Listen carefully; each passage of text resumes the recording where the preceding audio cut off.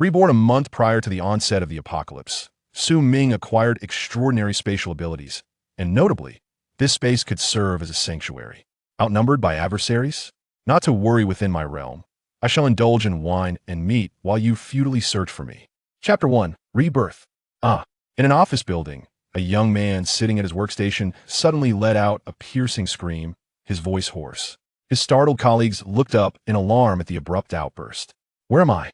Ming shouted a few times, only to realize that the excruciating pain in his thigh had vanished, leaving behind merely a fading sensation in his mind, as though he had merely experienced a vivid dream. As he opened his eyes, gasping for breath, the beads of sweat rapidly evaporating from his pores seemed to affirm that it was indeed just a nightmare. As his breathing gradually steadied, Ming scrutinized his surroundings and recognized the familiar faces around him. Isn't this the company? Could this be a recollection from before my demise? He pondered. Ming, are you all right? Did you have a nightmare during your nap? The concerned voice of his supervisor, Li Feng, broke through his thoughts. Ming focused on him, and as he surveyed the bewildered and curious expressions of his colleagues, he mechanically replied, "Just a nightmare. My apologies, everyone. No witties. You probably didn't rest well yesterday. If you're feeling unwell, you should head home and rest," Li Feng remarked with a hint of teasing concern. Acknowledging Li Feng's playful worry, Ming accepted and offered a slight apology to his colleagues. As he walked beneath the corporate building, observing the bustling traffic on the road, he noted the office workers taking their midday strolls. The sounds of cicadas chirping from the trees and the enthusiastic calls of vendors filled the air, and Ming felt an undeniable certainty had indeed been reborn. On August 5, 2030, in the era of Blue Star, the Earth was struck by a wave of cosmic gamma rays, resulting in a magnetic pole reversal and a rapid drop in global temperatures, freezing the planet. Life on Blue Star was caught off guard by the sudden chill, with a mere fraction surviving the onslaught of frigid temperatures. Subsequently, humanity engaged in fierce battles over the dwindling resources of Blue Star, descending into chaos and devastation. 2 months into the calamity, Ming, ensnared in a conspiracy, was betrayed by the woman he trusted most, ultimately becoming prey for others. Recalling this, Ming's walk turned bitter, his teeth clenched in rage as flames of fury ignited in his eyes. He vowed that upon his return, that woman would pay dearly. Survival would elude her, and death would be equally unattainable. Ming's home lay merely a kilometer from the company. His parents had passed away during his schooling years, leaving behind 2 demolition houses and 1 commercial property. After graduating from university, Ming's laid-back attitude towards life and his uncertainty about the future coincided with a national conscription policy. As a bachelor's degree holder, he easily enlisted and served 2 years as a reconnaissance soldier. Upon returning to civilian life, his lackadaisical nature allowed him to secure a decent salary, particularly since his home was nearby.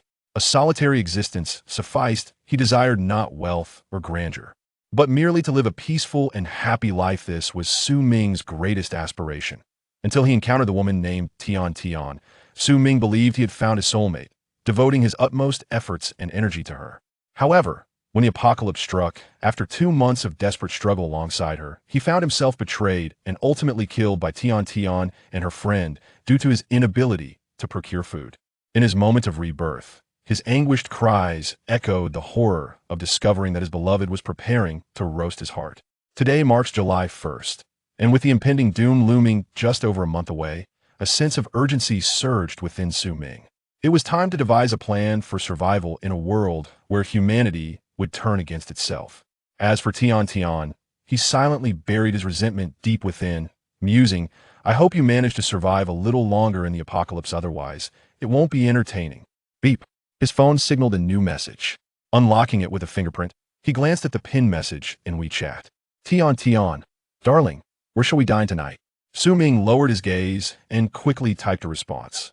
"I have some matters to attend to tonight. Let's postpone." He couldn't even muster the energy to conjure a more elaborate excuse, and refraining from unleashing his harshest words was already a testament to his restraint. The social order had yet to crumble. He would relish the prospect of tormenting her in the future. Ming resided in a residential complex called Jinsheng Huayuan, conveniently located just a kilometer from his workplace. As he walked through the bustling complex, he encountered many familiar faces, neighbors en route to buy groceries or elderly residents walking their grandchildren. Due to his easygoing nature, He exchanged greetings with those who recognized him. Upon reaching the entrance of his building, he met the community security guard, Old Ma, who was patrolling on his electric scooter. Old Ma was a warm-hearted individual who had, to some degree, assisted Su Ming since the onset of the apocalypse in his previous life. Hence, Su Ming cheerfully paused to greet him. Reaching into his pocket, Su Ming performed a small trick, producing a pack of cigarettes and offering one to Old Ma. The latter, sitting on his scooter, accepted it with a grin, expertly tucking the cigarette behind his ear, revealing a broad smile that showcased his large, yellowed teeth. He inquired, "Why aren't you at work today, Xiao Su?" "I'm feeling a bit under the weather, so I took a day off," Su Ming replied. "You're still young, take care of your health. Don't stay up late playing on your phone tonight," Old Ma advised. A retired soldier, he had come to work at Jincheng Huayuan alone, possessing a straightforward demeanor that often left him struggling to navigate the complexities of society. Knowing that Su Ming was also a veteran and the only person in his household, Old Ma naturally felt a kinship with him and couldn't help but express his concern. Su Ming, warmed by the sentiment, responded with a smile, "Of course, I will take care of myself. But you, my friend, should find someone to accompany you." "You rascal." Although everyone called him Old Ma, he was only in his 40s, still in the prime of life. Su Ming's playful banter brought a flush to Old Ma's face, rendering him momentarily speechless before he made an excuse to continue his patrol. Watching Old Ma venture further away, Su Ming turned his gaze elsewhere. Although Old Ma is a decent person, Su Ming, having already suffered once, dares not take risks. Human nature is inscrutable, and he merely possesses some information ahead of the majority. He must not let his newfound compassion lead him to stumble into the same pitfall once more. It is a hard-won opportunity to obtain a card of rebirth from an unknown source, and preserving his own life is what truly matters. In the future, anyone who poses a threat to him shall meet their demise.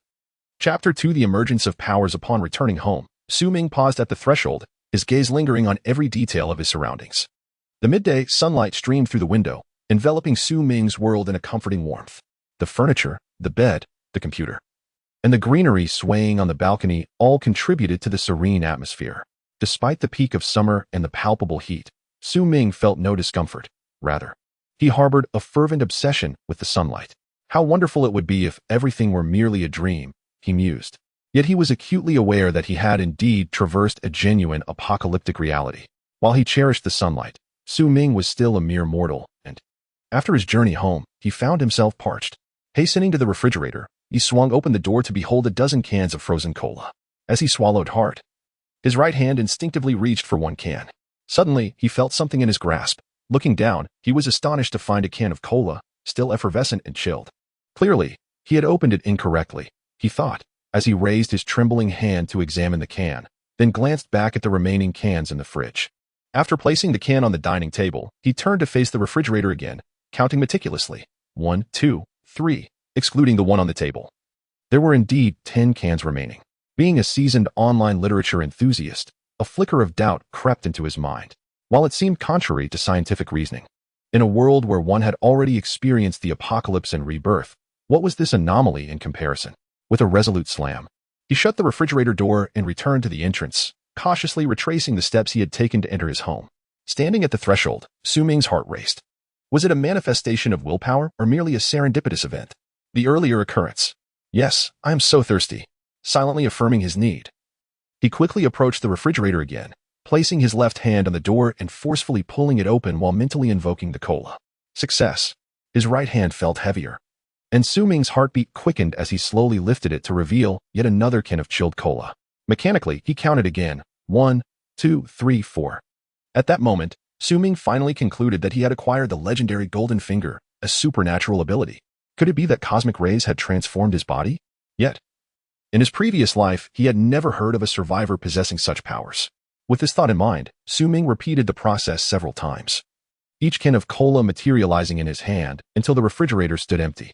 If he could summon cola from afar, what about other items? It must be noted that those who have studied possess quick minds. Within mere minutes, the dining table was heaped with frozen meats, dumplings, celery, and various condiments. Expanding his thoughts further, he pondered larger objects.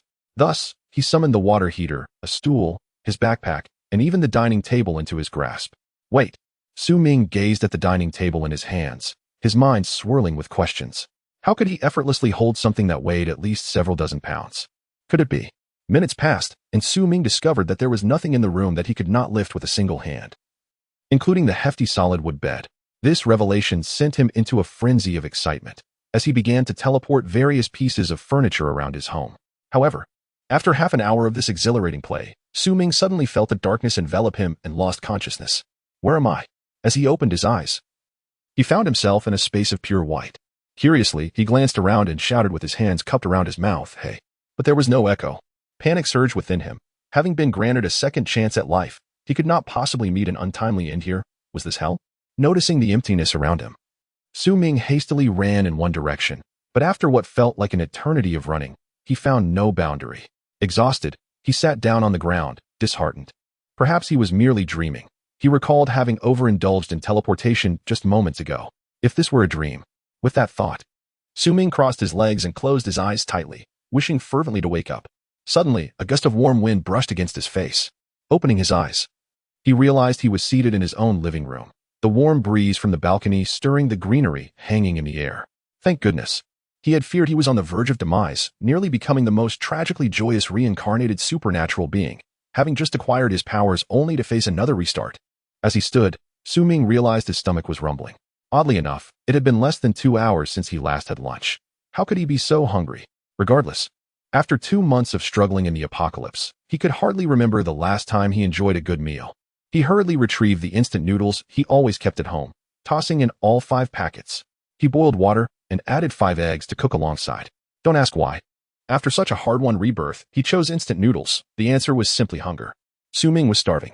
Slurping down the entire pot of noodles, he savored each bite, relishing the eggs with delight. Once the noodles and eggs were nearly finished, reluctant to waste the broth, he sipped it slowly, despite already feeling quite full. Loosening his belt and patting his round belly, Ming took out a cigarette, lit it with a snap, and inhaled deeply, exhaling a cloud of smoke that drifted lazily from his nostrils, feeling utterly content. With the stimulating effects of nicotine, his chaotic thoughts gradually settled. What had that previous space been? Ming closed his eyes again, silently contemplating the mysterious realm, when suddenly he felt the warm breeze from the room cease. He opened his eyes, bewildered, as a speck of ash fell at his feet. To his astonishment, he found himself back in that white space. Yet this time devoid of fear, filled instead with awe and joy. Before he could fully absorb the sensations of this place, he silently willed himself to return. And in an instant, he was back home. The warm wind from the balcony, the bustling sounds of traffic outside, and the chirping of cicadas brought him back to a state of calm. Wow, this is incredible. A smile spread across Ming's face, his eyes sparkling with delight. For the remainder of the day, he immersed himself in studying the supernatural abilities and extraordinary space he had acquired. Certainly, armed with the experience of his previous fainting spell, he exhibited a measure of restraint this time. After countless experiments, he concluded that the skill of teleportation would be more aptly termed as telekinesis. He was able to manipulate objects ranging from a nail clipper and an embroidery needle to a solid wood bed. Moreover, the maximum distance for this telekinesis was over 100 meters. Beyond that, he found himself powerless. To ascertain how he determined this distance, one need only glance at the barbecue stall across the street, where, as twilight descended, Ming savored his dinner of grilled lamb skewers. In an unexpected burst of inspiration during his experiments, Ming wondered if he could retrieve items directly from an alternate dimension. Seizing the moment, he found that his alternate space was now cluttered with household odds and ends. Upon grasping the characteristics of both teleportation and the alternate dimension, Ming remained puzzled about one aspect. He activated the video mode on his phone and positioned himself within the frame, silently invoking the command to retrieve. In an instant, he found himself within the alternate dimension. After waiting for 2 minutes, he once again silently commanded to exit and found himself back home. Eagerly, Ming retrieved his phone to play back the recording. Upon review, it was confirmed that his physical form had indeed traversed into the alternate dimension, rather than merely his consciousness. This indicated that the alternate dimension contained air, as he was able to survive within it, a potential lifesaver in the impending apocalypse. Furthermore, Ming observed that the flow of time within the alternate dimension was identical to that of the real world. A foolish grin spread across his face, which soon transformed into silent tears.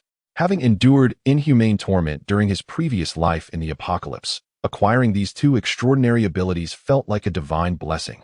Chapter 3, Preliminary Planning. As the night enveloped the willow branches, having familiarized himself with his skills, Ming sat at his desk. armed with a piece of paper and a pen, meticulously jotting down the preparations for the coming month. The apocalypse was imminent, and time was of the essence. For the sake of a brighter future, he could not afford to delay even for a moment. First and foremost, he needed to affirm a primary directive: survival. Indeed, survival. In a world ravaged by calamity, even a kind-hearted elder could transform into a remorseless beast when faced with the instinct to survive. It was even more plausible that only the young and robust would endure the later stages of the apocalypse.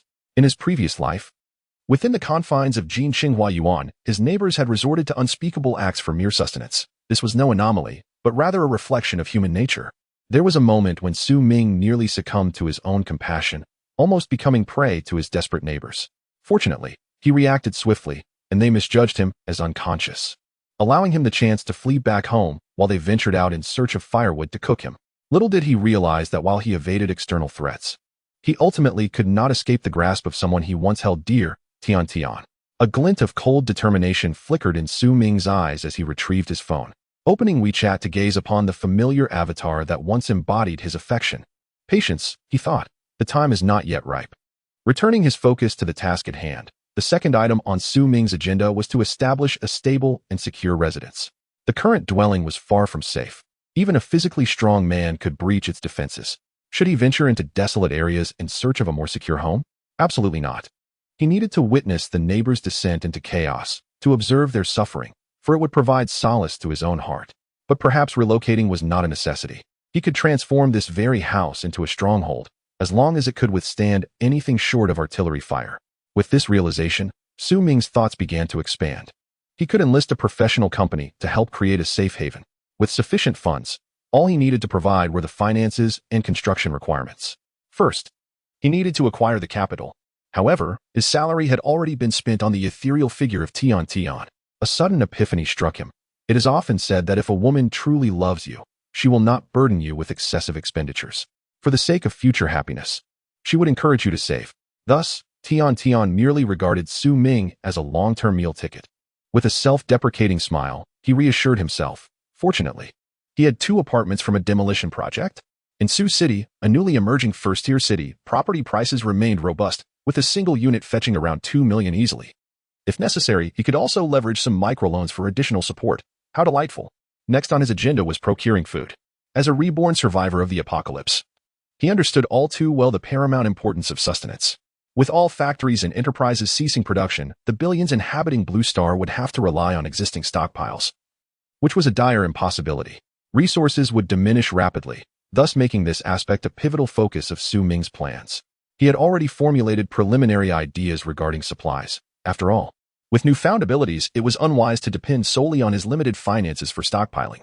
While food was somewhat manageable to accumulate, other essential living supplies did not come at such affordable prices. Therefore, most of the resource acquisition would need to occur just before the apocalypse's onset. Even if he were discovered, by that time, everyone would be preoccupied with their own troubles, leaving little room to pursue him, the true culprit. Furthermore, in the face of an apocalypse, one must possess a formidable strength to survive in relative safety, a truth that resonates deeply with Su Ming, a veteran. When the time comes, possessing an abundance of resources without the ability to instill fear in others might result in his efforts benefiting someone else. After all, in the wake of his rebirth, aside from his abilities to acquire items and manipulate space, his only means of offense is his immense physical strength, which, unfortunately, cannot withstand the harm inflicted by firearms. His spatial ability may offer him a means of survival, but it is not a weapon. Moreover, even if he were to seek refuge in his spatial realm during perilous times, he cannot remain hidden forever.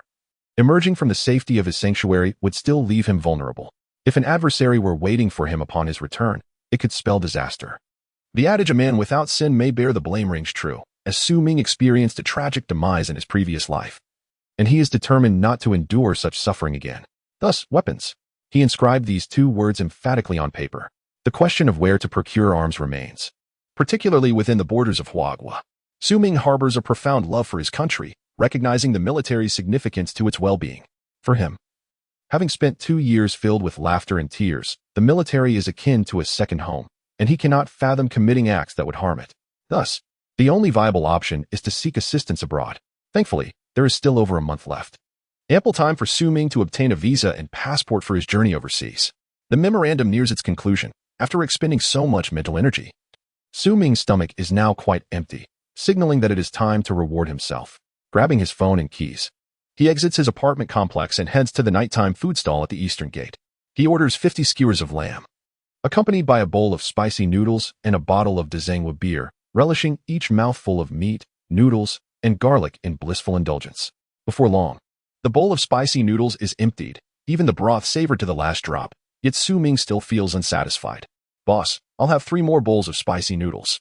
The stall owner, a robust man from northwest China, observes Su Ming's rapid and thorough consumption and kindly advises, "We serve generous portions here, if you're not full. 1 more bowl should suffice. Ordering too much would lead to waste. No worries, I can take what I don't finish." Su Ming dismisses the stall owner's concerns, aware of his goodwill. Little does the owner know that in just a month, even a warm bowl of soup will seem like an unattainable luxury. Seeing that his customer is resolute, the stall owner acquiesces and brings 3 more bowls to the table. As Su Ming enjoys his lamb skewers, he simultaneously devours the noodles with great enthusiasm. In no time, the stall owner, busy with other patrons, turns around only to find the new bowls nearly empty, his eyes widening in astonishment. Meanwhile, Su Ming has already filled his belly, paid, and returned home to rest, all the while keeping his achievements and intentions hidden. Su Ming muses, "Since enhancing my physique, my appetite has certainly increased. I barely feel full after this meal. If not for the fear of being watched, I would have indulged even further." Chapter 4. Selling the house. Suddenly, an idea to make money. After a night devoid of conversation, dawn broke with a bright light. Su Ming sprang from his bed with the agility of a carp leaping. To be honest, this was the most restful slumber he had experienced in quite some time. Since the onset of the apocalypse, each day had been fraught with trepidation. After completing his morning routine in 5 minutes, Su Ming moved aside the sofa and dining table that had been barricading the entrance the night before. It was a habit ingrained from his previous life, a fear of being ambushed in the dead of night. He ventured to a noodle shop on the main street outside the community, ordering 2 bowls of crab roe and shrimp noodles, indeed prepared by the owner himself, a delightful feast. After savoring his meal, Su Ming hailed a ride-sharing vehicle, heading straight to the largest real estate agency in the area. Wu Ai Wu Jiao was the most reputable chain agency Su Ming knew of. Upon entering the establishment, a ponytailed young lady in a tailored suit approached him briskly. "Good day, sir. I am a sales representative here. My name is Ji Mimi, but you may call me Xiaoji. How may I assist you today?" Observing her striking appearance, with a score of 8 out of 10, and her polished demeanor, Su Ming promptly replied, "I wish to sell 2 adjacent properties that are slated for demolition. I would like to sell them together." He then produced the property titles from his bag and handed them to her. "Of course, please have a seat and allow me to fetch you some tea." "I will take a moment to review this," Ji Mimi said. After serving him tea, she glanced at the address on the property titles, Jincheng Huayuan. Was this not a manifestation of thoughts becoming reality? Just last week, a client from out of town had expressed a desire to settle in Sioux City. With ample funds at their disposal, they were seeking a spacious flat, ideally over 200 square meters, as villas were prohibitively expensive. These 2 properties, conveniently adjoining, could easily be transformed into a grand expanse of living space by merely uniting the balconies. Compared to the market price for larger flats, they were considerably more affordable. Ji Mimi believed that once she brought the client to view the properties, a deal was likely to materialize. "What is your anticipated price for these properties, Mr. Su?" Ji Mimi inquired cautiously. "Naturally, the higher the better, but I find myself in a predicament and require funds urgently. Therefore, I hope to complete the transfer within 2 days. I am asking for 200,000. You may handle the rest as you see fit," Su Ming replied. In this era, it seemed to have become fashionable to speak of money in terms of singular units rather than in the thousands, perhaps to avoid the appearance of being overly mercenary when discussing sums that were merely in the thousands. Upon hearing this, Ji Mimi's eyes sparkled with fervor, aware that Sioux City was indeed a new first-tier city. Though the property was a demolition house, the price could not possibly dip below several thousand per square meter. Even at its lowest, Su Ming, holding a disposable teacup, blew away the tea leaves floating atop the surface, and upon noticing Ji Mimi's gaze, he quickly disowned her underlying concerns. "Rest assured, I am merely in urgent need of funds. The house is legitimate, unencumbered by any mortgages, and you can verify this during the transaction." Su Ming reassured Ji Mimi. Indeed, what was there to worry about? This could easily be confirmed through the property deed. Ji Mimi mused to herself. "Very well, Mr. Su, how fortuitous. Just a few days ago, a client sought to purchase a spacious flat. He is a businessman wishing to accommodate his entire family. I had yet to find a suitable property when I encountered you. What a stroke of fate. I will first take them to view your house, and if it meets their needs, we could sign the contract and transfer ownership in the next few days. With the intent of swiftly acquiring his funds, Su Ming set the price at 200, not anticipating that Ji Mimi would have a prospective buyer at hand. Had he known, he could have hiked the price a bit more. Subsequently, Su Ming and Ji Mimi deliberated over the details of the sale, and he handed over the keys to the two relocated properties before departing from the agency, waiting for Ji Mimi to contact him once the buyers were ready to view the house. As Su Ming strolled through the streets, the heat of the city center enveloped him. The sun at 10 o'clock was not yet too fierce, and he felt no trace of the summer's irritability. Instead, he gazed fondly at the throngs of hurried people and the bustling vehicles around him, reflecting on how soon the world would descend into silence and chaos. A veritable hell on earth. I must cherish this fleeting vibrancy of human existence, Su Ming contemplated. Yet, upon glancing at the balance in his WeChat wallet, he quickly realized the impracticality of such musings. Enjoyment in this world invariably comes at a cost. But wait, I now possess extraordinary abilities. Surely, in ancient times, I would be considered a martial arts master, and in today's society, a unique one at that. Having recently been reborn, Su Ming still viewed the world through the lens of an ordinary person. This realization sparked a sudden clarity within him. I must ponder how the martial arts heroes in novels and television acquired their wealth. Ah, of course, through theft. No, that would not be appropriate. Throughout history, there have always been the unscrupulous wealthy. I can take from the rich to aid the poor. Rubbing his forehead in exasperation, Su Ming wished to slap himself. What future could one expect from selling houses? In a society rife with greedy merchants and corrupt officials, could he really allow money to impede his extraordinary abilities? As he contemplated his grand scheme for fortune, he had unknowingly wandered for an indeterminate time, eventually realizing he had arrived near a construction site. From a distance, he observed a throng of vehicles and people gathered at the entrance, where arguments erupted intermittently. As a citizen of Huaghua, Su Ming could not resist the urge to witness the spectacle, and he made his way toward the crowd, drawn by the commotion. After finally purchasing a house, which drained our family's savings, only to hear that construction is halted due to lack of funds, what on earth are we to do? Amidst the crowd, the loudest voice belonged to an elderly woman, clutching a tissue as she dabbed at her tears. Her words, choked with sorrow, were directed at the onlookers and fellow homeowners who shared her plight, lamenting her heartache. Indeed, I find myself in a similar predicament. My family has managed only to scrape together a down payment, yet we are burdened with a monthly mortgage exceeding $8,000. I am in an even more dire situation, facing a mortgage surpassing $10,000 each month, with my income being the sole support for my household. Now, the building has been left unfinished, and the bank relentlessly pressures me for repayment. Life has become unbearable. Listening to the cacophony of voices around him, Su Ming began to grasp the gravity of the situation. It appeared that these homeowners had been lured by promises of the project being marketed according to the exemplary standards of Sioux City's residential complexes, boasting excellent amenities in healthcare, education, and overall living conditions. Although it was an off-plan property, the developers were reputed to be the largest real estate group in the city, Hung Tai Group. Consequently, many individuals, even at great personal sacrifice, purchased a unit, lured by the prospects of quality infrastructure and educational opportunities for their children, as well as investment potential. Little did they know that the sudden revelation of Hung Tai Group's financial collapse would lead to the halting of the project indefinitely as a measure to recoup funds. Panic ensued among the homeowners, who turned to online platforms to connect and seek answers at the construction site.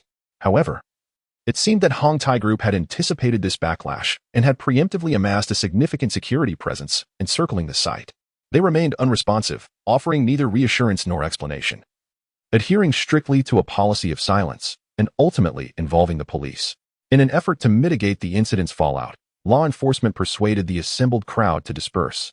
As many departed, their eyes vacant and spirits drained, they faced the grim reality of their investments evaporating, with monthly repayments that outstripped their basic sustenance. This was indeed a staggering blow for ordinary families. Su Ming shook his head, summoned a ride home, and gazed at the passing scenery, letting out a heavy sigh. The prevalence of unfinished buildings across various regions was alarming, with many unscrupulous merchants absconding with funds or resorting to myriad tactics to line their own pockets. Ah, unscrupulous merchants? A wry smile crept across Su Ming's lips. Could this not be the very opportunity he had been seeking?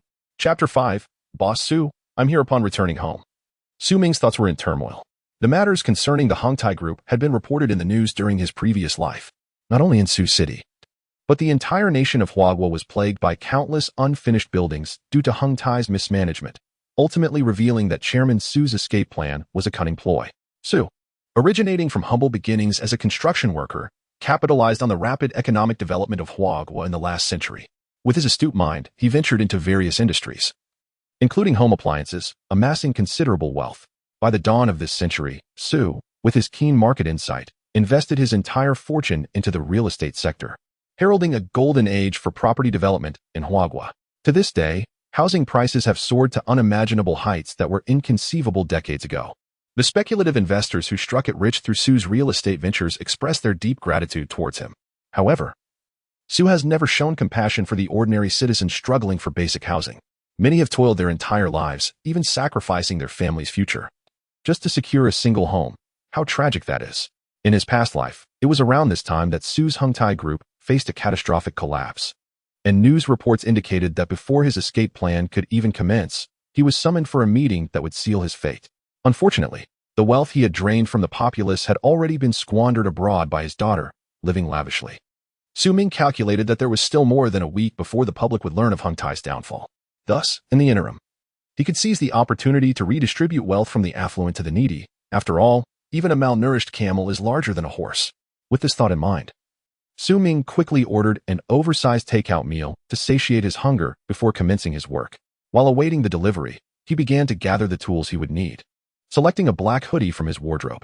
Although it was summer, he chose to act under the cover of night, where black would serve as the optimal camouflage. As he savored the delivered pig trotter rice, Ming contemplated the newfound abilities he had discovered the previous day, which left him exhilarated and restless. After several attempts, he realized he could teleport up to 10 meters away, achieving this feat 10 times before succumbing to exhaustion. Additionally, his physical strength had reached an extraordinary level last night. In an effort to test his limits, he snapped a kitchen bone-cutting knife without even exerting his full strength. These two revelations instilled in him the confidence to pursue his intentions of wealth redistribution. It is important to note that as a billionaire, Boss Su undoubtedly surrounded himself with formidable security, and Huagua maintained stringent gun control laws. While it remained uncertain whether Su could procure firearms through unofficial channels, Ming was confident in his own physical prowess against the security personnel. Unless firearms were introduced, he felt assured of his capability to handle them. Even in the unlikely event that the opposition was armed, Ming could utilize his teleportation abilities to escape. After contemplating the various potential scenarios, Ming concluded his meal with a satisfied burp. He packed the black hoodie along with some food and water into his backpack, descended the stairs, and set out into the night. On a certain street within the Sioux City Industrial Park, a sedan was parked in a designated spot. Ming sat inside the idling vehicle, the air conditioning humming softly. A cigarette dangled from his lips, wisps of smoke escaping through a narrow gap in the driver's side window. To the casual observer, he appeared to be dozing off. But only Ming knew that his gaze had not wavered from the underground parking garage exit of the towering building before him since 1 o'clock in the afternoon. The Hungtai Group building, standing tall at 88 stories, was a symbol of power in this precious real estate market. Regrettably, in the face of a crumbling world, even a skyscraper of 100 stories paled in comparison to the allure of a mere packet of instant noodles. Ming had perused the news and engaged in online gossip, learning that Boss Su's luxury vehicle bore the license plate ending in 888. As an ordinary citizen, his network of information was limited, leaving him with no choice but to employ this rudimentary method. Though time-consuming, Ming was aware from past reports that, prior to the impending disaster, Boss Su had been stationed in the building, tirelessly seeking solutions. As night fell and the summer twilight lingered, illuminated by the glow of streetlights, Ming munched on bread while keeping a watchful eye. At last, his gaze sharpened as he spotted the vehicle he had been waiting for. A sleek black limousine rolled out from the underground exit, its license plate confirming his target. After the car had traveled a short distance, Ming released the handbrake and set his vehicle in motion, maintaining a discreet distance behind the Rolls-Royce. Although visibility was diminished in the night, Ming's senses had evolved far beyond that of an ordinary person. He kept approximately 200 meters behind the target vehicle, well aware that the security for someone of Boss Su's stature would be formidable. If he were in Boss Su's position, he would undoubtedly enlist elite operatives for his protection, perhaps even more specialized personnel. As traffic dwindled, the target vehicle began to veer off course. Being a native of Sioux City, Ming had a fair idea of Boss Su's destination, Dongshan, a favored retreat located south of the city, adjacent to Taihu Lake. It was only fitting for someone of Boss Su's prominence to reside in a place that afforded both luxury and privacy, making the sparsely populated, hilly region of Dongshan an ideal choice. After 5 more minutes of driving, the target vehicle ascended a small hill, turning into a secluded pathway. Su Ming caught sight of a private garden at the entrance, marked with signs forbidding entry. Evidently, this was Boss Su's private residence, likely under constant surveillance. Thus, after a moment of quick contemplation, he continued along the main road, diverting onto another path leading down towards Dongshan Town. Upon arriving in Dongshan Town, Su Ming settled into a mutton restaurant, savoring a bowl of lamb soup. The locals favored this delicacy during the winter months, relishing the sweet, tender meat of the native Dongshan Lake sheep, rich and flavorful without being overly greasy, though the summer crowd for lamb was sparse.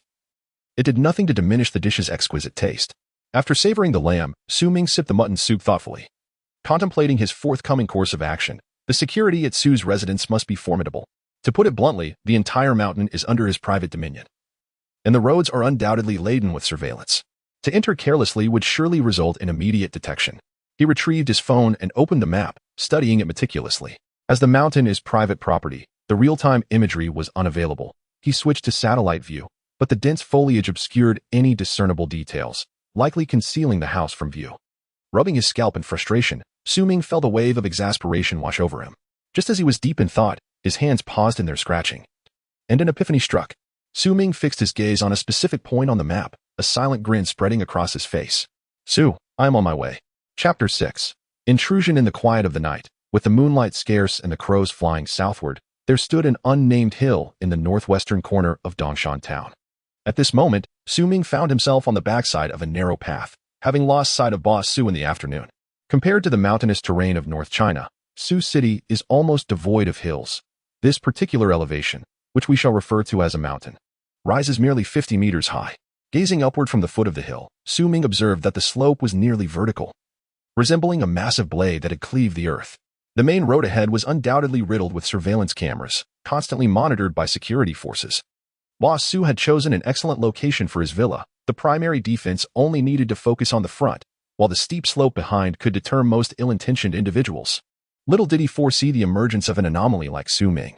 Lowering the hood of his sweatshirt to cast most of his face in shadow, Su Ming donned a mask and glanced at the moon concealed behind the clouds. The enveloping darkness perfectly concealed his figure. He silently assessed the hillside, noting that the slope was not entirely smooth, with protruding rocks scattered at intervals. Teleportation, he silently intoned, and in an instant, Su Ming found himself atop a boulder approximately 10 meters above the ground. He gently tested it with a step and felt a reassuring solidity. Supporting himself with both hands on the rock, he leaned forward, his legs trembling slightly, yet he dared not glance down. He was unprotected, and a moment's carelessness could lead to a catastrophic fall. Su Ming pondered the dire consequences of a fall. During freefall, would he have time to teleport safely to the ground? He did not wish to gamble. Taking a deep breath, he steadied his mind, fixing his gaze on the protruding rock above, and proceeded with his previous method, teleportation. 20 minutes later, Su Ming had ascended to the summit behind the cliff. Lying motionless in the grass as he surveyed the opulent villa before him. To call it merely a villa would be an understatement. Su Ming could confidently assert that this was the grandest and most luxurious private residence he had ever encountered in reality. Occupying a substantial portion of the nearly 10,000 square meter oval mountaintop, the estate was accompanied by several smaller outbuildings scattered nearby. The entire complex was enveloped by a lush forest, which explained the lack of information available to the general public or online. Capturing images of this estate would require the deployment of drones. Among the villa's numerous windows, only a few emitted light, significantly narrowing Su Ming's reconnaissance range. Thank you, Boss Su, for your contribution to energy conservation, he mused inwardly. Patiently, he continued his observation for 2 hours, the clock nearing midnight. In this time, Su Ming had discerned the patrol patterns of the guards. Every half hour, 3 individuals would complete a round of the villa. Each side of the estate was monitored by a security sentinel patrolling back and forth, while the small house adjacent to the villa presumably served as the security station, marking the beginning and end of their patrols. 5, 4, 3, 2, 1. Now is the moment. Counting silently in his heart, he took advantage of the security measures at the rear of the villa to turn and walk away. At the moment the camera pivoted, he teleported, and when he reappeared, Su Ming had already traversed nearly 50 meters, standing at the electrical box by the back door of the villa. Concealed in the shadow of the electrical box, Su Ming held his breath, remaining utterly still, save for the slow rotation of his head to observe his surroundings. The air was silent, save for the chirping of cicadas, and he confirmed that it was safe at that moment. At this juncture, Su Ming found himself at the center of the mountaintop, well beyond the reach of security surveillance. As adrenaline coursed through his veins, he could hear the pounding of his own heart, compelling himself to remain calm. This was exhilarating, more thrilling than the capture training during his military service. Ming mused that.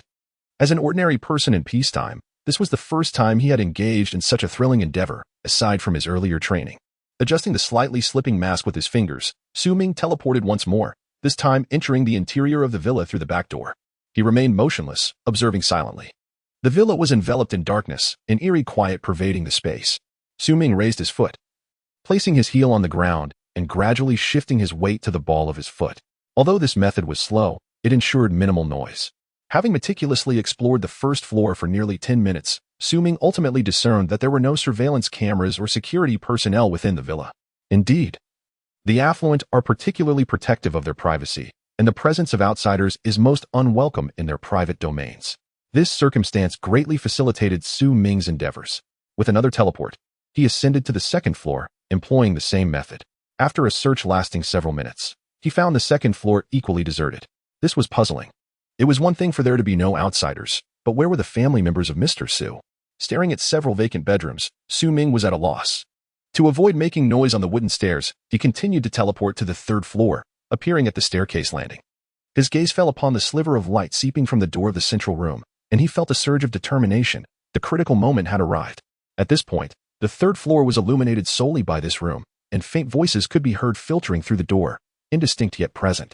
Slowly crouching at the staircase, Ming concentrated, and upon a fleeting thought, he reappeared in a similar posture at the door. He lowered his head slightly, straining to listen. Dad is preparing to come over tomorrow. You should get everything ready on your end. Help your mother with the specifics of the procurement, after all. That is the foundation of our future stability. There's nothing much left that we can take, considering our time is limited. We can discuss the details when I arrive. From the conversation within, Ming inferred that the voice belonged unmistakably to Mr. Su. Pressing his ear against the door to listen, he unfortunately lost his balance while attempting to adjust his crouch. The sole of his sneaker brushed against the tiled floor, producing a faint sound. Oh no. Ming's heart raced, and he held his breath, remaining utterly still, but the voices within the room abruptly ceased. After what felt like an eternity, the conversation resumed. Indeed, do take care of your health as well, echoed the continuous banter, reflecting a sense of camaraderie. However, the astute Ming discerned from the voices that the occupants had shifted positions multiple times. He was on the move. Ming sighed inwardly, glancing at his Adidas shoes. Shaking his head slightly, certainly, they lacked the reliability of military-grade footwear.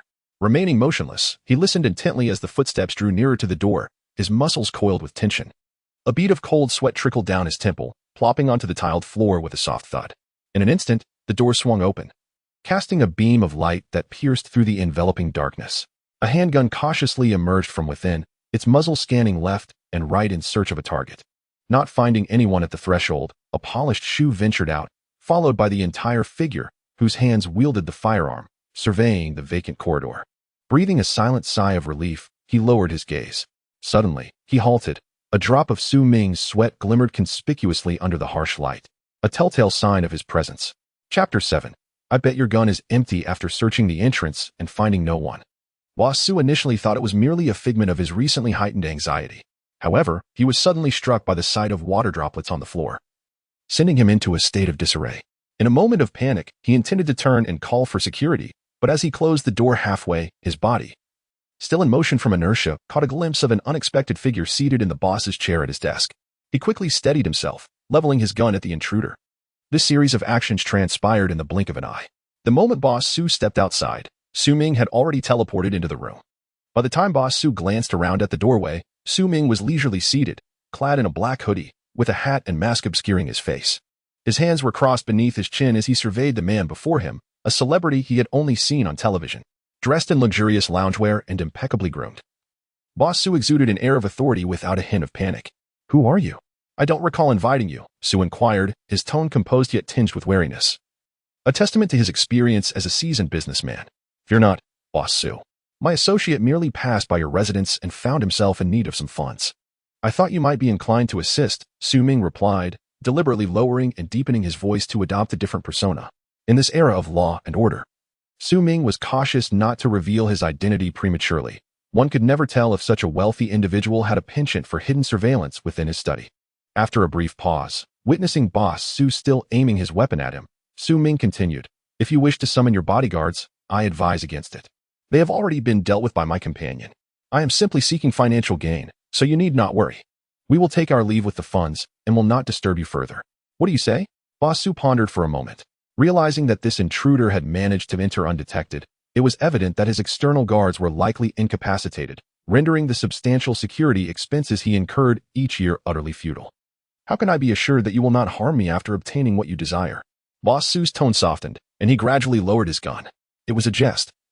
Really, if what this man said was true, with potential accomplices lurking, even if he were to eliminate him, there was a considerable risk of being ambushed by those hidden elsewhere. How much do you require? With a newfound understanding of the situation, Boss Su felt it was time to negotiate with Su Ming. Naturally, the more, the better. Cash is preferred, but hard currency will suffice, Su Ming responded. Upon hearing this, Boss Su turned and approached the bookshelf, rotating a bronze ornament atop it. A mechanical whirring echoed from the shelf as it slowly parted down the middle, revealing a hidden compartment akin to a set of doors. Boss Su approached a screen, and 2 beams of crimson light scanned his eyes. Subsequently, he spoke. Open the door. The entire metallic wall behind the bookshelf gradually parted. Su Ming's eyes sparkled with intrigue.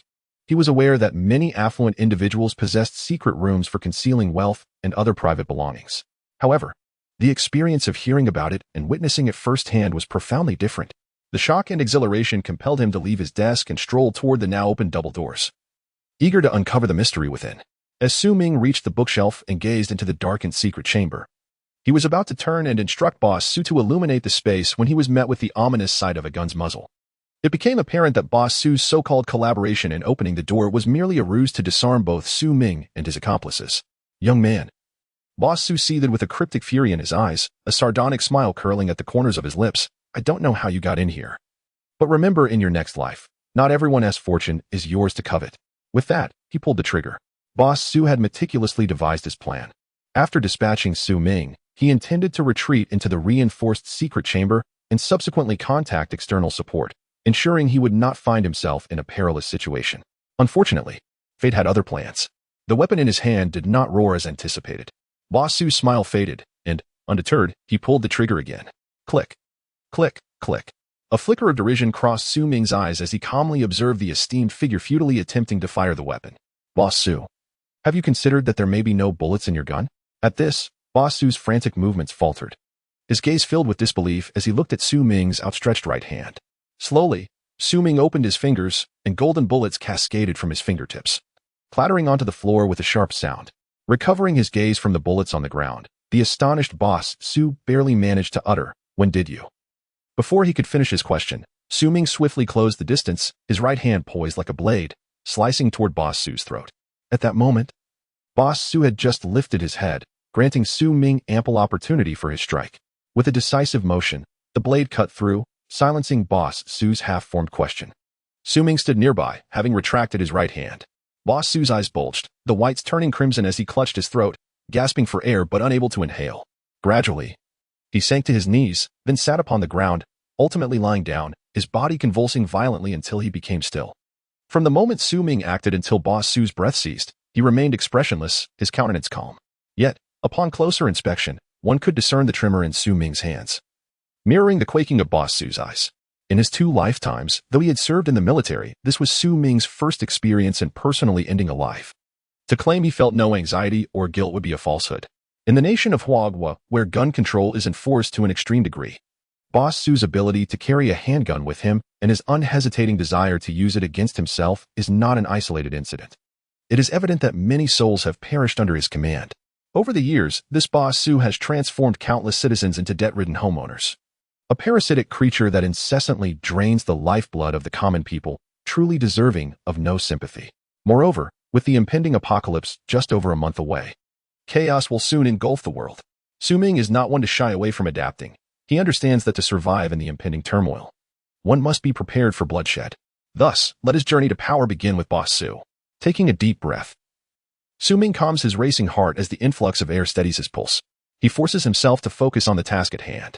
With a mere thought, he transports Boss Su's irregularly positioned corpse into another dimension and crouches down to collect the handguns and bullets scattered on the ground. The weapon in question is a Glock G17 pistol, its grip composed of engineered plastic, measuring a total length of 188 millimeters, utilizing 9 millimeters parabellum ammunition. The incorporation of advanced plastic components results in an overall weight of just over 600 grams. The standard magazine holds 17 rounds, and including one in the chamber. It can be fully loaded with 18 rounds, a significant firepower indeed. When Boss Su emerged from his room with the gun in hand, it was the pistol that first breached the threshold. In that fleeting moment, Su Ming managed to transfer the bullets from the chamber into his alternate space. Otherwise, facing an armed Boss Su with a fully loaded G17 would have been a daunting prospect. He had no intention of relinquishing his life to another. Should Boss Su act impulsively and fire without warning, Su Ming would undoubtedly earn the dubious distinction of being the fastest reborn individual to meet his end. Chapter 8. A stifling discovery. So much has transpired within the study of Mr. Su, and with his demise, the external security of the villa remains astonishingly silent. Su Ming is now convinced that there is no surveillance within the villa, granting him ample time. Armed with a Glock loaded with ammunition, he illuminates the path ahead with his flashlight, cautiously advancing toward the darkened secret chamber. Upon flipping the light switch at the entrance, the entire room is revealed in stark clarity. Upon the left wall, an extensive array of firearms adorns the space. M4s, AKs, Glocks, and countless boxes of assorted ammunition piled high against the wall. Some of these weapons are familiar to Su Ming, while others are unknown even to him. A seasoned military enthusiast. Among them lies a Chinese-made rocket launcher accompanied by a supply of ammunition. During his service, this particular rocket launcher had been his favorite. When faced with impenetrable bunkers, a single shot would effortlessly pierce through. Indeed, this gem must be preserved for future contingencies. On the right wall, an entire collection of cold weapons is displayed: tang swords, Japanese katanas, daggers, and machetes, with a sleek black crossbow and dozens of accompanying bolts included. Su Ming picks up the crossbow, reminiscent of those found in Battle Royale games, and inspects it closely. With a holographic sight mounted above, it is truly a silent yet deadly instrument. After a moment of admiration, he reluctantly sets the crossbow down. With a sweeping motion of both hands, an array of weapons from the walls is instantaneously transported into Su Ming's spatial pocket. It appears that with sufficient wealth, one can discreetly acquire personal passions in places where rules are blind. These weapons, typically reserved for elite collectors in the United States, now belong to him. With such armaments, he can better secure his existence and enjoy a prosperous life ahead. Gratitude swells within him for the grand rocket gifted by Mr. Su. After a moment of exhilaration, Su Ming's gaze shifts to the safe positioned against the wall in the center of the room.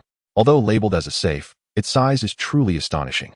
Standing before this iron behemoth, Su Ming feels like a child. With eager anticipation, he wonders what treasures Mr. Su could possibly have hidden here, given the explosive nature of the items surrounding him. As he examines the intricate combination lock atop the safe, he is undeterred. With his unique abilities, he feels invincible. Stepping back to create sufficient space, he activates his powers, displacing the contents of the safe to the open floor. In an instant, the secret chamber is flooded with a brilliant golden light, momentarily blinding him. Slowly lowering his arm, which instinctively shielded his eyes, he stares in disbelief at the mountain of gold before him. It takes a considerable time for Su Ming to accept the astounding reality that lies in front of him. Feeling his heart race wildly, he picked up a gold ingot, roughly the size of a brick, and examined it closely. Inscribed upon it were the words Huagua Bank 999. Trembling hands placed it back upon the mound of gold. A rough estimation revealed that each ingot weighed approximately 20 kilograms, and there were over 100 of them here, amounting to a total weight of 2,000 kilograms. Given the current market price of gold at around 500 yuan per gram, this would equate to approximately 2 million grams, translating to a staggering value of 1 billion yuan. Moreover, the quantity of gold bars certainly exceeded 100. Continuing the search, he discovered a black cloth bag, a document, and a mobile phone. Su Ming first opened the black bag, and once again, his eyes, recently subjected to a visual assault, were overwhelmed by the dazzling brilliance of a bag full of diamonds. Having already been tempered by the experience with the gold, Su Ming had developed a degree of resilience. Yet his unfamiliarity with diamonds left him simply weighing the bag in his hands, estimating it to be around 1 kilogram. He refrained from pondering the quality. Anything placed here by Boss Su could not be of ordinary value. After securing the gold bars and diamonds into his spatial compartment, Su Ming turned his attention to the mobile phone concealed within Boss Su's safe. He mused that such a valuable item, hidden with such care, must certainly harbor numerous secrets.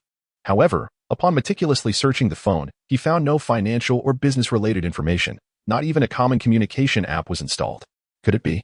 A thought crossed his mind, prompting him to open the photo gallery. As he scrolled through the images, his expression darkened. That scoundrel Sue. He cursed inwardly. The gallery was filled with the sordid activities of Sue, featuring young girls, mature women, and even underage boys, all of whom appeared to be victims of this perverse predator, exploited without their knowledge or consent. As a man of principle, Sue Ming acknowledged his own desires.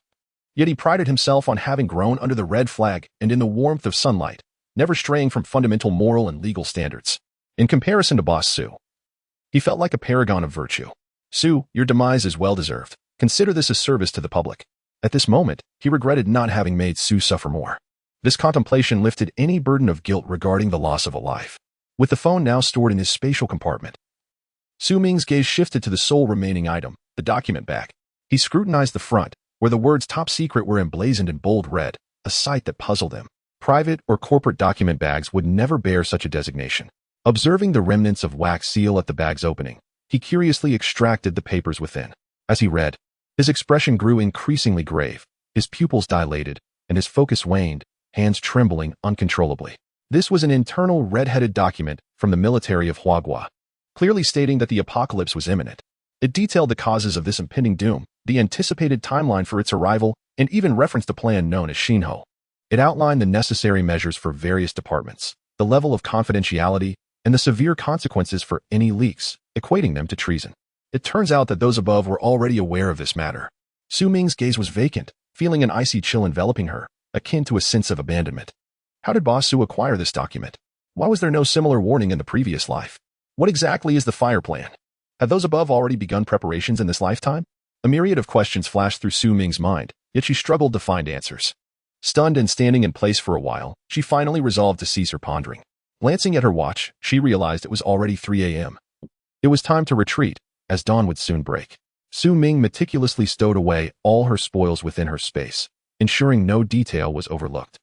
She extinguished the lights in the hidden chamber, rotated the bronze ornament on the bookshelf, and waited for the shelf to close again. Standing in the study, she surveyed her surroundings, confirming that no evidence had been carelessly left behind before retracing her steps to the back door of the villa. In the early hours of the morning, when humanity is most fatigued, even the most elite security personnel in the villa tend to let their guard down after prolonged periods of tranquility. After evading a wave of patrolling guards and surveillance cameras, Sue Ming utilized her teleportation skill to arrive at the edge of the cliff behind the villa. With no danger encountered, she ascended the mountain using the same method, teleporting to the base. At this moment, the first light of dawn began to break, as the roosters of the nearby farms crowed amidst the unique mist of the mountains. Sue Ming avoided the main roads and hurriedly traversed the less trodden paths of the mountains. Chapter 9. An encounter with green tea as the morning dew glistened. Sue Ming hurriedly made his way to the foot of the mountain. By this time, farmers from the village below had begun to appear. Some carrying hose to tend to their seedlings, while others rode electric scooters towards the town.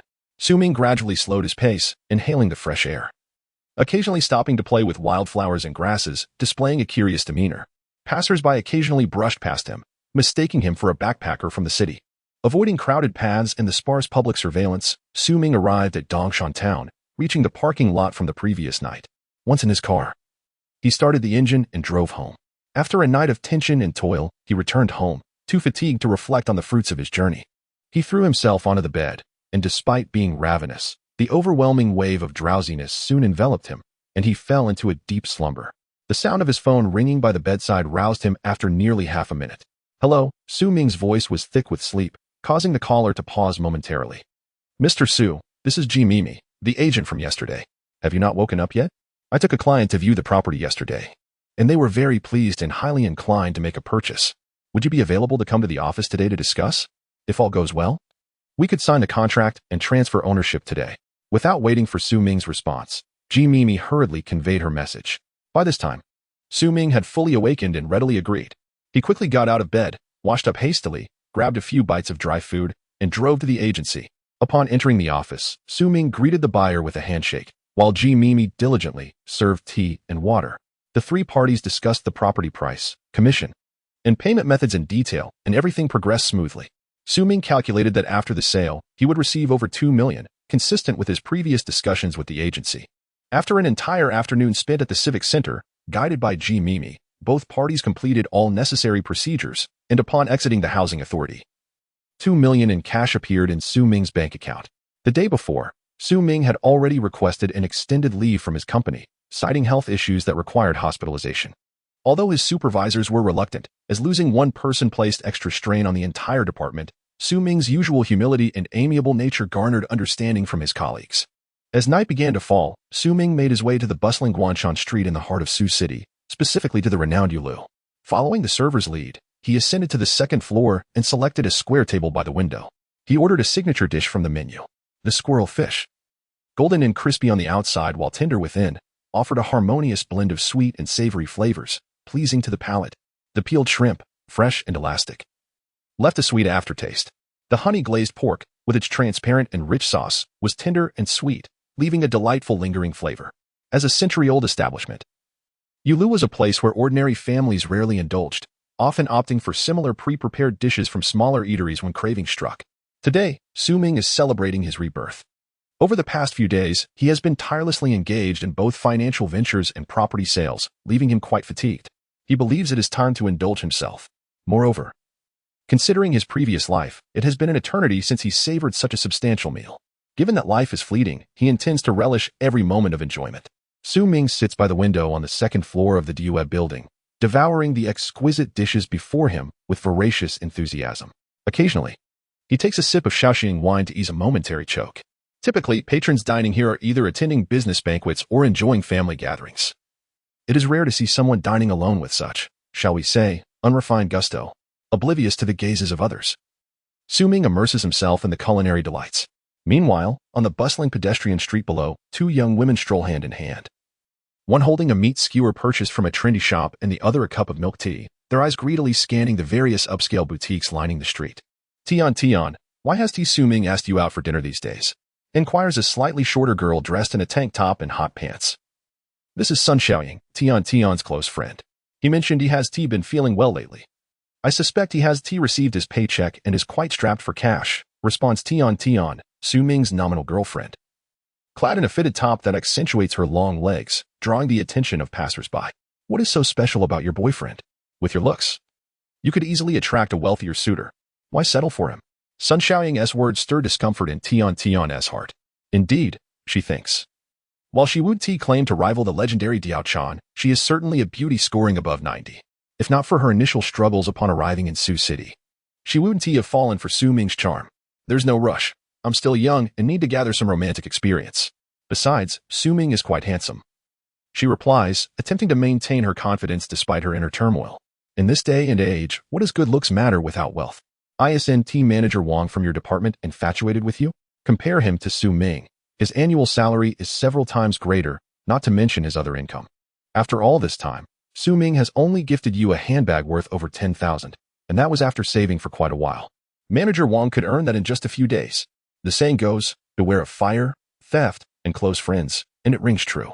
Sun Xiaoying, aware that she lacks Tian's beauty and physique, often assumes the role of a concerned friend, subtly advising Su Ming. Su Ming, Tian seems a bit down today. Perhaps you could take her out for a meal or buy her a gift. She is on her period and not feeling well. Maybe you should show some consideration. In his previous life, Su Ming, being inexperienced in love, failed to perceive her ulterior motives. Each time Sun Xiaoying offered such suggestions, he would prepare a small token of gratitude for her kindness. At the outset, Sun Xiaoying reveled in her perceived advantages, believing that benefiting from others was a commendable affair. However, as time passed, her insatiable nature grew, akin to a serpent devouring an elephant. She became discontent with mere trifles and, at every available opportunity, incited her close friends, Tian and Su Ming, to part ways in pursuit of a wealthier suitor. In this manner, the same tactics could transform modest favors into grand gestures of generosity. As her friend incessantly chattered, Tian pondered the balance of gains and losses. Su Ming, a mere wage earner with a monthly salary of just a few thousand, was indeed incapable of sustaining someone of her caliber. Perhaps it was time to reconsider. Fortunately, she was adept at safeguarding the most precious aspects of womanhood, ensuring they were not squandered on someone like Su Ming. Oh, is that not Su Ming? What brings him to the DU building for a meal? The words of her friend interrupted Tian's reverie of securing a wealthy partner as she turned her gaze towards the second floor of the DU building. Following Sun Xiaoying's. Chapter 10. An encounter with green tea. The voice of her close friend interrupted Tian's daydream about catching a golden son-in-law. Following Sun Xiaoying's pointed finger, She caught sight of Su Ming indulging himself at the second-floor window of the DU building. Did you not say that Su Ming was unwell?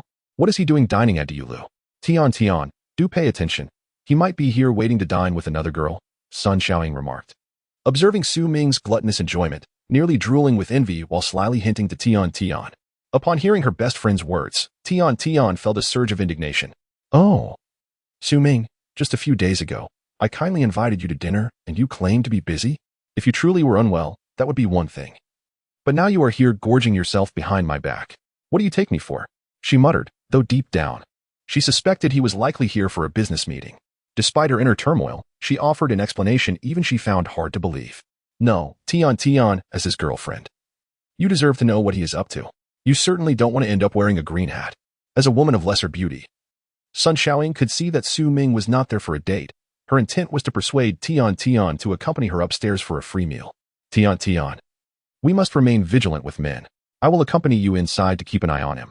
If he dares to betray you, we shall confront him together. With such righteous declarations, Sun Xiaoying suddenly found her skewer of meat less appetizing. All right, let us go inside and take a look.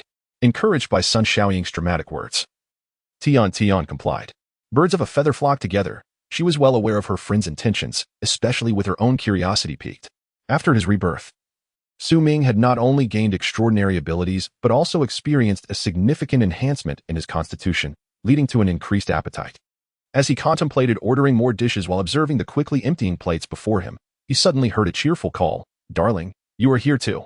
Turning around, he was met with the sight of his girlfriend Tian and her friend Sun Xiaoying standing nearby, both wearing expressions of delight. Yet, to Su Ming, the muscles in his face felt slightly stiff. Oh, what a coincidence, he replied with a forced smile. Feeling this was the first encounter with his so-called girlfriend since his rebirth, Tian stood over 1.7 meters tall, her long legs drawing the attention of the male diners around them, while she sported a trendy backpack. Su Ming distinctly remembered that this was the birthday gift he had purchased for her in his previous life after enduring 2 months of instant noodles. What a waste. He thought bitterly. Tian sensed a lack of the usual warmth and affection in Su Ming's demeanor upon seeing her, and though puzzled, she dismissed the thought, pulling her friend along to place the backpack on a chair before sitting directly across from him. As Su Ming gazed at the woman he had once adored to the point of self-sacrifice, her exquisitely refined features that once captivated him now evoked a sense of disdain, making him think that her makeup was excessively thick.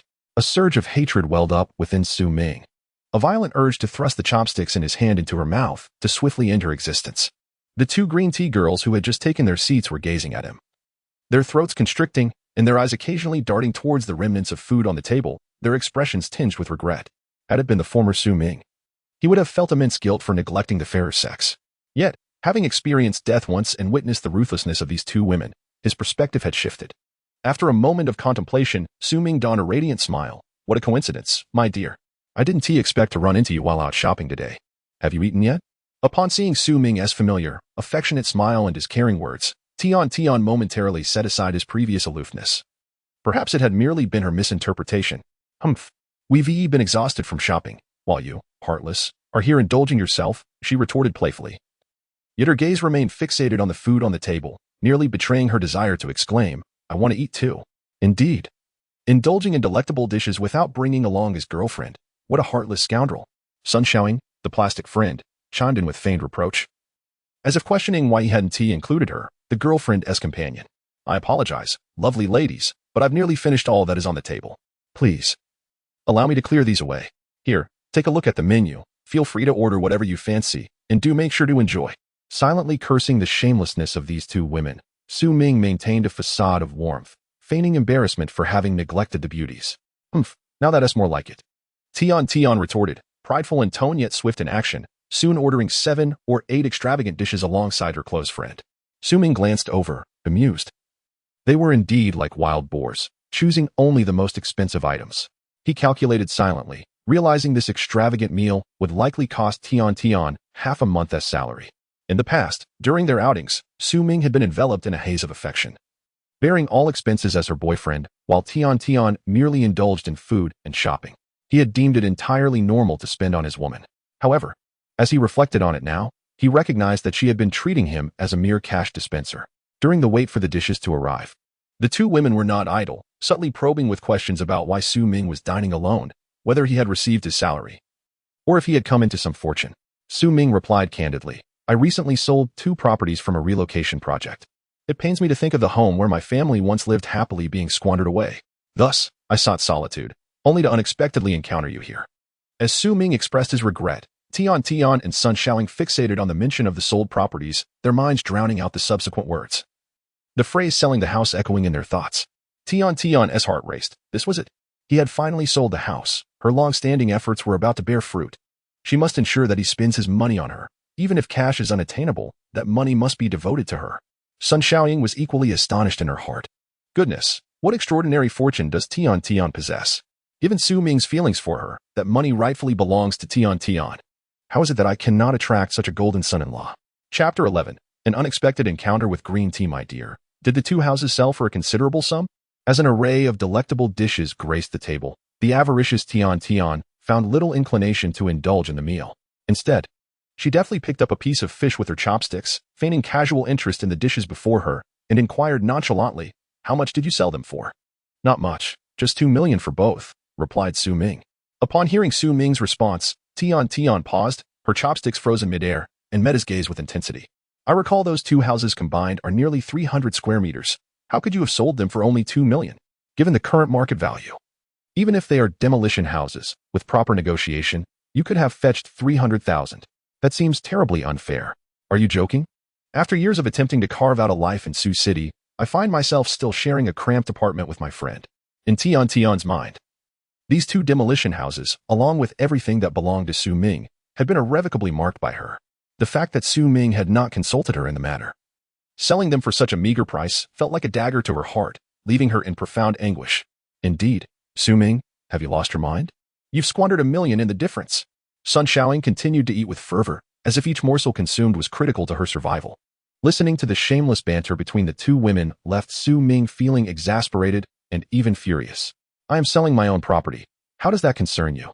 He had disowned Tian's intentions. Perhaps she was under the impression that he would be bestowing all this money upon her. Truly, she was an ungrateful wolf. A bitter smile crept across Su Ming's face, yet the words he uttered were like a gentle breeze to Tian. My dear, I have given it considerable thought. We are not getting any younger, so I decided to sell the 2 houses. Once we marry, this money can be used to purchase a larger home as our love nest. If you prefer not to buy a house, you may keep the money for safekeeping. It will surely come in handy when we have children. Having spoken these words, Su Ming nearly felt nauseous. The tender sentiments he expressed struck a chord within Tian's heart.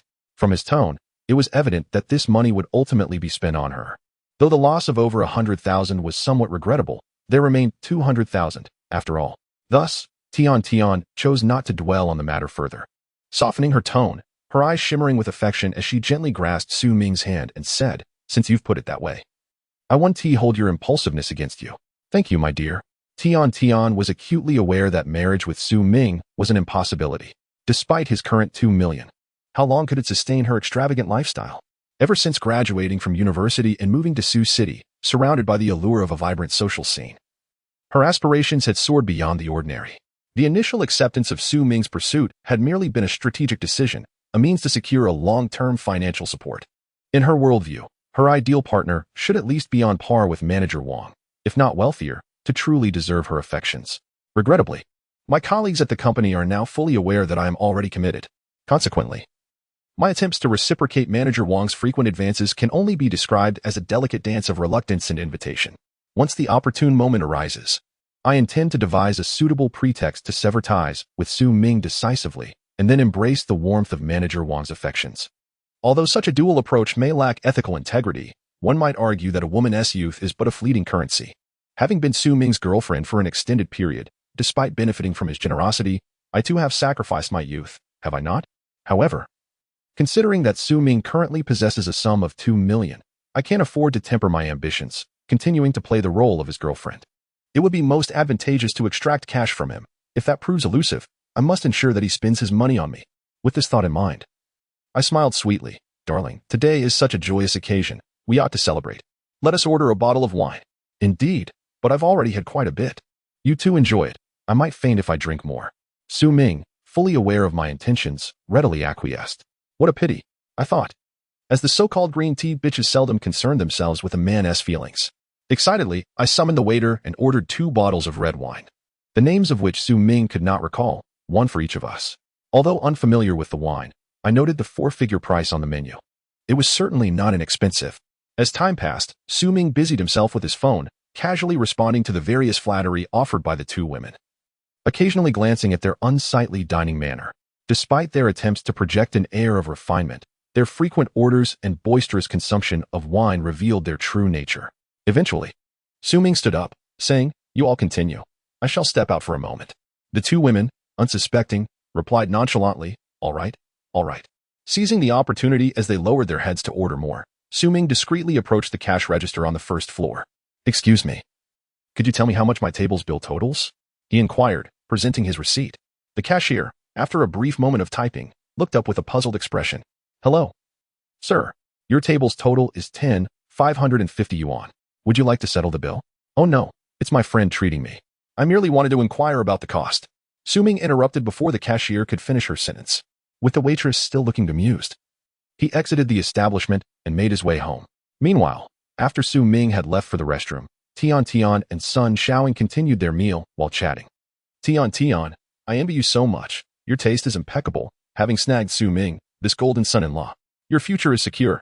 Although Sun Shaoing wore an expression of congratulations and envy, Tian could detect a hint of jealousy in her tone.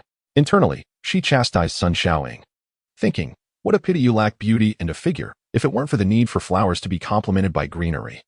I wouldn't be spending my days in your company. What use is envy, after all, if it only serves to highlight your own inadequacies in comparison to me? If you were to realize that Su Ming is merely a fleeting and superficial boyfriend in my eyes, would you not be taken aback? How can a sparrow comprehend the aspirations of a swan?" With such thoughts swirling in my mind, I nevertheless offered words of comfort. "Ying, you must strive harder. You are truly remarkable, and it is only a matter of time before you find a worthy partner." Chapter 12. The green tea bitch is utterly disgusted as Su Ming parked his car on the bustling commercial street. The evening glow began to paint the summer sky in hues of gold. The heat of the day gradually dissipated, and the entire neighborhood seemed to bask in a golden light. Su Ming intended to purchase some prepared food and beverages, inviting old Ma over for a few drinks while subtly gathering information to prepare for his forthcoming plans. As he secured the car door, his phone rang. He retrieved it from his pocket, glancing at the caller ID that read Darling. A mischievous smile crept across his face as he answered nonchalantly, "Hello, my dear. Did you miss me so soon after our breakup?" His tone was gentle and sincere, as if completely oblivious to the situation. "Su Ming, where have you been? Hurry up and settle the bill. The waiter said you left without paying, and you took 2 bottles of wine with you?" Listening to the increasingly agitated voice of Tian on the other end, Su Ming nearly burst into laughter. Taking a deep breath to suppress his mirth, he replied, "Oh dear, I genuinely went to the restroom while you were dining. I had no idea that I would run into an old classmate after emerging from the lavatory. We ended up chatting and decided to go for tea. I completely forgot to inform you. I truly am sorry." The silence that followed was prolonged, save for the background noise. Just as Su Ming thought the call would be disconnected, he heard Tian's voice, tinged with desperation. Could you possibly come back to settle the bill? The food cost is manageable, but we didn't anticipate the wine would be so expensive." What a charmingly deceptive request. Su Ming was certain that with these two best friends, their monthly salaries were swiftly swallowed by credit card debts, leaving them unable to cover even the cost of the meal, let alone the exorbitant wine expenses. They clearly intended to take advantage of him. Yet here they were trying to embellish their circumstances, claiming the food was affordable while the wine was not. "All right, I'll be there shortly. But I need to say goodbye to a classmate first," Su Ming said before abruptly ending the call and meandering through the snack street. It was laughable, in the past. He had foolishly allowed himself to be taken advantage of, blinded by their charm. Now they expected to benefit from him? The notion was utterly preposterous. By the time Su Ming returned home with a large bag of prepared food and 2 bottles of Wuliangye, the night had fully descended. He unlocked his phone, ignoring several missed calls from Tian, and dialed old Ma's number. "Hello, little Su. What brings you to call me? Did someone take your parking spot again?" Old Ma's hearty laughter echoed through the line. "No, not at all. I was just feeling a bit idle at home, so I prepared some food and drink. It's rather dull to drink alone, and it has been quite some time since we last shared a drink together. Come over." Old Ma, working solo in Sioux City, was also a solitary figure. With both having served in the military, they found common ground in their shared experiences, often enjoying each other's company over drinks and casual banter during their free time. Old Ma, unsuspecting of any ulterior motives, happily agreed, promising to arrive within 10 minutes. "No need to bring any wine. I have it prepared. Today, you must drink until you're completely incapacitated." After arranging the dishes and setting the table with drinks and glasses, Su Ming sat at home, watching television while awaiting old Ma's arrival. At the Du Tower, Tian Tian and Sun Xiaoying waited anxiously, but Su Ming's figure was nowhere to be seen. Despite Tian Tian's multiple attempts to call Su Ming, the calls went unanswered. Under the watchful eyes of the waitstaff, she could only gaze impatiently at the restaurant entrance. I told you so, sweetie. When men become wealthy, they turn rogue. Just look at his previous eagerness. Would he dare to make us wait here like this? Sun Xiaoying, who was also casting glances at the door, complained to Tian Tian. And look at his actions. How uncouth. He actually skipped out on the bill, expecting you, his girlfriend, to pay. Is that something a millionaire would do? Sun Xiaoying could sense Tian Tian's unease. Knowing full well that if Su Ming failed to show up to settle the bill, Tian Tian would likely drag her into the financial burden. Damn it. I still owe several thousand on my Huabei this month. Although the remaining limit could cover part of this meal, why should I be the one to pay? Tian Tian was acutely aware of her friend's thoughts, yet she too felt the sting in her wallet. Even though her Huabei limit was sufficient, it was unbearable for her, accustomed to Su Ming footing the bill, to pay for herself, especially when this meal cost over 10,000 yuan, equivalent to 2 months' salary. He said he was delayed. Let us wait a little longer. Faced with the curious gazes of passing diners and the vigilant eyes of the waitstaff, Tian Tian could only respond with a forced smile. This isn't the Stone Age. If Su Ming truly wanted to pay, he could make it here from Haidu in no time. And even if he couldn't come, he could simply ask you to send him the payment QR code. Don't let him fool you. Next time, you must demand a firmer stance. After nearly half an hour had passed without any sign of Su Ming, the sting of Sun Xiaoying's words finally broke Tian Tian's resolve. She understood the truth in Sun Xiaoying's remarks. But why? Just days ago, did Su Ming profess his love so ardently, only to act this way now? Was he attempting to remind her of her place, to teach her a lesson? Or had he truly changed, becoming indifferent now that he was wealthy? Ultimately, with no other option available and under the scrutiny of the waitstaff and Sun Xiaoying, Tian Tian reluctantly took out her phone and accessed the payment code. With a glance towards her dear friend, she said, Ying, my Huabei balance might not suffice. What do you think? Sun Xiaoying, sensing the impending plea as Tian Tian's gaze turned to her, quickly averted her eyes, pretending to examine the dishes at a nearby table, avoiding the desperate look in Tian Tian's eyes. Realizing this, Tian Tian resigned herself to her fate and completed the payment with a heavy heart. Once outside the Du Tower, she stared at her dwindling Huabei balance, on the verge of tears. Turning to glance at her friend, who was still cursing Su Ming, a wave of resentment towards both men surged within her. In the tranquil Jinsheng flower garden, Su Ming had only waited for about 10 minutes at home when he opened the door to welcome old Ma. In his hand, old Ma carried a bag, skillfully changing into slippers as he retrieved them from the shoe cabinet, while handing the bag to Su Ming, murmuring, I feel rather embarrassed. Always coming over to eat and drink at your place, so I brought a few fruits. I hope you won't mind. Why all this formality? You are my sole drinking companion. By tradition, I should still call you old squad leader. So, from now on, there's no need to stand on ceremony with me, Su Ming replied. Chapter 13. A night of revelry. Hey, it hasn't been long since we last shared a drink, but why have you elevated your standards so remarkably? Lao Ma gazed in astonishment at the 2 exquisite bottles of wine on the table. Well, I just sold 2 properties from the demolition compensation today and thought to celebrate with you. Lao Ma looked at Su Ming with surprise. What is this?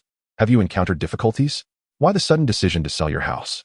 Although my salary is modest, I still have some savings to assist you in times of need. Lao Ma was aware that despite Su Ming's ordinary job, he never indulged in extravagant pursuits. His greatest expenditure was on his partner, which allowed Lao Ma to speak candidly with him.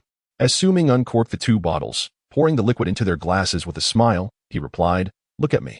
What troubles could I possibly have? I eat well and sleep soundly every day. My greatest challenge is that I still lack a warm bedmate at night. You rascal. We haven't even started drinking, and you're already making risky comments. Speaking of which, how about your little girlfriend? After all this time, you still haven't made any progress? Now, Lao Ma, one must not speak hastily when it comes to matters of men. By now, their glasses were full, and Su Ming raised his glass. Come. Let us toast. 1, 2, 3, cheers.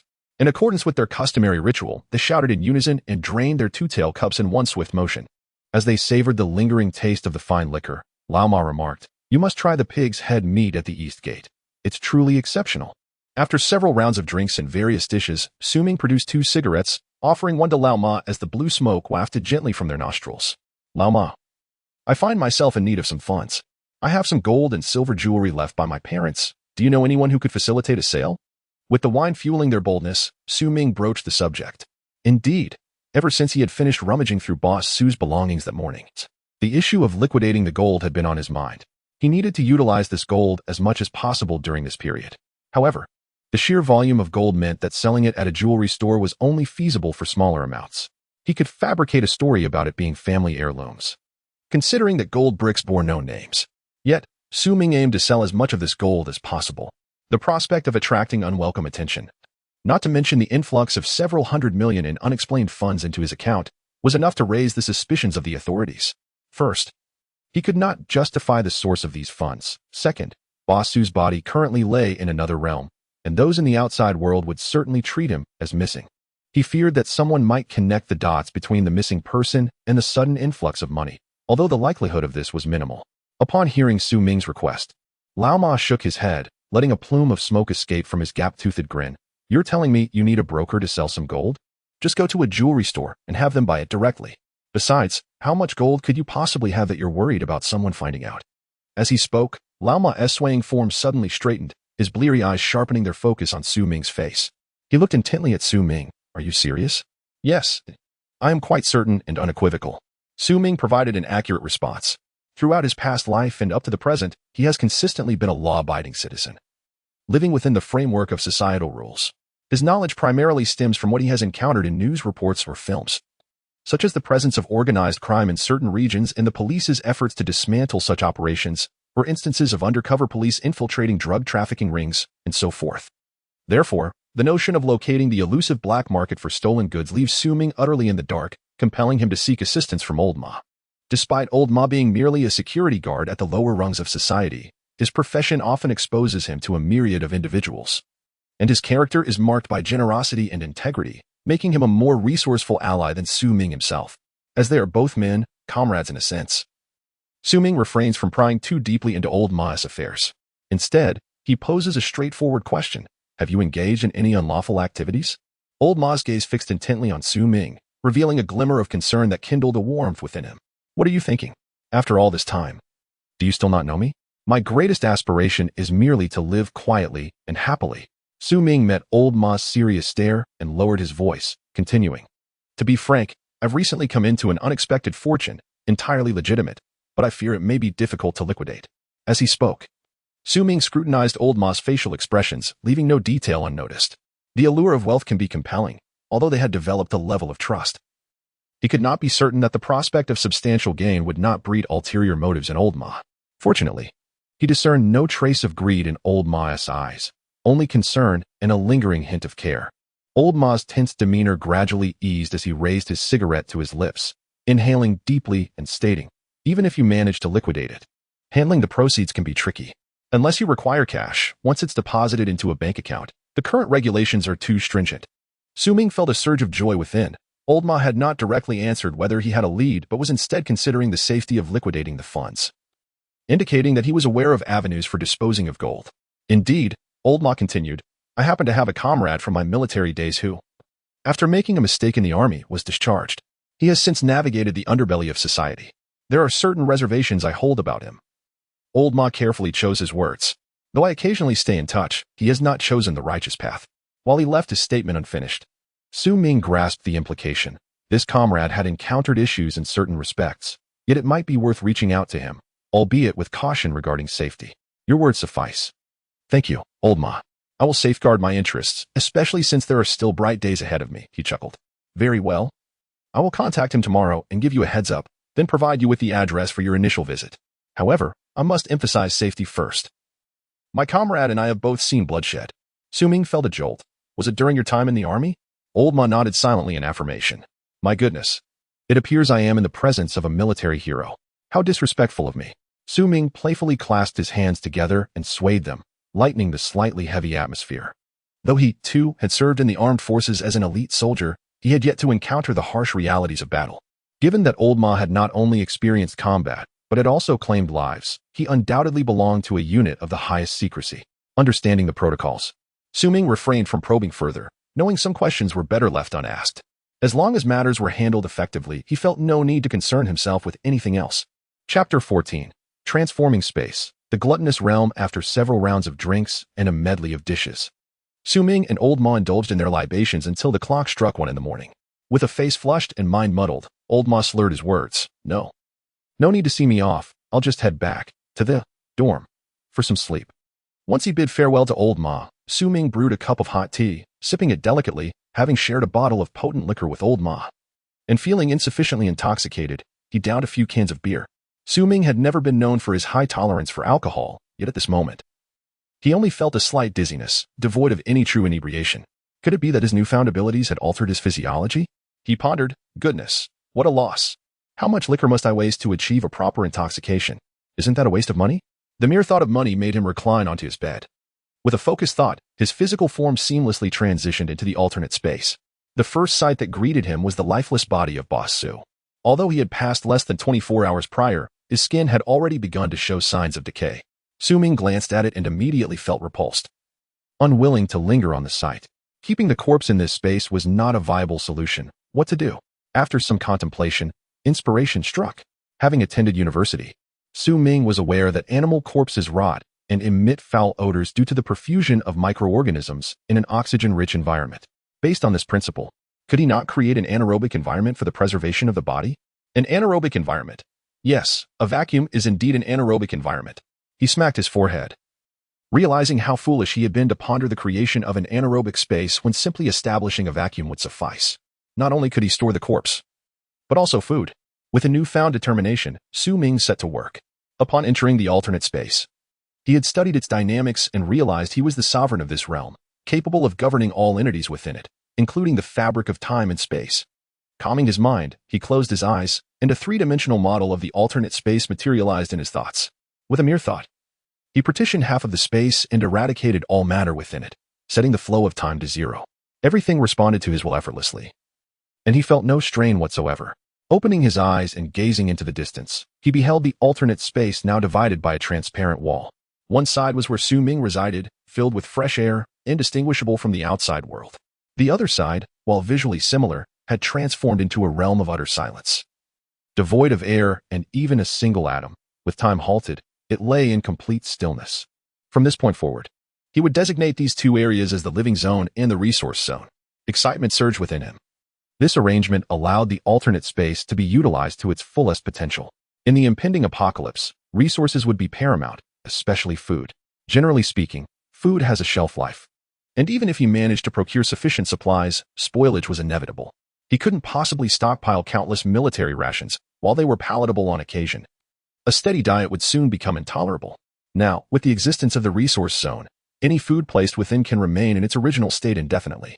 Remarkably, even freshly cooked hot dishes can be stored, and after 10 or even 20 years, they can be retrieved still steaming. Regarding the living area, Su Ming had previously contemplated spending money to transform a unit in the Jincheng Huayuan into a safe haven. Now that he can freely enter and exit the living area, why not create a mobile safe house to place within it? Here, one can escape the harshness of the apocalypse, and it is an undeniably secure domain. Free from the fear of attacks, is it not more resilient than the underground doomsday bunkers crafted by the affluent? This alternate space is undoubtedly an invaluable asset for Su Ming's survival in the apocalypse. Imagining the future where he could fire a shot and retreat into the living area, leaving his foes oblivious to his whereabouts, Su Ming couldn't help but chuckle to himself, lost in fanciful thoughts. However, his gaze shifted to the pile of gold bricks at his feet, contemplating the matter of selling some of them. As he pondered, he gradually sensed something amiss. After returning home yesterday, Su Ming had counted his spoils in the alternate space, totaling 112 gold bricks. Yet, now it seemed that the pile had diminished by a few pieces. 1, 2, 3, 4, 99. No, that can't be right. Count again. 1, 2, 3, 4, 99. What the heck? Who stole my bricks? Furious, Su Ming realized that these over 100 gold bricks represented his first substantial earnings. Enough to amass a mountain of food. Yet now, he found himself short by 13 bricks. Understanding that only he could enter this alternate space, he wondered where the missing 13 bricks could have gone. Calmly, Su Ming reflected, it wasn't a case of theft, as the gold bricks remained in the space. Could it be? He scanned his surroundings. Was the space itself consuming the gold? As an avid reader familiar with countless narratives, Su Ming knew that most protagonists' abilities often had unique methods of advancement. Perhaps his space was growing by devouring the gold bricks? This notion began to make sense.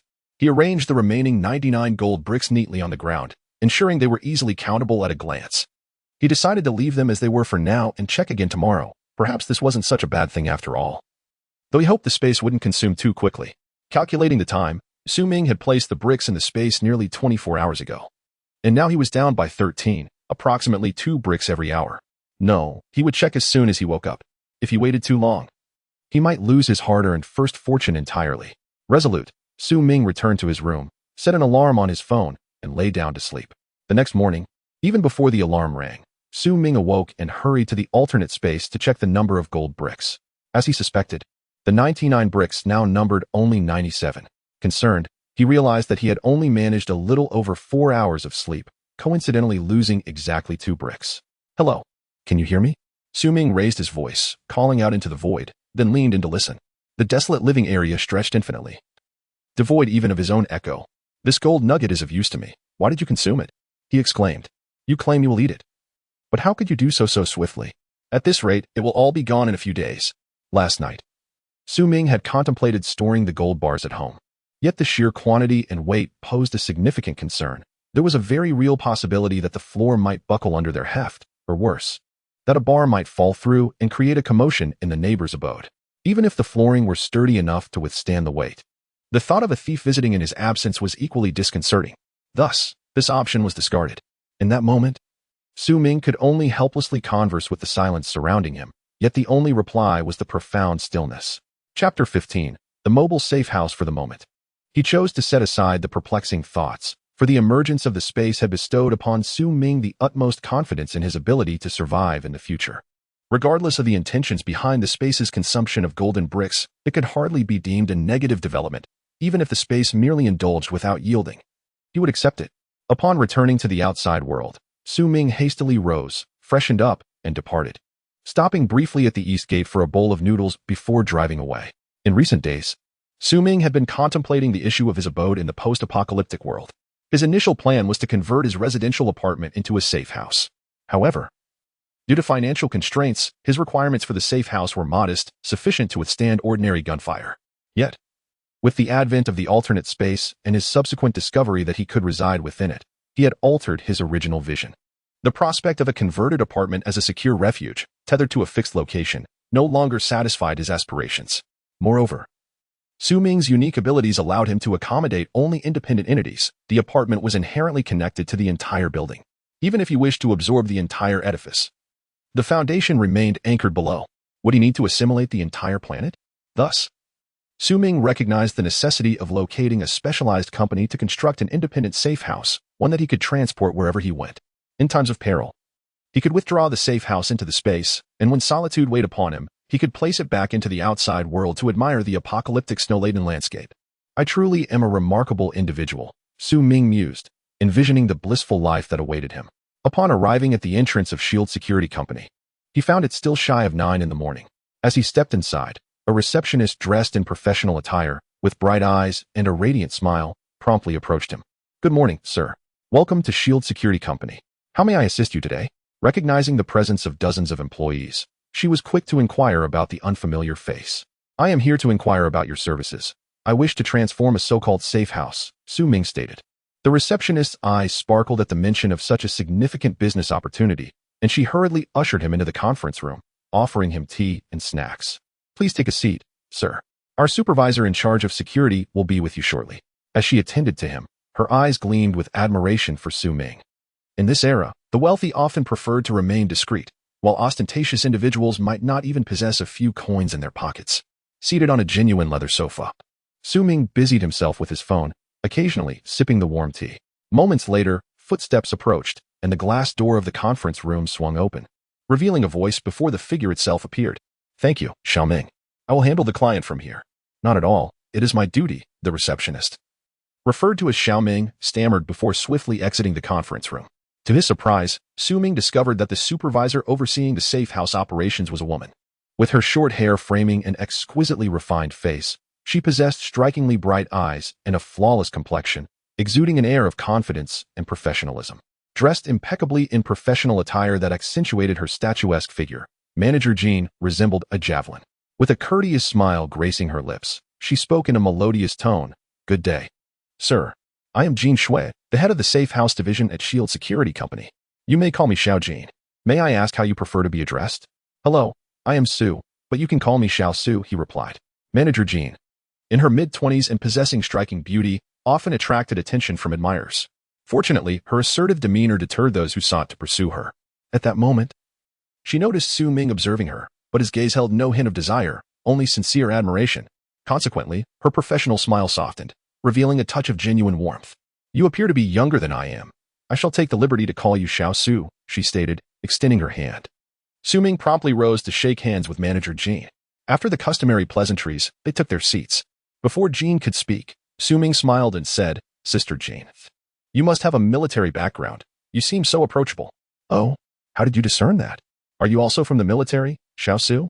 Manager Jin's tone rose in enthusiasm, momentarily disregarding his familiar address. Indeed, just for 2 years. The way you stand there exudes a sense of discipline, he chuckled. Manager Jean brushed a strand of hair behind her ear, slightly embarrassed.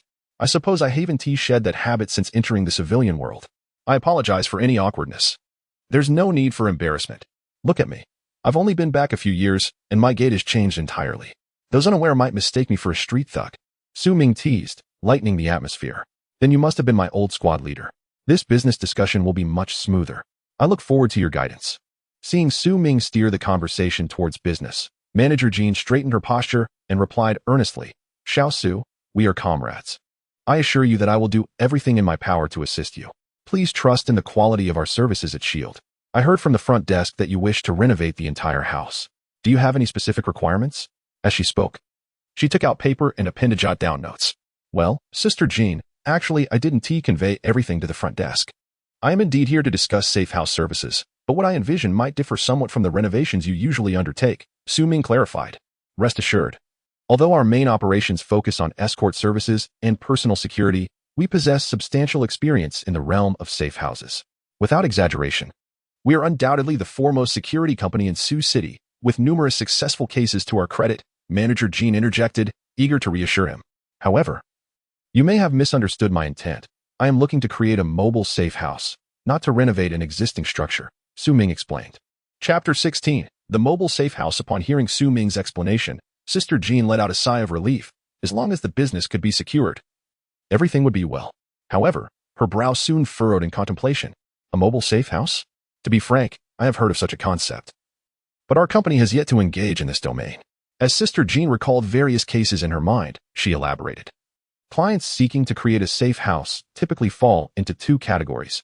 Either they are immensely wealthy individuals yearning for a sanctuary to protect their lives and assets due to a lack of security, or they are doomsday enthusiasts with an excess of funds, seeking to hoard a modest supply of resources to satisfy their emotional needs. Judging by your attire and demeanor, you do not appear to be a scion of wealth, nor do you seem to be grappling with any mental issues. Sister Jean was utterly perplexed. As for me, Su Ming interjected, my family possesses a modest amount of wealth, and I have no other hobbies aside from indulging in apocalyptic novels and films. Thus, I have long harbored a dream of owning a safe house, simply a pure passion, haha. Well, I must admit, I truly do not comprehend the world of the affluent. Sister Jean remarked, raising her hand to her forehead in a gesture of resignation. Now, please articulate your requirements. I will compile and organize them so that our design team can draft an initial plan. Sister Jean picked up a pen, ready to take notes, and Su Ming, sensing that the discussion was on the right track, articulated his second requirement. This safe house must meet the standards for protection against distant nuclear explosions. Oh my! Such lofty expectations, Su Ming. Transforming a standard safe house to withstand artillery fire costs tens of millions. To protect against a nuclear explosion, even if it is distant, this entails a matter of far greater financial commitment.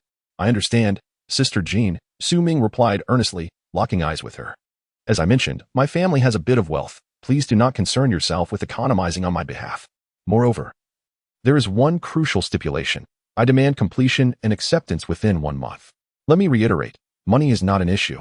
Sister Jean suddenly felt that either Su Ming had lost his mind, or the world had become utterly absurd. Additionally, I appreciate your line of work. I will present my requests, and you shall assist me in designing a safe house plan as swiftly as possible. I am willing to pay the design fee up front. Su Ming was acutely aware that even if Sister Jean believed him to be sincere, the leadership at Shield Company might deem him a lunatic and expel him at once. Therefore, he proactively offered to pay for the design of the safe house to alleviate any concerns the company might harbor. All right, Su Ming. Please hold on for a moment while I report to my superiors, Sister Jean said, not daring to delay. She excused herself and hurried out of the meeting room. Before long, under Sister Jin's guidance, a bald man accompanied by 5 others entered the conference room. Mr. Su, greetings. I am Feng Shan, the general manager of Shield Security Company. I just arrived and was informed by Sister Jean of your esteemed presence. My apologies for any oversight. The bald man at the forefront spoke incessantly, gripping Su Ming's right hand and shaking it vigorously. Mr. Su, please take a seat. Xiao Jin. Have Xiao Ming serve tea. Bring the finest, the kind that costs several thousand per tael. After inviting Su Ming to sit, Manager Fong warmly greeted him.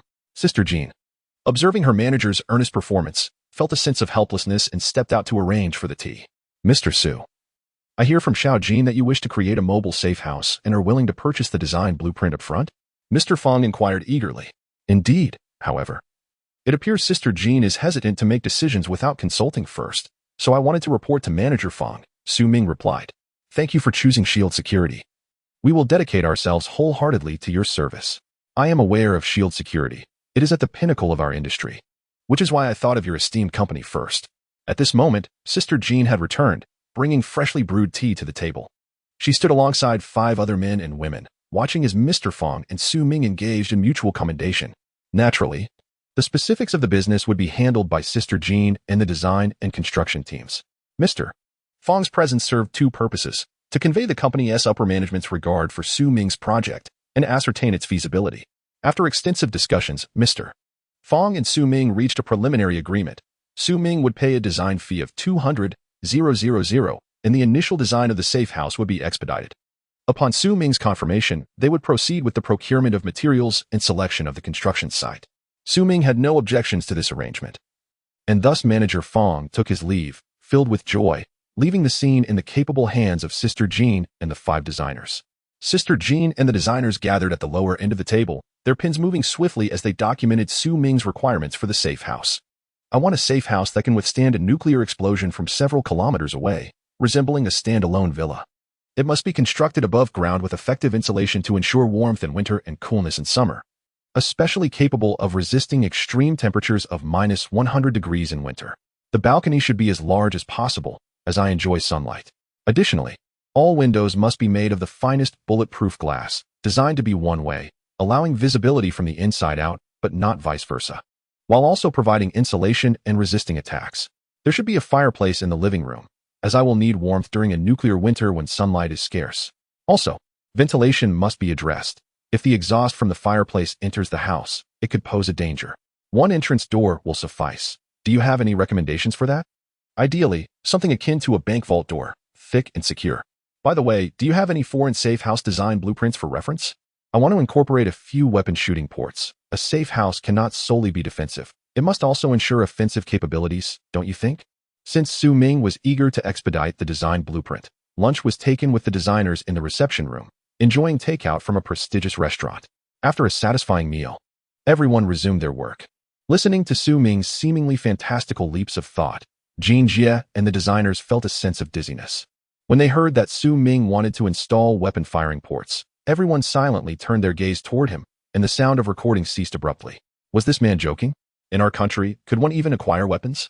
One of the older designers hesitantly raised his hand and said, I have previously studied foreign safe houses, and it is indeed possible to incorporate various weapon firing platforms within a residence. Some advanced designs can even achieve automated weapon firing. Well, let us proceed with that. Just ensure the system is properly set up. Even if we cannot acquire the weapons, it would be a thrilling experience. After prolonged discussions, Su Ming, parched from speaking, took a gulp of his now lukewarm tea. Observing the designers who had ceased their work, he contentedly remarked, These are my requirements. Thank you all for your hard work. As Su Ming articulated his needs, Jean Jie continuously provided constructive suggestions based on his requests, such as recommending materials with better defensive properties and proposing the installation of a water purification system. At this moment, Jean Jie also breathed a sigh of relief. Chapter 17. The meeting. Su Ming let out a sigh of frustration. The construction of the safe house had finally been prioritized. Earlier, he had discussed with Sister Jean that she would notify him as soon as the design draft was ready. Once Su Ming confirmed it, they would expedite the work. Driven by profit, S-H-I-E, would allocate a significant portion of its manpower to focus on the Safehouse's construction. Declining an invitation to a dinner with the company executives, Ming emerged from Shiled as dusk settled. Lost in thought, he drove towards his destination, Kuan City. Earlier that morning, he received a call from old Ma, who had already spoken to an old comrade on Ming's behalf. The comrade provided a phone number, instructing Ming to reach out upon his arrival in Kuan City for further directions. Navigating through the congested evening traffic. Even on the expressway, Ming did not enter Kuan City until after 9. Kuan City, located near Haidu, boasts a considerable population due to its geographical advantages and the supportive policies of Sioux City. This modest county-level city has become one of the foremost in the nation, attracting countless enterprises in recent years. However, beneath its gleaming facade lies a corresponding darkness. According to old Ma, this comrade had thrived in the area for decades and amassed considerable influence. Ming intended to test the waters tonight. The stakes were high. And regardless of whether the other party could accommodate the substantial amount of gold, it was crucial to ensure their trustworthiness. The allure of profit can lead one astray, and he had to avoid the risk of being double-crossed. Ignoring numerous missed calls from Tian, Ming dialed the provided number. After a couple of rings, the call was answered. Listening to the cautious tone on the other end, Ming succinctly replied, referred by old Ma. I'm on Shuangta Street. Call me when I arrive. The abruptness of the response irritated him. There was no courtesy to inquire whether he had arrived in Kuan City or had eaten dinner. The call ended before he could express his thoughts. With his phone's navigation set for Shuangta Street, Ming maneuvered the steering wheel according to the directions. Upon arriving at Shuangta Street, he found a shadowy spot by the roadside to park his vehicle, ensuring there were no surveillance cameras in sight. Ming adjusted the driver's seat back, retrieving a Glock G17 from his concealed compartment. He affixed a silencer and placed the safety aside. Next, he extracted an AK-47 along with its compatible 7.62mm ammunition. Acutely aware of his surroundings, Ming was well-versed in firearms and had trained in the military to assemble weapons blindfolded. Thus, he kept his eyes vigilant while swiftly loading 3 magazines into the AK without needing to look at the weapon. After securing the firearms in the passenger seat, he felt insufficiently prepared and retrieved 2 oval-shaped offensive grenades as a precaution. Stowing them away for future use ensured he would be ready to act should the situation demand it. It is not surprising that Ming is so cautious. Having lived a second life, he understands the preciousness of existence more than the average person. He retrieves his phone and dials the same number once again. I've arrived. How should I proceed? Where are you? I'll come to get you. The voice on the other end remains vigilant. Ming glances around. There's a vast expanse of blue skies and seas beside me. I'm in a white sedan. Okay, wait for me. The response is concise and clear, and the call ends promptly. After nearly half an hour, he finally spots 2 headlights slowly approaching in the rearview mirror. And at that moment, he can almost confirm that these are the individuals he has been waiting for. Why is that? In the entire province, few would dare to claim this is Sioux City, a place devoid of nightlife. It is just past 10 o'clock, apart from the streetlights. There are hardly any pedestrians on the road. The locals are either fast asleep or busy with their children at home.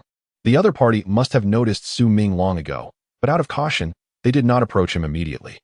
Ming's gaze is fixed on the vehicle in the rearview mirror, and once it halts beside him, he realizes it is a black SUV. Its somewhat aged body towering over his modest grocery getter.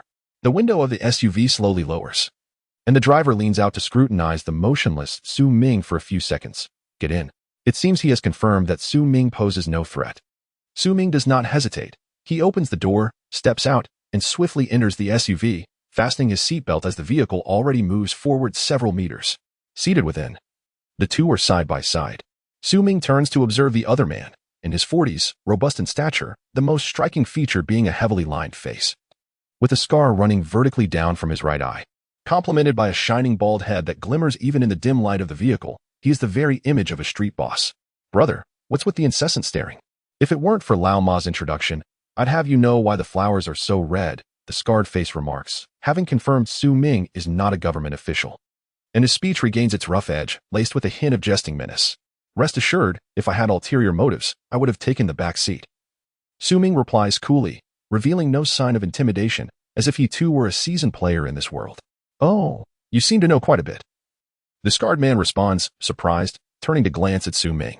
Indeed, if Ming had chosen to sit in the back, it would have posed a significant threat to the driver. By highlighting this point, Ming is subtly conveying to the scarred man, look, I mean no harm. I simply wish to engage in business with you. Let's get acquainted. Everyone calls me Xiangzi, just call me Brother Chang. Trust is mutual, and within a few exchanges, Su Ming has already garnered the scarred man's approval. Hello, Brother Chang. My surname is Su. You can just call me Xiao Su, Su Ming replies. Of course. He refrains from disclosing his full name, adhering to the unspoken rules of the streets.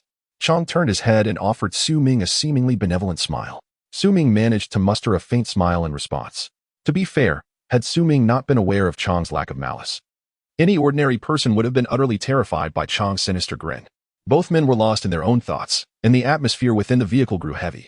The off-road vehicle sped along the desolate streets, quickly disappearing from view. Chapter 18. The sudden unexpected encounter after a mere 10 minutes.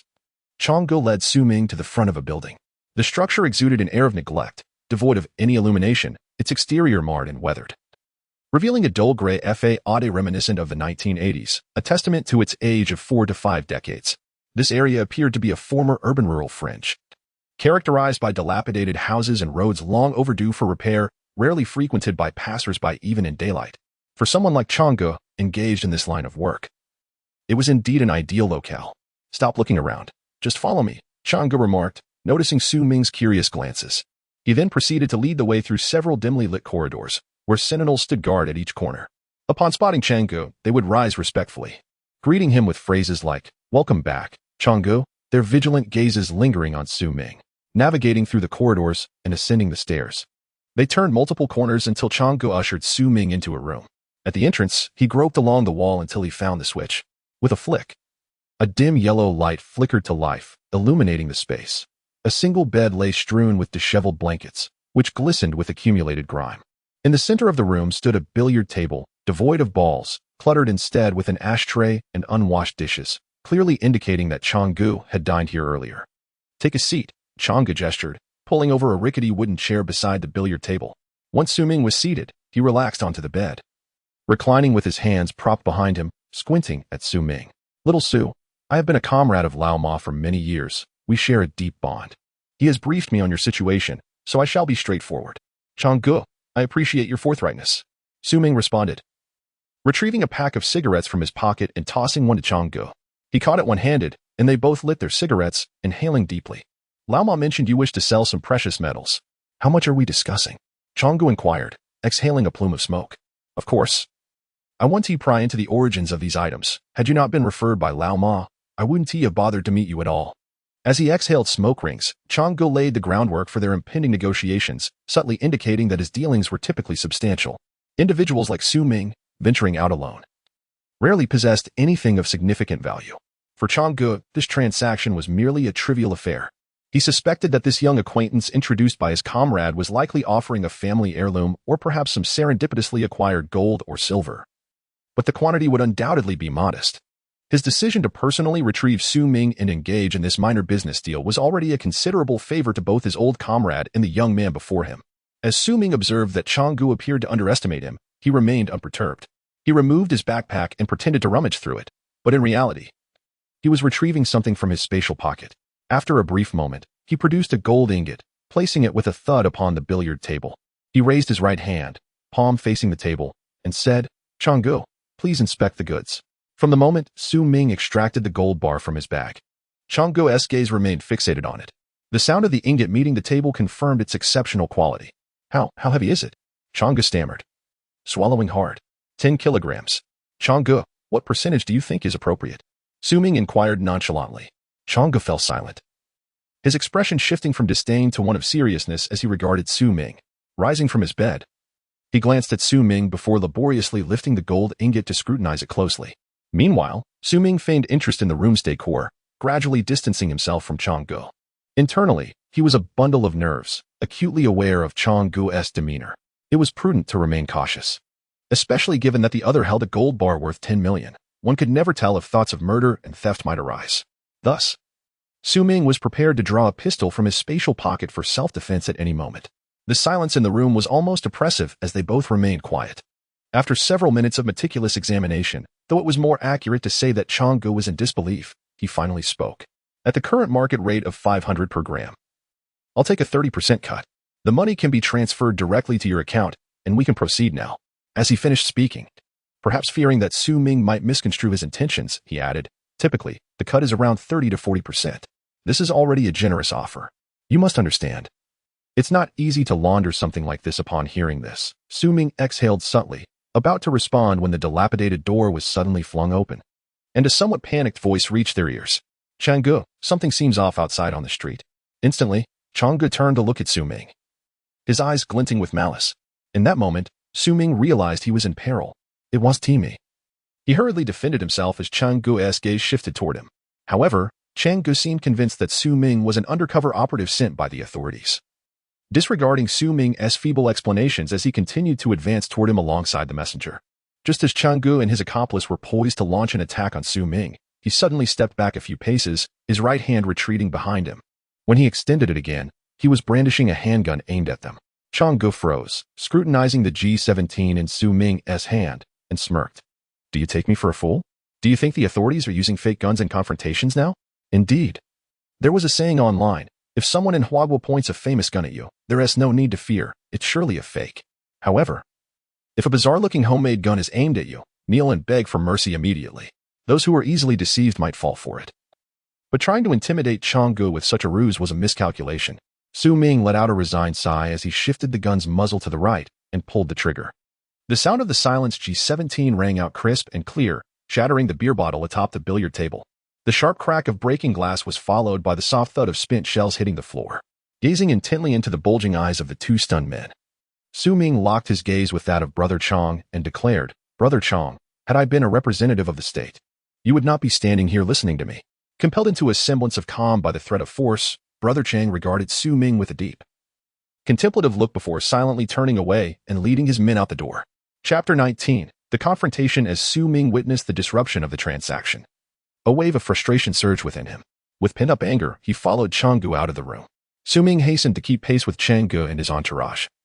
Noting that several individuals emerged from the rooms along the corridor, presumably members of Chang Ji's crew. Before long, Su Ming arrived at the courtyard on the first floor, where Chang Ji's group had gathered. There were about 20 individuals, all armed with knives, guns, and clubs, forming a protective circle around Changgu. On the other side of the courtyard gate, a dense crowd stood, numbering over 100, each wielding well-crafted weapons, with nearly everyone brandishing a sharpened machete. Su Ming sensed that the situation was dire. Such a delicate fellow, I was wondering who dared to come here at this hour. If you lack for men, why not seek them at a more suitable venue? Our company here consists solely of straight men, partly to your taste, I suppose? Changgu boasted, attempting to bolster the spirits of his anxious subordinates despite being outnumbered. Ah Chang, there is no need for bravado.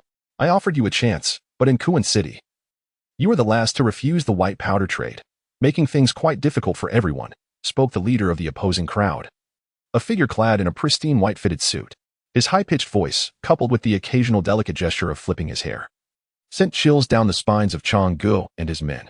Ah Chang, I respect your experience in Kuan City over the years, and I consider myself your junior. Allow me to call you Brother Chong one last time. Just nod, and we can be good brothers, sharing both fortune and adversity. Otherwise, you and your 20 or so brothers will find it impossible to leave here today. Glancing back at his steadfast followers, who, despite their resolve, displayed hints of fear, Changgu understood that he could not escape this calamity. Listen here, delicate one. Though I am part of this world, a gentleman loves wealth but does so justly. I shall not resort to harmful enterprises. Today marks my downfall, yet if you expect me to sink to your level, you are sorely mistaken. The delicate one attempted to persuade him further. Refusing a toast only invites a penalty drink. Are you soldiers so lacking in sense? Why forgo wealth in these times? If one does not look after oneself, one faces dire consequences, yet you still cling to ideals of serving the people? Everyone has their beliefs. My boundary is to steer clear of vice and crime. Changgu replied resolutely. At that moment, Su Ming stood amidst the crowd, listening to Chang Ji's powerful declarations. Feeling a newfound respect. He had previously assumed that individuals entrenched in such a lifestyle were devoid of morals, but Chang Ji's words shifted his perspective. I know tonight will be challenging, but there is something I must address. Changgu turned, scanning the crowd until his gaze landed on Su Ming. He raised his hand and called out, Brother Su, come here. Su Ming was perplexed as to why Brother Chong had summoned him. Upon hearing the call, he parted the throngs of younger brothers before him and approached Brother Chong's side. Under the watchful eyes of both factions, Brother Chang, with a hint of remorse on his face, spoke to Su Ming in a soothing tone. I apologize. I initially misjudged you. It has become evident that I am the one who brought this trouble upon myself. He then turned to the delicate figure beside him and added, "This young man is not one of my subordinates. He merely came here for a bit of amusement. Today's matters concern only the two of us. And he should be allowed to leave, don't you think?" Su Ming's gaze flickered momentarily. Truth be told, he was somewhat moved by Brother Chang's gallant demeanor. With his body, enhanced by supernatural abilities, having long surpassed human limits, the 100 or so ruffians across from him appeared to be merely a slight inconvenience. With his formidable physique and the automated weaponry at his disposal, he could effortlessly assist Brother Chang in resolving this situation. However, having set a personal goal of prioritizing survival after his rebirth, he intended to extricate himself swiftly from this predicament to avoid drawing attention to himself. Just as he was about to nod in agreement, a cacophony of derisive laughter erupted from the opposing side. "Oh, dear. Brother Chang, are you truly foolish? Do you think that just because you uphold a sense of honor, I am bound to do the same?" The delicate figure, with pale hands covering his mouth, continued. "Let us not forget that you have called me delicate 3 times tonight." Ahem. Realizing his slip, he quickly corrected himself, his tone turning harsh. "I detest being addressed in such a manner. You have crossed a line. Do you understand? You still wish for me to let him go? Let me be clear. Even if he is just a passerby, since he is aware that I intend to take your life tonight, I will ensure he remains silent forever." "Hey, delicate one, are you feeling a bit itchy?" Su Ming retorted, his anger ignited upon realizing his plan to withdraw had been thwarted. "I was merely trying to keep a low profile, yet you are so ungrateful. What are you even? I assure you, I will not let your demise come easily tonight. Except for this little wretch." The delicate figure, infuriated to the point of referring to himself in the first person, pointed a finger at Su Ming and declared, "Spare this little wretch. I intend to savor his demise slowly. Charge." He bellowed, commanding his subordinates to attack. Brother Chang cast an apologetic glance at Su Ming before leading his men into a chaotic confrontation.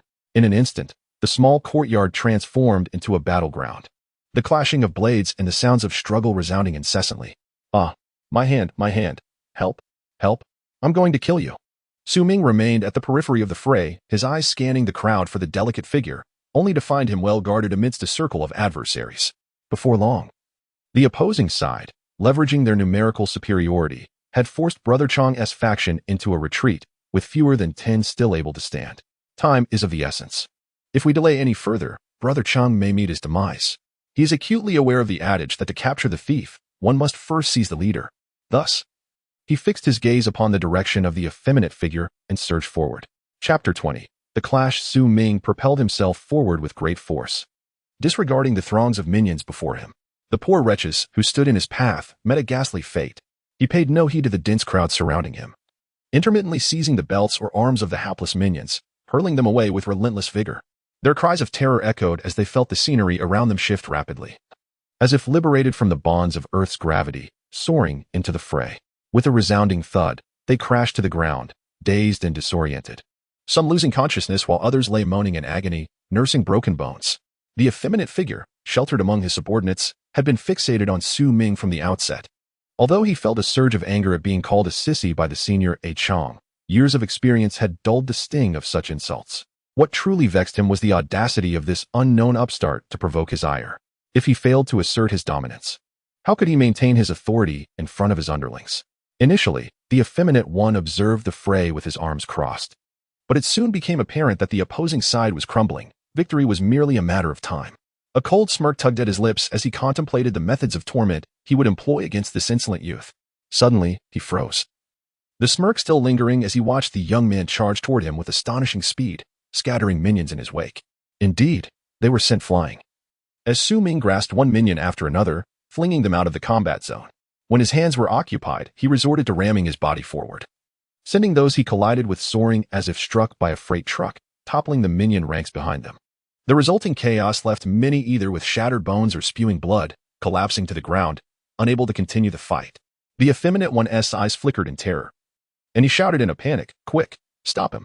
His already high-pitched voice became even more grating under the weight of fear. He had never anticipated that a seemingly mild-mannered man, akin to a recent college graduate, could exhibit such a stark contrast in strength. The raw power emanating from him was likely greater than that of Tyson himself, who had ever witnessed someone able to fling an adult several meters into the air with a single hand. As the minions observed Su Ming's superhuman combat prowess, instinctual dread overcame them, prompting them to flee despite their leader's orders. In the wake of such a dramatic shift, both sides instinctively ceased their conflict, leaving only the groans of the wounded to resonate in the air. Su Ming had reached the effeminate one, casting a glance at the two trembling subordinates before him. He turned to survey the battlefield, noting that the previously fighting factions had all halted, weapons still in hand. Their eyes filled with fear and confusion as they gazed upon him. Turning back, Su Ming regarded the two minions, who seemed either fiercely loyal or paralyzed by fear. Shall I take action, or will you? As Su Ming's emotionless voice resonated, the last two minions fled in a trembling panic, darting to either side. Oh, if only you had let me go earlier, he quipped, observing the leader's wide-eyed stare and trembling limbs. You are not human. Why are you all just standing there? Move and kill him, and we will rule the underworld of Koan City. I will ensure you indulge in all the pleasures. He continued shouting, yet Su Ming noted the man's paralyzed state. Rendered helpless by fear while still attempting to incite his subordinates to attack, seizing a fallen machete with the tip of his right foot. He grasped it and pressed it against the leader's throat, turning to the minions to declare, "Drop your weapons, your leader is finished." The previously stirred resolve of the minions extinguished instantly, and they reluctantly cast their weapons to the ground, the clatter of knives and clubs echoing faintly. At that moment, no one was more astonished than Brother Chong, who had thought his group was doomed today. Little did he know that an old comrade would introduce a formidable force, swiftly changing the tide of battle with a few well-placed strikes. As he regained his breath and strength, his eyes sparkled with admiration for Su Ming. "Brother Su, thank you." Before Chong could finish his expression of gratitude, a fleeting glance transformed his astonishment into dread. "Watch out," he warned, his legs propelling him towards Su Ming. But it was too late. Just as he began to move, a gunshot rang out, causing his heart to skip a beat, filled with regret. "Ha ha ha ha." The leader cackled maniacally, brandishing a handgun aimed at Su Ming's head. "Ah Chong, times have changed. Did you think we still lived in the days of blades and clubs? Behold, a Type 54 pistol. What do I lack if I have this? One comes, I shoot one. Two come, I shoot two." In that moment, Chong lamented his own naivety for granting the leader a moment's reprieve, allowing the situation to twist once more. He stood frozen, consumed by remorse. Su Ming, clutching his left shoulder where the bullet had grazed him, felt the warmth of blood soaking his right hand, and a wave of pain coursed through his nerves. As Chong shouted a warning, an acute sense of danger surged within Su Ming. Without a moment to glance back, he forcefully twisted his body, narrowly evading the bullet that whisked past his shoulder. Regaining his focus, he lifted his gaze to the leader, and with a thought, 6 9mm bullets materialized in the air, having been extracted from the leader's pistol through Su Ming's extraordinary ability. Oblivious to the sudden lightness of his weapon, the leader glared at Su Ming, a sinister grin forming. "Boy, no matter how fierce you fight, can you truly compare to the power of my gun?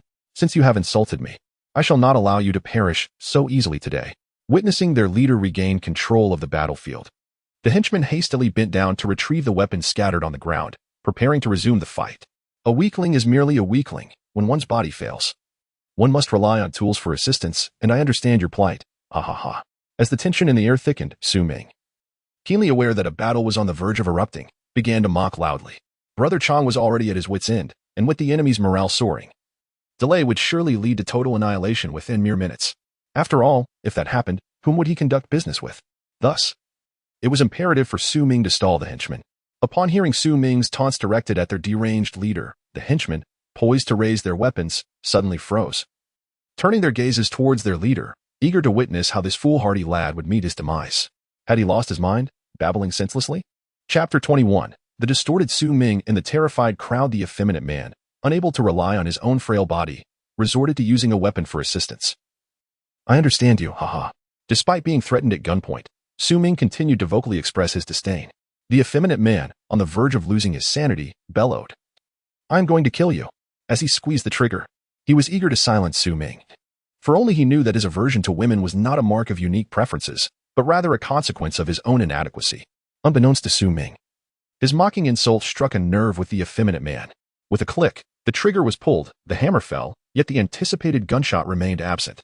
The effeminate man twisted his wrist to inspect the firearm, then, in disbelief, repeatedly pulled the trigger. Click, click, click, watching as Su Ming approached him with an air of nonchalance. The effeminate man retreated, his fingers still desperately pulling the trigger, but the gun seemed jammed, refusing to discharge another bullet. Observing the effeminate man drenched in cold sweat and panic, Su Ming swiftly seized his neck, exerting just enough pressure to lift him off the ground. The effeminate man felt as though his throat was ensnared in a vice, the air he inhaled failing to reach his lungs, rendering his face flushed and his neck thick. With a thud, the handgun fell to the floor, and the effeminate man grasped Su Ming's right hand, attempting to pry it away, but alas. His strength was no match for Su Ming's enhanced capabilities. Maintaining this stance for several minutes, the effeminate man's struggles grew feebler. Eventually, Su Ming released his grip, causing the effeminate man to collapse to the ground, disregarding the pain in his backside as he gasped for fresh air. You may not know this, but I do not initiate conflict unless provoked, Su Ming remarked coolly, gazing down at the effeminate man as if engaging in casual conversation. However, when I decide to leave, you obstruct my path? His tone abruptly heightened. The accusatory words caused the effeminate man to tense up. You desire my life. What can I do but retaliate? Su Ming's voice was gentle, akin to a lover explaining a misunderstanding in their relationship. Look, at this moment, you cannot overpower me. Yet, you harbored intentions of killing me. He continued, taking a deep breath as he surveyed the stunned onlookers before refocusing on the effeminate man. His voice intensified, resolute. To ensure fairness, I must claim your life. Wait, sir. The effeminate man began, his tone pleading as he attempted to placate Su Ming. However, before he could finish his surrender, Su Ming lifted his right foot and, with all his might, delivered a resounding kick to the effeminate man's face, interrupting his incomplete declaration of capitulation. The effeminate figure was dragged across the ground for several dozen meters, propelled by the force of Su Ming's kick to his head, accompanied by the unmistakable sound of cracking bones, specifically, the sound of cervical vertebrae fracturing. Dare to flee? I have yet to quench my rage. What do you take me for? Su Ming bellowed, panting heavily as he approached. Lowering his gaze, he beheld the effeminate figure, bloodied and battered, his face grotesquely contorted beyond recognition, eyes and nose indistinguishable, with a shattered mouth gaping wide, teeth scattered like lost soldiers upon the body and the ground. At that moment, the only sign of life was the slight rise and fall of his chest, and his right hand trembled feebly, yearning to lift but unable to do so. Though still alive, he was in a state more torturous than death. What pretense of death is this? Were you not just convincingly playing the role?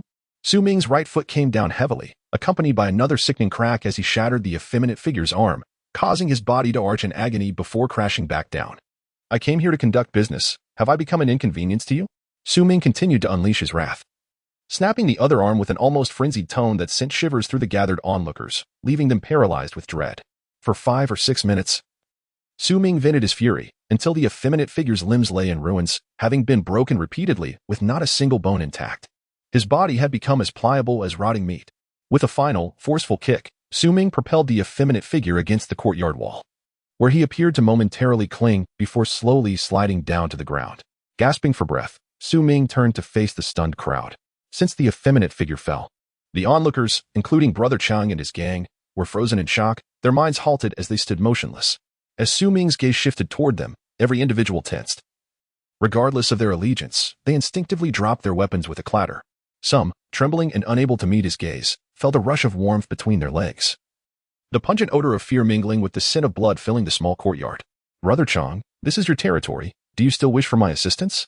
Taking a deep breath, Su Ming's chest gradually steadied, and he greeted Brother Chang with a smile, finally snapping back to reality. Brother Chang looked at the smiling Su Ming with a tone bland yet unsettling, his lips curving into an awkward smile as he stammered. Oh, I misjudged. What kind of monster is this? He has a gun yet chooses to rely on brute force to torture a living being to death. And now he greets me as if nothing has transpired. At that moment, Brother Chang felt an immense relief, thankful that he had not entertained any ill intentions during their dealings. Now, listen here, you lot. All of you, raise your hands and squat down. If you wish to keep your lives, you better comply with my orders, Brother Chang shouted, attempting to bring a semblance of calm to the panicked and leaderless minions around him, who were now trembling with fear. Chapter 22, Gratitude from Chang. An hour later, Su Ming sat alone in Chang's room on the 3rd floor, resting with a half-burned cigarette in hand. His gaze was vacant, fixated on the yellowed overhead light. Devoid of focus, the effeminate man was the second life Su Ming had taken. To be candid, Su Ming was not inherently a killer. His grotesque display of brutality in front of the crowd tonight was a calculated act intended to instill fear in Chang and his associates. Although Chang's display of brotherhood had earned Su Ming a degree of goodwill, he remained wary of trusting anyone amidst the vast interests at stake. Thus, it was imperative that Chang be made to fear him, ensuring he would not entertain any treacherous thoughts. With a creak, the old wooden door swung open, and Chang, hunched over, slipped into the room. He gently closed the door and turned, his eyes cast down as he cautiously approached Su Ming. At this moment, Su Ming placed his feet back on the ground from the billiard table, regaining his nonchalant demeanor. He observed Chang, a muscular man towering at over 6 feet, who appeared to shrink to a mere 5'7" in his cautious posture, eliciting amusement from Su Ming. He teased, "Oh, Chang, have you exhausted all your strength after the scuffle? Perhaps a trip to the pharmacy for some nourishing pills would do you good." "Haha. Su, you jest. Before a true master. I find myself lacking in discernment. Please forgive me." Chang, relieved to see Su Ming's jovial demeanor return, chuckled in response. "By the way, what is the situation with that effeminate man?" Su Ming inquired curiously. Upon hearing Su Ming mention the effeminate man, Chang felt a wave of anxiety wash over him. "You've beaten him to a pulp. Surely you want to be fixated on it, right?" The few lackeys who cleaned up the scene earlier were so nauseated they nearly vomited their bile. Suppressing his inner turmoil, Chang spoke without hesitation. His real name is Su Wenxiang. He has only recently risen in the underworld, known for his cunning and ruthlessness. Gradually, he has built his empire, managing numerous establishments such as internet cafes and bars, making him a prominent figure in Kuan City. After a brief pause, Chang's tone grew more fervent. "We all navigate these murky waters, engaging in petty crimes that are somewhat forgivable. However, 2 years ago, he began trafficking in narcotics, plunging Kuan City into chaos. Initially, we kept our distance. Though I disapprove of his actions, it was a matter for the authorities, and I chose not to interfere." Seeing the escalating fury in Chang's eyes, as if he wished to drag the effeminate man before him for punishment, Su Ming tossed him a cigarette. Chang glanced gratefully at Su Ming, lit it, and took a deep drag. Su Wenxiang's territory has expanded significantly, and his following has grown as well. His greed has led him to continually test boundaries. With his growing numbers and access to firearms, several factions in the underworld of Sioux City have been absorbed by him. There were others like me, who, unwilling to be complicit in his drug dealings, have suffered at his hands. At this point, Chang fell silent, his voice trembling as if he were on the verge of tears. At this point, Su Ming had grasped the general situation. Brother Chang, a man of military background, adhered to his principles and refrained from engaging in activities that could lead to the ruin of others' families, which nearly resulted in his own obliteration. "Brother Chang, I raise this cup of tea in lieu of wine, to honor you," Su Ming declared, lifting his teacup in a respectful toast. Taken aback, Brother Chang humbly replied, No, I am unworthy," as he glanced around before hastily retrieving the half-full bottle of iced tea to return the gesture. "Have the matters below been resolved?" Su Ming had initially come up waiting, not wishing to involve himself in these troublesome affairs. "Almost," Brother Chang responded. "One of my brothers has perished, and 8 have sustained injuries. I've summoned the remaining brothers from other locations. There are about 40 of us altogether. The individuals on the opposite side have been thoroughly intimidated and are behaving quite submissively. Oh, by the way, only around 60 of their men are still standing. Their second-in-command is among them and has expressed a willingness to align with you. What do you think?" Brother Chang cautiously broached the subject. Had it not been for Su Ming today, he would have found himself in dire straits. He did not dare to make unilateral decisions. Since the other party had clearly indicated a desire to follow Su Ming, he sought Su Ming's opinion. "I have little interest in such matters of the underworld. I simply wish to engage in some modest business," Su Ming articulated thoughtfully. "You may leverage my name to keep them in check, provided you possess the qualifications to be my partner." Brother Chang's heart leapt with joy, his broad face breaking into a beaming smile, akin to a blooming chrysanthemum. "Fortune from misfortune, ha ha ha," he exclaimed, looking at Su Ming with immense gratitude. "Thank you, Brother Su. From now on, I shall follow your lead. Just call me Chang. Oh, and I must find time to thank Lao Ma. Without him, I would not have met such a benefactor as you." Observing the excessively excited Chang, Su Ming decided it was time to temper the enthusiasm with a dose of reality. "Let us discuss business now. It depends on whether you can handle it." As Su Ming spoke, he turned and approached Chang's bedside. Chang's chest was pounding with excitement. "Rest assured, Brother Su. It's merely a matter of acquiring some gold. I am well established in the underground scene of Kuan City," he confidently proclaimed, clenching his fist and giving a thumbs up. His expression relaxed. Just as Chang finished speaking, Su Ming bent down and grasped the edge of the bed. "Oh, are you certain?" he teased. Then suddenly lifted the bedboard. Chang felt a rush of golden light emanating from beneath the bed, jerking his head back and shielding his eyes with his hands, only to slowly remove them again. "My heavens!" he gasped, staring at a small mountain of gold bricks. He stood frozen in place, and after a moment, he slapped himself sharply across the face. Ouch, that hurt. In that instant, Chang confirmed that he was not dreaming. A veritable treasure trove had indeed materialized before his eyes. These gold bricks had been placed there by Su Ming after Chang had dealt with the aftermath downstairs, retrieved from his spatial storage. At this moment, Xiangzi was also deeply shaken, not to mention where Su Ming acquired such a vast sum of gold. but simply the fact that he managed to evade the watchful eyes of so many and stealthily stow away such an abundance of gold bars into his own chamber was enough to leave Qiangzi in awe.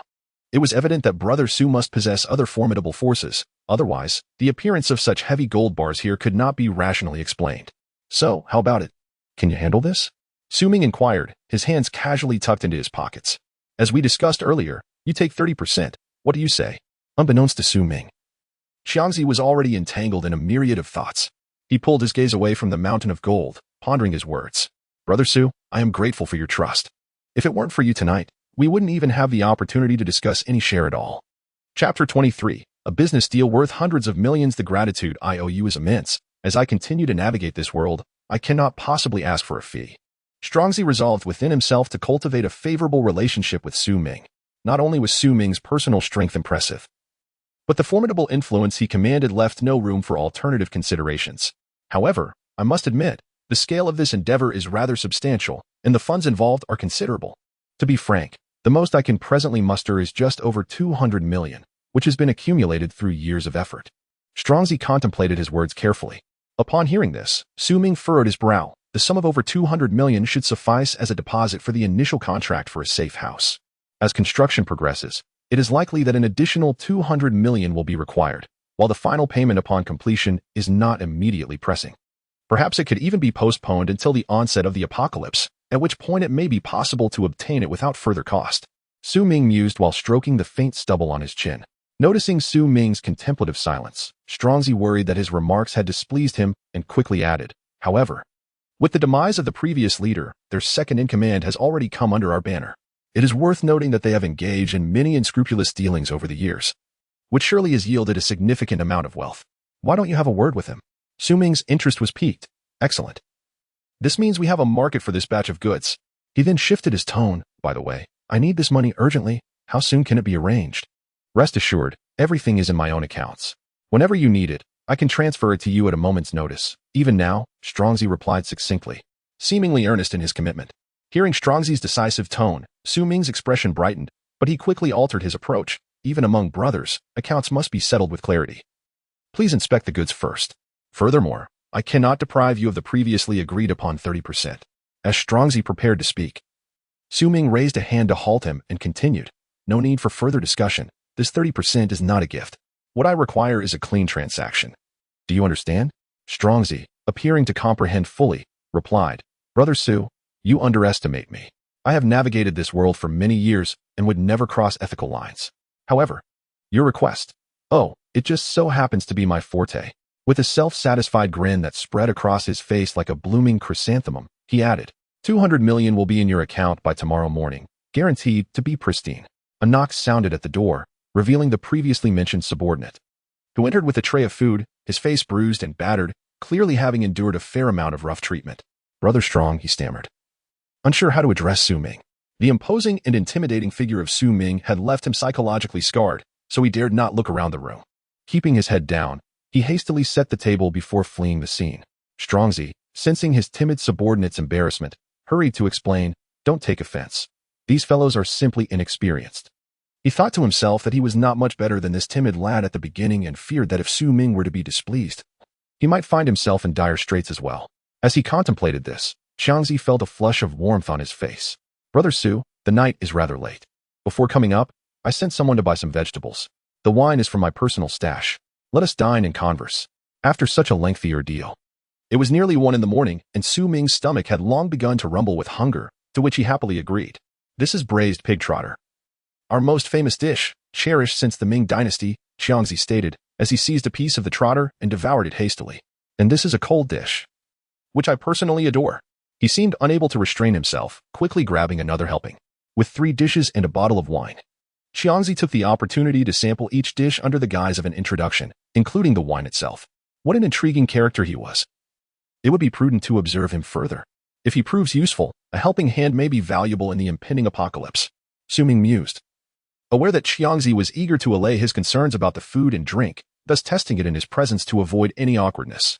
Let us drink without further ado. Su Ming, in high spirits, clinked glasses with Qiangzi, downing a substantial shot of potent liquor, which elicited a satisfied sigh. Ah. He grasped a piece of pig trotter and bit into it, the rich collagen instantly captivating his taste buds. Both men were genuinely famished, and soon the only sounds were those of eating and drinking. After indulging in their feast, they reclined lazily in their chairs, each with a cigarette, reveling in the moment. Xiangzi, can you manage that group? I urgently need their funds. If not, I can take care of it myself. No need.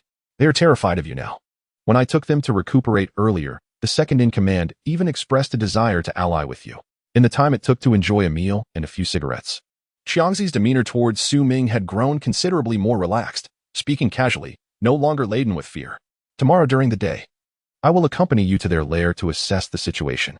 We shall see how much cash can be procured, and by the day after tomorrow, it should reach your account, Xiangzi assured confidently. However, I estimate your batch of gold could be valued at around 1.7 to 1.8 billion. That fop likely does not possess such an amount. Xiangzi glanced at the mountain of gold against the wall, quickly averting his gaze, fearful of being blinded. And even more so, of being overwhelmed by greed. Well, it's fine. Just transfer whatever you can manage to me. The surplus can remain with you. Do your best to convert it into cash, Su Ming replied after a moment's contemplation. The primary purpose of this gold is to fund a safe haven. And the initial and mid-term payments are already planned. The final payment is negligible. Thus, selling the remaining gold gradually will suffice, as long as it is available for use when needed. Upon hearing that Su Ming intended to store the remaining gold with him, Xiangzi's heart skipped a beat. My goodness, so much gold here. Brother Su's vision is immense. Even Bill Gates would raise a toast in his honor. Xiangzi was profoundly astonished. Oh, by the way, there is another matter I need your assistance with, Su Ming suddenly interjected, tapping his head. I wish to find a secluded location, preferably one that is rarely visited. The official power is relatively weak. Su Ming contemplated the requirements for the construction site of the Safehouse and continued. The area must be sufficiently large. At least over 1,000 square meters. Ideally, it should be surrounded by slightly taller buildings for concealment. For now, those are the primary requirements. The establishment of the Safehouse necessitates a considerable area while also being discreet and low profile. After all, if scrutinized, it could be deemed an illegal structure. Su Ming certainly does not wish to squander the precious time before the apocalypse entangled in bureaucratic disputes with various departments. Merely thinking about it is enough to induce a headache. Chapter 24, The Construction of the Safehouse. Well, the place you're referring to is right here. Xiangzi said hesitantly. This is our refuge, located in the outskirts where the population is sparse. Recently, I noticed that someone was planning to take action against me. So I have been bringing my brothers here to sleep at night. During the day, they scatter to various jobs, only gathering here to rest at night. Typically, outsiders are unaware of this location, but for some reason, it seems that someone has discovered it. A look of apprehension crossed Xiangzi's face as he spoke. Now that the threat has dissipated, my brothers need not be so cautious anymore. You may use this place. Su Ming had initially thought this location was Xiangzi's stronghold, and found it perplexing that a gangster capable of generating a cash flow of 2 billion would reside in such an old, dilapidated building. After listening to Xiangzi's explanation, he understood the strategy of the cunning rabbit having 3 burrows. I see that this courtyard isn't very large. Only a few hundred square meters? He inquired with curiosity. Oh, there's more behind this building. Let me show you, Xiangzi replied. Rising from his seat and leading Su Ming out of the room, they navigated through the dimly lit corridor, eventually arriving on the first floor. At that moment, the injured members from both sides were receiving treatment.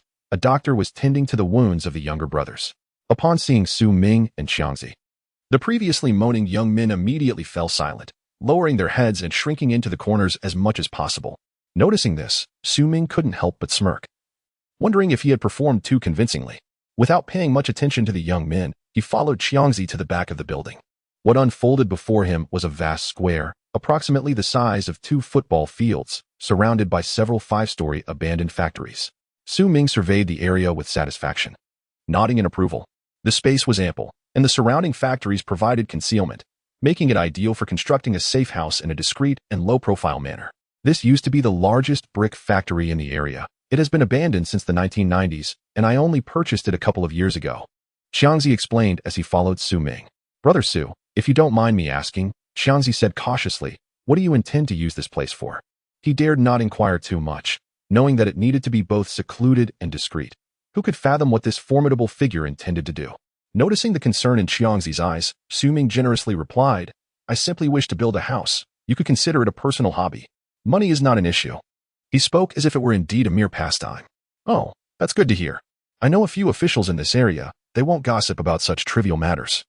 Xiangzi thought, though inwardly he questioned the sincerity of Su Ming's words. It was hardly child's play to build a house. Seeing Su Ming thoroughly pleased with the location, he readily insisted that Su Ming need not discuss payment, whether for permanent or temporary use. He could stay as long as he wished. He is also quite well off. The profits from the 3% of the gold bricks have left him with a mouth full of grease. This wretched place is hardly worth anything. Merely a favor done in passing. Su Ming expressed indifference, believing that in due time, money and gold bricks would be as worthless as excrement, in dire straits. One could even consume excrement, while money would serve merely to clean oneself. In the end, Su Ming exchanged contact information with Qiangzi, leaving his bank account number for him, agreeing that the 200 million would be transferred to his account the following morning. Qiangzi, in his black SUV, drove Su Ming back to his previous parking spot. After a round of polite conversation, they arranged to dine together next time, and Qiangzi returned to the residential building to handle subsequent matters. On the deserted streets in the early hours, Su Ming sat in his car, fingers pinching a lit cigarette, taking deep puffs intermittently. The ground beside the driver's seat was littered with cigarette butts, and all 4 windows were tightly shut, concealing any hint of a crack. Surrounded by swirling smoke, Su Ming numbly continued to smoke one cigarette after another. "I have a little donkey, I never ride him," he hummed softly to himself. Suddenly, he halted his singing, bent down to the passenger seat, and retched violently, emptying his stomach. Even after his stomach was void, the dry heaves persisted.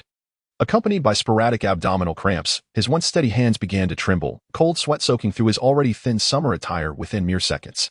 After maintaining the dry heaving for over 10 minutes and expelling all stomach acid, Su Ming finally leaned back in the driver's seat, taking several deep breaths to gradually stabilize his condition. In his 2 lifetimes, although he had served as a reconnaissance soldier, Su Ming had never seen the battlefield or taken a life. He never claimed to be a good person. The previous Mr. Su was also a victim of his hand. But having not seen blood, the initial nausea of killing was fleeting, and Su Ming reassured himself that he was ridding society of harm, allowing any remaining guilt to dissipate. Tonight's victim was the second soul claimed under Su Ming's command. He had chosen to brutally kill this individual to ensure a more stable collaboration with Qiangzi in the future, instilling fear in Qiangzi and his companions, hoping to prevent any treachery in their dealings. During their discussions at Qiangzi's stronghold, preoccupied with business and yet to finalize the deal, he restrained himself from revealing any weakness, determined not to let Qiangzi see through the facade of his twisted nature. Once the agreement was made, as he settled into the car, the image of the victim replayed in his mind, and despite his attempts to remain calm with a cigarette, his stomach churned uncontrollably, leading to another bout of violent vomiting. Su Ming retrieved a crumpled cigarette, slowly lighting it, inhaling deeply as the mingling scents of smoke and the acrid stench of vomit filled the vehicle, gradually soothing his nerves. Why dwell on such matters? In this life, I must live well for myself. Everything is for the sake of a better existence. Besides, they instigated this first. Su Ming reassured himself, acknowledging that such events would recur, and he would gradually acclimatize to it. Sitting upright, he discarded the extinguished cigarette but out of the window. Tomorrow, he would need to wash the car. Never mind, now that he had money, why not simply get a new one? The vehicle roared to life, leaving behind a wisp of exhaust and the sound of Su Ming's soliloquy. Chapter 25, Blueprints for the Safehouse. Early the next morning, Su Ming was roused from his slumber by the jarring sound of his phone ringing. It was Sister Jean, informing him that the design blueprints had been completed that morning. As he was about to end the call, Su Ming noticed a new message notification. Despite the numerous missed calls from Tian on his WeChat, he chose to disregard them and opened the message. Huagua Bank, your account ending in 7415 has received a deposit of 200,000 Huagua currency. Current balance, 201,808, 506, 53 yuan. Counting the zeros, 10,000, 100,000, million. Su Ming confirmed that indeed, 200 million had been credited to his account. With the additional 2 million from the sale of his house, and after deducting the design fees, he found himself with over 218 million. Never in his life had Su Ming possessed such a fortune. It was imperative to make the most of it, to indulge where appropriate, and to utilize it wisely. Feeling an itch in his injured arm from the previous night, he removed his shirt and unwrapped the bandage from his wound. The once gory injury had now formed a scab, causing no pain but a slight itch. Observing that the scab was on the verge of falling off, he marveled at the incredible healing speed, akin to a rocket launch. Taking a sharp intake of breath, Su Ming was astonished by the formidable capabilities of his enhanced body. To be honest, he was more eager than anyone for the construction of the safe house, as it represented the cornerstone of his comfortable existence in this apocalypse. Thus, after a brief refreshment, he set out. Upon reaching his parking spot and seeing his car, he recalled how he had utterly disarrayed it. instantly losing his enthusiasm for driving. Perhaps he would secure a new vehicle today? Su Ming took out his phone and summoned a taxi, heading straight for the S-H-I-E-L-D security company. Before 10 o'clock, as Su Ming stepped out of the taxi, he spotted Sister Jean waiting at the entrance from a distance. The moment she saw him, she dashed over, her voice reaching him before she did. "Xiao Su, I've been waiting for you. Come in, it's hot outside. Let us get into the air conditioning." As she grabbed his arm, she continued to chat amiably. "I could tell from your voice on the phone that you just woke up. Have you had breakfast?" "I can have someone fetch something," with a bemused smile. Su Ming shook his head, realizing he was beginning to understand the experience of the clients he had dealt with. Indeed, it felt refreshing. "Sister Jean, there is no need to be so polite. I am here now. I'll review the design drafts, and if all is satisfactory, we can sign the contract and pay the deposit today." To ease Sister Jin's anxious heart, Su Ming offered her a reassuring promise. "Oh, thank you. To be honest, the higher-ups are quite concerned about you as a client, given the substantial profit involved.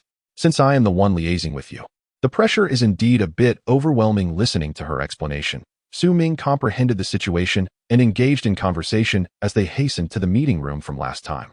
Inside the meeting room, in addition to the 5 designers from their previous meeting, there were now several impeccably dressed executives. Sister Jean provided brief introductions, and after exchanging pleasantries, they all took their seats. As the principal party, Su Ming took his seat at the head of the table without reservation. After the beautiful secretary served tea to everyone, General Manager Fang Shan, sitting to Su Ming's right, spoke up.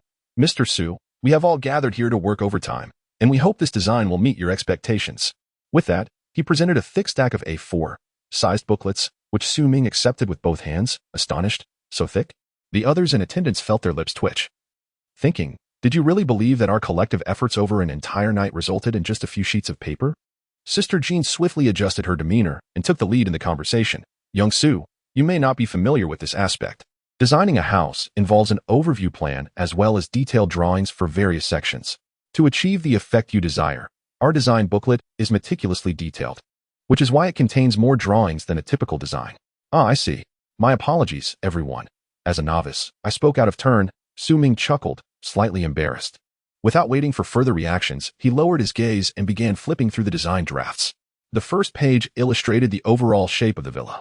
Due to the absence of a foundation, a basement had not been designed.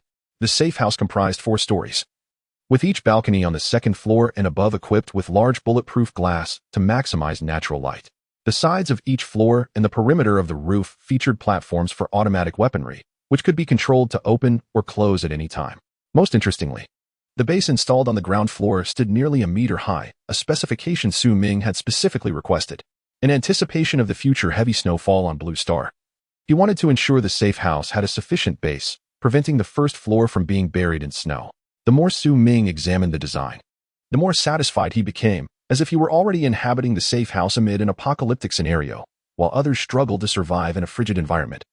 He envisioned himself clad in pajamas, his chest exposed, holding a glass of red wine, comfortably seated on the balcony of the second floor, watching the snowflakes dance in front of him, occasionally savoring a sip of wine. As half an hour passed, the others observed Su Ming, who had reached the last page of the design book but remained motionless, lost in thought, with a hint of drool glistening at the corners of his mouth. Young Su, concerned that Su Ming might be dissatisfied with the design, the group pondered how to address potential criticisms. Finally, Sister Jean could not contain herself and gently called out to Su Ming. "Huh? Oh, yes." Su Ming finally emerged from his reverie. "I am very pleased with this design. It is precisely the safe house I envision.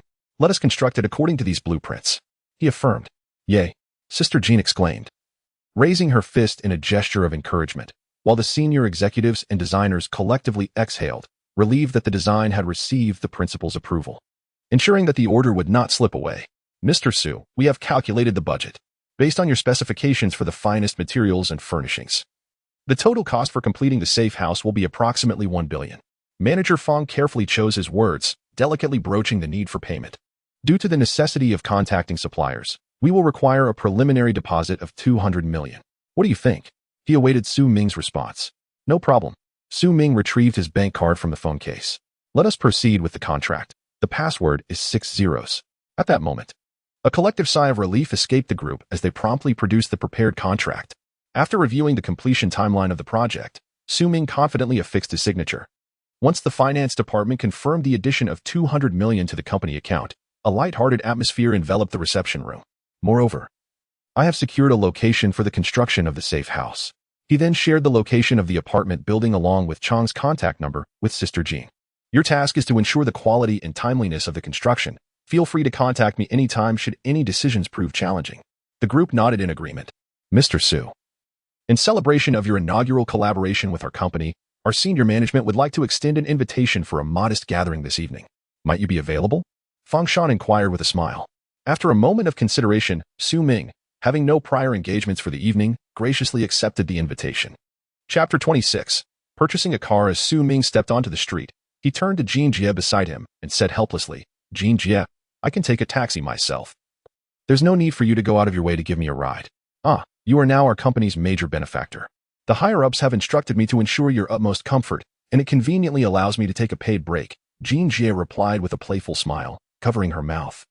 The two arrived at the roadside and entered Jean Jie's car, a standard Volkswagen, emblematic of the working class. Then I must trouble you, Su Ming said. Don't mention it. Providing excellent service ensures my pockets stay full, Jean Jie retorted graciously. By the way, I haven't asked where you wish to go, she said. Turning the key to start the engine, only then realizing that Su Ming had not yet disclosed his destination. The previous car was dirty, and I was thinking of visiting the auto mall. Do you have any good car recommendations? Any particular brands or models you fancy? I'm not very knowledgeable about cars. Do you have any recommendations? Su Ming inquired. Price is not an issue. I mainly seek durability and a bit more horsepower. What about a Mercedes-Benz? German quality, with a striking appearance. I happen to have a friend in sales there who can negotiate some discounts for you, Jean Jie suggested, as she began to drive, gradually accelerating. Only then did she realize that this gentleman next to her could easily afford extravagant homes, making her feel slightly embarrassed about her previous comment. Sounds great. Let's go take a look. Absolutely. Buckle up, boss. Jean Jie joked as the car suddenly sped onto the main road. Su Ming occasionally stole glances at Jean Jie, the neat. Short hair, the angular, fair face, and the previous sharp suit had now been replaced by a soft, floral dress in a cream hue, presenting an entirely different charm. While focusing on driving, Jean Jie caught sight of Su Ming's gaze and, blushing slightly, teased, Xiao Su, am I really that beautiful? You keep staring at me. Even though I'm just a couple of years older than you, I might be open to a May-December romance. Cough, cough. Jean Jie, you jest. Who doesn't enjoy looking at an attractive woman? If you weren't beautiful, I wouldn't bother. Su Ming deflected. Feeling a bit awkward for a few seconds, but soon retorted playfully. By the way, do you have a significant other? I've been focused on my work. And at the moment, I find myself disinterested in romance, she replied. Oh, isn't your family pressuring you?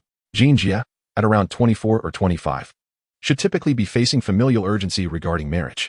They do, which is why I escaped to Sioux City to find work.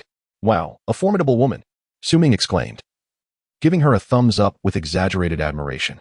As they chatted and got to know each other better, they soon arrived at the only direct Mercedes-Benz dealership in Sioux City. Just as Jean Jie parked the car at the entrance, a security guard approached, ready to assist and open the door for their visiting clients. As the engine of the vehicle fell silent, the security guard stepped forward, hand poised to open the driver's door. Wait, allow me. You go ahead and open the passenger side. A voice, filled with urgency, resonated from the entrance of the showroom, followed by the sound of polished leather shoes echoing against the floor, heralding the approach of its owner. Su Ming observed the eager salesperson, who was diligently holding the door open for Sister Jean and showering her with compliments, feeling utterly speechless. Apologies, Xiao Shui. You arrived so hastily. I was just outside accompanying a client for a test drive. The moment you contacted me, I rushed back. Thankfully, I made it in time, haha. No worries, Xiaoli. Allow me to introduce you to Mr. Su. He is the protagonist of today's affair. I would appreciate it if you could present him with some of the better models we have. Upon hearing this, the salesperson named Xiao Li turned to glance at Su Ming, taking note of his rather ordinary attire and the pair of sneakers that had seen better days. The only commendable aspect was his handsome face. Damn it, he's more attractive than I am, Xiao Li thought, instantly feeling a wave of disdain for the seemingly unremarkable Su Ming. Previously, Xiao Li had made several attempts to woo Sister Jean, yet she remained impervious to his advances. Now, witnessing her accompany a man who, while not wealthy, possessed a hint of charm, Xiao Li felt as if he had been robbed of a chance. And resentment brewed within him, his gaze towards Su Ming laced with hostility. Very well. I shall show Mr. Su around. Please, Sister Jean, step inside. While professing his intent to guide Su Ming, his attention remained fixated on Sister Jean, hardly sparing a glance for Su Ming. Mr. Su. This is the entry-level model from Benz. It boasts decent power, is compact and exquisite, making it quite suitable for a lady. Moreover, its price is quite accessible, coming in at just over 300,000. He emphasized the just over 300,000 part, convinced that Su Ming, with his impoverished appearance, could only afford such a model, perhaps even requiring a loan to do so. Seeing Sister Jean accompany Su Ming closely, indifferent to his own enthusiasm, Xiaoli's jealousy ignited. This guy clearly isn't wealthy. It appears he's merely here to show off with little Jean. Or has he already taken her under his wing? Is he here to buy her a small car? Xiaoli's thoughts spiraled with malice. Driven mad by jealousy, Xiaoli had now reduced both his former goddess and Su Ming to mere caricatures of a couple. Thus, he deliberately chose the most basic model, typically acquired by affluent individuals for their mistresses. Its performance was mediocre, merely distinguished by a badge, intended to deceive. As Su Ming listened to Xiaoli's veiled remarks about the car, compact and exquisite, just over 300,000, he discerned the underlying mockery. Just as he prepared to respond, he suddenly heard someone calling his name. Su Ming. Turning around, he was taken aback to see his beloved girlfriend standing at the entrance of the showroom, accompanied by a man and a woman. The man appeared to be in his 50s, clad in an exquisite designer suit, clutching a stylish handbag in his hand. His belly protruded as if carrying a child for 10 months, and the most striking feature was his forehead, undeniably bald. The woman was her dear friend, Sun Xiaoying. Observing the hands of Sun Xiaoying entwined around the arm of the man beside her, Su Ming suddenly understood. Chapter 27. Turmoil. Ah, Mr. Chun. What brings you here on this fine day? You didn't even give me a heads up, and I could have welcomed you at the door. The moment three individuals appeared at the entrance, Xiaoli dashed towards them with the swiftness of the wind, his mouth incessantly showering compliments. What vehicle might you be interested in today? Please share your requirements with me, and I shall undoubtedly recommend the most suitable one that perfectly aligns with your essence. Oh, I'm purchasing a vehicle for my girlfriend. The aloof gentleman turned his head towards Sun Xiaoying, suggesting, let us see if anything catches your fancy. I'd be happy to offer my input. Thank you, darling, you're so thoughtful. Sun Xiaoying exclaimed with delight, tightening her grip around the man's arm. Feeling the warmth of her embrace, the gentleman felt a rush of elation, almost compelled to seek a hotel at that very moment. Meanwhile, Su Ming and Sister Jean, who were left behind, felt a twinge of resentment at the scene unfolding before them. Sister Jean leaned closer to Su Ming, apologizing. I'm sorry, Xiaosu. This fellow used to have some discernment. I never expected him to be like this. It's all right. Besides, we can always find another salesperson. Su Ming replied casually. I'm not one to dwell on trivial matters. You needn't concern yourself too much. To prevent Sister Jean from overthinking, he added, Su Ming, my dear, where have you been these past few days? Why haven't you returned my calls? Today, I heard that my good friend Sun Xiaoying's boyfriend intends to buy her a car. Spurred by Sun Xiaoying's vanity, Tian decided to join in the excitement. Upon entering the showroom, Tian spotted Su Ming with a woman she had never seen before while examining vehicles. Her immediate reaction was one of shock, thinking that Su Ming had taken the proceeds from selling a house to buy a car for this unknown woman. In a moment of surprise and urgency, she exclaimed, Su Ming, take out your phone and see how many calls I've made to you. Initially, I thought you might truly be ill or preoccupied, but I didn't expect you to. As she trailed off, her gaze landed on Sister Jean, her tone laden with accusation, prompting the onlookers to feel sympathy and vent their frustrations at Su Ming, likening him to a modern-day chinchimmy. Seeing Su Ming and the woman's somber expressions, Tian felt a sense of triumph. After all these years with you, now that you have money, you wish to discard me? That 200,000 should have been spent on me. First, this lady is my business partner. Kindly silence your tongue. Second, when did I ever acknowledge you as my girlfriend? Perhaps you should inquire among your colleagues and friends. How many of them are aware that you have a boyfriend? Su Ming was nearly repulsed by Tian's antics, his thoughts deep and calculating, deliberately leaving his statements unfinished to allow those around to draw their own conclusions, casting him as the contemporary chinchimmy. Besides, when did I ever need to inform you about purchasing a vehicle? The more he pondered, the angrier he became. But I am your girlfriend. It's one thing to ignore my messages, but now you're here with an unknown woman to buy a car? You are such a scoundrel, she wailed, her voice dripping with feigned sorrow. Jean Jia's expression darkened as she accompanied Xiaosu to purchase a vehicle, feeling as though she had been relegated to the role of a mistress. Nevertheless, out of consideration for Su Ming's dignity, she suppressed her indignation. At that moment, Sun Xiaoying and her boyfriend approached, led by Xiaoli, undoubtedly having overheard the earlier commotion. Observing Tian, who was weeping inconsolably, the bald man felt a pang of sympathy. He had been engaging with Sun Xiaoying these past few days with ulterior motives, intending to draw her into his scheme alongside Tian. Otherwise, he would never have taken an interest in someone of Sun Xiaoying's appearance. His true desire was solely for Tian Tian. However, if he could possess both, that would be even more delightful. As anticipated, he had only just established a romantic relationship with Sun Xiaoying today. When he proposed purchasing her a vehicle, he noticed the yearning in Tian Tian's eyes. And he felt confident that securing such a stunning beauty was merely a matter of time. Watching Tian Tian cry amidst the crowd, Bastian felt a twinge of regret. How could this man not cherish such a beautiful girlfriend and allow her to be so heartbroken? As a man, how could he act in such a manner? He should swiftly apologize and perhaps buy her a car, and she might just forgive him. Jealousy can distort one's perception, Bastian. Reflecting on the beauty he desired, being subjected to the whims of a working man dressed in clothes that cost no more than 500 yuan, felt deeply unsettled. So, while appearing to offer counsel, he was subtly stoking the flames of discontent. Indeed, this seemingly refined individual turned out to be a contemporary Qin Shimi. Jinjia, you must be cautious of such people. Do not fall for their tricks, and quickly distance yourself from him. Witnessing the situation unfold, the ever-curious Xiao Li seized the opportunity to speak, reveling in the man's misfortune while taking the chance to strike. This man appeared incapable of affording a car and would not contribute to his success. What did it matter if he incurred their displeasure? Understanding men as he did, Xiao Li noticed Bastian casting furtive glances at Tian Tian and was aware of the underlying dynamics, thus offering his support. As Tian Tian heard Bastian and the salespeople rallying behind her, she intensified her performance, crying even louder. Enough. Su Ming finally interjected, his patience waning as he addressed Tian Tian. I never intended to speak harshly, but your lack of awareness is astonishing. Tell me, in all these years, when have I ever asked you to spend your own money on a date? Which time wasn't I the one helping you pay off your credit card bills? With the crowd in the showroom growing, he continued, you claim to be my girlfriend, but do your colleagues and friends know you have a boyfriend? You say you want to save the best for marriage, yet you won't even let me kiss you? You make excuses to discuss finances under the pretense of romance. What audacity! You expect me to spend on you, but when have you ever gifted me anything?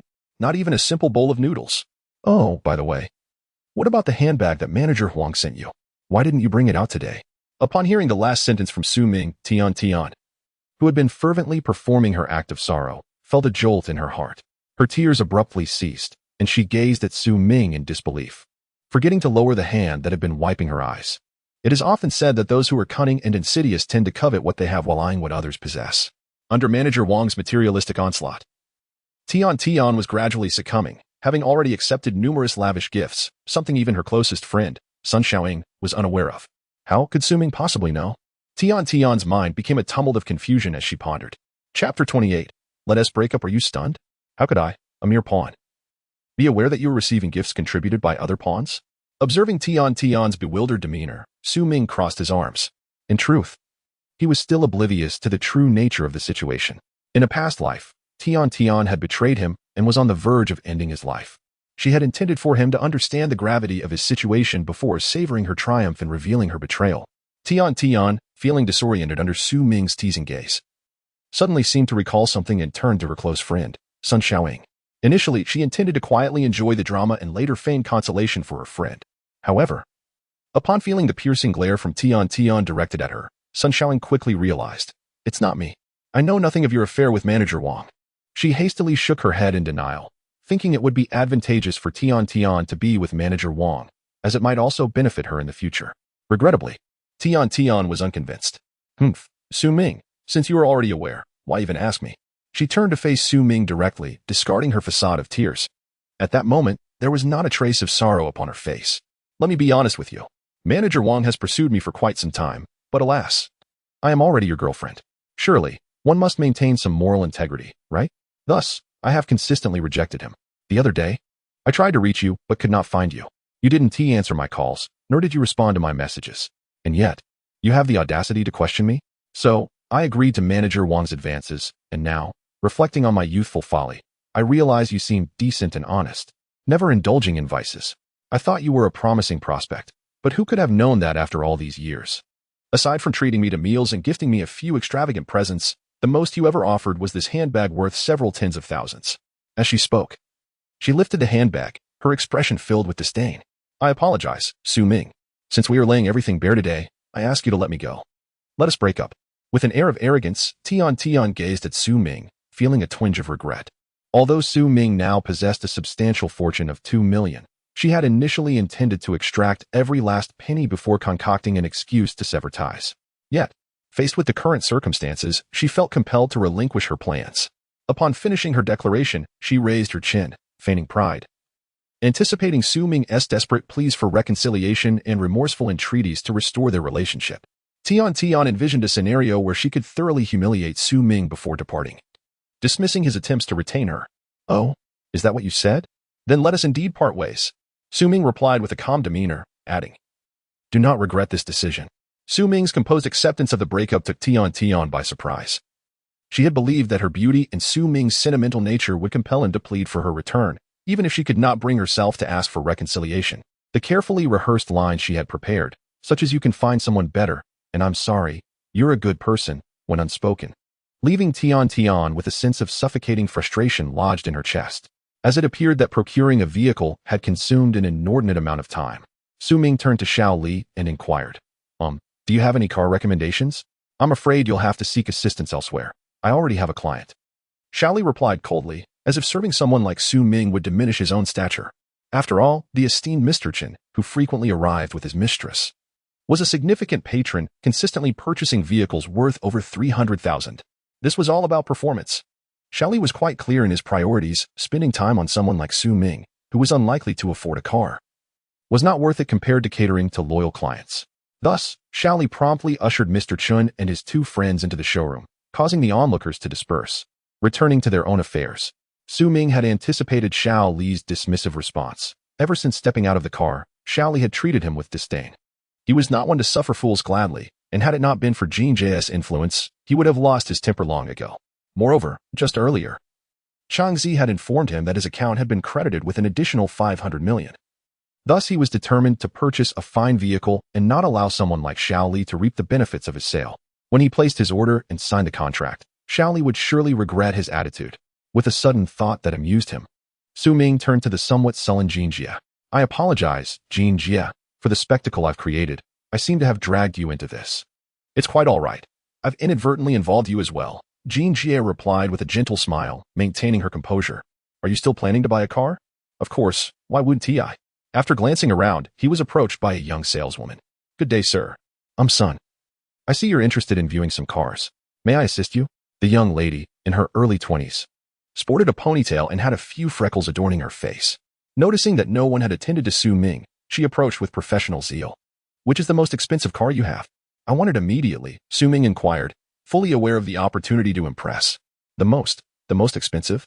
Sun was momentarily taken aback, but quickly regained her composure and began to elaborate.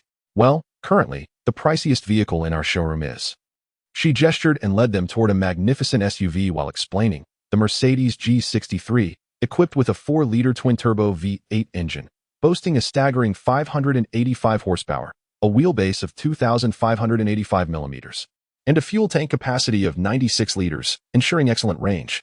As they approached the imposing vehicle, Su Ming was captivated by its robust lines and formidable presence.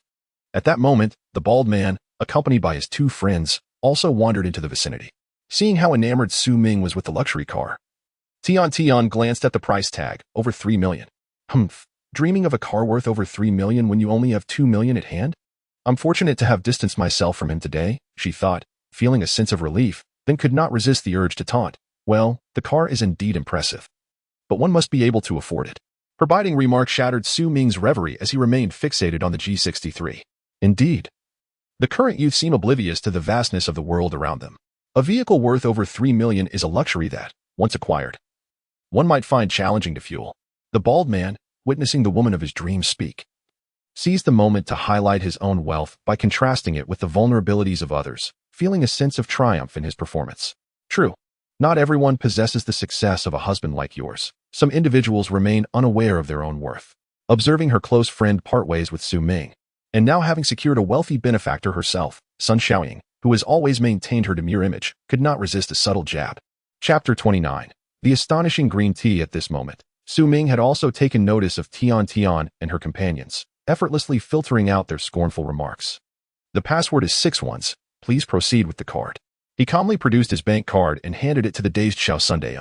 Mr. Su, do you not require me to elaborate on the performance specifications of this vehicle? Xiao Sun was momentarily stunned by this abrupt turn of events. The introduction to the vehicle had barely begun, and yet the client had already placed an order. Ah, very well, Mr. Su. I shall retrieve the contract from the manager right away. Please, have a seat. With that, he swiftly turned and dashed upstairs. Happiness arrived so unexpectedly, akin to a whirlwind. Ha, ha, ha. Mr. Chen beside them forced a laugh. Young man, this trick of yours can only relieve tension for a few minutes at most. Surely, the funds in your card suffice for the down payment of this vehicle, right? He had just overheard Xiao Sun mentioning that Su Ming had sold 2 properties, and the most he could have in his account was approximately 2 million. At this moment, he suspected that Su Ming was merely putting on a show by presenting his card. Su Ming, I genuinely feel fortunate to have broken up with you. Holding 2 million from the sale of your properties, you come here to purchase a car worth over 3 million?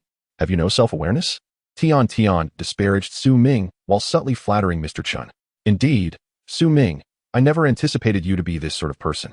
I truly feel sorry for Tian. The naive and simple-minded Xiao Sun was completely oblivious to Tian's ulterior motives in flattering Mr. Chen. Meanwhile, Mr. Chen was left bewildered by the 2 women's compliments, feeling as though he had reached the pinnacle of his existence. To him, Su Ming was merely a minor character. Su Ming restrained Jin Jie, who was about to defend him, and could not be bothered to respond to them. After a brief moment, Xiao Sun, who had hurriedly ascended to the 2nd floor, returned in an even greater rush, holding the bank card and a stack of A4 papers, followed closely by a man in a suit who exuded an air of authority. Upon reaching the 1st floor, Xiao Sun slowed his pace, allowing the man behind him to catch up, and then followed in the wake of the man, yielding the spotlight to the leader. Good day, Mr. Su. I am the general manager of this establishment, surnamed Liu. Thank you for your trust in our Mercedes-Benz. As he spoke, he brought his feet together, slightly bent at the waist, and shook Su Ming's right hand with both of his. Hello, shall we sign the contract now? Puffed. Tian scoffed. Sign a contract? How much do you even have in your card? Mr. Chen observed the manager's presence and, given his years of experience in the social sphere, sensed that something was amiss, thus refraining from further comment. Manager Liu glanced at Tian and her companions before turning to Xiao Sun with a questioning look. Xiao Sun shook his head, indicating that they were merely bystanders and unrelated to Su Ming. Subsequently, Manager Liu disregarded the trio, took the bank card from Xiao Sun, and handed it to Su Ming with both hands, stating, Mr. Su, the total price for this G63 is 3.5 million. And the funds have already been deducted from your account. Shall we proceed to my office to sign the contract? The crowd here is overwhelming and unbefitting of your status. After hearing Manager Liu's words, Tian and her companions were left speechless in utter astonishment. My goodness, a vehicle worth 3.5 million yuan purchased on a whim. Was there even 3 minutes from viewing to payment? The most infuriated among them was undoubtedly Tian. She reflected on her recent tirade directed at Su Ming, feeling like a fool, and in a fit of rage, she exclaimed, Well, Su Ming, where on earth did you acquire such wealth? Did you not tell me the house only sold for 2 million? How do you account for the additional 100,000? Su Ming regarded Tian as if she were simple-minded. Who are you to question me on such private matters? Can we maintain some boundaries here? Tian felt a surge of frustration, her chest heaving as if she might explode at any moment, utterly at a loss for how to channel her anger. Manager Liu, I have matters to attend to. Let us finalize the contract here, Su Ming said, turning to Manager Liu. By the way, do you have any more expensive vehicles available? Su Ming thought, considering that Tian was still present, he could not allow her to enjoy an easy victory. He was determined that she witness the extent of his wealth, ensuring she would regret her earlier behavior. This was merely one part of Su Ming's elaborate revenge, as he harbored a grudge. Well, what? Mr. Su, you wish to purchase more? Manager Liu was invigorated and quickly regained his composure. Mr. Su, let me introduce you to some options. Which one is the most expensive? Su Ming interrupted Manager Liu before he could elaborate on various vehicles and their specifications. Everyone was taken aback, including the 2 close friends and Boss Chun, who finally realized he had encountered someone formidable and wished he could slink away in embarrassment. The 2 friends stared at Su Ming, seemingly entranced. Oh, please look this way. Manager Liu gestured with one hand toward a pristine white Mercedes-Benz. This is the G65. Priced at over 2.8 million yuan. Currently, it is our most expensive model in stock, 2 available, 1 black and 1 white. What do you think? Manager Liu eagerly awaited Su Ming's response, realizing this would be a significant sale. All right, let us proceed with card payment and sign the contract, Su Ming said, not even taking a closer look at the car, as it was merely a prop for ostentation. Collectively, the audience in the showroom erupted in awe, witnessing what true affluence looks like, spending nearly 10 million yuan within minutes without a hint of concern. Upon finishing, Su Ming turned to Jin Jie beside him. Jin Jie, what color do you prefer? White. she replied without much thought, still in shock. It was only after she spoke that she realized Su Ming's intention and was about to refuse. Very well. I shall gift you the white one as a token of my apology. Please do not decline. You know I am not lacking in funds. Su Ming tightened his grip on Jin Jie's arm and exchanged a knowing glance, prompting her to understand. Thus, she graciously responded, "Thank you so much. And what about the other G65? Sister Jean is truly an extraordinary person," Su Ming thought to himself, secretly delighted as he cast a glance of approval towards her. There is another vehicle. Su Ming feigned contemplation, his gaze wandering until it settled on Tian Tian, causing her heart to tremble with anticipation. Could it be that he intends to gift me something? Tian Tian's heart surged with waves of expectation. Chapter 30. Teasing. Regretful remorse. I was certain that Su Ming still harbored feelings for me. His earlier words were merely a fade to provoke my ire. Indeed. Quickly, tell me. There's another car for you, Tian Tian. A wave of immense happiness enveloped Tian Tian, her eyes glistening with affection as she gazed intently at Su Ming. If there's another one. Su Ming's gaze fell upon Tian Tian, drawing the attention of everyone present, their eyes brimming with envy, jealousy, eagerness, and a myriad of other emotions. Amidst the envious and resentful stares, Tian Tian slightly lifted her chest, tilting her chin in anticipation of Su Ming's words. Of course. It will be given to Sister Jean. Su Ming withdrew his gaze and turned to Manager Lu beside him. Okay, what? Manager Lu seemed momentarily stunned, staring blankly at Su Ming. At that moment, the onlookers were convinced they had misheard, incredulous that this gentleman was bestowing 2 luxury cars upon the same woman. Surely, these 2 vehicles could have been gifted to 2 different ladies, yet he chose to present them to one?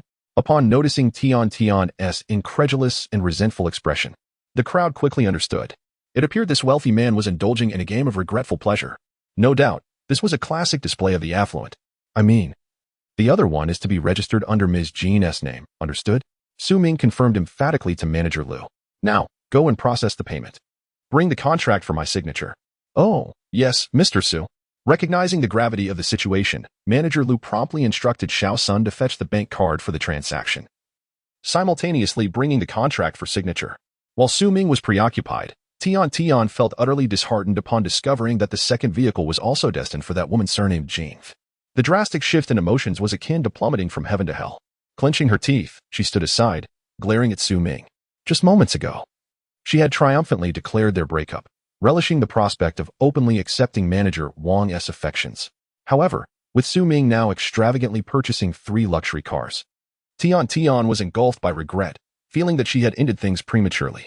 As Su Ming's gaze settled on the remaining unassigned car, she momentarily believed herself to be the luckiest fairy. What was the outcome? Su Ming, why are you treating me this way? Is this deliberate? Her heart ignited with jealousy, for those luxury cars should have included one for her.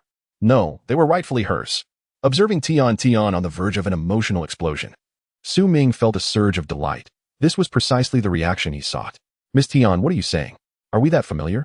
He asked coolly, feigning ignorance of the unfolding drama. Tian Tian's face shifted from pale to flushed, at a loss for words. Indeed, she had just initiated the breakup with Su Ming, leaving her without any grounds to confront him now. In that moment, a wave of sorrow washed over her. Mr. Su, here's your card. The funds have been transferred. Additionally, these contracts require your signature alongside Ms. Jin's. These vehicles are now yours. At this moment, Xiao Sun approached with the bank card and contracts in hand, respectfully offering them. Very well, thank you, Su Ming said, hastily signing without glancing at the contract details. By the way, may I inquire how much remains on my card? Su Ming asked. There are over 490 million, Xiao Sun swore, having never seen so many zeros in a bank card before, which made her head spin. The crowd erupted in awe once again, with the most regretful among them being Tian Tian and her companions. Tian Tian, without a doubt, bemoaned parting with 500 million, having had the opportunity just moments ago to partake in the fortune, all because of her own loose tongue. At that moment, Boschan felt like a fool, realizing that Su Ming was the true heavyweight, while he had been foolishly pretending to be significant. If not for the fear of being looked down upon by his 2 female friends, he would have eagerly approached Su Ming for an introduction. The one who regretted the most was Xiaoli, who lamented, "Oh no, I missed out on over 100,000 in sales commission today." He had thought Su was a mere pauper. It was he who was truly impoverished in spirit. As Su Ming reveled in the envy and jealousy of the crowd, he remarked, "Oh, by the way, Manager Lu, please ensure that Xiao Sun receives her due commission. It is not in my nature to harbor grudges." He praised Xiao Sun while subtly taking a jab at Xiaoli. Manager Lu, being astute, had already heard of Xiao Li's earlier negligence towards Su Ming. After listening to Su Ming's insinuations, he felt a pang of resentment and quickly said, "Mr. Su is right. On behalf of our establishment, I apologize for your previous unpleasant experience." He then turned to Xiao Li, declaring, "Xiao Li, your discriminatory treatment of clients violates our service code and the ethical standards expected of a salesperson. Therefore, you are hereby dismissed. The termination documents will be sent to your personal email. Please gather your belongings and leave immediately." Xiao Li, unable to fathom what he was hearing, looked from Manager Lu to Su Ming, then scanned the crowd, noting the mocking gazes of onlookers. He felt like a jester in their eyes.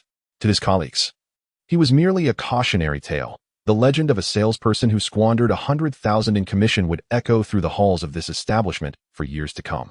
Without further thought, Xiao Li stumbled away, pushing through the crowd and abandoning his belongings, fearful that remaining would expose him to the piercing gazes of those around him. "Su Ming, just wait." Xiao Li left with a glare filled with malice, which Su Ming, engrossed in finalizing the vehicle purchases with Manager Lu, did not notice. The crowd watched in silence, recognizing that wealth indeed allowed for caprice. Ultimately, under the fervent insistence of Su Ming, Sister Jean tearfully affixed her signature to the 2 contracts. Meanwhile, Boss Chen, overwhelmed by the insistence of Tian and her friend, could hardly muster the energy to even glance at the car he had agreed to purchase for Sun Xiaoying. What a disgrace. Only Sun Xiaoying, filled with indignation, lamented. What about the promise of my car? It seemed that her hopes would have to wait until the next occasion, where perhaps she could exert more effort. Alas, Sun Xiaoying sighed in her heart, regretting the lost opportunity. At that moment, as the trio made their way towards the parking lot, the sound of boisterous laughter behind them mingled with the astonished gasps of onlookers, striking a chord deep within their hearts, prompting them to quicken their pace, eager to escape the scene. Chapter 31. The call for help from the particle. At this moment, 2 fortunate customers, amidst the clamor of the crowd, had already turned the G65 into a disarray. "Ladies and gentlemen, while you may indulge in your antics, please refrain from posting our faces online. Lest you infringe upon our right to privacy, consider this a gentle reminder," Su Ming aptly cautioned. There was still some time before the apocalypse, and while it was prudent to be ostentatious, one must not attract nationwide recognition. As he watched Tian and her esteemed guests depart in their vehicle, the performance had lost its allure for Su Ming. He handed over his and Sister Jin's personal information, along with the vehicle delivery address, to Manager Lu, requesting that they take care of the registration and various formalities for the 2 cars, after which he would simply deliver them to his residential complex. The 2 continued their journey back in Sister Jin's car. Observing the flow of traffic during the evening rush, Su Ming expressed his apologies. "Sister Jean, please do not take the words of that woman to heart." After a moment's reflection, he added, "I hope you 1T refuse the car. Consider it my token of apology. I am not lacking in funds." Having reiterated his insistence on her acceptance, Sister Jean, being a straightforward person, readily acquiesced and expressed her gratitude. "Thank you, boss. Should you require any services in the future, do not hesitate to call upon me. I will personally oversee the Safehouse project and dedicate myself to its success. By the way, I gathered from your ex-girlfriend's remarks, you were previously in financial straits?" As soon as the question left her lips, Sister Jean realized her abruptness and added, "I apologize for prying." "Huh. It's quite trivial, really. Just a tale of a gold-digging woman discovering that her ineffectual and impoverished boyfriend has suddenly come into wealth," Su Ming replied nonchalantly. The summer sun lingered late into the evening. When they arrived at the Ganwei building on Guanshan Street, the executives of the Shield Company were already waiting at the entrance, ready to receive them. "Mr. Su, has everything been arranged? To express our gratitude for your trust in our company, all of our senior executives are here today. Please, come inside." Fang Shan greeted Su Ming warmly with a handshake, ushering him into the establishment. "My apologies for the delay, everyone. It was not my intention to keep you waiting. There was a bit of traffic. Feel free to consult Sister Jean," Su Ming explained sincerely, noting that the executives bore no signs of impatience. As he walked ahead with Fang Shan, Su Ming took in his surroundings at the Ganwei building.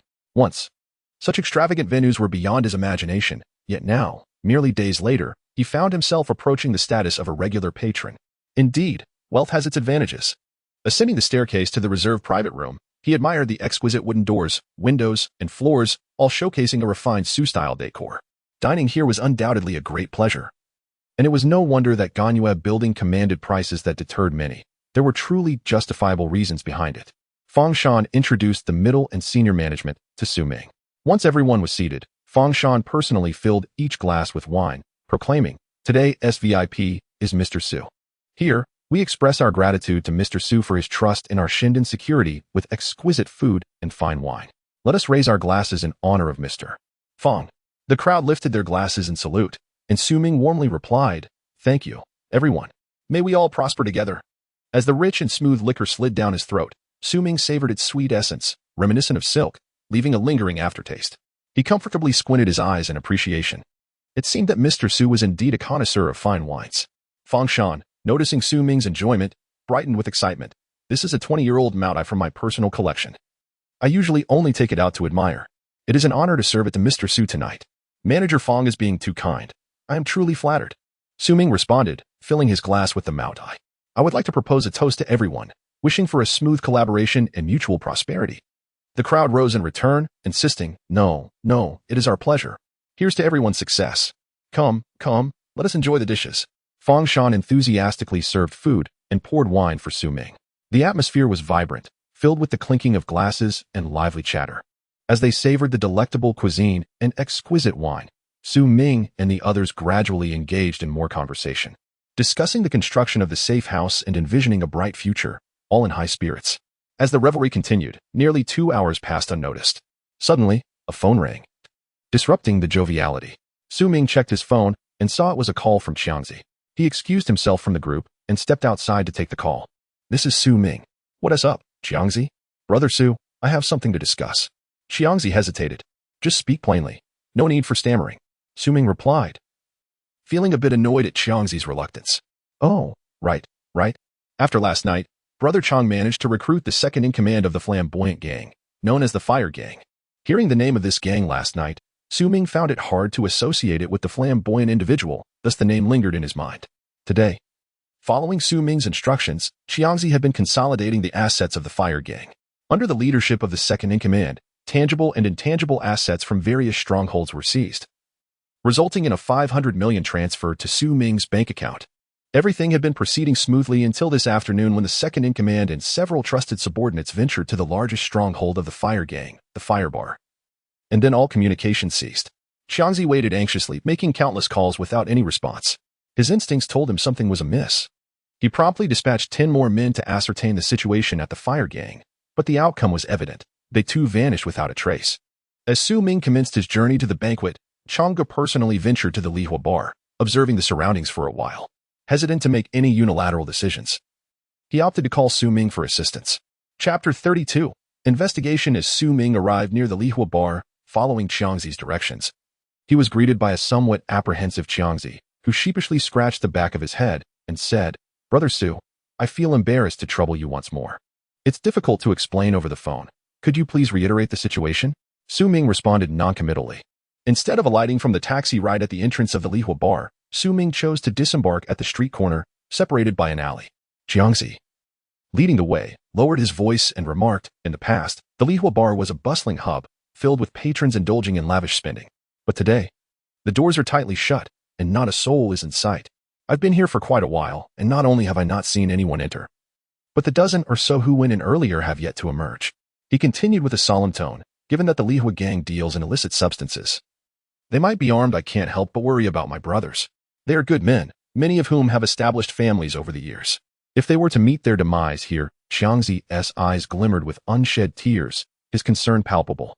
As they spoke, the two found refuge behind a tree close to the bar, its shadow cast by the streetlight providing them with ample concealment. Behind them, around 20 of Xiangzi's subordinates crouched silently on the ground, their expressions filled with hope as they gazed at Su Ming. They had witnessed Su Ming's formidable prowess, dispatching foes with a single punch, and now regarded him as their savior. Noticing Su Ming intently surveying the bar's entrance and its surroundings, Xiangzi, with a tone of desperation, implored, "I never intended to burden you, but I cannot bear the thought of my longtime brothers facing death." Moreover, he understood that Su Ming was not only physically formidable but also armed. Enlisting his aid would significantly enhance the chances of rescuing their comrades. Su Ming grasped the unspoken words that lingered in Xiangzi's heart. After his rebirth, he had resolved to prioritize caution and survival above all else. Initially, he had come merely to assess the situation, unwilling to take any risks. However, as he contemplated his plans for a safe house and stockpiling supplies in this apocalyptic world, he realized he could benefit from assistance. Thus, after careful deliberation, he resolved to aid Xiangzi in overcoming this crisis. unless circumstances dictated otherwise, in which case he would regretfully have to decline. Seeing Su Ming leaning against the tree, lost in thought, Xiangzi, assuming he was contemplating his own safety, grew anxious and suddenly fell to his knees. Brother Su, I know this matter does not concern you, but I beg you to help us, to save those brothers. Regardless of the outcome, my brothers, and I will follow you without question from now on. His words, though somber, were charged with fervor. Xiangzi's kneeling prompted his subordinates to do the same, collectively whispering their pleas. All right, I am merely observing the situation. What are you all doing? Su Ming felt a surge of amusement within.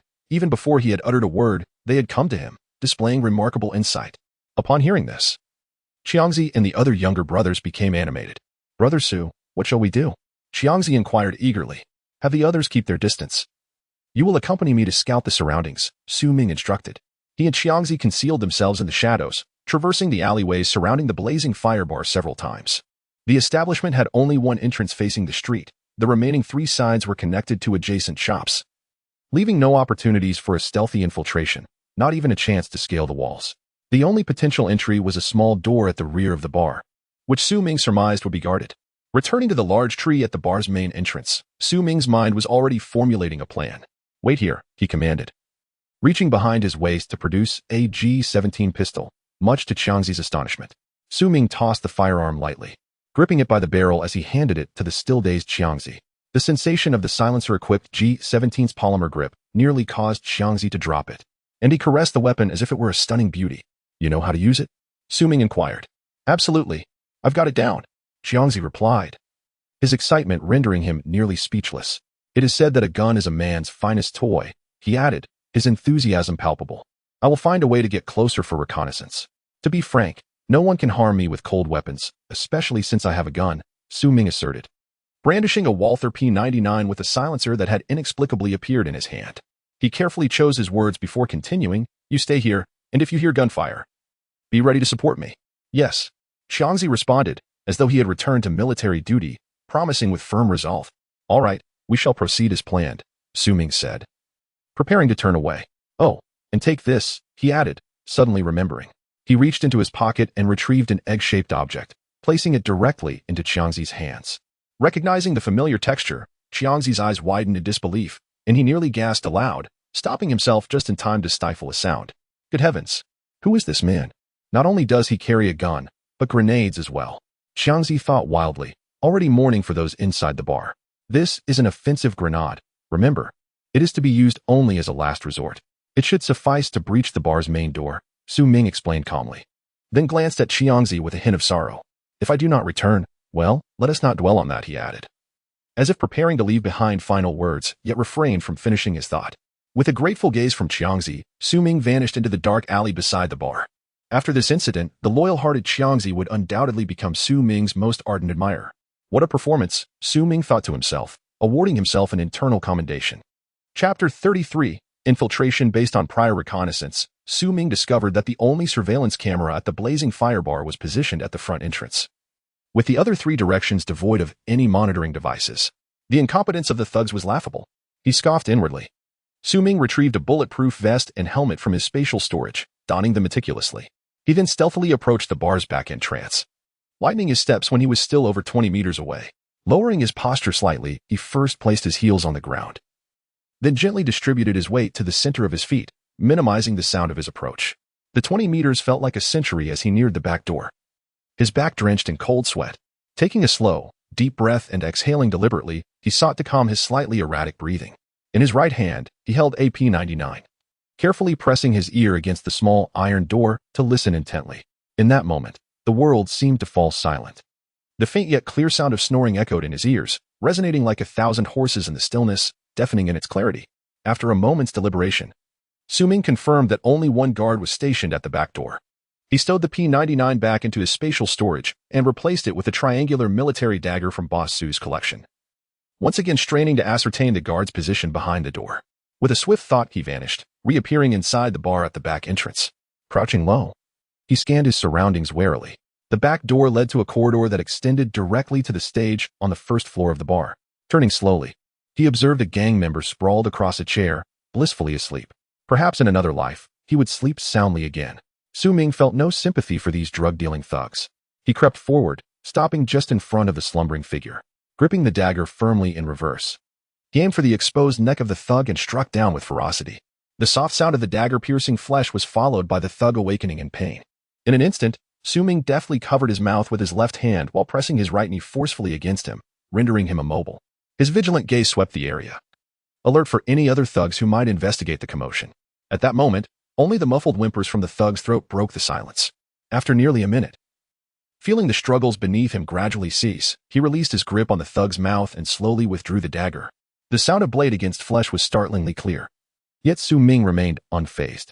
He wiped the blade clean of blood on the thug's clothing, then reversed his grip on the dagger and silently proceeded deeper into the corridor. Upon reaching the rear of the stage, he could faintly hear the sounds of a television and conversation. Peering out quickly, then retreating just as swiftly, he repeated this motion several times.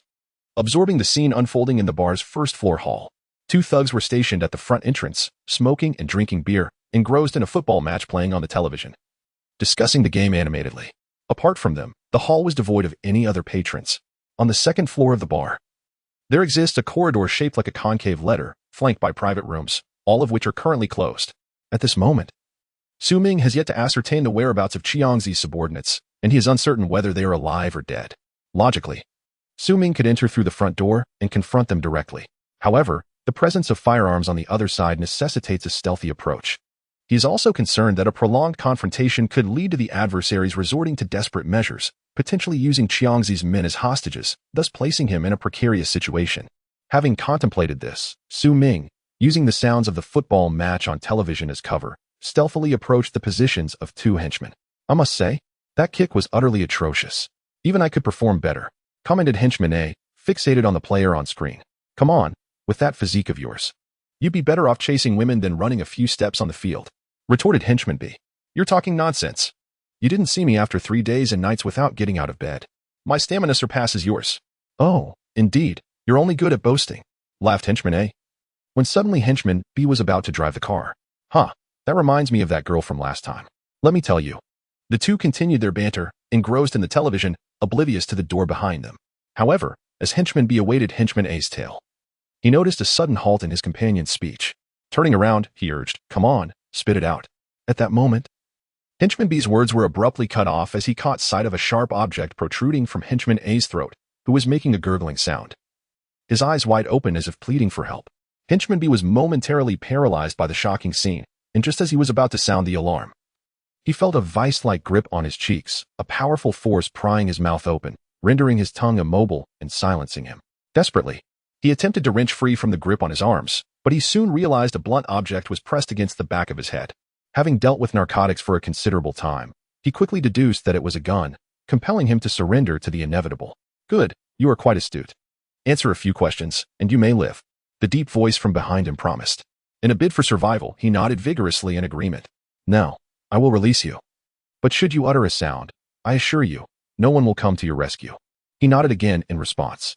Slowly, the grip on his thumb and middle finger eased. Henchman B, disregarding the drool at the corner of his mouth, hastily closed his lips and swallowed hard, inhaling deeply. "Where are the people you captured today?" Ming inquired, pressing the gun against the back of henchman B's head. "There, in the basement. There are 2 groups. And the basement is locked, so no one is watching," henchman B whispered in reply, the sounds of the television masking their conversation, ensuring they remained undetected. Ming silently breathed a sigh of relief. Otherwise, Qiangzi would be heartbroken. After a mere 5 minutes, Ming acquired the information he sought and, employing the same method, dispatched the henchman to the afterlife. Chapter 34. Eavesdropping. According to Minion B, the area is now under the control of a man known as Brother B. 2 years ago, this individual began collaborating with the effeminate one, providing him with supplies, from which they shared the profits. Last night, while the effeminate one ventured to Qiangzi's stronghold, only he and a hapless guard remained behind. Brother B's real name remains unknown, even to their leader, the effeminate one. Ordinarily, he would arrive at a fixed time each month to deliver goods. However, this month he arrived unexpectedly early. The 3 subordinates left behind did not see the effeminate one return last night, but this morning they were greeted by the prematurely arriving Brother B. Initially, Brother B intended to wait at the Lihua bar for the effeminate one to return before making his delivery. However, by afternoon, instead of the expected arrival, he was met with subordinates sent by Qiangzi to seize the assets. Seizing the opportunity, the group, armed with firearms, apprehended 2 waves of Qiangzi's men and confined them in the basement. At this moment, Su Ming, taking advantage of the noise from the football match on the television, stealthily approached the entrance of the largest private room on the 2nd floor. Crouched at the door, his soft body armor snugly conformed to his form, minimizing any impact on his mobility and providing him with a sense of security. He leaned closer to the door, straining to listen to the sounds within. Inside the private room, a burly man sat in the boss's chair, his tight-fitting short sleeves accentuating his muscular physique. With his feet propped on the table, he leisurely enjoyed a cigar, his shadowy gaze seemingly piercing through the smoke. Murakami-kun, this waiting is not a viable strategy. We have already encountered 2 waves of adversaries today. Su Wenxiang's rivals must have sensed something amiss. What are the remaining 3 remarked, urgency lacing his tone. Indeed, these damn Chinese. We should have moved on after making the delivery. Another chimed in. Baka. The burly leader barked. Have I not instructed you to refrain from speaking in Japanese here? And address me as Brother B. The 2 who had spoken before immediately lowered their heads in acknowledgement. Outside the door, Su Ming's heart raced upon realizing that these individuals were supplying the effeminate one with narcotics. As a linguistics major in university, he was well versed in multiple foreign languages, making communication effortless, to the point where it felt as if those languages were his native tongue. At that moment, perched at the door, he had already condemned these Japanese men to a dire fate for their role in poisoning his compatriots and profiting from their suffering. Furthermore, it became evident that their distribution network extended beyond just the effeminate one. Truly despicable. I wish to proceed to the next target as well, but we have received a temporary mission to rendezvous. Hence, we shall spend the night here, the leader declared in impeccable Mandarin. Tonight, make sure to rest well and prepare. We are to meet Mr. Su to collect an important document. We must not falter tomorrow. Upon hearing Mr. Su's name and the mention of a document, Su Ming was immediately reminded of the file lying in the space, containing a plan known as Spark. Could it be? A thought flickered in Su Ming's mind. Were these islanders spies? The voices emanating from within provided timely clarification to his confusion. Big Brother B. Why must we go to that boss Su to retrieve the document? Although he conducts substantial business, what could possibly warrant our engagement with him? While our Yamaguchi-gumi is the largest gang in the islands, we essentially serve the interests of those politicians above us, and at times, even the leader cannot refuse certain assignments. Big Brother B spoke slowly, as if carefully considering his words, and continued in a hushed tone. This task is reportedly issued from the highest echelons. This boss Su might have struck a deal with them, exchanging this document for his own nationality in the islands. Excuse me, Big Brother B. When you say the highest, do you mean the heavens? Another inquired cautiously, refraining from speaking the thought in full. This matter is for your ears only. Upon returning to the organization, keep it under wraps. You know the rules of the gang. Big Brother B warned, invoking the organization's regulations to intimidate his subordinates. Indeed, serving His Majesty the Emperor is our supreme honor. His 3 subordinates responded enthusiastically, as if eager to lay down their lives for the emperor they spoke of. Listening to their fervent agreement, Big Brother B understood the principle of rewarding after discipline and continued, if this task is executed well, I shall commend you upon our return to the organization. Thank you, Mr. Murakami, for your guidance. The 3 subordinates expressed their gratitude with excitement.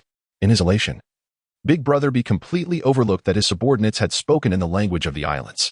Meanwhile, Su Ming, positioned outside the door, had overheard the entire conversation. Gaining a clearer understanding of the situation, Boss Su was not merely a businessman. He had clandestinely maintained some form of connection with the islands. And it was possible that he had been a spy all along. Su Ming suddenly felt he had made it too easy for Boss Su to meet his demise. Furthermore, if Boss Su intended to hand over the Spark plan to the islands, it implied that they were still unaware of the impending apocalypse. When Su Ming first encountered the Spark plan, he had assumed that all nations were aware of the impending doom, merely withholding the information from the public. It seemed, however, that this was not the case. It was only certain that the official government of Huaguo was aware. Could this be an opportunity for him to exploit? Shaking his head, he realized that this was not the moment for such considerations. Given that these islanders were renowned members of the Yamaguchi-gumi, equipped with firearms and undoubtedly formidable in combat, he could not confront them directly. What to do? An idea struck him. At this moment, the conversation in the private room was drawing to a close. Big Brother B, having thoroughly encouraged his 3 subordinates and instilled them with enthusiasm, instructed, "It's getting late. You all should return to your rooms and rest. Tomorrow, we shall continue our efforts." Yes. They all stood from their chairs, preparing to return to their rooms for rest. Suddenly, a loud knock echoed through the door. What is it? Big Brother B pondered whether Su Wenxiang had returned, and if his subordinates had come to summon him. Our leader is back. I shall invite Big Brother B down. The response from outside was as he anticipated, just in time to hand over the goods to him. He could retrieve the documents tomorrow and return home to submit them, he mused. At his discreet signal, his subordinate placed his hand on the doorknob, twisting and pulling with force, causing the door to open slightly.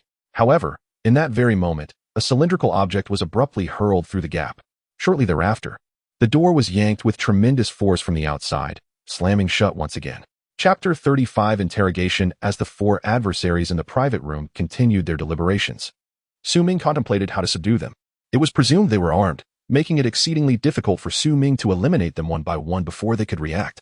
Furthermore, a gunfight would likely attract the attention of authorities, not to mention the backup outside, who would undoubtedly storm in with grenades at the sound of gunfire, creating even more chaos. Even if he managed to deal with the four flawlessly, there would be insufficient time for Su Ming and his team to evacuate. As he pondered his strategy, an idea struck him, and he slapped his forehead in realization. Su Ming retrieved a cylindrical flashbang from his storage. This particular device, manufactured in the United States, emitted an intensely blinding light equivalent to that of hundreds of lamps. Additionally, upon detonation, it would produce a deafening sound of 180 decibels within a radius of 1.5 meters. The sudden cacophony would instantly impair a person's auditory nerves, rendering them unable to think for 10 seconds, a reflexive self-protective mechanism of the brain when faced with danger. Resolute in his plan, Su Ming disguised himself as a flamboyant subordinate and knocked on the door with a rhythmic thud. When the door opened slightly, he swiftly pulled the pin from the flashbang and tossed it into the room, quickly yanking the doorknob in the opposite direction to prevent anyone from escaping. What the? Baka! A terrified roar erupted from behind the door, followed by a resounding bang. The explosion's sound was contained within a limited vicinity, alleviating Su Ming's concerns about it reaching the outside of the bar. With his firearm in hand, Su Ming swiftly opened the door and scanned the room. The four adversaries were on the ground, clutching their ears and wailing in despair, having lost consciousness the moment the flashbang detonated. They were utterly oblivious to their identities, their surroundings, and the events that had transpired. With a silenced P-99, Su Ming methodically shot at their limbs, his movements calm and precise. Contrary to the representations in some films, a silenced weapon still produced a sharp sound, audible to Su Ming as a distinct noise, albeit at a lower decibel level. This gunfire would carry only a short distance, which was why he had opted for a military knife during his initial entry, given the bar's confined space. Any loud noise could rouse the enemies. It hurts so much. After switching to a new magazine and ensuring each of the four had received a bullet in their limbs, Su Ming maintained his vigilance, pointing the P-99 at them as they groaned in agony, even uttering their native tongue in distress. Well, at least they are warriors from the great island nation. How can they wail so pitifully over such minor injuries? As the four began to regain their senses, their eyes squinted as they assessed their surroundings. The blinding light from the flashbang had left them unable to see clearly, only able to discern the outlines of the room and the silhouette of Su Ming. Who are you? Su Wenxiang. Is this how he treats his guests? The bewildered big brother, still struggling to comprehend the situation, feigned ignorance upon hearing the word warrior and inquired. That effeminate man has already met his demise at my hands. What? Does Murakami have a close relationship with him? Su Ming, recognizing the voice of the leader, leisurely replied. Upon hearing this mysterious figure refer to him as Murakami, Big Brother realized that Su Ming had been eavesdropping for quite some time. With a dismissive scoff, he retorted, "Humph, since you are already aware, what else is there to say? Go ahead and kill us. The warriors of the great island fear not death." "Oh, so bold are we?" As soon as he uttered these words, Su Ming raised his hand and fired a shot. The bullet struck Big Brother's hand, shattering it into a gruesome mess, exposing raw bone amidst the blood. Big Brother screamed in agony, while his three subordinates, now fully regaining their sight, lay on the ground silently, terrified to make a sound as they beheld their leader's horrific state. "Now, I shall pose a question. Whoever I ask must answer, or they shall receive a bullet," Su Ming declared coldly, devoid of any compassion for these adversaries. "First question, what organization do you belong to? And how many such groups have arrived in Hua country?" "Hey, Murakami, you're the boss. You start." "Baka." Su Ming was true to his word, firing another bullet that devastated Big Brother's other uninjured hand. As Big Brother endured the torturous onslaught, cold sweat streamed down his face, and he began to moan pitifully, suddenly rolling his eyes and fainting. "Oh, since Murakami wishes to take a break, you shall answer this question in his stead." Su Ming turned the gun's muzzle toward the closest lackey. I. We are from the Yamaguchi-gumi of Japan. As for the number of groups like us, I cannot say for certain, but I know there are such groups in every province of Hua country. The lackey spoke timidly, glancing at the tragic state of his leader. Excellent. You are a diligent citizen. Su Ming praised him in a manner reminiscent of television shows. Before his expression turned cold again, with 2 sharp gunshots, he shattered the hands of the other 2 lackeys who had remained silent. You see, this is my special treatment for you. You are a good citizen, while they have failed to answer my questions, so I had to punish them. Aren't I treating you well? The little lackey, witnessing the agonizing cries of his fallen comrades, turned to Su Ming, who wore a sincere smile, as if genuinely concerned for him, and hurriedly responded, Thank you, thank you. Now, for the second question, where is your headquarters? In Kyoto, Great Island. The frightened lackey, now thoroughly intimidated, revealed all the information he possessed without reservation. Su Mingyue's expression grew increasingly frigid as he realized that these little devils harbored an unrelenting desire to undermine his nation. For years, they had orchestrated the infiltration of the Yamaguchi-gumi, lurking in the shadows, employing the guise of seeking effeminacy as a means to supply narcotics, thereby destabilizing the fabric of Huagua. They returned to their homeland, reaping profits from their agents scattered across various locales. It seems they are poised to ignite another opium war. The heinous acts committed by these invaders on Chinese soil decades ago evoke a visceral loathing in any patriotic citizen. Even today, the wounds remain unhealed, and it is disheartening to witness these miscreants once again engaging in such nefarious endeavors. Were it not for the impending apocalypse, he would undoubtedly venture forth to exact a thorough vengeance. An indignant Su Ming contemplated. But wait, this could work to my advantage. They come to peddle narcotics and amass wealth. Surely, I could infiltrate their ranks and seize their gains. Chapter 36, The Token of Loyalty. The beginning of trust. The words of the enemy ignited a bold idea in Su Ming's mind, yet now is not the time for contemplation. Thank you for your cooperation, you law-abiding citizen. Su Ming grasped the P-99 once more, directing it menacingly at the fallen foes, a glint of murderous intent flickering in his eyes. Please, no? You cannot kill us. The headquarters is aware of our last known position. If you take our lives, they will surely send someone to investigate. The enemy, trembling with fear, continued, desperate to convince Su Ming. Every time we complete a delivery, we report our location and time back to headquarters. If we fail to transmit information before heading to our next mission point tomorrow, they will realize something has gone awry and will send someone to check on us. Just spare us. Before he could finish, Su Ming, driven by the despair in their eyes, swiftly turned the P-99 and struck each of the 4 enemies on the head with a resounding thud. Once he confirmed that they were all unconscious, he began to search through the entire bar. He made his way to the surveillance room, retrieving the video storage device and storing it in a separate dimension, along with all the internal monitoring cameras, ensuring that no evidence of his infiltration and the ensuing violence would escape into the outside world. He then proceeded to the first floor, collecting the bodies of 3 henchmen into the same dimensional space. Speaking of bodies, Su Ming recalled that Boss Su's corpse was still in his dimensional space. Concerned about decomposition, he had previously allocated several hundred cubic units within this space as a dedicated storage area for remains. In this environment, he had extracted the oxygen and other reactive gases, leaving primarily nitrogen in the air, thus preserving the flesh for an extended period without decay. Some might argue that a vacuum environment would suffice, but that would be a grave mistake. While a vacuum is indeed advantageous, placing a body within it poses a risk. The internal pressure would violently burst forth, reducing the corpse to mere pulp. As Su Ming pondered these thoughts, he arrived at the front of the bar and pressed the door switch. Chong hid in the shadows of a nearby tree, his heart racing with anxiety. His brother Su had been inside for nearly an hour, and there had been no sign of commotion. The anticipated gunfire had not erupted. Whether Su was alive or dead remained a mystery. I should not have involved Mr. Su in this mess. It seems I have only brought him trouble, and to no avail. Chong lamented. Suddenly, his gaze shifted to the entrance of the bar, where the rolling shutter slowly ascended with a buzzing sound. A surge of hope welled up within him. As the shutter rose, he glimpsed Su Ming's figure emerging from the depths of the bar. A smile of excitement spread across Chong's face as he saw Su Ming beckon him with a gentle wave before turning back into the bar. Chong stood up, shaking off the numbness in his legs from crouching for so long, and hurried toward the entrance. Inside the bar, the atmosphere was dim, and Su Ming lounged with his legs crossed, engrossed in a football match on the television, a lit cigarette resting on the back of his chair. On the empty chair beside Su Ming, a pool of fresh blood lay, still undried, with drops occasionally falling to the ground. A shiver ran through Changxi's heart. A battle had evidently transpired moments ago. Seeing Su brother seated there in apparent good health, it was clear that the blood belonged to their adversaries. Though he pondered how many foes remained, Were they alive or dead? As Qiangzi contemplated this, Su Ming lifted a cigarette to his lips and took a drag. Qiangzi, he said, pointing with a finger that held the cigarette toward a private room upstairs, there are 4 individuals inside.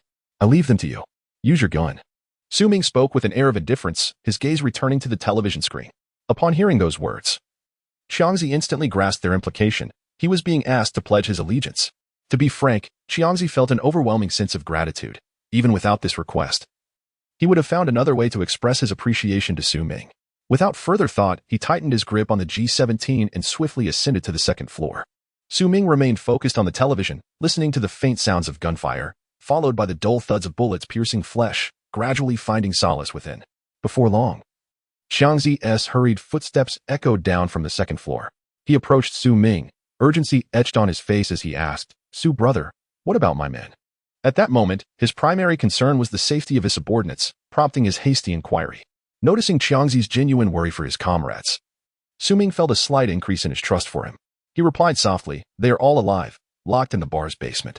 As soon as he finished speaking, Qiangzi's eyes darted around, searching for the entrance to the basement, eager to rescue his brothers. Do not rush. Have a seat first.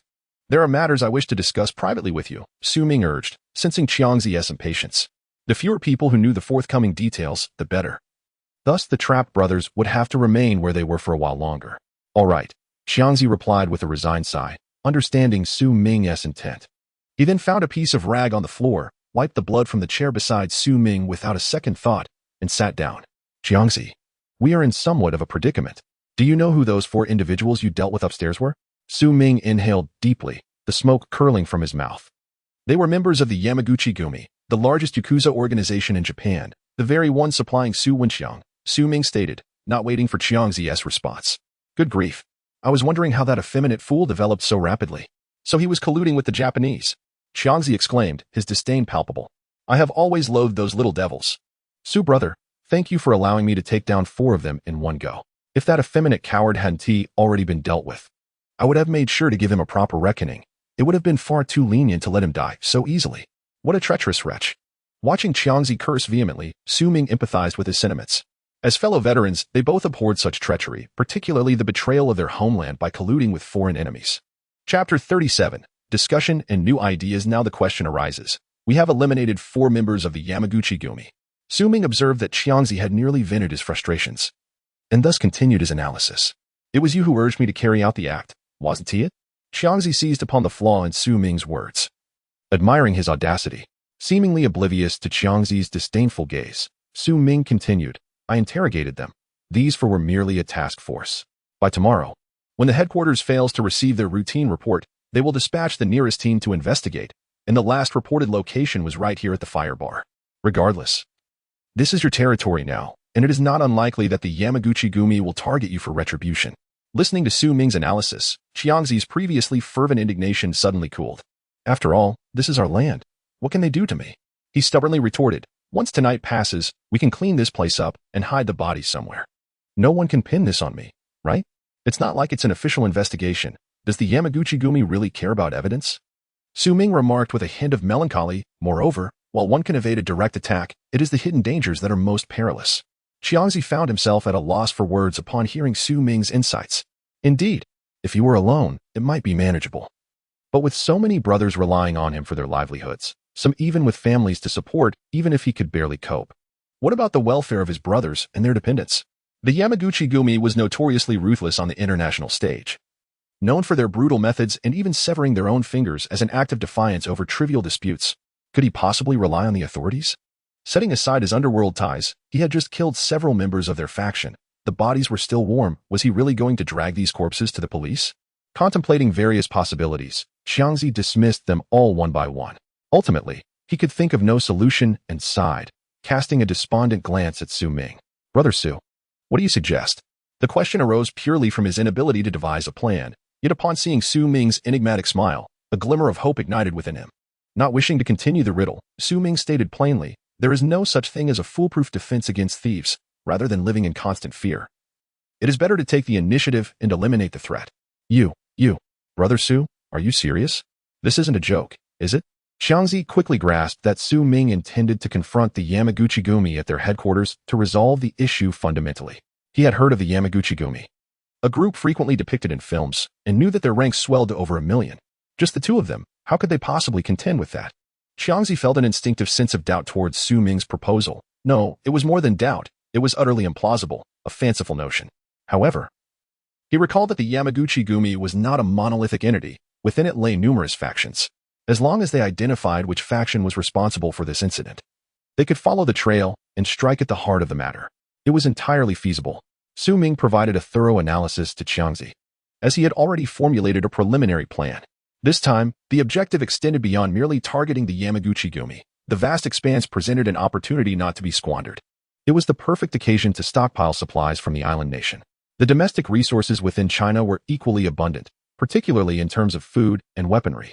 However, as a patriot, Su Ming would never turn his intentions towards his own country, for he understood that in the face of an impending apocalypse, these provisions were vital for his fellow countrymen's survival. Now, with the islanders wreaking havoc within their borders, Su Ming felt compelled to take action. Failing to retaliate and simultaneously plundering their homes would leave him feeling unworthy of his Chinese identity. By the way, do you speak the islanders' language? Su Ming inquired unexpectedly while analyzing the situation with Qiangzi. Indeed, I have quite a knack for the island language. And I can manage a bit of the beautiful country's language as well, Qiangzi replied proudly, lifting his head. Really? Su Ming asked casually, having thought of it on a whim. Before the apocalypse, he had needed to stockpile supplies and oversee the construction of safe houses, often finding himself overwhelmed. During this period, he certainly required assistance, and through their recent interactions, he felt that Qiangzi's character met his standards and could be a valuable ally. If Qiangzi proved satisfactory in his endeavors, Su Ming would not hesitate to ensure his well-being in the aftermath of the apocalypse. How did you acquire such skills? Su Ming inquired with curiosity, knowing that old Ma had only graduated from middle school and could not have learned foreign languages. Well, to be honest, Su brother, old Ma and I come from a rather unique military background, Qiangzi replied sheepishly yet with a hint of pride. Special forces?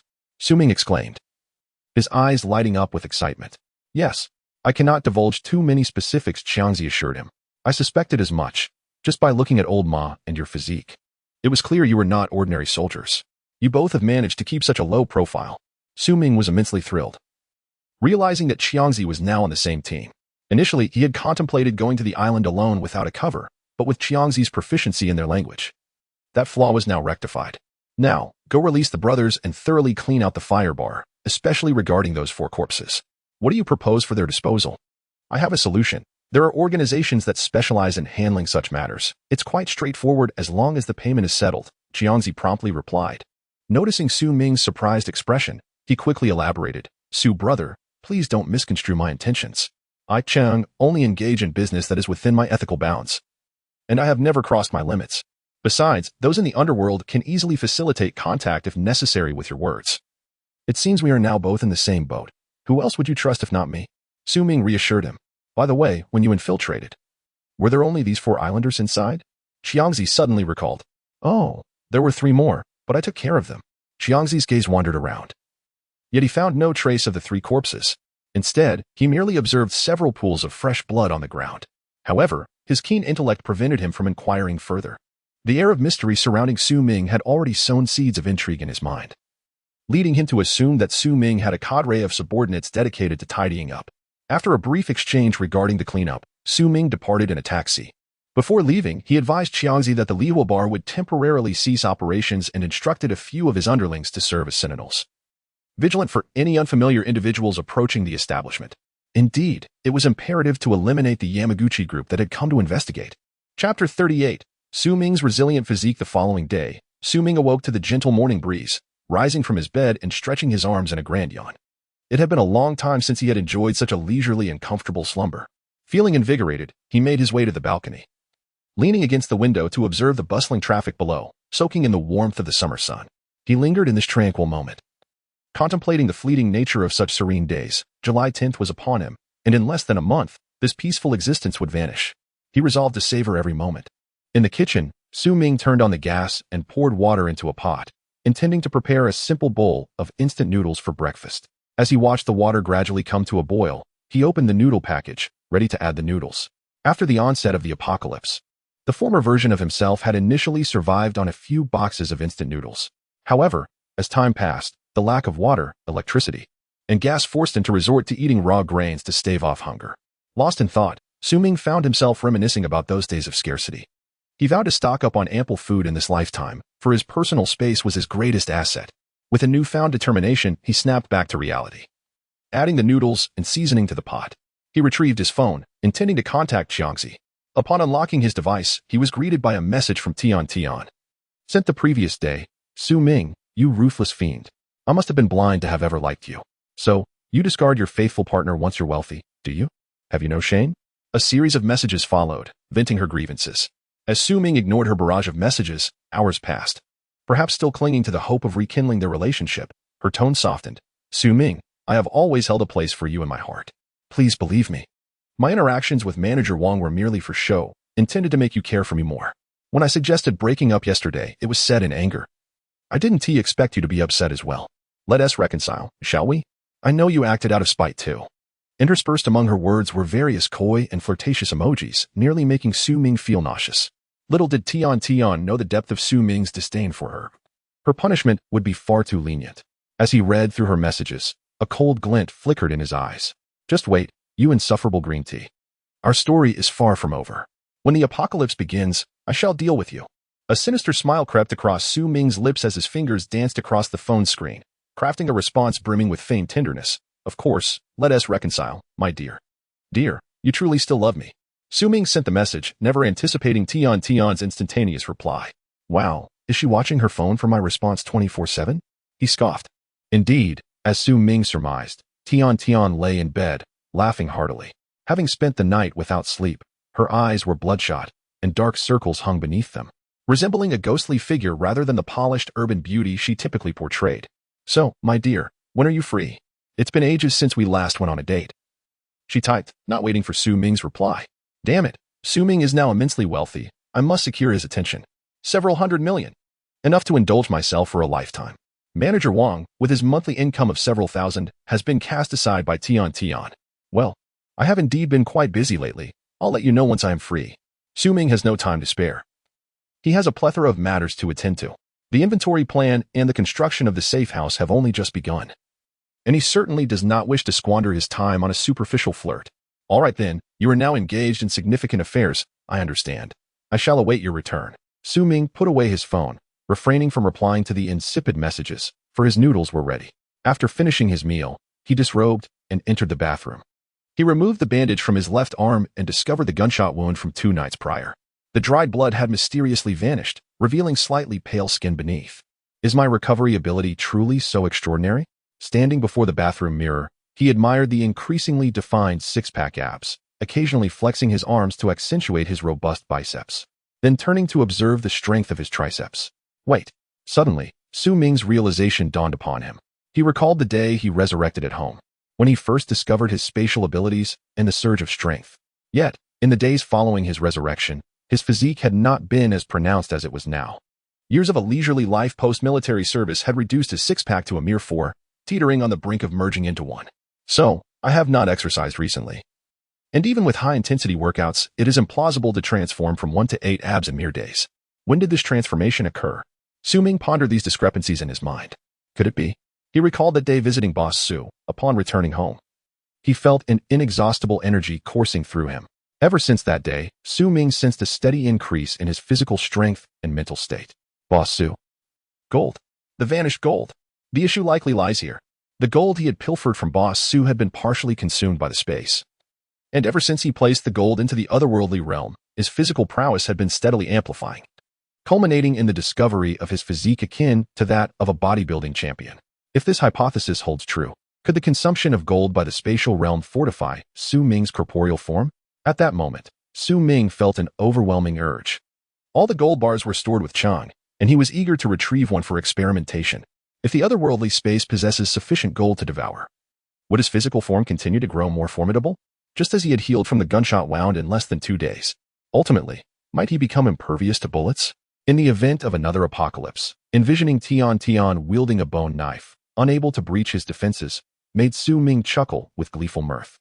It was as if he had unlocked the door to a new world, reveling in his thoughts alone in the bathroom. The outcome reveals that bathing takes a mere 3 minutes, whereas indulging in self-admiration consumes a considerable 30 minutes. Chapter 39. Are we about to go to war? With merely 20 days remaining until the apocalypse commences on August 5th, Ming finds his time increasingly constrained, necessitating a swift execution of all plans. After finishing breakfast, he contacted Xiangzi by phone, and without delay, he made his way to Kuan City. Brother Su, I have successfully deployed the lookout you requested. Xiangzi reported promptly upon meeting Ming. Additionally, last night at the fire bar, I managed to uncover some cash and over 20 kilograms of gold bars in the office of the flamboyant one. Oh, and there are also several kilograms of white powder. I feel uneasy keeping these, so I'll leave them for you to handle. How fortuitous, Ming thought with delight. And he instructed Xiangzi to retain the gold bars for him, as he had use for them. As for the white powder, well, Ming had no inclination towards such vices, and he certainly did not wish for it to circulate and harm his compatriots. Thus, he decided to store it temporarily in his space. Perhaps it would prove useful in the future. Xiangzi, are we on the same side now? Ming inquired thoughtfully. What do you think, Brother Su? You have saved my life and the lives of my brothers more than once. Even if you commanded me to perish now, I would not flinch, Xiangzi asserted decisively, his expression slightly displeased, as if reproaching Ming for not yet considering him a true comrade. That is precisely what I was waiting to hear. I have a task for you, Ming declared. What is it? You may speak, Xiangzi replied eagerly. I dare not claim authority here in Kuan City, but aside from elevating you to the position of mayor, I can assure you of my assistance in everything else. He raised his thumb proudly in affirmation. Ming was nearly amused by Xiangzi's comical performance, then candidly expressed, it's not that challenging. I simply need your help to procure some items. Brother Su, isn't this a bit beneath your expectations? Xiangzi initially anticipated showcasing his capabilities to repay Ming's numerous acts of salvation, only to be tasked with shopping instead. Do not underestimate this matter.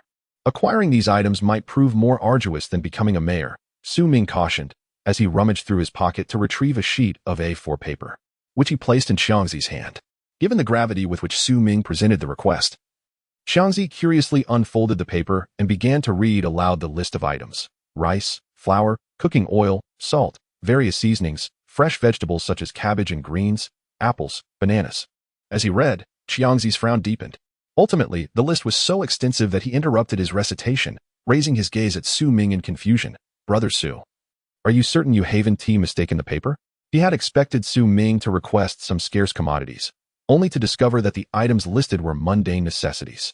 Collectively, these items were of little value, with the most expensive being a few generators. Do not be perplexed, you have indeed read correctly. These are the items I require. Ming pondered how to elucidate his need for such a plethora of supplies to Xiangzi, and continued, for each item listed on this paper, utilize the gold and currency I have remaining with you. Acquire as much as you can of the current goods available in Kuan City, without any limit.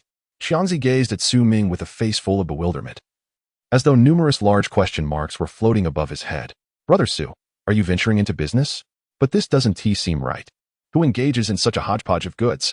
Besides, these items lack any technical value and are subject to fierce competition, making losses highly probable, he advised. Drawing from his own business acumen, seemingly anxious that Ming might rashly squander his fortune. Consider these items listed: rice, flour, cooking oil, and the like. These perish quickly and lose their palatability over time. Such goods only see inflated prices during wartime. At this point, Xiangzi seemed to recall something significant. His words faltering, his body stiffening, and his expression turning to one of shock as he stared at Ming. Yet, he noticed Ming's expression, a knowing smile accompanied by wise eyes that seemed to commend him. You were quite astute. No, it cannot be. Xiangzi thought he must be hearing an absurd jest. Am I merely speculating, Brother Su? His gaze was filled with hope, yet laced with incredulity, even tinged with a hint of desperation. Perhaps some individuals, having immersed themselves in various simplistic war dramas for far too long, perceive warfare as merely a dichotomy of victory and defeat. However, Xiangzi, with his military background, profoundly understood the true implications of war, the devastation of nations, the shattering of families, and the destruction of landscapes. There is no safety under a collapsed nest. Only those who have never experienced war yearn for its arrival, oblivious to the true value of peace. Xiangzi, I entrusted this matter to you because I consider you an ally. Do not ask too many questions or speak too freely. Knowing too much too soon could be detrimental for us both. Ming's gaze swept cautiously around, lowering his voice to caution Xiangzi. He had been contemplating how to fabricate an excuse to justify his purchase of such an abundance of supplies. But the astute Xiangzi had already connected the dots to the concept of war without needing any prompting from him. It saved him considerable effort. However, What Xiangzi did not anticipate was that they were about to confront an apocalypse far more terrifying than war itself. Let us keep our lips sealed. We must not court disaster. As for the items on the list, procure as much as possible from the market. If Kuan City lacks sufficient supplies, then acquire from Su City. If that too is insufficient, then seek out Lin City. Remember, do not deplete the stock in any single location all at once, as we must avoid inflating prices and attracting official scrutiny. Su Ming carefully advised Xiangzi. Despite Xiangzi's lingering disbelief in his deductions, he recognized that Su Ming was committing his entire fortune to stockpiling goods. Given their interactions over the past several days, he was certain that Su Ming was not deranged. Adhering to the principle of better to believe than to disbelieve, he nodded in agreement.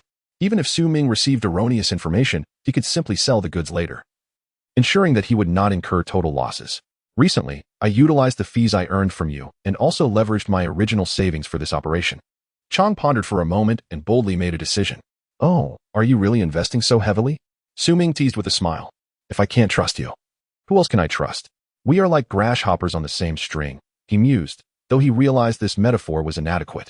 Just as he was about to think of a more fitting analogy, Su Ming patted him on the shoulder, interrupting his thoughts. We must act swiftly. Let's aim to complete this within half a month. Chang felt a shiver run down his spine, his pupils narrowing to pinpricks. So soon? At that moment, his faith in Su Ming's information solidified further. After all, he had even calculated the specific timeline. What kind of influence does Brother Su possess behind the scenes? Such a significant matter, with such precise timing. Chapter 40. The warehouse. By the way, we need a warehouse of considerable size. Let us see if there are any suitable locations, Su Ming pondered, meticulously refining his stockpiling strategy. Whether renting or purchasing, it must be sufficiently secluded to ensure that the movement of goods goes unnoticed by prying eyes. Isn't there a place nearby? It's close to the house you intend to construct. I mentioned it before. It's an abandoned factory area, and there are hardly any people around, making it quite isolated. Xiangzi interjected promptly. You only saw the plot and the surrounding buildings last time. There is actually a long line of factories behind those houses. Then let us go take a look. With that thought, the two made their way to the back of the apartment building. Their eyes were immediately drawn to a vast open space bustling with activity. Trucks were continuously arriving to unload their cargo, with piles of rebar, cement, and alloy steel plates scattered across the ground. Amidst the crowd, Su Ming spotted Jin Jie, donned in a white hard hat and clutching an assessment clipboard, bustling about as she meticulously counted the inventory of materials. Upon reaching the center of the site, sharp-eyed Jin Jie noticed Su Ming walking alongside Xiangzi. After exchanging a quick greeting with her colleague, she hurried over to Su Ming. Xiao Su, have you come to supervise? Su Ming chuckled at the sight of Jin Jie. Her work attire soaked in sweat and her face smudged with dust, resembling a playful cat. He nodded in response. I am simply eager for my safe haven. With it, I can ensure my comfort during the apocalypse. Upon hearing such whimsical words from Su Ming, Jin Jie snapped to attention and saluted, reporting, Sir, I assure you that the mission will be accomplished. Their laughter echoed, a stark contrast to the somber mood that had settled over Xiangzi. Initially, he believed Su Ming was merely indulging a personal one to build a house. However, when Jin Jie approached him to discuss the construction site, he did not think much of it. Now, hearing Jin Jie utter the word safe haven and recalling Su Ming's ominous hints about impending conflict, Xiangzi was nearly certain of the accuracy of Su Ming's intelligence. His mind was in turmoil. After exchanging pleasantries with Jin Jie, he fell into deep contemplation. Once Su Ming finished his conversation with Jin Jie and they parted ways, the two continued toward the factories behind the safe haven. What's wrong? You seem distracted. What are you thinking about? Su Ming inquired, noticing Xiangzi's unusual demeanor. Is it serious? After a moment of reflection, Su Ming grasped the gravity of Xiangzi's words. Yes, it is quite severe. More so than one might imagine. How extensive is it? Xiangzi's eyes were filled with apprehension. Global in scale. After a moment's pause, Su Ming spoke candidly. Silence enveloped them as they traversed a row of dilapidated factories, revealing yet another series of aging structures before them. Unlike the multi-storied factories surrounding the safe house, these structures consist of a single floor, arranged in 3 rows, each containing dozens of compartments. The two individuals strolled through the rows, with Su Ming occasionally pushing open large doors to peer inside. Thankfully, each compartment spanned over 1,000 square meters, and collectively, these factories offered vast space, amounting to tens of thousands of square meters, sufficient for storing a considerable amount of supplies. Even if it proved insufficient, he could periodically transfer some into his space to create more room for continued use. Su Ming regarded this place merely as a logistics hub for materials. After all, with such a substantial influx of goods, it was impractical to personally oversee each truckload of purchases and subsequent storage. Such an approach would be an egregious waste of time. Noticing that the old factories were well maintained, with intact doors and windows and no signs of leaks, Su Ming expressed his approval to Qiangzi, suggesting they utilize this location as a warehouse. As it was merely a temporary transfer station, the requirements did not need to be overly stringent. Discretion and confidentiality were paramount. Upon returning to Qiangzi's designated room in the dormitory, Su Ming observed the latter's troubled demeanor and could not resist inquiring, "Qiangzi, since we arrived at the construction site, you've become increasingly taciturn. Please, share what's on your mind." After a moment's hesitation, Qiangzi looked up, summoning his courage to speak. "Brother Su, I will be forthright. We are now aware of that matter, but I still have many brothers to consider." Struggling to articulate his thoughts, the flush of emotion spread across Qiangzi's robust face. "I saw you at the construction site for the Safehouse, and I pondered that no matter how large it is, it cannot accommodate the families of all my brothers." At this point, Su Ming grasped Qiangzi's implication, his expression darkening as a fierce intensity ignited in his gaze. He stated gravely, "Qiangzi, I speak these words to you as a brother, so heed them well." Noticing Qiangzi's unwavering focus, Su Ming continued, "The human heart is the most inscrutable of enigmas. When numbers swell, one can never predict when treachery may arise. Even if your brothers are trustworthy now, what of the future? Furthermore, in the days ahead, food will be of utmost importance. History has shown us that the hunger of men can be more terrifying than any specter." But Qiangzi attempted to interject, but Su Ming raised his hand firmly to silence him, continuing, "You wish to assert that our stockpile of provisions is sufficient for everyone, do you not? You're mistaken. Setting aside how long our supplies might last for all, consider this. You and your brothers' families will be consuming them together. But bear in mind, your brothers have relatives and friends too. The human heart is insatiable. While we may be able to sustain them for now, as time passes, once they are well fed and their lives improve, might they not question, why didn't Brother Chong inform me sooner? I could have alerted my relatives and friends. More critically, might they not come to believe that it was Brother Chong's failure to notify them in time that led to the demise of their kin?" After articulating these thoughts, Su Ming fell silent, allowing Qiangzi the space to contemplate the gravity of his words. Su Ming had anticipated nearly everything, except for the realization that loyalty and sentimentality had now become a vulnerability for Qiangzi. He had resolved that if Qiangzi could not overcome his internal struggle, it would be time for them to part ways, perhaps even. At this moment, Su Ming had mentally prepared for the worst, while Qiangzi was already drenched in cold sweat. Having navigated the complexities of society for so long, Qiangzi had once arrived in Kuan City with fervor and passion, gradually rising in strength alongside his brothers who shared his tenacity. However, as their power grew, differences arose among the brothers, driven by interests, leading to a fragmentation that left only Ah Chong standing from their original group. Yet, the ensuing chaos of the world demanded a ruthless heart. Otherwise, one might find themselves facing peril at any moment. Humans are inherently selfish, especially when confronted with threats. With clarity returning to his gaze, Qiangzi wiped the sweat from his brow and looked directly at Su Ming, asserting, "Brother Su, you are indeed correct." Chapter 41. Unveiling extraordinary abilities. "It is reassuring that you can comprehend this," thought Su Ming, as he observed Qiangzi, who appeared enlightened as if he had finally unblocked the channels of his mind. A smile crept across Su Ming's face as he gradually repressed the flicker of lethal intent in his eyes. After all, human nature tends to be self-serving. "Regarding your brothers under my command, we can allocate some time to secure a sanctuary for them and provide sufficient supplies to sustain them for a while." This was to alleviate some of Qiangzi's guilt and to win his trust. Su Ming consoled him. The prerequisite, however, was to first execute our plan. "All right. I am entirely at your disposal." With newfound clarity, Qiangzi dismissed all reservations and decided to follow Su Ming's lead. Recently, they had liquidated all available assets and were prepared to stockpile as much as possible. "I have given this some thought. I possess a trading company that can expedite the receipt of goods under the company's name. The key point is that the managers of these companies are my subordinates, so I merely need to transfer funds and issue directives. This approach will enhance our efficiency," Qiangzi continued with a sense of pride.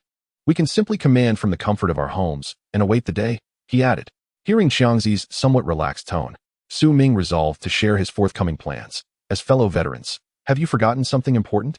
Su Ming raised his hand, stroking his non-existent beard, preparing to test Qiangzi's awareness. With so many supplies at our disposal, what is there to worry about? Veterans, commonalities.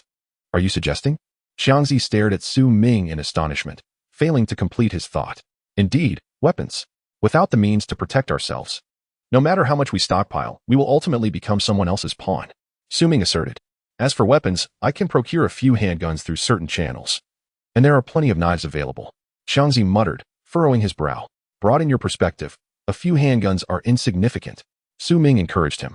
The majority of weapons are in official hands. You cannot possibly mean. Xiangzi gasped in disbelief, realizing the gravity of the situation, and quickly cautioned Su Ming about the serious implications. Let us not even discuss whether we can acquire them. If things go awry, we could end up as fugitives. Surviving to see that day would be uncertain. At this point, Su Ming was ready to reveal his intentions. With a cheerful demeanor, he said, in a few days. We are scheduled to visit the island nation, aren't we? Good heavens, what time is it? If we can just lay low for a few days. By then they will have no energy left. Xiangzi trailed off, sensing something amiss. He realized that Su Ming would certainly grasp the implications of his words. So he mulled over the meaning behind them. Are you suggesting we go to the island nation to acquire firearms? I must admit, you have some wits about you, Xiangzi. We can forget about domestic options. We cannot endanger our own people, can we? Su Ming jested, teasingly challenging Xiangzi. Isn't that even more perilous? In unfamiliar territory. One might wonder how we could possibly transport firearms back, even if we managed to acquire them, and in what quantity. Chang still deemed Su Ming's plan unfeasible and shook his head, offering his perspective. Noticing Lao Ma's descent towards his strategy did not vex Su Ming in the impending apocalypse. Having someone to deliberate with is far from a disadvantage. Su Ming realized that it was imperative to give Lao Ma a glimpse of the broader picture. By the way, what about the gold bricks discovered at the fire bar last night? Chang, puzzled by Su Ming's sudden inquiry about the unrelated gold, chose not to ponder it further. He moved an office desk aside, revealing a small safe hidden behind it.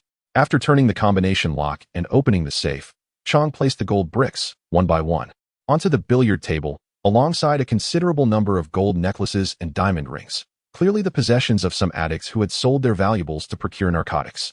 Once Chang had transferred all the contents from the safe onto the billiard table, Su Ming approached the mound of treasure under Chang's curious gaze.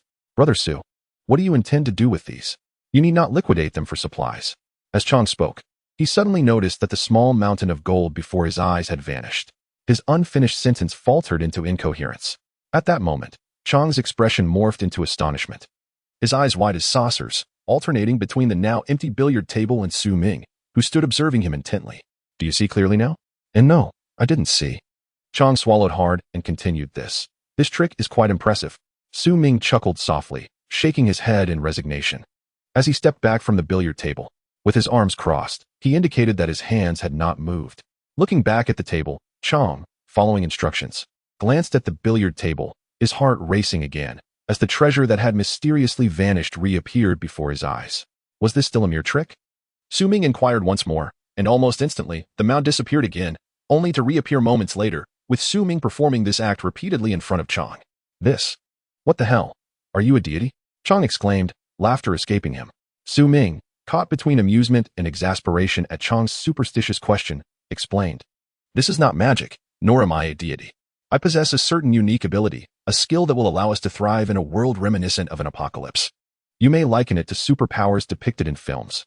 Therefore, trust me, in the future, as long as we unite in purpose, our lives shall not be overly grim. Of course, Chang, I also represent the foundation of your future security, and I hope we can collaborate sincerely, just as you said, like grasshoppers on the same rope. Su Ming was instilling ideas in Xiangzi's mind, emphasizing his significance in the future. Xiangzi realized that only by relying on himself could he secure a life free from worries, thereby maintaining the unity between them. His thoughts were consumed by the extraordinary abilities Su Ming had demonstrated, while his ears echoed with Su Ming's words.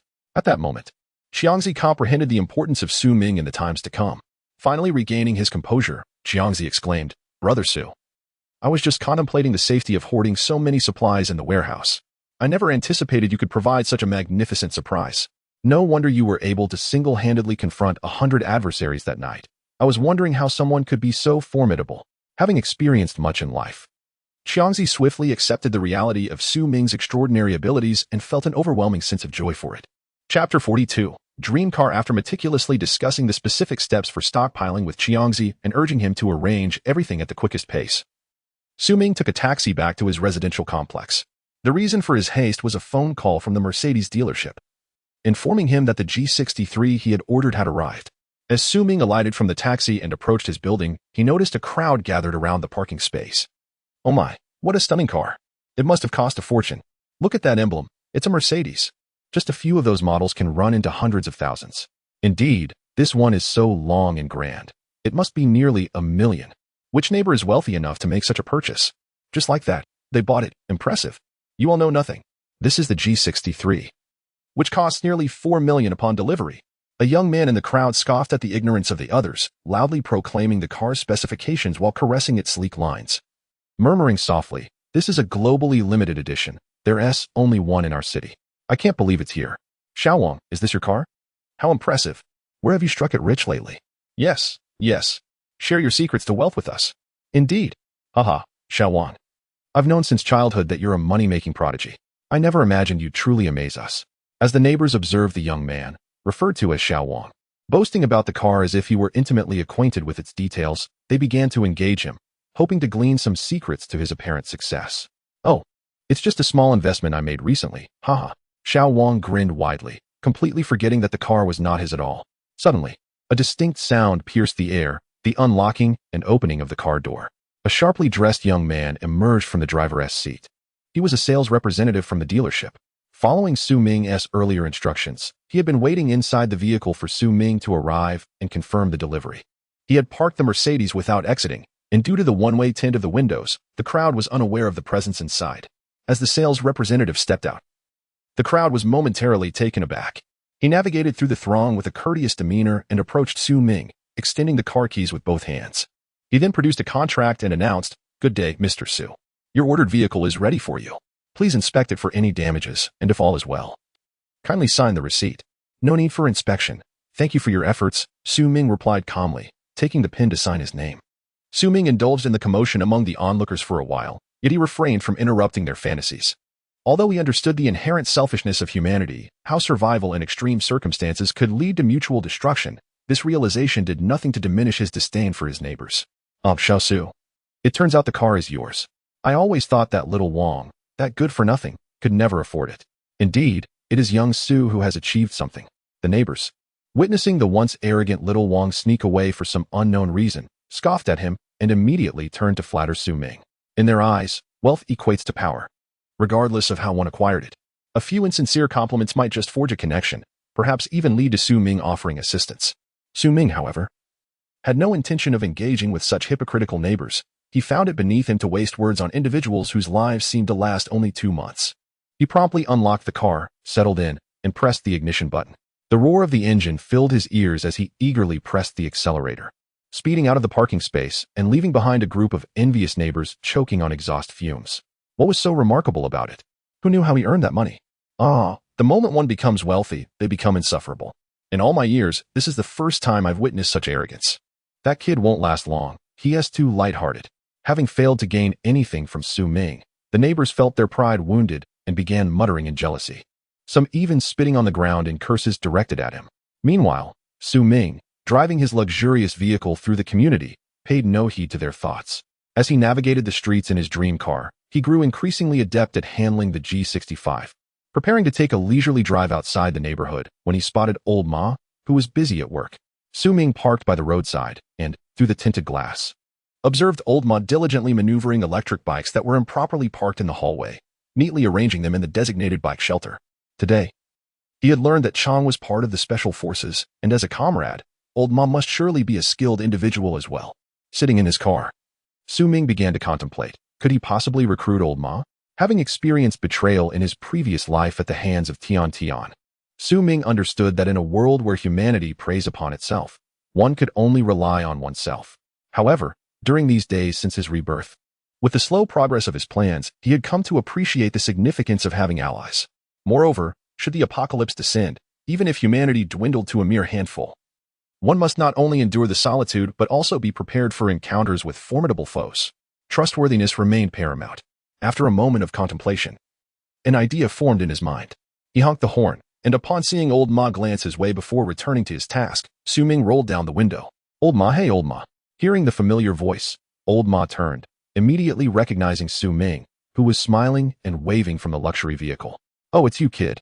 Old Ma grinned, revealing a set of large, yellow teeth, and pinched the cigarette he was smoking between his fingers, wiping the sweat from his forehead. Chapter 43. The Energetic Life of Space. How is it? Have you struck it rich in just a few days? Old Ma teased, approaching the driver's seat and playfully bantering with Su Ming. Noticing Su Ming's silence, he lowered his voice, continuing, "It's not that I'm criticizing you. But after painstakingly keeping some gold at home, why not pursue something better?" He took a step back, scrutinizing the sleek lines of the luxury car, his brow furrowing in contemplation. Sensing the weight of his words, he refrained from elaborating further. At that moment, a warm wave of affection washed over Su Ming. Old Ma was indeed quite reliable, and it was not in vain that he had thought of him before the apocalypse. "Oh, let us not dwell on such dreary matters. Come on, let us take a drive," Su Ming declared with flamboyance. Forget it. Maybe next time. I still have work to do," Old Ma replied, reluctant to abandon his tasks. "Look, we've finally managed to get a new car. Let us enjoy it together. When will you have the chance to do this again? You're not going to miss this moment for work, are you?" As he spoke, Su Ming stepped out of the car and pulled Old Ma, who was about to return to his tasks, into the passenger seat. Reluctantly, Old Ma succumbed to Su Ming's earnest gaze and opened the passenger door. Before he could fasten his seatbelt, Su Ming pressed the accelerator, and the G65 roared to life, whisking the two of them out of the community. Su Ming navigated the G65 through the bustling traffic aimlessly, one hand deftly steering the wheel, while the other retrieved 2 cigarettes from a pack. He offered one to Old Ma, who quickly produced a lighter to ignite Su Ming's cigarette. "You certainly don't treat this new car with any care. Be cautious not to stain the interior," Old Ma remarked, a hint of concern in his voice. "What does it matter? I bought it to enjoy. Hurry up and light yours," Su Ming urged when he noticed Old Ma hesitating to light his cigarette. As the craving for tobacco overcame him, Old Ma eventually conceded. Carefully lighting his cigarette and taking a gentle puff, extending his right hand out of the window as if to prevent any ash from tarnishing the car's interior. After overcoming the initial awkwardness, Old Ma began to inquire about the car's various performance parameters. When Su Ming mentioned that the car cost over $3 million, Old Ma's hand trembled, causing him to drop the half-smoked cigarette outside the window. "Ha." Su Ming laughed heartily. "I'm not nervous. Why are you? I'm just looking out for you, kid. You've got no sense. That much money could buy a top-notch apartment in the city center. And marrying a wife would be a breeze. Yet, you choose to buy a car?" Old Ma muttered, clearly exasperated by Su Ming's decision. "By the way, Old Ma, having known you for so long, I realize I don't know much about your situation. Is it just you at home?" Su Ming casually inquired with a smile. "Oh, I have a daughter studying at university in the provincial capital. My wife passed away early, and at that time, I was still in the army. So I didn't even have the chance to see her," Old Ma replied nonchalantly, though a glimmer of tenderness and guilt flickered in his eyes. "I'm sorry to hear that, Old Ma. It's all in the past," he reassured. "How old is your daughter now? Is she about to start working?" "She's 22 now. Back when I was still in the army, no one was there to guide her when she applied for college. She chose a computer science major. But I have no idea what job she'll get after graduation." When the conversation turned to his beloved daughter, Old Ma's eyes brimmed with tenderness, and his murmurs were filled with hopes for her future. "Oh, by the way, Xianzi has been mentioning you, saying it's been ages since we last gathered. He suggested finding a time to share a meal together." Su Ming interjected with a light-hearted jest. To his surprise, Old Ma turned to him with a serious gaze, saying, "Listen here, young man, while my integrity is beyond reproach, I must remind you that Old Ma operates in a different realm. It would be wise not to entangle yourself with him too deeply. Had it not been for your urgent need for money, I would never have introduced you to him. Now that you've acquired a car, I believe your dealings should come to a close, and it would be prudent for you to wrap things up soon, understand?" Sensing he may have spoken too harshly, Old Ma softened his tone. He is a man of the world, bound by circumstances. You, however, remain untainted. Do not let his influence lead you astray. With a chuckle, Su Ming felt a sudden surge of inspiration. Feigning hesitation as if he were about to speak, yet holding back, Old Ma, noticing his demeanor, grew anxious. "Oh dear, are you two not planning anything illegal, are you?" No, you're overthinking it, ha ha ha." As he saw the seeds of doubt sown in Old Ma's mind, Su Ming adeptly shifted the topic. After strolling for a while longer, the two drove back to the community, where Old Ma, still uneasy, reminded Su Ming to stay on the right path. Upon returning home, Su Ming felt a wave of gratitude. He intended to organize his belongings, placing surplus items into the spatial realm. With the journey to the island approaching, he needed to pack essential provisions. Ideally, he would also take the bed, for he could hardly adjust to sleeping on the tatami mats of his new abode. Furthermore, he needed to find time to shop for groceries as his supplies were insufficient. Standing at the door, Ming immersed himself in the spatial realm, surveying its emptiness. Then, his gaze fell upon several gold bricks, and he recalled that earlier that morning, in a bid to perform a trick for Qiangzi, he had spent so long deliberating that he ultimately forgot to transfer them to Qiangzi for liquidation. Ming voiced his confusion as he examined the spatial realm. He did so not with his eyes, but with his spirit, perceiving every intricate detail within. At that moment, he noticed a tiny ant traversing a gold brick, seemingly in search of its home. This sight puzzled Ming greatly, for he remembered that when he first acquired the spatial realm, he had tested it and found that living beings could not be brought into it. Yet here was a lively ant. He was engulfed in a whirlwind of questions. Could it be? A flicker of excitement and anticipation stirred within him. Could the space have absorbed the gold? Ming had thought that the absorption of gold would enhance his physical defenses and healing abilities. Perhaps, after consuming a certain quantity of gold, the space could indeed permit the entry of living creatures? This ant must have been brought along when he stored the gold in the space. Thus, could it be possible to bring more living beings into the spatial realm? Excited beyond measure, Ming hastily donned his shoes and ventured into the community, seeking out a patch of grass where he could keenly observe the ground. Eureka! He crouched down, and beneath the verdant turf, a multitude of ants busily transported the lifeless body of a cicada, an excellent source of protein. Rising to his full height and ensuring he was not being observed, Ming fixated on the industrious colony of ants, silently commanding, "Gather." What was once a dark mass of soil now lay bare, devoid even of the cicada's presence. Ming's thoughts drifted to the living area, where he noted the emergence of a glossy, black swarm of ants upon the ground. Chapter 44. The investigation team of the enemy splendid. Ming exclaimed joyously, his hands clenched in excitement, drawing the curious gazes of a few residents strolling nearby. Unfazed, Ming was about to search for the stray dogs within the community to continue his experimentation when his phone rang at an inopportune moment. Glancing at the screen, he saw it was a call from Qiangzi. He swiftly answered, "Hello? Understood. Have someone follow them. No, you should do it personally. Remain inconspicuous. I'm coming over now." It turned out that the personnel stationed at the fire bar had spotted 4 suspicious individuals. Fearing that hasty actions might alert them, Qiangzi had decided to consult Ming before proceeding. At that moment, Qiangzi was driving discreetly behind an unremarkable sedan, maintaining a safe distance to avoid drawing the driver's attention. While driving, he continuously sent Ming the latest location updates via WeChat. As the 2 vehicles meandered, they found themselves nearing the overseas Chinese town adjacent to Haidu. Qiangzi trailed behind until they passed in front of a villa. Without reducing speed, he cast a sidelong glance at the façade. It was an ordinary self-built villa typical of rural areas, appearing rather unremarkable from the outside. The entrance was enclosed by iron railings, surrounding a modest courtyard of several dozen square meters, where vegetables and scallions were cultivated, along with a peach tree bearing fruit on the verge of ripening. "What is the situation?" Ming inquired eagerly upon arriving at the designated location based on Qiangzi's coordinates. They entered the fire bar and emerged shortly after. They must have sensed something was amiss and didn't linger, Qiangzi replied, carefully choosing his words. They took a convoluted route, demonstrating a strong awareness of being followed. Had I not kept a considerable distance, they would have remained vigilant. I understand. These individuals are adept at finding cover. Rather than retreating to a desolate area or an obscure location, they employed a tactic of concealment right under the light. Ming reflected. As dusk settled and the lights began to illuminate the surroundings, Qiangzi parked the vehicle several hundred meters from the corner of the villa. Ming sat in contemplation, pondering their next move. Should they alert the authorities? It seemed impractical. Both he and Qiangzi needed to remain discreet. Even if they were to steal a phone from a passerby to notify the security forces, the official response would inevitably lead back to the fire bar, potentially implicating both Qiangzi and himself. It appeared that they would have to handle the situation themselves, ensuring the lives of these individuals were extinguished silently and without a trace. With his resolve firm, Ming determined that, while the societal order had not yet collapsed, he could not resort to the use of loud automatic rifles or grenades to avoid drawing excessive official scrutiny. Seated in the driver's seat, Qiangzi dared not disturb Ming, who was lost in thought. Time passed, and eventually, Qiangzi noticed Ming's movement.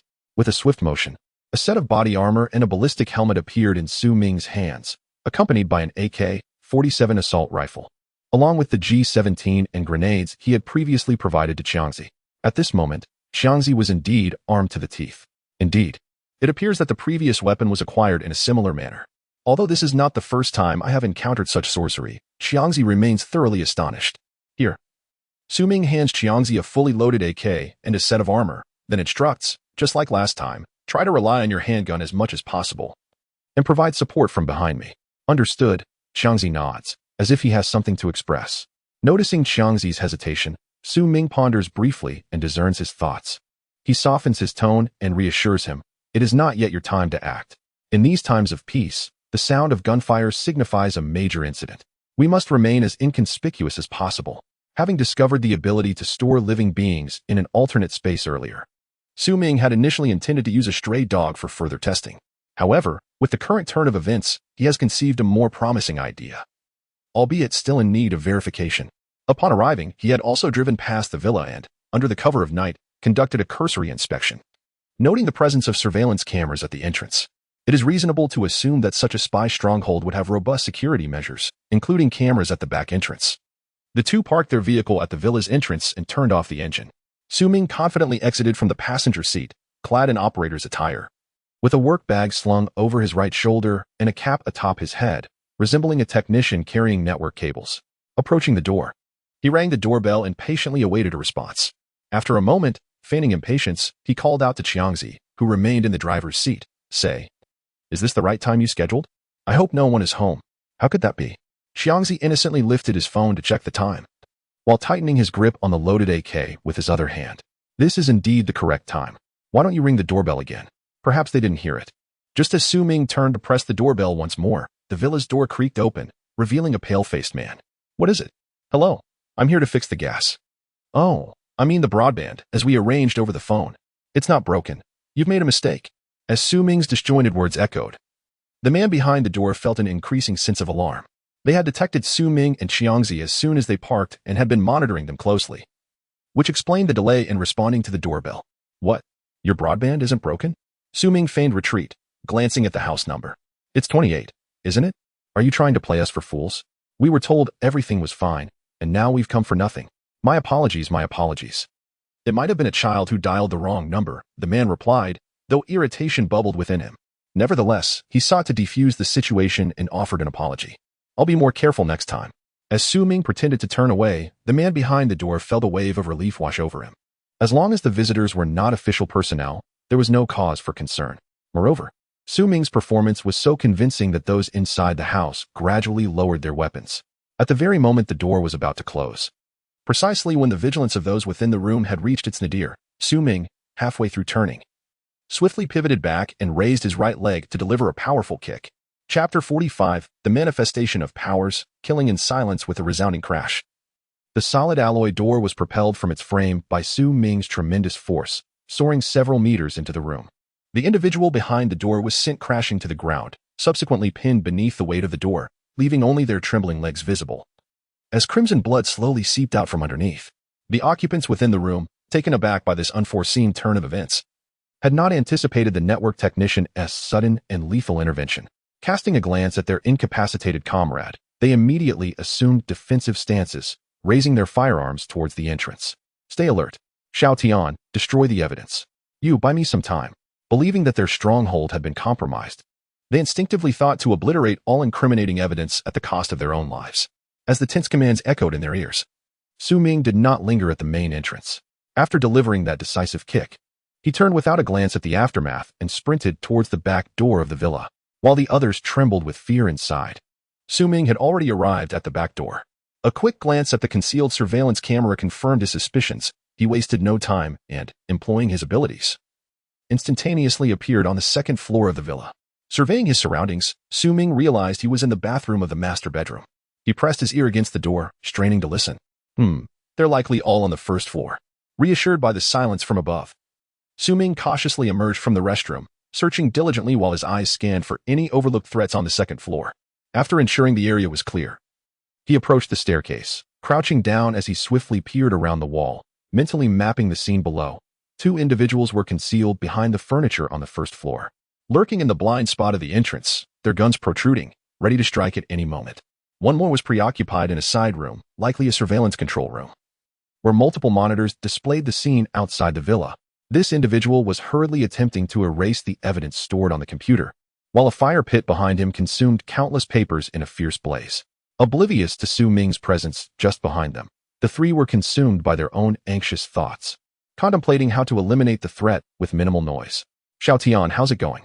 The leader, in a moment of urgency, abandoned his use of Chinese and shouted in Japanese, his eyes and weapon unwavering from the entrance. 1 minute, came the straightforward response from the control room.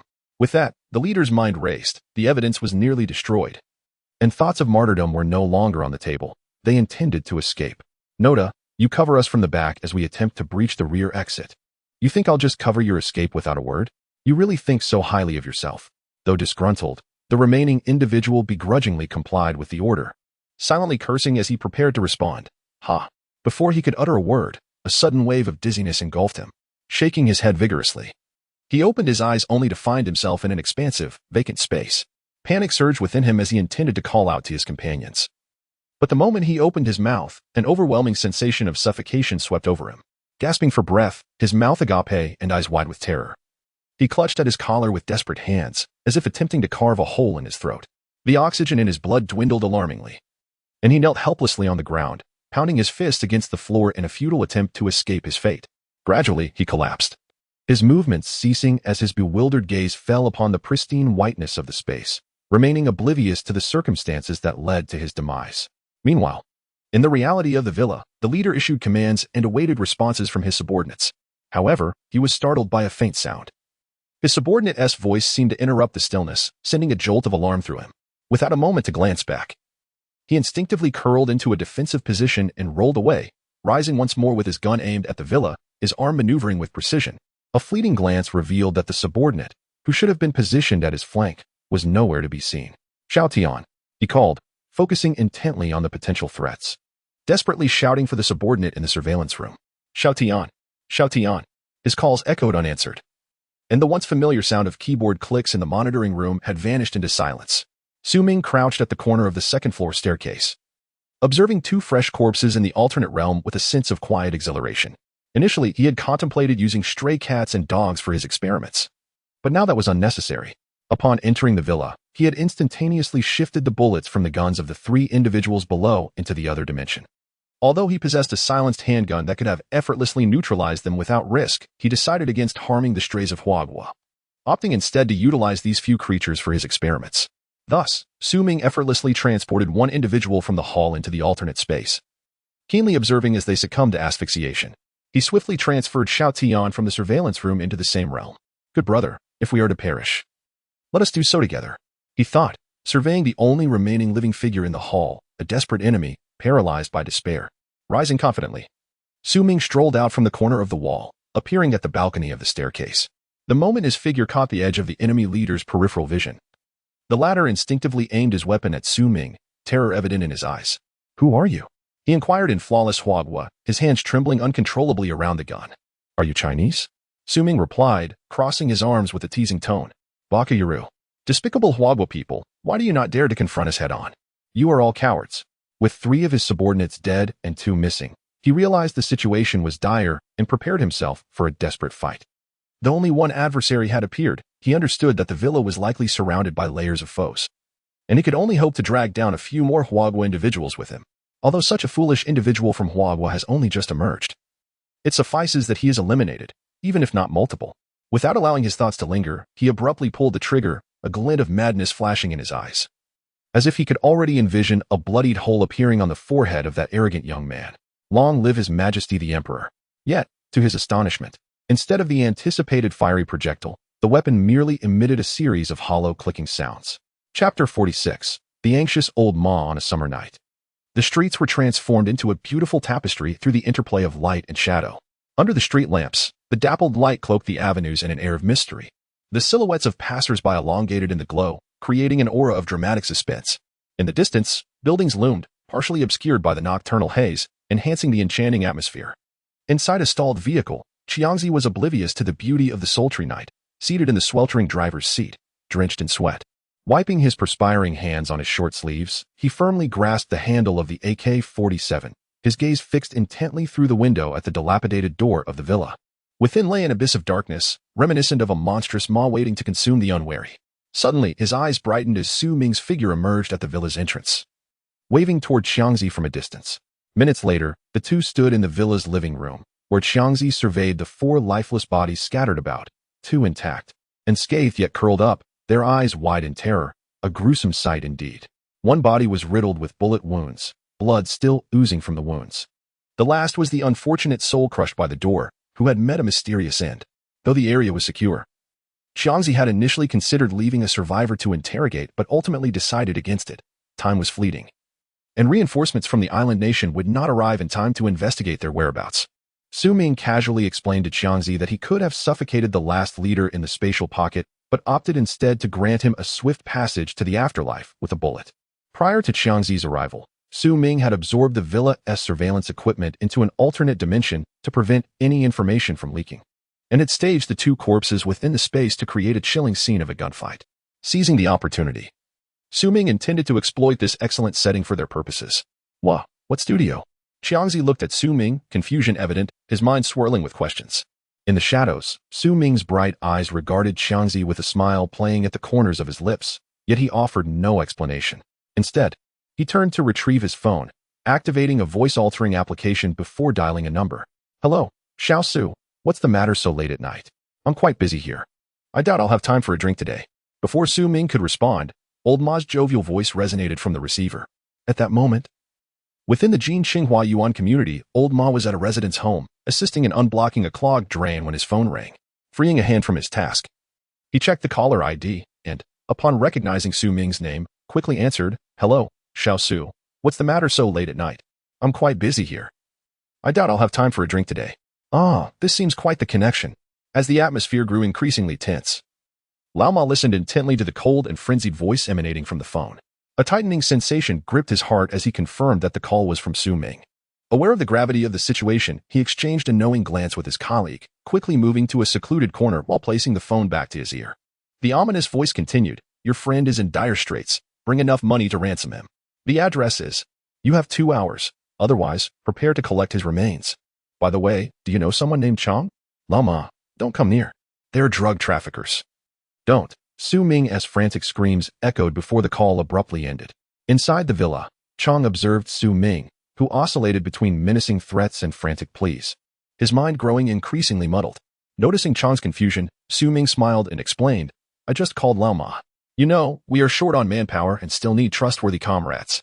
As Ming's explanation sank in, Chang's disordered intellect began to comprehend, his lips twitching as he regarded Ming with the apprehension one might reserve for a wolf.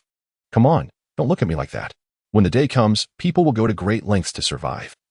We need a small team to have each other's backs, Ming elaborated, seemingly seeking to justify himself. All right, but brother, that tactic is truly ruthless yet undeniably effective.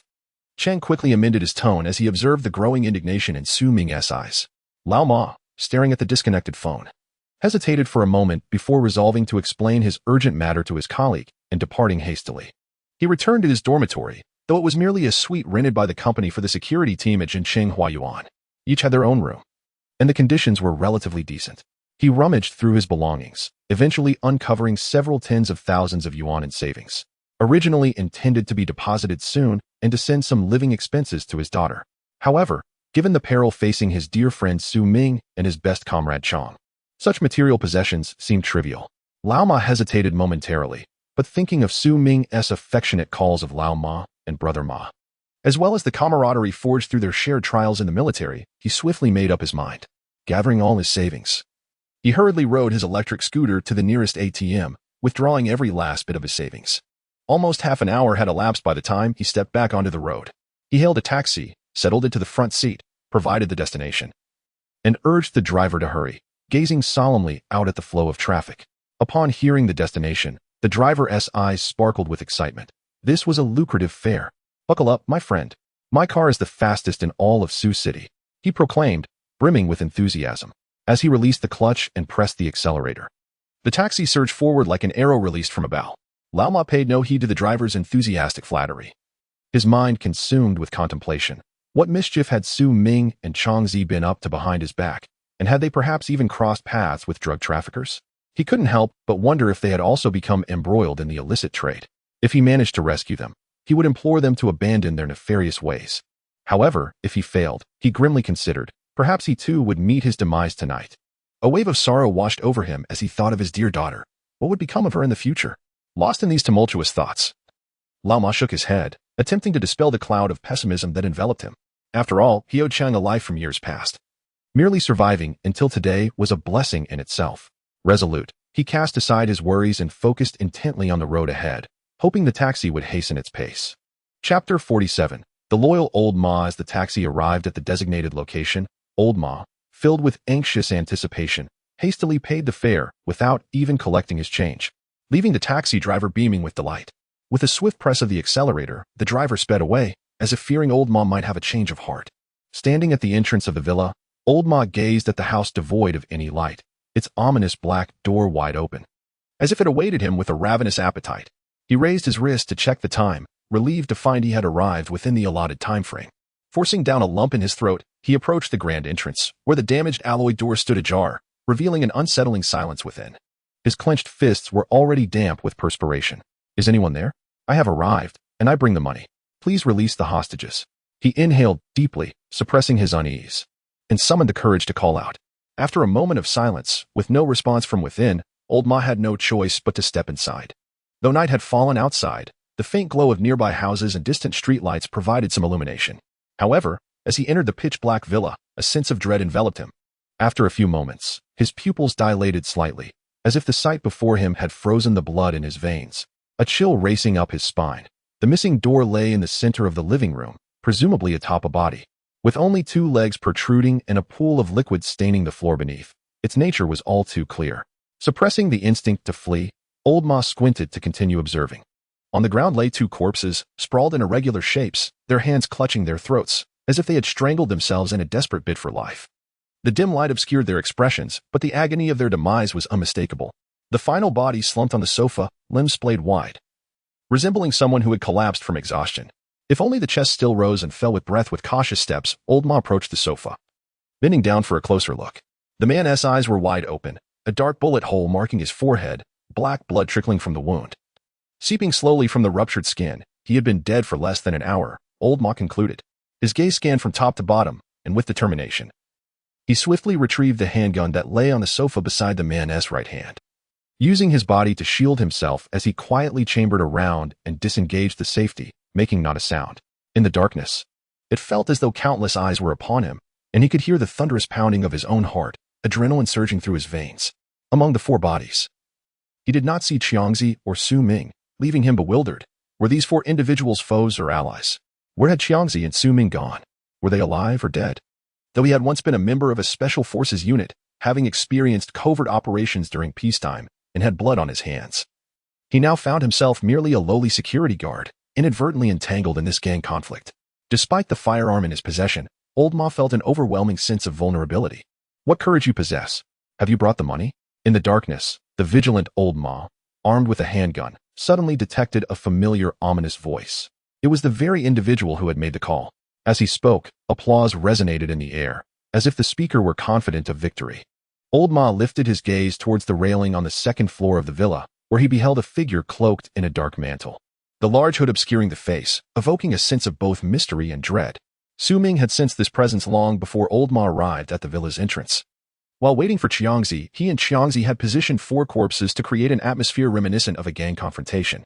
They exchanged glances, and rather than await their fate idly, they decided to scour the entire villa. It seemed that the spies from the island nation were truly impoverished, their wealth amounting to only a few 100,000. Even the smallest morsel was still sustenance, they reassured themselves. Now, produce the money. You wouldn't want your friends to perish, would you? Seeing old Ma remain silent on the 1st floor, Su Ming pressed further, knowing the struggle he faced to suppress his laughter. My cold words are but a disguise.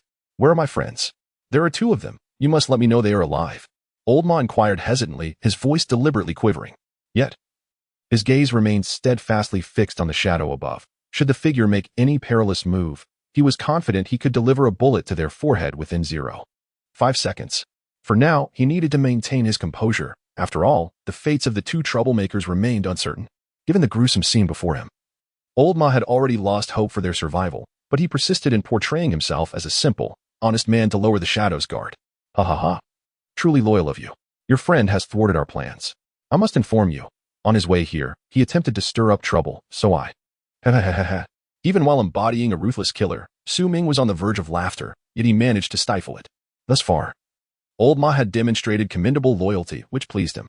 However, to further test Old Ma, he had to escalate the situation. Oh, and there's one more, that burly fellow, reminiscent of a brainless gorilla, is still alive. Do you want him?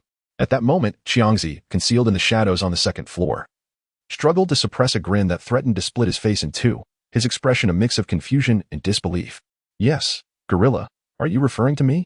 Upon hearing the nonchalant inquiry from the cloaked figure, Old Ma's eyes reddened with fury as he shot a venomous glare at Su Ming, as if he wished to devour him alive. Yet, upon learning that Xiangzi was still alive, he managed to restrain his emotions.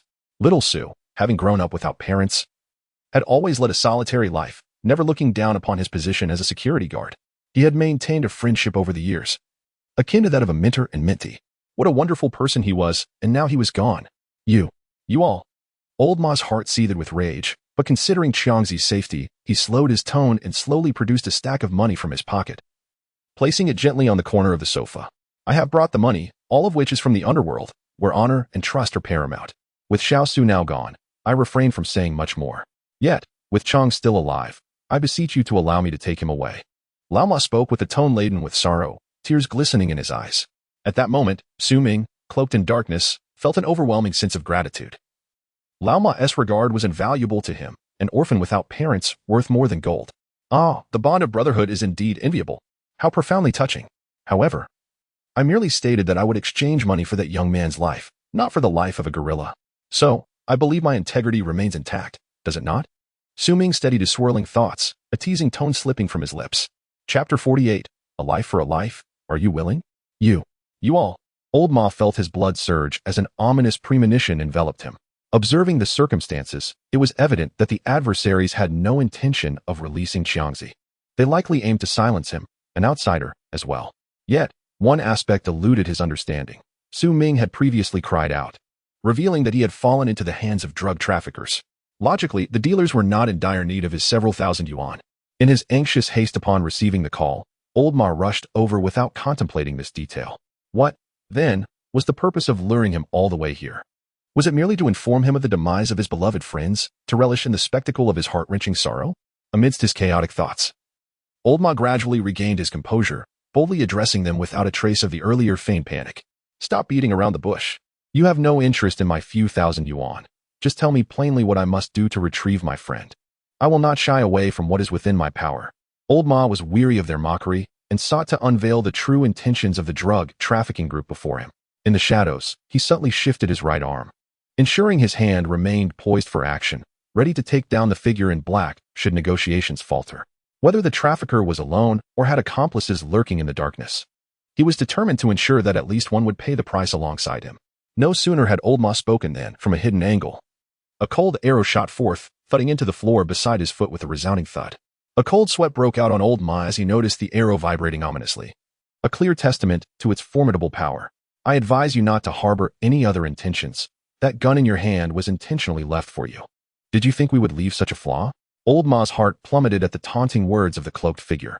He had entertained the notion of securing a hidden advantage, believing he could survive against their fewer numbers, only to discover it was a ruse designed specifically for him. The arrow embedded in the ground confirmed that the enemy had accomplices, the number of whom remained uncertain. Did they truly fear that he could turn the tables on them with the offered gun? Stunned and hesitant, Old Ma remained frozen in place. The figure in black continued. Do not ponder too long. The gun contains but a single bullet, reserved solely for you. Ha ha ha. You crack me up. The sinister and twisted laughter echoed from the cloaked figure as he explained, the gorilla was so adamant in telling me that you would risk everything to save him. I made a wager with him. Pausing momentarily, the figure's tone shifted to one of excitement. We wager, will you exchange your life for his? Very well. But how can you prove that Xiangzi is still alive? To Su Ming's astonishment, Old Ma agreed without a moment's hesitation. Shock coursed through him, and the carefully prepared lines he had in mind were abruptly stifled. Hidden in the shadows, Xiangzi, initially reveling in the success of the prank, fell silent upon hearing Old Ma's unhesitating pledge to sacrifice his life for his own. Tears welled in his eyes. I must at least know that my brother is still alive, right? Old Ma, observing the black-clad man's silence, assumed he was merely toying with him. Perhaps Chang had already. Hastily, he spoke again. Ahem. Yes, he is certainly still alive. Su Ming, regaining his composure, waited for a moment. Noticing that Chang, still hidden in the shadows, remained silent, he pretended to call out into the darkness. Whoever you are, tell that gorilla to say something." Overwhelmed with emotion and tears streaming down his face, Chang finally snapped back to reality. Taking a deep breath to adjust his demeanor, he feigned a state of terror and exclaimed, "Old Ma, please, don't mind me." Sob sob. He then covered his mouth with both hands, afraid to make a sound. Well, there was no need for such pretense. Chang's teary voice immediately assured Old Ma of his survival. A sense of relief washed over Old Ma as he inhaled deeply, feeling a mix of disappointment and concern. "You fool, if they keep their word, you could still be alive tonight. Remember to stay on the right path and never return to this line of work. And take good care of your niece." Hearing his old comrade's earnest advice, Chang felt as if they were indeed at a parting of life and death. Tears seeped through his fingers, accompanied by muffled sobs. Old Ma, hearing the whimpers from his old comrade's direction, felt reassured that he could hear his final words. He turned his gaze towards the black-clad man on the second floor and declared, "I hope you will keep your promise." With a swift inhalation, he raised his hand, pressing the gun against his temple, closed his eyes, and resolutely pulled the trigger. Bang! Bang! The anticipated scene of the bullet striking his temple and his consciousness fading away did not unfold as expected. After the first pull of the trigger, Old Ma quickly squeezed it again, but the pistol remained silent. In that moment, he felt a discomfort more profound than death itself, having prepared himself mentally for the end. It was a cruel twist that this faulty weapon failed him, clearly a substandard product. With a lingering sense of dread, he looked up at the black-clad man. His expression vacant, and in a flat tone devoid of inflection stated, "This gun is useless. I need a replacement." At that moment, he only wished to conclude this ordeal swiftly, knowing he was meant to end his own life, yet failing to do so and having to start anew. Frankly, not everyone possesses such courage. Even brainwashed terrorists do not. "All right, Chang, give him a different gun. Just hand him that AK. It's durable and has a low failure rate." Ming sensed it was time to intervene. Old Ma's bond with the two had been effectively tested, leading him to restore his original voice, teasingly calling towards Chang. Upon hearing the voice of the supposedly deceased Ming, Old Ma was momentarily taken aback, puzzled at the change in tone, thinking it resembled Ming's. "I thought so. You only loaded a few shells into the magazine. How could this gun possibly fire?" Before Old Ma could ponder further, Chang leaped down from the second floor, brandishing an AK-47. He quickly approached Old Ma and thrust the weapon into the hands of the still-dazed Old Ma. As Old Ma occasionally glanced at Ming, who was disguised as a figure in black, and then back at his own eyes, he mischievously began to lecture Old Ma. "You see, this AK is actually quite similar to the 56 rifle in our unit, as long as your arm is long enough. Shoving the barrel into one's mouth is merely a matter of pulling the trigger." After several minutes of remaining stationary, observing the two troublemakers frolicking and teasing in front of him, Old Ma finally, with a mix of humiliation and joy, confirmed that these two rascals were indeed alive and well. "You two, you rascals, you nearly scared me to death." At his advanced age, Old Ma could not help but express a hint of sobbing amidst his excitement. Chapter 49. The astonishing duo 2 hours later, in Ming's residence. A few plates of cold dishes and a case of chilled beer were arranged on the coffee table at the center of the living room. The air conditioning was set to its lowest temperature, and a palpable chill emanated from it. 3 burly men sat around the coffee table, their shirts off, while Ming and Xiangzi occasionally sipped their beer, savoring the pork head meat laid before them. In this moment, Lao Ma appeared utterly bewildered. During the ride home, it had been Ming at the wheel, leaving Xiangzi to explain matters to Lao Ma, asserting, for instance, that there were no drug dealers, and that the deceased in the villa were merely spies from the island nation. Given Xiangzi's limited education, he struggled to convey the entirety of the situation, leaving Lao Ma still grappling with the tangled threads of events. How did you two become involved with the islanders?" Lao Ma inquired, his appetite waning as he observed the carefree duo. After taking a sip of beer, he posed the question. "I'll take this one," Ming said with a resigned glance at Xiangzi, who was blissfully guzzling his chilled beer. After a long night of toil, having finally satiated his hunger, Ming set down his utensils, retrieved a pack of cigarettes, and offered one to each of them. Lighting his cigarette, he inhaled deeply, the smoke curling through his nostrils as he surveyed the two men, contemplating how to elucidate matters to Lao Ma. Should he employ the same ruse he had used on Xiangzi? It was clear that Xiangzi's thoughts were straightforward. A mere hint of his abilities would suffice to convince him. Although Lao Ma also hailed from a military background, his mind was not as singularly focused as Xiangzi's. Would fabricating another tale of war be prudent? He feared creating a situation that could spiral out of control. A single lie often necessitates a multitude of others to sustain it. These two would become his most trusted allies, and it was prudent to share some truths with them. There remained much preparation to undertake before the apocalypse arrived. Distrust could only breed further discord. At this juncture, the two men at the coffee table also set aside their bowls and chopsticks, smoking their cigarettes while curiously regarding Su Ming. After a moment of contemplation, he resolved to speak, saying, "I wonder if you have ever heard of the apocalypse?" "The apocalypse?" Lao Ma's curious eyes reflected his confusion. "I've seen it in television dramas and movies. Indeed, those foreign films are well made. But what is your point?" Xiangzi, having previously heard Su Ming discuss matters of war, immediately connected the dots and hurriedly asked, "What? Is it that serious? Are we on the brink of nuclear war? Su, can we trust your information?" Were it not for having witnessed Su Ming's formidable strength and his seemingly supernatural abilities, Xiangzi would have sworn that Su Ming had lost his mind. "What I am about to share with you is strictly between the three of us. If anyone were to leak this information, regardless of our past camaraderie," Su Ming left the statement hanging. But the chilling intensity in his gaze conveyed the gravity of his words. Both Lao Ma and Xiangzi straightened in their seats, their expressions turning serious as they nodded in acknowledgement. On August 5th of this year, Su Ming picked up his phone to check the date and remarked that in less than a month, the world would face an extreme cold disaster, with temperatures plummeting to as low as minus 60 or 70 degrees. At that time, the very survival of humanity would be at stake. With survivors being a mere fraction of the population, this was merely a rough estimate a month after the disaster struck. Su Ming understood that such an improbable assertion would seem utterly fantastical to those who had yet to experience an apocalypse, so he refrained from elaborating too much, merely hinting at the gravity of the situation. Indeed, upon hearing Su Ming's words, the inquisitive gazes of the two transformed into expressions of deep skepticism. "Hey, you've only had 2 beers. What nonsense are you spouting? Have you been watching too many movies?" Old Ma remarked, his concern evident as he observed Su Ming, thinking that solitude had driven the young man to a state of delusion. "Brother Su, it's not that I don't believe you. But one moment you're talking about impending war, and the next, it's a natural disaster. This is quite the leap," Xiangzi chimed in. Having witnessed Su Ming's extraordinary abilities, he was less inclined to label him as insane. Yet the stark contrast between Su Ming's current explanations and his previous statements left him equally perplexed. Noticing Old Ma's patronizing gaze, Su Ming sighed. There was no point in further debate. Perhaps it was time for them to witness the truth firsthand. With a grand gesture, Su Ming summoned the three of them, along with the coffee table and snacks, into an alternate space. Just moments ago, they had doubted Su Ming. But now Old Ma and Xiangzi felt a fleeting blur of colors before realizing they were no longer in Su Ming's home. "What the?" they exclaimed in unison, startled and bewildered, swiftly standing to survey their surroundings. In their haste, Old Ma knocked over a beer bottle, but at that moment, he had little concern for the spilled drink. They found themselves in an extraordinarily vast expanse, stretching infinitely in all directions. There were no celestial bodies above, nor any sources of illumination, yet a gentle light suffused the entire space. The ground beneath them was not earth, but a translucent material reminiscent of glass, producing a dull thud with each step.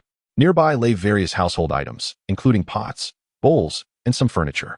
Old Ma was the first to regain his composure. After surveying the environment, he could hardly contain his astonishment and, trembling, turned to Su Ming to inquire, "Are you human or a deity?" As the words left his lips, he shivered, fearing that addressing Su Ming as Little Su might provoke the wrath of a celestial being. Hearing Old Ma's incredulity, Xiangzi also came to his senses, looking at Su Ming with a mix of curiosity and fear, waiting for an explanation. "Look at you two. I'm still the same Su Ming. There's no need for alarm. Come on, let us eat and drink as usual," he said, encouraging them to carry on amidst the bewilderment. Observing the gentle and approachable Su Ming, the two of them drew out the small stools beside them and gradually settled down. However, they no longer dared to be as casual as before. Now, they sat with their backs straight, legs together, and hands resting on their knees, resembling two exemplary young pioneers. Suddenly, Su Ming could no longer contain himself and burst into laughter, even letting out an unrefined belch. The surprises that this alternate dimension bestowed upon Su Ming were truly immense. It allowed for the storage of inanimate objects and the entry of living beings. Contemplating the impending apocalypse, he envisioned himself traversing freely across various locations, retreating into this space whenever he felt cold or hungry, and swiftly taking refuge at the first sign of danger. With this, he would have no fear even in the face of a nuclear strike, a veritable cheat code for survival. Chapter 50. Preparations before departure. As you can perceive, I possess extraordinary abilities, and we currently inhabit a realm of my own creation. Indeed, the apocalypse is imminent, and I must present this reality before you, for we must collaborate earnestly to prepare adequately for our future. Xiangzi, regarding the war I previously mentioned, There is, in fact, no war. It is merely a pretext to instill belief in you. I understand that this revelation is difficult to accept. Yet it is an objective truth that will soon unfold. During this period, we shall make necessary preparations if the apocalypse does not arrive by August 5th. We will have merely squandered less than a month of your time. It is wiser to believe in the possibility than to dismiss it entirely. Do you not agree? After imparting this information, Ming fell silent, allowing the two individuals ample time to digest the gravity of his words. After a considerable pause, Xiangzi was the first to confront the reality, disregarding Ming and his companion. He seized the remaining half-bottle of beer and drank it in one go, subsequently indulging in food and drink. Brother Su, I believe in you. Thank you, he expressed gratefully after swallowing his morsel. From now on, I shall heed your every command. I was foolish to doubt you earlier.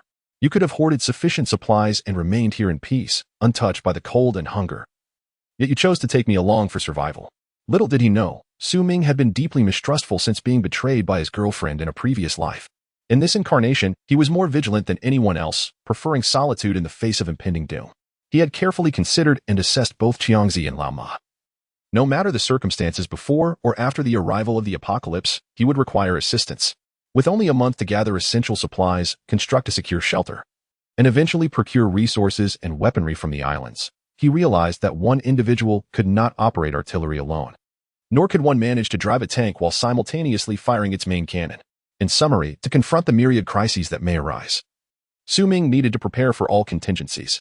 Mere abundance of supplies would not suffice. This was the original sin. Should anyone covet his provisions, he must be equipped to retaliate. The complexities of human nature led Ming to prefer a small, cohesive team. Enough was sufficient. Moreover, with his unique ability to access a different space, he trusted that Lao Ma and Xiangzi would recognize the situation's gravity. With Ming's presence, they would have a safeguard for their existence in this new world. Little Su, I apologize. I believe in you too. Observing Ming and Xiangzi's silence, Lao Ma quickly regained his composure and voiced his agreement. Your abilities are truly astounding. I was momentarily taken aback, almost mistaking you for a deity. Thank you for considering me, he added. What Xiangzi said resonates with me. I shall follow your lead. With that, he retrieved 3 bottles of beer from the box, opened them, and the 3 stood together, clinking their bottles and downing their drinks in unison. Old Ma did not question how Ming could foresee the impending doom. Since he had chosen to believe in Ming, there was no need to delve deeper into the matter. Well, next, I wish to take Old Ma to the island nation. By the way, Old Ma, you speak the island's language, right? I can manage that too. Just take me along. Xiangzi, who had been the first to follow Ming, suddenly became agitated upon hearing that Ming was taking Old Ma but leaving him behind. Ming had considered this. Theoretically, he could go alone, but he preferred to bring someone along for support in case of emergencies. Both of them had come from special forces, and they were likely more familiar with various weapons than he was, which would surely come in handy. You have more pressing matters to attend to, and there are supplies you need to stockpile. This is fundamental for our future survival. So I must rely on you for this crucial task. Ming hurriedly sought to reassure him with excuses. Fine. Seeing the free trip to the island slip away, Xiangzi could only sigh in defeat. In the coming days, I will store the supplies I acquired into this space. And once Old Ma and I set off, I will leave them in your care. Make sure to fill those warehouses. Additionally, I am entrusting you with overseeing the construction of the Safehouse during this time. This is of utmost importance, primarily to monitor the progress and ensure completion and inspection before the apocalypse arrives. At present, these are the matters at hand. It seems I have been the one doing all the talking. Please see if there is anything I have overlooked, and feel free to contribute. Let's utilize the synergy of our trio. Ming pondered that there appeared to be no omissions, yet adhering to the tradition, he still sought their opinions. I have no issues, Xiangzi muttered, clearly still lamenting the lost opportunity for a trip to the island. Ming turned to Old Ma, who had a furrowed brow, seemingly grappling with something unspeakable, wanting to voice it yet hesitating. Old Ma, if you have something to say, just speak up at this point. What is there to hesitate about? Ming was filled with confusion. Well, it's about my daughter. Ming slapped his forehead, realizing how he had overlooked this matter. Old Ma had been worried about whether Ming would be willing to accept his daughter into their fold, especially since he learned that Ming did not intend to take in Xiangzi as subordinates. I must admit I overlooked this. Your daughter is essentially like our own. Let us bring her along as well. Did you think I would be so heartless? Ming chuckled inwardly, after years of solitude alongside Xiangzi. He had naturally forgotten about the existence of family. Old Ma, on the other hand, had responsibilities. He could only hope that Old Ma's daughter was sensible enough, limiting any potential disruptions to the maximum. Otherwise, shaking his head, Ming dispelled the dark thoughts from his mind. They would deal with that when the time came, as it was merely the worst-case scenario. Thank you, Su brother. Old Ma sighed in relief. By the way, it's summer vacation now. Why is your daughter still at school? Doesn't she want to reunite with you? Ming curiously inquired, sighing softly. Lao Ma reflected on his own inadequacies. With such meager earnings as a security guard, he felt a pang of regret. His daughter had always been sensible, diligently working to support herself throughout her university years. She had never once asked him for financial assistance, stating that during her winter and summer breaks, she could take on full-time work to earn a bit more. Lao Ma felt a mix of tenderness and guilt, his eyes filled with profound love for her. Hearing this, Ming felt a sense of relief. Such a thoughtful sister surely was not one to stir up trouble, certainly far better than someone like Tian, who exuded an air of manipulation. Money would soon become worthless. No amount earned would matter.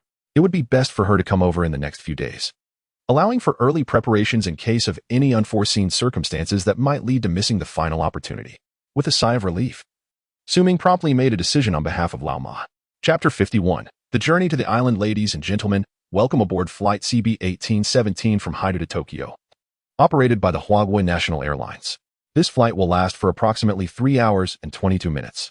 To ensure the proper functioning of the aircraft's navigation and communication systems, please switch your mobile devices to. Within the belly of this Boeing 787, designed specifically for cargo transport, lies the lower cargo hold, while the upper section accommodates the seated passengers. At this moment, Ming and Lao Ma find themselves amidst layers of wrapped goods, listening to the faint bilingual announcements from the captain above. As they munch on peanuts and occasionally sip beer, they are thoroughly enjoying themselves. It is my first time ever aboard a civilian aircraft, and I never imagined I would be hiding here. Lao Ma exclaimed with a hint of excitement as he set down his bottle.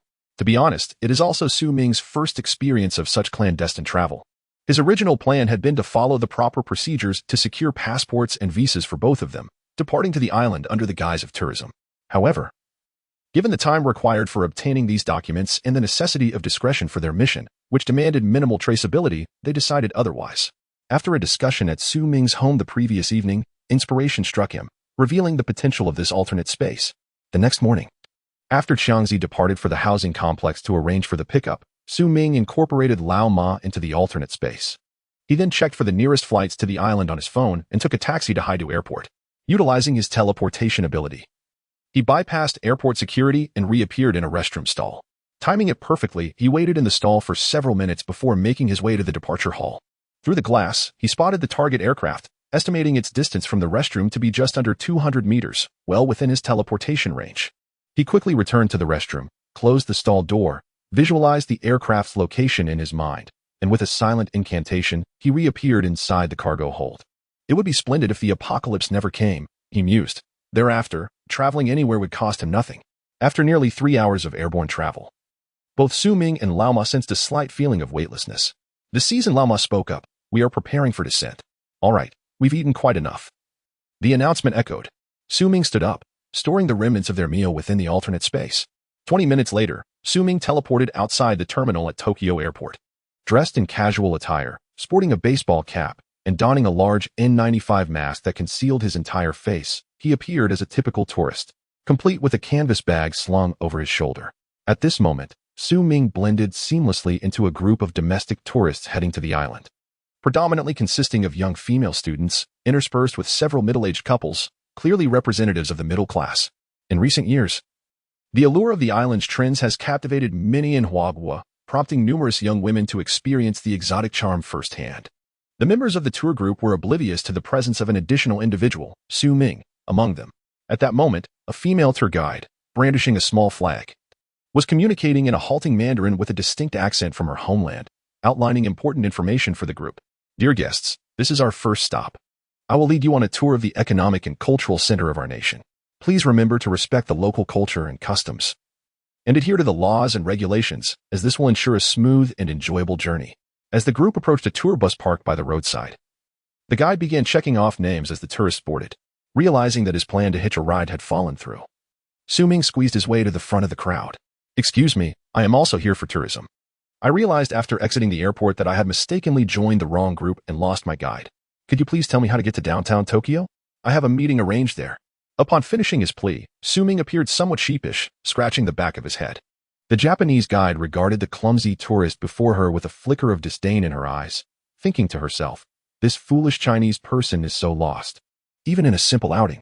Nevertheless, she maintained a facade of politeness, smiling broadly as she slightly bowed to Su Ming and explained, Sir, you can simply take any taxi next to the airport and inform the driver of your destination. It's quite convenient here. You really shouldn't get lost. Although her tone was gentle and her gestures respectful, the condescension in her eyes and the implication that he should know to take a taxi were unmistakable to Su Ming. Choosing not to dwell on the guide's attitude, he thanked her casually and walked away from the group, fully aware of her disdainful gaze. Was Su Ming truly lost? Certainly not. It was absurd to think that a modern individual from China would be unaware that a taxi could take you anywhere. In China, one might not know where to find foot baths, but taxi drivers are always well informed. His approach to the female guide had been deliberate, primarily to seize the opportunity to discreetly lift her wallet during their exchange. Indeed, in this country, which Su Ming held in contempt, he intended to make the most of his situation, adhering to a philosophy of frugality during his travels. Arriving empty-handed, he was determined to return with his pockets brimming. Yes, this would serve as the guiding principle for his current endeavor. Finding a secluded spot by the street, Su Ming opened the wallet he had taken from the guide, a pink Hello Kitty-themed accessory. Inside, amidst an assortment of bank cards, he discovered a sum exceeding 30,000 yen. Not a bad haul, he mused. Stuffing the cash into his pocket and casually discarding the wallet into his bag, he then hailed a taxi, settling into the front passenger seat and addressing the driver in an impeccable Tokyo accent, Kabuki-cho. Upon hearing such authentic Tokyo dialect, the driver was taken aback and, while driving, nodded enthusiastically, his face beaming with eagerness. Ah, a local. It's my pleasure to serve you. Su Ming merely responded with a nasal sound, feeling a profound disdain for the habitual theatrics of the islanders. One might wonder, why not simply drive properly? It is evident that they are out to earn a living. One could easily mistake their actions for something far less respectable. Chapter 52. Kabuki-cho. Kabuki-cho stands as one of Tokyo's vibrant entertainment hubs and is the largest nightlife district in the nation. Here, cinemas, gaming parlors, restaurants, and bars abound, with a constant flow of patrons. However, it is equally renowned as the largest red light district in Asia, a veritable haven for those seeking indulgence. The streets bustle with people, reminiscent of a colossal night market in a certain country. Su Ming endured a brief moment of regret over the exorbitant taxi fare but soon discovered a public restroom by the roadside. Once inside a stall, he released Lao Ma from the confines of his space. Finally out. How long has it been? I was utterly bored in there. Boo-hoo. Lao Ma emerged, immediately voicing his complaints, his gaze towards Su Ming tinged with a pitiful longing. Only about an hour, Su Ming replied, attempting to downplay the duration. Come on. I'm not pretending. It was so eerily quiet in there. Not even a whisper of wind. It was downright unsettling. Su Ming couldn't help but agree. Devoid of any entertainment or companionship, and lacking even the usual sounds of bustling traffic from the outside world, it felt akin to a solitary confinement cell. A normal person would likely lose their sanity after a day in such an environment. It seemed prudent to bring in more items next time, perhaps some small animals or plants, to alleviate the stark emptiness. After all, entering with an empty space would be unbearable. Remember, no speaking in the national language. He recalled a classic line from a certain game and whispered the admonition to Lao Ma in a playful tone. Huh. Though Lao Ma didn't grasp the reference, he quickly responded in the local dialect, marking their covert operation. Just as their plan solidified, they exited the restroom stall only to encounter a man with bleached hair rushing in, clutching his backside, colliding directly with them. Witnessing two men emerge from the same stall, the man behind, adjusting his belt, looked around with a mix of curiosity and shock, lost in a myriad of inappropriate thoughts, forgetting entirely his purpose for entering.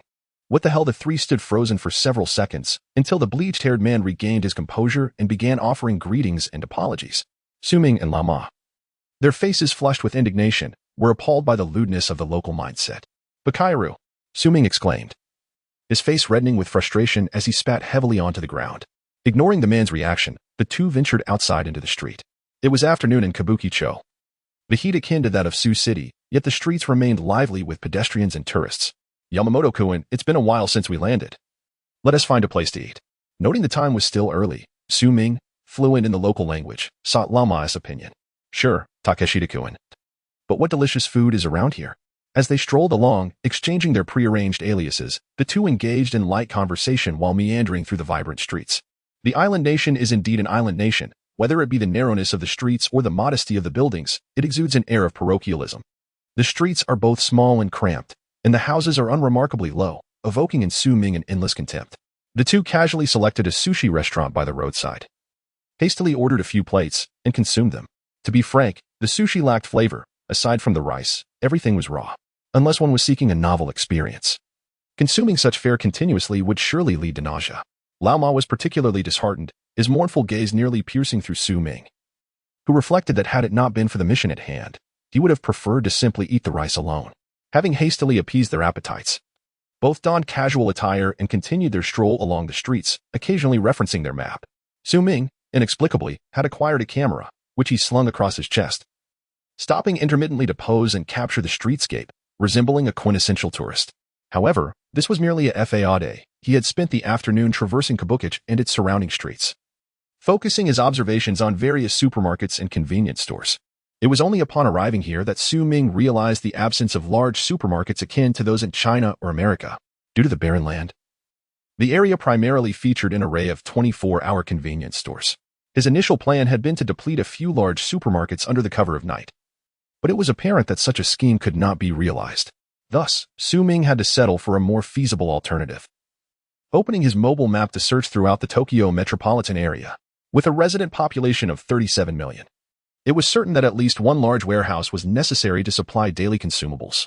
As his fingers navigated the screen, zooming in and out, his eyes scanned the area until, in the neighboring Chiba prefecture adjacent to Kyoto, he discovered a sprawling storage center situated merely 20 kilometers away from their current location in Kabukic. Moreover, they found themselves in Shinjuku, a district that amalgamates dining, entertainment, and leisure.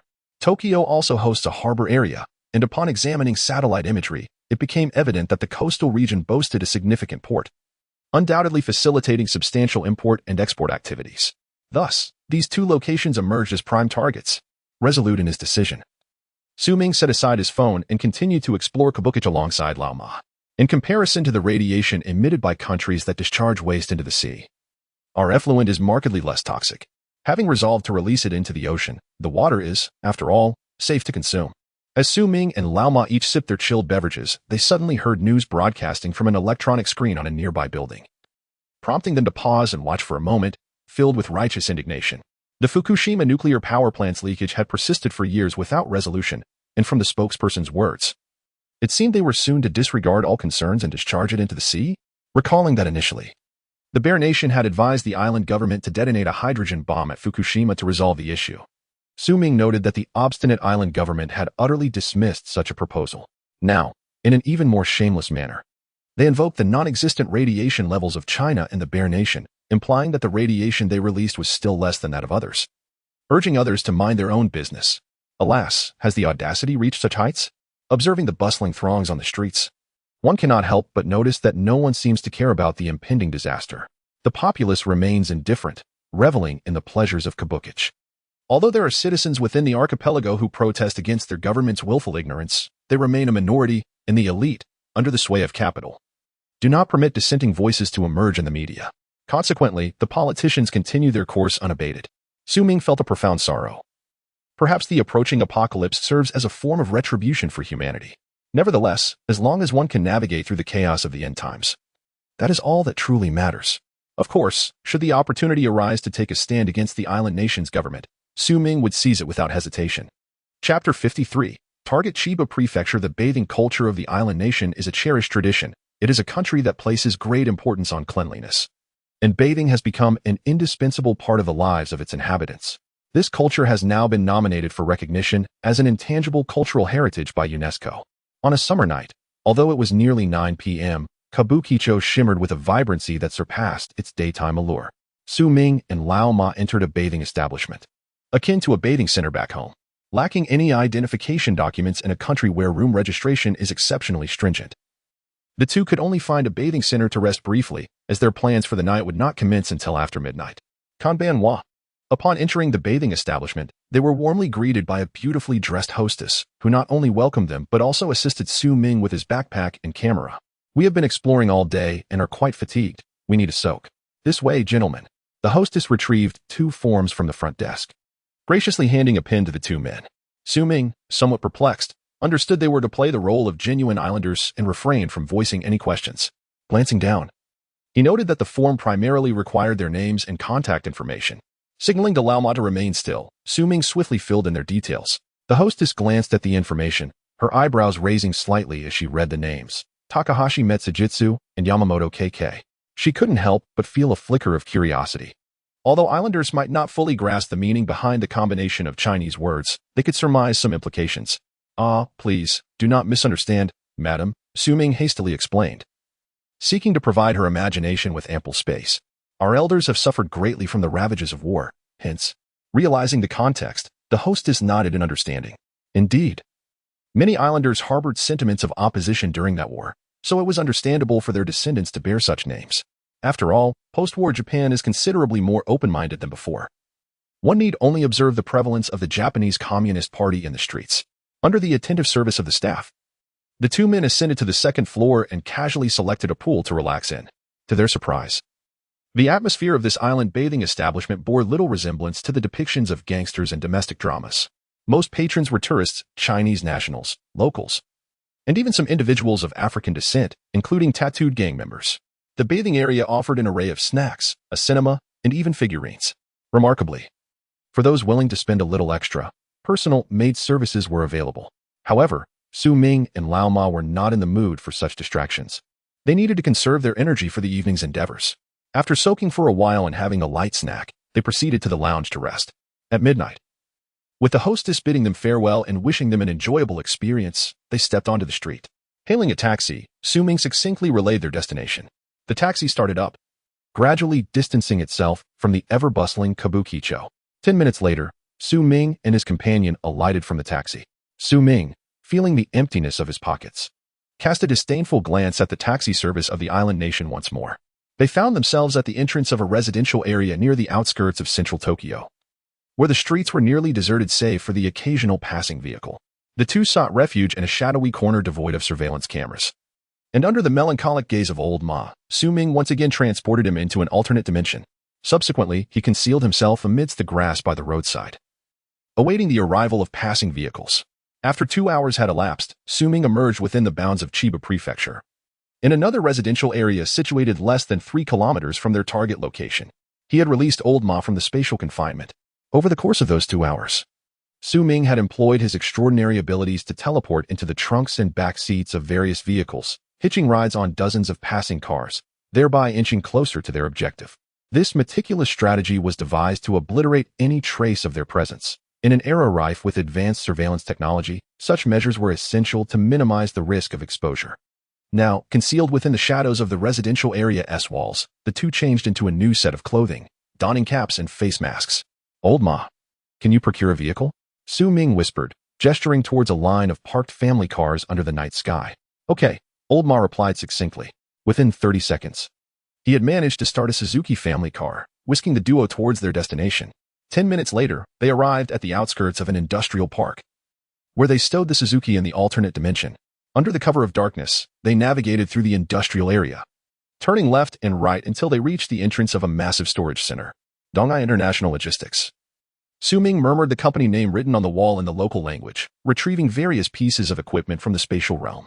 Moments later, both were clad in sleek black tactical uniforms and wearing combat masks that obscured their identities. Old Ma, armed with an SVD sniper rifle equipped with night vision and a silencer, soon vanished into the night to seek a vantage point to provide cover for Su Ming. Su Ming remained in the darkness until, a few minutes later, he heard Old Ma's calm voice through the earpiece. "I am in position. You may proceed." "Understood."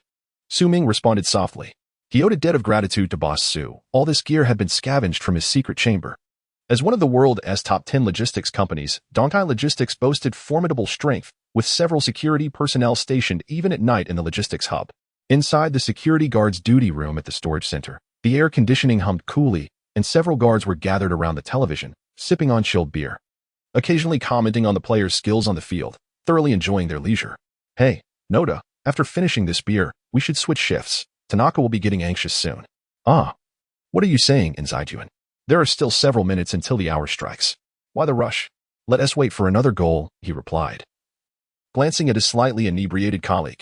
Inzaijuan felt tears of despair welling up. Drinking during work hours was strictly prohibited, and he certainly did not want to attract the attention of the inspectors from above, jeopardizing his livelihood. In this day and age, securing a job is no easy feat, and he had no intention of being a burden. Thus, he spoke sternly. Well then, I'll head to my post now. Don't forget the time, all right? I've heard that the supervisors are coming to inspect in the next few days. After reminding his oblivious colleague engrossed in the match, Zaijiwen picked up his baton, slung the walkie-talkie over his shoulder, and prepared to leave for his shift change. Chapter 54. The paranormal incident at the Western Iron Storage Guard, and let out a sigh. Turning to rest his hand on the doorknob. Just as he was about to turn it, the guard room was suddenly engulfed in darkness. The lights, air conditioning, and the television broadcasting the match all ceased to function. What? Another power outage? Damn it. Just when a goal was about to be scored. Complaints erupted within the security room, revealing that such intermittent blackouts had become a frequent occurrence in this area. I'll call the Electricity Bureau. It's probably due to excessive power load. One of the guards lamented. In the pitch-black environment, as if on cue, a sudden crash of shattering glass echoed through the room, seemingly from a broken window. Moments later, a faint sound of something being tossed inside was heard. One of the guards hadn't finished his sentence when the object that landed on the ground emitted a deafening explosion, accompanied by a blinding flash of light. Upon entering the storage area, Ming employed his teleportation skills to scout the surroundings. His figure flickered from the staircase to a corner of the wall, appearing and disappearing like a wraith. Meanwhile, Lao Ma lay prone atop a water tower adjacent to the site, observing intently. Through his night vision goggles, he noted Ming's erratic movements, silently amazed by the spectacle. Ming swiftly navigated the factory grounds, utilizing teleportation to evade surveillance cameras. Lao Ma, stationed at a height, periodically alerted Ming to the positions of enemies. 50 meters ahead, one enemy. One on the stairs above you. Any patrolling guards he encountered were swiftly dealt with. He teleported behind them and incapacitated them with a swift strike, always waiting until they were in the blind spots of the cameras. In a particularly tense moment, just as Ming positioned himself behind a guard, ready to strike the nape of his neck, another guard unexpectedly appeared from around the corner a few meters away. Spotting the shadow of Ming behind his colleague, he immediately raised the alarm. Just as the warning was about to escape his lips, Ming heard a faint whoosh from afar, followed by the sound of something heavy collapsing behind him. Tension gripped him for a moment before he exhaled, swiftly twisting the neck of the guard before him, who was still in shock. Although Lao Ma's sniper rifle was equipped with a silencer, its effectiveness differed vastly from what was portrayed in television dramas. The silencer merely mitigated the sound at the muzzle, reducing the distance the shot could be heard. But it could not completely eliminate the noise. To Ming, the shot merely sounded like a soft thud, unlikely to alert other security personnel. Indeed, the weapon remained sharp. After stowing away two bodies, Ming praised Lao Ma over the intercom and continued his search. In just over a minute, the duo had neutralized all patrolling guards within the factory, leaving only those in the security room. Hearing the cacophony of voices from within, Ming realized that he could not subdue so many individuals with bare hands. Thus, he began to search outside the security room, and then he found it. At a turn just a few meters from the entrance, Ming stumbled upon an electrical box. Upon opening the door of the box, he counted silently in his mind before abruptly pulling the circuit breaker down and sprinting towards the security room at the utmost speed. Amidst the cacophony of complaints from those behind the door, Ming shattered the glass with his elbow, swiftly tossed in a flashbang grenade, and then cried out, "Ah! My eyes! My eyes!" The explosion of the flashbang, even without its blinding light, could render individuals unconscious for a brief period, let alone the sheer brilliance it emitted. With remarkable swiftness, Ming flung open the door to the security room, only to be met with the sight of fallen security personnel moaning in agony. Without hesitation, he delivered a swift kick to each of their heads, quickly silencing their cries and restoring an eerie calm. Illuminating the room with his tactical flashlight, he located the surveillance storage server and, with a gesture, absorbed it into his spatial realm. This maneuver would render any police investigation futile even if a report was filed, significantly prolonging the concealment of their identities. Having accomplished this, the entire factory area was devoid of standing security, and the internal surveillance system was now disconnected. Even if captured by cameras, the footage had become ephemeral, unable to be stored. All right, the entire premises are cleared.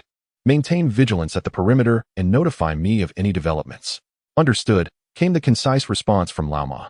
The storage facility comprised 8 massive warehouses, neatly arranged within the compound, resembling a congregation of unclad maidens awaiting Ming's arrival. With drool trickling from the corner of his mouth, he approached the entrance of the first warehouse. Gazing at the tightly shut door, he executed a swift teleportation and vanished inside. What greeted his eyes was an endless row of towering shelves, each marked with labels identifying their contents: sake, red wine, Chinese white liquor. It appeared this warehouse was entirely stocked with alcoholic beverages.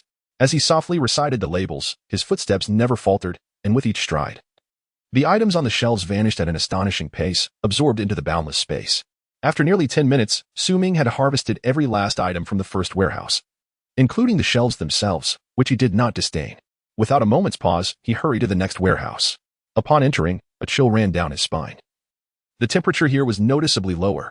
Scanning the shelves, he observed labels for ham, seafood, tuna, French foie gras, and M9 bluefin tuna among others. This was evidently a gourmet warehouse. In a post-apocalyptic world, merely finding sustenance was a blessing, let alone these luxurious delicacies that were typically beyond reach. Exquisite seafood and lobsters, come to me, he murmured excitedly, as he dashed swiftly between the rows of shelves. In no time, the entire warehouse once again lay barren.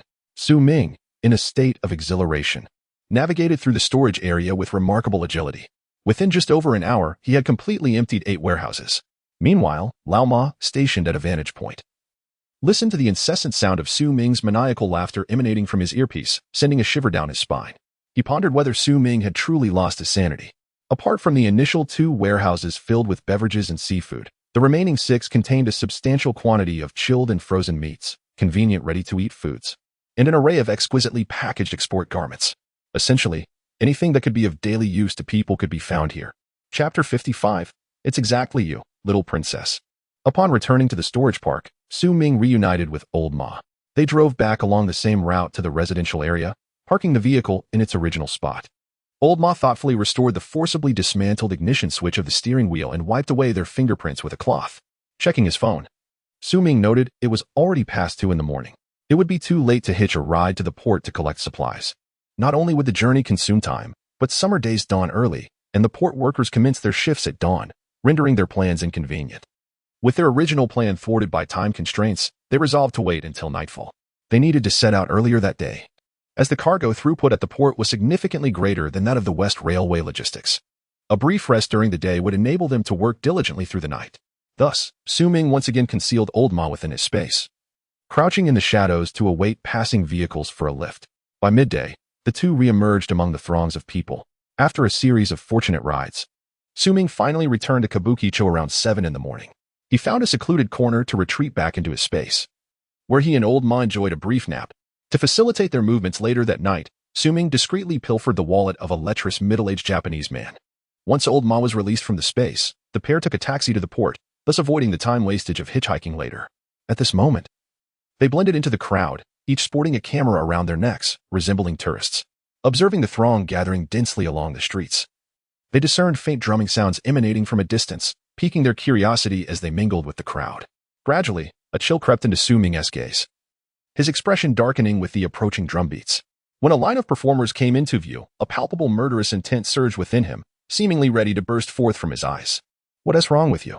Old Ma, noticing Ming's sudden shift from joviality to a brooding demeanor, whispered in confusion, suppressing his murderous aura. Ming turned to Old Ma and softly explained, "This is a dance from the island nation, held every summer, following the massacre in the capital of Hua country. It was performed both as a celebration and to pacify the restless spirits of countless soldiers and civilians.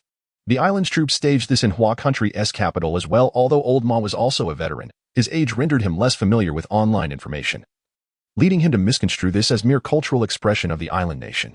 However, upon hearing Ming's brief explanation, the honest and straightforward Old Ma felt a surge of intense murderous intent, wishing to rush forth and eradicate these diminutive figures.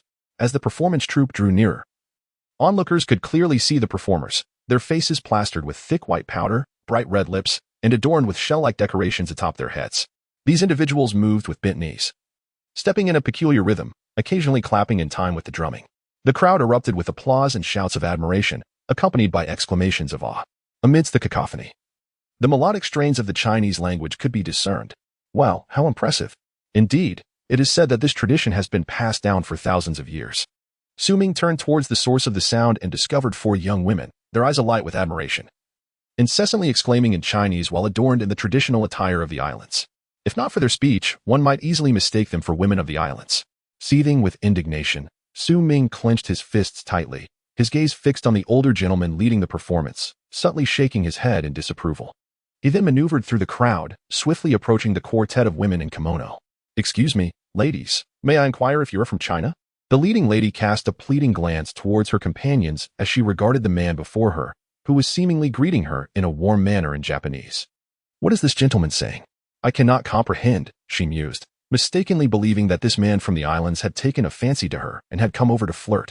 As a young princess, she had encountered such attention numerous times back home, and she feigned shyness while boasting to her friends, "Look, even the men from the islands are trying to woo me."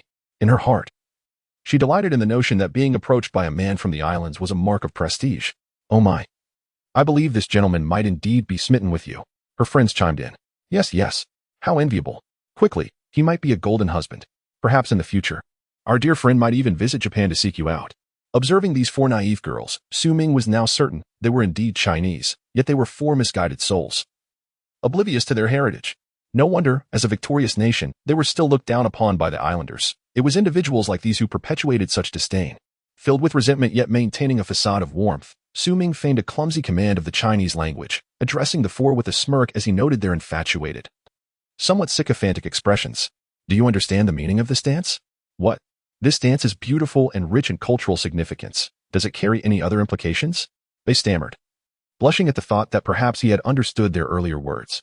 "Oh, let me enlighten you," he replied, his demeanor shifting from congenial to ominous. "This dance, we performed it in your homeland during that fateful occasion when we decimated 300,000 of your soldiers and civilians." His previously gentle smile morphed into a fierce countenance as he continued in a chilling tone. "This dance is specifically designed to subdue malevolent spirits, which, of course, includes those who perished in the conflict." Upon hearing this, and with the two intimidating figures in front of them glaring as if they longed to flay them alive, the quartet stood frozen in shock. The leading girl's romantic fantasy shattered. She found herself under the terrifying gaze of the previously gentle gentleman from the island, her heart filled with dread and embarrassment. "Well, what does it matter? The past is the past. What we seek now is peace," she stammered. "Indeed, indeed," her close friend echoed. Truth be told, they were both intimidated by this islander and could only think of saying something conciliatory to extricate themselves from the situation. This was none of their concern. They were merely out for enjoyment, and the events of decades past had long since faded. One cannot dwell perpetually in hatred, can they? Su Ming observed the four subservient individuals before him, their obsequious attempts at flattery only serving to fuel his ire. Where was their pride as citizens of Wagwa? They were nothing but sycophants enamored with foreign ways.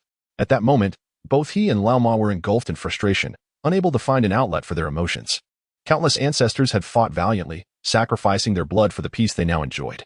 Yet here were individuals so quick to forget their heritage, so easily discarding the sacrifices of their forebears, all in the name of forgetting grievances and cherishing peace. Damn it!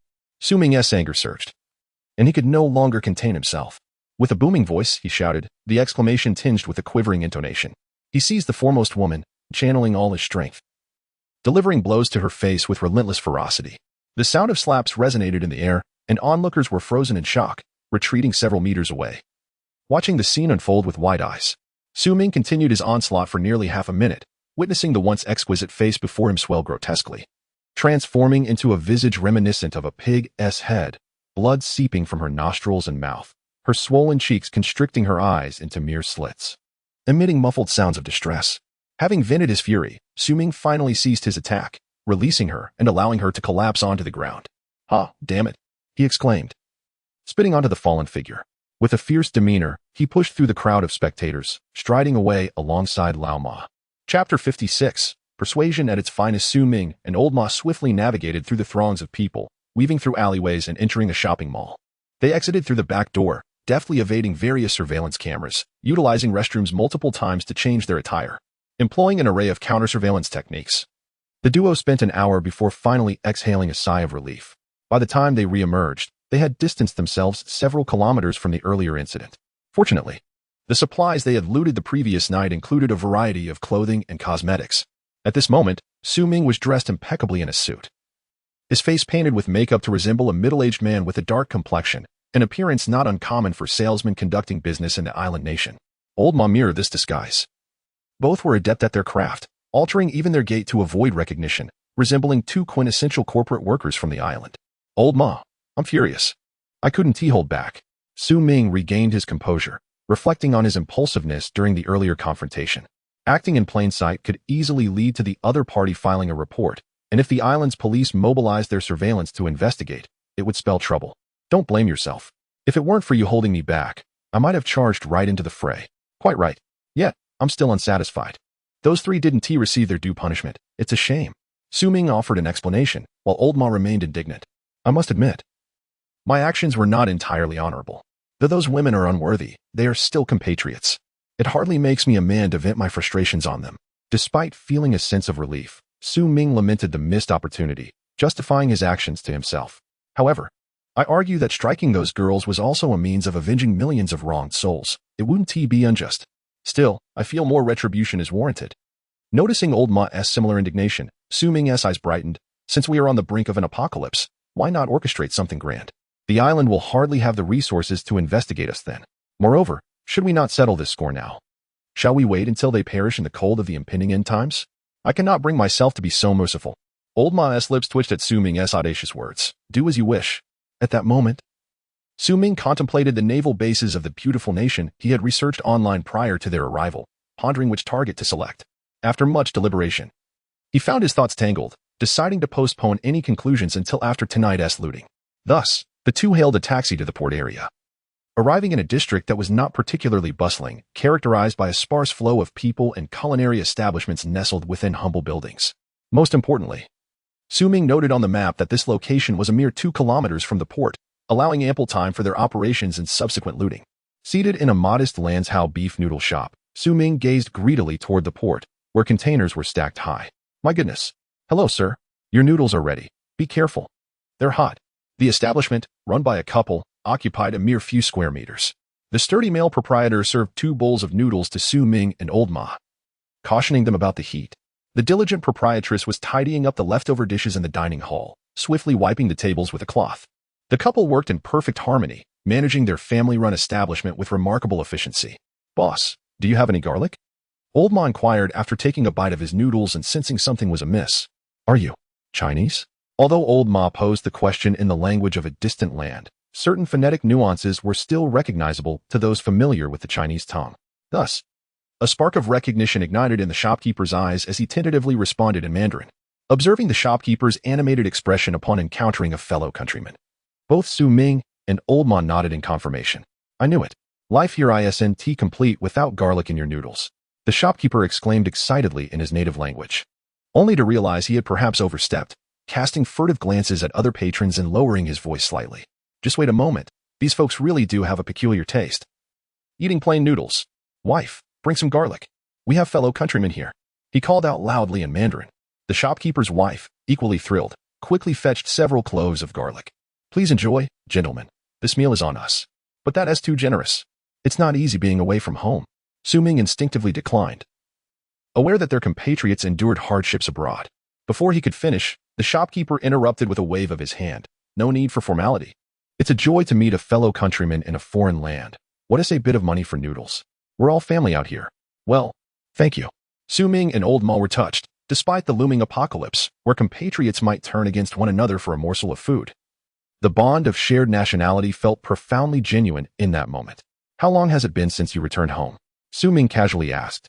Though he deemed the shared meal insignificant, he wished to avoid any sense of indebtedness. Over 3 years, I believe, the shopkeeper replied, nostalgia flooding his eyes as he reminisced about his distant homeland. You should consider going back when you have the chance. I was planning to return for the new year.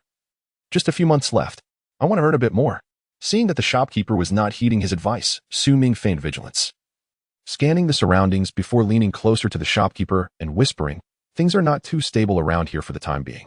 Su Ming's wary demeanor and his insinuation of possessing knowledge of certain unusual circumstances caused the previously carefree shopkeeper to tense up, his mind racing with speculation. Are you saying I haven't said anything? Su Ming straightened up, resuming his hearty consumption of noodles, while old Ma, seemingly oblivious, continued devouring both garlic and noodles. This left ample room for the shopkeeper's imagination. After observing the 2 enigmatic individuals for a while, the shopkeeper finally said earnestly, thank you. I had intended to return in a few months, but it seems I must go home sooner than expected.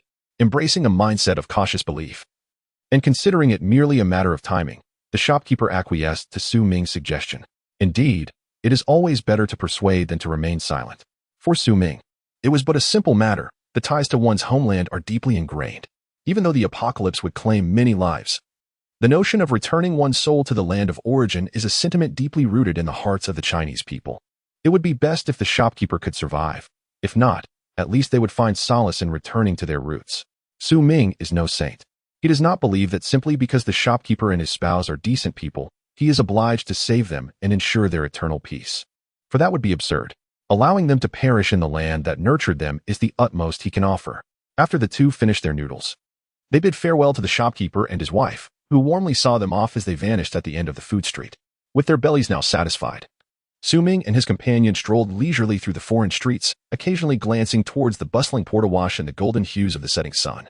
The hurried passers-by along the roadside paid no heed to the two figures that seemed to wander aimlessly, yet steadily drew closer to the harbor.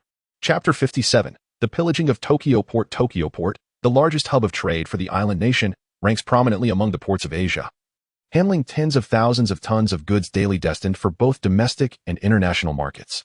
At the stroke of midnight, the night enveloped the bustling port, gradually bringing it to a serene hush, leaving behind only a few workers engaged in overtime and several security personnel intermittently patrolling the area. Earlier in the evening, Su Ming and his companion had indulged in a bowl of ramen before leisurely strolling to a location not far from the port. They soon found a secluded corner, slipping into a concealed space to conserve their energy. Clad once more in their jet-black combat attire from the previous night, they noticed the port's environment differed from that of the warehouse they had infiltrated. There were no taller buildings nearby to serve as vantage points for reconnaissance. Su Ming, determined, utilized his teleportation ability to deftly evade the port's staff, reappearing atop a towering crane within the port's confines. After releasing Lao Ma from the space, they took advantage of the cover of night to survey the security personnel's patrol patterns below. After some time had elapsed, the ordinary workers had concluded their shifts, leaving only a handful of security staff who sporadically roamed the premises. While termed patrolling, it was little more than a few personnel gathering outside the security office for a smoke, occasionally ambling a short distance back and forth. On this sweltering midsummer night, even the security guards seemed to be indulging in some laziness, perhaps lulled into complacency by the long stretch of uneventful duty and the omnipresent surveillance cameras that dulled their vigilance. After half an hour of keen observation, the glaring deficiencies in the security measures did not escape the notice of Su Ming and Lao Ma perched high above.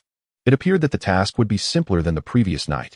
Lao Ma exhaled softly. Test sound. 1, 2, 3. Received. 1, 2, 3.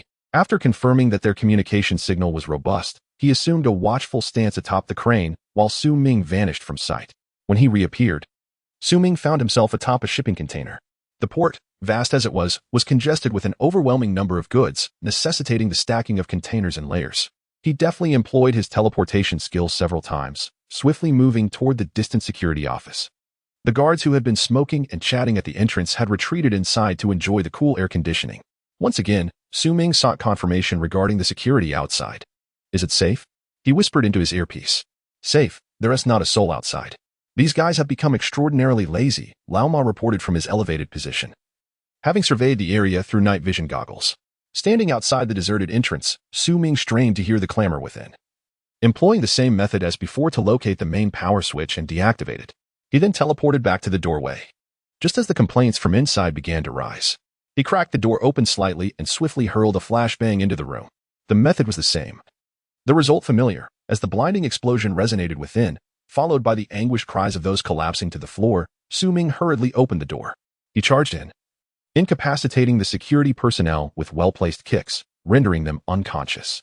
The harbor is sufficiently vast, and Su Ming requires more time than last night to pillage supplies. To ensure that he remains undisturbed during his operation, he isolates a livable space of several cubic meters within the surroundings, casting the security personnel into it. The security room, spanning several dozen square meters, features a prominently displayed LED screen, which is divided into numerous smaller screens. Equipped with night vision goggles, Su Ming perceives the world around him bathed in a green glow, the clarity being entirely adequate. Following the network cables laid along the walls, Su Ming discovers a server room inside the security facility. The large surveillance video server has ceased functioning due to a lack of power supply. With a tactical dagger, he meticulously severs all the cables connecting to the display and, with a swift motion, incorporates the server into his secluded space. It remains uncertain whether the surveillance data from this server will be uploaded to the cloud for safekeeping. However, this method is certainly more secure than leaving the server behind. Moreover, having teleported from the tower crane to the top of a container several meters high without traversing the ground. It is unlikely that any cameras could capture such an elevated perspective. Even if there are cloud backups, the probability of being recorded should be quite low. With the security room cleared, it is time to proceed with the task at hand. Understood. I will remain on alert. You may continue your operations, Old Ma responds. His previously tense demeanor easing as he lifts his SVD rifle to survey the surroundings. The port is illuminated by yellow streetlights, providing a clear view, allowing Su Ming to remove his night vision goggles. Surveying the neatly arranged and densely packed containers around him, Su Ming feels a sense of insignificance as he gazes upward from the ground. Where to begin? His fingers resting on his mask, he suddenly experiences a sensation of indecision, akin to being presented with a multitude of beautiful women, unsure of whom to approach first. Such a delightful dilemma. Let us start from the front row to avoid any omissions. Resolute, Su Ming teleports once more to the top of a specific container, scanning the orderly clusters of containers until he spots the very first one in the front row, swiftly teleporting to his destination. Utilizing his ability to retrieve items from a distance, Su Ming does not need to physically touch the objects. Anything within a 15-meter radius centered around himself can be effortlessly drawn into his space. Thus, he systematically employs his teleportation skill, extracting supplies from the interiors of the containers at intervals of 15 meters. Each time he arrives at a new location, without the need for physical interaction. A mere thought suffices to make the contents vanish into his space, while the containers remain undisturbed, truly an unparalleled tool for theft and subterfuge. At this moment, Old Ma, stationed high atop the tower crane, observes through his night vision goggles as Su Ming, atop a container, teleports approximately every 2 seconds, moving seamlessly without pause. Filled with confusion, he gently inquires over the communication channel, "What is happening? Are these all empty?" Listening to Old Ma's concerned question through his earpiece, Su Ming, still in motion, provides the most succinct reply, "All is proceeding smoothly. I'm currently retrieving everything." Wow, that's fast. Last night at the West Iron Storage, Old Ma was stationed on the periphery of the warehouse, thus he did not witness the astonishing speed at which Su Ming executed his heist. Upon observing Su Ming's swiftness, he was immediately struck with a sense of alarm, pondering to himself that it would be a great pity for Su Ming not to pursue a career in the logistics industry, given his extraordinary ability to gather supplies. Indeed, one could assert that, were it not for the advent of the apocalypse, the global logistics sector would be clamoring for Su Ming to join their ranks.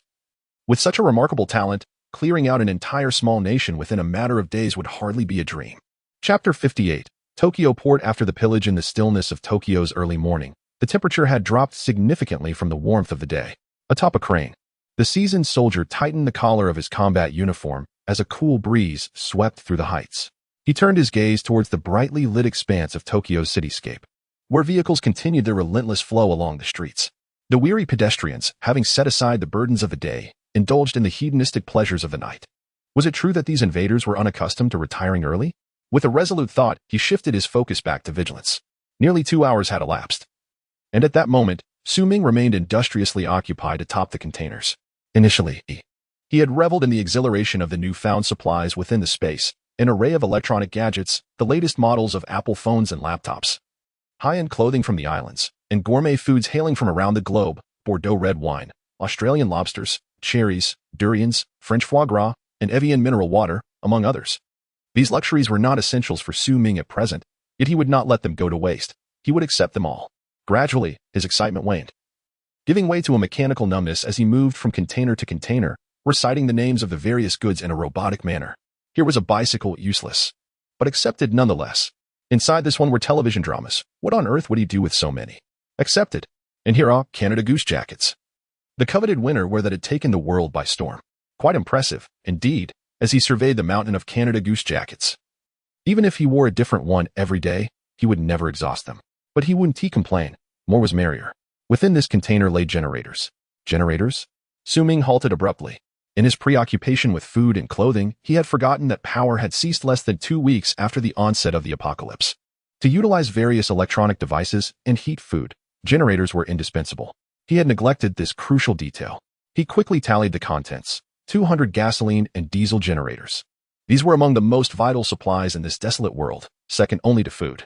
Reinvigorated, Su Ming resumed his task, contemplating the need for sufficient fuel to operate the generators. Without it, they would be as worthless as scrap. Given the current situation in his homeland, where the advanced Skynet system prevailed, and as a citizen of Huagua, he was determined not to add to the chaos among his compatriots. Thus, acquiring fuel in the islands became imperative. Silently adding another mission to his mental list, Ming quickened his pace. Finally, as the clock struck 3 in the morning, he completed his rounds of the last row of containers and returned to the security room. He unceremoniously discarded the gathered supplies onto the floor without a second glance and instantly teleported back to the crane's summit. He plopped down beside the seasoned soldier, panting heavily as he removed his mask and wiped the sweat from his brow. The excitement was palpable as Ming exclaimed, "It's done. It's done, old Ma." He retrieved a cigarette from his pocket, ignited one for himself, and offered another to old Ma, savoring a deep inhalation. After more than 2 hours of ceaselessly employing his teleportation abilities, even his body, enhanced by supernatural energies, began to feel the strain. Old Ma shifted from a reclining position to sit up, loosening his stiff limbs to restore circulation, and leaned beside Ming, lighting his own cigarette in companionship. "How did it go? Did you gather everything?" Ming inquired. "Indeed. With my prowess, it was effortless," came the reply. "Inside, aside from drugs, there was a plethora of treasures. From now on, we need not worry about food, drink, or lodging. This journey was not in vain. It serves as a minor lesson for our little lives. And this is merely the beginning. Just wait, this island is brimming with riches." After finishing their cigarettes, Ming regained a modicum of strength and once again summoned Old Mind to his spatial domain. With a few swift teleports, they vanished into the vast night surrounding the harbor, leaving behind only 2 cigarette butts at the crane site. At 7 in the morning, the brilliant sun rose from the sea, and as Tokyo Port, which had lain silent throughout the night, commenced its workday, workers gradually entered the area. However, the security personnel who usually stood at the entrance were conspicuously absent. Suddenly, a disheveled guard burst from the security room, panic-stricken, exclaiming as if he had seen a ghost. Half an hour later, as several vehicles with flashing lights arrived, chaos erupted at Tokyo Port. "According to your statements, you claim to know nothing of last night's events? You simply lost consciousness all of a sudden?" In the security room, a middle-aged officer in uniform interrogated the dazed group of guards seated before him, while a youthful officer diligently recorded the proceedings, the body camera on his chest capturing every moment. Yes. The lead guard glanced nervously at his bewildered subordinates, hesitating momentarily before nodding. Noticing the hesitation, the middle-aged officer furrowed his brow and intensified his tone, sternly demanding, "I expect you to speak the truth. All goods in the port have mysteriously vanished, and we have reason to suspect collusion between you and external parties to pilfer these valuable items, between negligence and the theft of substantial assets. I hope you can discern the gravity of the situation." The lead guard instantly broke into a cold sweat, exclaiming, "Oh my! How have I encountered such misfortune after decades of peace?" "Yes, you are correct. The weather was sweltering last night. We ventured out for a patrol, but soon retreated to the office to enjoy the air conditioning." He lifted his gaze to glance at the middle-aged policeman before him, who appeared to be attentively listening, showing no inclination to interrupt. Thus, he continued, "We had just been enjoying the air conditioning in the security room for a few minutes when, all of a sudden, the power went out. Then it seemed as if something was thrown in, producing a blinding flash and an immense noise. After that, we were utterly unaware of anything. It wasn't until this morning that I awoke to find everyone lying on the ground. I initially feared they were all deceased, which prompted me to come out and call for help." The head of security recounted his knowledge in a hurried manner, akin to pouring beans from a bamboo tube, before retreating to stand beside his subordinates, both trembling with fear as they cast anxious glances at the middle-aged policeman, who was thoughtfully stroking his chin. Chapter 59. The headache of the island nation's police. The middle-aged officer, Heiji Hattori, serves as the deputy chief of the Tokyo Metropolitan Police Department, a position comparable to that of a deputy director in Huagua. At this moment, he was listening to the account of the head of security when a thought suddenly struck him regarding the report received yesterday morning from the Nishitetsu logistics warehouse located in Chiba Prefecture. Upon reflection, the 2 incidents bore striking similarities. It appeared that the security personnel had been ambushed in the pitch-black security room with flashbangs and subsequently incapacitated, as evidenced by the bruises on the napes of their necks.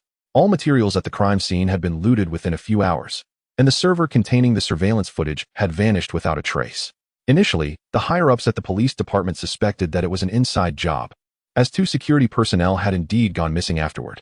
However, considering the incident at Tokyo Port, where all security personnel remained present with no reports of missing individuals, the possibility of collusion from within or outside could essentially be ruled out. So where had the 2 missing security personnel from Nishitetsu disappeared to? Most critically, all containers within the port were securely locked, yet the cargo inside had mysteriously vanished. Had the staff not noticed an anomaly in weight during their operations, they might still be oblivious to the fact that the entire port was devoid of any goods. After the police reviewed the public surveillance cameras surrounding the Nishitetsu warehouse, no evidence of a large number of vehicles passing through, including at Tokyo port, was discovered. Thus, how could such a massive quantity of goods have been transported away? Even if it were conceivable for someone to evade surveillance, the sheer volume of materials, regardless of the number of perpetrators or transport vehicles, could not possibly be moved in such a short time frame. Was this truly a supernatural occurrence? He had personally led the investigation team to the Nishitetsu warehouse yesterday, and after a full day of interrogations and evidence gathering, only a damaged electrical cabinet lock and remnants of white phosphorus from explosives were found at the scene.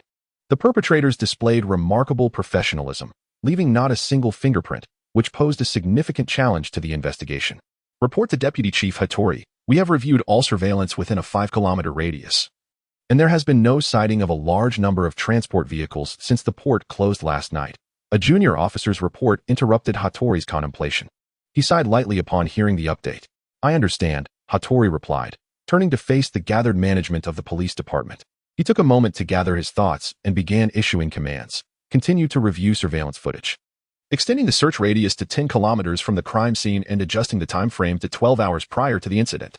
Increase the number of evidence collection personnel and conduct a thorough search of both crime scenes. We must not overlook a single inch. The perpetrators transported such a large quantity of goods, and there must be some trace left behind. Secure the scene, remove unauthorized personnel, and enforce a gag order on anyone with knowledge of the two cases. With His Majesty the Emperor set to visit the shrine in the coming days, I do not wish for any rumors to disrupt the current tranquility. Now, everyone, back to work. Having given his orders, he intended to personally inspect the port area to ensure nothing had been overlooked. A few subordinates stood in place, seemingly burdened by unspoken concerns. HM? He furrowed his brow, emitting a query from his throat. Report to Police Chief Hattori, the harbor. The entrance to the port is currently surrounded by journalists. One subordinate took a deep breath, stepping forward to deliver the report, seemingly apprehensive that the officer before him might unleash his ire upon him. Consequently, he quickened his pace. Moreover, the port authorities are urging us to resolve the case post-haste and demand that we lift the quarantine. There are numerous goods awaiting unloading, and they claim their pressure is considerable. Upon hearing this, Hattori's vision darkened momentarily. He had intended to suppress the matter as much as possible and apprehend the criminals with utmost speed. Little did he realize that the media, akin to hounds sensing blood, had swiftly converged upon the scene. It was understandable, though, while the loss of goods in the West Iron storage incident was significant, it was merely one enterprise. With the right leverage, the higher-ups could be persuaded to downplay the situation, granting him ample time to manage it. The port, however, was an entirely different beast. With thousands of goods from dozens of nations and countless domestic and international enterprises involved, the fact that materials already paid for had vanished overnight made concealment implausible. He hoped they wouldn't resort to diplomatic pressure. As this thought crossed his mind, Hattori's vision darkened again, as if he had foreseen the imminent end of his career. Ah, yes. How delightful. Ming awakened from his spatial realm, stretching his arms in a grand yawn. In the early hours, he utilized his teleportation skills, leaping from streetlight to rooftop, ultimately arriving in the Chiyoda district adjacent to the port. After locating a public restroom, he closed the stall door, indicating occupancy, and promptly slipped back into his spatial realm. The two exhausted individuals had no time to examine the spoils of their two frenzied heists. They hastily retrieved prepared bedding and other supplies from within the space and collapsed onto the ground, drifting into a deep slumber. With a snap of his fingers, the previously dim alternate dimension gradually illuminated, simulating the brilliance of a sunlit day outside. Ming was increasingly adept at manipulating his spatial realm, including the lighting that could shift according to his whims. Old Ma, where are you? Glancing around at the empty bedding beside him, Ming realized Old Ma was missing. Closing his eyes, he quickly sensed Old Ma's presence within the space. Oh dear. Ming teleported above Old Ma's head, discovering him weaving through towering piles of goods, his legs running incessantly, babbling excitedly as if beholding a disrobed maiden. Is this fellow losing his mind? A bead of sweat formed on Ming's forehead as he snapped his fingers, causing the meticulously arranged cargo to reappear several kilometers away from both of them. Just moments ago, Old Ma had been enveloped by the bounty of goods. Suddenly, he found himself amidst emptiness, spinning around in bewilderment as if he had lost his very soul. Only then did he notice Ming floating above his head. Reflecting on the sight of the towering pile of supplies he had just encountered, he couldn't help but scratch the back of his head and chuckle foolishly. Hey, little Sue, don't mock me, all right? I've been poor since childhood. Observing the clarity returning to old Ma's eyes, Ming felt a wave of relief. He was still the same old Ma, and thankfully, he had not lost his sanity. He recalled how, in the past, he had been in a much worse state when stacking supplies into his space.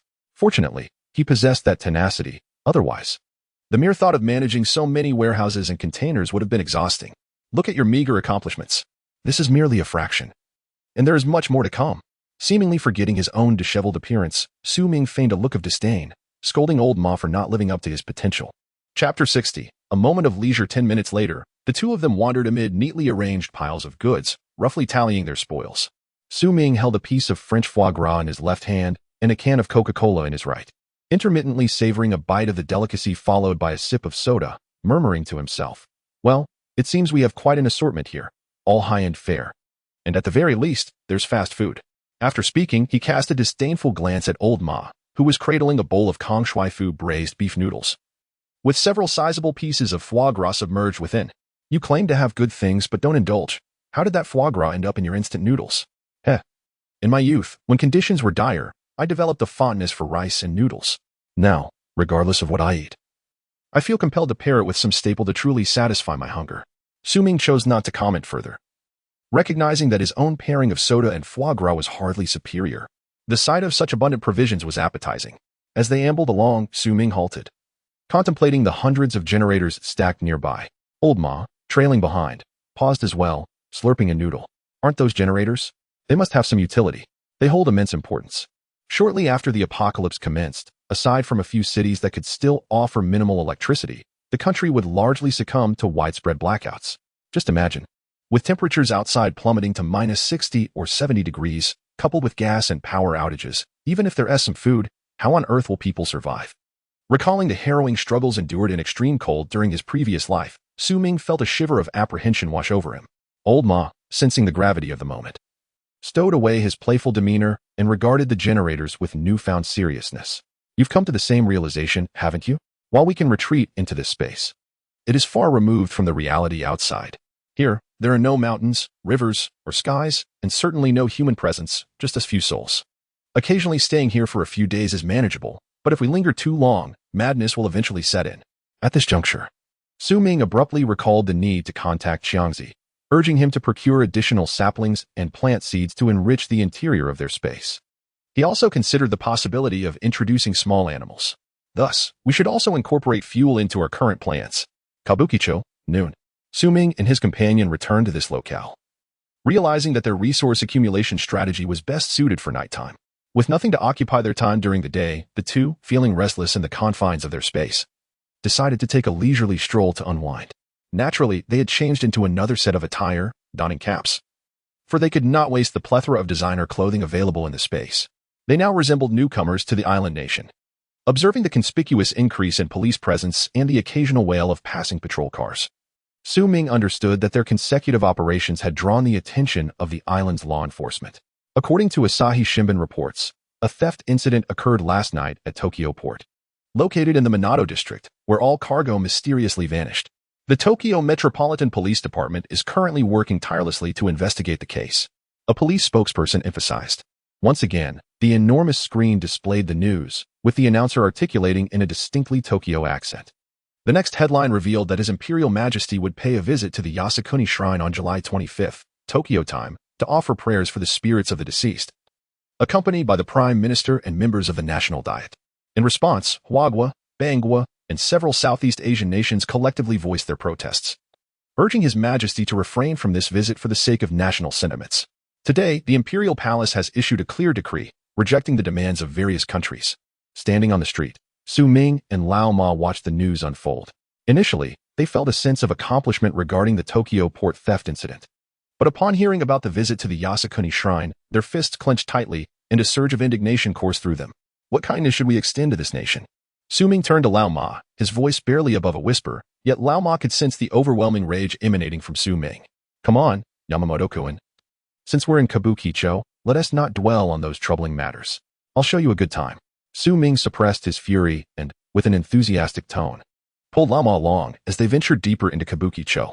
Arriving at the most vibrant part of Kabukicho, they returned to the bathhouse they had visited previously. The receptionist spotted the two guests from a distance and hurried to greet them.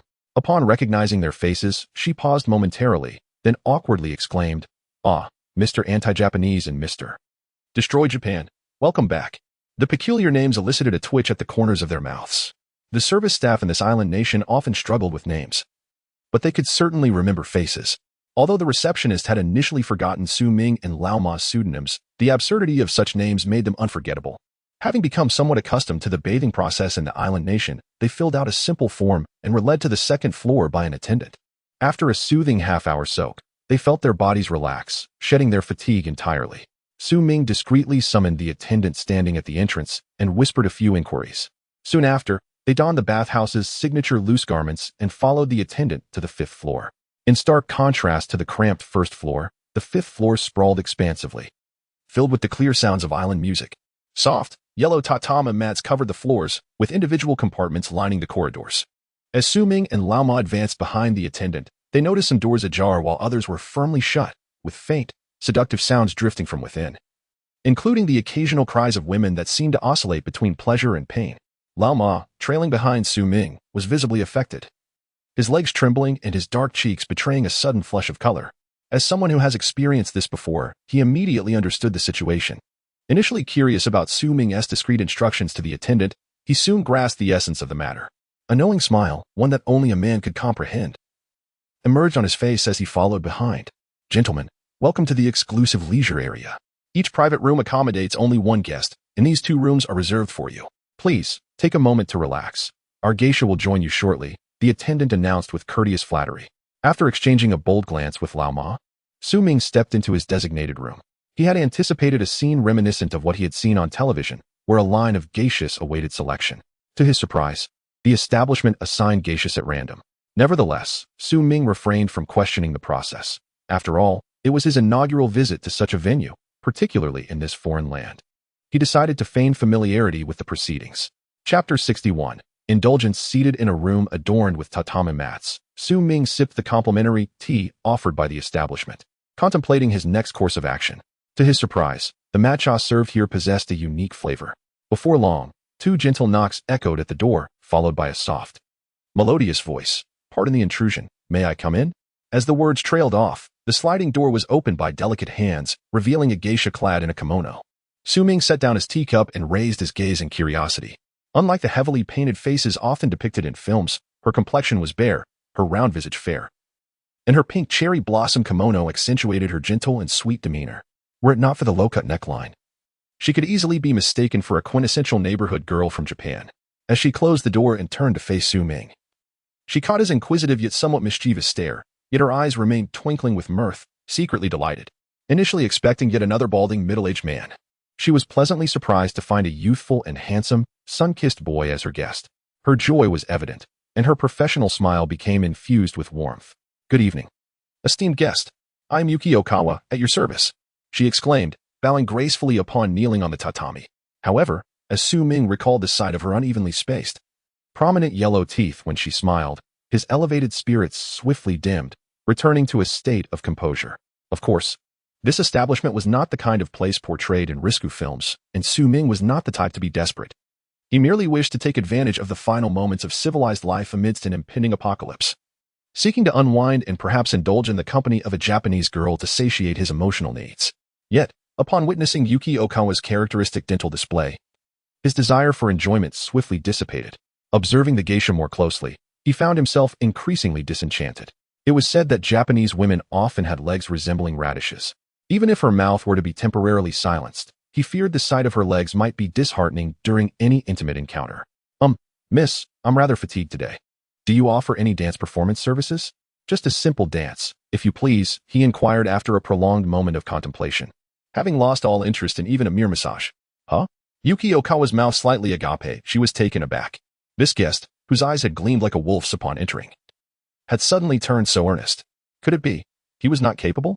However, as a professional geisha, she refrained from delving into this query. Her duty was to provide the service as requested. After all, she had heard that this guest was not lacking in wealth, and as long as the payment was satisfactory, everything else was trivial. "Very well, esteemed guest. Please, sit down, and I shall attend to you with tea while you relax and enjoy the performance."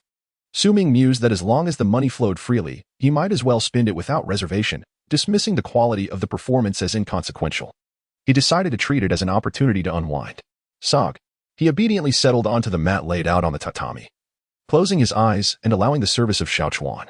After a few minutes, a series of pained groans from the adjoining room reached Su Ming's ears, interspersed with old Ma's intermittent cries of discomfort, urging for gentler treatment.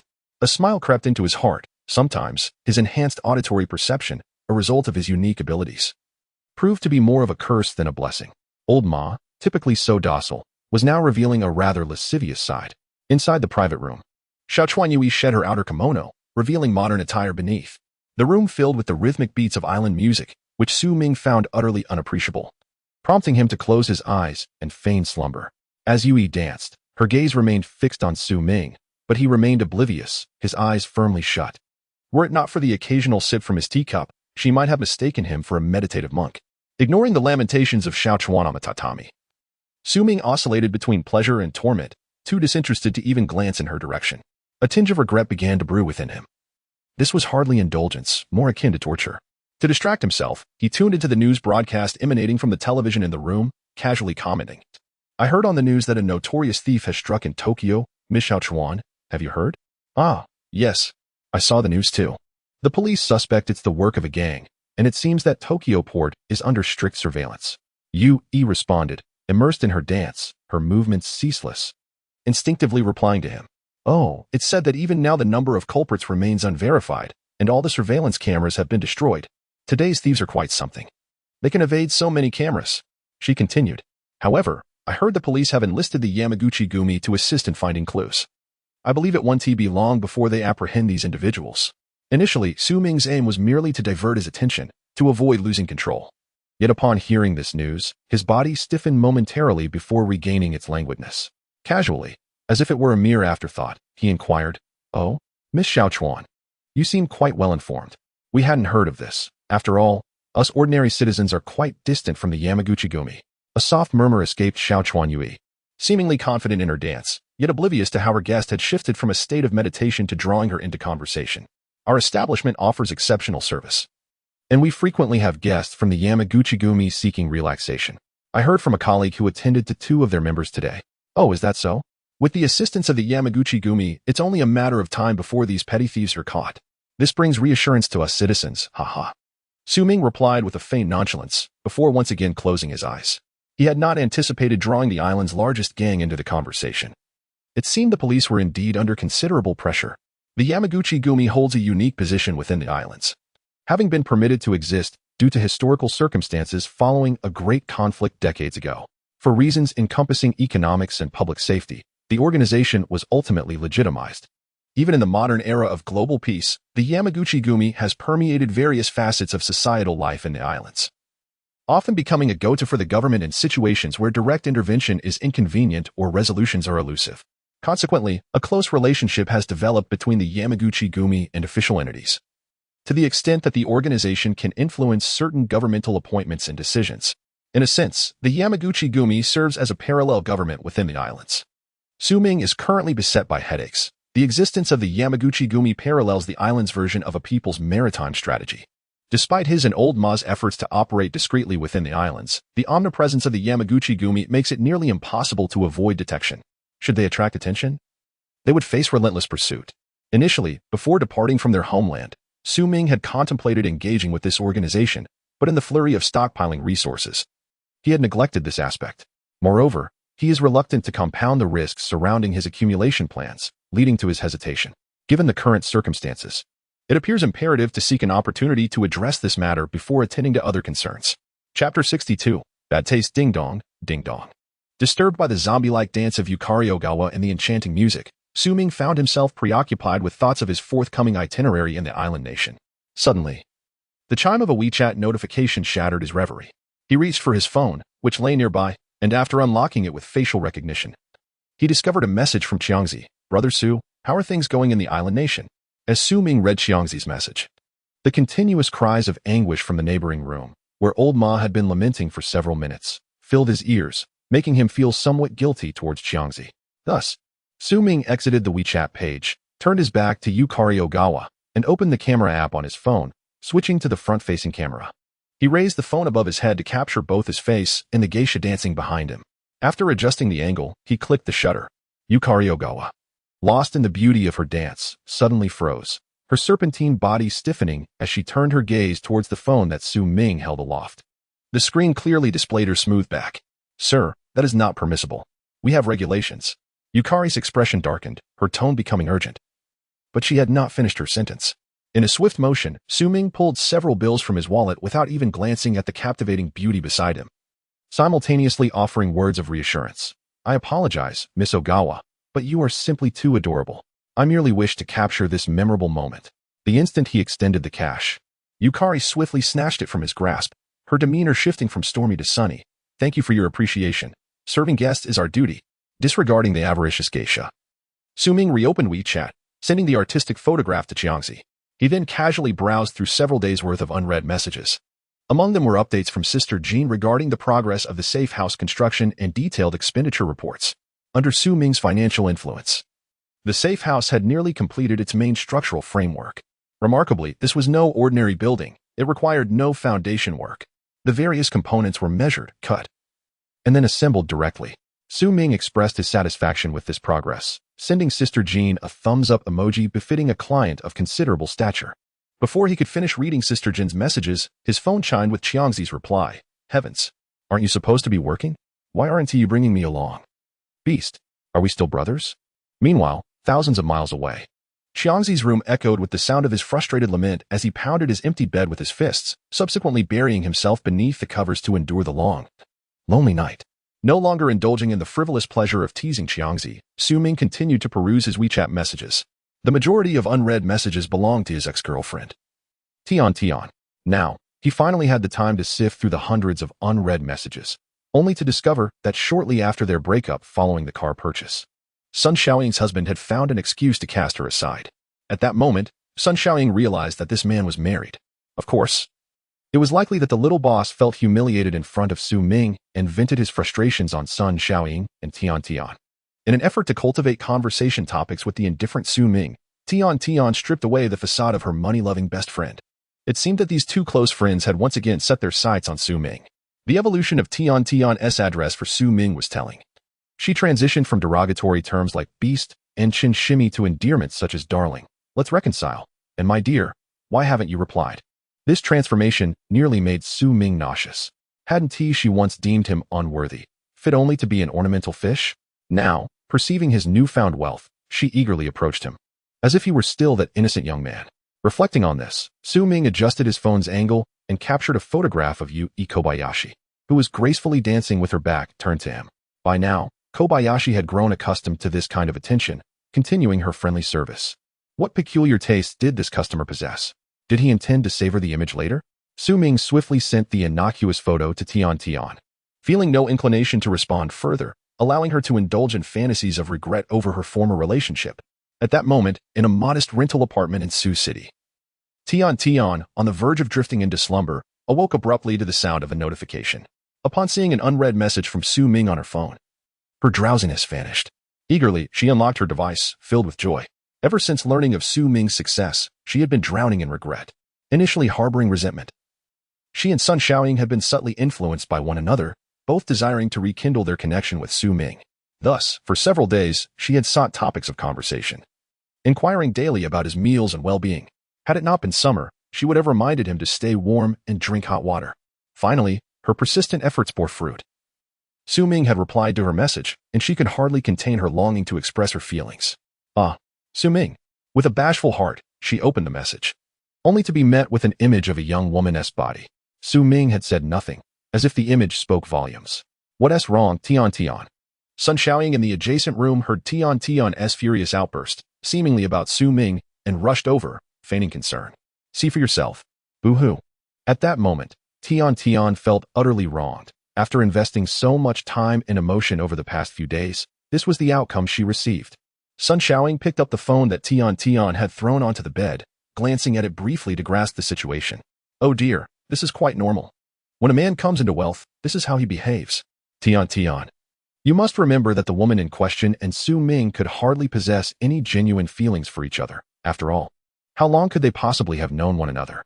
It is undoubtedly a matter of financial gain. You and Su Ming have shared many years together, and one must ponder why he would send you this message specifically. Perhaps it is merely to provoke you, to gauge the depth of your feelings for her. Moreover, considering that you have thwarted his intentions all these years, it is only natural for him to harbor some resentment. Do not be disheartened. This indicates that you still hold a place in his heart. If it were otherwise, why would he reach out to you and not anyone else? He is certainly awaiting the moment when you relent. Men, after all, are often drawn to playfulness, and as long as they can ultimately return to your side, they can be deemed good men. With her own hidden motives, Sun Xiaoying persistently reassured Tian, which could be interpreted as a form of mental conditioning. Sun Xiaoying was acutely aware that Su Ming likely held no regard for her. Thus, she dedicated her efforts to persuading Tian that if she were to secure Su Ming's affections, given his current status, she would not merely partake in the broth but relish succulent delicacies daily. Chapter 63. Have we found ourselves in a bind? After indulging his mischievous inclinations by scrolling through his phone, Su Ming, amidst the lingering gaze of Xiao Chuan Yui, graciously declined her continued services. He luxuriated in a soothing bath within the hot tub of the private room, allowing his body and mind to unwind as he reclined on the floor for some much-needed rest. The strained sounds of a geisha from the adjacent room occasionally pierced his ears, accompanied by the pained roars of old Ma, which left Su Ming with a frown. It had been nearly an hour. One would hardly suspect such a lengthy endeavor. Indeed, experience speaks volumes. As Su Ming's mind began to drift into slumber, he was roused by the sound of conversation in Japanese emanating from the neighboring compartment. Have you heard? The A group has recently achieved a remarkable success in Huagua. The voice, belonging to a somewhat lascivious middle-aged man, carried an unmistakable air of gossip. That was merely fortuitous. Had it been our C group, we would have undoubtedly surpassed their efforts. Interjected another voice, steady yet tinged with arrogance, betraying a hint of envy towards his subordinates. Yes, indeed. Under your leadership, Chief, our group would have caused no such commotion, and the mission would have been executed with greater finesse. The initial speaker, realizing he may have overstepped, quickly sought to flatter his superior. Indeed, it seems that recent news in Huagua has revolved around this incident, but fortunately, the A group left no incriminating evidence. Had it been our group, we would have discreetly dealt with it, avoiding the blunders of the A group, who nearly faced dire consequences. Who would have thought that today the police would enlist our assistance in locating a thief? It's truly a misuse of our talents. Are we now to be troubled with such trifles? At this moment, Su Ming was fully alert. Upon hearing the mention of Huagua, he sensed he had stumbled upon some confidential information, and thus he attentively strained to listen.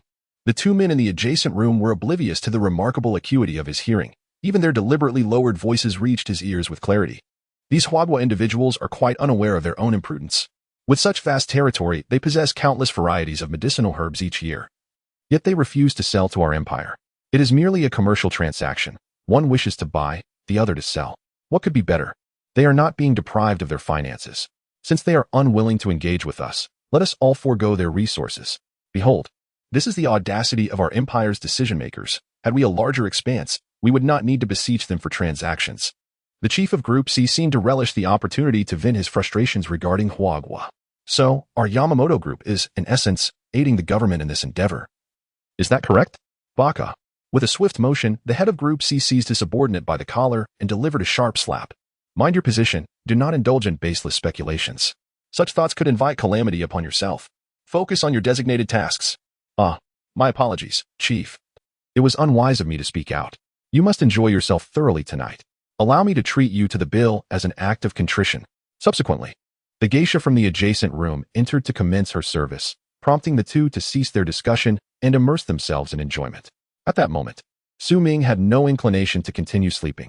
He promptly retrieved his phone and sent a message to Qiangzi, who was situated 1,000 miles away. Are there any significant events occurring domestically? Perhaps a fire or something? Before long. Qiangzi responded, There's a massive forest fire in your province that remains unextinguished. By the way, why are you still awake at such a late hour, inquiring about this? Choosing not to reply further, Su Ming opened Douyin and searched for news on the provincial fire. The videos that appeared were shocking. The raging flames reflected in his eyes ignited a fervent blaze within his heart. It is well known that traditional Chinese medicine has achieved global recognition over thousands of years. With the majority of medicinal materials primarily produced in China, some smaller neighboring nations also possess a fragment of traditional medical heritage. Yet they lack a comprehensive understanding and sufficient resources. Consequently, they vigilantly monitor the Chinese medicinal market, even resorting to public denigration of traditional Chinese medicine while simultaneously fostering their own Western medical practices. all the while covertly nurturing traditional medicine within their borders. In recent years, there have been attempts to monopolize Chinese herbal medicine. The mountainous region of Guizhou province supplies a significant portion of China's herbal market, with its hills yielding various rare wild medicinal materials as a generous gift to the nation, not only in quality, but also in quantity.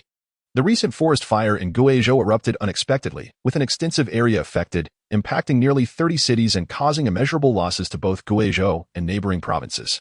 Although authorities have yet to identify the culprit, speculations abound online. Some allege it was arson by local villagers, while others suggest it was caused by discarded cigarette butts from tourists. There are even conspiracy theorists who suspect foreign spies of being involved. Now, unexpectedly, while merely seeking a bath to relax, he stumbled upon this astonishing secret. It seems a visit to the Yamaguchi-gumi is indeed in order. Resolute in his decision, Ming noted that Lao Ma had ceased his activities, so he opened the door to the private room, turned left to glance at the two individuals from the Yamaguchi-gumi in the adjacent room, and then turned right to knock on Lao Ma's door. "Yamamoto-kun, are you ready?" "Yes. Yes, please come in." Upon hearing Lao Ma's somewhat flustered response, Ming pushed the door open and stepped into the room, immediately met with Lao Ma's resentful gaze. Pretending not to understand, Ming scanned the freshly dressed geisha and the scornful look from Lao Ma, and inquired, Lao Ma, was your massage uncomfortable? Why do you look at me like that?" Lao Ma's face flushed deep red, at a loss for words. The geisha, aware of Ming's playful teasing, stifled a laugh, bowed to both men, and exited the room, gently closing the door behind her. With renewed focus, Ming adopted a serious demeanor, leaning closer to Lao Ma and speaking in a hushed tone.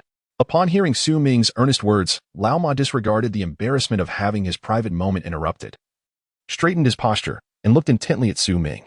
Ming recounted the words he had overheard in the private room to Lao Ma, while also playing a news clip about the devastating fire in their province on Douyin for Lao Ma to watch. "Beast, the intent to harm me remains unquenched."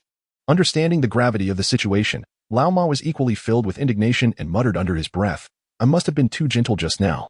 Damn. I truly admire you, Lao Ma." Ming was momentarily taken aback, struggling to comprehend Lao Ma's words, but after a moment of contemplation, he finally grasped their meaning. A hearty, knowing chuckle erupted from the room, a sound that only men could fully appreciate. The previously tense atmosphere lightened somewhat, and Ming found himself amused by Lao Ma's blunt remarks. "Next time, make sure to channel some of that strength for my share as well, would you? Help me out a bit more." "Oh, huh." Upon regaining his composure, Lao Ma bashfully scratched the back of his head, grinning foolishly. "Now, let us wait here. Those two in the next room seem to have a little leader among them. Let us see how they carry on." With their minds made up, the two of them dismissed any further jesting, settling down quietly by the coffee table, occasionally taking a sip, while Ming resumed his eavesdropping. Chapter 64. Successfully infiltrating the enemy's ranks. After a mere 10 minutes in the private room, the adjacent suite where Ming was situated gradually fell silent. He had anticipated a longer wait. Was it truly over so soon? Such is life. One must adapt to circumstances, after all. Lao Ma, comprehending the underlying implication of Ming's words, scoffed lightly. "Let us go." Moments later, the sound of the door opening reached them. Ming rose, brushing off non-existent dust from his trousers, and remarked to Lao Ma. They feigned the demeanor of ordinary patrons as they stepped into the corridor, engaging in lively conversation in the island dialect about the merits of their respective geishas, seemingly reluctant to conclude their discussion. Out of the corner of their eyes, they discreetly observed two members of the Yamaguchi-gumi emerging from the next room. One was tall with slicked-back hair, while the other, shorter and older, sported a bald head adorned with an ominous tattoo, reminiscent of a fierce ghost. Passers-by in the corridor instinctively shied away from the duo, evidently wary of their affiliations. Unhurriedly, Ming and his companion trailed the Yamaguchi-gumi members down the stairs, deducing that they too were preparing to change attire and settle their bills before departing. Ming's gaze shifted downward, his pupils constricting. Both individuals were missing their pinky fingers, the severed ends smooth and even, unmistakably marking them as official members of the Yamaguchi-gumi. With their identities confirmed, it was time to approach the right targets. Once the Yamaguchi-gumi members had changed clothes and settled their accounts, they re-emerged onto the street, leaving Ming alone in their wake. Inside the bathhouse, Ming had instructed Lao Ma to retreat into a separate dimension.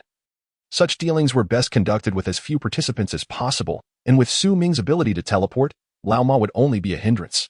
Not long after the Yamaguchi-gumi members had stepped onto the road, a black sedan appeared in the distance to collect them. As the two men entered the vehicle, Ming seized the cover of night to slip into a shadowy corner, evading the gaze of the crowd, and teleported into the trunk of the still visible black car. In the darkness of the trunk, Su Ming felt the vehicle navigate through a series of turns, while the voices of the two men in the back seat filled the air. Today was exhausting. The president assigned us to Group C, which is truly no easy task. With Tokyo's vast population, what is the point of casting such a wide net on the streets? Mind your words. Do not question the decisions from above. They can think of what we can think of. We merely need to follow orders. The leader is right. However, this level of efficiency is exceedingly low. I've heard that the police have discovered some clues and have determined that the suspects are likely not from our country. We should focus on foreign individuals, particularly those tourists exhibiting suspicious behavior. Oh, the leader is quite well informed. What specific clues do you have? How did the police uncover them? It is said that a private camera in a residential area faintly captured a shadow atop a crane, and the deputy chief of the police, Hattori Heiji, has dispatched personnel to analyze the cigarette butts left by the suspect. The results indicated that the DNA does not match any records in our national database. Beyond that, even I am not privy to further details. Well, you are impressive as well. Those of us at the grassroots level rarely hear such information. In the silence of the trunk, Su Ming felt a tightening in his chest as he overheard the conversation. He had believed he had exercised sufficient caution. Yet he was astonished to learn that the residential area outside the port was equipped with cameras capable of capturing such elevated heights. But wait. If they could record at that altitude, had his instantaneous movement atop the container been captured as well? If it were cameras from lower buildings, their height and angle would likely render them ineffective. However, should it be cameras from a taller structure, then his previously thought impeccable stealth might have been thoroughly documented. As Su Ming pondered these myriad concerns, a fleeting sensation of weightlessness interrupted his thoughts.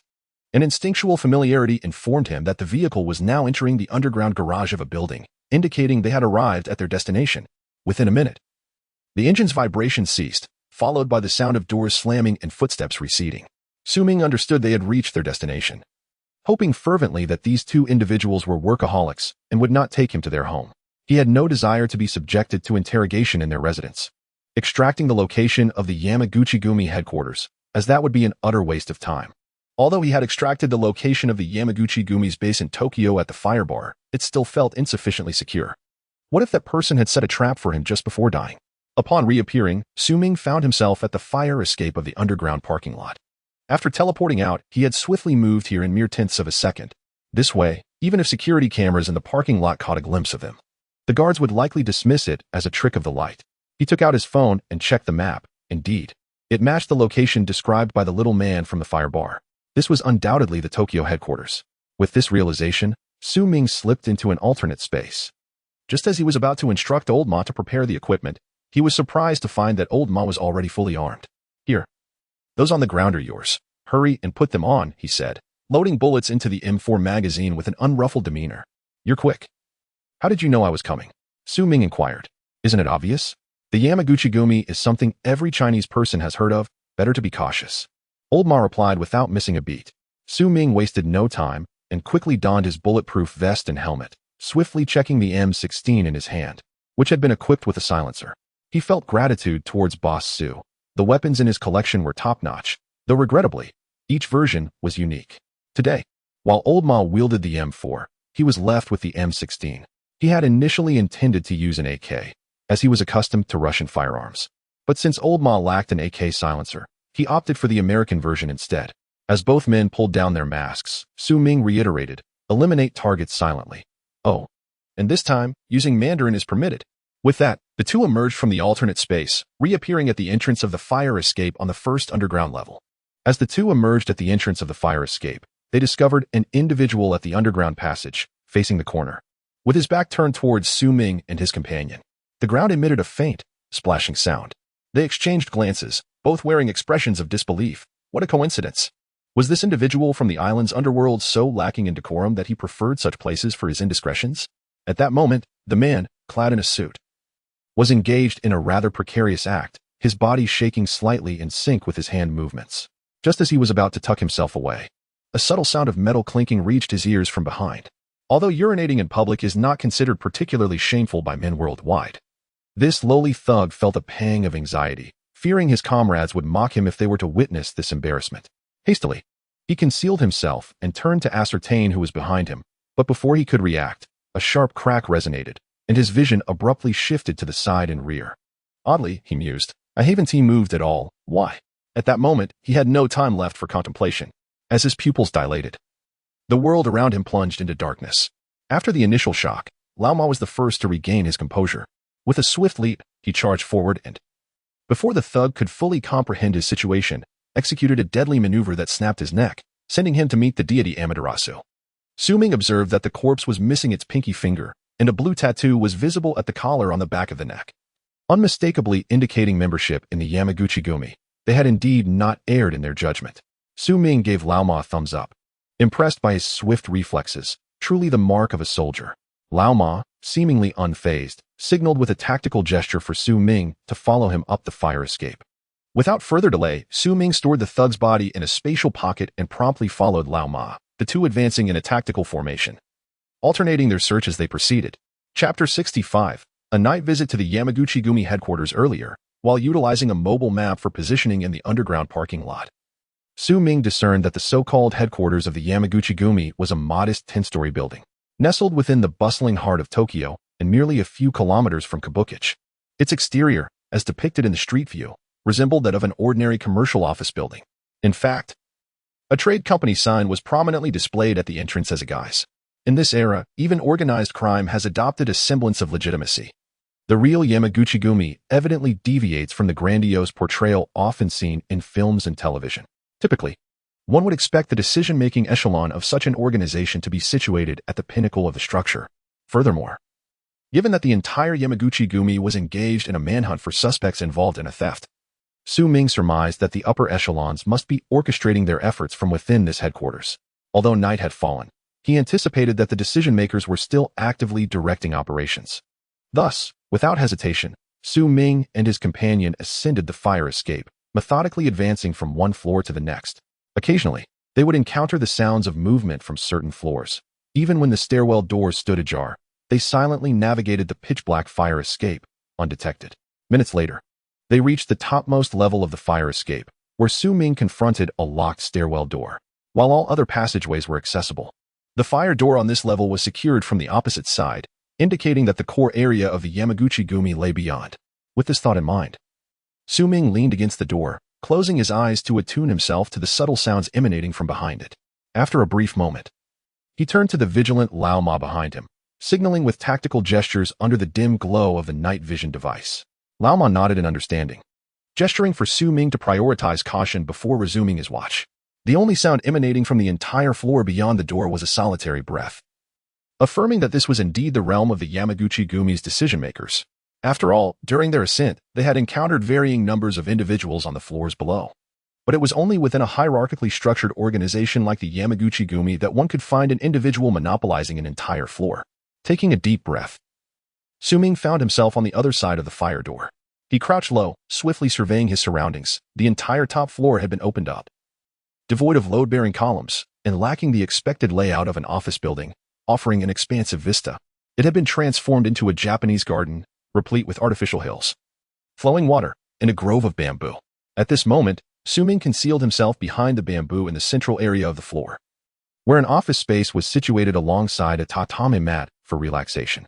Suddenly, a knock echoed from another door directly facing Su Ming, rousing a slumbering figure within. "Come in," a voice commanded, low and ominous, as a white-haired elder rose from the tatami, his tone heavy with a sense of disturbance, as if his dreams had been violently interrupted. As the door swung open, Su Ming found himself confronted by the bald leader of the Yamaguchi-gumi C group, kneeling at the threshold. "Chairman, my apologies for the intrusion. In accordance with your directives, I am here to report on today's activities." He placed his hands on his knees, bowing his head, unwilling to meet the chairman's gaze. "It is indeed Kitagawa. Speak." Once again, the response is brief, maintaining the aloof persona of the Yamaguchi-gumi's chairman. "As per your instructions, today I dispatched all official members and trainees from headquarters to the streets of Tokyo in search of suspicious foreign tourists.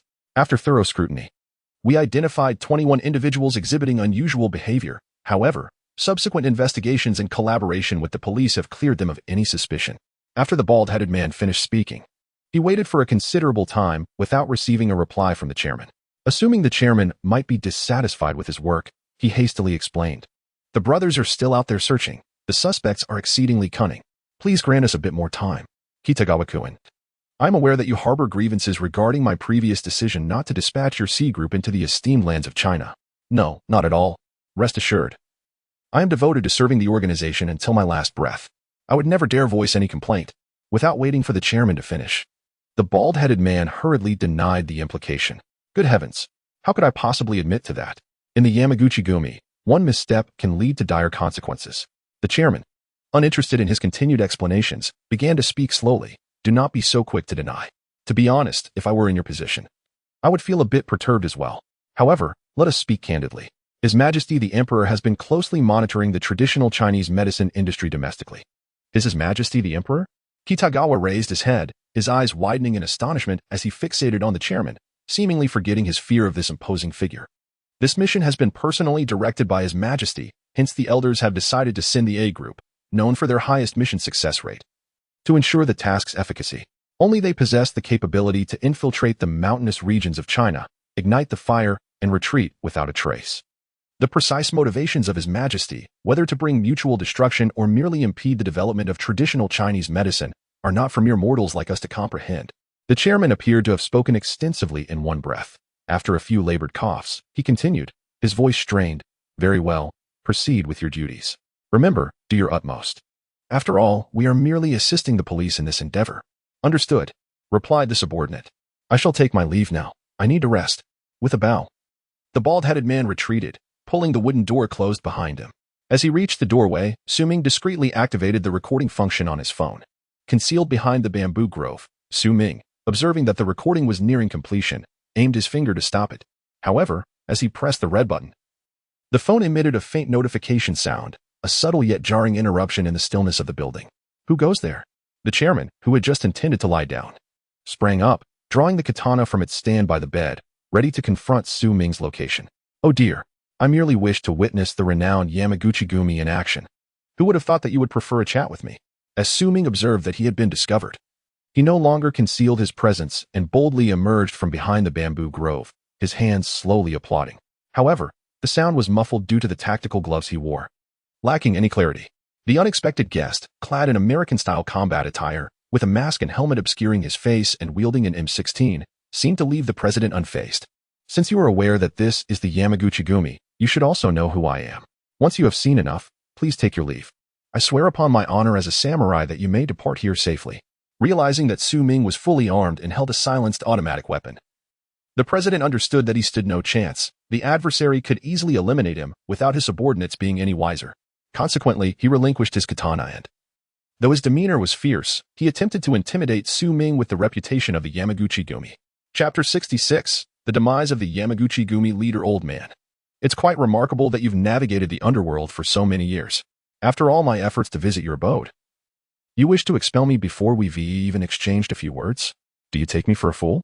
Having overheard your confidential discussions, I can only surmise that, should I exit this building, you would pursue me relentlessly across the globe. Ming directly pierced through the old man's intentions, causing the chairman's pupils to constrict. Indeed, he had no clue when this uninvited guest had entered or what he had overheard. However, he was certain that the sensitive nature of his recent conversation with Kitagawa, which involved matters concerning the emperor, posed a grave threat. If this dialogue were to leak, all the efforts made under the emperor's guidance would be rendered futile. Should the situation escalate, it could tarnish the emperor's reputation and provoke the ire of the Chinese government, leading to a wave of diplomatic protests that would severely impact the current state of affairs in Japan. Contemplating this, the chairman quietly exhaled a sigh of relief. Regardless of his nationality, this individual must not be allowed to leave tonight to avoid any unforeseen complications. Thankfully, he did not record. Do not be hasty in your denial. To be honest, I too would harbor some thoughts in your position. However, let us speak openly. His Majesty the Emperor has been closely observing the domestic traditional medicine industry for quite some time. The chairman was relieved that the person before him had not recorded their conversation. Yet, before he could fully savor his good fortune, his hopes were abruptly shattered. In his left hand, Ming held a mobile phone set to maximum volume, which was now broadcasting the conversation between the chairman and Kitagawa from mere minutes ago. The atmosphere grew tense and silent as both men stood frozen in place until the recording concluded. Ming raised his phone and shook it slightly, then mockingly remarked, "Oh dear, I initially intended to capture some inappropriate footage, yet I inadvertently recorded the chairman's internal affairs. How very, unfortunate." He then playfully bowed to the chairman, his demeanor clearly teasing the notorious gang leader. "How dare you? Today, you shall meet your end." Infuriated, The chairman could no longer tolerate the provocations of this unexpected guest. His only desire was to eliminate this man, to obliterate the evidence of the recording and release his pin-up rage. Swiftly, he retrieved the katana that lay at his feet, adopting an aggressive stance, while muttering, "If you have the guts, do not use a gun. Let us duel like warriors." Very well. The chairman's murderous intent wavered momentarily, as he did not expect his taunt would be accepted so readily. Ming gradually bent down, placing his M16 on the tatami mat, and from his lower back, he drew a tactical dagger, twirling it with finesse before assuming a defensive posture as he approached. "Regardless of your affiliations, I acknowledge you as a warrior. When I vanquish you, I shall ensure you receive an honorable death." Prepared to sacrifice himself in loyalty to the emperor, the chairman now seemed to regard Ming with a newfound respect. "I shall endeavor to leave you intact," Ming declared loudly, and in an instant, his figure vanished before the president's eyes. The abrupt turn of events left the president bewildered in that moment of shock. He seemed to hear a faint sound of slicing air behind him. Suddenly, a pure black U.S. military tactical dagger pierced through the back of his neck, emerging from the front at the base of his throat, severing his cervical spine. Thud! The president, now devoid of control over his body below the head, collapsed to his knees, unable even to grasp his neck with his hands. Gasping for air, his eyes widened in terror, his mouth agape, and his throat emitted a series of desperate wheezes. Ming coldly gazed down at the lifeless body sprawled on the ground, gradually ceasing its convulsive movements, his expression devoid of any compassion. "TSK, I should have made your death even more excruciating." Regardless of the chaos he wreaked in the island nation, it bore no consequence to Ming. However, Yamamoto had initially spread drugs in Huagua, harming countless compatriots, and then proceeded to set fires in the noble province, leading to the loss of homes and lives. To Ming, a man who sought only to maintain his own integrity, as long as he was not threatened, he would merely vent his frustrations online like an angry youth, shouting slogans in vain. Nevertheless, it was the organization's mission to investigate Ming and his companion that ultimately compelled him to take decisive action, creating significant risks of exposure for their subsequent activities. Shaking off the tumultuous thoughts, Ming bent down to extract the dagger from the corpse and swiftly approached the fire exit behind the bamboo grove. "Old Ma, step back a bit," Ming cautioned through the personal communication system. He then lifted his foot and, with a resounding bang, shattered the lock, causing the fire door to swing open. Ming was acutely aware of his own strength. After the enhancement from his extraordinary abilities, a full-force kick now weighed several tons, making it effortless to kick down a door.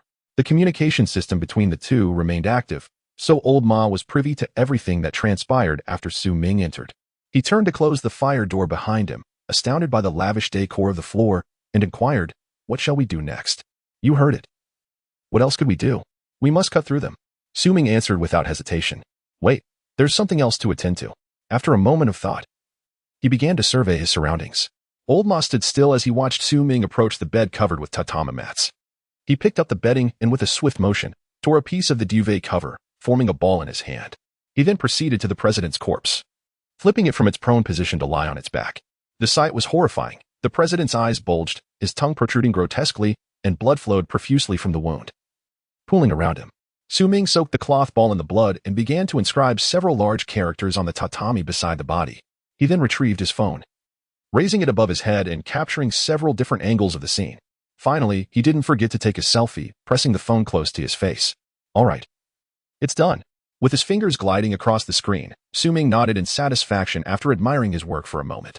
Lao Ma, who had been watching the entire time, gasped in astonishment. It was evident that Ming relished stirring up trouble. Ming tucked away his phone, disregarding Lao Ma's bewildered gaze, and gestured for him to follow. The two arrived at the entrance of the floor, where Ming pressed his ear against the door, listening intently. After a brief moment, he stood upright and murmured to himself, "I wondered why such a loud noise went unheard. There's not a soul outside." Logically, one would expect that a prominent figure from an organization like the Yamaguchi-gumi would have guards stationed at all hours, fearing no potential assassination attempts. Could it be that, in an effort to maintain his privacy, the leader had opted against personal security? Even if there were guards present, perhaps he feared they might be bribed by rivals, delivering a fatal blow at a critical moment. Indeed, it seems that one's circumstances in the underworld render them powerless.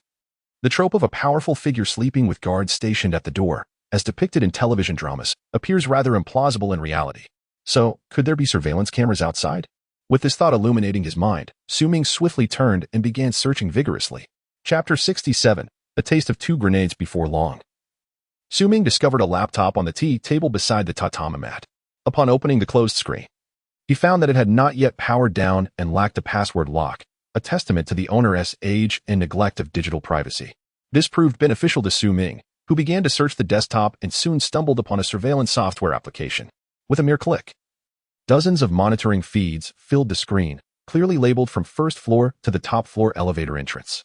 His earlier conjecture was validated, for cameras were indeed positioned outside the door, recording continuously. No wonder there was not a single guard stationed at the entrance. Su Ming could guarantee that at least one pair of eyes was monitoring them through these 4 surveillance lenses. Exiting through the main door was not an option, but fortunately, Su Ming had access to the entire building's surveillance. He began to observe each floor systematically. Nearly 100 members of the Yamaguchi-gumi were present within the building, their attire starkly contrasting the stereotypical image of the mafia, as they were all impeccably dressed in suits. Several members were engaged in incessant phone calls, diligently occupied at their workstations. After surveying all the floors, Su Ming had formed a clearer understanding. He summoned Lao Ma, who was on guard at the entrance. And as they returned to the fire escape, Lao Ma inquired, "What were you just up to?" "I checked the surveillance on the computer and assessed the situation on the other floors," Su Ming succinctly explained. The lower levels resemble an ordinary office, with almost no armed personnel present. It seems these individuals are akin to administrative staff. The majority of those capable of combat have likely been dispatched to locate us. They have no weapons? How do we proceed? Lao Ma asked, glancing at Su Ming, whose demeanor remained calm. Annihilate them. These individuals are evidently the core command of the Yamaguchi-gumi. If we do not eliminate them today, they will simply elect a new leader to pursue us tomorrow. Let us not be misled by their lack of weaponry. They are not civilians, Su Ming replied with unwavering resolve. I understand now. I had misjudged the situation, Lao Ma acknowledged. The duo conducted one last check of their weapons and, forming a tactical formation, began their descent to the lower levels. After only a few steps, they reached the stairwell of the penultimate floor, no longer concealing their presence. They boldly emerged from the fire escape. On the penultimate floor, the office designated for the Yamaguchi-gumi's leaders featured a reception area at the elevator entrance. At that moment, a well-dressed and attractive receptionist was seated at her station, applying her makeup. Out of the corner of her eye, she noticed individuals emerging from the fire escape. Her gaze shifted from the mirror, and she was met with the sight of 2 armed personnel clad in U.S. military fatigues. Huh? Cosplay? Everyone else seems to be working hard. And you? As the exclusive receptionist for the upper echelons, she initially assumed that the organization's members were merely engaging in a playful cosplay. Poised to reprimand them. Bang! As the sound of gunfire erupted, a small black hole appeared on the forehead of the receptionist, with the bullet emerging from the back of her head, creating a gaping wound the size of a bowl, while a gruesome mixture of blood and strands of hair splattered across the wall behind her. Her delicate form collapsed lifelessly to the ground. And turning away from the stunning corpse, Su Ming's gaze shifted towards the now empty corridor. What was that? What noise was that? A furious shout resonated from one of the offices as the door swung open, revealing the leader of Team C, someone Su Ming had encountered twice before. The glistening bald head instinctively turned towards the receptionist, but the next moment, with a resounding bang, Lao Ma fired first. The bald man's pupil shrank to pinpricks, only to widen again as he too fell victim to a gunshot wound to the head, blood splattering across the office door. Without a moment to ponder, as he dispatched the bald man, 3 senior officials emerged from different offices on either side. Su Ming and Lao Ma wasted no words, quickly firing to send the trio to meet the deity Amaterasu. With a steady gaze, Su Ming raised his left hand, forming a tactical signal to indicate to Lao Ma to search for any remaining foes, as they advanced in a tactical formation, alternating their searches. There were a total of 10 offices lining the corridor, and with 4 individuals having ventured out to their demise. It was evident there were still some who had evaded capture. Doors swung open with resounding cracks, and after searching all the way to the last office, they encountered no surviving members of the Yamaguchi-gumi. Suddenly, Su Ming raised his left hand, palm facing up, signaling Lao Ma to halt. He strained his ears, and in the stillness of the environment, he discerned the sound of rapid breathing emanating from the last office, even catching the frantic rhythm of a heartbeat. Su Ming closed his eyes, mentally mapping the location of the source of the sound based on his acute hearing, while his hands deftly maneuvered his M16. At last, with a series of sharp shots, a piercing scream echoed in his ears, followed by the breath gradually fading into silence. Su Ming's ears twitched slightly as he listened intently for a moment longer, confirming that there were no remaining members of the Yamaguchi-gumi on this floor. He motioned for Lao Ma to retrace their steps through the fire escape to the next level. Yahara, Did you hear anything just now? One of the Yamaguchi Gumi members on the 8th floor inquired. It sounded like gunfire? No, I didn't hear anything. Why? After hearing his companion's question, Yahara perked up his ears and listened for a moment, claiming there was no gunfire. Maybe we're just too tired today, don't think too much about it, Inoue-kun. All right, perhaps we really are just fatigued. It's ridiculous that so many of us had to mobilize for the capture of 2 petty thieves. Exactly. Here we are. Stuck working overtime, tallying this useless data, how infuriating. I heard they aren't even our nationals.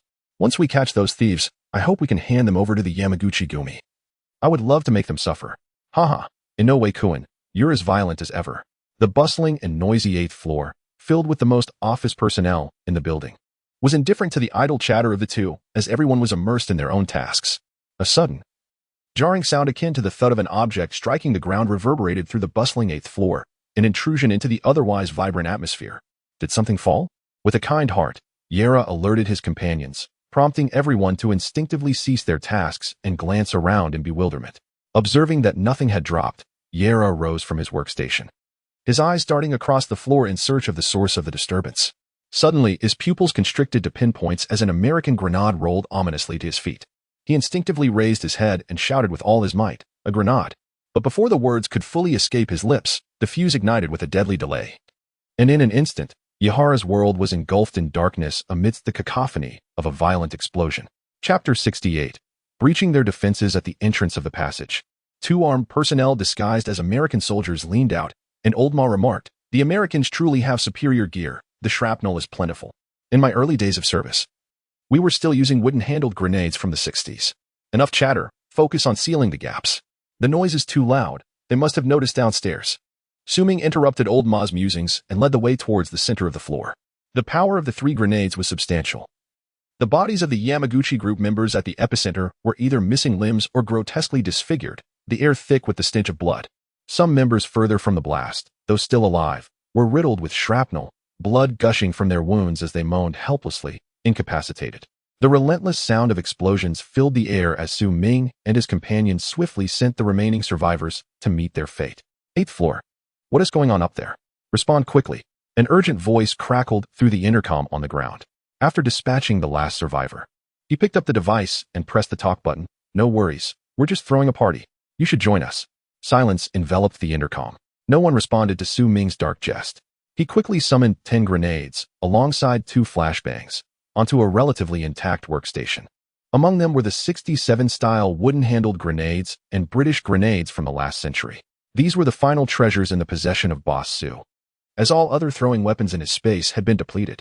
The rapid consumption of munitions indicated that the plan to stockpile arms would need to be expedited. After dividing the grenades on the table, Ming's keen senses detected the hurried, chaotic footsteps approaching the fire escape, while the elevator indicator light also signaled its ascent to the 8th floor. "You head to the fire escape. I'll take care of the elevator and join you shortly," Ming commanded as Old Ma dashed toward the elevator entrance. The footsteps in the passage grew increasingly closer. Upon arrival, Old Ma was met by a Yamaguchi group member, who, wielding a katana, appeared momentarily stunned by the grim scene on the 8th floor. Seizing this fleeting opportunity, Old Ma fired at close range, his M4 roaring in rapid succession, instantly killing the leader and several others following closely behind. Ignoring the bodies sprawled at his feet, Old Ma positioned himself at the entrance, taking cover against the wall while unleashing a torrent of bullets into the stairwell. The click of the empty magazine signaled a pause. Old Ma calmly retracted his hands, dismissing the anguished cries of the surviving Yamaguchi members. With practiced efficiency, he removed the spent magazine, retrieved a fully loaded one from his chest rig, chambered around, and listened intently to the sounds emanating from the stairwell. "Enemies on the 8th floor. All units, arm yourselves and provide support. Hurry, hurry. They're armed. Grab weapons from the 5th floor. Hello, can anyone hear me? Protect the chairman. P.S. on the top floor." Listening to the frantic shouts emanating from the walkie-talkie that had fallen to the ground, Ming's attention was fixated on the elevator doors, which were soon to open on the 8th floor. Inside the elevator, the members of the Yamaguchi Gumi were also in possession of a walkie-talkie. Upon hearing that their adversaries on the 8th floor were armed, the leader was instantly thrown into a state of panic. The sudden turn of events, coupled with their eagerness to prove themselves, prompted them to hastily grab the nearest melee weapons and ascend in the elevator. Despair enveloped them as they glanced at their comrades, then at the elevator's indicator signaling their imminent arrival on the 8th floor. At this point, Halting the elevator had become an impossibility. Damn it. Do not be afraid. We are warriors. Let us emerge and eradicate the enemies. Rescue the chairman. In the depths of despair, the leader's fierce nature surged forth as he bellowed, rallying his subordinates to join in a chorus of encouragement. After all, they were core members of the largest organized crime syndicate in Japan.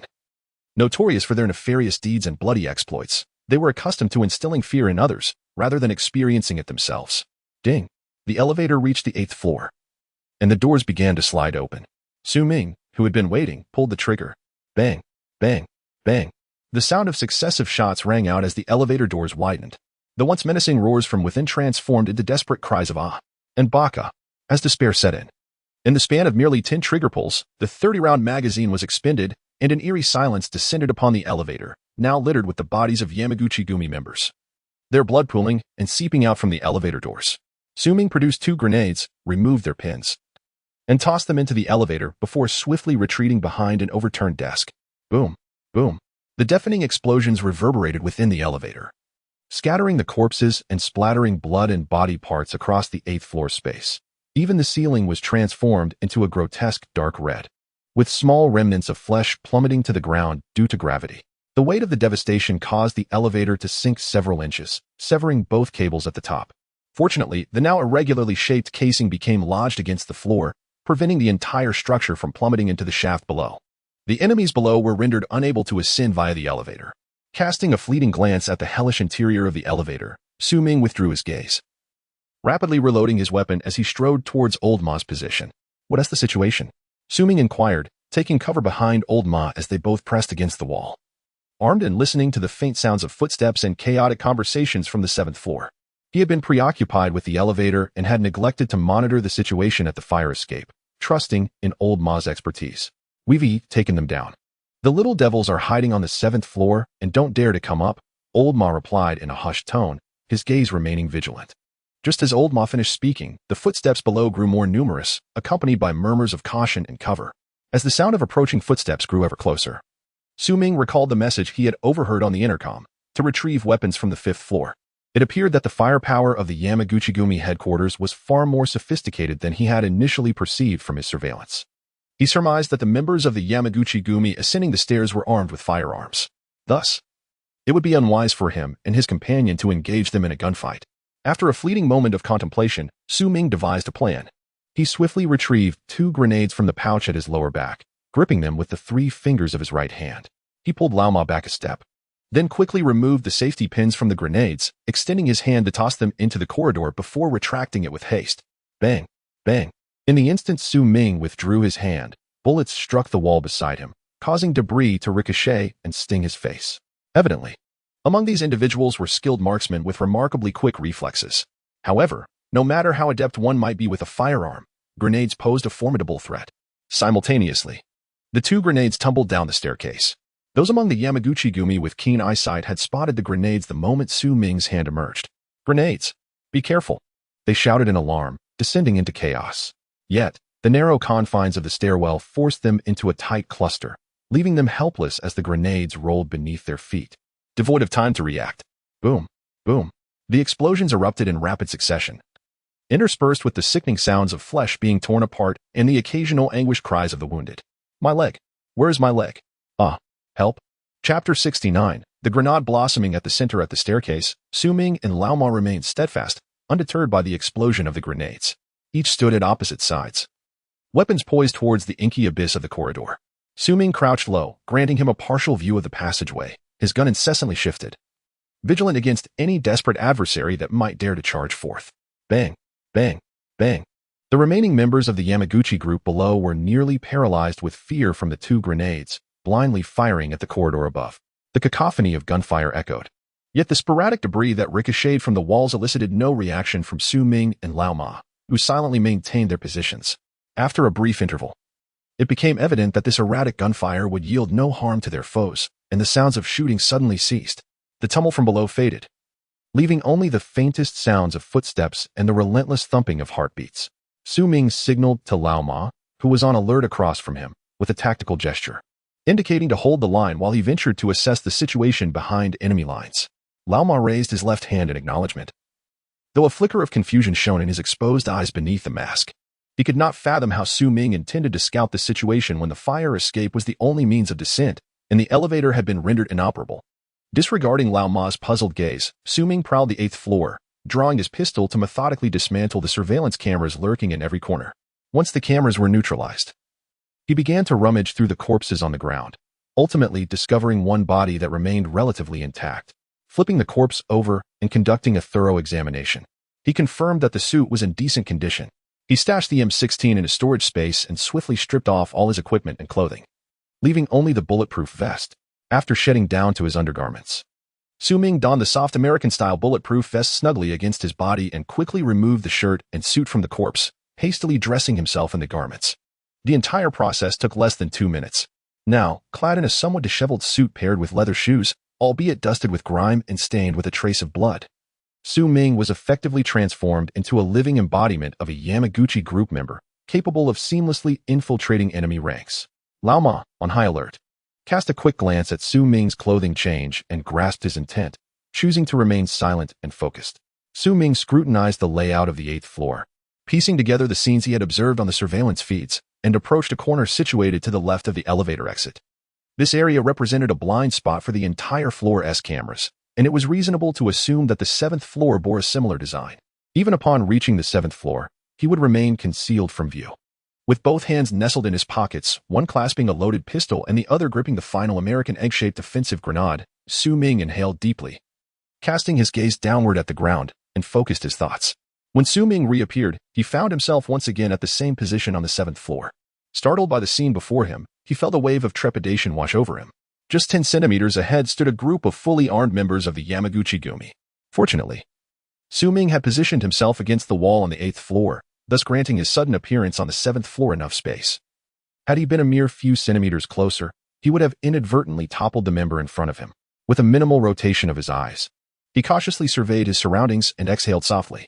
Thankfully, the layout here remained a surveillance blind spot, and there was no one to either side. All attention was drawn to the entrance of the corridor. The 7th floor was nearly filled with gang members wielding firearms, save for a circle of space nearest the entrance, as everyone feared the possibility of grenades raining down from above. "Everyone, I am Fujiwara Ryo, leader of Group E.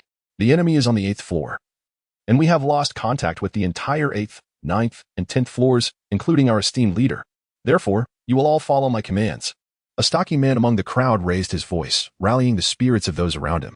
It was evident that the enemy was indeed at the entrance. And as they had all witnessed, mere firearms would not suffice. "I have sent my men to the armory to retrieve rocket launchers. Soon, we will breach their defenses with these weapons, and then everyone will rush in and eliminate them. Understood?" A chorus of "Hi" erupted from the dozens of black-clad figures, as they found a sense of direction amidst the chaos. Leader Fujiwara, why don't we call the police?" A timid member in the crowd hesitantly raised his hand to voice his concern. Fujiwara was nearly driven to madness by the absurdity of the question and erupted in a furious tirade. "Baka, we are indeed a government-recognized organization, but the government has not permitted us to possess such a vast arsenal. Do you understand? If we call the police, we would only bring trouble upon the entire Yamaguchi Gumi." "Hi." As Fujiwara's voice rang out, Su Ming, positioned quietly towards the back of the crowd, discreetly retrieved a personal communication device from his space and activated it, confident that Lao Ma had by now learned of the enemy's plans and moved away from the corridor entrance. A short while later, 2 individuals suddenly emerged from the far end of the corridor, prompting the surrounding gang members to instantly raise their weapons in preparation to fire. Thankfully, Fujiwara was quick to intervene, shouting, "Baka, why are you also timid? What qualifications do you have to be members of the Yamaguchi Gumi?" Gradually, the crowd lowered their firearms, gazing at the 2 individuals who had stepped out of the corridor, armed with American single-man rocket launchers, as if they were seeing saviors. "All right. Execute the plan I just outlined. When the time comes, everyone will rush up the stairs without hesitation. Should anyone take a single step back, they will face punishment from the gang." With a final rallying cry, Fujiwara gestured for his subordinates, who held the 2 rocket launchers, to lead the way towards the corridor entrance. As the crowd heeded the leader's warning, they dared not retreat, tightening their grips on their firearms as they slowly converged towards the passageway. Su Ming, concealed at the rear of the throng, observed the gathering density of the crowd. The 2 henchmen at the entrance had already hoisted a rocket launcher onto their shoulders, preparing for imminent launch, just as Fujiwara Ryo positioned behind the rocket launcher. began to raise his right hand to issue a command, he suddenly heard a familiar sound emanating from the crowd behind him. For a fleeting moment, confusion clouded his mind as he recalled the sound of a grenade striking the stairs. How could it resound from behind? A chill surged up his spine, and in disbelief, he turned to search the ground, only to witness a grenade bouncing between the feet of the crowd before finally rolling to rest at his own feet, spinning ominously. Boom, boom, boom. Without a moment's pause, the entire 7th floor erupted in a cacophony of explosions. 5 grenades detonated successively within the tightly packed throng, the shockwaves tearing through the assembly, only to be met with another explosive blast that hurled the crowd back. In rapid succession, the 5 explosions obliterated all standing figures on the 5th floor, scattering flesh and blood in a gruesome display. At the height of the chaos, Ming simultaneously drew 5 grenades of varying models and hurled them into the crowd. With no time to witness the pyrotechnic spectacle, he instantly teleported back to the 8th floor the moment the grenades left his grasp. After the 5 violent explosions subsided, he quickly donned his combat gear, ensuring to secure his mask, who knew if the surveillance below was still operational. He then signaled to Lao Ma, who was stationed far from the passageway, indicating that it was time to clear the area. Ming chose not to descend through the passage but instead utilized his powers to reappear at his original position on the 7th floor. Chapter 70. No survivors. A mere few seconds later, the 7th floor presented itself to Ming's eyes as a veritable hell on earth. Bodies lay strewn haphazardly across the floor, their dismembered limbs in such abundance that it defied counting. The blood that gushed forth from the mangled flesh, along with bits of shattered tissue, splattered across the walls and ceiling, transforming the entire space into a scene reminiscent of a battlefield, suffused with an eerie, dark crimson hue. Ming, armed with his pistol, navigated through the chaos, inspecting the carnage. Moments ago, the gangsters had been in a frenzy, with grenades detonating amidst the crowd at close quarters, leaving no one standing. Even a single intact body was a rarity. Bang, bang. Ming relentlessly fired, sending bullet after bullet into the heads of the moaning gangsters. Just as he dispatched 3 foes, Lao Ma burst forth from the fray, only to find his footing compromised by the blood slicking the floor. He barely managed to steady himself by bracing his knee against the ground. What the hell? Lao Ma exclaimed, raising his weapon once more to assume a defensive stance, his gaze fixed on the gruesome tableau before him. Ugh. Su. Did you do this? Struggling to suppress his queasiness, he trembled as he sought confirmation from Ming. Despite having partaken in various small-scale skirmishes along the border over a decade ago, he had never witnessed such a sanguinary spectacle. Get to work quickly. Whether they're dead or alive, put another bullet in them, Ming urged, maintaining a calm demeanor as he continued to fire. Lao Ma steadied himself and drew his pistol, methodically checking off each head on the ground. To eradicate the roots of the problem, the scene was indeed harrowing, with almost no chance of survival for anyone. However, the cautious Ming understood well that many protagonists in dramas often fall prey to carelessness, leading to the resurgence of danger. He had no desire for anyone to emerge alive from this carnage, as that could allow the island nation's government to trace him through the slightest of clues. Though he possessed teleportation and spatial skills to safeguard his life, he remained vigilant, determined to eliminate even the faintest risk. In less than 3 minutes, after exhausting all the ammunition in their handguns, the two resorted to their rifles for a few final shots. Once Ming had ensured that no intact heads remained on the floor, he stepped cautiously over the slick blood and hurried towards the fire escape. His hand reached for 2 rocket launchers, swiftly absorbing them into his spatial pocket. From the moment these launchers had first appeared, Ming had been coveting them, but circumstances had previously prohibited him from claiming them. Now, assured of temporary safety, he eagerly accepted this prized acquisition. After all, who could ever have too many valuable items? Su's collection lacked such treasures. Who knew when they might prove useful? Having secured these vital assets, Ming did not neglect the firearms abandoned and soaking in the pool of blood. Surveying the array of American weaponry scattered across the floor, he noted that, owing to the amicable relations between the island nation and the United States, acquiring American arms was a relatively simple endeavor for military, law enforcement, or even the underworld. While some of the M4s had been warped and deformed by the grenade explosions, perhaps the parts could still be salvaged for future use. Regardless of whether they were good or bad, Ming accepted everything without hesitation, disregarding the blood and flesh that stained his hands, for they could be cleaned and reused. They had a weapons cache on the 5th floor, so they made their way there.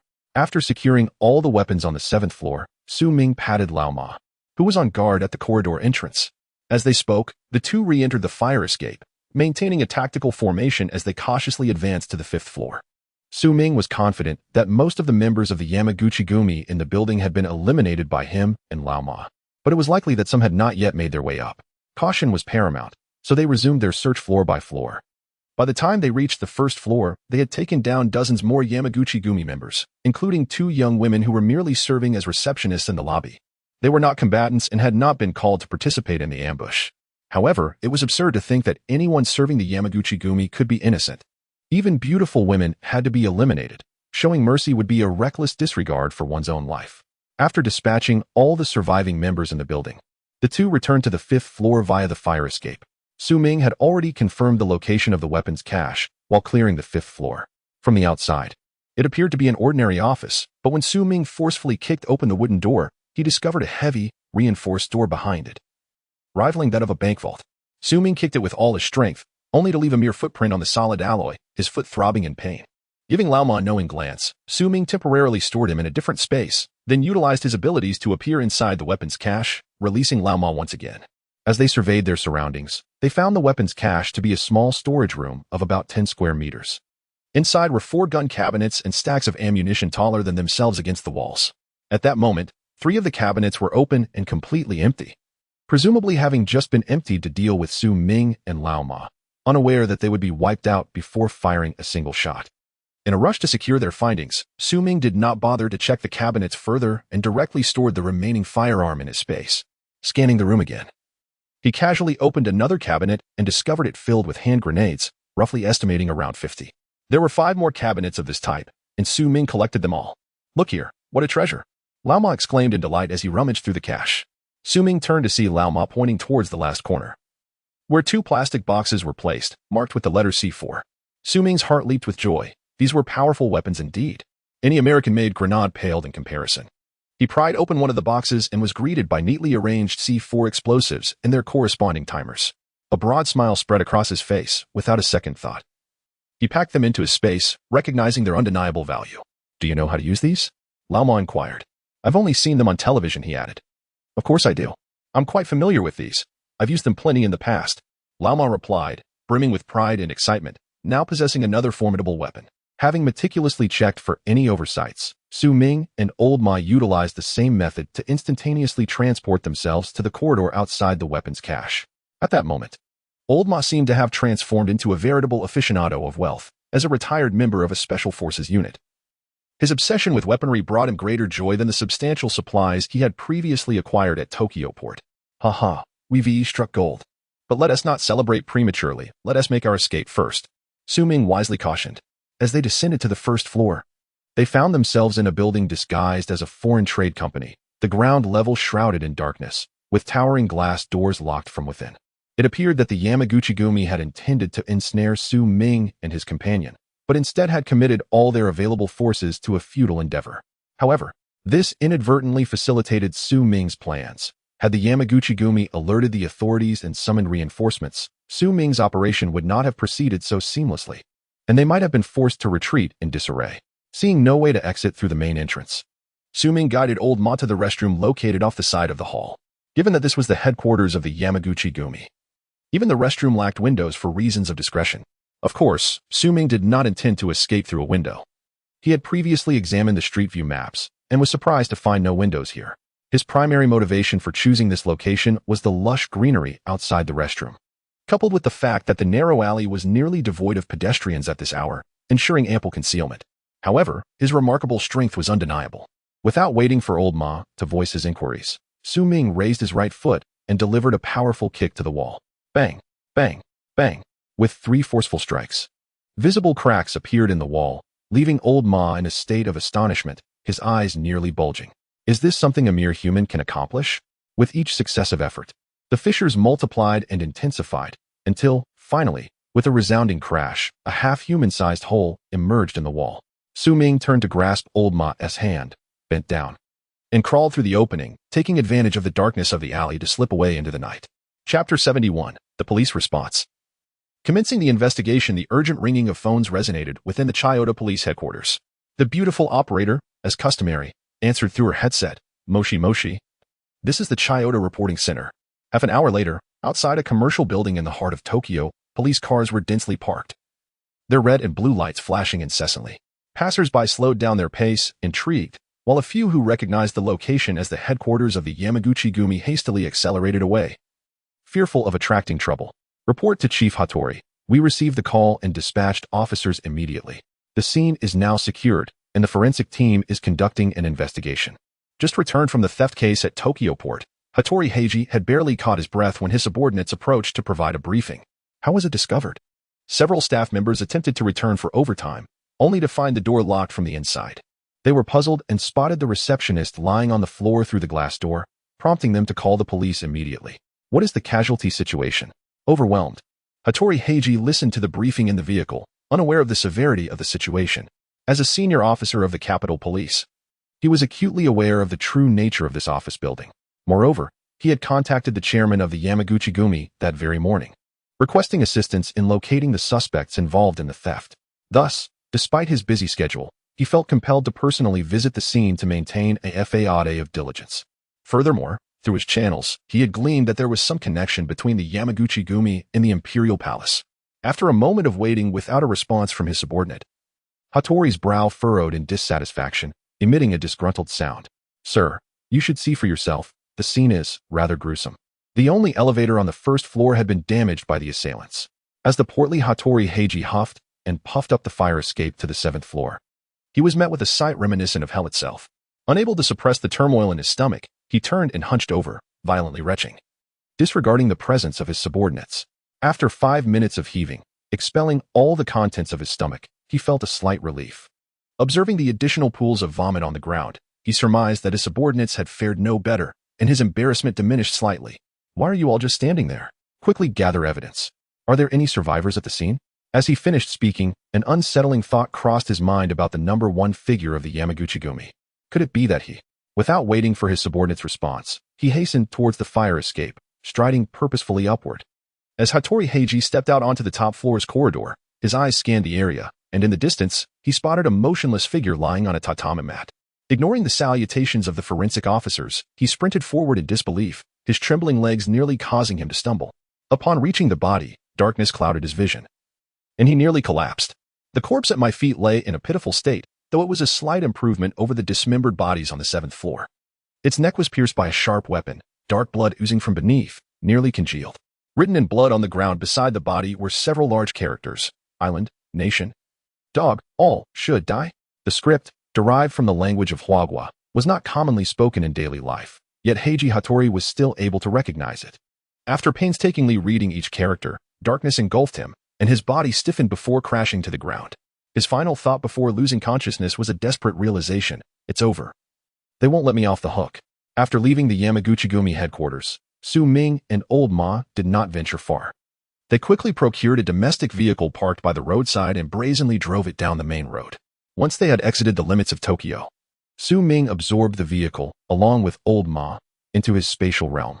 He then repeatedly employed his teleportation skill, leaping from rooftop to rooftop of various high-rise buildings. In under 5 minutes, he had returned to the Yamaguchi-gumi headquarters. At this moment, Su Ming lay concealed on the rooftop of an adjacent building, peering through binoculars at the street below, which was lined with police cars.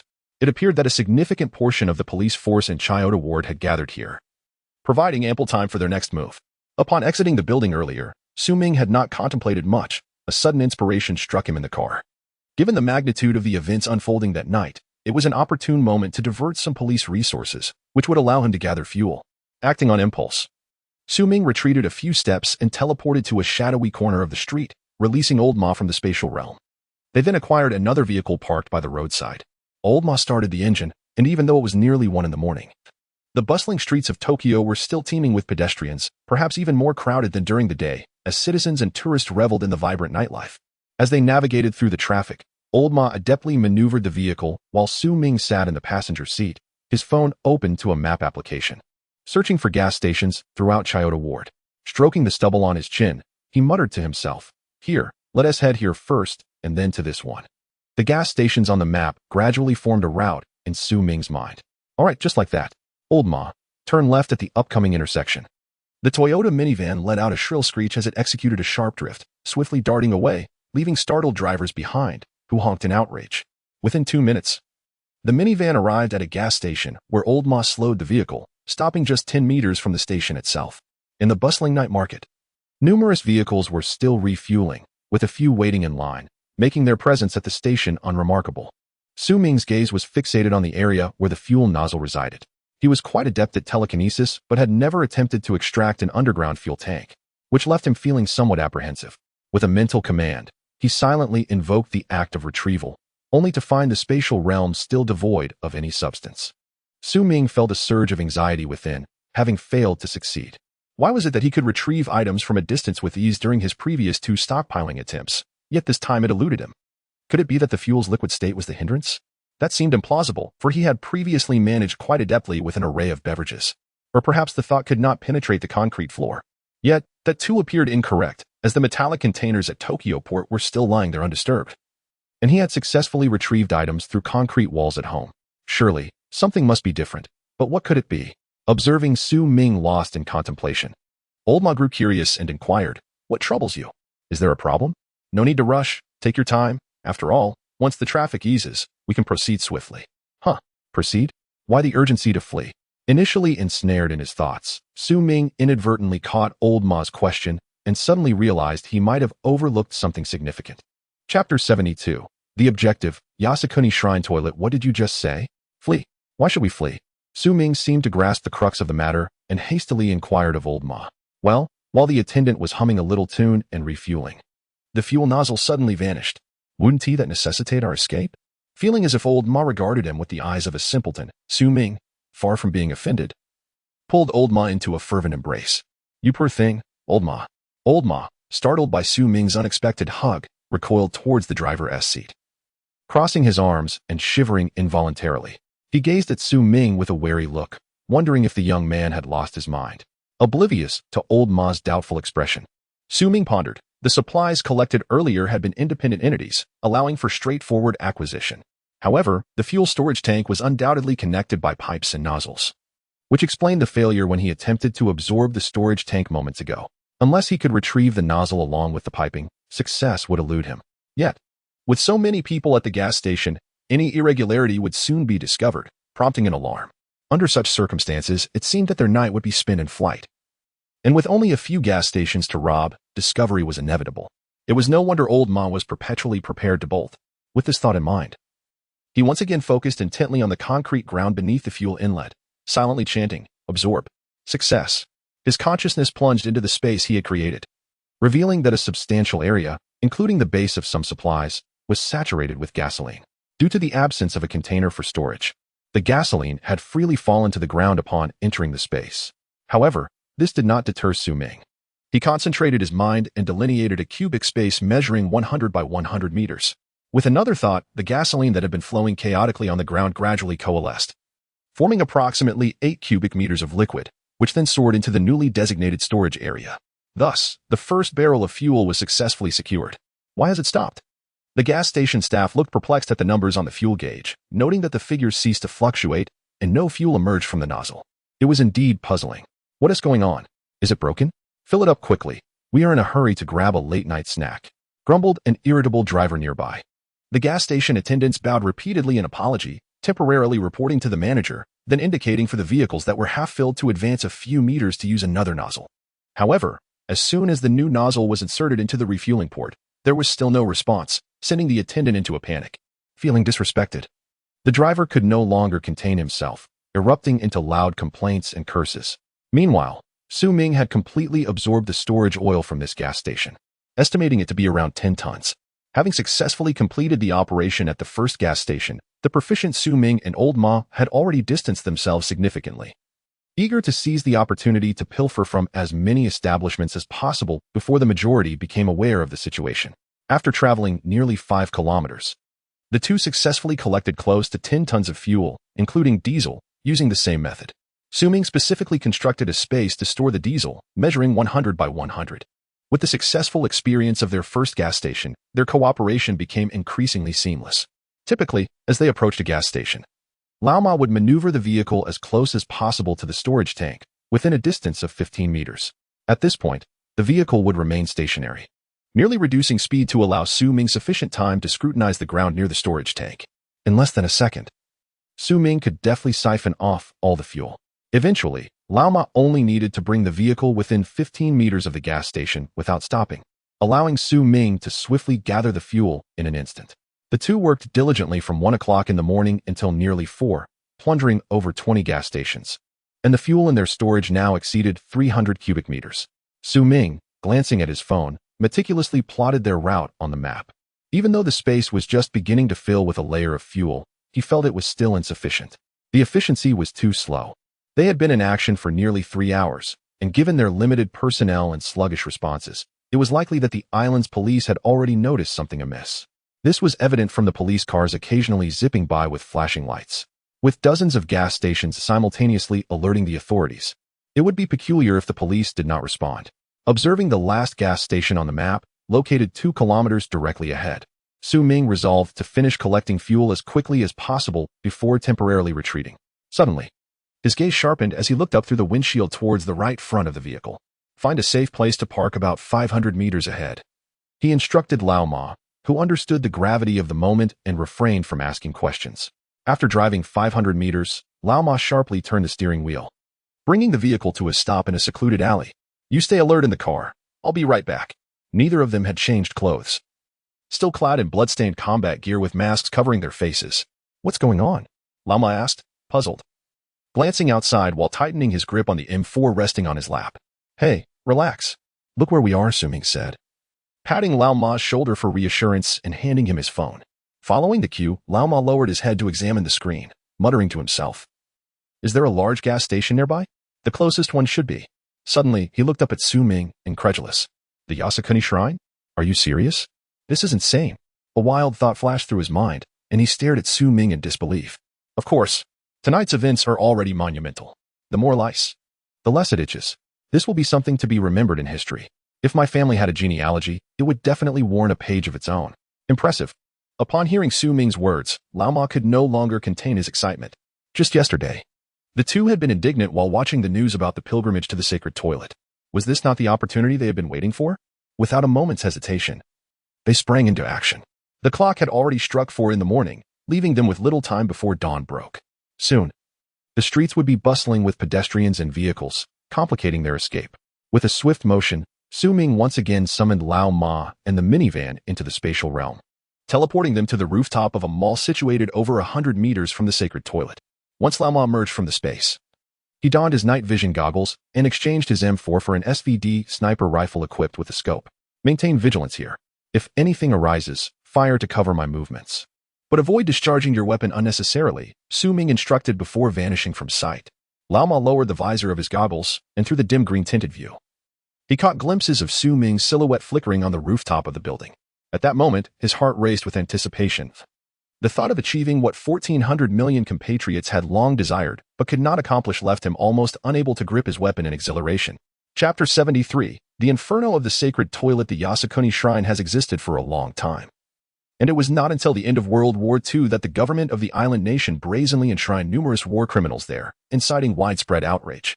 This was particularly true for the war-torn nation of China, which protested year after year, yet the island nation remained obstinate in its actions, as each protest from China seemed to provoke even more fervent visits to the shrine. This illustrates that militaristic ideologies still pervade the island nation, and over the years, various maritime frictions and covert nefarious actions have emerged incessantly.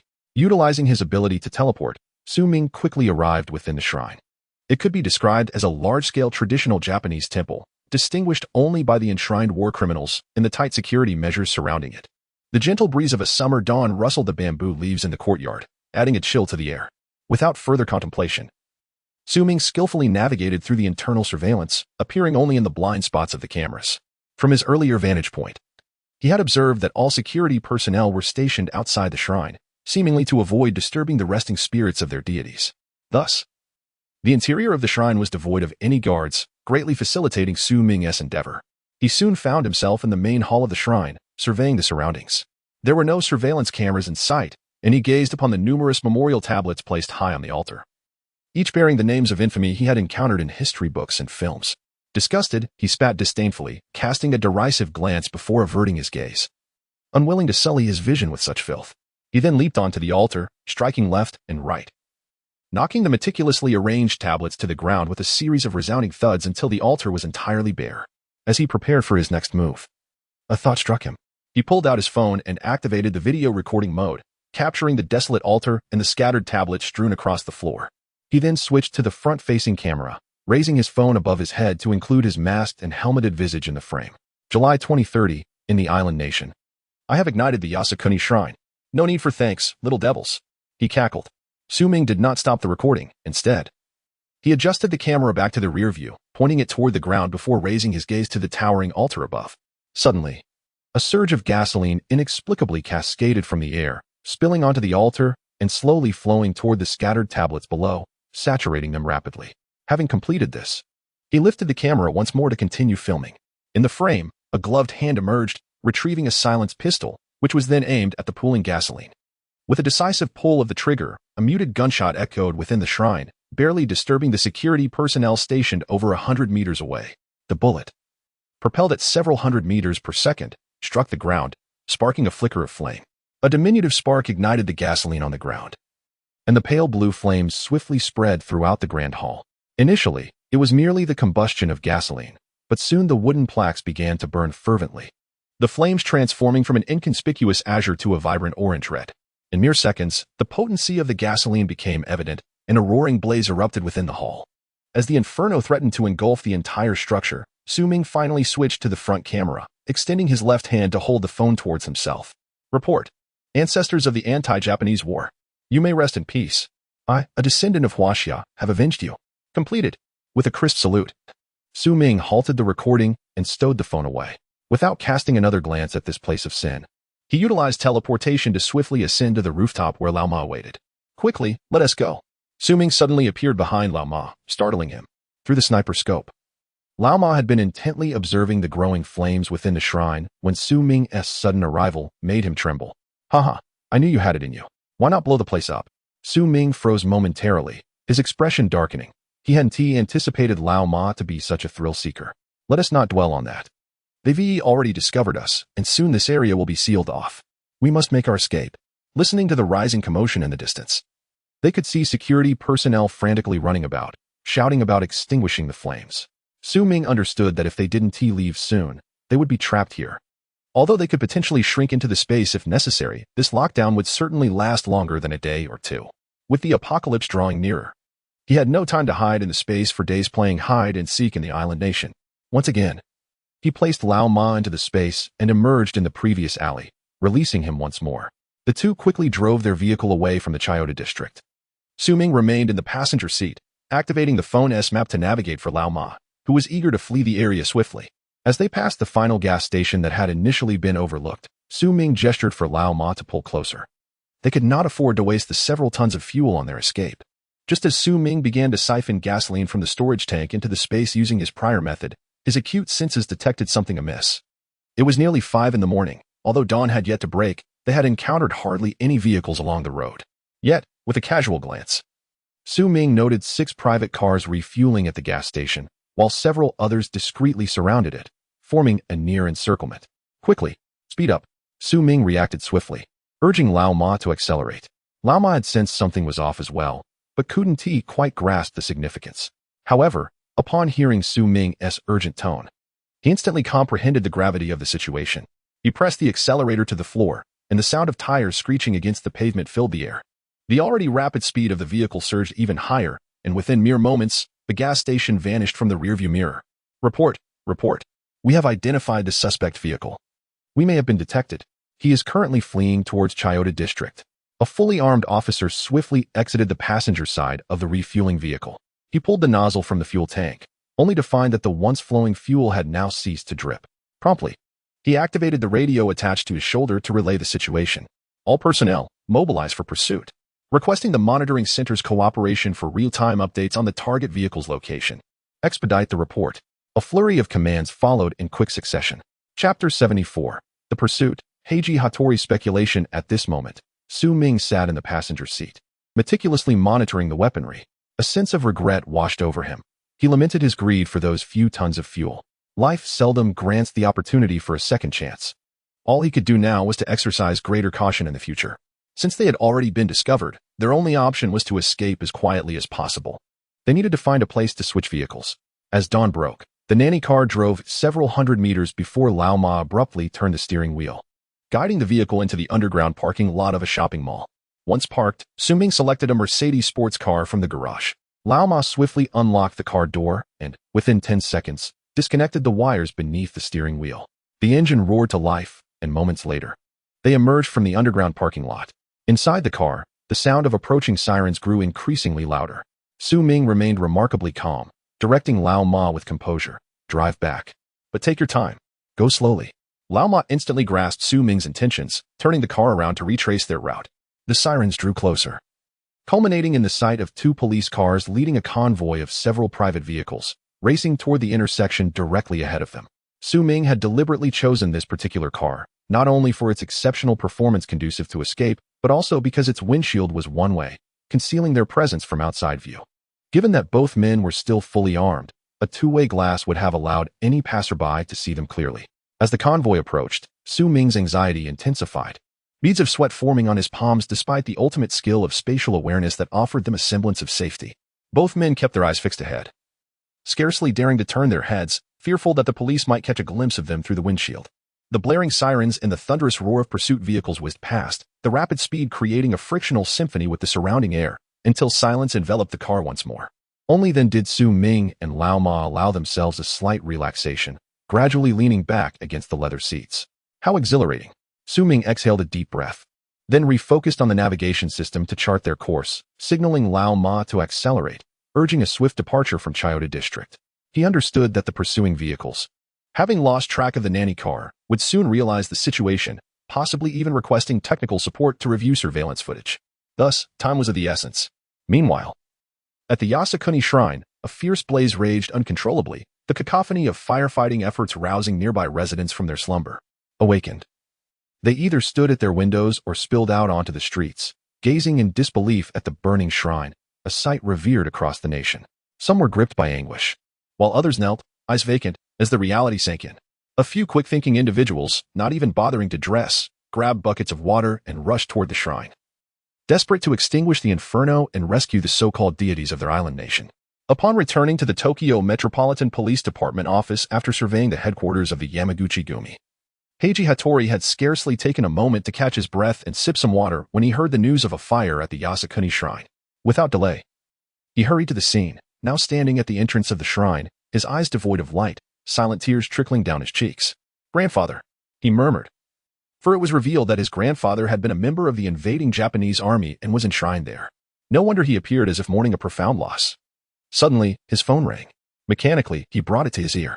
"This is an urgent report from Minister Hattori. We've detected traces of oil thieves in Chiyoda Ward. The suspects may not be human, as they managed to empty all the gas stations in the area overnight. Moreover, while they were robbing the last gas station, the one closest to the Yasukuni Shrine, we discovered them and are currently in pursuit, but we've lost their trail and request assistance." Initially engulfed in sorrow, Hattori's attention sharpened at the mention of the gas station near the shrine. "At what time did you spot the oil thieves?" he inquired. 5 o'clock. The subordinate on the other end, taken aback by the sudden question, quickly responded. Hattori hung up the phone and seized a security personnel rushing by with a bucket. The sudden grip startled the officer, who was about to express his irritation, only to realize he was being held by a senior officer. "When did the fire start?" "Officer, it was just before 5 o'clock when we noticed the flames had already spread significantly before the security officer could elaborate." Hattori released him and briskly made his way to his police vehicle. As he retrieved his phone from his pocket and dialed, the call connected, and he swiftly issued commands. "The cybersecurity division must fully cooperate with the pursuit team. We must locate the oil thieves." After hanging up, he reached the driver's seat. Starting the engine, he continued his call. "Your Majesty, I am at the shrine, and I believe I have found a lead on the arsonist." "Oh, how do you know the fire at the shrine was deliberately set?" The voice on the other end was filled with astonishment, prompting an immediate inquiry. "Early this morning, an unidentified gang stole all the fuel from the gas stations in Chiyoda Ward. The last station they hit was conveniently near the shrine, and according to my subordinate's report, the timing of their discovery coincides perfectly with the fire at the shrine." With the accelerator pressed to the floor, Hattori drove several hundred meters with one hand, determined to reach the police department as swiftly as possible to coordinate the operation and apprehend these wretched criminals. "I see. Then this matter is entrusted to you. Ensure these criminals face justice. I must provide an account to the public." "Yes, Your Majesty. I will accomplish this mission." "Moreover, what sort of individual would commit arson in a sacred restroom?" There have been precedents in the past. Are you suggesting? At this moment, Heiji Hattori's mind began to connect the dots, and a multitude of thoughts surged through him in an instant. The theft at Tokyo port was suspected to involve foreign nationals. On the very day the police were commissioned to investigate the port theft case, members of the Yamaguchi-gumi were brutally murdered, and now, the Yasukuni shrine, despised solely by foreigners, had been set ablaze, especially by those across the sea from the nation of China. Suddenly, various threads intertwined in his mind, culminating in a bold hypothesis. Hey, Hattori-kun, are you listening? The Emperor's voice on the other end of the line called out several times without receiving a response, prompting a hint of impatience as he reiterated his inquiry. My sincerest apologies, Your Majesty. I was merely contemplating the case. Please forgive my distraction. Very well. Focus on your duties. Inform me once you have results. Hattori. Chapter 75. Interception and counterattack with the accelerator pressed to the floor. Hattori Heiji navigated the police car through a series of red lights, arriving at the Chiyoda District Police Department in less than 10 minutes. As he pushed through the chaotic throng of officers attending to their duties, he entered the command center, which resembled a veritable maelstrom. The reporting center was inundated with a barrage of emergency calls. Operators were flustered, barely finishing one call before another seamlessly connected. Within a prominent building in the city center, suspected to be the headquarters of the Yamaguchi-gumi, nearly 200 individuals had been silenced, their fates grim. Over 20 gas stations in Chiyoda had inexplicably emptied their fuel supplies in an instant, suggesting an encounter with the supernatural. The most frantic calls came from residents near Yasukuni Shrine, urgently requesting assistance from the fire department. Silence. Hattori Heiji bellowed at the tumultuous command room, his voice cutting through the cacophony. Instantly, all activity ceased. One could hear a pin drop as the officers halted their tasks, their gazes fixed upon him. Now heed my commands. Except for the monitoring personnel, everyone else is to evacuate. Redirect the calls to the backup command room. He ordered, urgency infusing his tone. Move. You have 1 minute to clear the command center, regardless of the 3 incidents at hand, or rather 5. When including the thefts at Tokyo port and the West Japan logistics, Hattori Heiji's sole focus was to apprehend the arsonist, driven by a deep-seated desire for retribution. Once the command room was cleared of all but 2 monitoring officers, he retrieved his phone and made a call. Report on the current situation. Yes, sir. We have lost track of the suspect near Ginza. According to feedback from the monitoring department, a suspicious Mercedes sports car brushed past us 5 minutes ago. The monitoring team is currently pursuing it, and we are also heading in that direction. Found it. One of the officers in the monitoring room exclaimed excitedly, as he gazed at the large command screen displaying dozens of small windows. Hattori Heiji furrowed his brow and issued a command. Enlarge the central image. Send the location of the suspect vehicle to the major crimes unit. He then focused on the screen, where the Mercedes was zigzagging erratically, a fierce glint in his eyes. Meanwhile, Ming adjusted the car window slightly, creating a gap of about 10 centimeters, allowing the fierce wind to whip into the speeding vehicle, yet he remained unfazed. Pressing his ear against the window gap, he listened intently for the imminent sound of sirens. In his possession, the M16 had been replaced with an M249 light machine gun, and as he remained alert to the sounds of the wind, he meticulously organized a chain of 200 rounds of 5.56mm ammunition. As he inserted the last exposed portion of the ammunition chain into the square magazine, Ming's ears perked up. In the distance, the wailing of sirens began to reverberate, growing increasingly distinct. Prepare for battle. Received.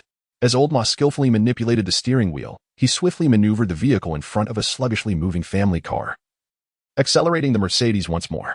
Ming had diligently studied the map earlier. Maintaining this direction and proceeding for approximately 5 kilometers would lead them into a mountainous region. Once they entered the dense woods, the Mercedes could easily evade any pursuers, thanks to their spatial abilities. Initially, their operation aimed merely to deliver a significant blow to the Yamaguchi group, and they had briefly outlined a retreat route, contemplating the use of their spatial powers or instantaneous movement to escape, allowing them to blend seamlessly into the crowd before the police could respond. However, plans are often subject to change.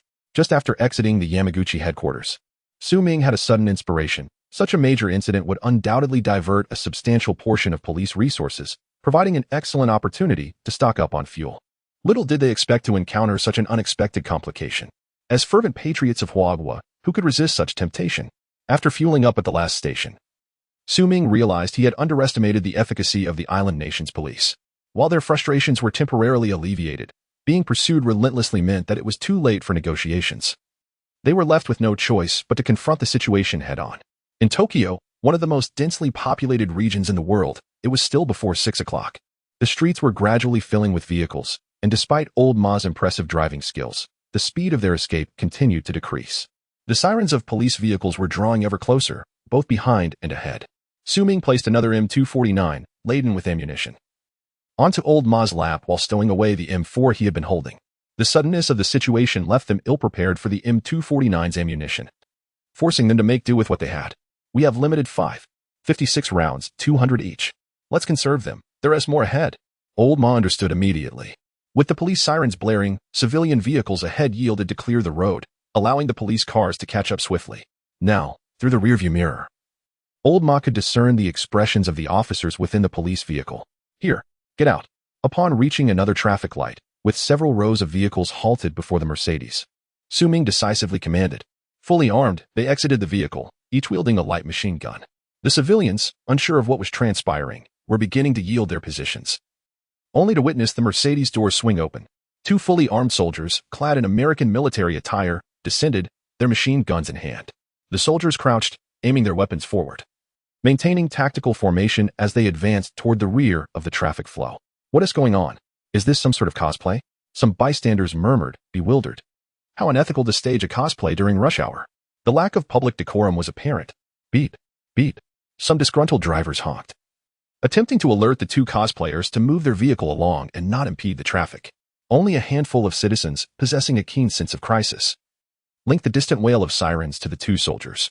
Without a moment's hesitation, they abandoned their vehicles and fled from this perilous locale. Bang, bang, bang, bang. Ignoring the NPCs, Su Ming and his companion approached within 50 meters of the police car. Taking cover behind a vehicle, they found an advantageous shooting position. Before the officers in the slowly advancing police car could react, Su Ming squeezed the trigger, and the M249 in his hands roared to life, unleashing a torrent of bullets in an instant. Chapter 76, Blood on the Streets. 5 police cars were present, trailed by several civilian vehicles that had followed from the gas station. According to the intelligence provided by the command center, they were aware that the target vehicle lay approximately 100 meters ahead. The temporary commander of the squad surveyed the halted traffic in front of him, glancing at the nearly minute-long countdown on the red light. Just as he contemplated issuing an order for the team to disembark and advance on foot for the arrest, he noticed 2 figures clad in camouflage, stealthily maneuvering through the vehicles for cover, inching closer towards their position. Initially, he assumed they were cosplayers, a common sight in the entertainment-obsessed nation, especially during the morning rush hour. Who would suspect that a mere oil thief could possess some bizarre technique for instant fuel theft? It seemed more like a magician's trick. However, as the pursuit progressed, further intelligence from the command room indicated that this group of oil thieves was small in number, and they were likely the culprits behind the arson incident at the Divine Toilet.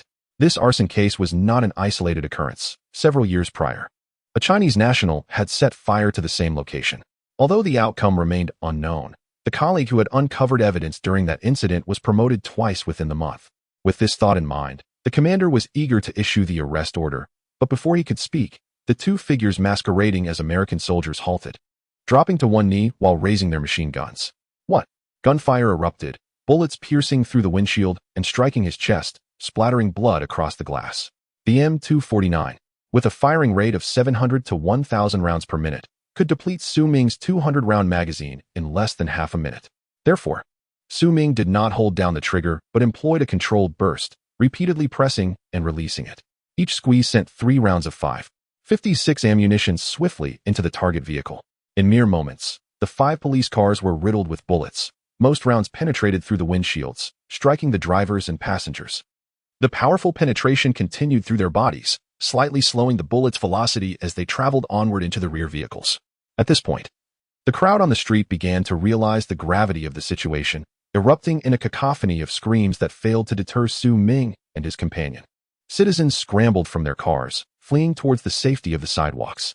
Some, gripped by fear, could only huddle within their vehicles, while those with a modicum of understanding instinctively crouched low in their seats, desperately seeking to minimize their chances of being struck. Meanwhile, Su Ming remained composed, continuously adjusting the direction of his weapon, taking deliberate aim at the police cars before him. He squeezed the trigger 3 times for each vehicle, ensuring no angle was left unaddressed. On the police side, their intelligence indicated that they were merely facing oil thieves, possibly arson suspects. So most officers were equipped only with basic batons, with only a few team leaders armed with pistols. When Ming launched his assault, the bewildered foes were caught completely off guard, and within mere seconds, they had suffered severe casualties. Nearly 30 seconds had elapsed, and virtually every police car's window lay shattered. The blood of fallen officers splattered across the interiors, a gruesome sight indeed. Two M249 machine guns unleashed a barrage, transforming dozens of pursuing vehicles into victims, leaving only the undamaged police sirens wailing in the distance. Occasionally, a police officer with a firearm would take cover by a car door. But as soon as they attempted to fire their sidearms, they were swiftly targeted by the quick-reacting Lao Ma, their bullets veering harmlessly into the sky. Stop. Seeing that there was no longer any sign of resistance, Ming commanded Lao Ma to cease fire over the intercom. The two remained vigilant, guns at the ready.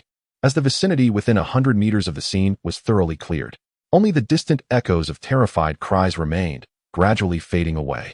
Ming cast a final glance at the target vehicles. 5 police cars lay in ruins, silent, including a civilian vehicle that had been trailing behind, blood pooling from its doors in a harrowing display. The sweeping fire from the 2 machine guns had struck vehicles and personnel within a span of several dozen meters, tallying up to around 30 cars. He did not concern himself with distinguishing which vehicles contained officers and how many innocent bystanders had been mistakenly harmed. Ming was solely focused on preserving the lives of himself and Lao Ma. After all, it was they who had come to apprehend him. Was it wrong for him to resist? As they approached the police cars, they opened the doors one by one, the sound of gunfire erupting once more. Some officers were not dead but merely incapacitated, groaning softly within their vehicles, too fearful to raise their voices. Unexpectedly, Ming was not inclined to spare them. The two ensured that all officers received a final bullet, guaranteeing that no witnesses would remain. After gently closing the last police car door, Ming discovered a police radio within the vehicle. This was the reason he had executed the final shots. There would certainly be surveillance. And to secure a radio under the watchful eyes of the authorities, he had to sacrifice a few officers who might have survived. Retreat.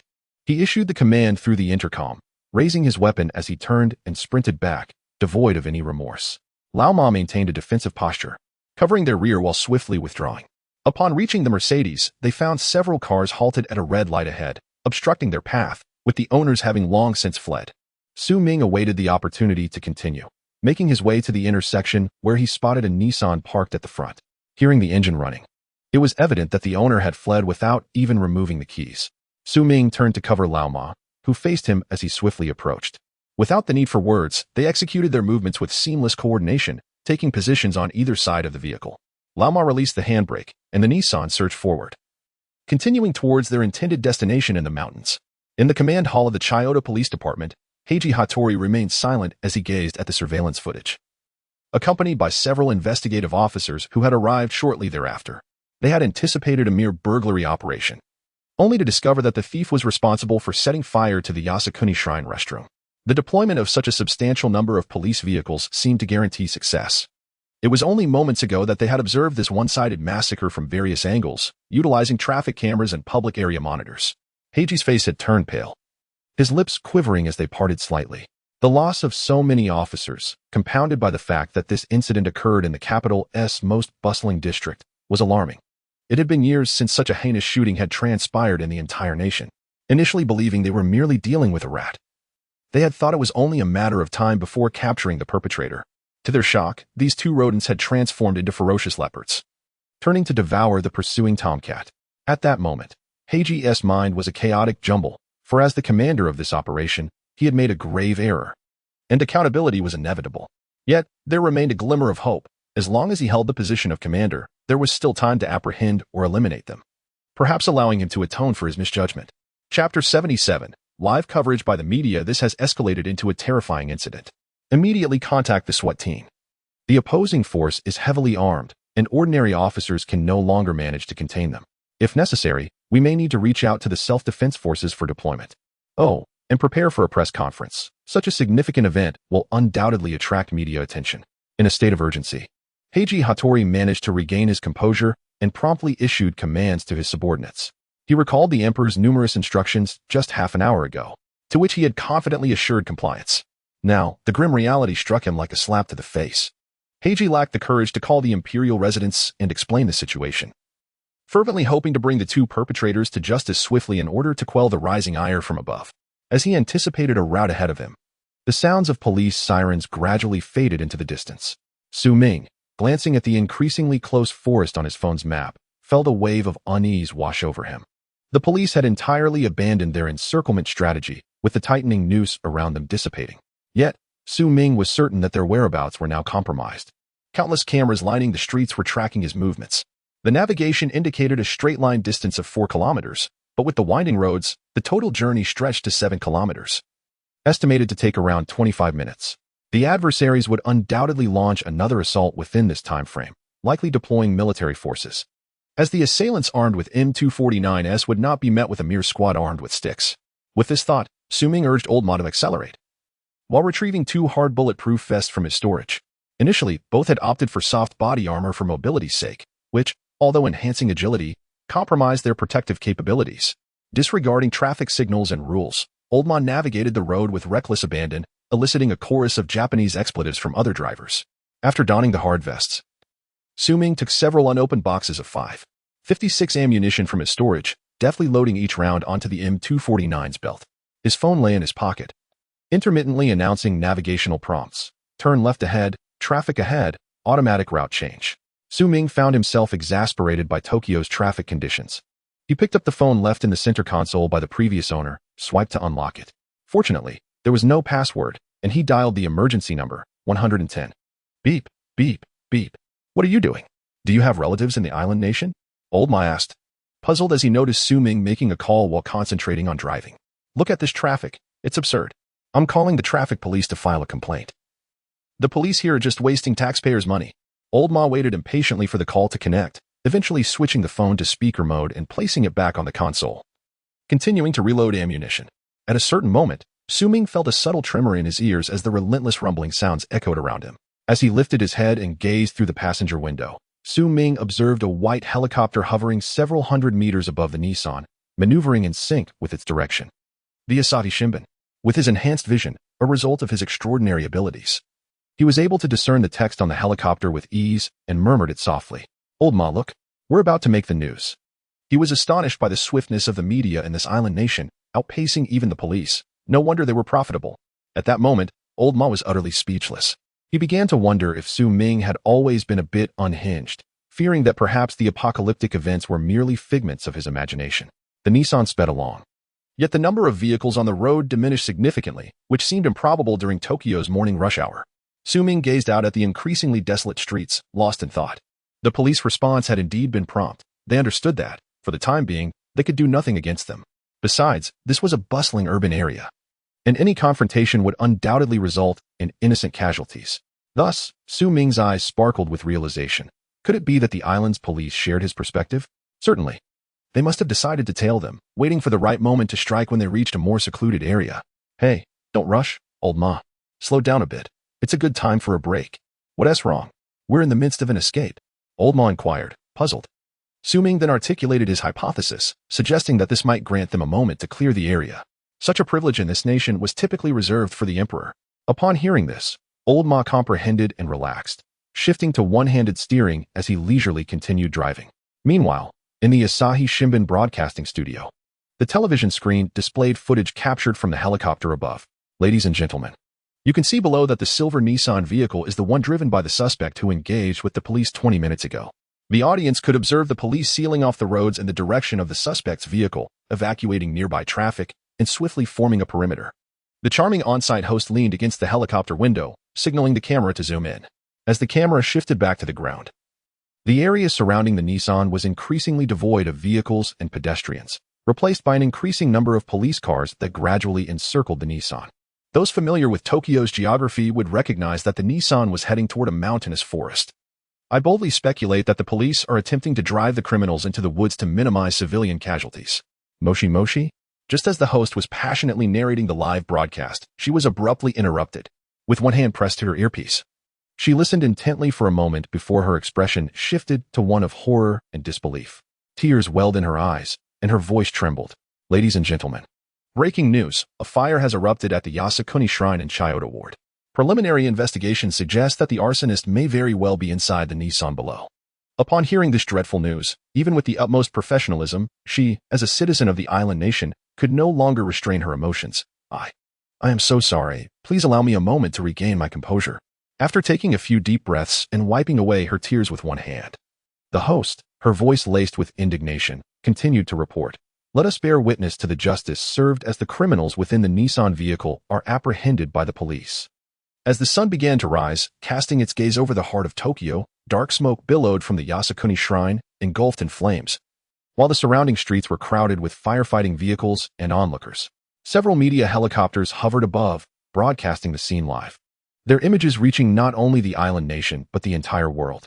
Asahi Shimbun, a leading media outlet in the nation, enjoyed a high viewership at this moment. The entire populace was gripped by the shocking news that the once sacrosanct shrine, revered and inviolable, had been set ablaze. The entire nation was plunged into a state of panic and chaos, with nearly everyone halting their activities to focus intently on the latest news broadcast. Among these broadcasts, Asahi Shimbun's coverage of the terrorists garnered the highest ratings, as virtually all citizens viewed the perpetrators within the Nissan as adversaries. Chapter 78, Provocation. Listening to the broadcast within the vehicle, both Su Ming and Old Ma were acutely aware that they had become the focal point of the entire island nation. Goodness, we've stirred a hornet's nest. What should we do, Old Ma? We become public enemies. Old Ma, leisurely driving, glanced at Su Ming, who appeared not only unperturbed but somewhat exhilarated, and merely rolled his eyes in response, voicing his silent exasperation. After all, they had little else to occupy their time. Su Ming picked up the mobile phone from the center console, which had failed to connect to the emergency services, and dialed the Asahi News hotline as indicated in the broadcast. Hello, this is Asahi News. The call was answered after only a few rings, and a melodious voice emanated from the receiver. Greetings, beautiful lady. I am the so-called terrorist you see driving the Nissan on your live broadcast. Would you kindly connect me to your studio? Thank you ever so much. Taken aback by the gentlemanly and courteous tone emanating from the phone, the Asahi News staff momentarily struggled to comprehend the situation, staring blankly for a while. Ah, she exclaimed, covering her mouth in surprise, but her professional instincts quickly kicked in, prompting her to spring from her chair to report to her supervisor, who was busy in the control room. All right, please don't hang up. Suddenly, the live feed from the helicopter shifted back to the studio, eliciting dissatisfaction among the viewers who were closely following the incident. What is going on? Switch back. I want to see those two criminals face their fate. How infuriating. Why has the broadcast suddenly stopped? In pursuit of ratings, Asahi News was determined to capitalize on the situation. Ordinarily, one would expect a terrorist's call to be filled with malevolent rhetoric, but upon hearing the call, the news anchor's expression transformed into one of excitement. This was a golden opportunity to boost their viewership. As for any negative repercussions, who cares? We are the media, responsible solely for disseminating news.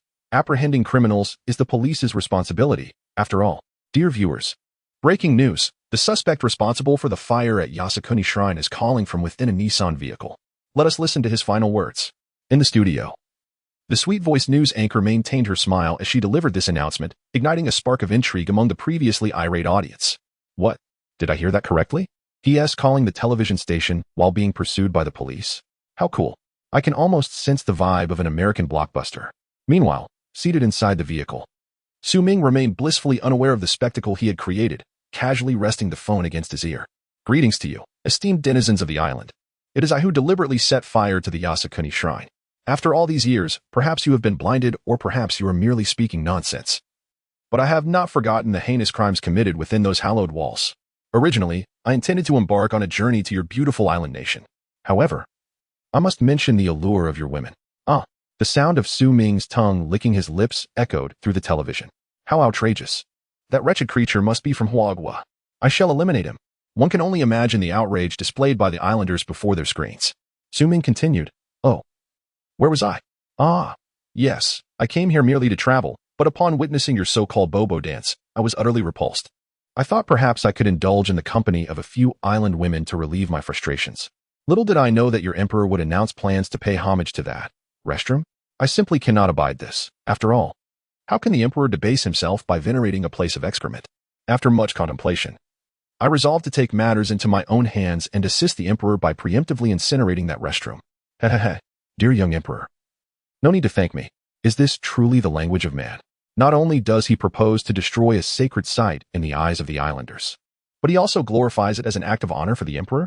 At this moment, whether in front of their televisions or listening to the live broadcast online, the islanders are rendered speechless by Su Ming's shameless rationalizations, their frustration festering within. Well, That is all I wish to convey. Thank you for your attention. And don't forget to double tap the screen. Special thanks to the Tokyo police for their assistance. May you all survive today. After brazenly provoking the island police one last time, Ming hung up the phone and placed it into his space for future use. Having just ended the call, he was drawing ever closer to his destination. With his own eyes, he could see a winding road ascending directly into the dense mountain jungle. Ming looked up once more. Overhead, 2 sleek black helicopters had joined the Asahi Shimbun's chopper. The 2 red dots on their tail fins were particularly conspicuous as they swiftly descended towards the direction of the Nissan vehicle, hurtling straight towards Ming. Even the self-defense forces have mobilized. Old Ma, prepare for battle. Don't frighten me like that. The military is out? Just take a look. Ming gestured towards the rear of the vehicle. Old Ma quickly glanced back, then immediately faced forward again, accelerating sharply, gripping the M249. Ming crawled to the back seat, shattering the rear window with the barrel of his gun, aiming at the rapidly approaching helicopter. He let out a soft breath. Feeling a modicum of relief, at least it wasn't an armed helicopter, and there was no heavy external firepower. Otherwise, a few rockets could spell doom for both him and Old Ma before they could reach the cover of the forest. This must be a transport helicopter carrying personnel and some light weaponry, which presents an opportunity.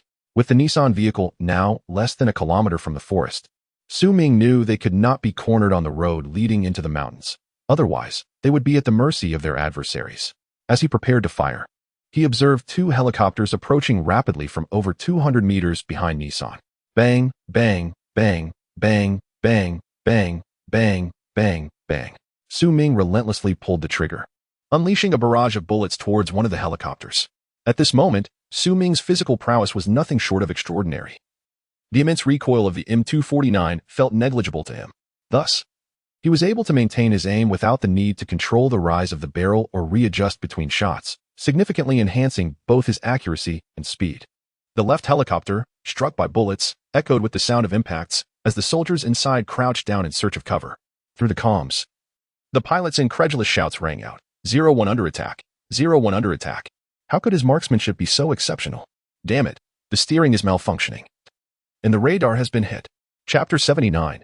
A desperate struggle for survival. The helicopter pilot's plea for help was abruptly cut short as a bullet pierced the cockpit's windshield, striking him directly in the head and erupting into a gruesome spray of blood. The communication in his earpiece ceased instantly, and the once steady control stick began to sway uncontrollably. The helicopter, now engulfed in ominous black smoke, spiraled downwards amidst the terrified screams of the crew, plummeting toward the ground. With a thunderous crash, the helicopter collided with a civilian building mere seconds later, resulting in a catastrophic explosion that obliterated both the aircraft and the structure, claiming the lives of the elite self-defense forces on board. The fate of any innocent civilians within the house was of little concern in that harrowing moment. All of this transpired in an instant, as viewers glued to their television screens, who had just moments ago anticipated the self-defense forces obliterating a dilapidated Nissan, were left aghast as the vile terrorists unleashed a machine gun, slaughtering an entire helicopter full of soldiers. Fortunately, another helicopter remained. Amidst their indignation, some citizens of the island nation reassured themselves that the previous oversight had been a grave underestimation. The second helicopter, under the command of Ming, had already pulled back on the control stick and ascended to safety just as he initiated an attack. By the time Ming aimed his weapon at it, the helicopter had soared beyond the effective range of the M249. It was indeed a stroke of luck, combined with Ming's exceptional marksmanship, that he had fired only a handful of rounds, nearly all of which struck their target. A typical shooter would not have enjoyed such a high accuracy rate. Even if a few bullets found their mark, the helicopter's robust armor was not to be underestimated. Recognizing the need to retreat, Ming crawled back to the co-pilot seat as the Nissan surged forward along the mountain road, soon to be concealed within the dense forest. Glancing back, he noted a multitude of police cars, their lights flashing in the distance, encircling the area in a tight formation, effectively sealing off the descent route. Having witnessed Ming's formidable firepower, which had even brought down a helicopter, the police vehicles dared not approach closely and opted instead to follow at a safe distance. What did it matter? Once they entered the mountains, Ming's unique abilities would ensure that he had nothing to fear from them. His spirits lifted slightly at the thought. With only a few hundred meters left before disappearing into the thick underbrush, a glimmer of joy sparkled in Old Ma's eyes. Suddenly, a faint but ominous rumble reached Ming's ears as he leaned closer to the window, sending a jolt of alarm through him. Be careful. An aircraft ahead. Ming shouted to Old Ma, instantly producing a rocket launcher, his upper body protruding from the window as he swiftly positioned the weapon on his shoulder.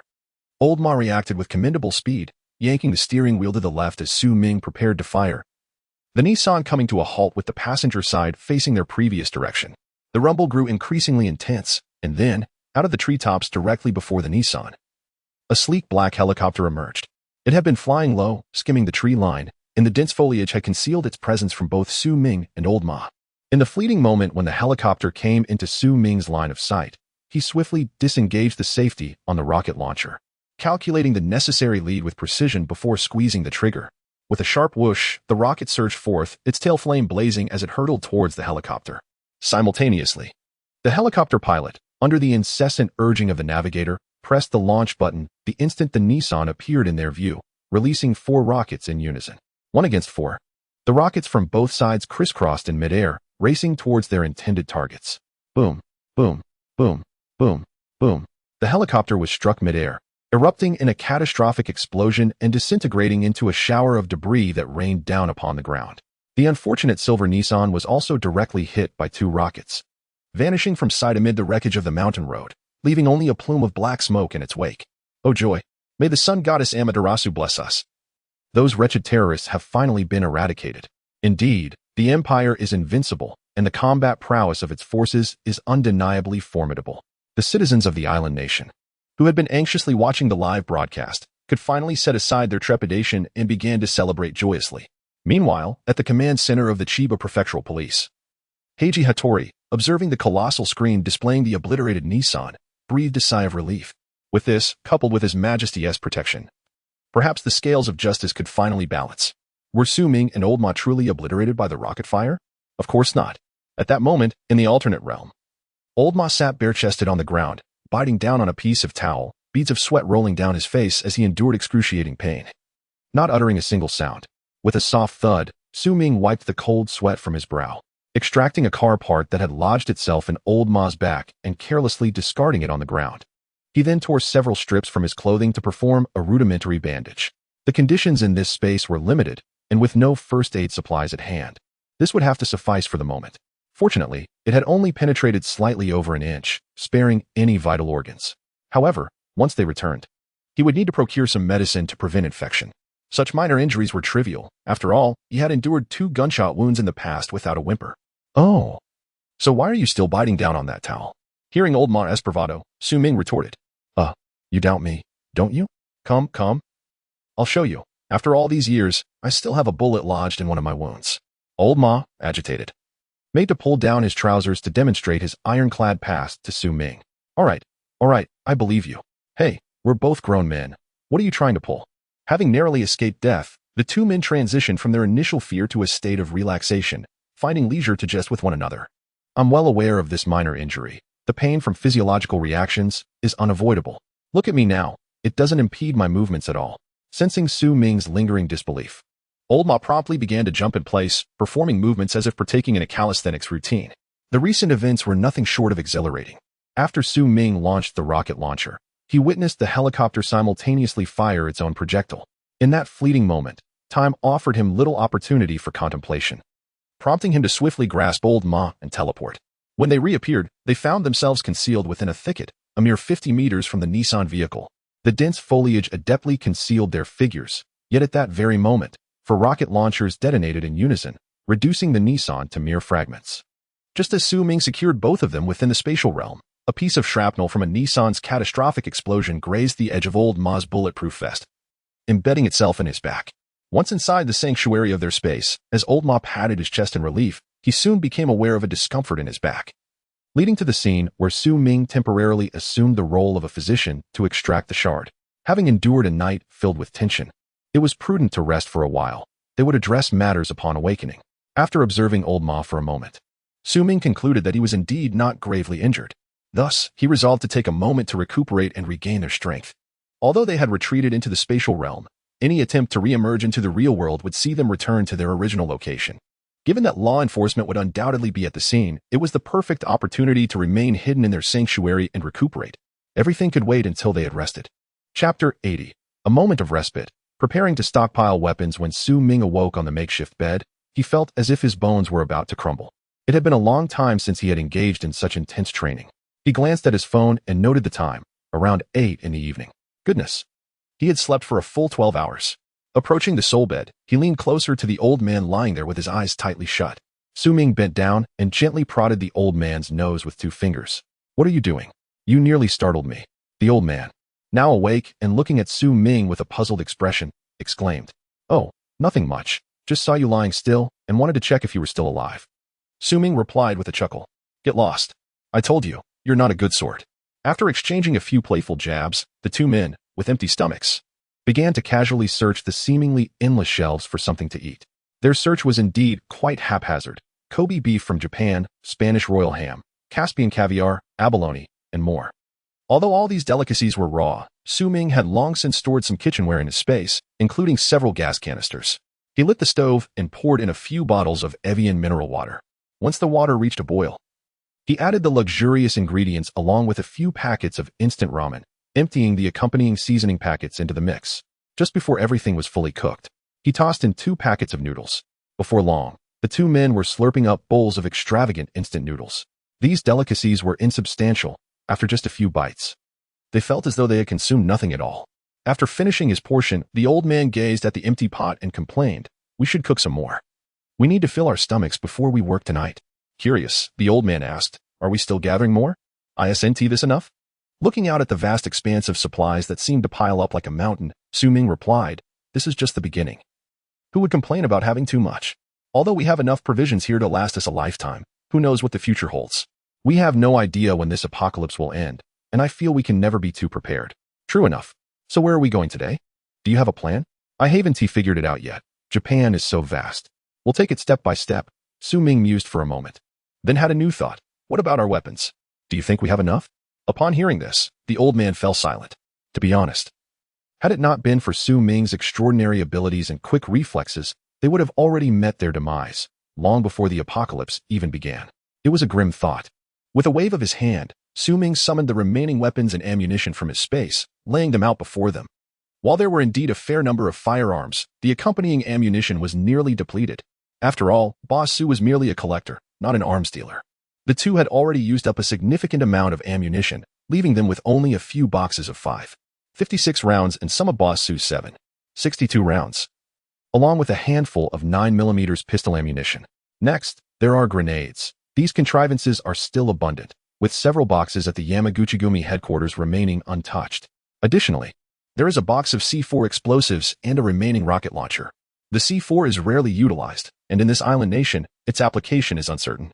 The rocket launcher is the largest caliber weapon possessed by the 2 individuals, but alas, each use depletes their supply, necessitating caution to preserve it until a critical moment. The remaining ammunition may prove insufficient should another morning chase ensue. Thus, it is prudent to procure additional weapons and ammunition. He does not wish to hoard supplies while the adversary possesses machine guns and rockets, leaving him armed only with these paltry firearms, which hardly constitute a fair fight. Upon emerging from the spatial realm, he found himself once more in the grass at the forest's edge, with the time displayed on his phone nearing 9 p.m. Lao Ma is currently resting in the spatial realm, having sustained minor injuries. Encountering pursuers upon his return could render him a liability. Su Ming crouched low in the grass, surveying his surroundings. The only sounds were the summer insects, devoid of any signs of human activity. 50 meters away, the mountain access road had been partially destroyed, with only a few scattered airplane and automobile parts remaining, most of which had been cleared away. Su Ming, maintaining a low profile, ventured into the forest, cleverly using the trees as cover. He circled the area extensively until he confirmed there were no enemy ambushes, and only then did he activate his abilities, teleporting swiftly down towards the city. "Good evening." As the bell at the entrance chimed, the convenience store clerk greeted Su Ming brightly before returning her attention to the news on the store's television. Reports indicated that the suspect in the Yasukuni Shrine arson case had been shot dead by the self-defense forces at 6 a.m. today. Police spokesperson Heiji Hattori stated that the Tokyo police are both capable and determined to maintain safety in the capital and protect the lives and property of the imperial citizens from infringement. What a detestable arsonist, and thankfully, they have been dealt with. The clerk's concentration was drawn back to the male customer as she scanned the barcodes of the items he was purchasing, responding, "Indeed. It's the first time I've witnessed such explosive scenes since my birth. I was here in the store this morning, and the self-defense forces operations were quite close. The explosion was so loud it nearly ruptured my eardrums." "Oh, is that so? What a pity I was not here during the day. Otherwise, I could have witnessed the grandeur of the self-defense forces myself." The male customer seemed momentarily captivated, inquiring curiously, "So, did the self-defense forces find the suspect's body?" "I haven't heard anything, sir. It's likely that it was obliterated in the explosion," she replied. "By the way, you're purchasing quite a lot of medicine and bandages. Have you been injured?" "Oh, no. It's just that today's events were so exhilarating. I thought it wise to stock up on first aid supplies to be prepared for any similar incidents in the future. Haha. Rest assured, the might of the Empire is invincible. With their protection, we ordinary citizens shall remain unharmed." Despite her reassurances, the clerk efficiently processed his purchases. A total of 2,000 yen. Very well. Ming retrieved his wallet and paid, exiting the convenience store amidst the clerk's warm invitation to return. The echo of the store's television continued to resonate in his ears. The Ministry of Foreign Affairs issued a statement, expressing strong protest against the suspected arson incident involving Chinese nationals at the Yasukuni Shrine. The Chinese Ministry of Foreign Affairs firmly declared that all Chinese tourists in Japan have been contacted and that there are no missing persons. Thus, the arson incident was not the work of Chinese nationals, nor was it conducted under any official directive from China. The Imperial Palace announced that the visit to the Yasukuni Shrine would be postponed, with the specific date dependent on the progress of the shrine's restoration. As Ming walked further away on that summer night, carrying his medication, a hint of amusement glimmered in the corner of his eye. Chapter 81. Cyber Threats and Various Reactions in a Deserted Alley. Ming glanced around to ensure he was unseen before swiftly entering the concealed space. At that moment, Old Ma was inside, methodically organizing ammunition, meticulously loading bullets into magazines for easy access later. With Ming's assistance, he had treated the wound on his back with antiseptic and bandaged it. These rudimentary first aid techniques were essential lessons from their military trainings, and Ming executed them with practiced ease. After leaving the anti-infection medication with Old Ma, reminding him to take the pills, Ming settled on the ground to fiddle with two mobile phones. One of the devices belonged to a Nissan car owner and had been stored in the space, effectively cutting off external signals. Ming believed that once this phone was taken outside, it would be easily tracked, assuming the police in the island nation were thorough enough. He transferred photos and videos taken with his own phone the previous night via Bluetooth to this newly acquired device. After a thorough editing session, he donned the combat uniform he had worn during the day, masked his face, and set the camera to record himself. Nearby, Old Ma, mechanically loading bullets, observed Ming's self-directed video shoot with a quirked mouth, clearly amused by his audacity. With the preparations nearly complete, Ming changed into casual attire and, with a swift motion, re-emerged into the external world, avoiding surveillance. He casually found a street-side park and utilized the international version of Douyin on the Nissan owner's phone to post a series of videos through this account. Thousands of miles away in Huagua, due to the time difference. It was only 6 p.m., just the time when ordinary citizens were returning home from work to enjoy their evening meals. At a dining table, the television broadcasted the evening news, according to reports from our station's office in the island nation. Following the announcement from the Imperial Palace regarding the Emperor's impending visit to the Yasukuni Shrine, the shrine located in central Tokyo was deliberately set ablaze at 5 a.m. Tokyo time. Today, a family, savoring a delightful meal together, paused mid-bite, sitting up straight as they turned their attention to the television screen. From a helicopter's perspective, the dawn light illuminated a traditional Japanese building engulfed in flames. Dense black smoke billowing into the sky, with bright orange flames casting a glow across half the horizon. Surrounding the structure were police and fire trucks, with firefighters spraying flame retardant from an elevated ladder. However, the inferno at Yasukuni Shrine raged on, the small amounts of liquid seeming utterly insufficient against the overwhelming fire. Desperate, the citizens of the island nation stood helplessly, watching their sacred site succumb to the flames, unable to intervene. What? This isn't the entertainment channel, is it? Impressive. I wonder which hero is behind this. They deserve a monument. No, we must celebrate. A moment like this calls for a toast. In a matter of seconds, the family transformed from disbelief to a festive atmosphere reminiscent of a celebration. Following the events, the Tokyo police, utilizing surveillance clues, tracked the suspect's vehicle. The ensuing chase lasted nearly 2 hours, culminating in the fatal confrontation with two suspects on the outskirts of Tokyo. Subsequently, the television broadcast shifted its focus to the wreckage of a Nissan vehicle and the remnants of a helicopter that had exploded and fallen nearby. As the host's voice took on a somber tone, a family that had been enveloped in joyous celebration fell silent. "Dad, why aren't you drinking? The wine is ready," inquired the young child, still in kindergarten, with a puzzled expression. "Drink. We must raise a glass in honor of these two heroes." Through television and internet broadcasts, similar scenes unfolded across the entirety of Huagua. At that moment, Su Ming remained blissfully unaware that he had become a hero in the hearts of the people.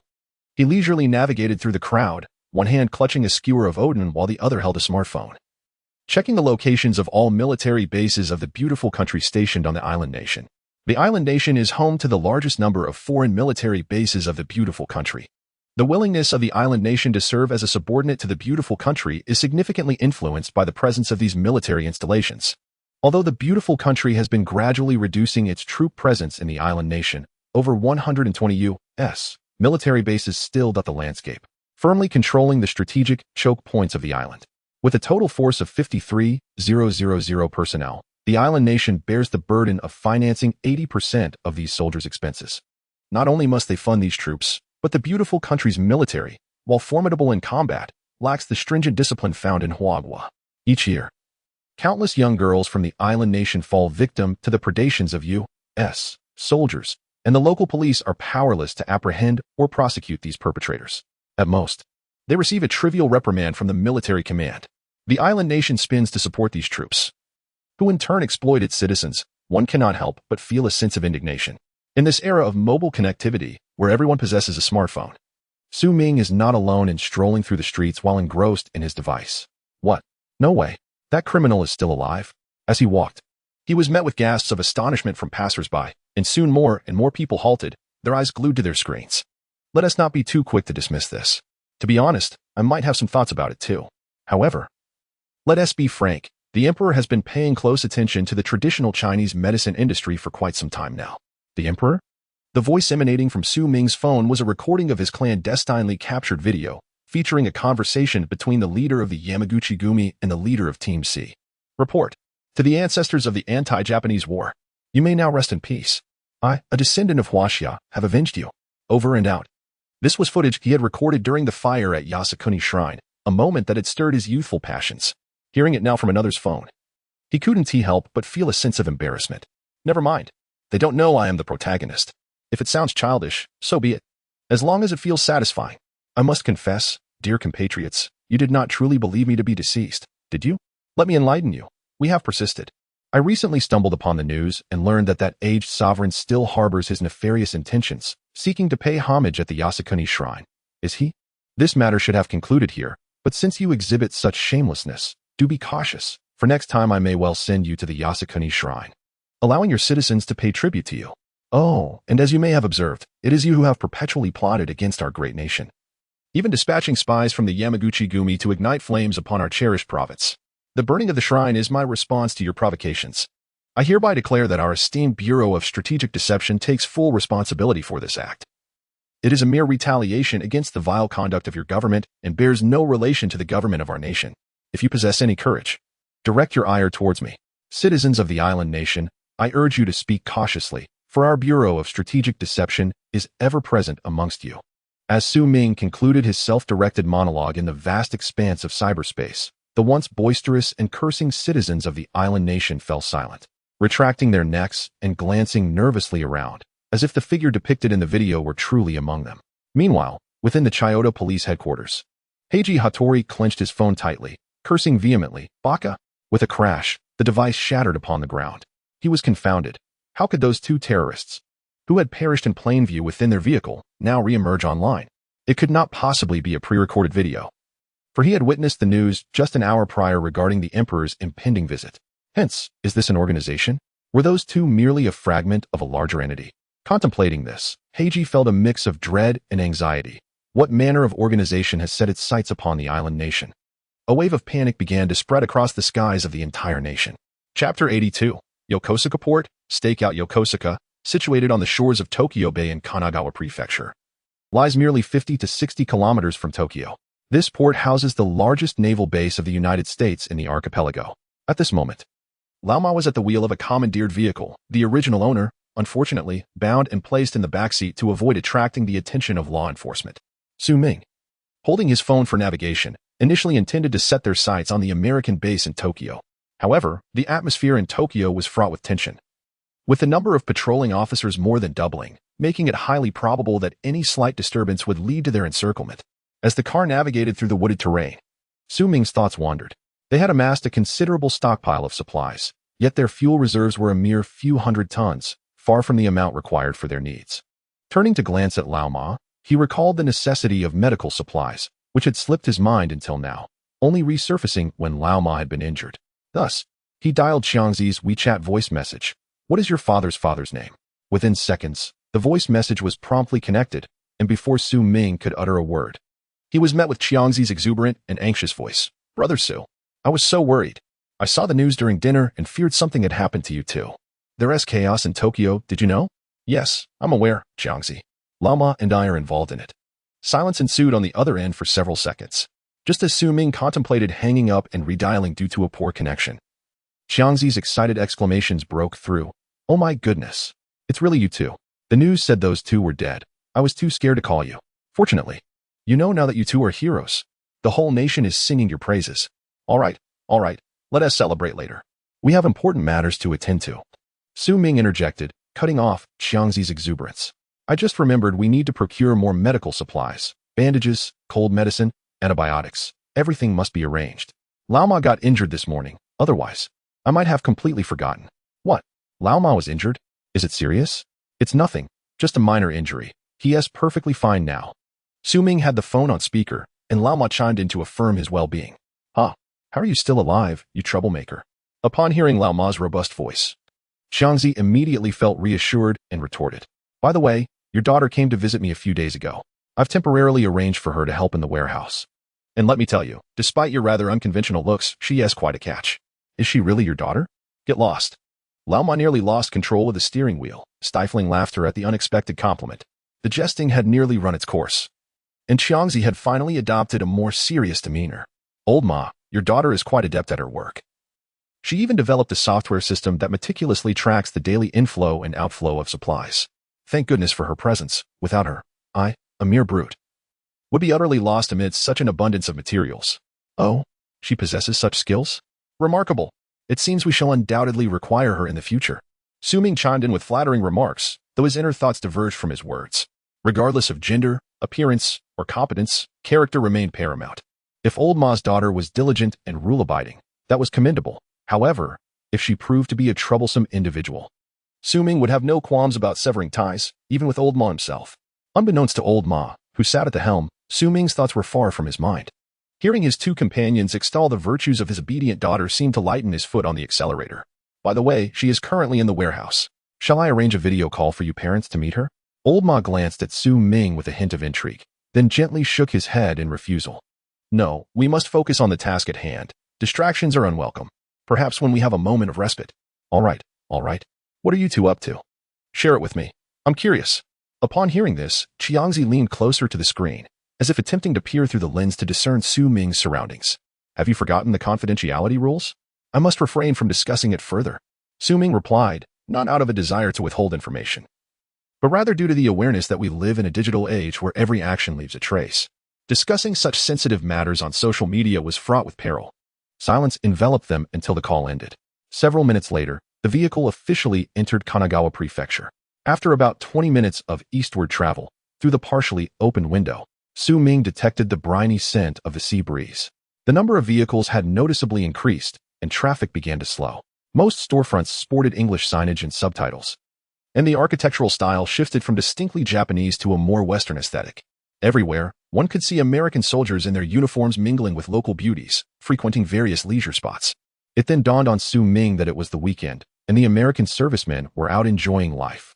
Consequently, the number of personnel stationed at the Yokosuka Naval Base would likely be minimal, with only a handful on standby, which greatly favored their current operation. Navigating through the throngs of people, Old Ma skillfully maneuvered the vehicle into a secluded alleyway, turning off the engine, plunging the passage back into darkness. Su Ming once again enveloped Old Ma within the confines of his space, then calmly exited the vehicle, cautiously touching the false mustache affixed to his lips as he made his way toward the densely populated area. The outskirts of Yokosuka Harbor were predominantly filled with Western faces, particularly at night, when ordinary locals would scarcely dare to venture out, especially women. One may come, and another may fall, two may arrive, and a pair may succumb. Drunken American soldiers showed little regard for nationality as they reveled in their dominance on this blue planet.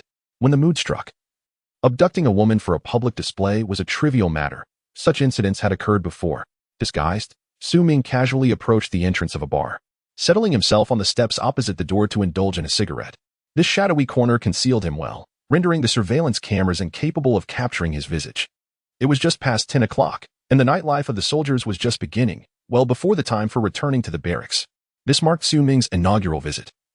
Although he had a rough idea of the base's location, he was unaware of the perimeter security measures and the layout of the monitoring systems. To simplify matters, he decided to hitch a ride. The glowing embers of his cigarette flickered in the darkness, and as time passed, the ground became littered with butts. During this interval, Su Ming incapacitated 2 American soldiers who attempted to engage him in conversation, unceremoniously disposing of them into a void, indifferent to their fate. How revolting. He detested the binary nature of existence, and to his dismay, he found an unsettling number of deviants among the seemingly robust American soldiers. It was merely a stroke of bad luck for them. Under normal circumstances, Su Ming would have simply rendered them unconscious in a secluded alley. However, tonight demanded utmost secrecy, necessitating their permanent silence. As the clock struck midnight, a brawny American soldier stumbled out of the bar, intoxicated and unsteady, aided by a girl from an island nation, and climbed into a Ford SUV in the parking lot. Su Ming fixed his gaze on the vehicle, a mere 20 meters away, discarded his cigarette butt, and stealthily moved toward the blind spot of the surveillance, vanishing in an instant. Chapter 83. Infiltrating Yokosuka Naval Base, the Ford vehicle meandered through the still bustling streets, its driver eliciting a chorus of curses from the pedestrians. However, upon catching a glimpse of the blonde-haired, blue-eyed American behind the wheel, the onlookers could only silence their tongues, perhaps spitting disdainfully at the retreating rear of the car. At that moment, Su Ming had crouched down in the trunk of the Ford, his body jostling with the vehicle's motion, nearly causing him to expel the undigested odin from his stomach.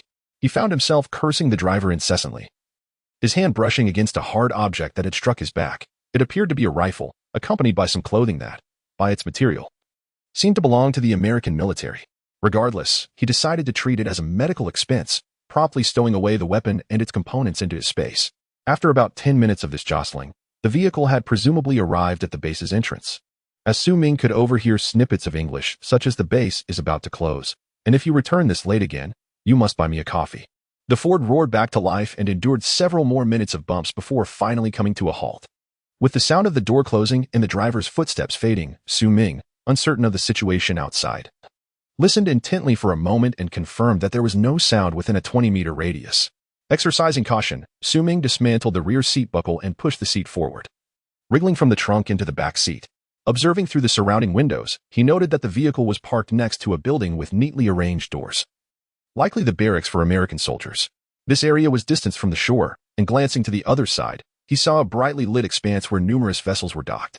Su Ming, not particularly knowledgeable about naval affairs, could not identify the ships by model but noted 5 destroyers and an aircraft carrier. The further vessels remained obscured by the night. Near the shore, there lay an airport, with 2 runways spanning the entire naval base. Adjacent to the airport stood a row of hangars, presumably housing an array of advanced aircraft from the United States. The sight of such cutting-edge weaponry sent a rush of adrenaline through Su Ming's veins, his heartbeat quickening as he struggled to suppress his greedy thoughts. He reminded himself to exercise restraint. This was a U.S. military base, not a loosely guarded third-rate establishment like the Yamaguchi-gumi. The area was undoubtedly under constant surveillance, and any disturbance could prompt an immediate response from the entire base. At that point, hoarding these aircraft would be nothing more than a dream. With these thoughts in mind, Su Ming directed his gaze toward the centrally located building of the base, which alone was ablaze with light while the other structures lay in darkness. This building was likely the command center of the base. Retrieving the military uniform he had discovered in the Ford's trunk, he confirmed its authenticity by the faint light outside, and quickly donned the entire ensemble within the vehicle. As he dressed, he gauged the distance to the building, carefully selecting potential hiding spots along the way. Once all preparations were complete, Su Ming took a deep breath and activated his extraordinary abilities. When he reappeared, he had teleported to a shadowy corner. Without any hesitation or time to spare, he activated his powers once more, using the darkened areas as waypoints, and in mere moments, he found himself beneath the command center. This location was the side of the command center building, where the illumination from the front cast a large shadow on the side. Su Ming cautiously looked around, and upon noticing the absence of surveillance equipment in the higher areas, he felt a wave of relief wash over him. Peering through a window devoid of light, he discerned an office shrouded in darkness, completely unoccupied, positioned directly against the building. He stepped back slightly and gazed upward at the roof, observing that each floor had 1 or 2 windows that remained unlit, right up to the top. An idea sparked in his mind. With another teleportation, he materialized before a darkened window on the 6th floor, using the window frame for leverage. Standing on the ledge, he listened intently. He could perceive nearly every sound emanating from within the building, regardless of its volume. Approximately 20 individuals were on duty within the command center. A revelation that greatly surprised Su Ming.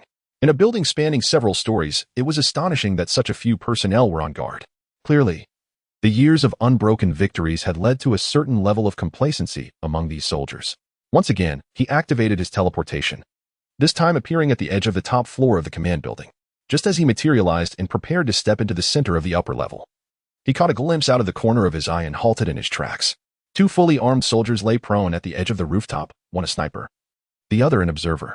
He had been pondering whether the technologically advanced American forces had ceased to employ sentinels. It turned out that there were still hidden guards. Su Ming felt a surge of gratitude for his earlier caution in teleporting to the shadows.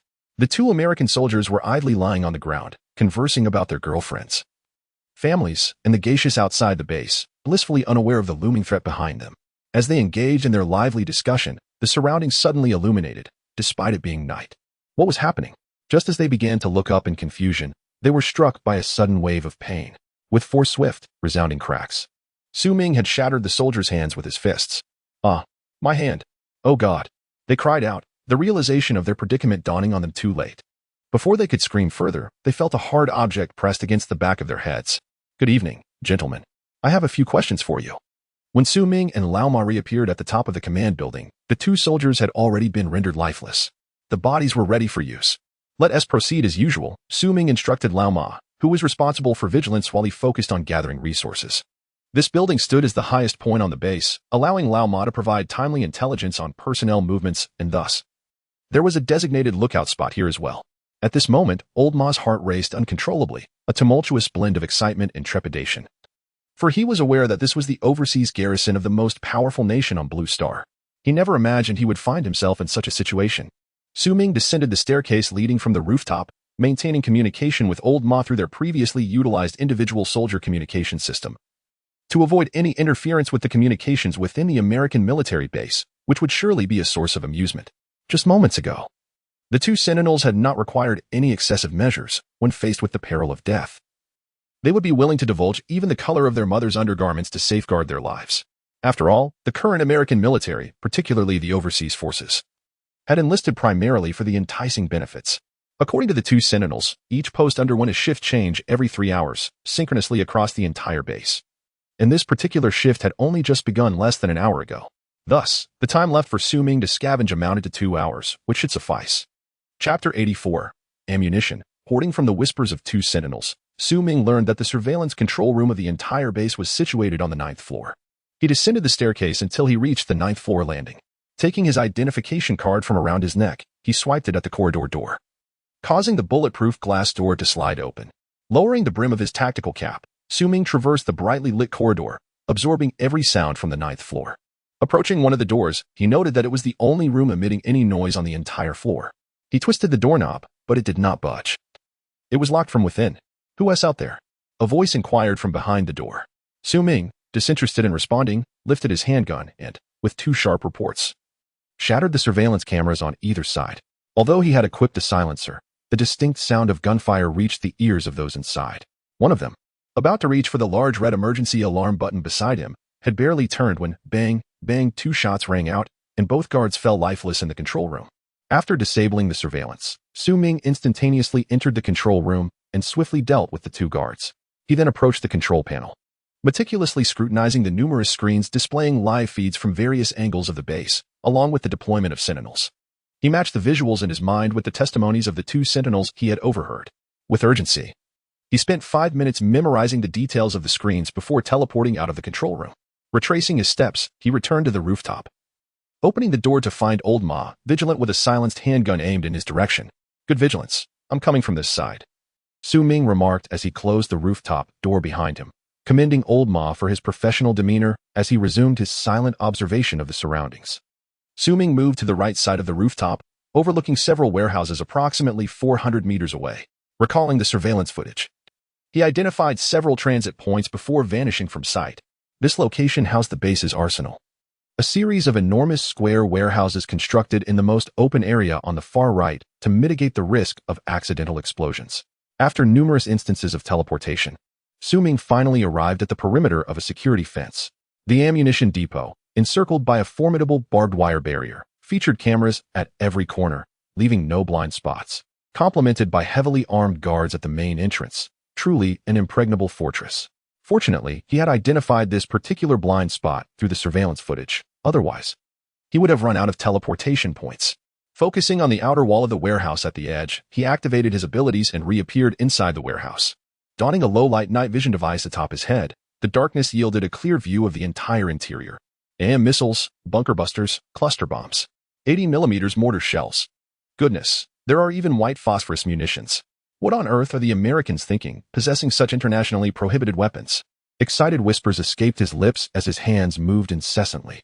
Ming, while teleporting, collected supplies into his spatial storage. The warehouse was filled with an abundance of ammunition, clearly indicating that such hazardous materials were stored in a concentrated manner. After a vigorous 10-minute run, Ming had amassed a staggering quantity of ammunition. Its diversity and sheer volume left him in awe. With artillery secured, it was imperative to obtain the corresponding weaponry. Filled with anticipation, Ming teleported to the second warehouse. His assumptions proved correct. The second warehouse housed an impressive stockpile of untapped weaponry, including hundreds of boxes of the standard-issue M4 rifles from the U.S. military, dozens of German-made HK-416s for the Marine Corps, 20 Barrett anti-material sniper rifles, and 200 unopened mortars. Most astonishing of all were the nearly 1,000 packaging boxes stacked at the far end of the warehouse, labeled in English, Javelin. This tantalized Ming immensely. Had he possessed a few of these during his chase in Tokyo, helicopters would have posed no threat. One shot would suffice. Collect it all, it's all mine, he declared. Upon entering the third warehouse, he was met with even more formidable supplies, ammunition specifically for naval vessels, all of considerable size. There were hundreds of anti-submarine rounds for destroyers, hundreds of conventional torpedoes for submarines, and even 2 medium-range ballistic missiles nearly a meter in diameter and close to 8 meters in length. This baffled Ming typically. Such large munitions were replenished one for one. Why were they lying idle in a warehouse? Regardless, he thought, if it's free, why not take it? In the final warehouse, he found more ammunition, primarily small-caliber rounds for rifles, completely filling the space.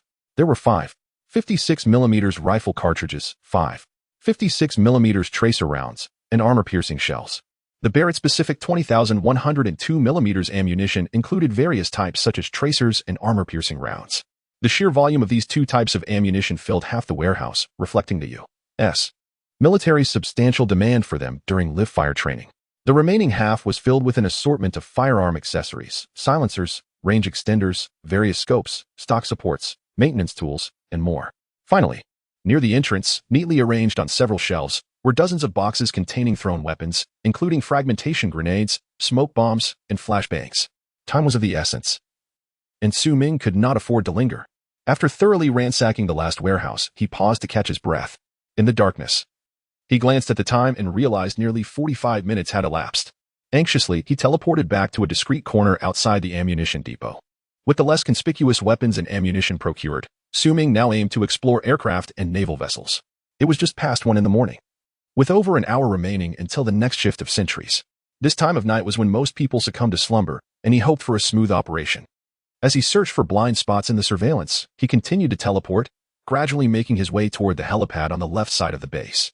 Though it is referred to as a naval base, the United States military has, through years of practical application and development, witnessed the seamless integration of its various branches.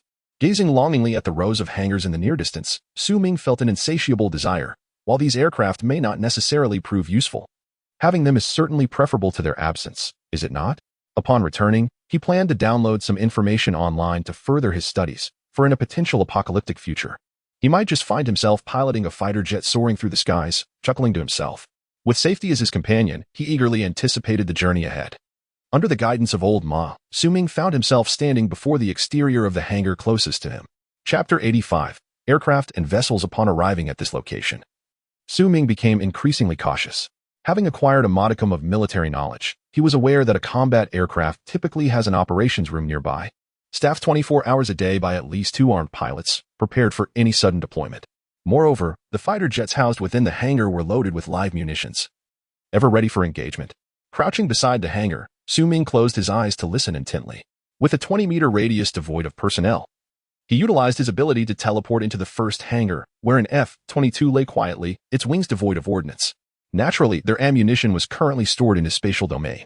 Just as he was about to retrieve it, two sentinels approached from a distance of 50 meters. Suddenly, a warning crackled through his earpiece from Old Ma. Without a moment to ponder, Ming teleported into the cockpit of the F-22 and lay flat. The sound of footsteps echoed as the two patrolling sentinels, armed and chattering boisterously, ambled past the front of the hangar, their voices fading into the distance. Rising from the cockpit, Ming teleported outside, appearing behind the two sentinels. Without a discernible motion, the two guards vanished, having been ensnared within his spatial domain. These sentinels represented an unpredictable variable that needed to be eliminated.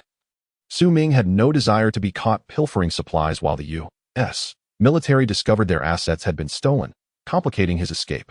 With little time for contemplation, he returned to the first hangar, swiftly absorbing the F-22 along with all its components and auxiliary tools, leaving not even a single screw behind. As he continued to visit each hangar, the aircraft within disappeared one by one. After successfully absorbing 4 hangars, he reached the 5th, where a fully loaded F-22 lay in repose. He detected the sound of a television program and 3 steady breaths. This must be the operations room. Judging by the rhythmic breathing, the occupants appeared to be asleep. Summoning a silenced pistol from his spatial domain, he adjusted his mask and teleported into the operations room. The muffled sound of the silenced pistol fired several times, barely audible outside the room. Continuing his task, Ming encountered no further obstacles, ultimately absorbing all 15 hangars, which included 8 F-22s and 7 F-35s. Initially perplexed by the absence of the F-35, the mainstay of the U.S. Navy, he soon realized they were housed in the final few hangars. The F-35, developed on the technological foundation of the F-22, is a multi-role stealth fighter designed for joint operations across various military branches, capable of all-weather, all-time deployment.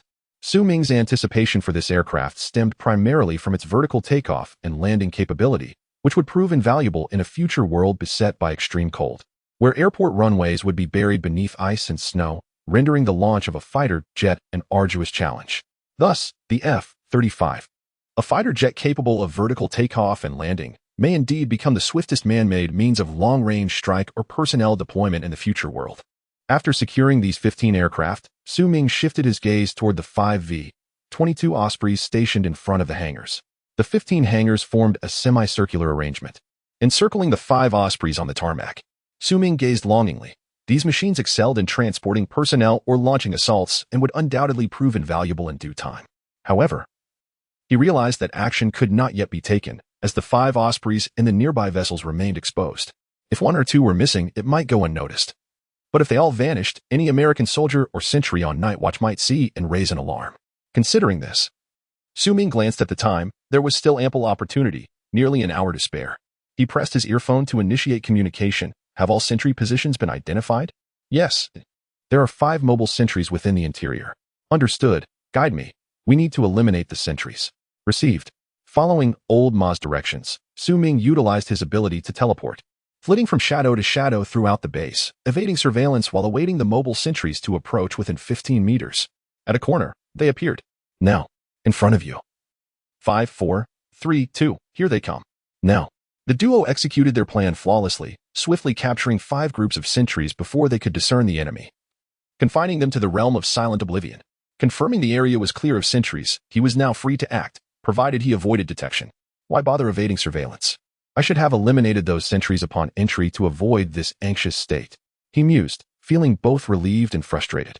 All right, enough chatter, I must get to work. With all awake personnel within the base now having met their demise, he felt emboldened. Approaching the tarmac, he found the vicinity deserted for hundreds of meters, allowing him to boldly draw his silenced pistol and target the surveillance systems monitoring the Ospreys and vessels for destruction. Bang, bang, bang. Over 10 shots rang out as he emptied the magazine, dismantling the surrounding surveillance. Ming was uncertain of the efficacy of his actions. He merely sought to create confusion, hoping the American forces would remain oblivious to the loss of their equipment. His extraordinary ability to store equipment in an alternate space was indeed remarkable, and he worried that if the world were to discover it, they might mobilize all efforts to capture him for study.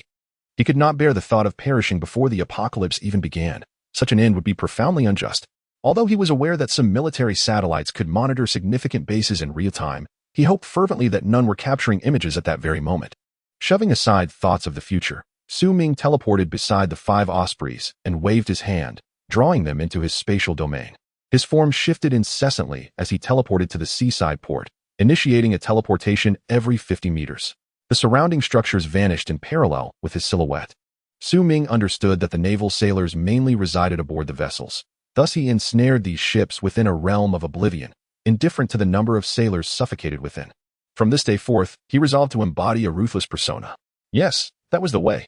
As he approached the rear of the fleet with increasing proximity, an illumination sparked in Ming's eyes during his rapid teleportation. At the tail end, he discerned a submarine quietly looming above the surface. One must acknowledge that submarines, aside from occasional maintenance, predominantly function as deep-sea hunters, lurking beneath the waves. The time spent at the naval port for repairs was exceedingly brief. He hadn't anticipated encountering one here. No matter, he must seize the moment, gather. There would be time to ponder and examine later. Chapter 86, Evacuation within mere minutes. All vessels docked at the harbor were engulfed by an impenetrable void. The stockpile within the base neared its conclusion, and Ming, with unwavering determination, teleported directly towards the command building where Old Ma was stationed. Along the way, he swiftly appropriated dozens of military vehicles parked in the heart of the base, including off-road vehicles, the latest all-terrain models, several armored vehicles whose names eluded him, 2 snowmobiles, and numerous troop transporters. It suddenly dawned on him that these all-terrain vehicles and snowmobiles were invaluable treasures. In the impending apocalypse, where ice and snow would dominate, conventional vehicles would likely become obsolete, leaving only one's legs or these military machines as options for travel. Moreover, those peculiar armored vehicles, despite their unfamiliar names, boasted formidable missiles, indicating their significant firepower. Regardless of whether they were military vehicles or the personal cars of the base's soldiers, Ming absorbed them all into his space, which was infinitely vast and required no physical space. Upon teleporting to the top floor of the command building, he secured Old Ma and his equipment into the space, then, under the cover of darkness, teleported alone to the outer perimeter of the base. Finding a narrow alleyway, he released the car and Old Ma from the space, and the two hastily entered the vehicle and fastened their seatbelts. They needed to depart at the utmost speed.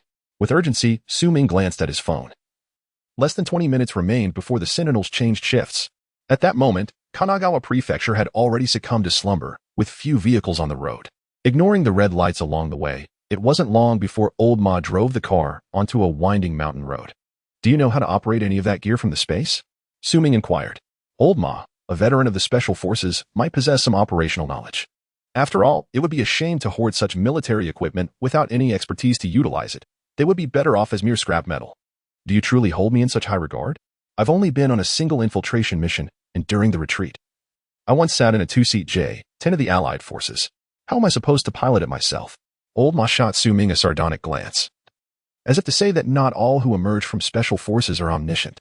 Ming, initially hopeful, felt his spirits dampen upon hearing this. Damn. So that was all for naught? Not entirely. Before Qiangzi joined our unit, he was in the Navy. You might leave that submarine for him to ponder. Noticing Ming's sudden deflation, Old Ma offered a comforting remark while driving. "Is that so? Splendid. We shall delve into it later." Ming's enthusiasm rekindled. Yet a thought crossed his mind. While flying a fighter jet might be manageable, military aircraft operation is not overly classified. With countless instructional videos online, navigating a vessel presented a far greater challenge. Operating a ship requires the coordinated efforts of several individuals. It is not simply a matter of steering a conventional fishing or cargo boat. Regarding the submarine, Ming had only a limited understanding, having merely enjoyed a few films about submarines, such as U-571 and Crimson Tide. However, these films featured scant footage on the actual operation of submarines. As a clandestine weapon concealed in the depths of the ocean, nations maintain stringent secrecy surrounding submarines. Occasionally, military programs may report on the arduous lives of personnel aboard submarines, but they seldom delve into the intricacies of submarine operations or combat tactics. It appeared that this formidable vessel would have to be left behind for Qiangzi to study further. The incessant blaring of air raid sirens echoed behind them, as the distant Kanagawa Prefecture awakened amid the urgent alarms. In the rearview mirror, beams of intense light shot from the base into the sky, scanning for any signs of activity. Upon hearing the sirens, Lao Ma pressed the accelerator with renewed determination. The American military had finally responded. One could only imagine the scene when they discovered the base was utterly empty. However, having already distanced themselves significantly, the two were unperturbed by the prospect of being pursued, for all visible vehicles at the base had been absorbed into Su Ming's spatial realm. Even if the Americans managed to identify Su Ming's vehicle through the fastest road surveillance, they currently lacked any capability to pursue. As the sound of the air raid sirens diminished, Su Ming and his companion ventured into a densely forested mountainous region. They halted at a concealed roadside, and Su Ming stored the civilian vehicle within his spatial realm, subsequently conjuring forth an all-terrain vehicle. The Polaris Light Tactical All-Terrain Vehicle, adorned with a snow camouflage, featured 4 broad wheels and a substantially elevated chassis compared to ordinary off-road vehicles. To reduce weight and enhance maneuverability, the vehicle lacked steel plating for protection, supported only by a few struts. Gazing at the dream vehicle of countless military enthusiasts before him, Lao Ma rubbed his hands in excitement. Without waiting for Su Ming to utter a word, he seated himself in the driver's position and turned the already inserted key. The engine hummed to life, emitting a sound even more subdued than that of a standard family car, ensuring excellent stealth. Su Ming retrieved his phone, opting not to follow the navigation's prescribed route, trusting only that they were heading in the right direction. The all-terrain vehicle's headlights remained off as Su Ming and his companion donned night vision goggles. With a swift right turn, they plunged into the dense forest, traversing through the thick underbrush. To evade the advanced technological tracking of the American military, they refrained from taking main roads. Their immediate priority was to vanish from the Kanagawa region. As for their destination, any location within the island nation would suffice. For Su Ming, the arsenal of a naval base is currently sufficient for self-defense. He harbors no greed. Moreover, following the stockpiling at the Yokosuka base, the military forces of the United States are undoubtedly set to enhance their sentry vigilance in the foreseeable future. Thus, the prospect of effortlessly accumulating weaponry and supplies is, for all intents and purposes, highly improbable, unless Su Ming were to recklessly endanger his life to forcibly seize them. However, he is not one to act foolishly. Confronted with the U.S. military's advanced, heavily armed technology, he harbors no illusions about his ability to emerge unscathed, despite having an avenue for survival. There remains a modicum of time, as today is merely July 25th, with 10 days left until the impending apocalypse, rendering his return somewhat premature. Having already indulged in the pleasures of the island nation, Su Ming intends to amass a bit more in terms of essential supplies. While the stockpiled resources from the logistics warehouse in the entirety of Tokyo port are indeed substantial, almost forming a mountain within his spatial confines, who could possibly deem too much of a good thing excessive? After all, who can predict the duration of this wretched apocalypse? Chapter 87. Seize the time to continue hoarding in the capital of the beautiful nation, far across the ocean. A White House stood under the brilliant midday sun, the result of a time difference. The tranquility of an office on the first floor was abruptly shattered by the urgent ringing of a telephone. Mr. President, we have encountered a situation at our naval base in the island nation. 10 minutes later, within the most powerful office in the world, a gathering of dozens of individuals capable of determining the fate of the nation had convened. So, Lewis, you are certain our, Yokosuka base is involved, correct? All weaponry has vanished overnight. The President Biden, with his graying hair and slightly clouded gaze, took a moment to recall the name of the base. Yes, Mr. President, since it was nighttime at the time. Even the sailors resting aboard the various vessels have mysteriously disappeared, with preliminary estimates indicating over 1,000 missing personnel. The Secretary of Defense pondered briefly before reporting to the President while consulting his briefing document. You know, what I need to know is not this. Have you determined which nation is responsible? The equipment and soldiers of an entire base have vanished. My God, which nation possesses the capability to execute such a silent operation? Upon hearing the report, President Biden appeared dissatisfied, slamming his fist against the desk. The dignitaries in the office shuddered in unison, too fearful to utter a word. The sentry on duty at the time mysteriously vanished from the blind spot, and based on the recovered data from surveillance, we only observed a suspicious figure clad in our military uniform. However, he destroyed all the cameras, so we are unaware of how he accomplished this, or even if he is human. Regaining his composure, the President and the dignitaries listened to the Secretary of Defense's report while perusing the briefing papers each held. Perhaps he is not human? Someone murmured, plunging the room into a profound silence. Although the beautiful nation is not an atheistic country, indeed, it boasts the highest number of religious believers in the world. At its core, this merely serves as a spiritual solace for the populace. In a nation endowed with the most advanced technology, few truly believe in the existence of ghosts or deities. Moreover, the Secretary of Defense of African descent was now drenched in cold sweat, which only accentuated the sheen on his face. His gaze swept around the room, as if still contemplating the consequences of uttering his next words. Furthermore, a Seawolf-class attack submarine, currently docked at Yokosuka, has also vanished.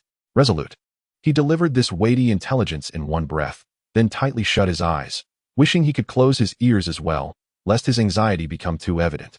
The office fell into a state of disbelief, followed by an overwhelming wave of panic. Good heavens!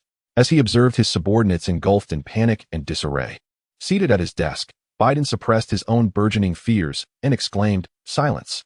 Please, everyone." To be candid, the loss of conventional weapons and personnel is merely a matter of increased compensation and additional expenditure on armaments. However, I trust you all understand that the stakes are vastly different when it comes to nuclear weapons. Heeding my command, all intelligence departments must immediately investigate potential hostile nations and all organizations on the blacklist. Should manpower prove insufficient, I authorize the activation of all operatives. After all, it will only be about 10 days, and if they are not utilized, it would be a waste. Strive to retrieve the Virginia-class submarine before that day arrives. Or even to destroy it if necessary, it must not fall into the hands of unknown organizations. Oh God, I now find myself wishing it were stolen by a hostile nation. At least they possess nuclear warheads already. Upon hearing the president's remark about the timeline of roughly 10 days, the mood in the room grew gravely somber.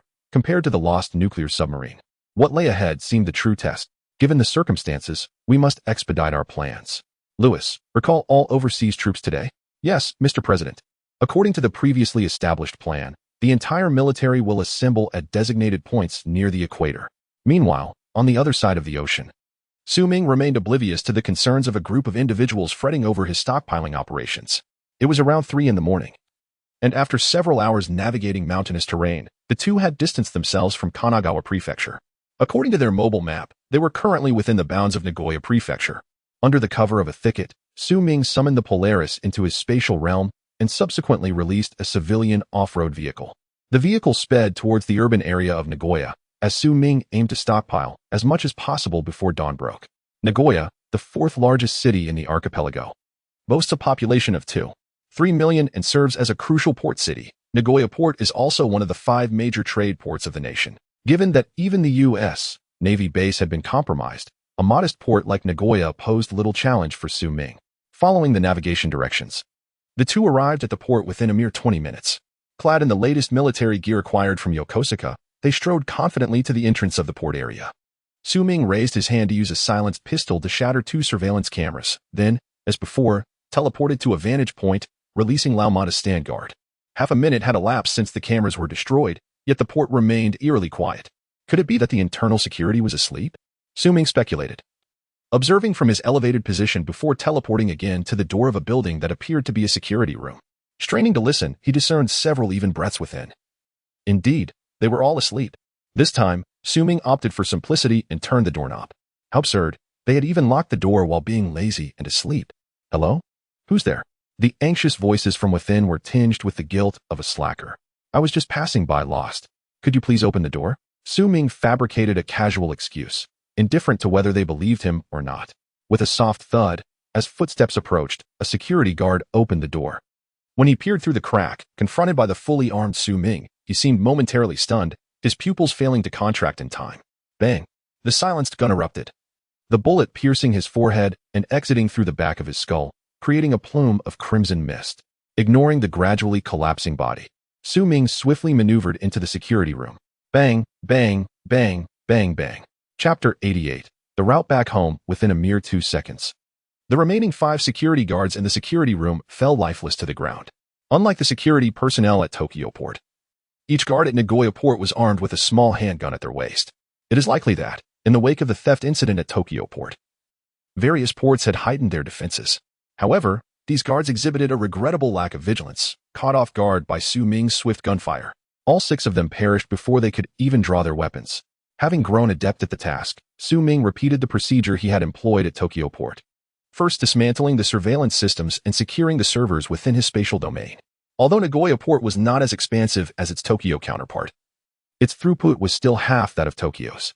Thanks to his ability to manipulate quantities, he managed to transfer tens of thousands of tons of cargo into his space within just an hour. He had little inclination to investigate the contents of the containers.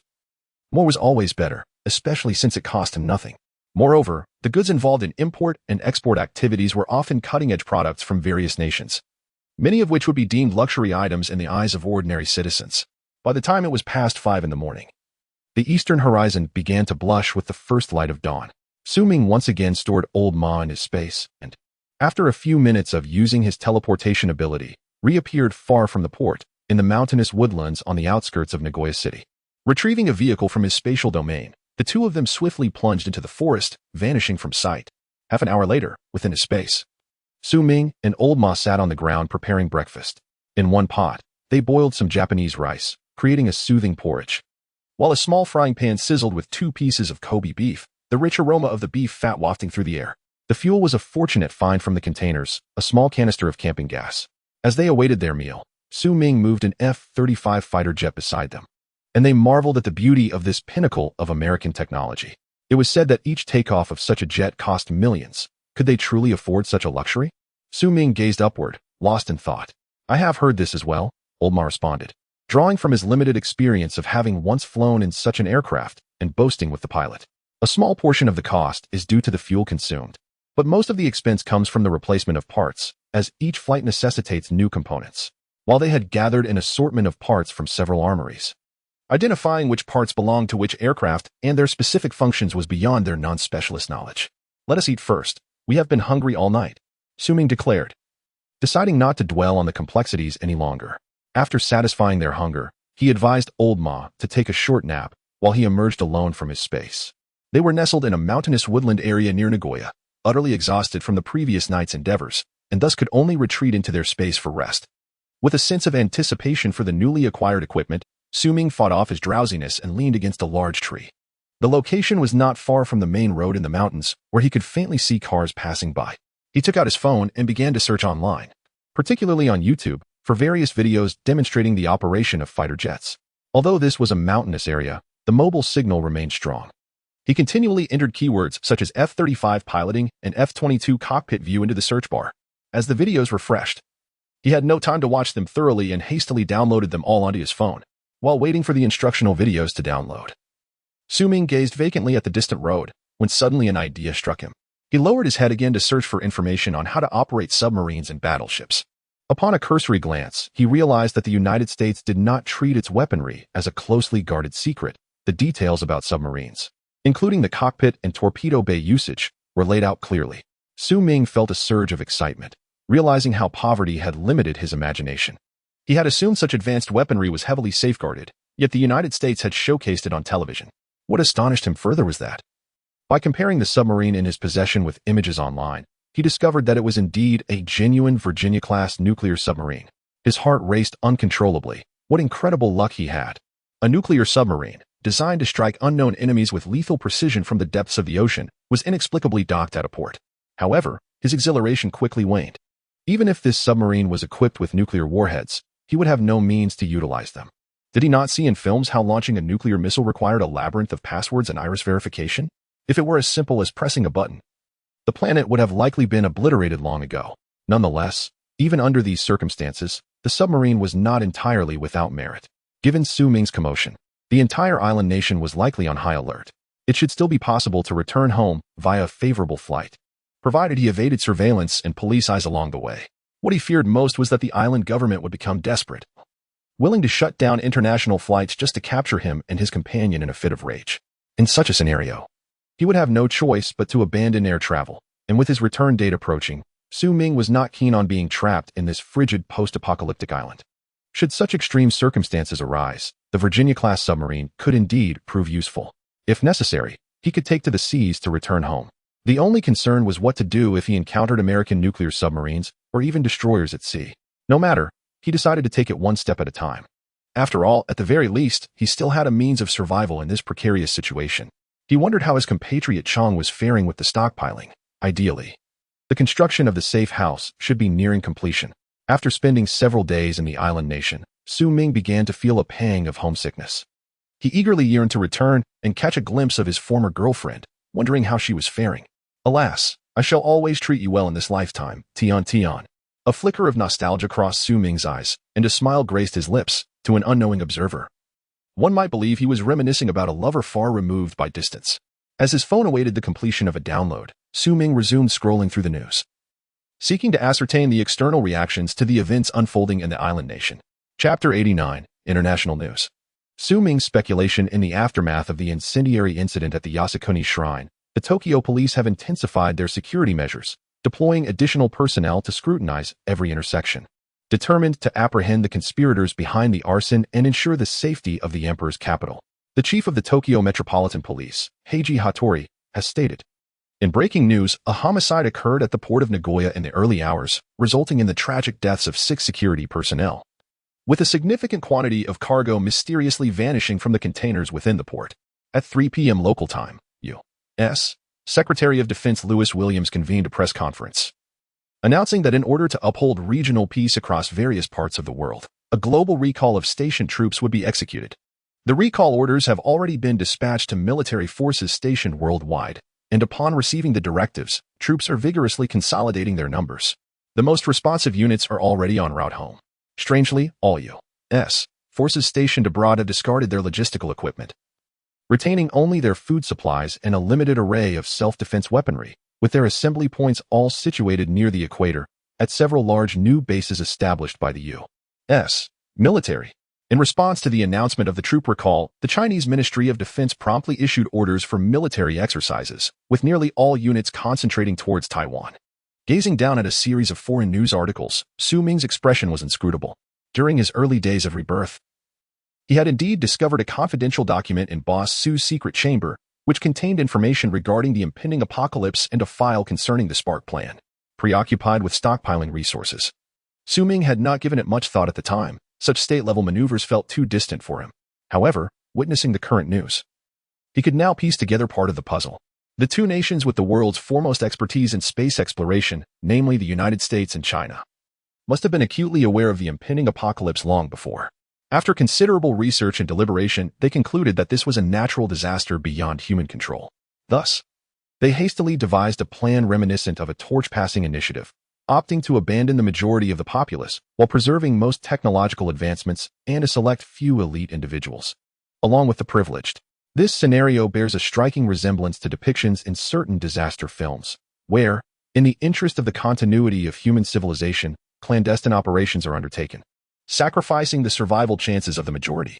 Naturally, among those who formulated this so-called Spark Plan, it remains uncertain how many genuinely aimed for the noble continuation of human civilization versus those seeking personal gain under the guise of such high ideals. At that time, Boss Su must have obtained this information from some source, likely having established contact with spies from the island nation, intending to leverage this intelligence to secure a future right to exist in that country. However, before he could relay the information to the island's high command, Ming intercepted him. No wonder. Ming unconsciously scrolled through his phone screen, realizing why Boss Su possessed such an arsenal. These were indeed his contingency plans, ensuring that, should he find himself stranded in a post-apocalyptic homeland, he would still have means to survive. As the United States military withdraws near the equator, the armed forces of the Chinese nation are also gathering along the southeastern coastal regions, leading the media to speculate about a possible attempt to reclaim Taiwan. However, Ming, possessing more information, does not subscribe to such simplistic notions. Taiwan is also situated near the equator. With that in mind, Ming begins to comprehend. Could it be that both nations, through calculations, have discerned that the approaching apocalypse will render the already warm equatorial region more suitable for human habitation? In his previous life, Ming was perpetually trapped within the confines of his neighborhood, struggling for survival, and he lacked the habit of following the news, rendering him oblivious to such military maneuvers. Now, in this second chance at life, if circumstances permit, perhaps he might venture to explore this bastion of human civilization. After saving all video materials, Ming returned to his space and relayed the external news and his speculations to Lao Ma. That's quite good. At least the American troops have withdrawn from the island nation, so we need not worry about them causing us trouble in the coming days. Lao Ma seemed more pleased about the American withdrawal than about the two nations' collaborative plans. I truly cannot fathom your line of thinking, Ming remarked with a slight frown. Is it not so? We are merely ordinary individuals. As long as we can live well in the present, that suffices. I was simply thinking that in the coming days, we can safely continue to gather supplies and return home without fear. With so many resources in the space, we certainly won't starve. You do make a fair point. Come, let us not dwell on those matters. While we have some free time, you should practice piloting the aircraft using the videos. He continued, I shall take a brief rest. I am utterly exhausted from the night. Ming retrieved his phone, navigated to the album, and handed Lao Ma the downloaded instructional videos. Thereafter, he ceased to concern himself with anything else and instantly transported himself to a tranquil corner of the space. Collapsing into sleep. Suddenly, Ming was jolted awake by the thunderous roar of aircraft. As he lay on the ground, he opened his eyes to see several aircraft trails high above him. Goodness, is Lao Ma that impressive? Ming exclaimed, rising from his makeshift bed to observe the F-35s rolling through the distant sky.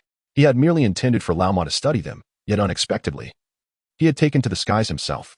A broad smile spread across Ming's face. It seemed that flying an aircraft was not as daunting as he had imagined. However, as he continued to watch, an unsettling feeling began to rise within him. The flight path of the F-35s was excessively erratic, reminiscent of his childhood attempts at riding a bicycle, entirely devoid of control. At this moment, the F-35 was already several kilometers away, appearing no larger than a mosquito to the naked eye. After a chaotic series of maneuvers, the F-35 plummeted toward the earth like a wingless fly, trailing a white plume. This is disastrous. There was no time to ponder further. Ming hastily closed his eyes, connecting his mind to the space, and fervently commanded, stop. A cyclone swirled around Ming, causing his garments to cling tightly to his body as they were thrust backward. The immense wave of air distorted his visage, stretching the corners of his mouth. He narrowed his eyes, gazing at the F-35 before him, which was poised in a position reminiscent of an inverted shallot. Exhaling a breath laden with trepidation, Ming shifted his gaze to the cockpit. Despite the restraints of the ejection seat's safety harness, the weathered face of Old Ma remained pressed against the canopy, contorted into an irregular shape. Chapter 90. Test flight of the F-35 in the vast expanse of the sky. The F-35 fighter jet, having regained its normal posture, stood silently on the ground. Old Ma, having narrowly escaped death, continually patted his chest, overwhelmed with trepidation. How fortunate! How fortunate! This old life nearly met its end. You truly seem to desire an early demise. Thankfully, it was within my domain. Had it been outside, at a distance of over 10 kilometers, you would have awaited your fate. Were you not supposed to conduct some preliminary research? Why then did you take to the skies? Ming began to voice his grievances, having initially believed that Old Ma was so proficient that he could effortlessly take command, only to discover he was equally inexperienced. Please, do not say that. I was merely following your instructional video. It guided me step by step. It ignited the engines, and I followed suit. It activated the radar. And I did the same. As I meticulously adhered to each procedure, I found it rather straightforward. Who could have anticipated that when I pulled the control stick, the aircraft didn't descend, but I did? Old Ma was utterly speechless. He had been diligently learning from the video, and suddenly, without warning, he had soared into the heavens. Ming gazed skyward, at a loss for words. Well, at the very least, it proved that learning through instructional videos was indeed a viable approach. Thus, the two of them dedicated the entire morning to watching all the instructional videos related to the F-35, reviewing them thoroughly 3 times. Are you ready? Okay. At this moment, both donned their flight combat suits, helmets securely fastened, and oxygen masks in place. After an entire morning of theoretical study, having memorized all the steps from takeoff checks to safe landing, they resolved to put their knowledge into practice. This particular F-35 was the naval variant, featuring a dual-seat design. The front seat was responsible for flight control, while the rear seat managed firepower strikes. Of course, should the front seat pilot become incapacitated, the rear seat could seamlessly take over the flying duties. Although this model could utilize a runway for takeoff, it primarily performed vertical launches from aircraft carriers, significantly reducing combat takeoff times and granting a precious tactical advantage. Start the engines. The engines roared to life with a thunderous sound. Activate the engine vectoring switch. The F-35's vectoring engines, initially parallel to the ground, gradually tilted until they were vertical. Pale blue flames erupted from the engines, and the increasing reverse thrust countered the gravitational pull of the atmosphere. Once the lift surpassed the aircraft's weight, the entire fuselage rapidly ascended, reaching a height of several dozen meters above the ground. Observing that they were sufficiently elevated, Ming continued to issue commands over the onboard channel. Retract the landing gear. Level the engine nozzles. Received. The two exhibited remarkable coordination as Old Ma pressed 2 buttons. The landing gear retracted, and the engine nozzles transitioned from vertical to horizontal. Throttle up. Received. Throttling up. With the nose of the F-35 angled upward, the exhaust from the engine intensified, propelling the aircraft swiftly into the distance. The resounding roar echoing throughout the skies. In the rear cockpit, Ming clutched his phone, continuously recalling the operational steps. Old Ma, accelerate. Received. As the speed of flight gradually increased, Ming felt an intensifying pressure on his chest, his entire back pressed firmly against the seat. However, his enhanced body, a result of extraordinary modification, rendered him only slightly uncomfortable. How about you? Are you still able to breathe? He inquired. I'm managing, though my chest feels a bit constricted. Lao Ma replied. Then let's continue to accelerate. We haven't even surpassed the speed of sound yet. Let us test our limits. Upon hearing this, Lao Ma said nothing further, instead pushing the control stick forward. As the speed soared, a fleeting ring of white mist appeared around the F-35's fuselage, a brief manifestation of the sonic barrier. Ming recognized this as the aircraft exceeded the speed of sound. For an untrained individual, the body's blood could accumulate in one area at such speeds, potentially leading to a temporary lack of oxygen to the brain, resulting in fainting and, consequently, a loss of control of the aircraft, a disastrous fate. Thus, nations maintain high physical standards for their pilots. With Ming, a retired Special Forces soldier, and Lao Ma, an extraordinary being, they were likely to withstand the pressures. If you can't hold on, let me take over, Ming urged. Lao Ma, undeterred by the challenge, gripped the control stick once more and pushed it forward, further accelerating the fighter jet. 6 Mach 1, 7 Mach 1, 8 Mach 2, 0 Mach. Ming's gaze remained fixed on the data displayed on his visor, murmuring the current speed. Indeed, the American helmet was remarkably convenient, with all data clearly visible, even allowing missile or cannon target locking through the helmet's display, as well as control over the fire control system.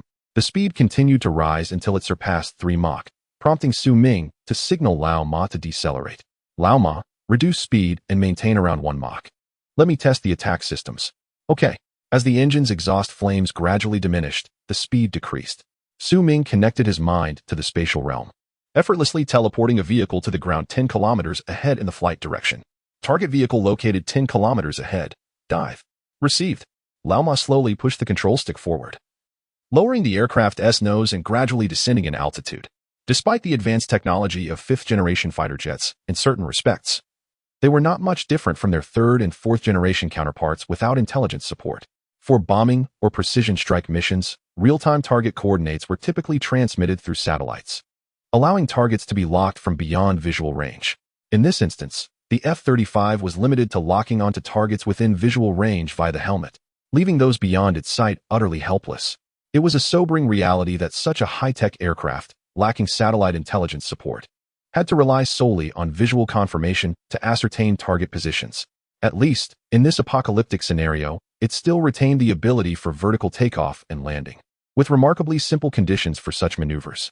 As the aircraft descended, the small vehicles on the ground appeared no larger than sesame seeds, gradually coming into focus through the helmet's imaging system.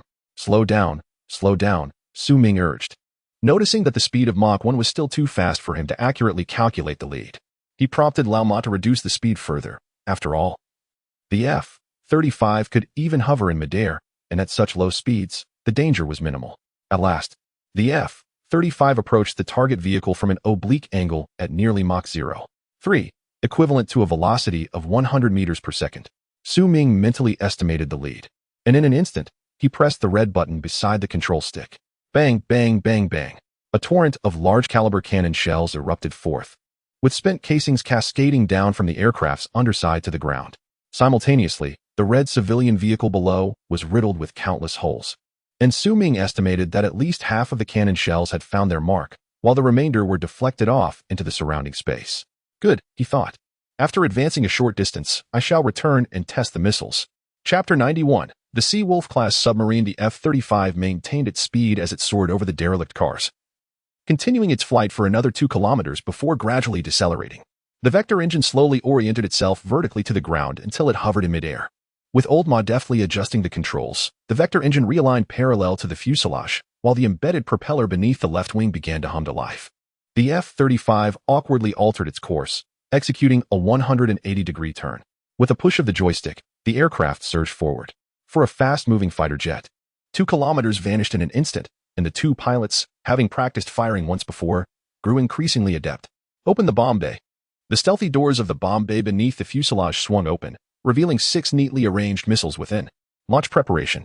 Ming followed the steps outlined in the instructional video, readying for the launch. As the confirmation of lock appeared on the helmet display, he pressed the launch button. An AM air-to-ground missile shot forth from the belly of the F-35, racing toward the visible target. Once the surface-to-air missile was launched, Old Ma quickly pulled back on the joystick, elevating the nose of the F-35 as it ascended into the sky, distancing itself from the impending explosion to avoid being caught in the debris. Are you kidding? There are only a few of these aircraft. Losing one means one less. We don't have specialized maintenance crews, so we must use them sparingly. Boom. Through the glass canopy, the two men gazed downward as a small mushroom cloud erupted from the ground, engulfing the test vehicle in flames. The fire control system test was complete. Now it was time to continue practicing flight maneuvers. Why not try again? It's exhilarating. When I was in the army, I never even laid eyes on such an impressive aircraft, couldn't even dream of it. Old Ma exclaimed, exhilarated. Transitioning from an infantryman to a fifth-generation fighter pilot was indeed a dream come true. Of course, with such limited ammunition and missiles, we have plenty of explosives and missiles in space, but we don't know how to load them. And do you think it's as simple as just attaching the missiles? It seems like some adjustments are required for them to be mounted and launched. What? Is it that complicated? Do you know how? I know nothing. But now that you've reminded me, I'll search for some video tutorials online once we're out of here. This is crucial. I must remember it. While this instructional material is still accessible, when the apocalypse begins, there may be no internet left. Where will I learn then? I can't just grab a few pilots from the nearest Air Force base, can I? Well, that might not be impossible, Ming mused, momentarily stifling a sudden spark of inspiration. For now, mastering the aircraft's controls was paramount. Old Ma, I'll leave the rest of the time to you. Get familiar with piloting the aircraft. I'm in charge here in this space. Don't worry, nothing will go wrong. All right. After nearly 2 hours, the two enjoyed themselves immensely in the boundless expanse, skillfully practicing basic maneuvers such as turning in place, wide radius turns, and high-speed dives. Old Ma even replicated the renowned maneuver of the Cobra as demonstrated in the instructional video. As the roar of the engine subsided, the two emerged from the cockpit and leaped to the ground, their bodies swaying awkwardly from the accustomed aerial maneuvers, nearly losing their balance. What a thrill! Who would have thought such a day would come in their lifetime? Old Ma was beside himself with excitement, while Ming sensed that he had not yet had his fill of the experience. After all, this magnificent machine retails for hundreds of millions of dollars. With little fuel remaining, Ming contemplated conducting further research, adding more fuel, and preparing the aircraft for immediate use. While at Yokosuka Port, Ming certainly recalled the necessity of fuel. He had taken the liberty of collecting the solitary fuel depot, isolated from the buildings, leaving the U.S. military with nothing. Having become somewhat proficient in piloting the F-35, he believed that as long as they did not encounter enemy aircraft at close range, they could easily return to their homeland. This was contingent upon the domestic air defense forces being relocated near Taiwan at that time. After all, the domestic air force was not to be underestimated. They could attract the attention of air defense systems while brazenly flying a U.S. military aircraft over territorial waters. Considering the worst-case scenario, Ming recalled the presence of a Sea Wolf-class nuclear submarine in the vicinity. Acting on this thought, he placed his right hand on the still exuberant Old Ma's shoulder. And upon reappearing, they found themselves directly before the submarine. As the scene shifted before their eyes, Old Ma regained his composure, silently observing the colossal vessel alongside Ming. Little Sue, do you think the people inside are still alive? Old Ma's voice was tinged with melancholy as he sighed after speaking. Submarines, being unique combat units, typically required a certain number of crew members to remain on duty. Ming had recklessly cast them into a death zone, without considering whether the oxygen supply was sufficient. The crew might react unpredictably upon realizing that all friendly signals had vanished and they could not contact the outside world. Are you feeling a pang of compassion? Ming turned to Old Ma, his expression inscrutable. Not quite. It's just that the thought of suffocating due to lack of oxygen is rather inhumane. Old Ma, it's best that you think this way. In this apocalyptic world, preserving our own lives is paramount. As for others, let them be. After reiterating a political lesson to Old Ma, Ming continued to gaze upward at the Sea Wolf-class submarine. Although it was termed a submarine, standing before it made them acutely aware of their own insignificance. With a height of over 10 meters and a length exceeding 100 meters, it was indeed a behemoth. Ming was unperturbed by the possibility of the crew discovering them or suddenly opening the hatch to fire upon them. Despite their proximity to the Sea Wolf, an invisible barrier separated them. This side represented the living quarters, while the other side was the death zone. Connecting his consciousness to the surrounding space, Ming enveloped himself in a protective layer, and upon vanishing from his original position, he reappeared atop the submarine's hatch. Gazing at the open hatch, Ming exhaled deeply in relief. Typically, submarines that intend to remain submerged for extended periods to execute stealth missions utilize onboard electrolysis systems to generate oxygen. ensuring a steady supply for the entire vessel. However, after Ming had docked the submarine in the designated space last night, distancing it from the seawater, the oxygen within began to deplete, and no new oxygen could be produced. At this juncture, the crew had no choice but to take the perilous risk of opening the hatch in an attempt to let in some fresh air. To their dismay, upon opening the hatch, they discovered that the external environment was devoid of oxygen, instead inundating the vessel with a substantial influx of inert gases. The scant oxygen that remained within the submarine was swiftly exchanged with the outside atmosphere. Thus, it seemed that within this Sea Wolf-class submarine, there were likely no living souls left. Chapter 92. Survivors in the submarine. Cautiously, Ming removed his flight suit, which he had not yet changed out of, and quickly donned a full military combat uniform. After patting the bulletproof vest and helmet that enveloped him, he raised his silenced handgun and approached the hatch at the top of the submarine. Peering inside, he glimpsed several bodies clad in naval training uniforms, haphazardly piled together. These individuals must have been eager to open the hatch, desperately yearning for fresh air, only to find themselves suffocated to death in an instant. Utilizing his teleportation ability, Ming entered the submarine's interior and stood beside the corpses, gazing deeper into the vessel. An endless array of bodies lay strewn across the submarine's depths, nearly all of them clutching their throats with both hands, mouths agape, and eyes bulging. Such a horrific sight. Maintaining his composure, Ming did not dare to relax. He kept his handgun firmly at his chest, adopting a vigilant stance. He teleported every 5 meters, pausing to listen intently. Finally, after several iterations, he caught the faint sound of fabric rustling. There were still living souls within the submarine. Tightening his grip on the gun, Ming teleported towards the source of the sound. Captain's Lounge. Observing the sign at the entrance of the small room to his left, he noted it was inscribed in English, roughly translating to its intended meaning. The earlier sound had originated from here. Ming pressed his ear against the heavy alloy door. There were no audible breaths, and even the previous rustling noise had ceased. Were they dead? Surely, it couldn't be that coincidental. They had been moving moments ago, and now they were completely still. Pondering this mystery, Ming remained cautious and continued to listen for a while longer. Tick, tick, tick. A clear ticking sound emerged, accompanied by the movement of 2 bodies. Confirmed, there were indeed 2 individuals alive inside. What were they doing? Why could he not hear their breathing? Ming was perplexed. However, emboldened by his abilities, he decided not to dwell on his confusion. This captain's lounge was located in the middle of the submarine, for the moment. He set it aside and swiftly teleported throughout the submarine, conducting a thorough inspection. Having verified that these were the only 2 survivors, he returned to the entrance of the captain's lounge. With the ticking still resonating from within, he hesitated no longer. In a flash, he teleported inside the lounge. Within the captain's lounge, a Caucasian man lay on a narrow bed, doing his utmost to minimize his movements, thus conserving oxygen. He silently observed his communications officer, who was using a vintage radio to send distress signals to higher authorities. The previous night had been a delightful weekend, with nearly half the crew enjoying leisure time in the city, including the first officer and chief petty officer, while he, as captain, remained steadfast at his post. Little did he know that in the dead of night, all aboard had been awakened by a suffocating sensation. After a brief inspection, the logistics personnel suspected a malfunction in the oxygen generation system and were preparing to conduct repairs. Suddenly, the communications officer reported that all communication lines had been severed, leaving the Sea Wolf-class submarine unable to contact the Homeland Command. This was a dire situation. Thus, in accordance with operational protocols, the captain promptly ordered the entire crew to enter combat readiness to guard against potential enemy attacks. As the crew members suppressed their discomfort and reluctantly assumed their battle stations, they soon discovered that the submarine was unable to dive. With the oxygen levels within the vessel plummeting, some sailors began to lose consciousness. In a moment of desperation, the captain ordered the hatch to be opened temporarily to assess the external situation and allow a brief influx of fresh air. Inside the submarine, there were only 2 oxygen tanks. At the first sign of trouble, the captain had donned one for himself. Given the urgent need for the communications officer to restore contact with command, the second tank was entrusted to the officer. With a heavy heart, the captain, carrying the oxygen tank, approached the hatch and instructed his sailors to open it. As the hatch swung open, a gust of wind rushed in.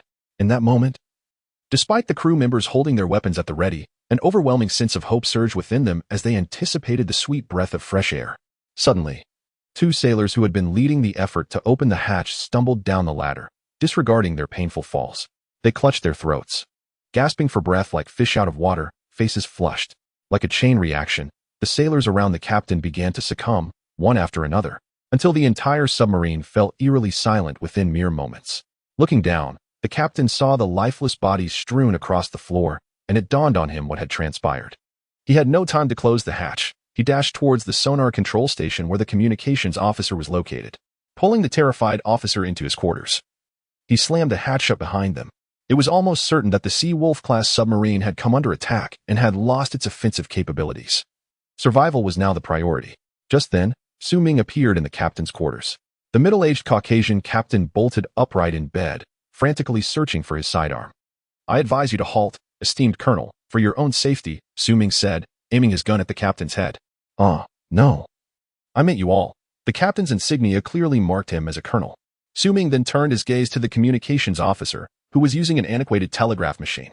With her golden hair tied back in a ponytail, she paused her work and turned to look at Ming, her blue eyes trembling with fear behind the oxygen mask. "We are the United States Navy. Who are you? Should I interpret this as an act of war against the United States?" The colonel, observing the unexpected intruder clad in American gear, slowly withdrew his hand from his waist and coldly threatened, "I personally advocate for peace, Colonel. It all depends on your attitude towards me. For now, let us consider this Sea-Wolf-class submarine as merely being commandeered by us." "Commandeered? Huh. All my crew members have perished, and you dare to label this as hijacking?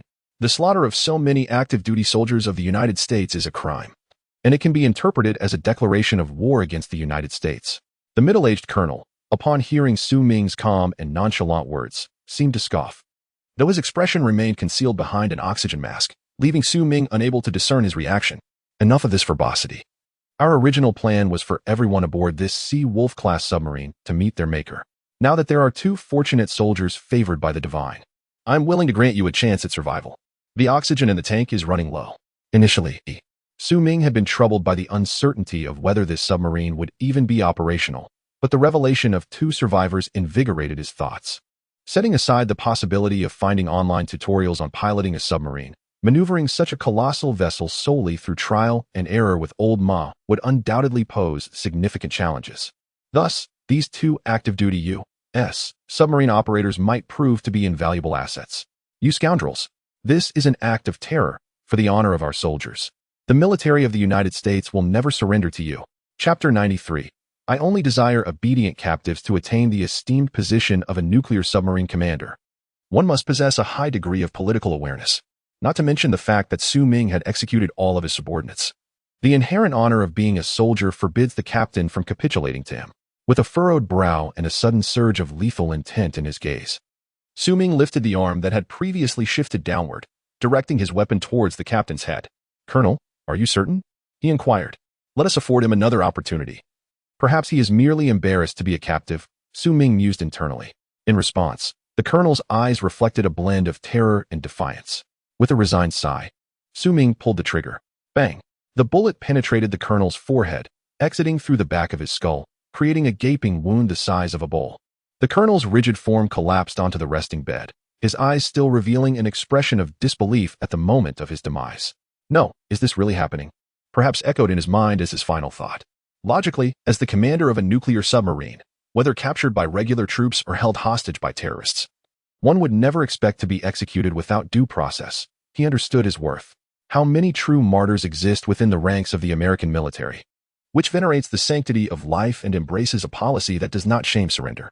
He had anticipated that by exhibiting a semblance of steadfastness, he might earn a modicum of respect from his captors, perhaps even buy himself a little time, hoping that Delta Force would soon come to his rescue.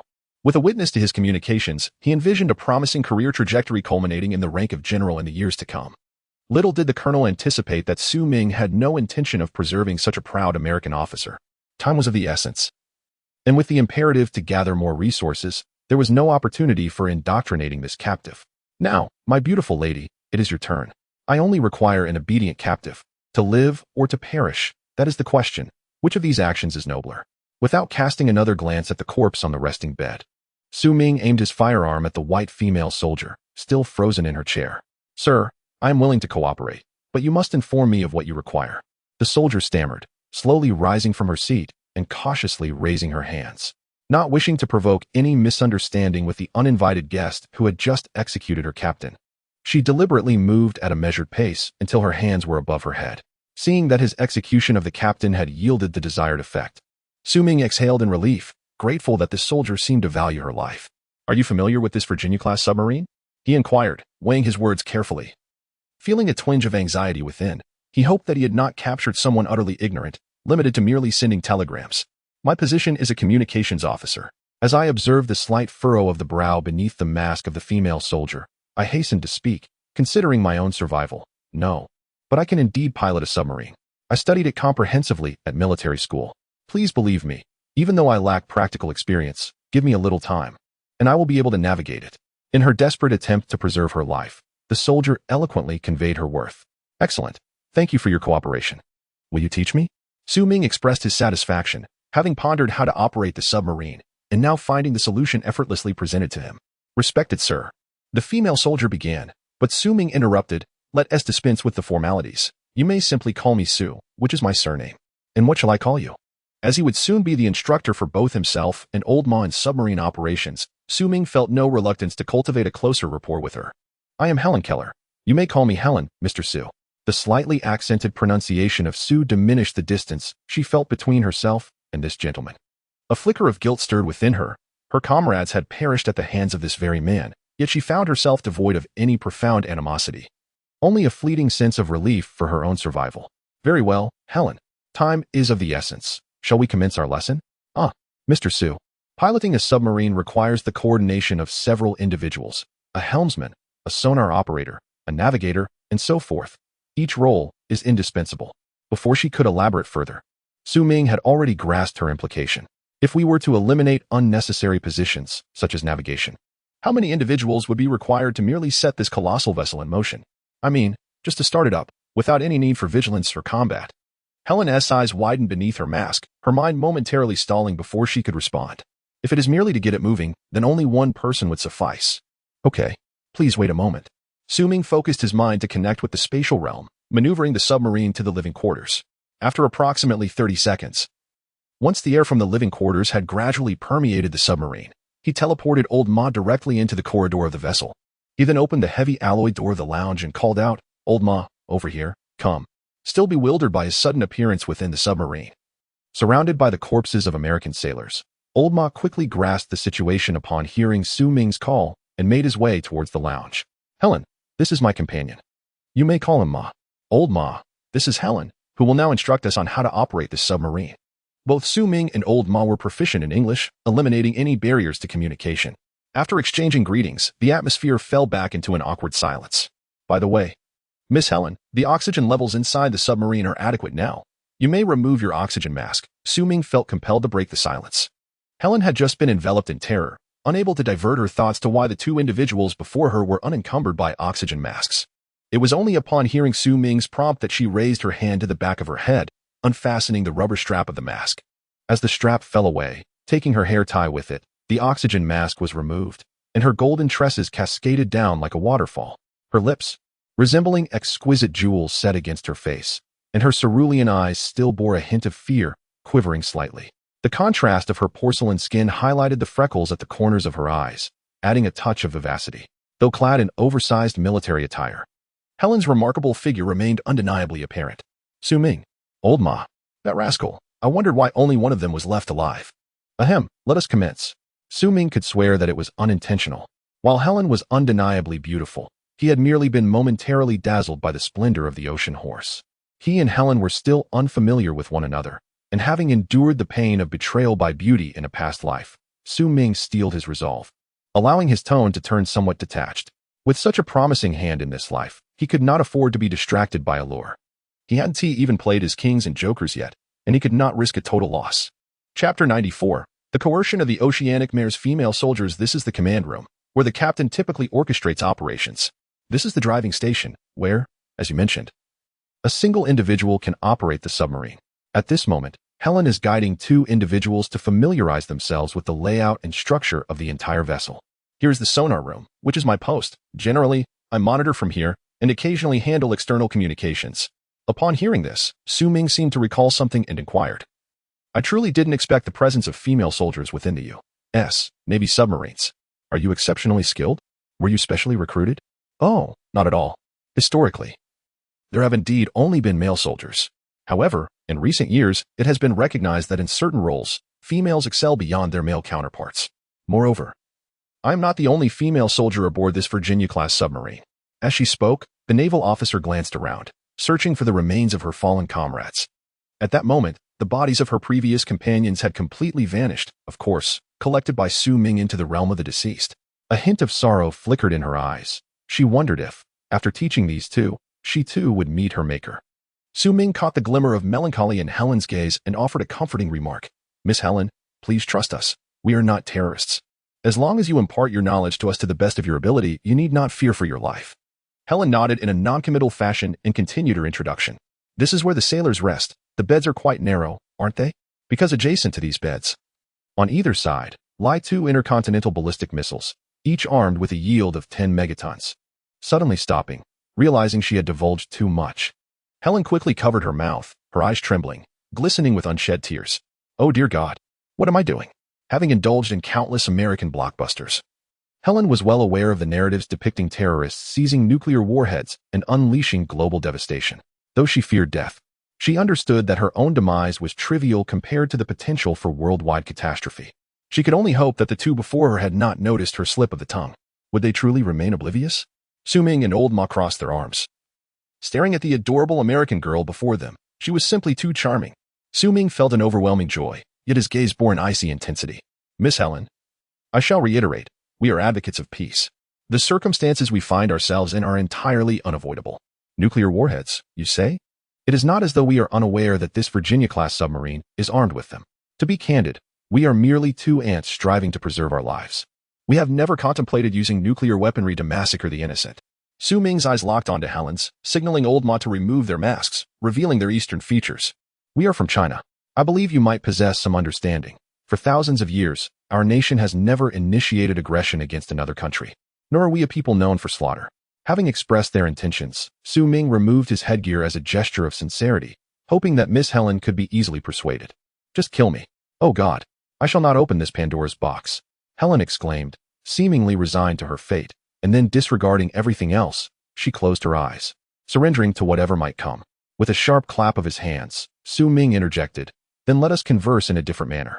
This Sea Wolf-class submarine has gone missing within the ranks of the U.S. military, Miss Helen. Tell me, if I were to capture images of all these corpses and then take a photograph with you to send back to the American mainland, do you think your name would find its way into the annals of American history? He had even conjured potential headlines, such as shock. What this female soldier did on the submarine, or the greatest spy since our military's inception.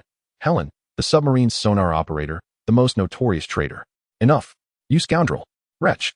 Helen screamed, losing all composure, her hands pressed tightly against her ears as if to freeze time itself. Su Ming and his companion returned to a state of calm. For a patriot, or rather, a soldier who values honor, such possibilities were far more excruciating than death itself. I am willing to cooperate, however. I beseech you to grant me one request. After a moment of stilling her emotions, Helen slowly rose from the ground, locking her gaze onto Su Ming, who understood that the true authority in this encounter was the young woman before him. Speak, he gestured. Nuclear weapons must not fall into the hands of the United States. This was the utmost she could do for her homeland, even if these two were to renege on their word and launch an attack against America. She would find some solace in the knowledge that she had made an effort. After all, did she not strive for something noble? I fully concur with that sentiment. For I harbor no ill will towards this beautiful nation. Then let us proceed, lovely Helen. Su Ming continued, since we are discussing nuclear weapons. You must be able to enlighten us on the launch protocols, correct? His tone had shifted from harsh to light, infused with a touch of warmth and approachability.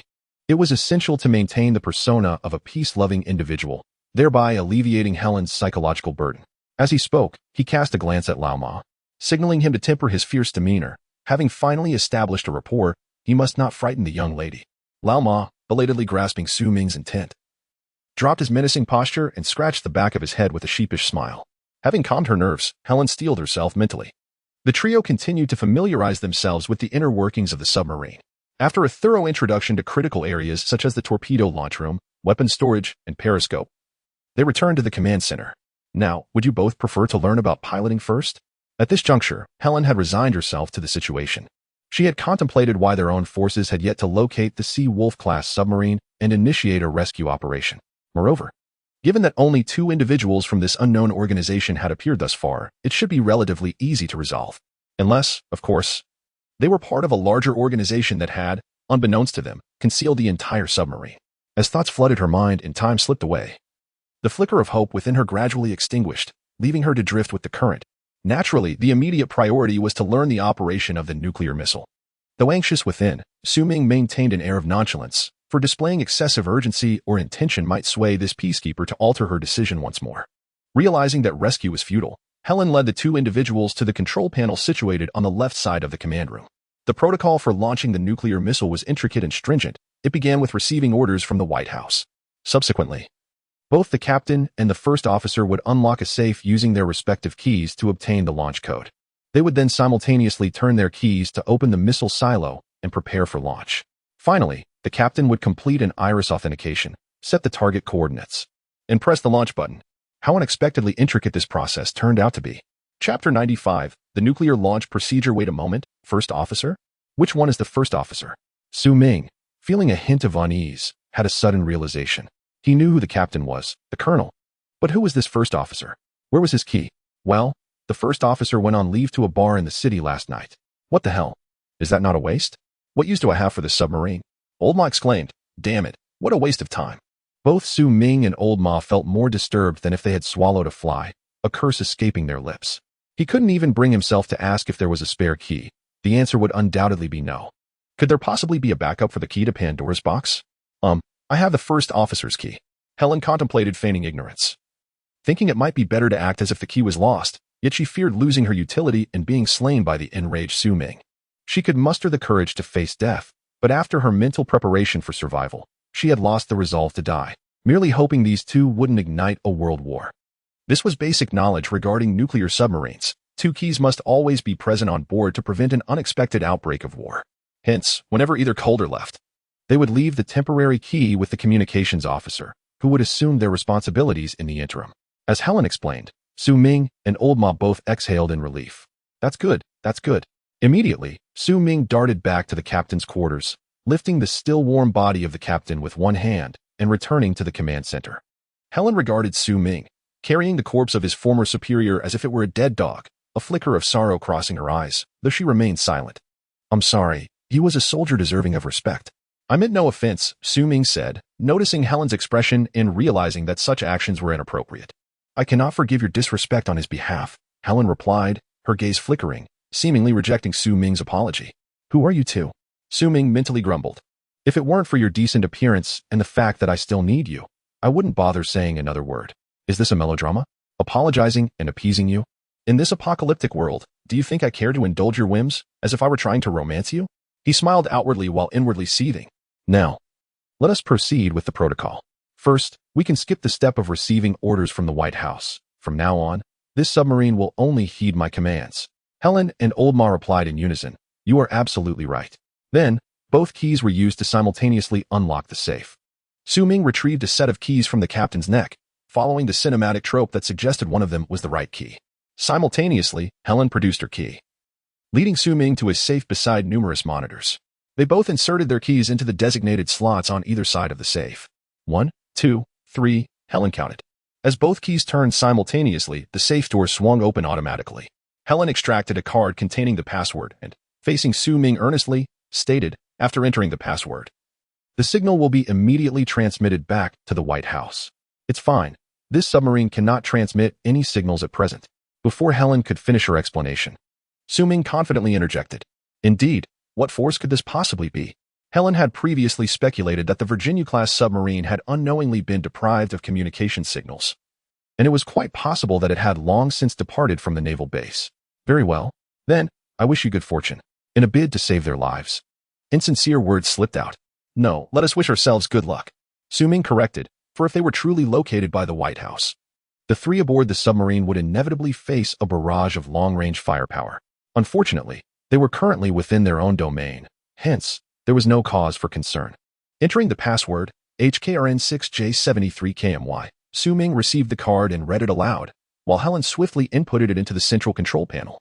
The warm yellow light of the command room transformed into a flickering red, heightening the tension in the atmosphere. Once the password was entered, The screen displayed a prompt for setting the coordinates and inserting the key. Ming was apprehensive that the missile's preset program was configured to strike solely based on satellite positioning. In that case, this Virginia-class submarine would be rendered nearly useless, merely serving as a means of escape. All's well, Helen reassured, knowing his concerns. The initial development had provisions for the worst-case scenario, including the loss of direct communication with command. Thus, the highest-ranking officer aboard can designate strike coordinates. Oh, that is reassuring. Ming felt a weight lift from his shoulders. He exchanged a glance with Helen, withdrew the keys, and inserted them into the designated slots on the screen. 1, 2, 3, turn. Both keys were turned simultaneously. In the silent space within the submarine, a hatch opened at the top, releasing a wisp of warm air, revealing the pointed tip of a missile. Please set the strike coordinates. Helen, gazing at the crimson prompt on the screen, swallowed nervously and turned to Ming. What? Why are you looking at me? Do you really think I'm a terrorist? Ming feigned innocence. How do we cancel the launch? Upon hearing Ming's question, Helen sighed in relief. This was the moment she had been most anxious about. At any second, a mushroom cloud could erupt somewhere in the world, claiming the lives of millions, a fate she was desperate to avoid. She let out a breath of relief and hurriedly manipulated the screen, then handed the 2 keys over to Ming. Now, Miss Helen, please instruct us on how to operate this behemoth. Certainly. Compared to teaching the method to open Pandora's box, instructing on submarine navigation posed virtually no psychological strain for Helen. This is the engine start button. And this is the control stick, also referred to as the rudder. Pulling it upward causes ascent, pushing it forward leads to descent, and left and right are self-explanatory, akin to driving a car. In comparison to high-speed aircraft, the submarine's modest pace was manageable as long as one's reactions were not too delayed. Under the guidance of Helen, their temporary mentor, the 2 quickly mastered most operations, and now only practical driving experience was lacking. However, there was no rush. They would take their time. The next question was how to manage this lady. To be candid, although Ming was not a violent person, he certainly was not foolish enough to invite danger into his life for the sake of love, even if Helen was indeed quite lovely. Well, perhaps just a touch lovely. Observing Ming standing motionless, his gaze fixed upon her with an inscrutable expression, Helen seemed to sense his thoughts. Her sapphire blue eyes brimmed with unshed tears, threatening to spill over. She was hesitant to speak, as if fearing to provoke this enigmatic Eastern man. Yet it appeared she awaited her impending judgment. Closing her eyes in silence, tears escaped as her eyelids pressed together, gliding down her charming freckles before falling to the ground with a soft patter, scattering into countless sparkling droplets. Her ragged breaths caused her bosom to rise and fall, the loose training attire failing to conceal her form, as if, there was a hint of temptation. Ming's eyes brightened, his mind racing with lascivious thoughts. Perhaps, little Sue, should we keep this for now? There might still be unclear matters aboard the submarine that could prove useful later on. As fellow men, and both somewhat lecherous, Lao Ma, perceptively reading the glimmer in Ming's eyes, playfully interjected. Recognizing Ming's thoughts, he offered encouragement, providing the young man with a graceful exit from his dilemma. Chapter 96, Crisis. It is indeed a delightful experience to have a subordinate who understands the nuances of the situation. Casting a subtle, knowing glance at old Ma, Ming, as previously wavering murderous intent gradually subsided. Congratulations, Miss Helen, you have been granted the opportunity to live, Ming stated calmly. Upon hearing this, the giant old Ma trembled, his massive form quaking slightly, causing both men to feel a flutter of anxiety in their hearts. Helen, who had prepared herself to meet her maker, now seemed as though she had been pulled back from the precipice. Her blue eyes wide with disbelief as they fixed upon Ming. Is it true? Oh, thank God. She crossed her hands over her chest in a sign of reverence, tears of joy streaming down her face. No, you should be grateful to me. I have rescued you from the clutches of the devil. Ming, with ulterior motives, began to subtly influence old Ma, hoping to employ the effects of Stockholm Syndrome to his advantage. Thank you, Sue. Oh, and you too, Ma. The elated Helen danced about, her joy unrestrained as she leapt forward to embrace Ming, her lips brushing against his face in a fervor of gratitude. Miss Helen, you may be rejoicing too soon, Ming remarked, steadying the exuberant old Ma, wiping the mixture of tears and saliva from his face. The gun in my trousers is loaded. The cold splash of reality doused old Ma's enthusiasm as he instantly regained his composure, curling into himself. His hands intertwined anxiously as he cast a trembling glance at Ming. It was a relief to know that her life was spared. The rest she would leave in their hands, Helen mused, her heart lifting slightly, yet recalling the barrel pressed against her abdomen had instilled a sliver of confidence in her safety. Mother was right. Men think with their lower halves. Remain here for the time being. Su Ming signaled to old Ma, indicating he should keep a watchful eye on Helen to ensure no mishaps occurred. Ignoring their reactions, he hoisted the captain's lifeless body and turned towards the captain's quarters. Upon entering the captain's quarters, Su Ming placed the unblinking corpse into a designated area where time flowed as it did in reality. It was filled with inert gases, preserving the body's freshness to the utmost extent. To safeguard against any unforeseen circumstances, he opened his phone and took several photographs of the captain's pupils, along with a few dynamic videos. Having completed this, Su Ming swiftly searched the captain's quarters, uncovering a self-defense pistol along with 2 magazines containing dozens of spare bullets. After confirming the absence of any other weapons, he casually collected the spare transmitter before returning to old Ma and the giant. Miss Helen, we can temporarily keep you with us, but I hope you will remain obedient and refrain from actions that might lead to misunderstandings. Of course, Sue. I swear to God. I will abide by your wishes. Helen nodded vigorously, her agreement as unwavering as the resolve in her gaze. Su Ming escorted Helen to the captain's lounge, gently advising her to rest there for a while as he and his companions prepared to tidy up outside. Without waiting for Helen's response, he shut the alloy door firmly behind them. Old Ma, keep an eye on her. Don't let her out while I clean up, he instructed. Old Ma, understanding Su Ming's intent, raised his eyebrows teasingly. So she's locked in here? Can you really endure that? A majestic steed like her is only seen in films. If you can withstand this, could it be that you're afraid of a little horse pulling a heavy load? Su Ming retorted playfully, enough. This isn't the time for enjoyment. We'll discuss it later. Unbothered, he chuckled at old Ma's jest before embarking on his task. Utilizing his ability to teleport, Su Ming darted through various compartments, collecting all automatic weapons and ensuring that no firearms remained on the submarine. This included the 20 torpedoes stored in the aft torpedo bay, which he carefully relocated elsewhere. Mindful that Helen might act irrationally and trigger a catastrophic explosion. To keep the magnificent steed secure within, he had to ensure absolute safety. He could not jeopardize the bigger picture for a minor concern. Once he had secured the weapons, Su Ming opened the alloy door to the lounge. Helen promptly rose to her feet, and he reassured the anxious woman. All right, Miss Helen, you can now reside on this sea wolf. There should be plenty of food, yes? Indeed, Sue. The storage room is filled with provisions. I could eat for months on my own, she replied. Additionally, I must remind you that your movements are restricted to the interior of the sea wolf. Well, it's not impossible for you to open the hatch and go outside, but I strongly advise against it. I won't open it. I'm very obedient. I swear to God. Helen quickly waved her hands, signaling her intent to remain compliant. She would never risk the hard-earned opportunity for survival by stepping outside the submarine. Very well. Then I wish you a pleasant time. Oh, by the way, if you find yourself bored, I notice there are many books in the captain's quarters to keep you entertained. With that, Su Ming and old Ma departed, leaving her behind. In a forest somewhere in the island nation, a U.S. military all-terrain vehicle abruptly appeared on the grassy ground. Glancing up at the star-speckled sky, Su Ming, seated in the passenger seat, stretched his arms. Back to work. The early bird gets the worm. Let's go? Old Ma expertly maneuvered the vehicle through the woods, both wearing low-light night vision goggles and refraining from using headlights for concealment. Everything around them was clearly visible. Occasionally, Su Ming would remove his goggles to glance at his phone, guiding old Ma with approximate directions. They avoided main roads, resorting to this cumbersome method of progression. After just 5 minutes of travel, Su Ming sensed something amiss. Stop. Turn off the engine. The command, deliberately lowered in tone, crackled through the earpiece. Old Ma immediately pressed the brakes, swiftly shutting off the engine, the Polaris's hum ceasing abruptly. He removed his earpiece, eyes scanning the surroundings with vigilance. The area was eerily silent, save for the occasional chirping of summer insects. He turned to Su Ming in confusion, only to find Su Ming's expression grave as he prepared to continue surveying their surroundings. However, Lao Ma soon noticed a shift in the scenery, and the two of them, along with their vehicle, had returned to a brightly lit space. With a flicker of thought, Su Ming conjured 2 sets of silvery garments, tossing one to Lao Ma while swiftly donning the other himself. As he moved, he began to explain to Lao Ma, just now, I heard the sound of an engine, its roar suggesting considerable power, resonating from all directions. It's likely an armored vehicle, perhaps even a tank? This doesn't make sense. We've been quite discreet.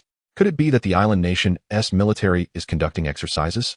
Su Ming murmured to himself, analyzing various possibilities. Although Lao Ma was unfamiliar with the nature of the garments, he followed suit and donned the attire, reasoning that aligning with Su Ming's actions was prudent. The likelihood of their discovery seemed high. Otherwise, such coincidences were improbable. Furthermore, given the island nation's tendencies, the chances of them engaging in night training were exceedingly slim. They lacked the fervor of the World War II era. As he listened to Su Ming's contemplations, Lao Ma seized the moment to offer his own insights. Chapter 97. Escaping calamity. At this moment, the temporary command center of the Nagoya Police Headquarters was engulfed in a flurry of activity following a phone call. Finally, they had appeared. Where had they been hiding before? This time, they must be caught off guard. How infuriating it was to have waited so long. The command center, accommodating dozens of personnel, was filled with police officers clad in black uniforms and soldiers in deep green camouflage, all fixated on the real-time satellite map displayed on the monitor. The satellite imagery zoomed in on two glaring red spots, representing the thermal signatures of Su Ming and Old Ma. Enlarging the map revealed a mountainous region, densely populated with blinking green dots, indicating the presence of police and self-defense force soldiers identifying friend from foe. All personnel were instructed to converge on the coordinates, forming a surrounding perimeter, with heavy firepower permitted to engage beyond visual range without prior approval. Once again, it was emphasized that all weaponry with sufficient range could fire outside of visual limits. Warriors, eliminate them. With a firm grip on the walkie-talkie, Heiji Hattori clenched his fist. Confident of victory, the demise of these two pests was imminent. In Tokyo, Su Ming and his companion had wrought considerable destruction within Heiji Hattori's jurisdiction, compelling him, the directly responsible party, to publicly apologize on television that very day. The aftermath resulted in his departure from a high-ranking position within the police force to quell public outrage. Disheartened, Heiji Hattori had been recuperating at home, awaiting a reassignment to a less demanding role from the higher-ups at the police headquarters, merely wishing to see out the remainder of his days in peace. However, news of another theft at the Nagoya port, eerily reminiscent of the incident at Tokyo port, reached him through a friend in law enforcement the previous night. His frozen heart began to thaw. Heiji Hattori promptly contacted the Imperial Palace, eager to lead the investigation and capture the culprits as a form of atonement, and he set forth a military order. As he was the initial commander overseeing these serial cases, he possessed considerable insight into the criminal group, which led the emperor to vouch for him, granting him this invaluable opportunity for redemption. Once in work mode, Heiji Hattori refrained from hastily launching a pursuit, but instead contacted a battalion of the self-defense forces stationed in Tokyo to be on standby. This time, he had learned his lesson. Various signs indicated that at least one member of the criminal gang might possess extraordinary abilities, enabling them to survive dire situations. He even speculated boldly that this individual could traverse parallel dimensions, which would account for the inexplicable disappearances of so many goods and their survival against 4 rocket attacks. Thus, Heiji Hattori specifically borrowed satellite usage rights from the Self-Defense Forces headquarters. By replaying 24-hour satellite footage, he discovered that after robbing the Nagoya port, the gang had vanished into a forested area. Unfortunately, the 24-hour surveillance map lacked infrared imaging capabilities, preventing him from pinpointing their exact location. He could only command the self-defense forces to form a blockade, surrounding the entire mountainous region, standing ready for the criminals' reemergence. Heaven does not disappoint those who are earnest. His efforts and speculations have not been in vain.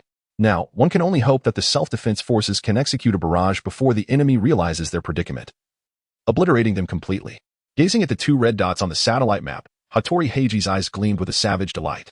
Suddenly, the 2 red dots on the screen halted their advance, causing Hattori's heart to race. He swiftly grasped the intercom on the table. Quick, the enemy has detected us. Attack. Open fire immediately. Before he could finish his command, the 2 red dots vanished in an instant, leaving Hattori's mouth agape, his throat producing only a strangled gasp.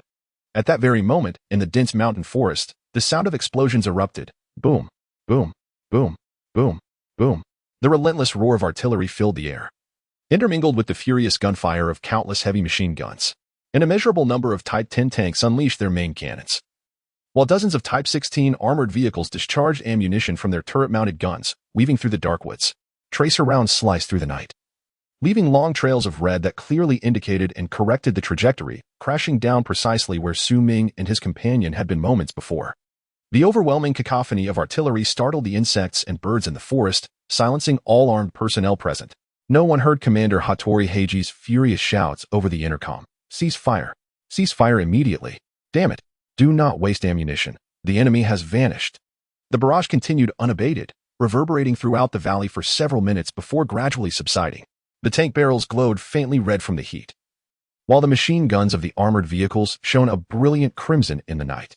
At this juncture, all large-caliber weapons required adequate cooling, as indiscriminate firing could lead to catastrophic barrel explosions. Only then did numerous armed personnel hear their commander, Hattori Heiji, mechanically repeating his orders through the earpiece. Cease fire. Quickly. Cease fire, you fools. The armed personnel inside the military vehicles exchanged bewildered glances. What is happening? Wasn't the order to open fire? Have we mistakenly targeted the wrong enemy? Yet, everyone's trajectories were the same. At this moment, Hattori Heiji regained his composure and coldly issued a new command.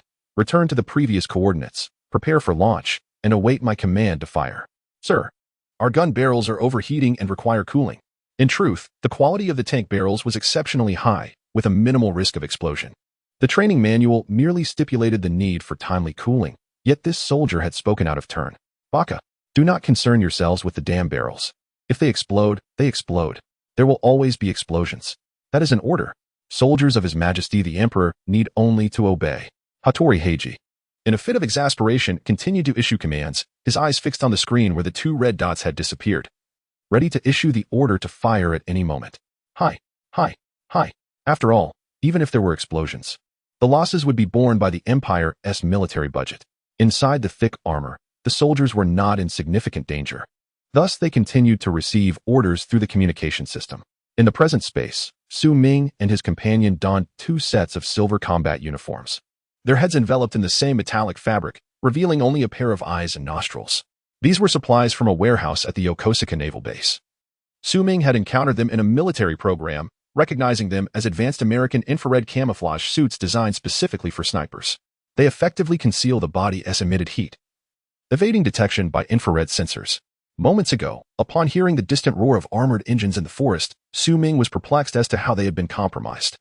It was indeed night, and the two had only entered this dense thicket in the early hours, making it improbable for the island's police to suspect their hiding place based solely on surveillance from the main road. After an entire day of searching with no trace of them discovered, it was high time for them to depart. Yet, just moments earlier, the surrounding area had been eerily silent, only to be abruptly disrupted by the simultaneous ignition of all military vehicles, rapidly encircling their position. The deliberate nature of this maneuver indicated a clear awareness of Su Ming and his companions' exact coordinates. If the adversary had known of their disappearance from the outset, or if they had anticipated their arrival in this location, then the moment they emerged from concealment, they would have been met with a barrage of fire. Reflecting on this, Su Ming felt a wave of dread. He had indeed been careless. Fortunately, Lady Luck still favored him. Having ruled out all other possibilities, only one answer remained: infrared detection. Chapter 98. Retribution returns, and Su Ming's eyes burned a fierce anger, pondering whether the adversary had opened fire the moment he was detected, or if, indeed, the onslaught would persist if it had commenced. Hesitating to take a risk, he resolved to linger a while longer in the safety of his concealed space. The thought of emerging into the open only to be engulfed by a barrage of gunfire was a fate he deemed too unjust to accept. Seizing this interlude, Su Ming teleported several crates of weaponry from his stockpile to the ground before him. Opening a verdant weapons box, he was greeted by a neatly arranged array of shotguns. Among them was the Benelli M1014, colloquially known as the Equalizer, renowned for its gas-operated mechanism, firing 12-gauge shells with a magazine capacity of 7 rounds and an effective range of 40 meters. This compact firearm, with its rapid firing rate and formidable lethality, had earned the admiration of the U.S. military through its rigorous testing in conflicts such as the Gulf War and the Iraq War, and was extensively utilized within law enforcement agencies. Summoning his comrade Lao Ma, the two swiftly unpacked the accompanying ammunition, loading the shells into the magazines of the 100 shotguns, 10 crates in total. After loading 700 rounds within a span of 15 minutes, Su Ming assessed the time and instructed Lao Ma to prepare a Barrett sniper rifle, complete with a low-light scope and a suppressor, awaiting his return in the concealed space. Su Ming then positioned himself flat against the ground, striving to minimize his silhouette. Drawing deep breaths, he elevated his adrenaline levels to enhance his reaction speed. The moment he re-emerged into the external world, an overwhelming sensation of weightlessness enveloped him. Although his reflexes were remarkably swift, he managed to maintain his composure amidst the chaos. With a sharp thud, he descended, merely a meter from his previous position. Slightly lifting his head to survey his surroundings, he found himself within a circular crater, with scorched remnants of dry branches crackling ominously above him. The once vibrant chorus of insects had vanished, leaving an unsettling silence in its wake. The spot from which he had just vanished into the space was now a mere meter above the crater's base, a testament to the intensity of the preceding bombardment. A wave of apprehension washed over him, grateful for his quick thinking and the prolonged stay in the sanctuary of his concealment. The flames danced in his pupils, igniting the fury within his heart. You little devils, did I merely disturb your ancestors' toilet, and borrow a few items? Must you seek my demise? Unable to restrain himself any longer, clad in infrared-resistant combat attire, Ming cautiously crawled toward the perimeter of the crater. The lingering flames, coupled with his camouflage, rendered him undetectable. The current infrared reconnaissance satellites were akin to blind eyes. As he ascended the crater's edge, he peered into the darkness surrounding him. Discerning no enemy armor within his line of sight, fixating on a solitary, intact tree in the distance, he teleported to its branches, approximately 10 meters above ground, granting him an unobstructed view. Lowering his low-light night vision, he scanned the area, concealed by the foliage. Tanks, armored vehicles, and faint silhouettes of infantry encircled the perimeter. We find ourselves at the very heart of the enemy's encirclement. Comrade, do you possess confidence? Ming turned to the old horse, who he had released from the spatial confines, and stood on a tree branch, observing the enemy situation. With a teasing tone, he remarked, I may lack confidence in others, but with you, I have no fear whatsoever. The old horse, engrossed in his task, did not look at Ming but continued to scan with the Barrett's night vision scope. Look over there, at the pine tree at 2 o'clock. It's the tallest and offers the best vantage point. Get me up there. I'll cover you, and if there is a chance to find the local commander, leave it to me. The old horse had already entered a state of heightened alertness, expertly identifying a suitable combat position. Regarding such professional matters, Ming placed his unwavering trust in the old horse, a seasoned special forces soldier. Thus, Ming seized him, utilizing the cover of night, deftly maneuvering from tree to tree until he reached the designated location. Once the old horse had settled into a reliable combat stance, propping the Barrett against a branch, Ming said nothing further and vanished from sight. Inside a tight tin tank. Akaji, what are we waiting for? Who knows? Didn't the commander mention anything? The Emperor's soldiers don't question orders. I'm just puzzled. We've gathered the elite units of our self-defense forces with such heavy firepower, yet we haven't even caught a glimpse of the enemy. Hayata, don't overthink it. The commander has said we should simply follow orders. As for the enemy? I suspect this is merely an exercise. Oh, Akaji, what makes you say that? Hayata inquired, intrigued. Typically, our heavily armed units are deployed against corresponding military forces. Yet here, in this small area, where could such a heavily armed enemy be? Moreover, not even a single organized enemy infantry unit has appeared. If this ISNTA drill, what is it? Surely, they wouldn't mobilize so many tanks and armored vehicles just to engage a handful of infantry, right? The laughter that erupted within the tank crew was a stark contrast to the tense atmosphere of impending battle. Ha ha ha. What? The tank commander, seated below the main gun, was laughing when he suddenly noticed a silvery figure in the corner of his eye, a flicker of confusion rising within him. Bang, bang, bang. The muffled sounds of gunfire rang out almost in quick succession as shotgun pellets took the lives of 4 soldiers. At such close range, the small pellets did not disperse widely. Nearly all penetrated the bodies of the enemy. A few stray pellets, after ricocheting within the confined space, had diminished in power. Some were thwarted by bulletproof vests, failing to even tear through the outer fabric. One pellet struck Ming's arm, but his formidable physique barely registered the pain. Logically, Ming could have easily eliminated these soldiers in such a confined environment. However, at this moment, he resembled a beast that had narrowly escaped a hunter's trap. His heart ablaze with fury, desperately in need of an outlet for his wrath. At this very moment, only the blood and shattered flesh of his enemies could quench the raging fire within his heart. Without a second glance at the mangled corpses strewn across the vehicle, Ming teleported outside the tank, swiftly absorbing it into another dimension. While slaying and chaos reigned, order must still be maintained. It was essential to cultivate good habits. Wiping the blood that splattered into his eyes, his vision cleared, and Ming pressed his left hand against the single-soldier communication earpiece. Report your position. My visibility is poor. Prioritize eliminating heavy firepower. Target at 5 o'clock. Tank, distance 500. The response from the veteran sniper, Old Ma, was prompt. Ming's figure moved through the dark forest like a specter, continually teleporting and shifting before entering the interior of the second tank. Bang, bang, bang, bang. Chapter 99. Unilateral massacre. Before the occupants of the vehicle could react, the remaining 4 rounds of buckshot were unleashed within a second. The sounds of flesh being shattered and pellets ricocheting echoed incessantly. Employing the same method, Ming summoned the tank into his space, silently counting the second vehicle. He retrieved a fully loaded shotgun from his space, aimed at the armored vehicle at 10 o'clock, distanced at 600 meters. While surveying the environment for the enemy's commanding officer, Old Ma continually observed Ming through his night vision goggles. Witnessing the second tank vanish from its position, he promptly reported the next target's location. This time, the objective was the armored vehicle. As Ming materialized within the compartment, He was taken aback by the sight of 2 rows of infantry seated beside him. Unbeknownst to him, 10 soldiers occupied the rear, casually smoking and conversing. Upon encountering the unexpected intruder, the fastest among them hastily discarded his cigarette, raising his weapon only halfway. Bang, bang, bang, bang, bang, bang.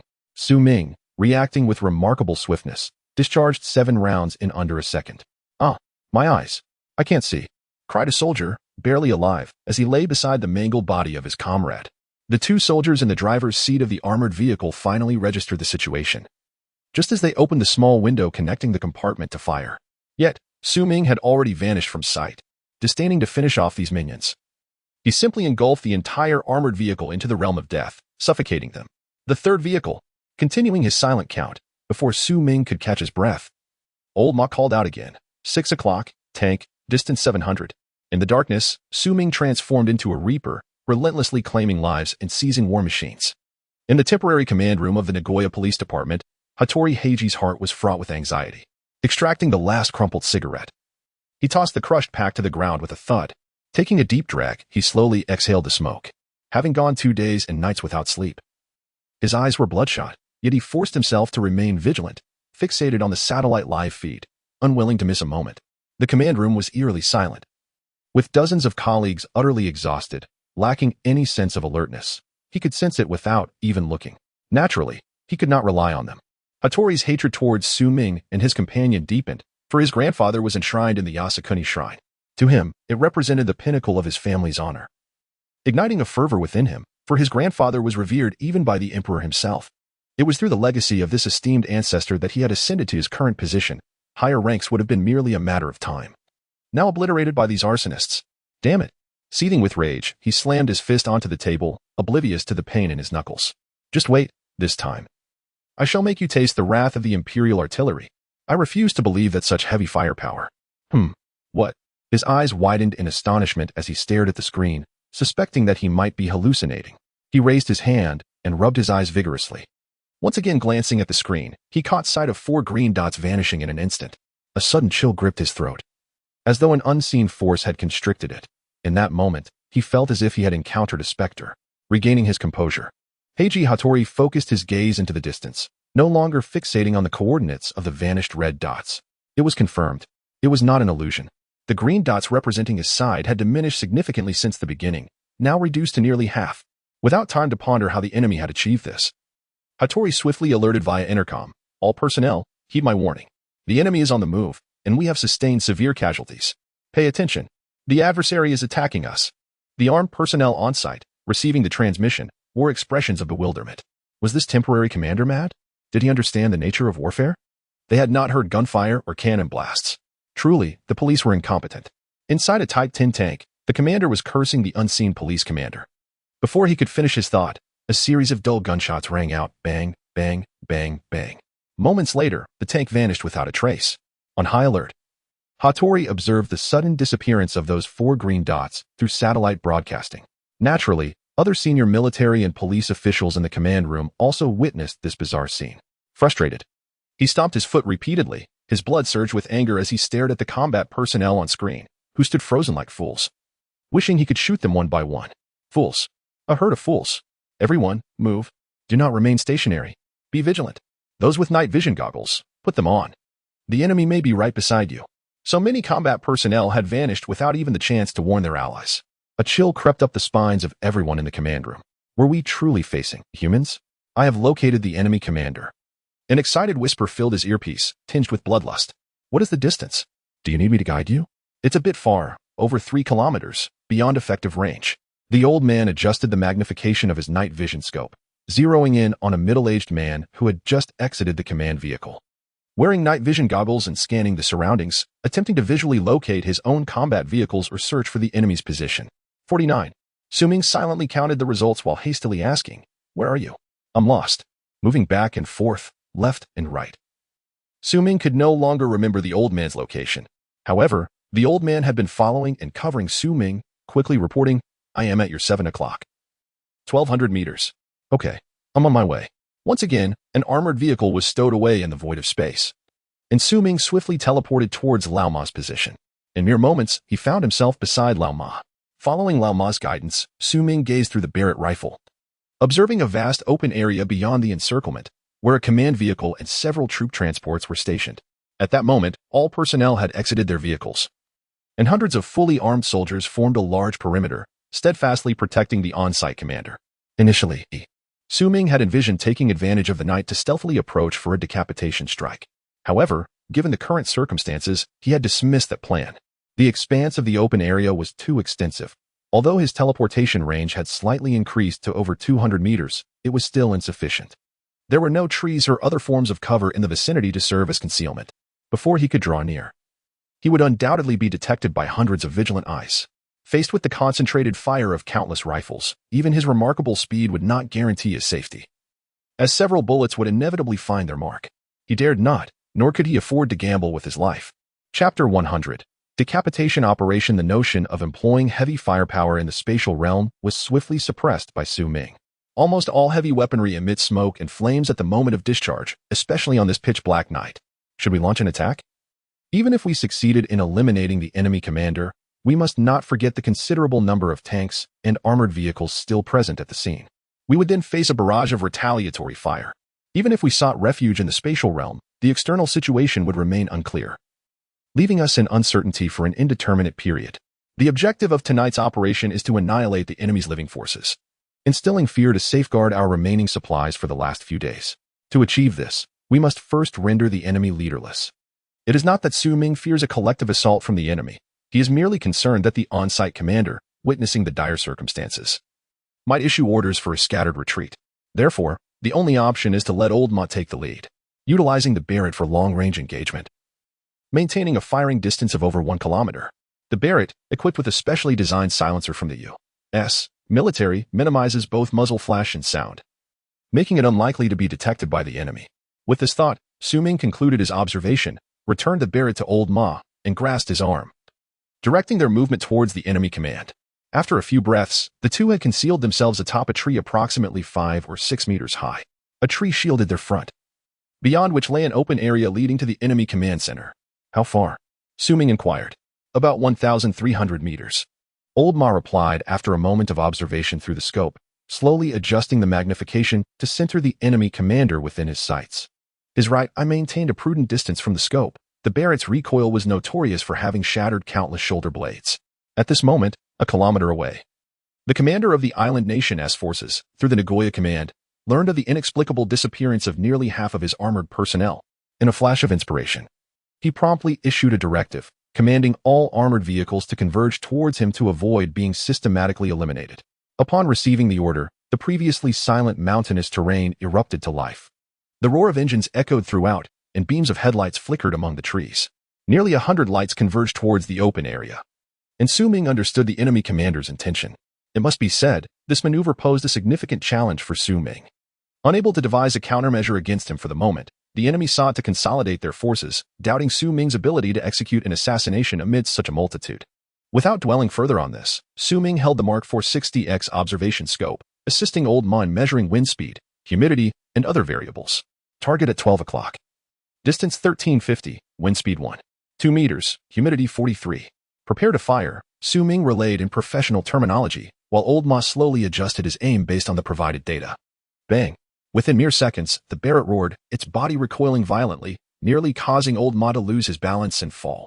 Su Ming steadied Old Ma's backward-leaning form with one hand, his gaze unwavering from the enemy commander. In an instant, the commander, stationed at a distance and observing the retreat of our vehicles through night vision goggles, had his head transformed into a mist of blood. Before the commander's body even hit the ground, Su Ming swiftly pulled Lao Ma, maneuvering laterally away from the sniper's position. They executed a swift movement, finding refuge atop a tree approximately 5 kilometers from the sniper's nest. Before they could catch their breath, the ground trembled with the thunderous roar of artillery, flames erupting from the treetops, soaring into the sky. The enemy, in a frenzy, deduced the potential hiding spots of the snipers based on the trajectory of the shells, unleashing indiscriminate fire upon the area. These scoundrels have no sense of conservation. Even a landlord wouldn't squander ammunition so recklessly. As the relentless bombardment continued for several minutes, Su Ming cursed under his breath. For the moment, the two were sheltered from the artillery fire, allowing Lao Ma to indulge in jest. Are you addicted to thievery? Why not just negotiate with the emperor for the entire island? I wouldn't want what S handed to me. Only stolen goods bring satisfaction. Isn't this something you, as a man, should understand? Lao Ma, well, when it comes to humor, I certainly can't compete with the youth. At the Nagoya Metropolitan Police Department's temporary command center, all senior officials, including Heiji Hattori, wore expressions of despair.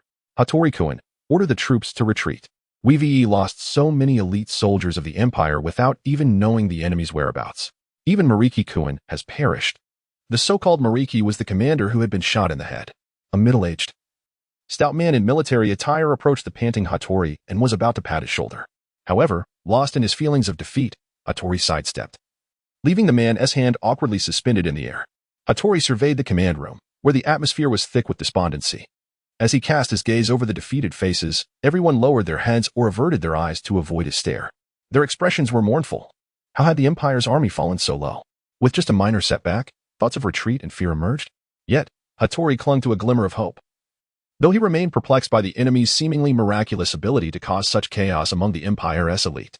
The numerous times they had hidden and executed silent assassinations suggested they were not invincible. They too feared firearms. The reason for this disastrous defeat could not solely be attributed to a lack of firepower. Casting one last glance at the disheartened crowd in the command room, Hattori took a deep breath and issued his final command. Order the 132nd Regiment to launch indiscriminate attacks within a 10-kilometer radius of our position. After expending all ammunition, the troops shall return for rest. These two enemies may have evaded us, but I will blanket this area with fire, with a stroke of luck. Perhaps I can eliminate them outright. This was Hattori's final hope. Upon hearing this command, the personnel in the command room collectively exhaled in relief. Fortunately, Heiji Hattori was receptive to counsel. Otherwise, the 132nd Brigade might have faced disbandment from the Imperial Army this very night. In the mountainous region, the Supreme Commander had already fallen, and all forces from the island nation remained huddled beside the command vehicle. An impressive array of tanks and armored vehicles gathered together. After receiving the latest orders from the Nagoya Command Center, the Deputy Brigade Commander emerged from the command vehicle and seized the communicator to issue directives. Attention, all heavy artillery. Based on our current position, commence indiscriminate fire coverage. Upon depleting all ammunition, assume defensive formation and retreat in an orderly manner. The command reverberated through the internal communications, reaching the ears of every soldier. The previously tranquil clearing was once again filled with the thunderous roar of engines. Under the guidance of their respective squad leaders, all tanks and armored vehicles adjusted their gun barrels towards the surrounding areas. Angle of fire adjusted. Ammunition loaded. Open fire at will. Chapter 101. Want to escape? Not so easy. At this moment, Ming and Old Ma noticed the distant sound of cannon fire had ceased, and they contemplated moving towards the enemy. Suddenly, a familiar sound of a shell whistling through the air reached their ears, unmistakably directed toward their location. Accompanying this was the thunderous roar of artillery fire. Be careful. Without the luxury of time to gauge the trajectory of the incoming shell, Ming grasped Old Ma's arm and instantly withdrew into the spatial realm. Damn those devils. How did they detect us in these uniforms? Old Ma wiped the cold sweat from his brow, filled with trepidation. It's not that they found us. It's just that the sound of the shell breaking through the air arrived first, and it was a single shot, he reasoned. This indicates that only one shell was aimed at us, while the subsequent cannon fire, which sounded like dozens of shells being fired simultaneously, came afterward. The speed of the shell's exit far exceeds the speed of sound, Ming analyzed calmly under the circumstances. If our position had been revealed, there wouldn't be just one shell targeting us. Thus, it seemed the enemy was at their wits' end, attempting to wash the ground with artillery fire. Had luck not been on their side, or had their reactions been slower, they might have already met their end. Old Ma's thoughts shifted, reaching a conclusion. Exactly. I knew it. This anti-infrared suit produced by America must be more resilient than this. This thing is stifling. I'm soaked through. Old Ma complained. Then just take it off, Ming suggested. What? No matter what, we have to go out eventually, so I'll just bear with it. Old Ma assumed Ming was jesting once again. Here, change into this. Ming indicated two sets of olive green flight suits that had suddenly appeared at their feet. Hey, are we going that far? Old Ma's gaze returned from the flight suits, appearing somewhat embarrassed, but his movements were swift. He quickly unzipped the one-piece anti-infrared suit, revealing a short-sleeved shirt drenched in sweat. As he wriggled out of it, beads of perspiration dripped onto the ground, filling the air with a pungent odor. Ugh. Ming covered his mouth and nose, distancing himself. Old Ma, however, was unfazed. After all, what noble man was among them? Change quickly. Time is running out.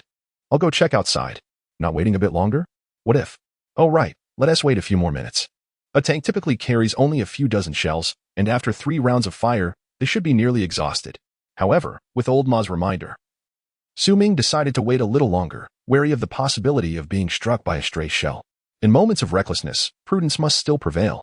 At the gathering point of the island nation's forces, the thunderous cannon fire had ceased, and the tank's muzzle still emitted wisps of smoke. It was evident that, despite its unassuming appearance, the barrel had reached an astonishing temperature. All units prepare. Transport vehicles at the front, armored vehicles in the middle, tanks at the rear. Withdraw in order. The commander issued the retreat order over the operational channel. Finally, the time had come to withdraw. Gazing at the dwindling number of armed vehicles, fear gripped his heart. At that moment, Ming concealed himself among the treetops, 1 kilometer away from the enemy's assembly, observing their ranks through night vision goggles. Clad in his anti-infrared combat suit, he remained undetected by satellites.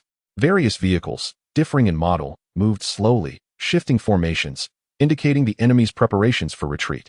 With so many vehicles involved, each movement required coordinated command, making rapid progress unlikely. Relief washed over him. After waiting for over 10 minutes, the enemy armored cluster was nearing completion of their formation. A few lead vehicles had already begun to move, aligning in a straight line towards the main road in the mountains, while the majority of the remaining vehicles huddled together, awaiting their turn to join the retreat. There was no choice. This was not a plain where one could traverse vast distances. In the mountains, the narrow roads forced large armored clusters to proceed in a single file. Judging that the time was ripe, Ming swiftly slipped into the spatial realm.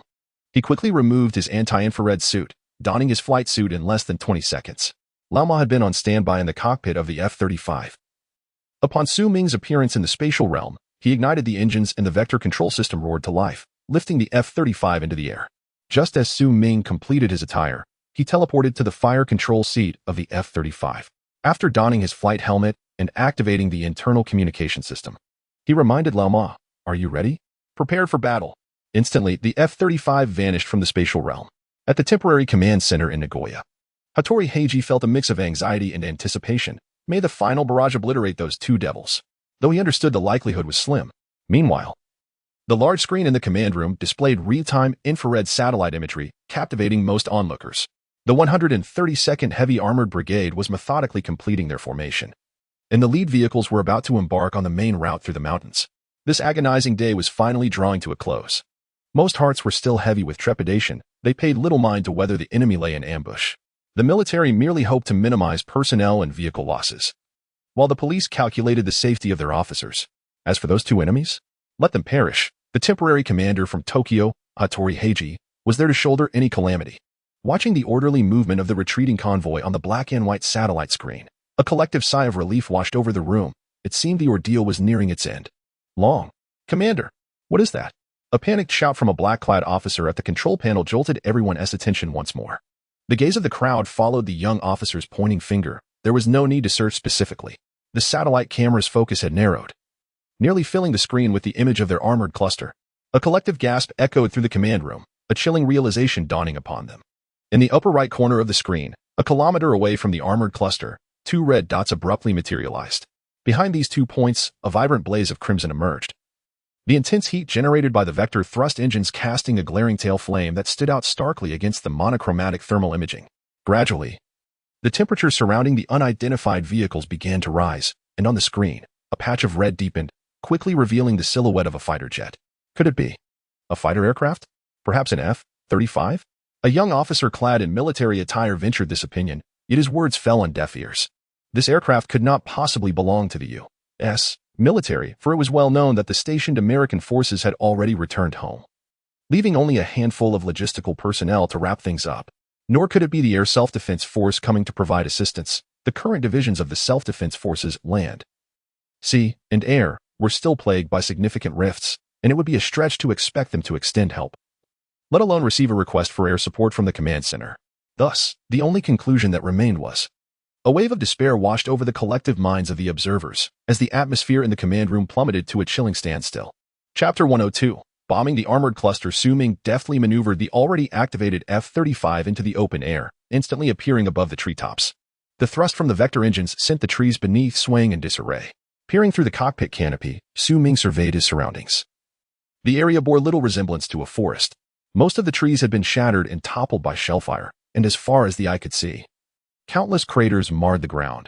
with charred branches casting a darkened hue across the once vibrant landscape. Enemy armored cluster located 1,000 meters ahead. Old Ma's intelligence broke through Su Ming's momentary reverie, relayed via the onboard high-definition cameras to the LCD display before him. The distant armored cluster came into sharp focus. It seemed the enemy commander, after a few fleeting moments of the F-35's appearance, had discerned the aerial predator's presence. The previously orderly formation of armored vehicles descended into chaos as they swiftly attempted to disperse, but lacking unified command, their panic only intensified. Tanks and armored vehicles collided, their occupants thrown about violently. Some reckless commanders urged their gunners to hastily adjust their weaponry, attempting to retaliate with the remaining mounted machine guns. Ascend quickly. Don't let them hit us. Observing the frantic movements of the armored vehicles, Su Ming promptly issued commands. Old Ma's hands worked tirelessly, with an increase in engine power. The F-35 rapidly elevated its nose and soared into the sky. The roar of the aircraft echoed, punctuated by the staccato of gunfire. The quickest of the armored vehicles unleashed tongues of flame, tracer rounds illuminating their trajectories. Red streaks grazed the tail of the F-35. Yet the gunners' reactions lagged far behind the aircraft's agility, and none of their bullets found their mark.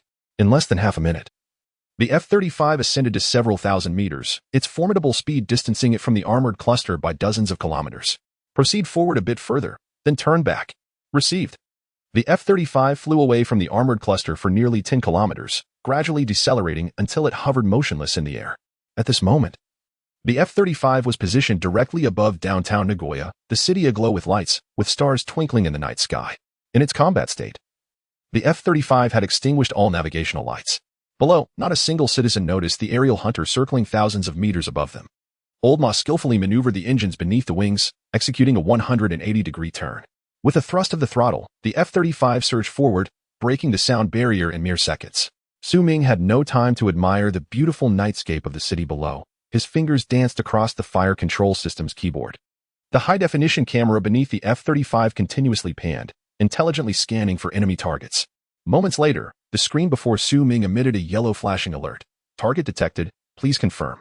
The LCD displayed a clear, aerial view of the armored cluster below. At this moment, the F-35 was approximately 10 kilometers away from the armored cluster. Indeed, the technological prowess of the Americans is remarkable. From such a distance, the intelligent camera captured images with stunning clarity, autonomously seeking its target. Without further contemplation, Su Ming pressed the red button on the side of the screen to confirm the target. The stealth missile bay of the F-35 rapidly opened, releasing two AIM air-to-ground missiles that spun on their launch rails before exiting the bay. With the target locked, it was ready for launch. As a red alert appeared once more on the screen, Su Ming decisively pressed the launch button on the joystick. In an instant, the two missiles shot forth, trailing white flames as they soared towards the armored cluster. Within the armored formation, chaos reigned, as the appearance of the F-35 took everyone by surprise. The mounted machine guns failed to bring down this aerial predator, and once the F-35 ascended to a higher altitude, the limited elevation of the guns rendered them ineffective, allowing the F-35 to escape unscathed. While ordinary soldiers might have thought little of it, believing the aircraft had merely fled, the seasoned deputy squadron leader was gripped by a sense of dread.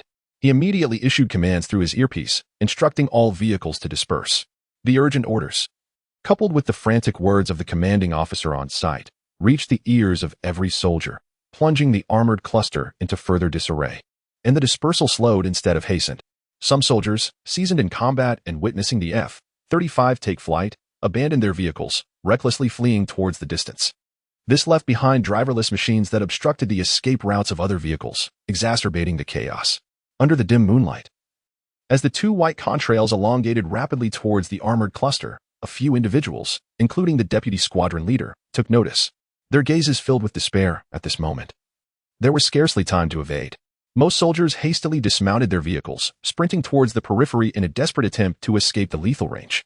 Some pessimists knelt on the ground, beseeching divine protection, while others, stirred by a surge of courage, drew their sidearms and fired recklessly at the incoming missiles. Unfortunately, with an effective range of only a few hundred meters, it was futile against the oncoming projectiles. From the moment the majority of the soldiers spotted the missiles to their impact on the targets, a mere 5 seconds elapsed. Boom, boom. The warheads of the AIM air-to-ground missiles carried ample explosive force, and their power was tremendous. In the blink of an eye, the missiles, previously soaring nearly 1,000 meters above the heads of the crowd, descended with a deafening whoosh. One missile penetrated the command vehicle, while the other struck a Type 10 tank. No armor, no matter how thick, could withstand the tremendous kinetic energy of missiles descending from above. The successive explosions reverberated through the clearing in the mountainous forest. At the heart of the armored cluster, the warhead detonated with immense energy, sending shrapnel flying outward. The central vehicles were obliterated in the explosion, and the occupants within were vaporized, vanishing without a trace. Countless fragments of vehicles, accompanied by shockwaves, radiated outward in a circular manner. The outer ring of armored vehicles and soldiers was hurled high into the air by the force of the shockwave, while innumerable personnel and machines were severed by the shrapnel from the inner explosion, shattering into countless dismembered bodies and parts. Within the temporary command center in Nagoya, the onlookers fixated on the large screen, witnessing this tragic scene. Some wept inconsolably, while others knelt in stunned silence. Only Heiji Hattori's eyes remained devoid of emotion. He had long been acquainted with the enemy's formidable and unpredictable nature, thus his heart had been steeled for the worst from the very beginning. Order. Report to the Self-Defense Forces headquarters, requesting air support. Order. Sound the air raid sirens to prevent further enemy assaults on our homeland. All commanders within the temporary command center sought nearby air raid shelters. This is war, my friends, muster your spirits. Chapter 103, Complete Annihilation and Intrusion. A portion of the enemy's armor and personnel remained unscathed. Inside the F-35, Ming leaned closer to the upper body and, through the helmet's display, observed the imagery captured by the fire control camera. At that moment, the F-35 soared above the original armored cluster, providing a remarkably clear view.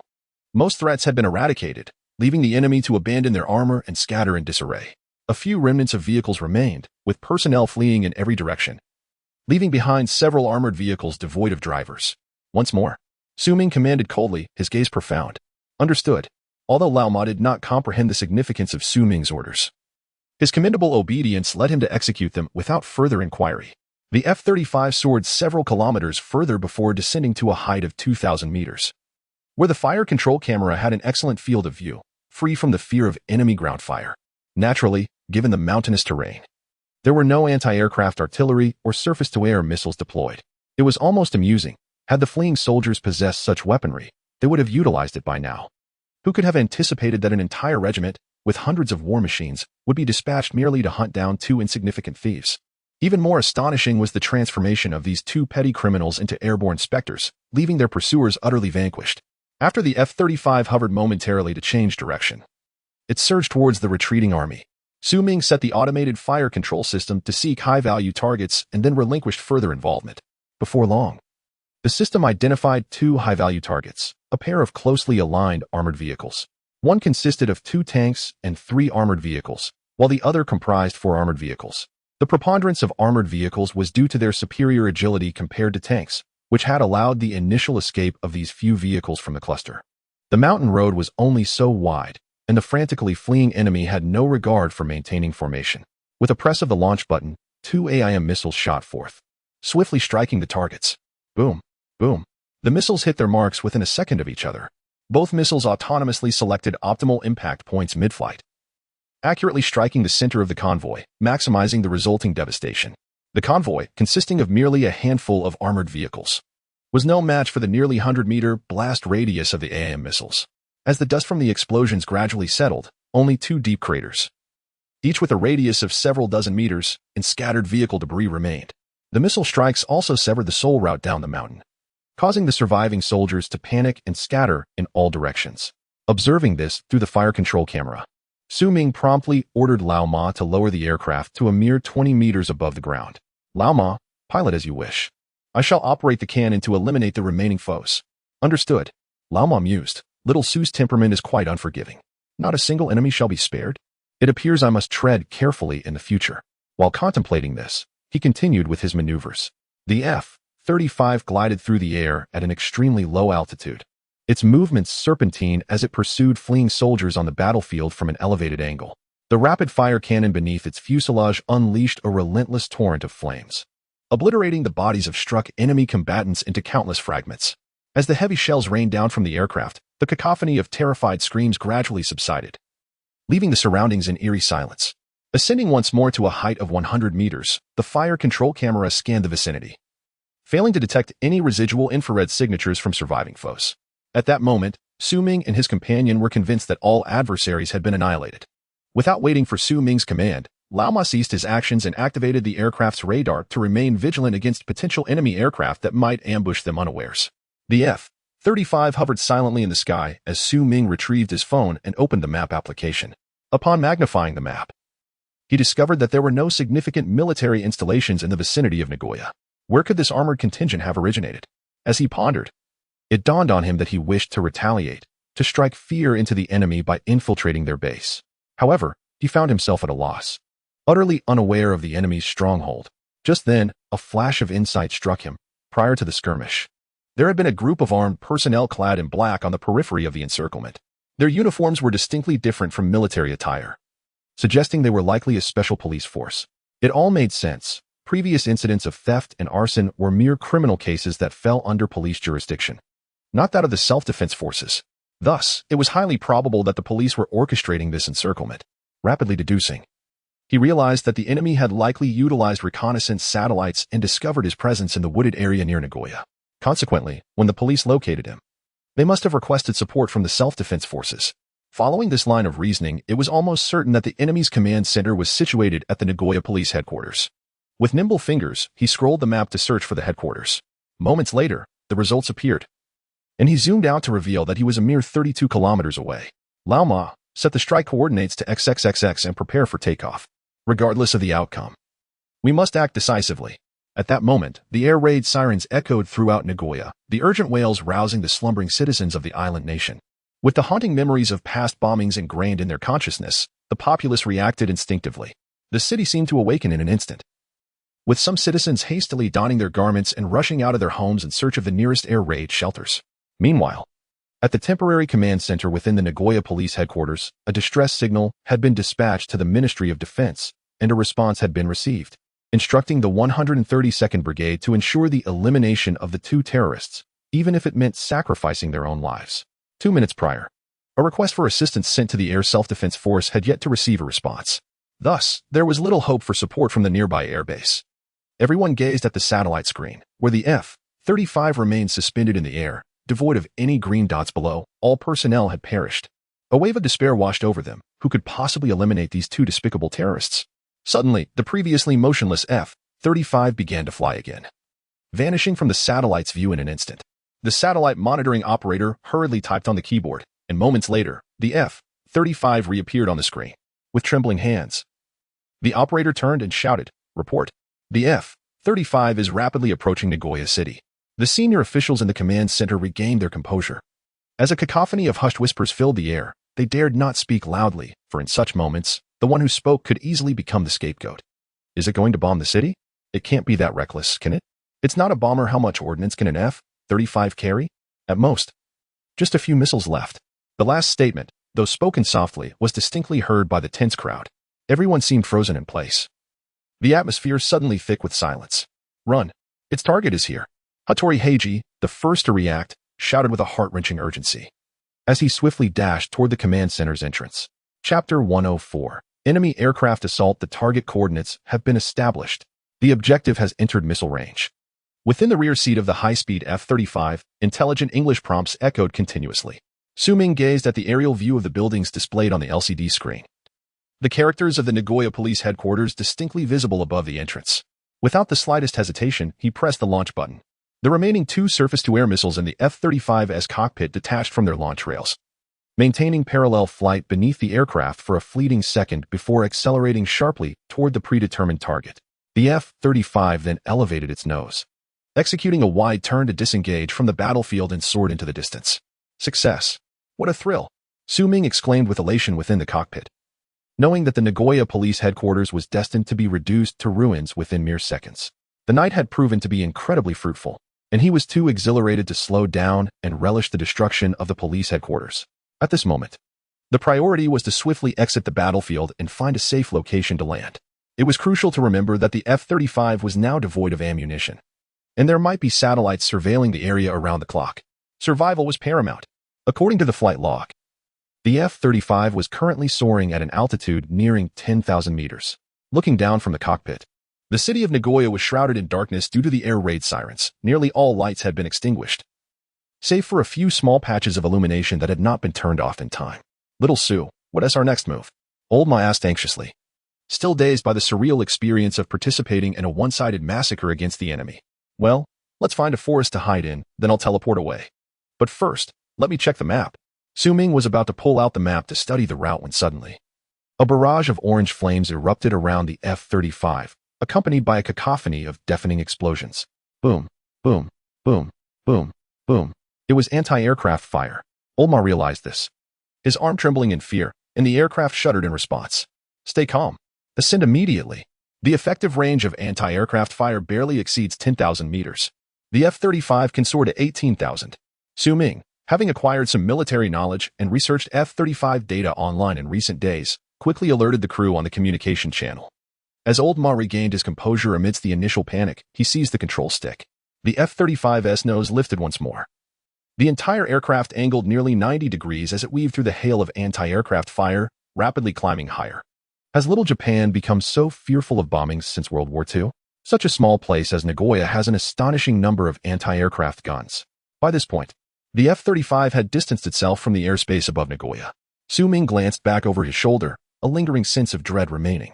Countless anti-aircraft shells still detonated in the skies above. Doesn't this resemble the fireworks we set off during our New Year celebrations back home? Oldmar remarked, beginning to relax a bit. Thank goodness for little Japan's mighty rockets. Ha ha ha ha ha. Almost there. Lower the altitude a bit. Goodness. My phone can't even receive a signal. The map won't open. I'm in urgent need of a retreat route. Having distanced himself from the barrage of anti-aircraft fire, Ming instructed Lao Ma. Approaching the extreme cruising altitude of nearly 18,000 feet, it was indeed surprising to have any signal. All right. Just as Lao Ma finished speaking. Before he could take any action, the radar screen in the cabin suddenly erupted with alarming sounds. Beep, beep, beep. A sea of red lights flickered chaotically on the screen, accompanied by an abrupt English warning. Enemy aircraft approaching. Evade. Simultaneously, four red dots appeared on both of their helmet displays, swiftly closing in on their green identified aircraft. Modern fighter jets, particularly fifth-generation models, have abandoned close-range aerial dogfights, opting instead for operations that integrate radar and satellite navigation for beyond visual range combat. This mode of engagement allows pilots to detect enemy aircraft and even launch long-range air-to-air missiles from distances measured in kilometers, well beyond what the naked eye can discern. Warning. Warning. Locked on. Warning. Warning. Missiles approaching. From the detection of the enemy aircraft to the missile launch, less than 5 seconds elapsed, showcasing the impressive combat proficiency of the distant enemy pilots. Xiaosu, which way should we escape? Lao Ma's urgent shout resonated through the headset as both men gazed at their helmet visors, witnessing 8 red-marked enemy missiles barreling towards their green dot. The F-35 was weaving through thick clouds, while the enemy missiles approached from directly ahead, their trajectories obscured by the cloud cover.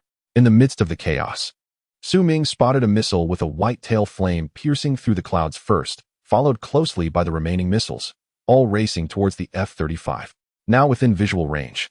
Maneuvering the aircraft for even a temporary evasion was impossible. Not to mention, the missiles traveled at speeds far surpassing that of the aircraft, destined to catch up eventually. Calm amidst the panic, Ming's mind raced. In an instant, the entire F-35 vanished from sight.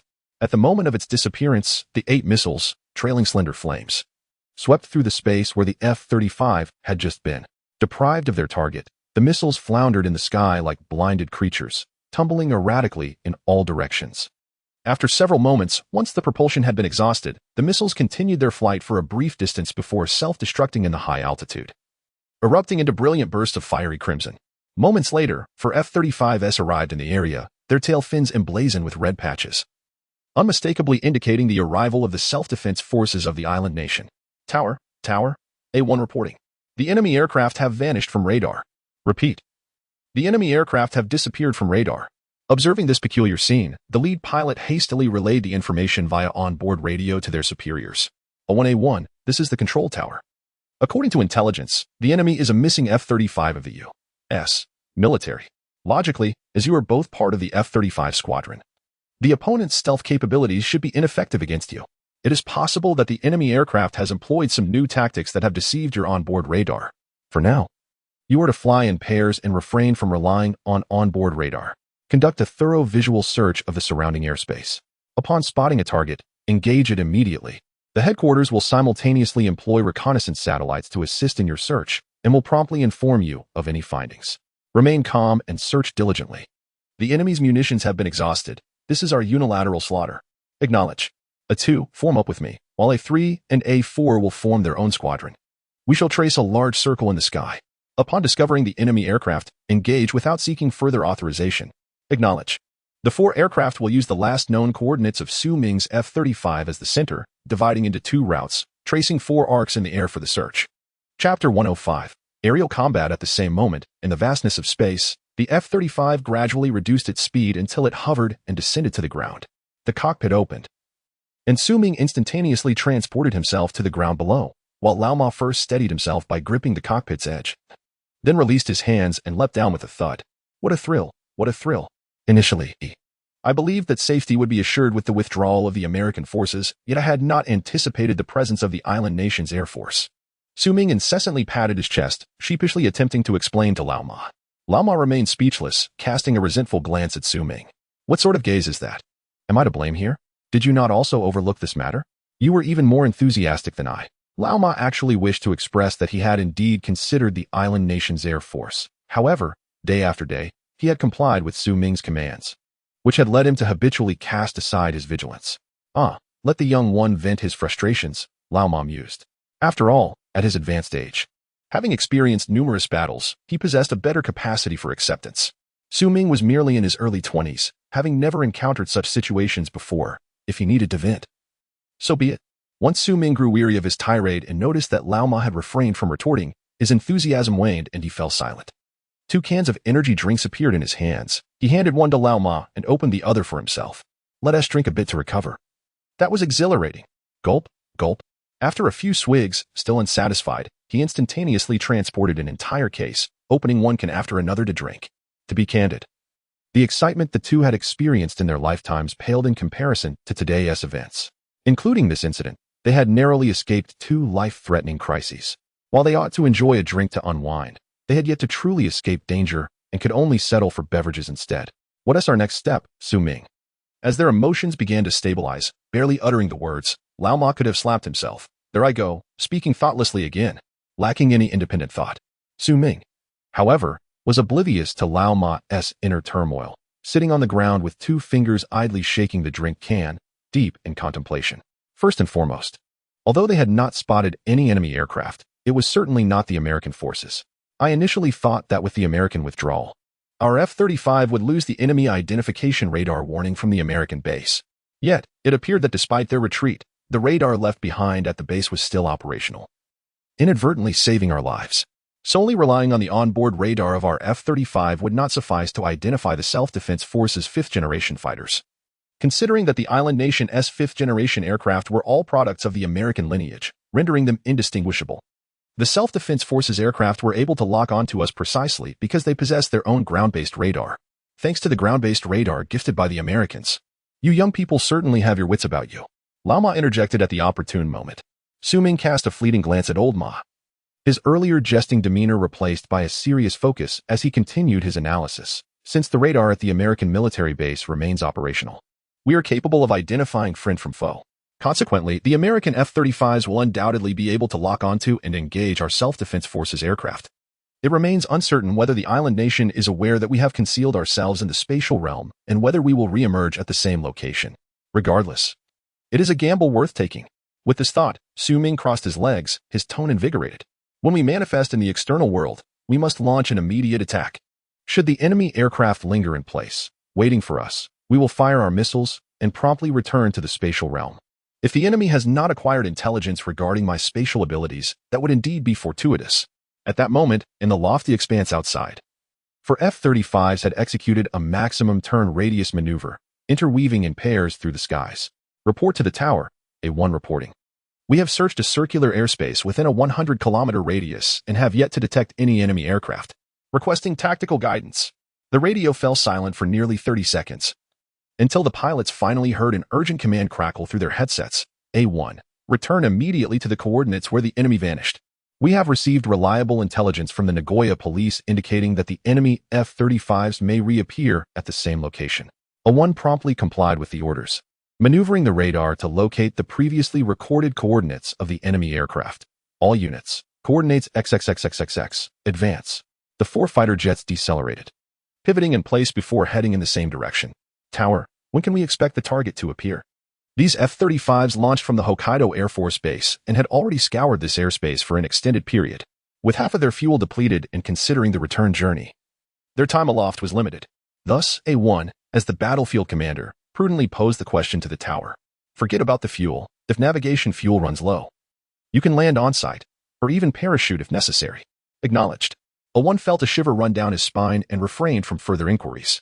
A2 to A4. Open the ordnance bays and prepare to fire at a moment's notice. Understood. The onboard radar of A1 indicated they were merely 10 kilometers from the designated coordinates. As the 4 F-35s sped forward, the fire control officer in the cockpit operated the fire control system, with the ordnance bays gradually opening and set to automatic attack mode. Warning. Warning. Missile lock detected. Immediate evasion. Immediate evasion. With less than 10 seconds to reach the target airspace, the warning radar in all 4 aircraft emitted a piercing shriek. What? Was it stated that the enemy aircraft were out of ammunition? Tower, what the hell? The pilots within the 4 fighter jets felt a chill of dread, their eyes scanning the sky yet finding no sign of the enemy aircraft. The fire control radar detected the sequential launch of 8 missiles, each aircraft faced with 2 air-to-air missiles hurtling toward them. Evasive maneuvers. Evasive maneuvers.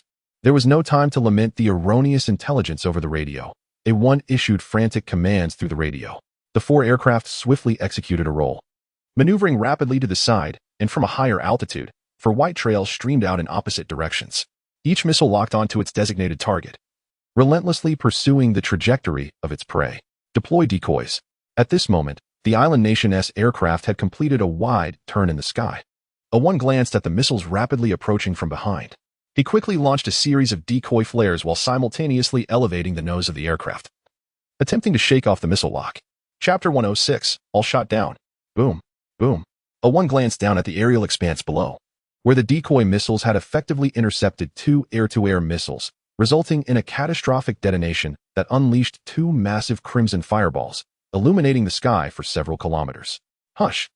A1, having narrowly escaped, finally exhaled a sigh of relief when suddenly, boom, boom, boom, boom, boom, boom.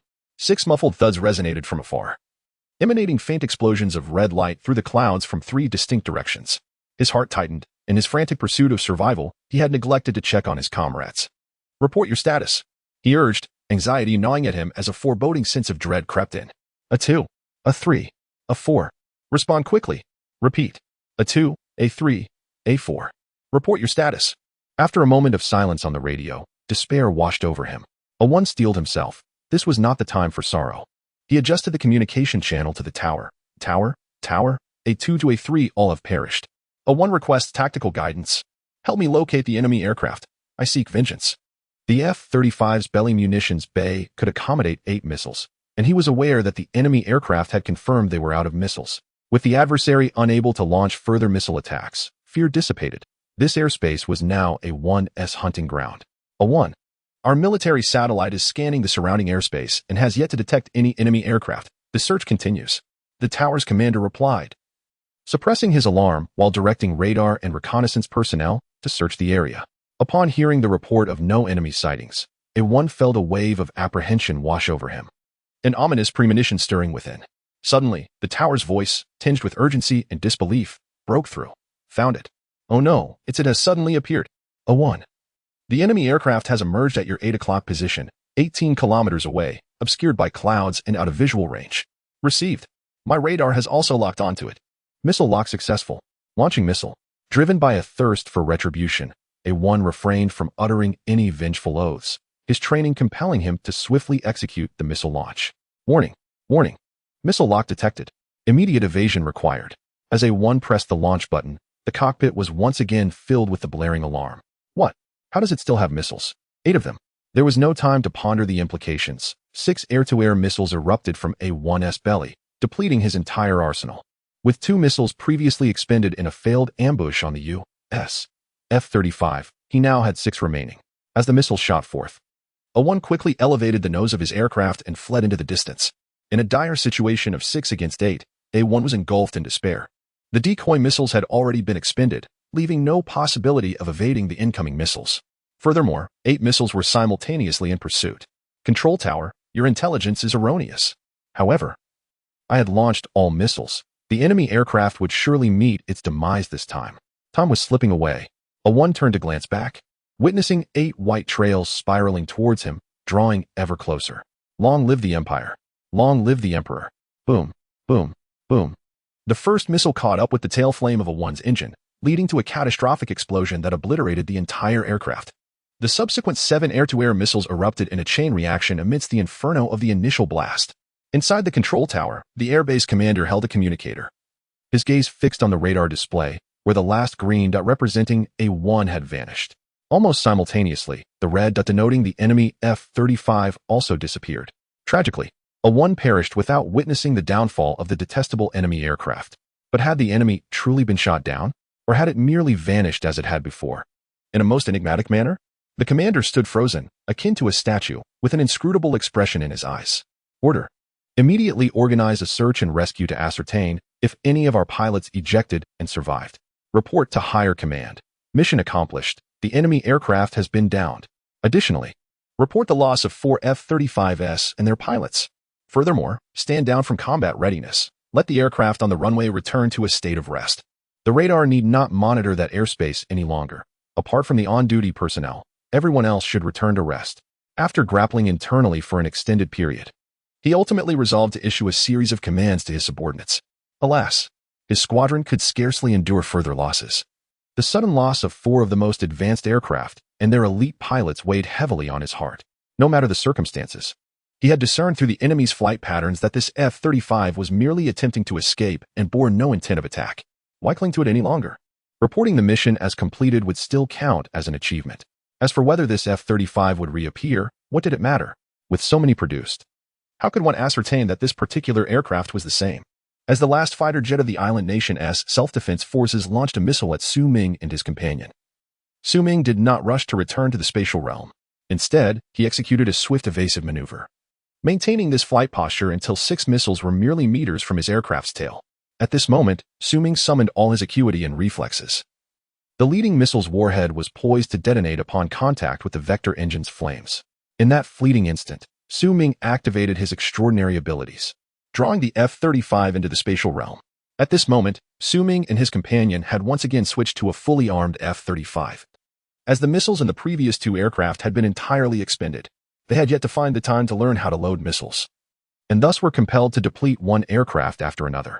Fortunately, the supply of F-35s was ample. However, such consumption could not be sustained indefinitely. They needed to devise a solution swiftly, for if they ventured out only to find themselves besieged once more. A thought struck him. Hadn't they also acquired an aircraft carrier in the space? Ming was aware that an aircraft carrier required the concerted efforts of many individuals to operate effectively, which is why he had not initially considered it. Moreover, the vastness of the space meant that since the carrier had been brought in, it had never appeared before his eyes, leading him to selectively disregard its existence. The aircraft carrier surely housed a greater number of fighter jets. As Ming contemplated Helen, who remained confined within the submarine, he pondered whether there were still any survivors aboard the carrier. If there were indeed a sufficient number of survivors, piloting the aircraft carrier might not be an impossibility. His heart surged with renewed fervor. Yet, the most pressing matter at hand was to escape this airspace. The affairs concerning the aircraft carrier could wait until later. Chapter 107. Escaping danger at an altitude of nearly 10,000 meters, the air shimmered with a sudden disturbance. Whoosh! An F-35 emerged abruptly, soaring forward at supersonic speed. Ming's gaze was fixed intently on the fire control radar, which displayed an expanse of green. After a while, when the radar still remained silent, Ming relaxed, leaning casually against the backrest of his seat. Phew! It seems that our daring performance paid off. The enemy must believe we have been shot down. Little do they know, as those missiles approached, my heart raced, and with your inaction, I thought your capabilities had faltered. Old Ma spoke with a veneer of ease. Yet inwardly, he nearly berated Ming for his apparent paralysis. It was only upon entering the space that I realized this was your ploy. Indeed. It had to be you, haha. Old Ma, with exaggerated flattery, raised his hand in a thumbs-up gesture towards Ming in the rear seat. Hey, you were just blaming me moments ago. What else with the sudden change? From now on, I shall simply call you Flattery Master, without being specifically targeted. The F-35's stealth capabilities reached their zenith. At this moment, the self-defense forces radar could not detect the aircraft. Let's lower the altitude. I need to check the map. Okay. Our current location. Goodness. Ascend quickly, ascend rapidly. We are alarmingly close to Tokyo again. The island nation is not vast. And after a bout of aerial maneuvers, it is not surprising that we find ourselves near Tokyo once more. Tokyo is the capital of this island nation. Although the F-35 possesses excellent stealth features, Ming was unwilling to take any risks. We must avoid being spotted by any astronomy enthusiasts, though the likelihood is minimal. Before the American forces withdrew, the airspace above Tokyo was exclusively theirs, a no-fly zone. The island nation possessed no authority to operate within that airspace. If any personnel from the island's military were to suddenly witness an aircraft flying overhead, would they not be subjected to another round of beatings? Ming had no desire to continue this game of cat and mouse. Securing supplies was paramount. Wait. What is that? Old Ma maneuvered the aircraft in response, immediately reducing speed as he awaited Ming's revelation, uncertain of what he had discovered. Old Ma, at 5 o'clock. There is a mountain, do you see it? At an altitude of 5,000 meters, visibility was excellent. Old Ma turned his head to the right and looked down. A massive white mountain loomed below, its center marked by a vast black mouth, resting upon the Kyoto plain, its overall shape circular. Not far from the mountain, a city glimmered with bright lights in the night. Mount Fuji, an active volcano located southwest of Tokyo, rises to an elevation of 775 meters, spanning Shizuoka and Yamanashi prefectures. Revered by the islanders as a sacred mountain, it is also regarded as a holy site due to its summit being a place of worship for a Samadaijin, second only to the Yasukuni shrine in the eyes of the islanders. Old Ma, let us fly over and find a spot to land at the mountain's base. We must remain concealed. Understood. But what scheme do you have in mind this time? Hiki, you will soon find out. 5 minutes later, the F-35 gracefully descended at the foot of Mount Fuji, a location meticulously chosen by Ming. This spot lies within a visual blind spot towards Shizuoka and Yamanashi prefectures, ensuring that no restless citizens would notice the aircraft's landing. As the F-35 was secured within the confines of space, Ming conjured a military green motorcycle, the M1030M1, specifically designed for the U.S. Marine Corps. This vehicle, powered by a robust 670 cubic centimeters diesel engine, was more than capable of swiftly transporting 2 occupants. Remarkably, it had been acquired at zero cost from the naval base, and he had not anticipated that it would prove useful so soon. Can you ride a motorcycle? He inquired, though he did not expect a response from Lao Ma. With nimble movements, he leapt onto the rear seat. Lao Ma, seeing this, merely rolled his eyes, thinking, why the rush? He swiftly took the driver's seat, turned the key, and with a growl, the M1030 roared to life. They circled around Mount Fuji, ascending in ever-tightening loops. Speed up. We must finish before dawn, Ming urged, glancing at his phone. It was 2 a.m., with nearly 4 hours until sunrise. Lao Ma, not needing further prompting, revved the rear wheel, propelling them forward, kicking up a cloud of dust. As they sped along, Ming activated his unique ability, and with each passing moment, the land on either side, including the grass, cherry blossom trees, vanished in an instant. With the increasing frequency of his powers, Ming realized that his area of effect had expanded significantly. When he had acquired his ability at Tokyo Port, he could absorb all objects within a spherical radius of 15 meters from himself. Now, as he assessed the situation, he noticed that the invisible barrier surrounding him had extended to a distance of 20 meters. This seemingly modest increase was substantial when considering the volume of a sphere. Everywhere they passed, flowers, trees, stones, and even the soil itself disappeared as if an ethereal dome with a diameter of 40 meters engulfed everything in its path. The astonished Lao Ma, now aware of Ming's extraordinary skill, felt a surge of exhilaration and pressed the accelerator further, increasing their speed. At this moment, it was as if they had plunged into a 20-meter deep enclosure, leaving no trace behind. Within this desolate realm, a long earthen wall abruptly emerged, adorned with untouched trees, flowers, and stones, all preserved in their original state.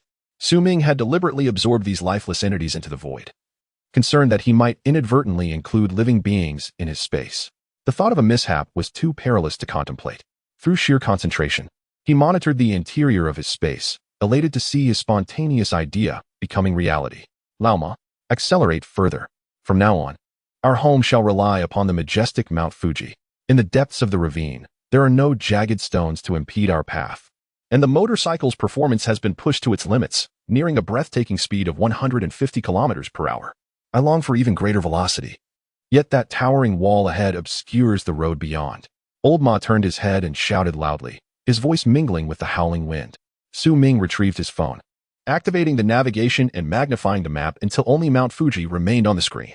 He patted Old Ma on the shoulder, holding the phone while gesturing in a circular motion. There's a navigation stand in front of the motorcycle. Simply place the phone there. Old Ma reached out to take it, not missing the chance to chide Su Ming. If only you had thought of this sooner. I wouldn't have had to mention it. Su Ming retorted. Why the hell couldn't you think of it yourself? Chapter 108. Shearing the wool of the Fuji mountain goat. The sound of the wind howling accompanied Lao Ma's sarcastic remarks, making it exceedingly difficult for Su Ming to hear. It was unbearably noisy. Suddenly, Su Ming had a revelation as he glanced at the isolation wall 20 meters away, his expression contemplative. Anything from the outside that came into contact with this wall was absorbed into the void. Thus, this barrier possessed a one-way attribute, allowing ingress but preventing egress. It was akin to having his body as the epicenter, surrounded entirely by this wall. If soil and debris could be absorbed into this space, was it not reminiscent of the absolute defense found in games? If enemies were firing upon him, the bullets would surely be drawn into the void, causing him no harm whatsoever. Henceforth, whenever danger approached, activating this absorption ability would ensure his safety. With a resounding slap, Su Ming struck his own face twice with his right hand, clad in tactical gloves. How could I have been so foolish? I was fleeing from the Japanese military. Had I known, I would have simply stood my ground. Whoever moved would be the fool. If you could hit me, then you win. Haha. I am invincible. Lao Ma. Fully immersed in driving, noticed the peculiar expressions on Su Ming's face through the motorcycle's rearview mirror. First, he appeared filled with regret. Then he slapped himself in determination. And now he was grinning and uttering nonsensical words. Could it be that the recent events had driven him mad? Realizing this, Lao Ma disregarded the course and swiftly turned to inquire with concern, Xiao Su, do you still recognize me? Who am I? Where are we? Hearing the urgency in Lao Ma's voice and catching a glimpse of his worry in his eyes, Su Ming could easily discern his thoughts. Focus on your driving. I'm perfectly fine. Su Ming playfully punched Lao Ma on the shoulder as a warning, then adopted a serious demeanor. He centered his mind, connecting with the alternate space. Soon, the cacophony of the wind around them faded into silence. Eh? Xiao Su, why has it suddenly become so quiet? Lao Ma, engrossed in driving, sensed something amiss in the excessive silence and turned to shout at Su Ming. Come on, can you keep it down? You're deafening me. Su Ming refrained from answering Lao Ma's question, choosing to keep the existence of this space to himself. Previously, he had only revealed it to Qiangzi and Lao Ma out of necessity when he needed assistance. Though it could be considered a life-saving artifact, that was for outsiders. The newfound application of this space was a method of self-preservation intended for those close to him. Thus, it was best to keep this secret locked away in his heart. At that moment, within a 2-meter radius around the motorcycle, an extraordinary stillness prevailed. The dual effects of the spatial barrier 20 meters away and the one surrounding the motorcycle minimized wind resistance to an unprecedented low. The motorcycle's speed surged dramatically, now nearing 200 kilometers per hour. From an aerial perspective, one would observe a long, dark streak rapidly spiraling from the base of Mount Fuji towards its summit. Wherever this path traverses, vegetation has vanished entirely, and even the pristine white snow has been completely eradicated. By the time the entire midsection of Mount Fuji has transformed into a blanket of black, it is already 4 o'clock in the morning, in just over an hour. The summer sun will rise. Time is of the essence. Old Ma glanced at his watch, refraining from vocalizing his thoughts. Since Su Ming had not disclosed how he achieved this, he too was reluctant to pry further. Everyone has their secrets. Have you not studied mathematics? The higher you ascend, the more acute the mountain becomes, resulting in a narrower route and smaller area. Put in more effort. Surprisingly, we are moving faster now. After saying this, Su Ming resumed his focus on his phone, searching the map. Previously, he had been fixated on various supplies and weapons, neglecting the fact that he could also sustain himself within his own space. It was imperative to furnish this substantial abode with at least some basic decor. When he had glimpsed Mount Fuji from the F-35, inspiration struck him. He decided to capitalize on Mount Fuji. The ecological environment of the island nation is renowned on Blue Star. Moreover, Mount Fuji is an active volcano, and the soil on its slopes is composed of volcanic ash that has accumulated from eruptions. This volcanic ash is rich in trace elements such as calcium, iron, zinc, selenium, potassium, and sodium, making it far more nutritionally valuable than typical soil. It is undoubtedly advantageous for cultivating vegetables and fruits, perhaps even surpassing the famed black soil of northeast Huagua in certain aspects. At this moment, within a space, the 20-meter-high soil lay circularly spread across the ground, forming a small mound, eagerly awaiting the planting of seedlings for fruits and vegetables. With such high-value soil, the essential resource of water could not be overlooked. Thus, Su Ming remained seated in the back, diligently searching for freshwater sources in the island nation. Eureka! A spark ignited in his mind. Lake Biwa. Located in Kyoto, the ancient capital of the island nation, is the largest freshwater lake in the country and the third largest in the world. It is not far from Mount Fuji. A brief flight of just over 10 minutes would suffice. With thoughts of hastily completing his tasks and returning home, Ming grew increasingly anxious. Old Ma, step on it. I'm waiting. It's urgent. Old Ma replied, I've got the throttle fully twisted. May I express a sentiment that may or may not be appropriate? Observing that the motorcycle had only just passed the mid-mountain point, Ming recognized the futility of urgency in this matter. He could only exercise patience, quietly seated in the back, while continuing to harness his abilities, all the while committing the name of Lake Biwa firmly to memory. Finally, as dawn approached at nearly 5 o'clock, the motorcycle reached the summit of Mount Fuji. Standing at the crater, Ming gazed down the mountainside. The once snow-covered peak, resembling a fairyland, had entirely transformed into a dark visage. From above, one would notice that the mountain silhouette had slimmed down, akin to having undergone a weight loss procedure. Where shall we go next? There is roughly half an hour until dawn. Old Ma dismounted from the motorcycle, feeling as though the prolonged vibrations of the engine had nearly shattered his thigh muscles, rendering them weak and powerless. No rush. He took a leisurely moment. Ming extracted 2 cigarettes from the pack and lit one for Old Ma before igniting his own. Inhaling deeply, as the tendrils of smoke escaped their lips, the tautness in their nerves began to dissipate. Old Ma, you know how to use this, right? Ming gestured towards several boxes of C4 explosives that had inexplicably appeared in the muddy ground. Coughing, Old Ma was taken aback by the terrifying implications of Ming's words, the nicotine in his lungs becoming disordered as he incredulously pointed at Ming and asked, What on earth are you planning? Chapter 109, The Dormant Eruption of Mount Fuji Shaosu, You Cannot Be Serious. Lao Ma gestured towards the opposite crater, leaving Ming utterly speechless. Yes, precisely what you were thinking, Ming candidly affirmed, confirming the unfinished thought of Lao Ma. The apocalypse is set to commence in less than 10 days, and we are running out of time. Our recent actions have been shrouded in secrecy. And let us not even discuss the inefficiency of our efforts. The relentless pursuit by the Japanese police and self-defense forces has left us in a dire predicament, making it impossible to act freely. I intend to test whether this crater will erupt. If successful, it would at least divert some attention from the Japanese authorities. If they could dispatch troops for disaster relief, that would be even more advantageous, even if we cannot restrain the military. Merely drawing the majority of the populace's focus here would be a significant gain. The efficiency of our subsequent actions would drastically increase, allowing us to seize further opportunities before retreating. However, there is one aspect Ming did not mention: how a sacred mountain could transform into a darkened silhouette overnight, appearing noticeably diminished. Such an anomalous occurrence would undoubtedly trigger an investigation, potentially attracting reconnaissance satellites to review 24-hour footage around Mount Fuji. In that scenario, we would expose ourselves once more and face relentless pursuit. Thus, before dawn breaks, we must execute a detonation at the crater.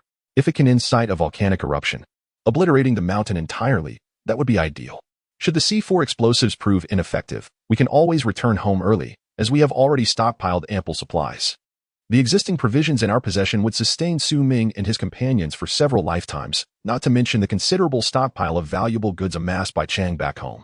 All right, I will follow your lead. Lao Ma resolved, dismissing any further thoughts as he began to unpack the boxes filled with C4 explosives. Having come this far with Ming, he was not one to shy away from igniting a fire. Set it on a timer and detonate after we have left. But ensure it is done before dawn, Ming reminded.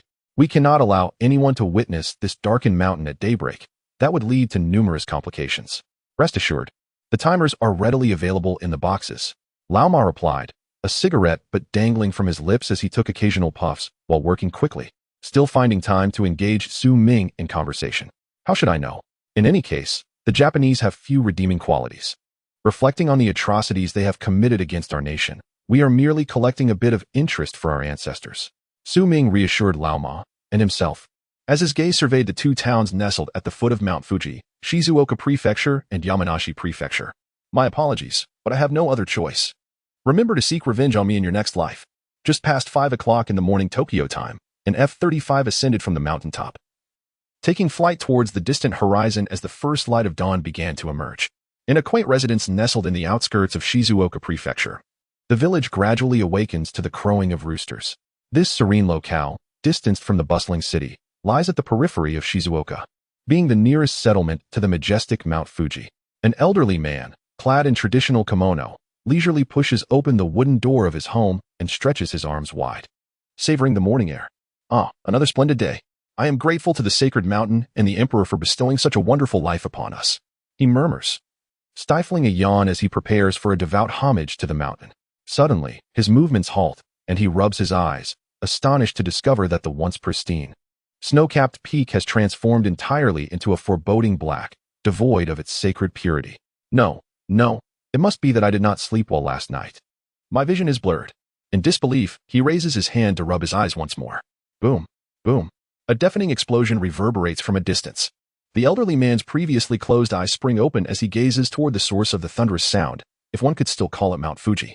His presbyopia has its advantages, allowing him to see the distant scene with remarkable clarity. At that moment, a plume of black smoke billows from the summit, growing denser, and he perceives a double vision of the sacred mountain, trembling at the surface of his eyes.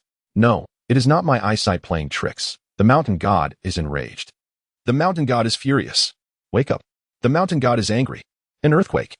Michiko, hurry, do not sleep any longer. Flee outside. Realizing the urgency, the elder shouts at his still sleeping wife. As the ground beneath him quakes violently, the entire village, along with the broader expanse of Tokyo, feels the tremors. The once tranquil city is abruptly awakened. Japan, being situated in a seismically active zone, is well versed in earthquake preparedness. Residents in rural areas or low-rise buildings rush outside without even donning their coats, fearing being buried under collapsing structures. Meanwhile, those in high-rise buildings quickly seek refuge beneath sturdy furniture or huddle in corners. Boom. The sensation is most palpable in the village at the foot of Mount Fuji, where villagers dash outdoors at the first sign of danger. Before they can fully comprehend the chaos, a series of loud explosions echo in their ears, prompting them to search for the source of the noise. Suddenly, from the peak of Mount Fuji, a torrent of red liquid erupts, spewing vast quantities of lava hundreds of meters into the air before cascading back down, coating the mountaintop in an orange hue. The molten lava continues to surge forth from the volcanic crater, cascading down the mountainside in a dramatic display. The volcano has erupted. Run for your lives. May Amaterasu bless us. Oh, mountain god, quell your fury. As the lava flows relentlessly, the entire mountain is transformed into a vivid red within mere minutes. The molten lava emits an immense amount of thermal radiation, its effects felt even in Shizuoka and Yamanashi prefectures, located several dozen kilometers away, where the air temperature has intensified to a searing degree. Most alarmingly, alongside the eruption of lava, a billowing cloud of black smoke ascends from the volcanic crater. The summer sun rises early, casting a bright light, yet in the villages near Mount Fuji, the pale blue sky has been obscured by volcanic ash, which continues to expand its reach, shrouding nearby towns. Gradually, large quantities of volcanic ash descend from the high skies, transforming the once ethereal region surrounding Mount Fuji into a forsaken land reminiscent of hell, abandoned by the gods. A profound sense of despair pervades the atmosphere. Chapter 110. By the shores of Lake Biwa in the outskirts of Kyoto, on the verdant grasslands beside Lake Biwa, two sunshades were unfurled, providing shelter for Su Ming and Old Ma, who reclined comfortably in their respective lounge chairs. Between them stood a low table adorned with a traditional tea set, where crimson tea bubbled enticingly in a transparent vessel, releasing a subtle fragrance into the air. Time was of the essence as volcanic ash was approaching. Su Ming propped himself up slightly, peering beyond the confines of the sunshade to gaze at the blazing sky. This volcanic ash was not akin to an aircraft, and thus would not arrive swiftly. They would simply have to wait. Beside him, Old Ma also sat upright and poured tea into their cups from a teapot, filling them to the brim. Ah, how delightful and comfortable it would be to lounge like this until the end of time. After departing from the summit of Mount Fuji aboard the F-35, they had little time to marvel at the grand fireworks of the mountain. Under the cover of night, they swiftly arrived in the vicinity of Kyoto within mere minutes. Upon locating Lake Biwa, they descended the F-35 into a wooded area nearby, undetected by any early risers. As dawn had yet to break, as the sun rose high in the sky, the tranquil Lake Biwa buzzed with the arrival of visitors from around the globe. Various yachts glided across the expansive surface of the lake, ferrying tourists who eagerly captured the picturesque scenery with their smartphones. The broad grasslands along the shore were abuzz with activity, predominantly filled with local tourists. Countless tents and sunshades sprouted, while some undeterred by the heat laid picnic blankets directly on the grass, enjoying delectable meals with their families. Children frolicked on the lawn, their joyous laughter ringing through the air, interspersed with the occasional admonition from parents urging caution lest they fall. What a scene of jubilant harmony. Unbeknownst to them, the two most notorious terrorists in the nation were mingling among them, relishing this leisurely interlude. As time wore on, patience waned for Su Ming and Old Ma. Consequently, Both retrieved their phones and began to scroll through their screens. Su Ming recalled that their supplies were lacking, particularly in medical provisions. He opened his WeChat interface, locating Xiangzi's contact, and swiftly typed, "How is the stockpile of supplies coming along? If funds permit, please procure additional medical supplies, especially for wounds and colds. Also, acquire more saplings of various trees, as well as seeds for different vegetables, and fertilizer, if there is space in the warehouse." As he typed, he pondered whether he had overlooked anything. Furthermore, please consider acquiring more small animals, preferably live ones, kittens, puppies, chickens, ducks, fish, etc. The more, the better. In the future, procuring fresh fruits, vegetables, or meat will be nearly impossible, so these agricultural seedlings are indispensable. With such ample space, it would be a shame not to utilize it effectively. The cultivation of trees and vegetables posed a slight challenge, as plants rely on photosynthesis. Su Ming promptly searched online and was relieved to discover that standard fluorescent and incandescent lights could indeed facilitate this process. He then added, "Buy some more incandescent and fluorescent lights, the ordinary kind will suffice." After pondering for a moment, he realized he could not think of anything else that was lacking, and thus exited the chat with Chong. "Mr. Su, the safe house has been completed. As for the final payment, Brother Chong has settled it. Is it you who will inspect it, or shall Brother Chong handle that?" This was the latest chat record that Jin Jie sent to Su Ming, timestamped yesterday afternoon. Su Ming had been preoccupied and had not had the opportunity to reply until now. "It's all right. Chong is my full representative. If he says there are no issues, then there are none." As soon as the message was sent, Jin Jie's reply came swiftly. She had likely been awaiting Su Ming's response for days. "All right. Congratulations to Boss Su on the completion of the safe house. Brother Chong mentioned that you are currently abroad and it would be inconvenient to disturb you, so he signed the receipt yesterday." Accompanying this message was an image. In the background stood Chong's stronghold, a pure black safe house towering in the middle of the site, which could aptly be described as a fortress. The all-metal exterior gleamed with a stark, cold luster, with only the large bulletproof glass on the balcony reflecting sunlight. Each floor had a heavy weapon firing port, all currently closed, resembling a colossal beast, poised to devour intruders. Su Ming expressed his satisfaction by sending a large thumbs-up emoji in the chat box. "Mr. Su, when will you return to the country? This time, the commission is quite substantial, and you even gifted me a car. I'll treat you to a meal." Su Ming was uncertain whether Jin Jie genuinely wished for a meal or harbored ulterior motives. "I still have some time before returning home. Jin Jie, you've worked hard during this period. Why not request some leave from your supervisor and spend time with your family?" A fleeting thought crossed Su Ming's mind. However, given the impending apocalypse, he found little leisure for such matters. Perhaps these conversations could wait until after the world changed. Thus, he resolved to focus on doing good deeds, leaving the decision of returning home to Jin Jie. Exiting the chat, he continued to browse. Apart from amicable and procedural greetings from colleagues, the only messages remaining were from the insistent Tian Suite. It seemed she was undeterred, sending messages that bordered on intolerable. "Kisses. Good morning. Kisses, darling. Good night. When are you returning? I just bought a new set of lingerie. Do you like it?" Gazing at her selfie-clad and provocative lingerie, where the inappropriate was displayed and the appropriate was concealed, he scrolled down for nearly a minute without reaching the end. Losing interest, he sent Tian Suite a selfie of his own, capturing the picturesque Biwa Lake behind him, complete with a location tag. Ding! A new message notification appeared. "Chong, the original warehouse is completely full.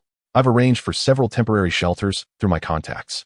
A photo followed, depicting a vast expanse of blue metal shelters behind the building, where several workers were unloading goods from a large truck. The strong character continues to type, providing updates. "Rest assured, a plethora of pharmaceuticals has already been prepared. However, I had not anticipated the need for seeds, trees, and poultry. I shall attend to that immediately." When do you plan to return? Moreover, has all the recent turmoil in the island nation been orchestrated by you? I heard that the Prime Minister of the island has resigned in disgrace. Su Ming has not been keeping track, day in and day out. He has been engrossed in zero-cost shopping or merely lingering in his space, devoid of any reliable news sources. Furthermore, the public sentiment at home is fervent. It turns out that the wildfires in your province were instigated by the island nation. You cannot fathom the reaction after your videos circulated domestically. Streets and alleys were filled with pedestrians, fervently hoping for the nation to retaliate. Subsequently, after you set fire to the Yasukuni shrine, many individuals honored you with memorial plaques. This incident has gone viral online. Impressive indeed. Su Ming, basking in Xiangzi's flattery, suddenly wore a frown. He is not deceased, yet they are erecting memorials for him? Nonetheless, it seems that the authorities have remained silent on these matters. uncertainty prevails about the true nature of events. Lao Ma briefly updated Su Ming on the significant occurrences in the country. We shall return in a few days. You must seize the moment and procure everything you can stockpile. Do not hesitate on expenditures. As he concluded, he reiterated his advice to Lao Ma, adding a final note to pay close attention to today's news. Chapter 111. Stealing water, what news is it? You'll know once you see it for yourself. Let us not dwell on it. We have work to do. Hey, could you please clarify? Don't keep me in suspense. Are we still brothers? Ignoring Xiangzi's persistent inquiries on WeChat, Su Ming offered a brief reply before tucking away his phone. At the shores of Lake Biwa, some tourists began to sense that something was amiss. Hey, do you see that in the sky? What is it? Where? It should be perhaps dark clouds? These early risers on vacation remained oblivious to the eruption of Mount Fuji, as the massive, ominous black mass on the horizon drew nearer to Kyoto. All those nearby gradually halted, gazing upward. That is volcanic ash. It's volcanic ash. Some individuals with knowledge began to shout, and the news spread rapidly through the crowd. Good heavens! Which volcano has erupted? Fool, which other volcano exists in our island nation? And it's in the direction of Tokyo. Mount Fuji. Panic swept over the locals, who hurriedly gathered their belongings and drove away, rushing home. Their national mountain was erupting. Meanwhile, carefree tourists found it quite a spectacle. Especially the numerous visitors from Huagua, who mused aloud about never having heard of a volcano in their homeland, let alone witnessing a once-in-a-century eruption. My dear, this volcanic eruption symbolizes our love, doesn't it? So tumultuous. Wow, is this what a volcanic eruption looks like? How rare, how rare. Friends, look. The enemy's backyard is on fire. What a sight to behold. Before the streamer could finish, a companion swiftly covered his mouth, silencing him. If you want to get yourself killed, don't drag me into it. There are enemies everywhere. Who knows who understands Huayu? As the volcanic ash approached, dense gray particles began to fall from the darkening clouds in the distance, resembling a black storm sweeping in. The originally clear skies over Lake Biwa were now obscured, with torrents of gray dust cascading down. The bustling crowd that had once thrived had vanished, as no one wished to be coated in ash.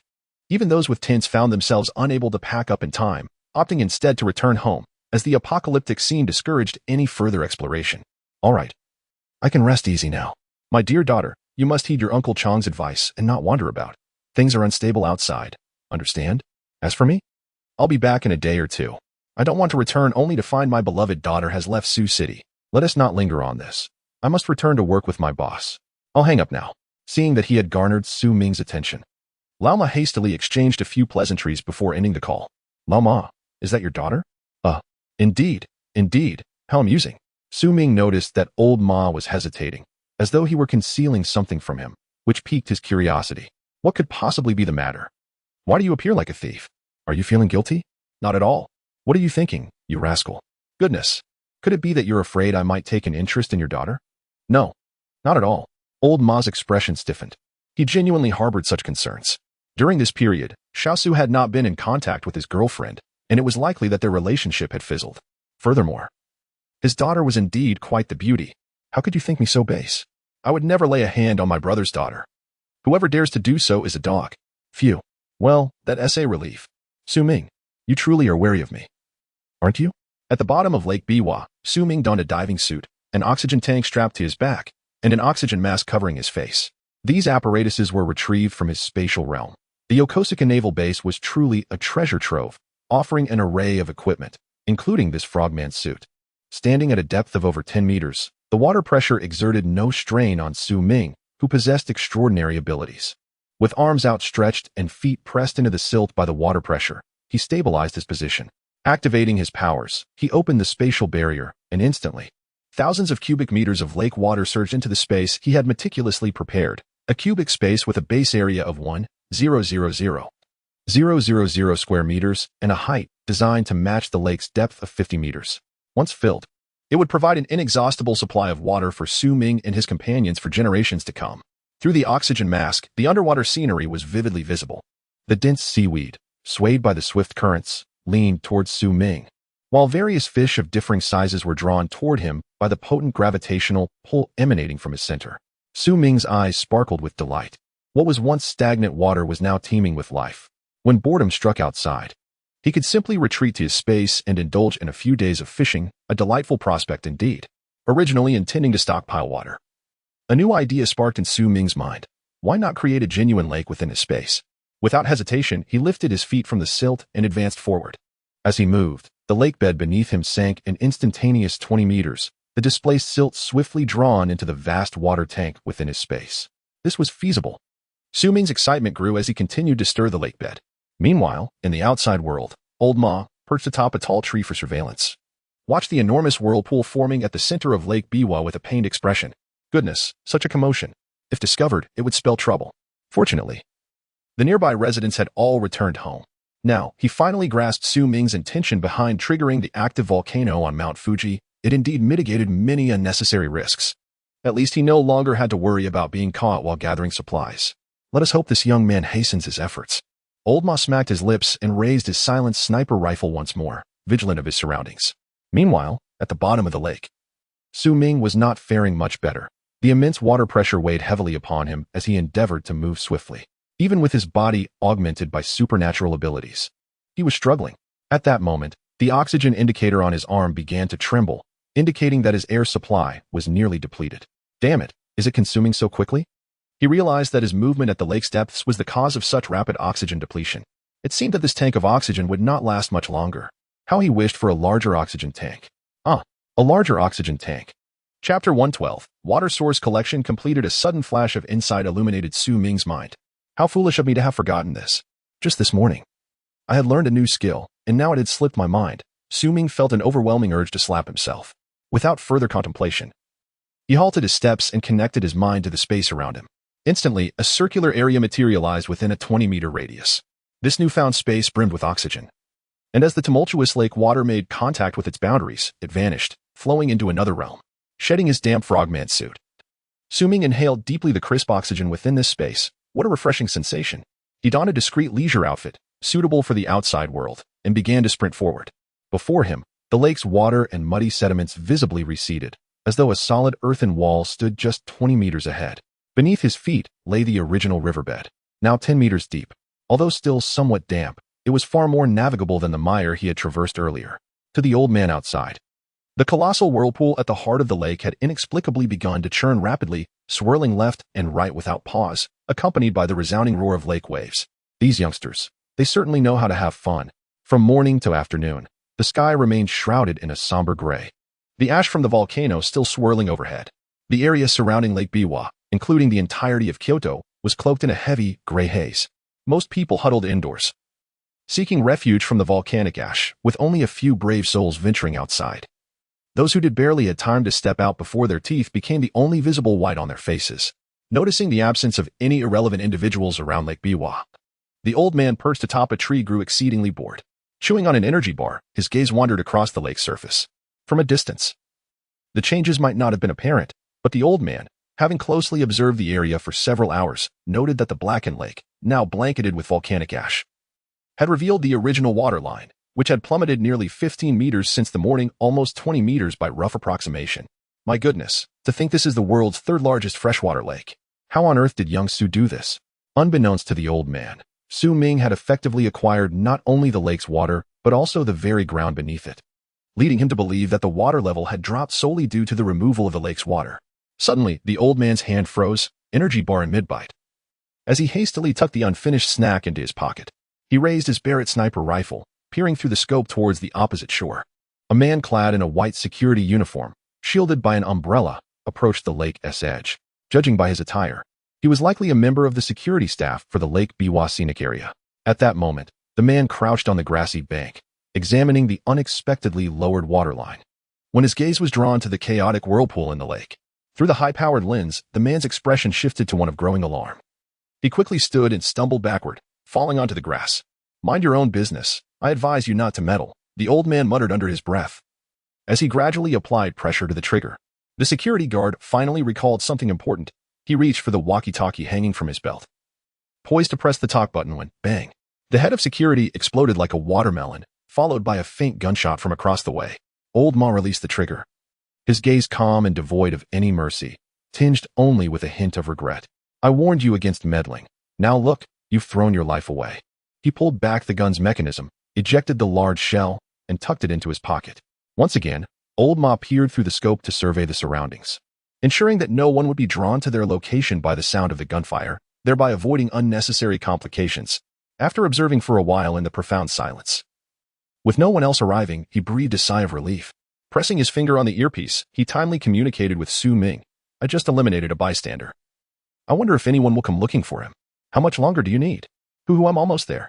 After hours of relentless running, Su Ming had combed through the entire lake bed. Now, he paused at the bottom, disregarding the muck, and plopped down into the mud, pulling out a can of Red Bull to replenish his energy. Gulp, gulp, gulp. He had intended to eat something, but relying solely on energy drinks was hardly satisfying, and he felt the urge to relieve himself more frequently. Nevertheless, considering the urgency of time, he opted for simplicity and speed. He had only filled 2/3 so far. If he could extract more, he would wait a little longer. Keep a watchful eye. If they're a threat, just shoot. They're the enemy, let them perish. Understood. Nearly 2 hours passed, and within the vast reservoir of water, the water level was about to reach its peak. An entire ecosystem had formed within, with countless unnamed fish frolicking in the depths, while the bottom was piled high with silt, and pale green aquatic plants swayed gently with the currents. Occasionally, fish darted about, capturing tiny microorganisms for sustenance. Almost there, Su Ming wrapped himself in the immense air bubble and casually chose a nearby direction to swim towards the shore. Upon reaching the bottom of the shore, he faced a dilemma. Without the buoyancy of the lake water, it was impossible to ascend within the air bubble. Thus, he donned his diving suit once more, dispelled the air bubble, and glided with a few strokes, allowing buoyancy to guide him toward the lake's surface. With a splash, the tranquil lake was restored as Su Ming's head broke the surface, sending ripples across the water. He turned and scanned the surroundings.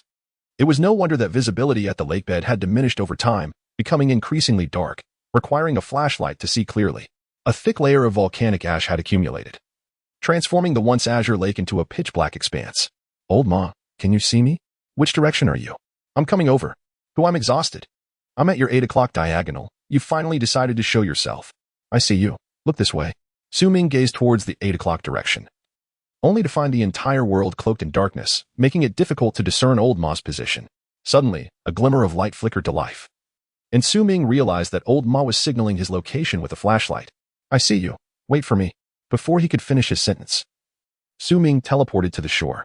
Teleportation is indispensable. The water level has plummeted by over 10 meters, making it impossible to leap high in the water. At your 3 o'clock position, 200 meters away, there lies a corpse. I will remain vigilant, Old Ma cautioned through the earpiece. Understood. I will attend to it. Su Ming cast his gaze to the left, greeted only by a shroud of volcanic ash, with a faint glimpse of white clothing discernible. He executed a series of teleportations to reach the location, deftly retrieving the nearly buried body from the ash into his spatial pocket. Without pausing, he teleported onward to the position where Old Ma awaited on the opposite shore. At this moment, the clock struck 6 in the evening Tokyo time. The already dim sky, coupled with the blanket of volcanic ash, rendered the world even darker. Chapter 113. The journey home in the evening hours, precisely 7 o'clock. Su Ming and his companion sat on the ground, each beside a small hot pot.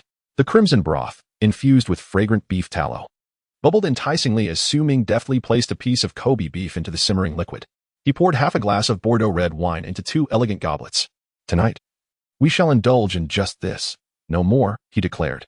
Old Ma, glancing at the half-filled goblet before him, struggled to comprehend the foreign custom of not filling the glass to the brim. He smacked his lips. This stuff lacks potency. Can I not have a bit of white wine instead? I know you possess a robust tolerance, Su Ming replied, but this wine is not merely for quenching thirst. It is meant to help us unwind before we embark on our journey home tonight. Though still in the island nation and not entirely free from peril, they understood the necessity of vigilance. The pleasures of relaxation would have to await their return to familiar grounds. What mode of transportation shall we utilize? Have we finalized our route? Old Ma, resigned, found it difficult to oppose Su Ming's plans. Upon hearing of the imminent return to their homeland, his spirits lifted. He took a sip of the red wine, nearly grimacing at its acidity, reflecting that this was truly not a drink for the faint-hearted. Watching Su Ming swirl the wine in his goblet, inhaling its bouquet before allowing it to dance upon his palate, he took a moment before savoring the sip, his eyes narrowing in contentment. Such pretense, must one always flaunt sophistication? Old Ma silently mused, though he dared not voice his thoughts. Kyoto lies to the east of this island. I propose we drive tonight, reaching the western coastline of the island by dawn. This way, we will be separated from the eastern part of Huagua by merely the East China Sea. We could then travel by submarine, estimating we shall arrive in a day.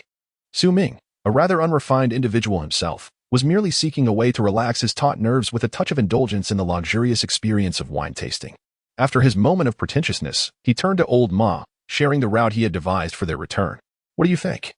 "I do not wish for what you think. I seek your opinion," Su Ming responded with a puzzled expression. Prior to entering the space, he had gleaned some insights into the recent developments in the island nation through the internet. In an effort to capture the two suspected terrorists, namely, himself and his companion, the island's exit points had been temporarily sealed, permitting entry but forbidding egress, compounding their predicament. The recent eruption of Mount Fuji had cloaked the skies in volcanic ash, rendering air travel virtually impossible. The method of hitching a ride on a friendly aircraft was no longer viable. Thus, their only options were the F-35 or a submarine for their return. The F-35, however, presented a considerable target, particularly when attempting to traverse the contentious Yellow Sea, where an array of satellites would likely monitor their every move. The thought of being pursued by domestic anti-aircraft missiles was rather amusing, albeit perilous. Hence, the most prudent course of action remained navigating the depths of the Yellow Sea via submarine. "Quickly now, old Ma, eat your fill and take a moment to rest. We still have miles to cover tonight." With resolve, Su Ming drained his goblet of red wine and plucked a generous slice of marbled beef from the pot, savoring its aroma. "Ah, truly delightful." Old Ma chuckled. "Well, there goes your air of sophistication." At midnight, in a secluded forest near the outskirts of Kyoto, an all-terrain Polaris vehicle unexpectedly appeared, swiftly heading westward. After nearly 5 hours of slumber in the void, the two individuals were now utterly fatigued yet invigorated. Su Ming continued to serve as the navigator. In their haste, they opted not to follow the route suggested by the navigation system. Instead, they charted a direct path towards Kyushu. The Polaris vehicle, indifferent to terrain, effortlessly traversed hills and valleys without a care. Kyushu is the city closest to Huagua's Haidu, with a straight-line distance of less than 800 kilometers. Should they encounter towns along the way, a slight detour would pose no significant issue. In an effort to remain concealed, the headlights of the Polaris remained off, and both individuals donned low-light night vision goggles, ensuring unobstructed vision. They encountered rivers along their journey. However, these were not particularly wide. Su Ming temporarily stored the Polaris and Lao Ma in the void, using a few teleportations to easily traverse the river. Given that the territory of the island nation is relatively small, only slightly larger than Su province, and considering their westward direction, they crossed into Kyushu shortly after 3 o'clock, taking another 10 minutes to navigate around the city center. By 3:30, Su Ming and his companion had arrived at the coastline of Kyushu. Here, the shore lacked sandy beaches, comprising entirely of stones and low cliffs, with crashing waves periodically splashing against the rocks, creating foamy white crests. The cool night breeze tousled Su Ming's hair, providing a refreshing sensation. Turning back to gaze at the land of the island nation, Su Ming waved one hand and jestingly exclaimed, "Thank you, esteemed leaders, for the provisions. Sayonara." Once again, he stored Lao Ma in the void and waved his hand, causing a SWCC Special Operations boat to materialize in the water. With a teleportation, he found himself aboard the assault boat. Having never piloted a vessel before, Su Ming suddenly faced a dilemma, realizing he lacked the skills to operate a boat. He had no choice but to release Lao Ma again. "Haven't you ever sailed before? We are frontline troops. Surely, we can manage this." Lao Ma grumbled while swiftly moving to the rear of the boat to start the engine. Grasping the helm with both hands, the assault boat emitted a deep, throaty roar as it surged into the dark sea beyond. Being in the nearshore area, the coastline was relatively shallow. A Seawolf-class submarine would be unable to operate effectively here, even risking becoming stranded. The assault boat continued out to sea for a distance. Once Su Ming deemed it sufficient, he released the nuclear submarine from the void. With a thunderous boom, the sudden emergence of the submarine disrupted the previously tranquil surface of the water, sending towering white waves cascading around the hull. Su Ming grasped Lao Ma's arm and teleported to the submarine's top, then turned to store the assault boat back in the void. Upon reappearing, they found themselves inside the submarine. "Helen? Helen?" He called out twice down the corridor but received no response. Su Ming exchanged a glance with Lao Ma, both reflecting a flicker of urgency in their eyes. Weapons and equipment materialized instantaneously. After the old horse donned his bulletproof vest and helmet, he grasped an AK-47 in his hand. The two of them instinctively dispersed, ready to locate the captive, alive if possible, or dead if necessary. Su Ming was the first to teleport to the entrance of the captain's lounge, which was the most probable location. The heavy alloy door was firmly shut, but this posed no challenge for Su Ming, who teleported inside the lounge with ease. Chapter 114. This steed will be captured soon. Ah. The magnificent mare was languidly reclined on the bed, her hands lifting a book above her face. Suddenly, she perceived a fleeting shadow at the corner of her eye. Immersed in her reading, she casually glanced aside and let out a piercing scream. Startled, she sat up abruptly, hastily grabbing a military blanket to shield her modesty. Sue, when did you come in? Her golden locks, once tied in a ponytail, cascaded down like a waterfall, slightly tousled, while her fair complexion was touched with a hint of rosy hue. As she spoke, her gaze flickered, avoiding contact with Su Ming. She tightened her grip on the blanket, revealing only her delicate feet, 10 toes gripping the bed tightly. Su Ming found it hard to fathom that this striking Western mare could exude a distinctly Eastern allure of shyness and grace. Oh. I called out to you from outside, but you didn't respond, so, for the safety of my captive, I had to search for you. It's good that you're fine, really fine, haha. Su Ming's eyes remained fixed on the mare, his attention unwavering since entering the room. He responded absent-mindedly to her query, his mind elsewhere. As he watched her lips move in conversation, Helen, only then realizing her surroundings, removed her headphones from her ears. As one hand lifted to take off the headphones, the blanket that had been draped around her neck slipped away. Su Ming's heart raced intensely. Su, could you please? Faced with Su Ming's predatory gaze, the mare, as a captive, hesitated to assert herself and chose instead to let him interpret the situation. Oh, please put on some clothes. I'll wait for you outside. After casting one last piercing glance, Su Ming reluctantly turned and exited the lounge. Old man, stop searching. I found her. Where? That little vixen hasn't caused any trouble, has she? I knew it. Women are always the most troublesome. Accompanied by heavy footsteps, the old man rushed from the torpedo room at the stern. Hey, why are you bleeding from your nose? Did that woman attack you? I swear I'll make her pay for this. I gave her a chance at life, and she didn't appreciate it. Before reaching Su Ming, the old man noticed the crimson liquid trickling from Su Ming's nostrils. Su Ming replied, It's all right. She is quite well behaved, just getting dressed. Getting dressed is quite an accomplishment. Before he could finish his thought, the old man connected the dots with Su Ming's nosebleed, a lewd grin forming on his face. Whoa. You couldn't hold yourself back for even a moment? Come on, tell me, what was it like? Wait, how come you're done so quickly? Su Ming nearly wished to crush the old man's gleaming yellow teeth. He was unsure how swiftly the American soldiers undressed. But he knew that getting dressed was certainly a rapid affair. In less than 30 seconds, he beheld the mare now clad in her military uniform, standing at attention before him. It was hard for Su Ming to imagine how that camouflage could possibly conceal her devilish physique. As we prepare to dive, our objective lies directly to the west. Old Ma is at the helm, while you are tasked with radar and sonar operations. Understood. When it comes to matters concerning submarines, Ocean Horse transitions from a state of shyness into one of professionalism, respectfully saluting Su Ming before proceeding directly to his station. Should we activate communications? Such an action might attract detection from the White House. Ocean Horse has contemplated discreetly opening communications to seek assistance, yet this is a nuclear submarine. Given the nature of the U.S. military, if rescue is not feasible, they would likely opt for destruction. One can only imagine that the moment a distress signal is dispatched, a missile could obliterate her along with the vessel, plunging into the depths of the sea. Hence, he dismisses this notion and begins to consider the issue from Su Ming's perspective. Su Ming's heart races with trepidation. To be frank, he had not considered this aspect. Nearly flirting with the edge of peril once again. There is no need to open communications. However, will activating the radar lead to detection? It will not, as the radar and communication systems are independent. The detection range of this Seawolf-class submarine is merely a few dozen kilometers. Unless an enemy is within that range, there is little chance of being traced. Ocean Horse's expertise is undoubtedly commendable. Very well, we shall proceed with radar activation alone. At this moment, under Old Ma's command, the bow of the Seawolf has submerged, the entire hull tilting. Su Ming clings firmly to the overhead handle. As they descend, the depths are recorded. 50 meters, 100 meters, 150 meters, 200 meters, 300 meters. This will suffice. Su Ming is disinterested in the maximum diving depth of the Seawolf. His immediate concern is to expedite their return to Huagua, for prolonged stays in the deep sea offer him little sense of security. The propeller engages, and they advance at a speed of 20 knots, with the non-specialist Old Ma continuously relaying data from the control panel. Helen, what is the maximum speed of the Seawolf? He nearly voices his thoughts aloud, hastily correcting himself. Reporting, sir, our typical cruising speed is 20 knots.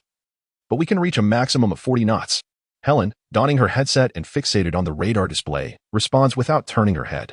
Old Ma, accelerate to 40 knots. We are almost home. The longing for home is palpable, even as the prospect of freezing temperatures approaches. With a heart full of joy, Su Ming issues the command to Old Ma in Huagua dialect.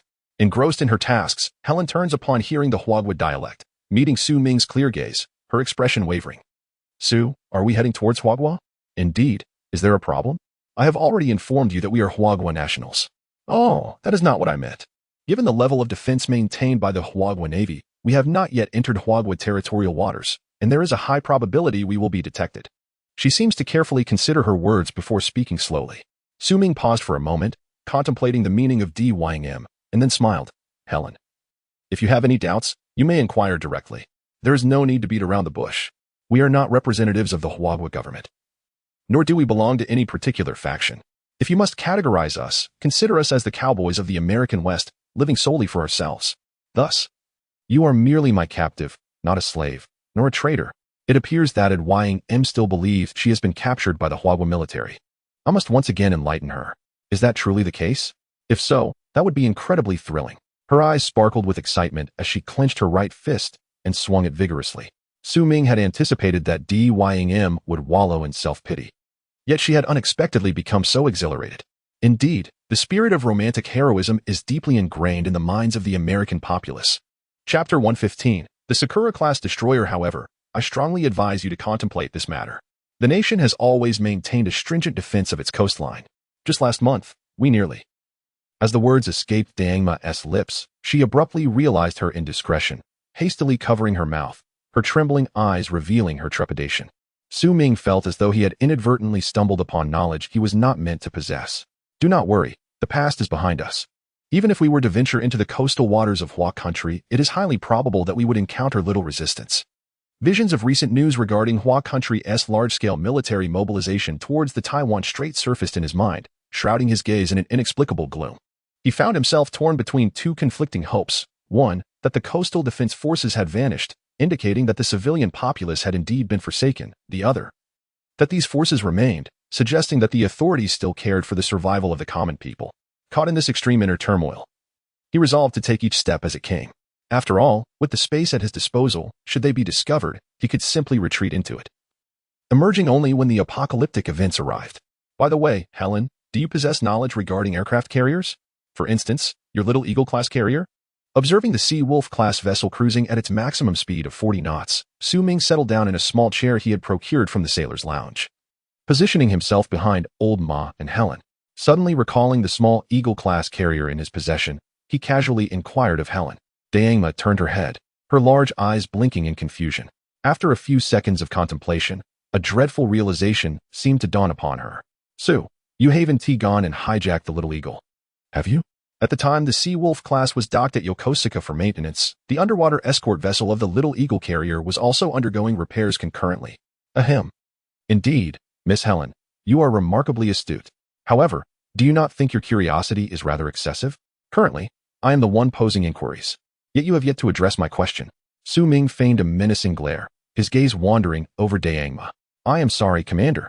The Little Eagle is a nuclear-powered submarine, and merely initiating it requires several complex procedures and the concerted effort of hundreds of personnel to get it operational within an hour.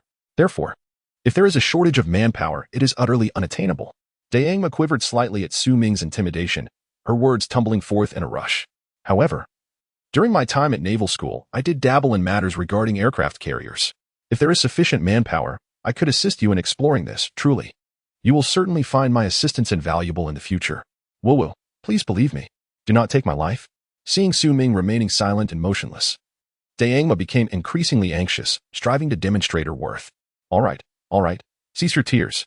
For the time being, I shall spare your life, provided you cooperate sufficiently. Now, continue with your work. With a slight air of melancholy, Su Ming waved his hand, interrupting Dangma's pleas. For heaven's sake, you are not my wife, so why the theatrics? Since navigating this nuclear-powered aircraft carrier is unfeasible, it seems prudent to leave it as it is, serving as a veritable armory.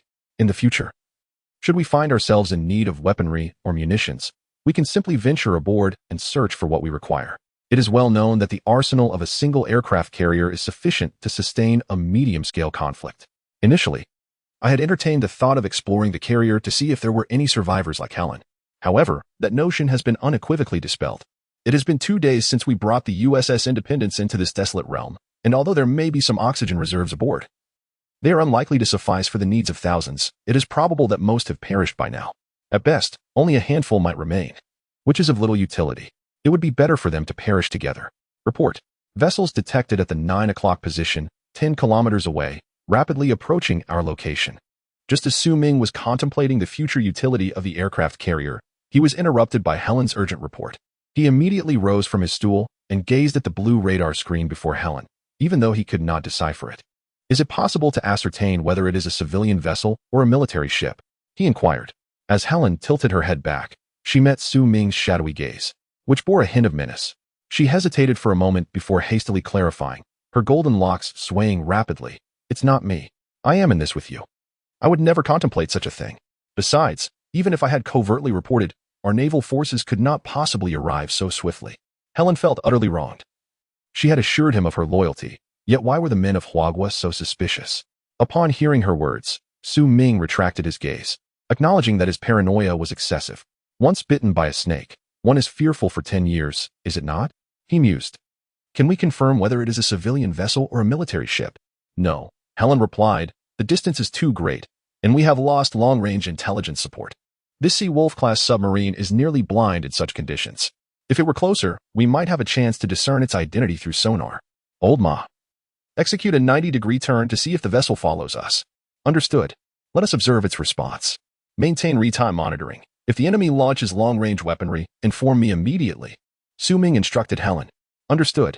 In the inky depths of the ocean, the Sea Wolf-class submarine's propellers whirled to the right at great speed, attempting to evade the trajectory of the unknown vessel above. After approximately a minute of recalibration, silence enveloped the submarine. Suddenly, Helen, who had been monitoring the movements of the unknown ship, hastily removed her headset, her voice tinged with anxiety. Report. The unidentified vessel has also adjusted its course and is now trailing behind us. The distance is closing.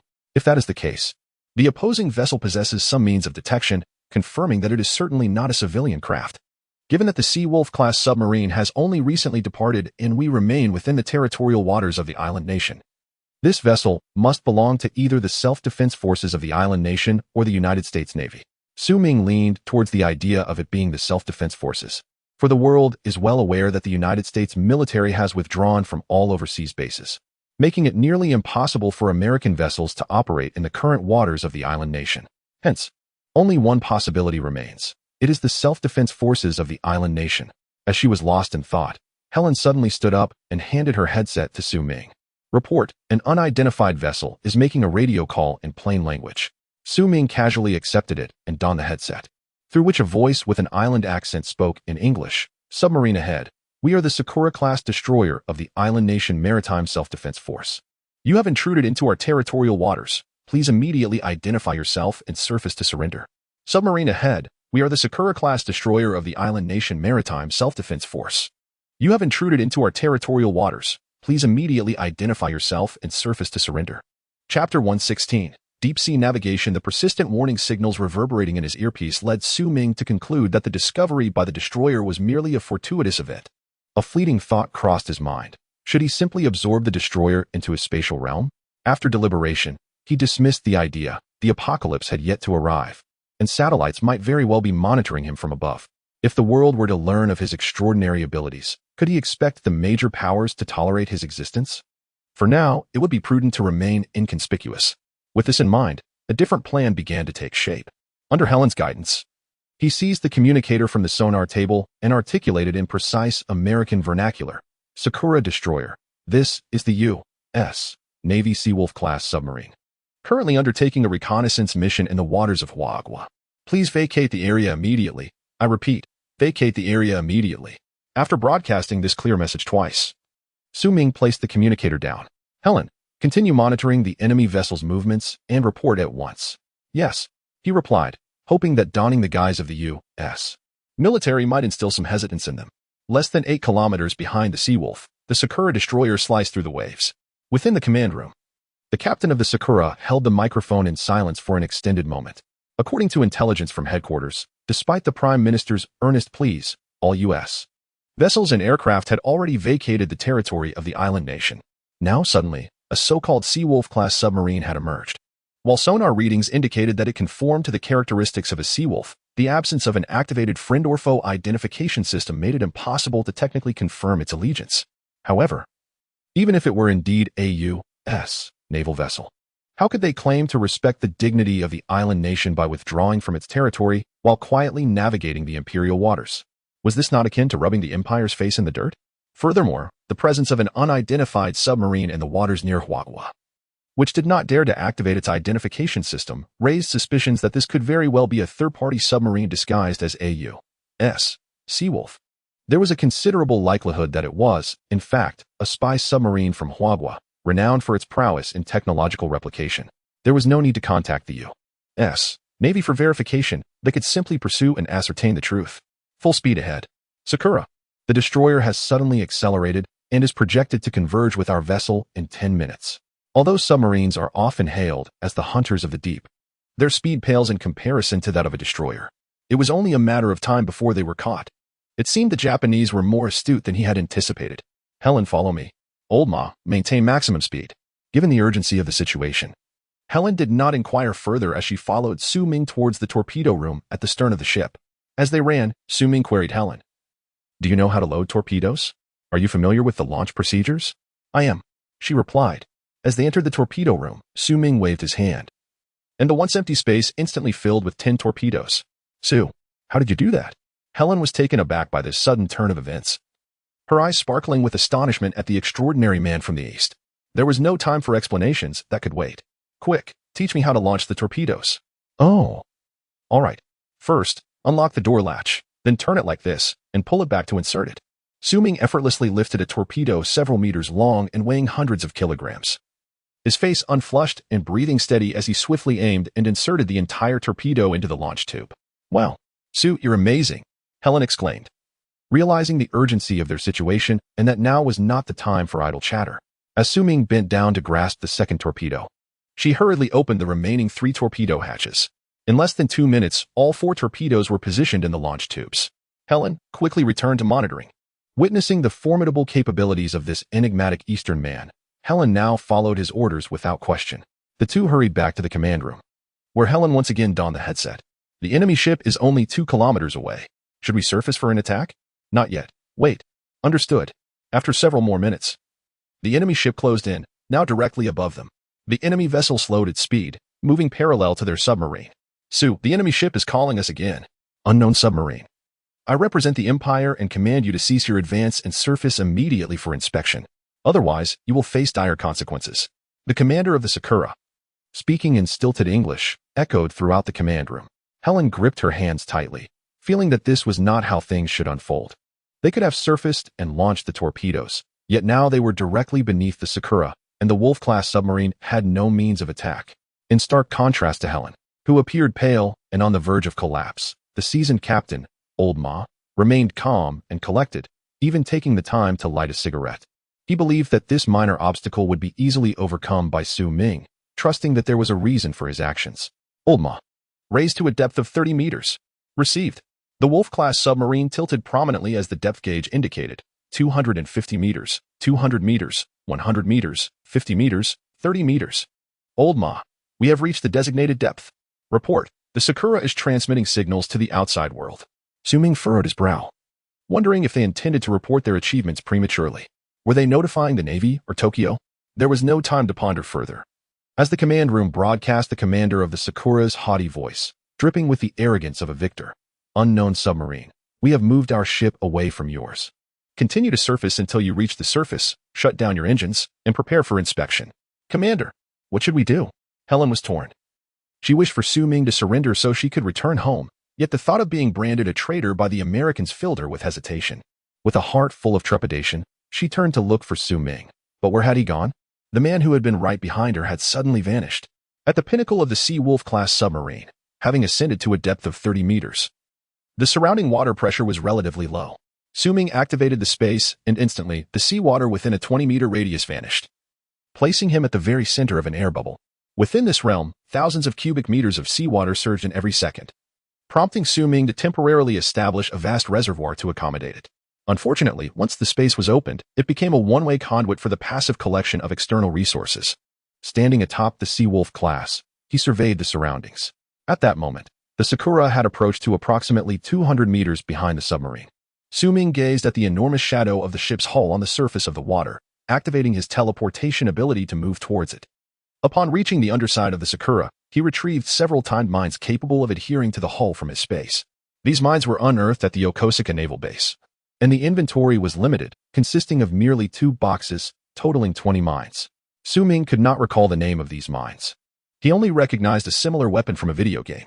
However, it was evident that they were specifically designed for use by Special Forces divers. And now they proved to be immensely beneficial to Ming.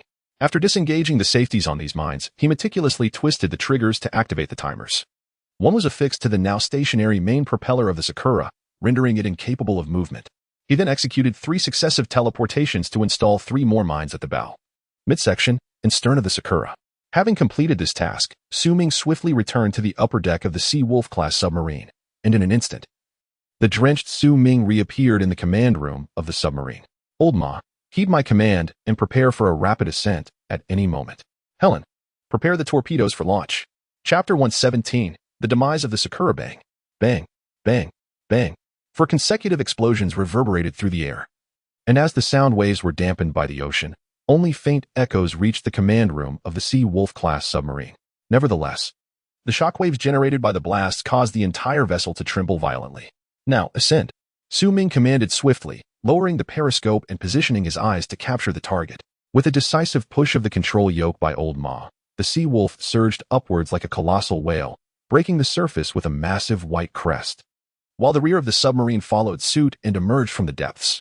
As Ming rotated the periscope, he spotted the Sakura directly behind the Sea Wolf. The Sakura was now tilted at an alarming 15-degree angle, thick plumes of smoke billowing from its internal compartments, drifting skyward with the sea breeze. Sailors on deck were losing their balance, their terrified screams echoing as they unexpectedly plunged into the sea. Among those who fell were barrels of deep-sea bombs, originally intended for the Sea Wolf. Having been preset for detonation at specific depths, mere seconds after they hit the water, muffled explosions erupted from the ocean floor, sending towering white geysers splashing into the air. The most unfortunate were the sailors who had slipped into the water, though they had narrowly escaped death.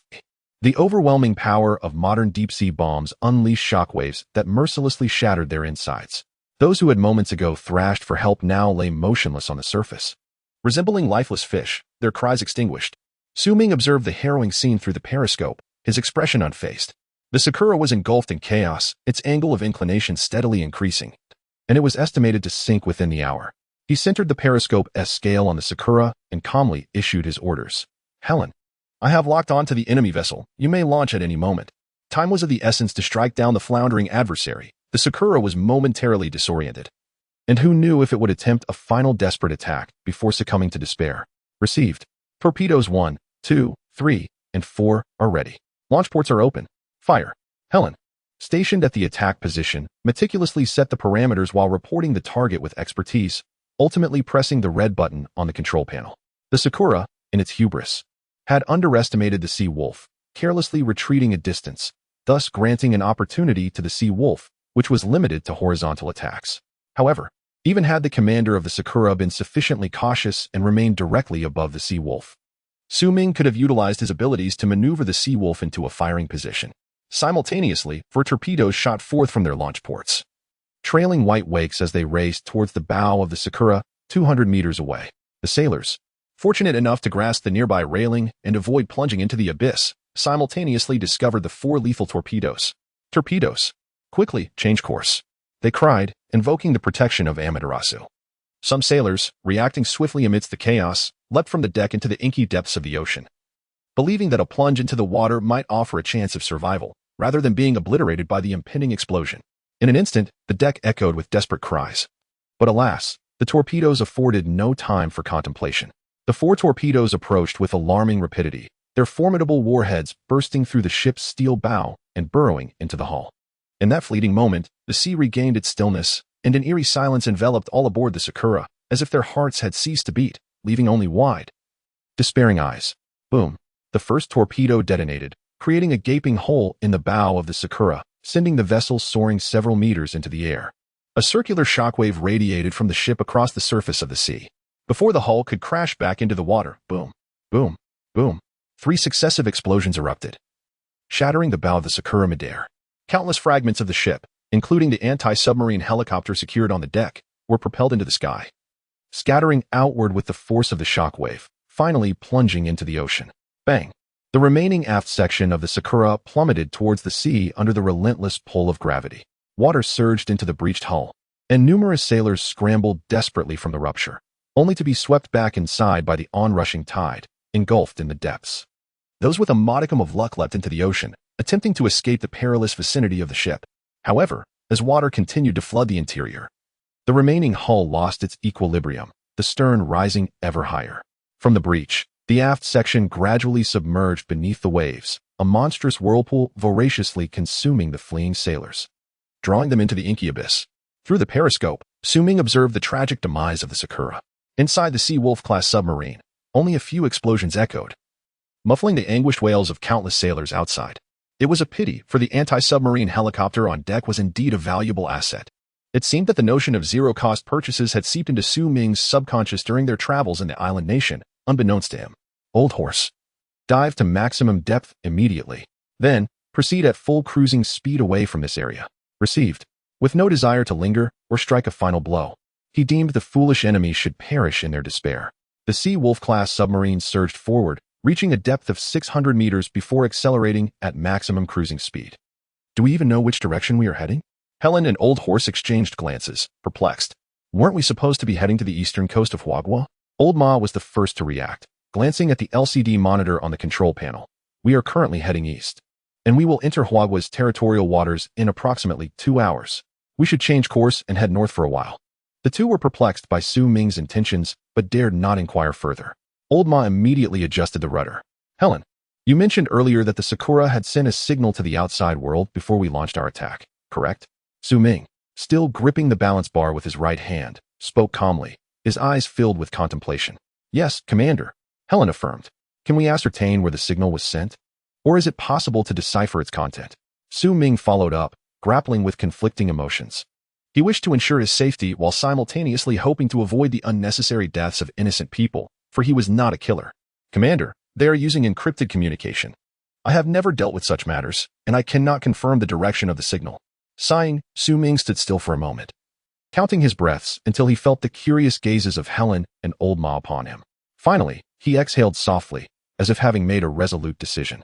In the next moment, under the watchful eyes of Old Ma and Helen, the corpse of the Sea Wolf-class captain abruptly materialized on the ground. Chapter 118.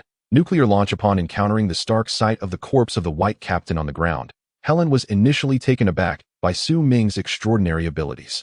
However, she quickly regained her composure, her eyes widening in shock as she turned to Ming, exclaiming, Sue, what on earth are you planning to do? A dreadful thought crossed her mind, yet upon meeting Ming's gaze, laden with murderous intent, she abruptly sealed her lips. Nuclear launch preparation, Ming declared with unwavering resolve. Although he had already familiarized himself with the nuclear launch protocol and was fully capable of operating it alongside Old Ma, this command was directed towards Ocean Horse. He understood that merely informing him of the launch procedure was not sufficient. Ming intended for Ocean Horse to participate in the launch of the nuclear weapon, ensuring that in Ocean Horse's mind, there would be no turning back. It was not that she was of immense significance or irreplaceable, even if she were to be eliminated. It would not jeopardize Ming's safety in the post-apocalyptic world. However, without Ocean Horse, Ming's immediate well-being would certainly be compromised. Indeed, Ming's thoughts were rather unsavory. Through this assault, he aimed to irrevocably tie Ocean Horse to his ship of war. Ocean Horse felt the intensity of Ming's resolute malice. Compliance was her only option.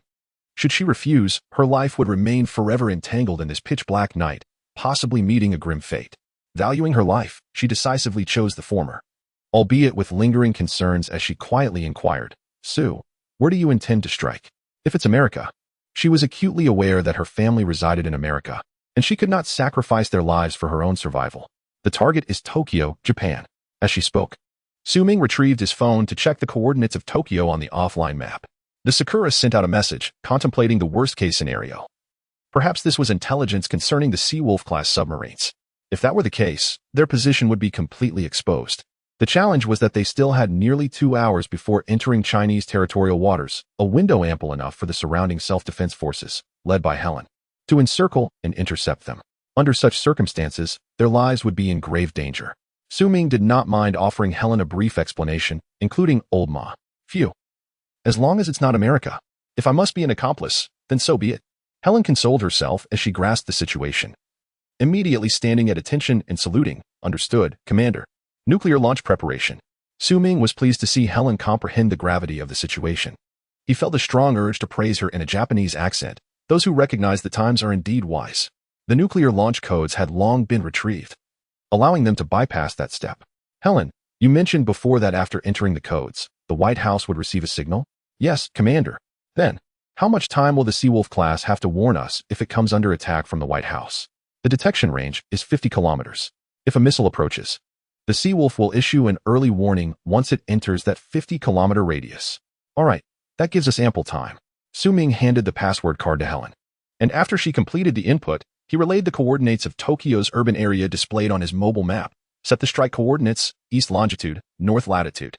Helen's fingers danced incessantly over the keyboard, enveloped in an eerie silence, the atmosphere heavy with tension. Meanwhile, Lao Ma, who continued to navigate the submarine, understood the significance of the actions being taken by Ming and Helen for the entirety of humanity and the Blue Planet. He turned to observe their movements, his heart racing with a mix of anxiety and exhilaration. Perhaps, tonight, the long-anticipated dream of over 1 billion Chinese citizens would finally materialize? No, it must succeed. In the pitch-black depths of the ocean, the Seawolf-class submarine accelerated rapidly. An oval hatch suddenly opened, releasing a few bubbles that rose to the surface. A glimmer of cold light seemed to emanate from the shadowy opening, a terrifying killing machine poised to strike at any moment. Ming and Helen each held a key as they approached the control panel, inserting them simultaneously. 1, 2, 3, activate. The strike coordinates had been set. Biometric verification was underway. Ming lifted the captain's lifeless body with one hand, prying open the captain's right eye to align it with the red beam on the control panel. Beep. Biometric verification complete. Launch authorized. The command screen flickered incessantly with red light, marking a point of no return. The atmosphere inside the submarine grew oppressive, the three of them exchanging anxious glances. Yet, Ming appeared the most composed, at least on the surface. Lao Ma and Helen could only see a serene Ming. "Helen, which one is the launch key?" She hesitated, pointing at the enter key on the keyboard, treating it as if it were a devil, leaning back in a futile attempt to distance herself from it. "Helen, you shall execute this final step." Ming decided to stoke the flames, shattering any remaining illusions in Helen's mind. What? What? Helen's heart raced. Disbelief etched on her features as she looked at Ming. You are a devil. I have cooperated with you so much. Why won't you let me go? I've told you everything. I've confided in you. For you, I am now a traitor to America. I am a traitor. Woe is me.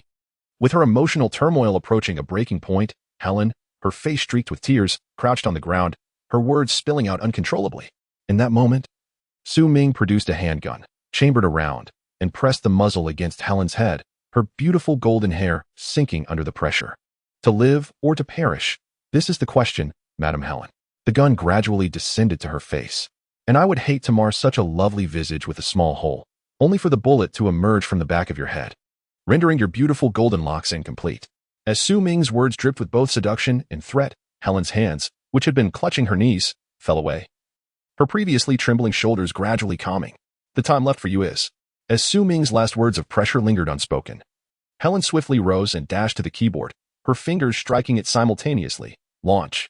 The chilling voice of the artificial intelligence reverberated throughout the interior of the Wolf-class submarine. Without casting another glance at Ming and the others, she clasped her hands over her ears and hurried back to the lounge, where, with a resounding bang, the alloy door sealed shut, followed by the faint but unmistakable sound of uncontrollable weeping. Outside the submarine, at the rear launch bay of the Wolf-class, a missile nearly 20 meters in length emerged from the hull. This missile employed a cold launch system, elevating its tail to a height of nearly 20 meters above the submarine before igniting its engine, propelling the missile swiftly toward the ocean's surface. I pondered aloud. Was such an action truly necessary? In the command room, Old Ma smacked his lips, revealing a set of large, yellowed teeth, utterly perplexed by the mindset of the youth. How could it not be necessary? With this approach, I can be assured for the future, I merely require her presence, not her affections. Ming's cunning scheme had succeeded. Romance? Not even a dog would entertain such notions. Chapter 119, Reactions from Various Nations at 5 in the morning, in the southwestern maritime region of the island nation. Before dawn had broken, the surface of the sea lay in tranquil darkness, with the wind nearly non-existent. Suddenly, a missile nearly 20 meters in height breached the serene waters, ascending rapidly into the sky. The fiery orange plume from the missile illuminated several kilometers of the sea around it as it soared to tens of thousands of meters, entering the Earth's stratosphere before swiftly veering northeast towards the land. At the White House, the report reached the president. The Air Force Command has detected a ballistic missile launched from the southwestern waters of the island nation, with Tokyo as its target. The president's stunning secretary, unable to contain her urgency, burst into the office, her voice trembling as she conveyed the news. Oh, the island nation of Tokyo invited me to participate in their anime exhibition to the southwest? The president, momentarily distracted, lowered his Pikachu figurine, his murky gaze tinged with curiosity. Sir, that's not it at all. The missing Seawolf-class submarine from Yokosuka has launched a nuclear missile towards Tokyo. The secretary, exasperated, leaned closer to the president, clearly reiterating the gravity of the situation. Oh, I see. Has it been launched towards our homeland? No. Not yet, at least. The secretary struggled to maintain her composure, almost overwhelmed by the president's bizarre thought process. If he weren't the president, she would have been tempted to knock some sense into him. Well, that's a relief. Thank you for informing me, Kardashian. May God bless Tokyo, the president concluded, returning his attention to the Pikachu figurine, pondering, how does such a tiny tail generate electricity? His secretary, her chest heaving with exasperation, nearly succumbed to despair. That could mean millions of lives at stake. She thought in frustration. Reluctantly, she exited the office, quickly dialing a number. This president was beyond help. As the beautiful secretary left, the aged president set aside his figurine, his gaze now profound, devoid of any previous muddiness. The island nation? Humph. As long as it doesn't attack the American homeland. That's all that matters. At this hour, given the recent developments with China, time is of the essence in the capital of China. An elder with a head full of white hair addressed the panicked office director. What is the situation? Speak slowly. Elder, our air defense system has just detected a U.S.-made intercontinental missile launched over the East China Sea. Based on the radar echoes, it likely carries a nuclear warhead, targeting Tokyo. The target is Tokyo? Could it be the U.S. military? That doesn't make sense. They've always been as close as father and son. And there's no reason for America to stir trouble at this juncture. Listening to the elder's murmured thoughts, the office director, impatient, interjected, Elder, we have already contacted the Americans through emergency channels. It is neither them nor the Bear Nation. The urgency of the situation compelled you to accompany us to the air raid shelter. Upon hearing the office director's anxious words, the elder, who had just risen, resumed his seat. Recalling the intelligence relayed from the island nation a few days prior, his thoughts drifted to the suspected criminals of Chinese nationality mentioned in the reports, whose actions on the island had even elicited his approval. Regaining his composure, he remarked, there is no need for haste. Rest assured, Xiao Wang. This might very well be a manifestation of patriotic citizens supporting their homeland. Though their methods may seem extreme, I believe their hearts are aligned with this nation. You mean? As the elder's secretary and office director, Xiao Wang was evidently privy to more information than the average individual, thus understanding the elder's perspective. I comprehend. However, I must still contact the Ministry of Defense to bolster our vigilance and safeguard our airspace, just in case. Having reached this conclusion, Xiao Wang hastily excused himself to make arrangements, leaving the elder to ponder in solitude within the office. What a tumultuous time. The strands of hair atop his head seemed to have turned a shade whiter as the intercontinental missile ascended from the Virginia-class submarine. Powerful nations across Blue Star swiftly detected it. Upon learning that the target was the island nation in East Asia, they promptly heightened their state of readiness. A sense of foreboding enveloping the atmosphere. In Tokyo, at the Prime Minister's residence, the Self-Defense Forces Air Force detected the missile almost immediately after its launch. They identified it as an intercontinental missile fired from an American submarine, and the air raid sirens echoed throughout the skies of Tokyo. The Prime Minister, roused from slumber, was swiftly lifted from his bed by the security team, a throng of individuals frantically racing towards the air raid shelter at the rear of the residence. What is happening? Is this a drill? The urgency of the situation prompted the head of the security team to express his frustration at the Prime Minister's slow pace, simultaneously briefing him while carrying the Prime Minister, clad in his nightwear. What? Damn those treacherous Americans. After all these years of the Empire's restraint, we are met with a nuclear missile? Where's the phone? I must call that son of a dog, Biden. The Empire invests so much annually in maintaining their military. We never pursued them upon their return, and now they dare to strike the Empire? Prime Minister, the missile is projected to arrive in less than 3 minutes. We must enter now. There is no time. The Prime Minister, though confused, was oblivious to the gravity of the situation. The head of the security team understood that a shelter merely a few dozen meters deep might suffice against conventional airstrikes, but against a nuclear weapon, The chances of emerging alive were dismally low. Heart heavy with sorrow, he could only fulfill his duty, hoping for divine protection for the Empire. At that moment in Tokyo, as the air raid sirens wailed, citizens adeptly sought the nearest shelters to evade danger. Basements of shopping malls, subway stations, and tunnels swiftly filled with those seeking refuge. What is going on? Just days ago, we had a false alarm, and now this. Indeed, the world is so peaceful. The Empire should be grateful not to engage in a campaign against China, yet here we are, conducting drills for airstrikes daily. Exactly. We have expended so much wealth to sustain our military, yet it seems to lack any semblance of valor. In the early hours of the morning, while peacefully slumbering, we were abruptly awakened by the blaring air raid sirens. Among the crowd, there were certainly those filled with indignation, voicing their discontent towards the authorities. If you perceive this as merely a drill, why not return to your restful slumber? What purpose does your presence here serve? Let us remain calm. Perhaps this is not merely a rehearsal? Indeed, we must have faith in the Empire. There must be a rationale behind these actions. Dear compatriots, let us consider this as our contribution to the Empire's future endeavors. Supporting the Empire is indeed the duty of the subjects of His Majesty. Naturally, among the throng, there were also sages who sought to soothe the anxieties of the citizens. Yet, little did they know, they were about to face a cataclysmic calamity. Chapter 120, The Mushroom Cloud over Tokyo. Across various self-defense force air bases in the island nation, the blaring of battle alarms has persisted for several minutes. The swiftest alert aircraft have ascended, vanishing into the dark azure sky, while a plethora of fighter jets lined the runways, awaiting the command to take flight. Attention all flight groups, attention all flight groups. The target for this mission is not enemy fighters. According to intelligence from headquarters, an intercontinental missile is hurtling towards Tokyo. Our objective is to employ every possible means to intercept the missile, including but not limited to direct interception with our fighter jets. The safety of the capital and the Emperor is at stake. I implore you all. The commander's cold orders reverberate through the communication channels, tightening the brows of all pilots. This indeed presents a considerable dilemma.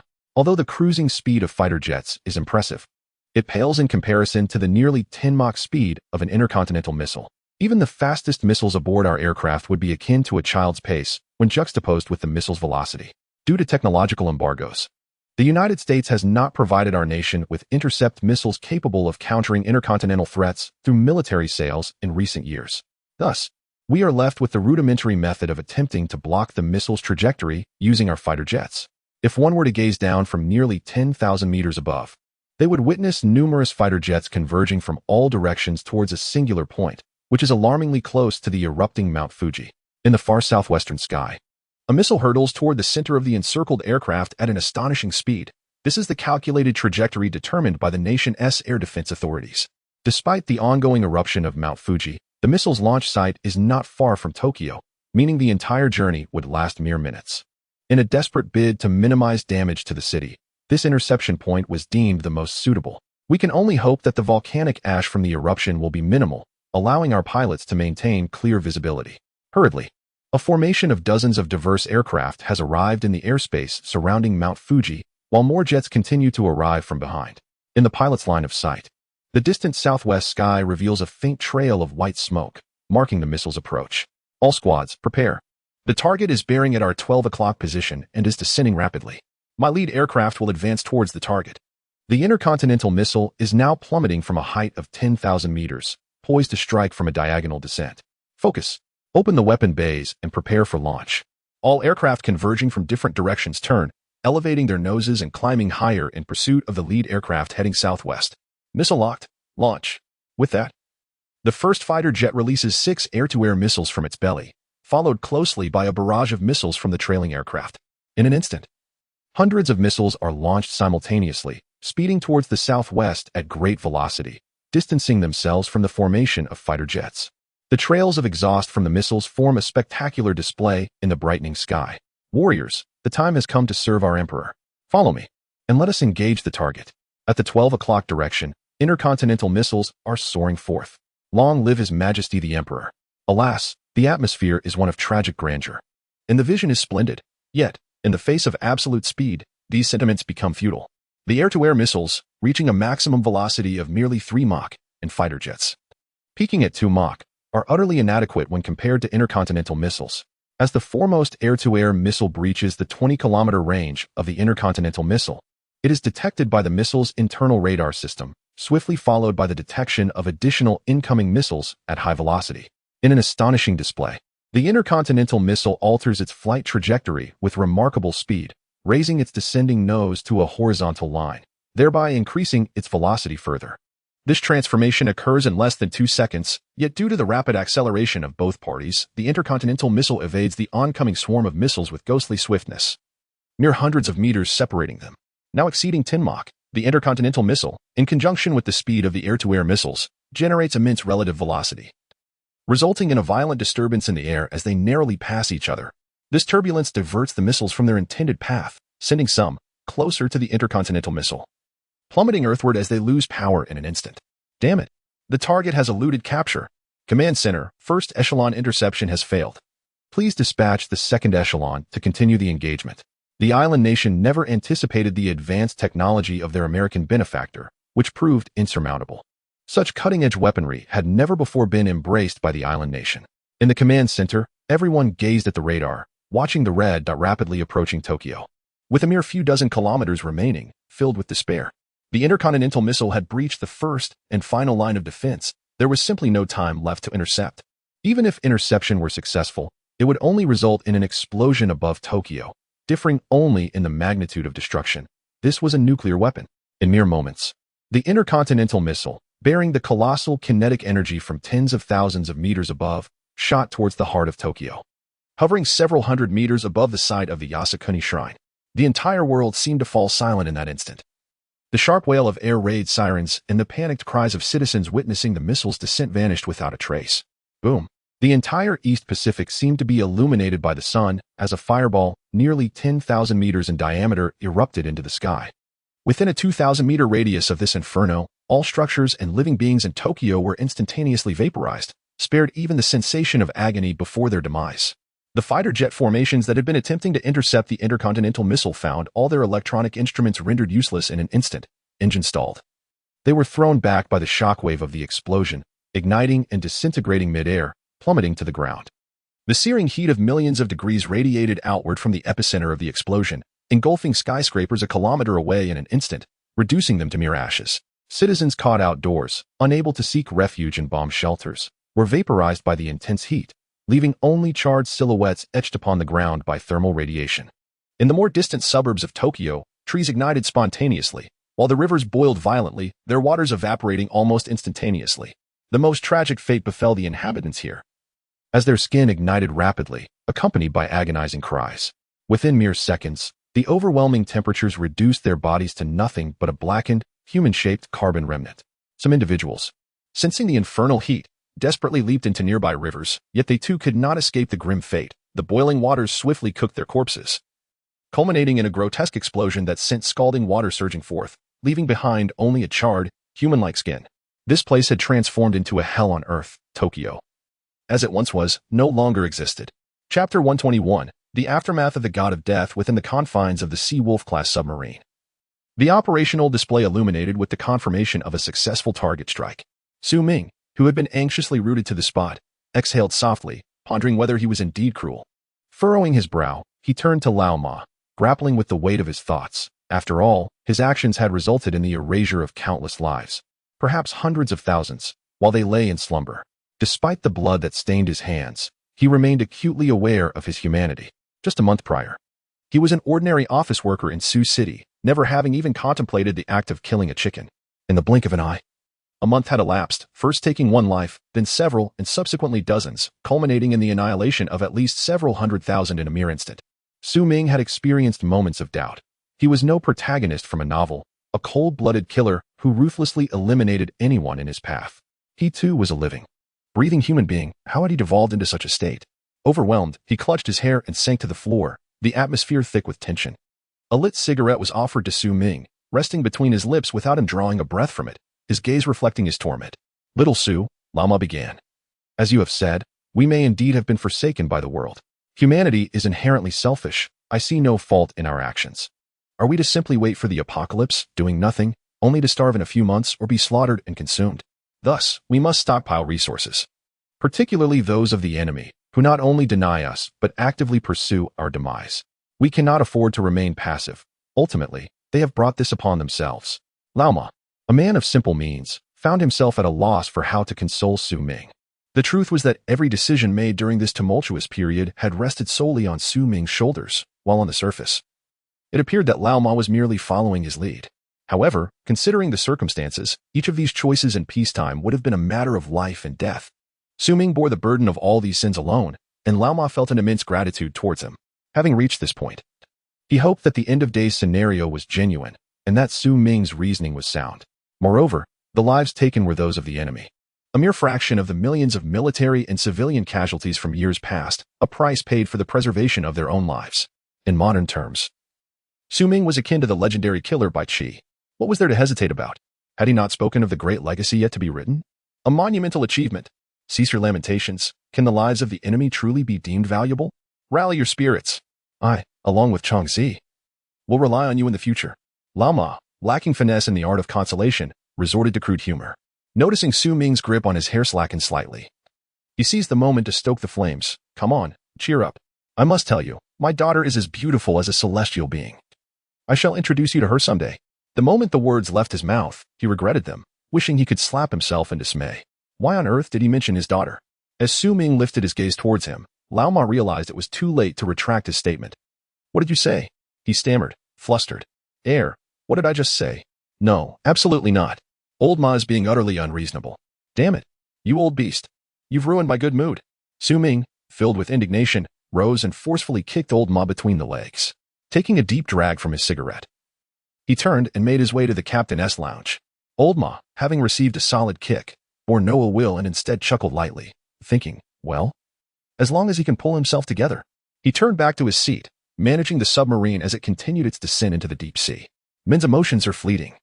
They arrive swiftly and depart just as quickly. Standing at the door of the captain's lounge, Su Ming gently rapped on the door. Ahem, Helen, Miss Helen? Can you hear me? In the distance, Old Ma, just seated, couldn't he help but snicker at Su Ming's predicament, stifling a laugh with his hand. Upon catching Su Ming's furious gaze, he quickly gestured in apology, straightened up, and pretended to focus intently on piloting, though his ears remained perked for gossip.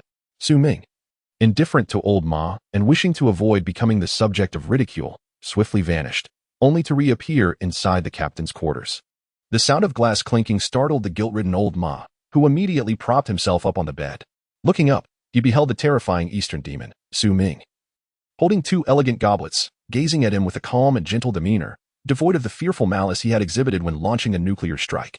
Miss Helen, would you care to join me for dinner? Striving to suppress any wicked thoughts and adopting a serene tone, Su Ming believed he was exhibiting true gentlemanly behavior. However, to Old Ma, Su Ming appeared as a devil cloaked in divine attire, prompting a stiff reply. Su, it is 6 a.m. Su Ming's brow furrowed. How could she be so rude? Was she seeking to provoke him? Observing the frown on Su Ming's face, Old Ma realized her blunder but felt too prideful to amend it. This moment of hesitation did not escape Su Ming's notice, and he swiftly seized the opportunity. My apologies. I've been so busy lately that I lost track of time. Ha ha ha. Then, Miss Helen, may I treat you to breakfast? Helen thought to herself, you wretched creature. You must be busy slaughtering millions of innocents. Though anger bubbled within her, she suppressed it for the sake of her life. Yet, as Su Ming gestured, she glanced at the small table designated for the captain, laden with sirloin steak, French foie gras, Lafite red wine, breakfast bread, sugar snap peas, and even a pack of Blue Mountain coffee beans. A quintessentially American spread, complemented by French delicacies. The truth was that Helen had not set foot on land in 3 months since boarding the Sea Wolf-class submarine, subsisting solely on compressed rations. Typically, during their rest periods at Yokosuka, crew members would bring back fresh ingredients to soothe the spirits of those on duty. Unfortunately, all of that had evaporated with the capture of the entire submarine. Now, after months without fresh food, Helen's stomach audibly grumbled at the sight of such culinary delights. Su Ming, understanding without uttering a word, effortlessly dragged a small table to Helen's bedside. He then took a seat on a nearby stool, his actions deliberate and unhurried. With a mere wave of his hand, a complete set of cooking utensils appeared upon the table, a frying pan, a small gas canister, and an array of essential seasonings. Might you indulge me by preparing these culinary delights, Miss Helen? Chapter 122. Conquering the captain's lounge. The rich aroma of butter permeated the air as the skilled chef deftly flipped the Kobe beef steak in the pan. Su Ming was not idle either. He clumsily attempted to uncork a bottle of red wine, avoiding the mocking gaze of the chef. Frustrated, he relinquished the corkscrew, exclaiming, You do it. I haven't had wine often. If it weren't for the need to ease the atmosphere for ulterior motives, Su Ming would have insisted on introducing the chef to the taste of white liquor. Helen, seizing the moment, set aside the frying pan and expertly opened the red wine, pouring a modest amount into 2 elegant glasses before taking one for herself. She brought the glass to her nose, inhaling deeply before taking a sip, her eyes closing in pleasure. This is a genuine 82 vintage. Where did you procure it? Ah, Miss Helen has a discerning palate, Su Ming replied with nonchalance. Entirely unaware of the nuances of the wine, his mind preoccupied with less noble thoughts. He raised his own glass, imitating Helen's actions, and after a brief sniff, he gulped down the wine in one go. Helen noticed the slight tremor in Su Ming's wrist, her expression shifting from anger to a perplexing sense of guilt. She had been engulfed in a wave of remorse, uncertain of the outcome. Whether the missile would successfully detonate or not, she felt irrevocably marked as an accomplice, even contemplating escape from her guilt. But now, seeing the trembling hands of the man before her, she realized, for a fleeting moment, that perhaps he too was afraid. This thought brought her a measure of comfort. She had believed herself alone in her betrayal, destined to live under the shadow of guilt. Yet, it appeared that Su Ming might not be the true demon she had envisioned. He too could experience fear and remorse. Su, what organization are you a part of? Why must you? Helen's taut nerves began to relax as she bravely posed her question after swallowing a sip of wine. Miss Helen, do you Americans prefer your steaks well done? Su Ming interrupted, pouring more wine into his glass. Oh no.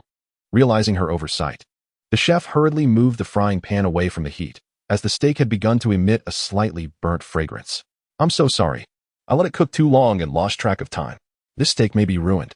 As Helen placed the overcooked steak onto a plate, she instinctively offered her apologies. Not to worry, we Chinese are accustomed to well-done beef. I find this steak quite acceptable. Thank you for your efforts. Su Ming was less particular, producing a pair of chopsticks from seemingly nowhere. He eagerly dug into the steak. The world-renowned Kobe beef from Japan remained tender even when thoroughly cooked. Delicious, he exclaimed, chewing heartily and occasionally taking generous sips of red wine, thoroughly enjoying his meal. Upon witnessing this, Helen resumed her culinary endeavors, placing a pat of butter into the pan and introducing a raw steak for searing. The cabin fell into a profound silence, disrupted only by the sound of Su Ming's unrefined chewing and the sizzling of the butter. An air of awkwardness permeated the atmosphere. As for your earlier inquiry, a significant portion of the well-done steak remained, and Su Ming's pace of consumption began to wane.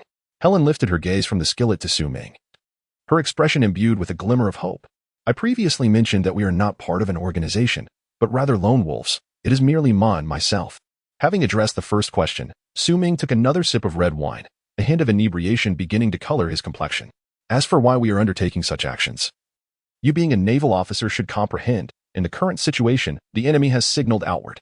Considering all factors, I had to assume the worst-case scenario, that the enemy called for reinforcements. In such a case, we would be isolated and surrounded, leading to our annihilation. Merely a question of time.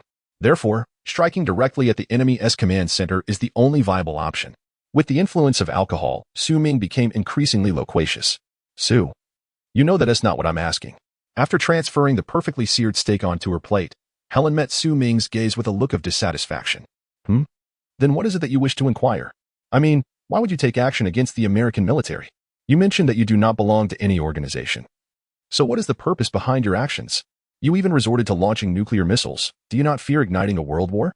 The last question was shouted in frustration, for Helen could not fathom the motives of these two lone wolves, who attacked AU's military base and bombarded a capital with nuclear weapons. Were they merely two madmen? They seemed to behave like ordinary individuals, save for their overwhelming aggression. Oh, that is your question? Su Ming momentarily faltered, having been preoccupied with the thought of the nuclear devastation that claimed millions of lives. Have a bite to eat and sip some wine. I will elaborate further. This little minx nearly derailed his train of thought. How could he continue drinking? He must be cautious not to become inebriated and fall victim to her whims. Finally, recalling the pressing matter of the evening, Su Ming noticed Helen had paused her meal to gaze at him, her eagerness for answers evident. Without further contemplation, she took a generous bite of beef, chewing rapidly, and imitating Su Ming, downed her glass of red wine in one go.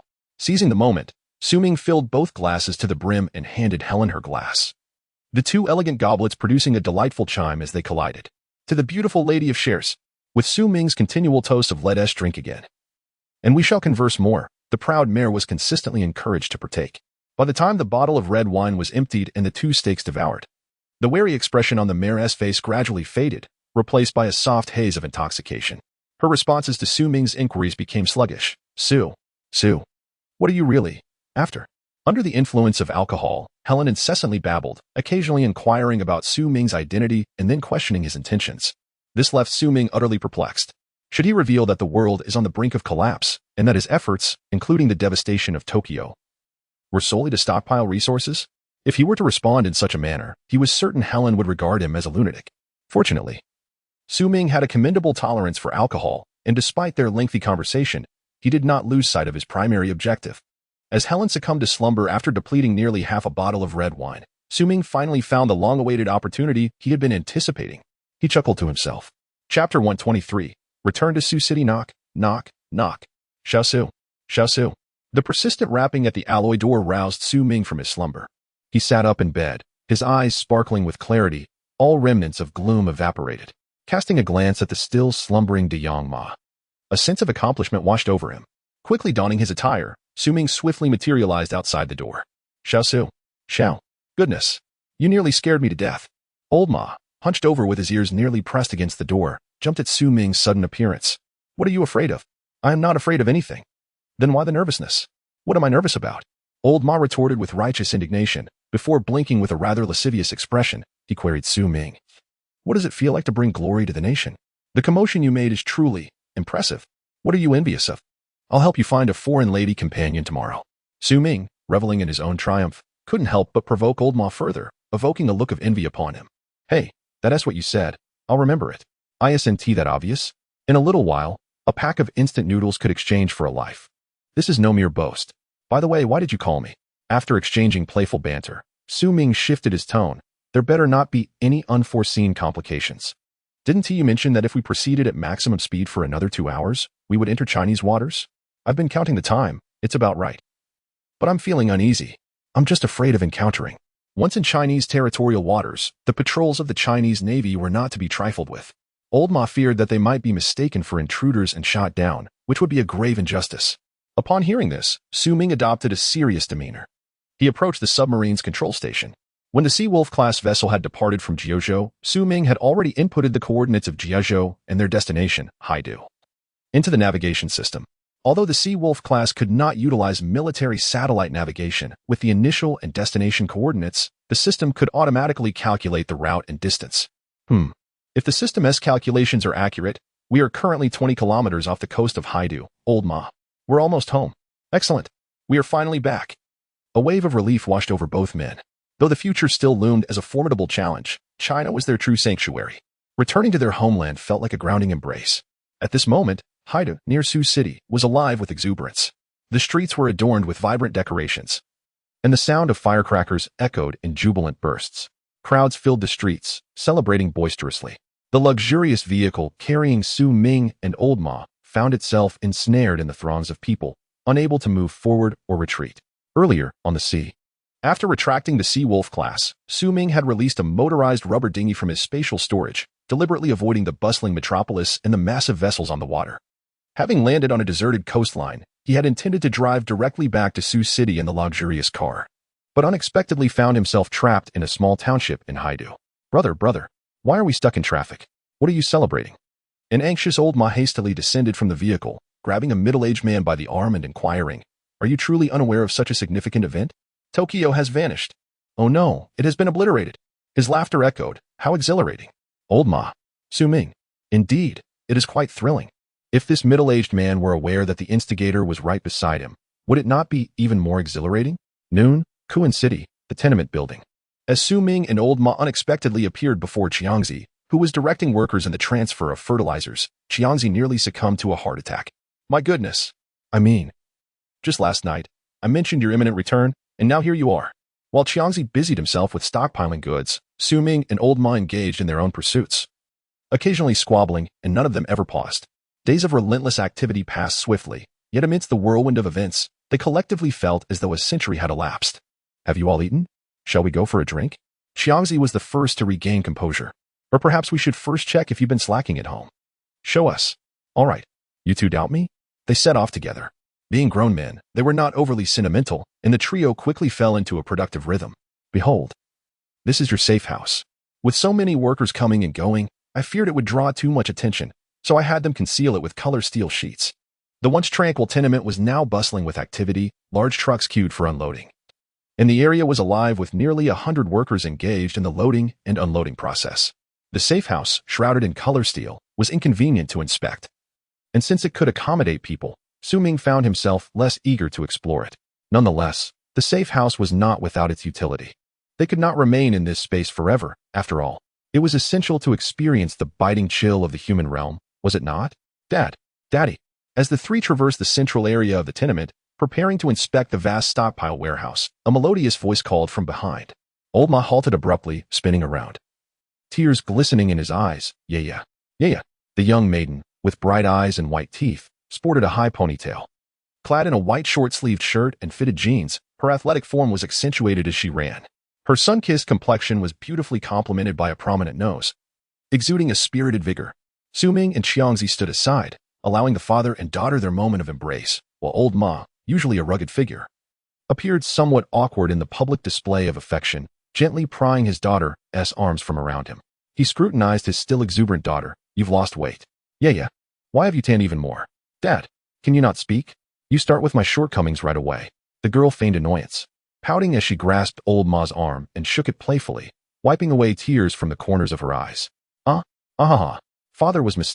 Father was mistaken. Yeah. You are still as lovely and charming as ever. The straightforward man, old Ma, suddenly realized he had misspoken and took his daughter by the arm. Approaching Ming and Xiangzi. Allow me to introduce my daughter, Mayu. I have come to know her well during these days. Thanks to you. He chuckled. Xiangzi was the first to react, stepping back to reveal Ming beside him. Indeed, Dad. I must also express my gratitude to Uncle Chang for his care over these days. The part-time salary is quite rewarding. Mayu adeptly praised Xiangzi, causing a blush to spread across his face. You, and this gentleman here, well, he is the boss of both your father and Uncle Chang. You may address him as Uncle Ming. Old Ma hesitated for a moment, considering Ming's relatively young age. Out of respect, he felt it inappropriate to lower his status. Uncle Ming, thank you for your trust in my father and Uncle Chang, providing them with such excellent job opportunities. Mayu quickly responded, greeting Ming earnestly while also speaking well of her father. Why call me uncle? I am quite young. Let us keep it simple and just refer to me as Brother Ming from now on. Ming replied with a smile, feeling a sense of envy towards the bond shared between the father and daughter. At least for now, it appeared that this young lady possessed a kind disposition. Chapter 124 Acceptance. Well, old Ma, after such an arduous business trip lasting many days, you should spend some time with your daughter. I shall have Chang take me for a look around. With that, Ming disregarded old Ma and his daughter, leading Chang towards the rear of the building. Dad, is this really what Uncle Chang referred to as your boss? A leader of a gang so young? The child of the impoverished learns to take charge early. After many days of part-time work, Mayu had discerned that nearly everyone in Uncle Chang's circle bore tattoos. As if they were one step away from etching a dragon upon their faces, far from resembling a legitimate enterprise. Child, do not speak recklessly. We are all upright individuals. And this company is a proper trading firm, registered with the Industrial and Commercial Administration. Old Ma felt a flush of embarrassment. Even he was unconvinced by this forced explanation. I am no longer a child. I understand. Just Dad, please do not engage in any illegal activities with this boss Sue, all right? You are my only family. If you were to get caught enough. What nonsense are you spouting? Worry not. I am involved in legitimate matters. But let us set aside these topics. Come. I will take you to dine. You look positively famished. Observing his beloved daughter on the verge of tears, old Ma hastily offered comfort. Bringing peace to Tokyo should count as a legitimate endeavor, right? Ming and Chang were astounded when they arrived behind the building. The once row of old bungalows were now all locked, overflowing with supplies that seemed ready to burst forth from the dilapidated windows.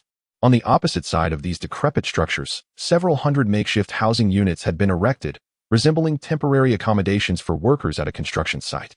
These units stretched in a continuous line, covering land that spanned at least tens of thousands of square meters. Initially, they had collected various grains, all piled in the original storeroom. However, grain occupies considerable space, and within mere days, it had filled to capacity. Currently, the stockpile, which included rice, flour, soybeans, and millet, had surpassed 50,000 tons. Once the original storeroom was filled, I sought connections within government departments to secure some legitimate paperwork, allowing me to temporarily lease this plot of land. Guided by old Ma, the two made their way towards the area of the makeshift housing, where part of the stock consisted of grains while the remainder included cooking oil, staple foods, and clothing. Essentially, I had procured every conceivable item. avoiding a flustered worker. Old Ma continued his introduction. Currently, we are receiving shipments of vegetable seeds and various saplings. Fertilizers are relatively easy to acquire as well. However, to be frank, Sioux City is a major metropolis, and agricultural development is lacking, so our fertilizer stock is limited, primarily consisting of those for green plants. Today, we can only manage to stock a small quantity. Nevertheless, I have already contacted suppliers in Jiabe, and if all goes well, large quantities should arrive by tomorrow. Do you see anything else that needs replenishing? After a moment's contemplation, Chang felt that remembering all these details was somewhat taxing, so he decided to entrust this matter to Su Ming. Has there been any attention drawn to our activities? I mean, in terms of safety? In the local official circles, I still have some connections. Although the initial bulk purchase of staple foods did indeed cause fluctuations in the market, I managed to smooth things over with the inspectors, as my business is registered as a trading company. Observing the renovation workers bustling to and fro, Su Ming's gaze was vigilant. Xiangzi leaned closer and whispered to Su Ming, "You needn't worry about this. My men are keeping watch over this area around the clock. No one dares to cause trouble." Following Xiangzi's, Su Ming noticed that amidst the busy scene, there were individuals loitering every 200 to 300 meters, smoking and patrolling, occasionally lending a hand. "Well, Xiangzi, you have done well in this regard. Will you be unloading goods tonight?" Su Ming inquired. "It's not as if we are in a war zone, and if we were to unload continuously for 24 hours, these warehouses would have long been filled." "Ah, indeed. By the way, how much money do we currently have on hand?" Su Ming suddenly remembered something and asked. Upon hearing this unexpected question, Xiangzi scratched the back of his head, a bit embarrassed. I'm not quite sure. I've recently entrusted the finances and inventory to my Yue. I'll check with her shortly." Su Ming was genuinely taken aback that such a substantial amount of money was entrusted directly to a girl who hadn't even graduated yet. However, he soon came to understand Xiangzi was quite the roughneck, and asking him to keep track of finances was indeed a tall order, especially with figures in the tens of millions. Next, regardless of how much money remains, let us spend it all. By the way, let us use it all to purchase prepared dishes. Su Ming finally recalled what he had overlooked, now that all the raw ingredients were in abundance. The only thing missing was ready-made meals. Despite the array of top-quality ingredients in stock, none of the rough men possessed the necessary culinary skills. They could manage a hasty meal to fill their stomachs, but to create delectable dishes, a skilled chef was essential. Prepared dishes? What are prepared dishes? Old Ma looked utterly perplexed, having never considered this aspect. To him, a pot of rice paired with pickled vegetables sufficed for sustenance, and he did not have high demands for quality of life. It's the kind of dishes we usually enjoy at restaurants. In the future, it will just be the four of us. Regardless of how good the meals turn out, are you willing to cook every day? For the next few days, send more of your subordinates to various restaurants to book several feasts, like at Diyue Tower and Songa Tower. Also, let's not forget to reserve some from the roadside eateries. We must have a variety of cuisines, or we will soon grow tired of the same dishes. As Xiangzi listened to Su Ming speak with enthusiasm, he gave a thumbs up. "All right, your foresight is commendable. I will arrange it right away." Su Ming added, "By the way, I'll gather these items tonight. Let us give the younger brothers a night off." "Sure. I've been on edge these past few days, fearing that a fire might ruin these treasures. I've told them not to smoke, but they simply can't resist." "Haha. Then tonight you can finally sleep soundly. By the way, was that incident in Tokyo truly instigated by the two of you?" The news of Tokyo being devastated by a nuclear bomb has long circulated throughout the entirety of Huaghua. This morning, Old Ma became aware of it as well, reflecting on how Su Ming had urged him to pay attention to news from the island nation just yesterday. He couldn't help but speculate whether Su Ming and Old Ma were somehow involved. At that moment, the two were somewhat distanced from the crowd, and Xiangzi quickly leaned in towards Su Ming, his face brimming with curiosity. "Is there any doubt?" However, initially, they hadn't intended to take such drastic measures. It was the interference of the island nation's navy on their return journey that provoked this response. "Come on, tell me more about it. This is exhilarating. Had I known, I would have joined you." Chapter 125, Conclusion. If it were not for the impending apocalypse, you would surely be vying for the title of national hero. Upon returning to the apartment building, Xiangzi continued to mutter to himself. "Uncle Chan, Minga, what are you discussing? What national hero?" This was the very room where Su Ming and Xiangzi had their first transaction, and it had been transformed entirely. The once yellowed walls, stained by smoke, were now adorned with pristine white wallpaper, and a brand new wooden bed replaced Xiangzi's worn-out frame, covered with a clean white duvet. In the window nook, a solid wood desk had been set up, on which sat a computer connected to the internet. As Su Ming and Xiangzi entered, Mayu, holding a bowl of freshly cooked sweet and sour ribs, casually inquired, "Oh, haha, what's going on? You two are just about to have dinner, right? Mind if we join? Mayu was not particularly inquisitive. She merely intended this as a simple greeting. Come, come. I just finished the last dish, waiting for you. Old Ma, seated nearby, eagerly invited them. They were all familiar enough that there was no need for formality, and they took their seats without hesitation. Wow, 5 dishes and a soup. You've prepared it so quickly? Impressive. Mayu, from now on, we'll be relying on you for our meals, Su Ming remarked, his eyes brightening as he had just been contemplating future dining arrangements. And here was a ready-made little chef. That sounds great. But you'll need to pay for the meals, you know?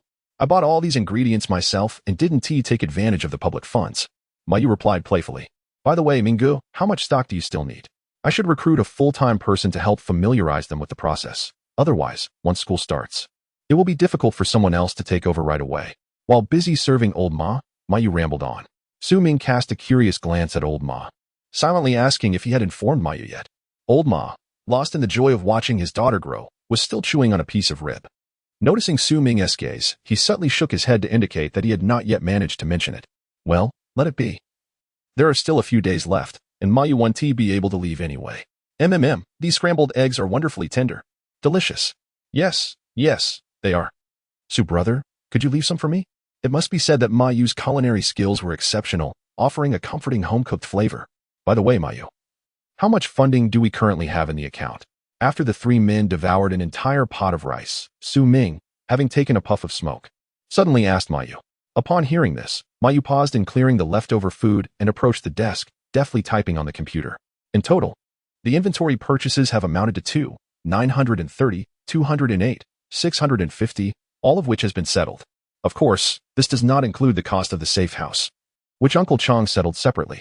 As she spoke, Mayu, bending over to glance at the screen, curiously turned back to Su Ming, viewing him not only as a leader of a dark organization, but also as a wealthy fool with no place to spend his money.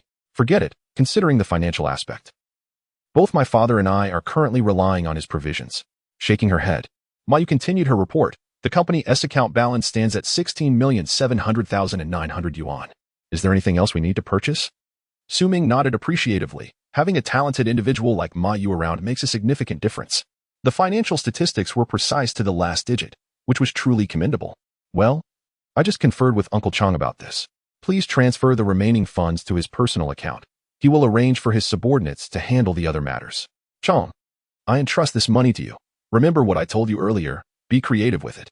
Chong replied, absolutely, you can rest assured. Mayu asked curiously, are you leaving not a single cent? Yes, not a penny needs to be retained. Su Ming stated decisively, and Mayu was too lazy to delve deeper, as the money ultimately belonged to him. Finally, Su Ming could enjoy a brief respite. Since his rebirth, he had been overshadowed by the impending apocalypse. And only today did he feel a slight alleviation of that burden. He assigned the final tasks regarding the 2 building to Chong and instructed Old Ma to ensure that Mayu takes a proper rest, encouraging them to enjoy themselves over the next few days. Su Ming casually took one of Old Ma's cars and drove from Kuan City to his residence in Xiangqing District. Upon arriving at Jincheng Huayuan, he parked the vehicle beside his designated spot. The pristine white Mercedes, which he had purchased but scarcely driven, sat quietly in the parking space, now coated in a layer of dust from neglect. Well, if at ISNT Youngsu. Back from business, are we? Oh, Aunt Wong. I'm not engaged in any business. I'm just idling about. The young man is being humble. Watching you grow up, it brings us joy to see you thriving. It was Aunt Lee, who lived beneath him, in her 70s, with children and grandchildren who had ventured abroad and were reportedly flourishing. She remained behind, spending her days chatting with a group of elderly ladies in the hallway. Though a bit gossipy, she was kind-hearted and always willing to lend a hand with neighborhood matters, such as looking after a neighbor's child temporarily. Unfortunately, in his previous life, she had succumbed to the bitter cold just days after the onset of the apocalypse. Discovered only when neighbors forced entry to search for food, she hadn't perished from hunger, but rather from the complications induced by the sudden drop in temperature. After some casual pleasantries, Su Ming turned to ascend the stairs. He and T intended to return. A home should be filled with family. In truth, he harbored little sentiment for this place. Moreover, within this apartment resided a family photograph of the 3 of them, perhaps the sole remnant of familial affection in his life. Arriving in the living room, Su Ming carefully removed the family portrait from the wall. He had been merely 5 years old at the time of the photo. In that blissfully naive age, young Su Ming, perched on either side of his parents' knees, radiated carefree joy. Little did they know this would be their last family photograph. Sitting on the floor, he traced his fingers over the slightly yellowed image, savoring a warmth he hadn't felt in a long while. Whether one can live a life of tranquility until old age remains uncertain, I dare not yearn for anything more. Even the first success, which encompasses 2 lifetimes, only materialized this very morning, let alone any further aspirations. Oh, it seems I have forgotten something. What about the foreign horse? As this thought crossed my mind, a flicker of anticipation stirred within Su Ming. Chapter 126, Yearning for Freedom? Inside the Sea Wolf-class nuclear submarine, Su Ming once again found himself in the captain's lounge. The alloy door still firmly locked. Rather than knocking, he opted for a swift teleportation into the room. Goodness gracious! The sudden appearance of Su Ming startled Helen, who had just woken from a fitful slumber after a brief wash and a meager meal of self-heating food. In her dazed state, the shock of his entrance elicited a sharp scream from her. Be quiet. Down, TAP. Goodness. One must wonder, is this something the Americans are inherently skilled at? Su Ming leaned against the headboard, a cigarette dangling from his lips, occasionally indulging in a leisurely puff. Su, I never imagined the first man I would encounter would be a Chinese, and a remarkable one at that. She chuckled lightly. They say women tend to become less astute after finding their man. It seems the Western women are no exception. The demeanor of this Western woman resembles that of a lovesick girl. Yet, Su Ming remained unfazed within. Helen, you have much more to ponder. He shifted the cigarette to the other hand, his attention wandering restlessly. Su, where did you go this morning? Do you know? When I awoke, you were nowhere to be found. The Western woman recounted her morning, expressing the solitude and helplessness she felt upon discovering herself alone in the submarine. Her voice trembling as if tears were imminent. Su Ming paused, his fingers momentarily halting, his previously relaxed demeanor stiffening for an instant. He exhaled slowly, his tone returning to its usual calmness. What is it you wish to convey? Speak plainly. Humph. Men are indeed devoid of sentiment. Su, where are we now? Are we in China? Sensing Su Ming's tense demeanor, Helen hesitated momentarily. However, her fear of the quiet and desolate submarine momentarily overshadowed her trepidation of him, compelling her to ask, You are quite astute, Helen. We are indeed in China. Do you have any thoughts on this? May I go outside? Helen averted her gaze, unable to meet Su Ming's profound stare, and poured out her heart. I am now your captive, and I aided you in launching the nuclear missile. Could you grant me a degree of freedom? Su, please understand, I do not seek to be greedy for freedom. It is simply that remaining alone in this submarine is driving me to madness. Do you understand? Su, I beg you, for the sake of God. I cannot endure another day of this. As she spoke, memories flooded back to Helen, recalling how Su Ming had callously confined her within the submarine on 2 separate occasions. Humans are social creatures. While solitude can be tolerated for a few days in peaceful settings, this was within a nuclear submarine, surrounded by the uncertainty of the organization outside. Who knows when someone might burst in, capturing her and potentially broadcasting her execution to the world. Struggling under the unknown terror of death for several days, Helen could no longer suppress her emotions and broke down in tears, burying her face in Su Ming's shoulder. It was only then that Su Ming realized the gravity of the situation, having been preoccupied with various distractions and conflicts. As Helen poured out her feelings, Su Ming began to comprehend her perspective from a new angle. Indeed, sometimes unintentional actions yield fruitful results effortlessly. Initially, he had contemplated how to temper Helen's fervor to tame her, yet everything unfolded unexpectedly smoothly. After all, he too possessed emotional needs, and having just savored that exquisite feeling, could he simply regard her as a mere horse? Even if she were to develop other ambitions later, could he, endowed with extraordinary abilities in this post-apocalyptic world, truly worry about her rebellion? All right, stop crying, Helen. The cacophony was unbearable. Su Ming resolved to have a serious conversation with her. Yet Helen continued to sob. With a commanding shout, he firmly grasped her golden hair, lifting her head to meet his gaze. I told you. Stop crying. Yes, sir. She nearly burst into tears again, hastily covering her mouth with her hands, her large, doe-like eyes gazing up at him with a pitiful expression. I can grant you a measure of freedom, he offered, noticing a spark of hope in her eyes. However, we must establish a rule. Once we step outside, you must remain by my side at all times, no more than 3 meters apart. Okay. With a swift motion, Su Ming delivered a sharp slap to Helen's face. Ow, she yelped, instantly covering her mouth again. Ahem. I haven't finished. Wherever we go, if I don't permit you to speak, you must remain silent. Otherwise. He leaned in closer, lowering his voice menacingly. I will eliminate you, discard you in the streets, and upload it online for your family and friends to see. In simple terms, once we leave, I am your master, and you are my servant. Remember, we are not an official organization. No one knows we have ventured to the islands. Chapter 127 Afternoon. Well, that's all for now. if there are any further requests, I shall supplement them at any time. Su Ming remarked, observing the ocean horse still trembling while covering her mouth. All right. I have committed it to memory. I swear to God, I will not cause you any trouble. The ocean horse exhaled in relief, and to assure Su Ming, she immediately knelt down, raising one hand to the heavens in solemn promise. Ah, splendid. Trust me, as long as you stick with me, you shall enjoy a life of luxury and indulgence. Su Ming declared, and before he could receive a look of approval from Su Ming, the ocean horse approached him. Su Ming, feeling quite at ease, responded, "Ah, quite good indeed." His anticipation for the arrival of the apocalypse grew stronger. In the room, the ocean horse stood in the living room, seemingly lost in another world, gazing left and right in a daze. What's the matter? Please, make yourself comfortable. Yes, sir. Upon hearing Su Ming's courteous invitation, the ocean horse instinctively stood at attention and saluted. Su Ming raised his hand to his forehead. There is no need to be so formal. We are in Huagua, and I am merely an ordinary citizen here.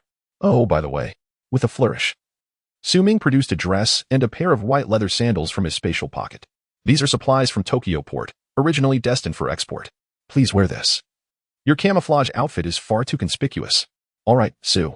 Having just emerged from the submarine, the ocean horse had grown accustomed to Su Ming's remarkable abilities and was no longer easily astonished.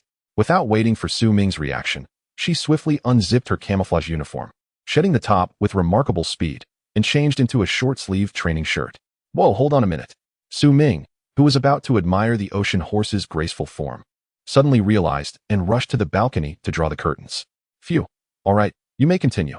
After all, it was broad daylight, and the balcony faced the rear windows of neighboring houses. Though Su Ming harbored no feelings for the ocean horse, he felt a sense of possessiveness that he could not allow to be compromised. The ocean horse finally understood how audacious her actions had been, momentarily lost in awe of Su Ming's extraordinary powers.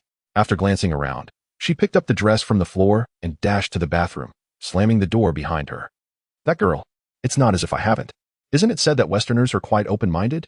Su Ming's gaze followed the ocean horse's retreating figure, feeling as if he had been met with a profound insult. Do you not trust my character? 5 minutes later, upon a thorough inspection of the room, Su Ming ensured that everything worth taking had been stored away in his spatial pocket, leaving no lingering attachments. With a click, the bathroom door swung open, and the ocean horse emerged, adorned in a delicate, light green floral dress. Seated on the balcony, Su Ming cast a glance that he could not bear to withdraw from. Her bright golden hair was casually tied into a ponytail, the ends cascading nonchalantly over one shoulder. Standing nearly 1.7 meters tall, the delicate green floral dress accentuated her slender figure magnificently. Su Ming's gaze was firmly fixed on Helen, unaware that the cigarette in his hand had burned down to its end. It was hard to fathom how this dress, exuding an elegant Eastern beauty, could look so stunning on a Western figure. As the cigarette embers dwindled, the searing sensation jolted Su Ming back to reality. He discarded the stub onto the ground and extinguished it before approaching Helen with measured steps. Since exiting the restroom, Helen had felt Su Ming's penetrating gaze upon her, leaving her with an uncomfortable sensation. She awkwardly placed her hands behind her back, then at her sides, occasionally clenching her fists only to release them again. She wanted to meet Su Ming's eyes directly, yet feared that any hint of dissatisfaction would provoke his ire. As his footsteps drew nearer, a pair of athletic shoes came into view. What do you think? Do I blend into the environment of Huagua? Helen inquired tentatively, her heart racing. Not quite. You still attract too much attention. Helen's heart sank. Indeed, Su Ming was dissatisfied with her disguise. The camouflage lessons from military school seemed utterly futile. Helen, you resemble a phoenix amidst a flock of chickens. No matter what, your beauty cannot be concealed. The unexpected remark left Helen bewildered, only to realize she was being swept off her feet. Flirtation, perhaps, was an innate talent of men, and Su Ming was unabashed in indulging his own desires. He acknowledged that he had never experienced such comfort in his life, even when he had the nominal girlfriend Tian, with whom he had treaded carefully to maintain their relationship. In contrast, Helen, who followed closely behind him, not only surpassed Tian in beauty, but also obeyed his every word. By comparison, Tian was rendered insignificant. On a sweltering summer afternoon, the heat was unbearable, and Su Ming could hardly muster the energy to turn on the air conditioning. The two were drenched in sweat, suffering in the oppressive heat. With this thought, Su Ming took Helen to the bathroom. Helen, why don't you take a shower? It's sweltering here in summer, like a steamer. Su, I'm so tired. I just want to rest. I don't want to move. With a smile, Su Ming reflected that before meeting Helen, He had been a straightforward and honest man. Tian had only ever held his hand and offered him a taste of sweetness to keep him interested. Across both lifetimes. It was Helen who had transformed him into a stalwart man. As for his own abilities, he truly did not comprehend. Helen appeared genuinely fatigued. Was it that his enhanced physique was too formidable, or was it simply that foreigners were notoriously weaker? Not wishing to dwell on unanswerable questions, Su Ming, whose vanity had been greatly satisfied, disregarded Helen's feelings. Sweaty and feeling the urgency of a shower, he decided to enter the bathroom first. In such weather, there is no need to run hot water. The cool tap water alleviates the oppressive heat that clings to the skin. It is often said that a man's shower is a fleeting affair, and this holds true, for in less than 5 minutes, Su Ming emerged. Helen, it's your turn. Hurry up. We still have to go out for dinner. Su Ming spoke with a seriousness that belied his true thoughts, which only he was privy to. Helen was no fool. Upon witnessing Su Ming's demeanor, she seized her change of clothes and dashed into the bathroom, locking the door securely behind her. Locking it, leaving Su Ming standing outside, bewildered and utterly frustrated. Where's the trust in this? Chapter 128. The appearance of Tian as Su Ming finished adjusting his attire. The slanting rays of the evening sun on the balcony reminded him that time was slipping away. Come, let me take you out for a bite. Yes, master. The mare replied, her head lowered and her demeanor endearingly innocent. Su Ming, puzzled, inquired, where did you learn that mannerism? The mare responded, huh? It was only after Su Ming mimicked the mare's peculiar posture that she realized the subject of his question. During our submarine's downtime. Everyone would take a trip to the island nation. Aren't the women in Asia all like this? The mare seemed unaware of the distinctions between the island nation and Huagua. You needn't act like that in the future. Just be yourself. Women from Huagua are quite different. They enjoy a greater sense of freedom. What is it like then? The mare remained confused. This was a rather complex matter to articulate, and Su Ming felt at a loss for words. In any case, it's not like that. Do as you wish. You'll understand in due time. The two exited and descended the stairs to the hallway. Oh, Xiaosu. What is this? A new girlfriend? Oh my, and she is a foreigner. The elderly residents of Sioux City, especially the seniors, tended to dine quite early. It was barely past 5, and the sun had yet to fully set. Having finished their meals, the grandfathers and grandmothers had already congregated in the hallway, enjoying the cool breeze and engaging in lively conversation. When they spotted Su Ming with a blonde foreign lady, their curiosity was piqued. Led by Aunt Li, the familiar neighbors began to jest and gossip about Su Ming. What do you think? Isn't she beautiful? Su Ming, buoyed by the attention, casually bantered with the elders. She is indeed lovely. Much better than the last one. As he spoke, Aunt Li quickly covered her mouth, realizing she might unintentionally spoil Su Ming's good fortune. They were aware of Tian, having seen her on several occasions when Su Ming brought her home. Rest assured, Aunt Li, she doesn't understand what we're saying. Oh, that's true. Foreigners might not even grasp Mandarin, let alone our local dialect. Which country is she from? Aunt Li's demeanor shifted, her concern dissipating as she nearly revealed Su Ming's past. The previous young lady, though attractive, had not been sincere towards him, as observed by the neighbors. Aunt Li engaged Su Ming in conversation, but her gaze was fixed on Helen. Helen, bewildered, tilted her head in confusion. She understood that Su Ming had instructed her not to speak, so she complied, offering the elders a warm smile instead. Wow, this young lady has a delightful smile. Indeed. She's quite beautiful with such fair skin. Xiaosu, you're fortunate. The elderly residents showered compliments generously, playfully acknowledging Su Ming's newfound prosperity, knowing that a few kind words cost them nothing. Not at all. I suppose my appearance is rather ordinary. When the time for the wedding arrives, I shall invite you all to celebrate. The elderly folks exchanged pleasantries, and Su Ming, unfazed, engaged in the same. However, as soon as he uttered those words, the lively enthusiasm of the older generation abruptly faded. The atmosphere grew tense, and Su Ming's mind raced as he realized that they were likely concerned about gift-giving. Oh, no worries. Just being here is enough. Let us not burden ourselves with expectations, haha. Oh dear, that's precisely what I meant. The younger generation is indeed straightforward. It's refreshing not to adhere to the traditions of our elders. Laughter returned, yet a hint of awkwardness lingered. Su Ming, a sharp voice pierced through the jovial chatter, drawing everyone's attention. Su Ming thought, well, there it is, just as I was mentioning the green tea, it arrives. With a commanding stride, Tian approached, clutching the designer handbag gifted by Su Ming. Her steps were heavy yet purposeful, her eyes blazing with fury, fixed on the striking woman trailing behind Su Ming. Su Ming, who is she? Upon reaching Su Ming's side, Tian pointed emphatically at the foreign woman as if she could pierce her with her finger. Miss Tian. Is that your tone when inquiring about someone? Su Ming glanced sideways at the woman, casually stepping closer to the foreigner. The older folks fell silent, witnessing the scene as if a legitimate wife confronted a mistress. How deliciously scandalous.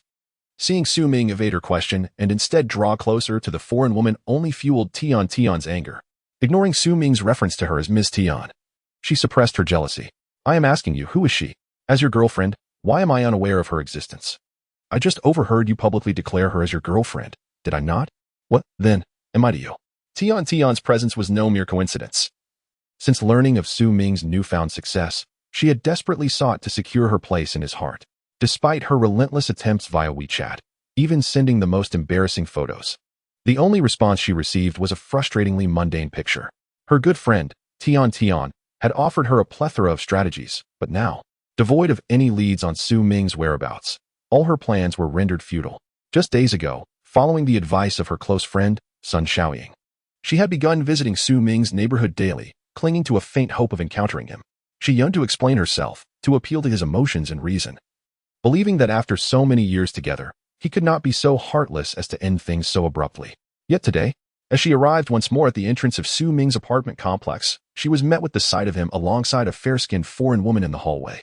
Consumed by jealousy, she refrained from rushing out immediately. Instead, she clandestinely listened to the gossip of several elderly individuals, seeking the information she so desperately desired. It was only when Su Ming publicly announced that the fair-skinned wretch was his new girlfriend, even inviting these elders to celebrate their future weddings, that she could no longer endure the sting of betrayal. With a piercing cry, she interrupted the gathering, exclaiming, Su Ming, tell me, what do I mean to you? Have you any regard for my feelings? After all these years of devotion, can you simply dismiss it all? Chapter 129. A fiery confrontation. What do you think you are, Tian? After living for over 20 years, you dare to ask such a childish question? Last time, it was you who insisted on breaking up with me. How is it that you have nothing to say now? Su Ming leisurely decided to feign ignorance, curious to see just how shameless this green tea BTCH could be. Did you not understand that I was speaking in anger? Tian's face flushed, realizing that she had underestimated Su Ming, who, despite being a man, would not publicly humiliate her in front of their neighbors. She had planned to take the moral high ground and deliver a crushing blow to Su Ming, but to her surprise, he had undergone a significant transformation in her absence. The old Su Ming would have already covered her mouth, pleading desperately for her to reconsider. What? Lost for words? We are all young people of the new era. Relationships are a matter of mutual consent. Since you initiated the breakup, it is only natural for me to seek another girlfriend, is it not? And as for you, don't you have a supervisor pursuing you? Make the most of that opportunity. As Su Ming spoke, he stepped back and wrapped an arm around the shoulders of De Yangma, pulling her closer. Although De Yangma did not understand Chinese, she grasped the situation well enough. Who would have thought that the man she perceived as capable of annihilating Tokyo with a missile would also find himself entangled in romantic dilemmas? In that moment, she felt a trace of humanity in Su Ming, who had previously seemed devilish. With this thought, De Yangma playfully nestled into Su Ming's embrace and wrapped her arms around his waist. Su, is this your girlfriend? Her breath was sweet, her beautiful eyes shifting to Tian before gazing up at Su Ming with longing. To be precise, she is my ex-girlfriend. No need to pay her any mind. She will meet her end sooner or later. Su Ming returned to Yang Ma's tender gaze, his tone affectionate, though his words sent a shiver down her spine, tightening her embrace around him. Witnessing the intimate exchange between Su Ming and De Yang Ma right before her eyes ignited a fiery jealousy within Tian, her chest heaving with emotion. Su Ming, what is this wretched girl saying? Indeed, a man becomes corrupt with wealth. Do you think this behavior is justifiable after all the years I stood by your side? Remember, I followed you right out of school. Though her words were directed at Su Ming, her eyes frequently darted towards the elderly neighbors eagerly eavesdropping on the drama, employing a soft-hearted tactic to evoke sympathy. She sought to retreat before advancing her agenda, an age-old strategy of the green tea BTCH. Oh, she wishes to greet you. But I told her you do not understand English. Tian was left speechless. Regardless of how wealthy Su Ming became, one must maintain their dignity. She could not believe that he could withstand the neighborhood gossip and forcefully end their relationship. Little Su, I think I understand now. We've seen this girl many times over the years. How can you just sever ties like that? Indeed, little Su. Auntie Lee has something to say to you. One should not forsake their loyal wife. Exactly, that's the matter at hand. Aunt Lee is indeed correct. Little Su. You should ponder this carefully. The elderly have lived for many years and possess a deeper understanding of matters than you do. The formerly composed elderly, who were quietly enjoying the spectacle, could no longer restrain themselves and began to voice their concerns. The foreigner with golden hair and blue eyes held little relatability for these seniors, especially since the young lady named Tian Tian had already established her presence in their minds as the esteemed figure. Furthermore, now that little Sue has achieved success, it is evident to all that this resembles a classic tale of promotion, wealth, and a deceased spouse. Thus, they felt it was their duty to guide the misguided Su Ming back to the right path. Be quiet, you old folks. The once amiable smile on the face of the elderly turned to disbelief as Su Ming, who had been jovial just moments ago, suddenly erupted with anger towards them. They had assumed that their kindness and smiles had earned them some respect, but did they really think they were his elders? With all this idle gossip, they should consider preparing a better coffin for themselves and lie down in it sooner rather than later. Get lost. Mind your own business. You whisper behind my back. Calling me a poor boy without parents, thinking I am unaware? Huh? You. Little Sue, Auntie is kindly advising you. Do not be ungrateful. Exactly. With your disposition, you'll soon squander your fortune and face familial ruin. Enough. Good advice is wasted on the damned. The elderly were taken aback by Su Ming's stark transformation from a courteous individual to one who showed no mercy, unleashing his ire without hesitation. After exchanging a few harsh words resembling curses, they gathered their small stools and retreated from the corridor of Su Ming's residence. However, they did not return home. It was in their nature to congregate elsewhere, setting down their stools once more in another corridor, whispering among themselves while occasionally casting furtive glances in Su Ming's direction. Su Ming chose to ignore them. After all, these old folks would have nothing kind to say. In his previous life, he had endured their whispers, which, while not malicious, had certainly been unkind. He had preferred to maintain peace, greeting them with a smile despite their gossip. These seniors were not inherently bad, just excessively talkative. Su Ming had no desire to engage with them further, considering that they were among the first to face the apocalypse. Reflecting on the impending doom, he thought, why should I indulge you any longer? Consequently, he severed ties with them, recognizing that there might not be another opportunity to voice his grievances. He had not forgotten their disparaging remarks about being an impoverished lad unworthy of such a beautiful girl as Tian Tian. What's keeping you standing there? Waiting to be scolded? Despite the lengthy exchange, not much time had passed. Su Ming withdrew his gaze and unceremoniously issued an eviction to Tian Tian. Her head was buzzing. She had not anticipated such a drastic change in Su Ming, who usually appeared so kind-hearted and easily bullied. Su Ming, why are you being so heartless to me now? Boo-hoo, you used to say. In this lifetime, I shall always treat you well, regardless of wealth or poverty. Moreover, I have already offered my apologies. What more do you desire from me? A skill indispensable to the deceitful, feigning sincerity, lamenting in a manner that stirs a man's sympathy. Su Ming, however, will not fall for such tricks. The grudge of the broken ribs remains unavenged. How could he possibly hope to embrace you again? He is not one to lament the abundance of his ribs. Reflecting on this, a pang of pain reverberates through his chest once more. In this life, he is determined to torment this deceptive creature thoroughly. She shall not be allowed to depart so easily. Chapter 130. The Self-Destructive Green Tea Tian Tian. Cease your feigned sorrow and retract those tears that you have so forcefully conjured. Su Ming released a young ma, crossed his arms, and earnestly observed the performance of the green tea. I must admit, your acting skills have reached an admirable proficiency. You inquire about my worth? Allow me to pose a question in return. What do I signify in your eyes? For all these years, I have devoted every ounce of my affection and energy to you. Not once, after receiving my salary, have I failed to take you out to dine and drink. You expressed your fondness for Chanel bags, and I scrimped and saved for months to procure one for you. Do you have any idea how I managed during those months? I could hardly bear to indulge in instant noodles, subsisting on nothing but boiled noodles thrice a day. You lamented your inability to rise in the morning, claiming that walking to work was too exhausting. So I arranged a private car for you daily, all for a commute of less than 3 kilometers. You mentioned financial constraints when going out with your girlfriends, and I took out loans to fund your expenses. Do you have any inkling of how I survived during those months?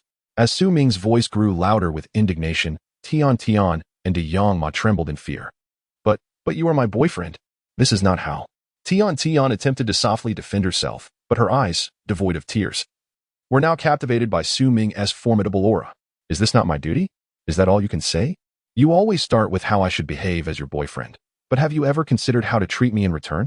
After purchasing that bag, should there not be some reciprocity? What have I gained in exchange for months of my salary? I haven't even had the privilege of kissing you. Was I truly such a fool? Indeed, during that time, I was quite foolish.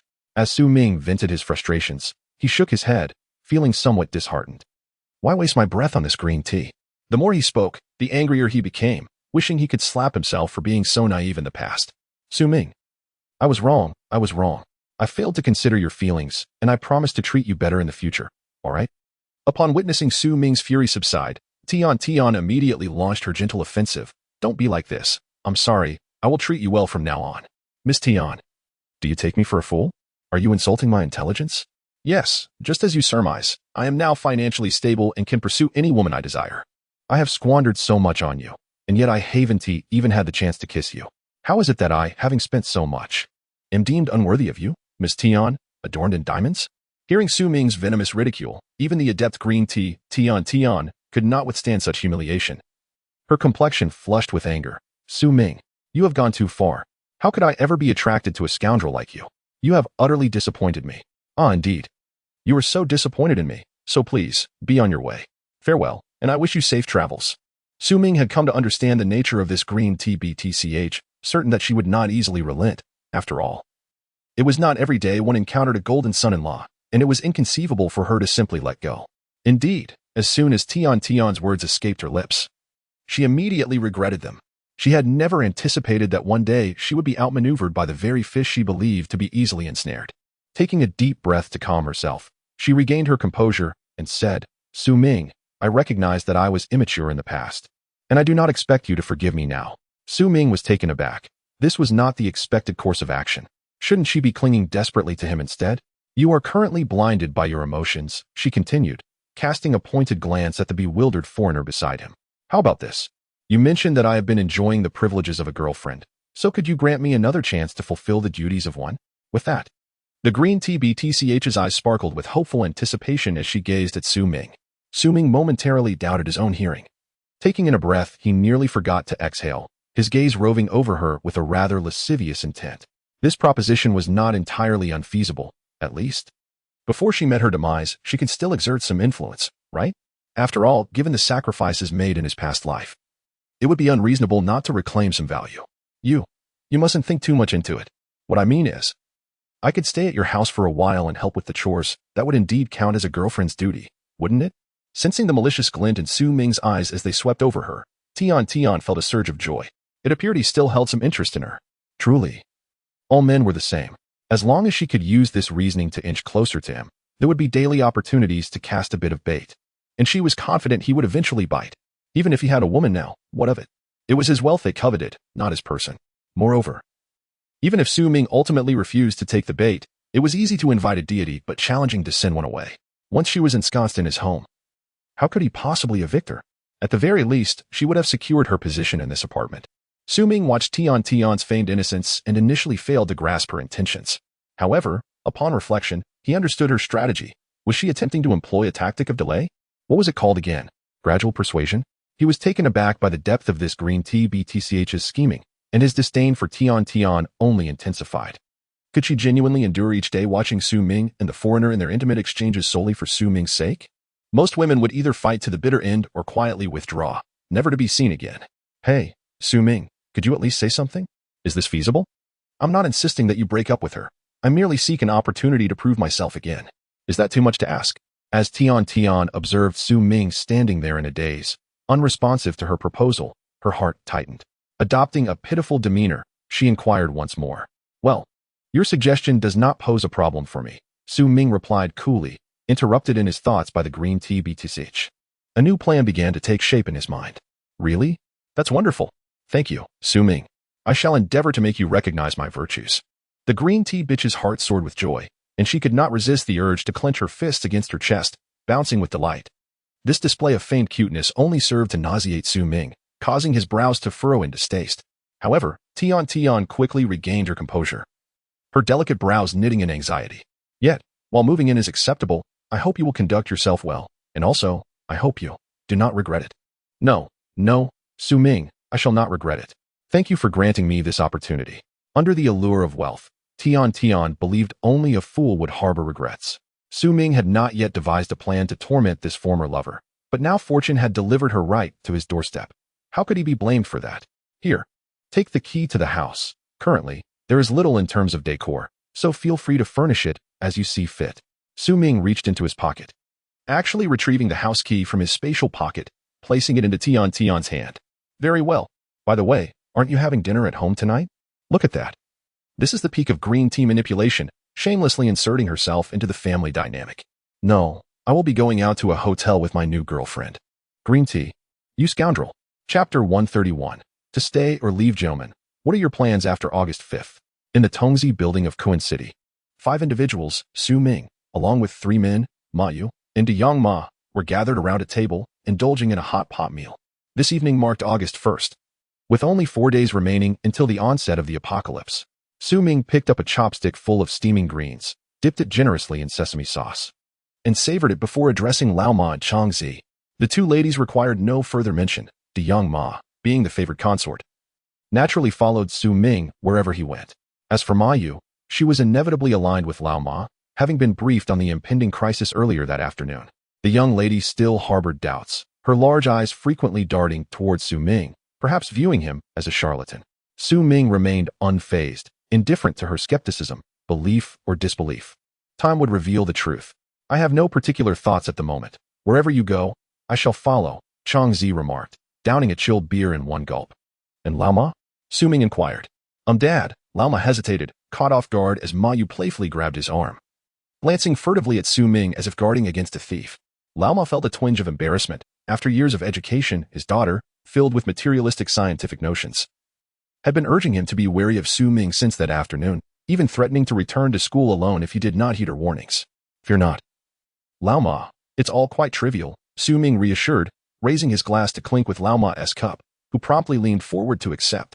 The two shared a silent toast, downing the contents of their glasses. To be honest, Ma Yu, I initially found this situation quite surreal. It's only natural to harbor doubts. Skepticism is a reasonable response, Su Ming continued. How about this? You may stay in the safe house outside for now. Whenever you feel weary of it, just reach out to me, and I will come to you. This arrangement suited Su Ming well, as he needed time to resolve lingering grievances with certain individuals. He feared that if Lao Ma and Chang Zi remained by his side at the onset of the apocalypse, it would come too easily for them. As the saying goes, a grain of kindness merits a grain of enmity. This opportunity, stemming from Ma Yu's hesitations, would allow them to experience the harsh realities of the world alone, ensuring that they would appreciate all that Su Ming provided in the future. It was not that Su Ming held a pessimistic view of human nature. Rather, he recognized the inherent tendency to seek advantage and avoid harm. Lao Ma and Chang Zi were not mere side characters in a fantastical tale, devoid of their own thoughts, obediently following the protagonist's whims. They were human. And though they currently bore no ill intentions, people could change. Xiao Su, actually Lao Ma attempted to elucidate, hoping to prevent any misunderstandings that could disrupt their camaraderie. He harbored a deeper concern. With so many resources stored in Su Ming's space, he feared that, over time, Su Ming might forget about them, which would indeed be a grave miscalculation. Su Ming was acutely aware of Lao Ma's concerns, so he interrupted before Lao Ma could finish his thoughts. Rest assured, Lao Ma, I will leave a portion of supplies here. By the way, where do you intend to stay? Closer to me, or at the Tube building? Brother Su, I shall stay with Lao Ma as well. You can focus on your affairs and find us later. Do you need my assistance? Indeed. The straightforward nature of the robust man, Chang, seemed oblivious to the possibility of Su Ming betraying them. That's acceptable. My matters are trivial, merely requiring some time. Trust me, Chang. After speaking, Su Ming turned to Lao Ma, awaiting his decision. Very well, let us settle on this, Xiao Su. Lao Ma exhaled heavily, resolved. Ma Yu, who had been anxious, appeared to relax and resumed eating heartily. Let us agree on this. Shortly, I will leave enough supplies and some weapons for your protection. I will retrieve all the supplies from the warehouses today. Oh, and let me remind you once more, in these apocalyptic times, be vigilant. This message was directed at Chang, whose eyes were darting about once Lao Ma decided to stay at the Tube building. Su Ming could surmise his thoughts. He was still reluctant to part with his subordinates. Some lessons can only be fully understood through experience, and all Su Ming could do was offer a gentle reminder. The atmosphere at the dining table grew lively again as Su Ming used his chopsticks to place some sweet and sour ribs into De Yang Ma's bowl. However, her chopsticks seemed uncooperative, and despite the meal being underway for some time, she had barely tasted any food. De Yang Ma gazed contemplatively at the ribs in her bowl. Could there be remnants of Su's saliva on this? Are the people of Huagua really so unrefined? What's wrong? Helen, are you not accustomed to the food? Su Ming inquired with concern, drawing the attention of everyone at the table towards De Yang Ma. No. This dish is delightful. Thank you, Su, and thanks to Ma for the exquisite cooking.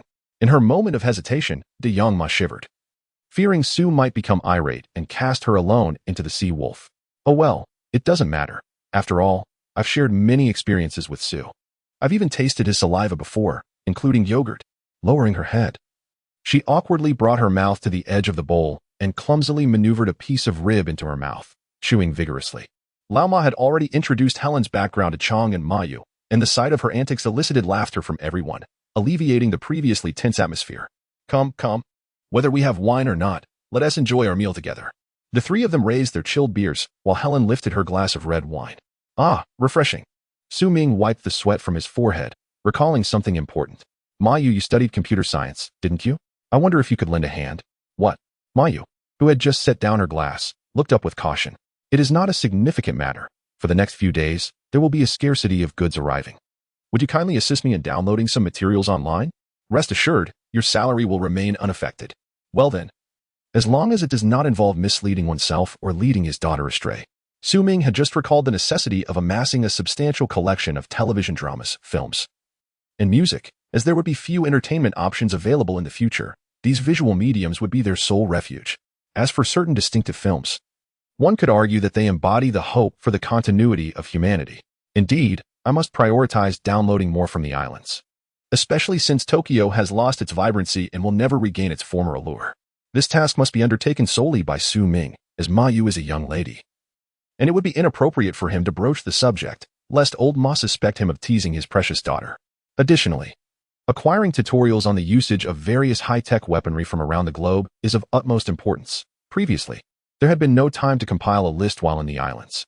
During these few days, he would outline these items and have Mayu search and download them from the internet. Chapter 132. The Green Tea Bitch builds her love nest in the ensuing days. Su Ming remained at the tenement, personally overseeing the delivery of exquisite dishes from various restaurants. Trucks laden with still steaming delicacies continued to arrive, each meticulously arranged in the warehouse behind the tenement. To ensure sanitation, each dish was contained within takeout boxes, alleviating any concerns of spillage. On the very first night of his return, Su Ming transferred the substantial stockpile of diverse goods, originally amassed in the warehouse, into his own space. Xiangzi's subordinates scoured nearly 100 eateries, resulting in a drastic decline in patronage throughout the city of Su. Consequently, diners voiced their grievances. Yet, what could be done? The proprietors were intoxicated by the influx of cash, experiencing a bittersweet ecstasy. The contract prices soared nearly 30% above market value, commencing with thousands of banquet tables, encompassing every item on the menu. Su Ming casually selected a few of the most spacious warehouses, paid a rush fee, and ran an internet cable into the premises. As the restaurant's delivery trucks arrived, he directed the workers to neatly store the dishes in the warehouse. Once the workers departed, he effortlessly absorbed the culinary delights into his space with a mere wave of his hand. In moments devoid of stock, he occupied himself by incessantly downloading curated content from abroad, filling hundreds of USB drives. With the overwhelming number of restaurants, nearly 100 batches of finished dishes were delivered each day, rendering Su Ming unable to leave. He consequently set up a military cot within the warehouse. With the ever-present Daengma trailing behind him, Su Ming diligently pursued a wealth of knowledge. At times, when the mood struck, they would succumb to temptation and lose themselves in an ocean of information. Thus, the cot was swiftly replaced with a substantial 22-meter mattress, procured at no cost from the Tokyo port. Su Ming inspected the mattress, noting its origin from Yukoku, which explained its excellent shock absorption. While he could have easily drawn Daengma into his space, he hesitated to place complete trust in her. Despite their apparent synergy and enthusiasm, a flicker of caution lingered in Su Ming's mind. Daengma remained in her probationary period, with societal order intact and the United States still standing. He couldn't dismiss the possibility of her pulling a fast one on him. Even with their bond akin to that of nuclear allies, the risk, albeit minimal, could not be entirely ignored. As for women, who could say? The mere thought of them sent a twinge of pain through Su Ming's ribs, a psychological remnant of a beautiful face that haunted his thoughts. It was now 8 o'clock on the evening of August 4th. After several days of labor, all the ordered meals had been delivered as per the contract. It was time to return home, where a devoted companion awaited him. After bidding farewell to Xiangzi and old Ma, Su Ming departed the tenement in his luxurious car, heading towards his residence in Xiangqing. As the vehicle cruised along the elevated road, Daengma sat in the passenger seat, gazing curiously at the dazzling nightscape of Su. I never anticipated such remarkable development in Huagua, she remarked. How is it that you Americans lack internet? Su Ming retorted, adopting the rhetoric of a cyber warfare expert. We do have it, came the response. But the country we see portrayed in the media often appears to be one steeped in rural backwardness and ignorance. The foreigner, however, did not catch Su Ming's sarcasm and earnestly continued to explain. Realizing this might come off as disrespectful, he stole a glance at Su Ming's expression. Noticing Su Ming was still focused on driving, he secretly sighed in relief. To say that is not entirely incorrect, at least in due time. The entire world will resemble a rural landscape. What? What do you mean? Su Ming remained silent, his demeanor darkening as he, along with the foreigner, admired the last vestiges of prosperity outside the window. Su. The foreigner leaned in to observe Su Ming closely, letting out a soft hum. What? Oh, hee. Su Ming withdrew his right hand, chuckling awkwardly. I haven't driven this Mercedes much. I'm just testing its performance, hee. He lifted his right hand to his nose and sniffed. Sioux City isn't coastal, yet it feels like a sea breeze is brushing against my face. Could it be that a typhoon is approaching? Thoughts raced through his mind, and he could no longer restrain himself, fixing his gaze on the road ahead. He spoke earnestly. Helen, since you're in the passenger seat, could you help me test this car's performance as well? What? Sue, what do you mean? The Mercedes began weaving on the elevated road. In room 302 of Building 14 at Jincheng Yuan, Tian clapped her hands, surveying the house with satisfaction. Su Ming had not returned in days, but she was in no rush. After receiving the house keys from him that day, she eagerly entered, embodying the role of the mistress. The house was filled with emptiness, the bed was gone, and all the hard furniture, such as the sofa and dining table, had vanished without a trace. Even the kitchen lacked cooking utensils. Her mindset nearly shattered. Was this really the home of a newly wealthy individual? However, she quickly regained her composure. After all, a home always needs a mistress. What does that foreigner have to attract our Su Ming, apart from her good figure, in matters of household duties? It is the gentle and virtuous Chinese fairy who truly shines. Imagining Su Ming returning to a refreshed home, she believed he would surely alter his perspective. To win a man's heart, one must capture his stomach. Yet the green tea BTSH knew that was not entirely correct. It was essential to provide him with a sense of home as well. Foreign girl, let us see what you have to compete with me. Her heart danced with joy, as if she could already envision Su Ming once more bowing at her feet. In the following days, Tian spent lavishly, tirelessly traversing the home improvement markets, purchasing the finest sofas, dining tables, and essential furniture, even down to the oil, salt, soy sauce, and vinegar. As the saying goes, one cannot catch a wolf without parting with a child. Completing these purchases nearly depleted all of Tian's savings. Yet she remained optimistic. Could a few tens of thousands compare to billions? The goal of the little fairy was the stars and the sea. Standing in the center of the living room, Tian gazed with satisfaction at the newly transformed space, a cherished starting point for herself and Su Ming. The more she looked, the more she adored it. With this thought, she felt an irresistible urge to share her labor's fruits with her beloved. She took out her phone and dialed. Father's father is called grandfather. Father's mother is called grandmother. The familiar ringtone resonated from the receiver and echoed outside, growing louder by the moment. A fiery light sparkled in Tian's eyes as she dashed toward the door, the click of the lock resounding. Darling, you're back. Chapter 133, Competing for Affection. Darling, you're back. A glimmer of anticipation faded from Tian's face as she fixed her gaze on the captivating woman trailing behind Su Ming, her eyes glinting with disdain. Shameless vixen. Though the thought echoed in her mind, she dared not voice it, suppressing her irritation. The subtle art of patience, like a frog in warm water. Without further contemplation, her gentle gaze returned to Su Ming. Darling, you finally returned. I've missed you so much. Her voice dripped with sweetness as she opened her arms, yearning to drape herself over his shoulders.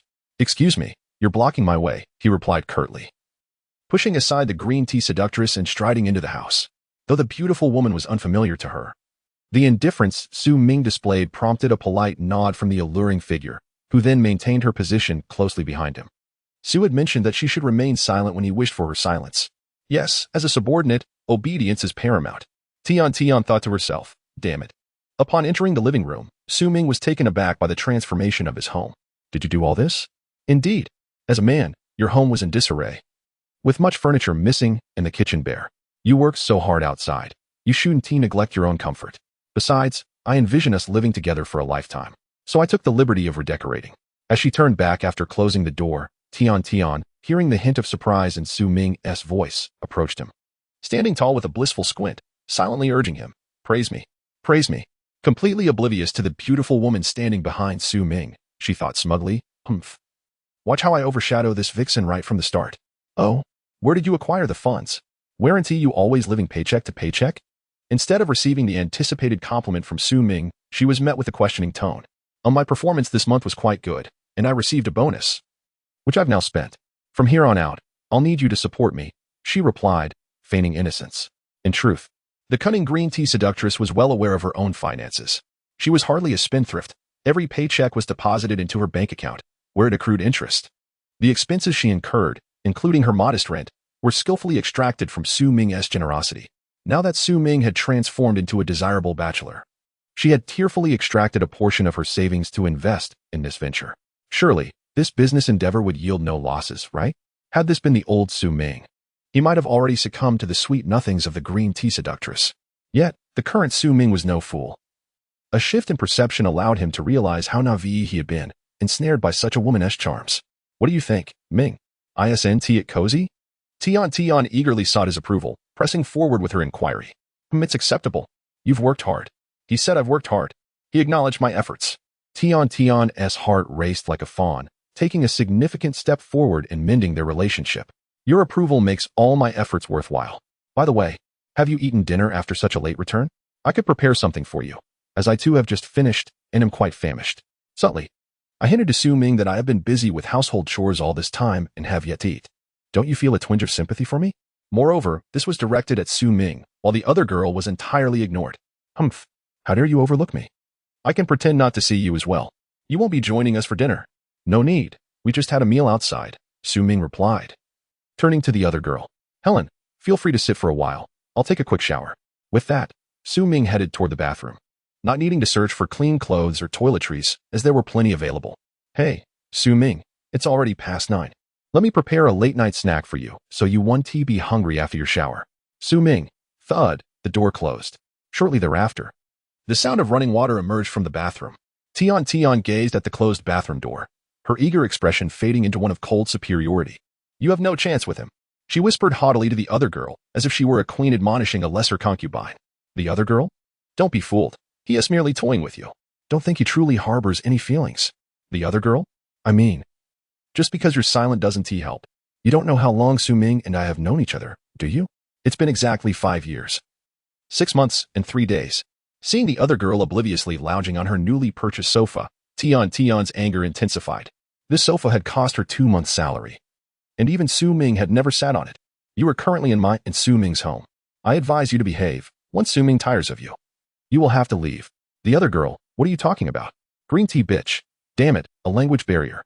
At that moment, the green tea bitch regretted not studying harder. The other girl had already been quite accommodating to Tian, having known that this Chinese woman would not speak English since their last meeting. Hence, she had chosen a more formal manner of communication rather than her usual straightforward vernacular. Little did she know that Su Ming was exceptionally talented, fluent in several languages, while this woman who seemed to be her partner was so inept. Humph.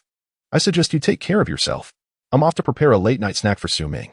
With communication fruitless and her efforts feeling akin to striking a pillow, the green tea bitch grew disinterested and headed straight to the kitchen, clattering about as she prepared a late-night meal for Su Ming. We must not let our benefactor go hungry. After finishing her shower, Su Ming, towel-drying her hair, called out to the girl seated on the sofa watching television, Helen, do you want to take a shower? Deprived of mobile phones and other entertainment amenities, the foreign girl could only resort to watching television to alleviate her boredom. Surprisingly, the dramas from Huagua are quite captivating. The protagonists possess abilities to traverse rooftops and walls. Could it be that Su's extraordinary skills were acquired in such a manner? Oh, I want to wash too. I feel sticky all over from sweat. It's utterly unbearable. Hearing Su Ming's call, the foreign girl swiftly leaped from the sofa. The toiletries are all new and placed inside for your convenience. Feel free to use them. All right. Thank you, Su. Helen cheerfully exclaimed, rushing into the washroom with great enthusiasm. Helen certainly adapts to her role swiftly, Su Ming thought, feeling quite pleased as Helen exhibited her reliance on him impressively in front of Tian. By the way, it commonly said that foreigners have a strong body odor? Yet, this girl emanates only the refreshing fragrance of shower gel. And I haven't noticed her using any perfume. Chapter 134. Unpleasant memories, my dear. Have you finished your bath? Come, savor the late-night snack I prepared.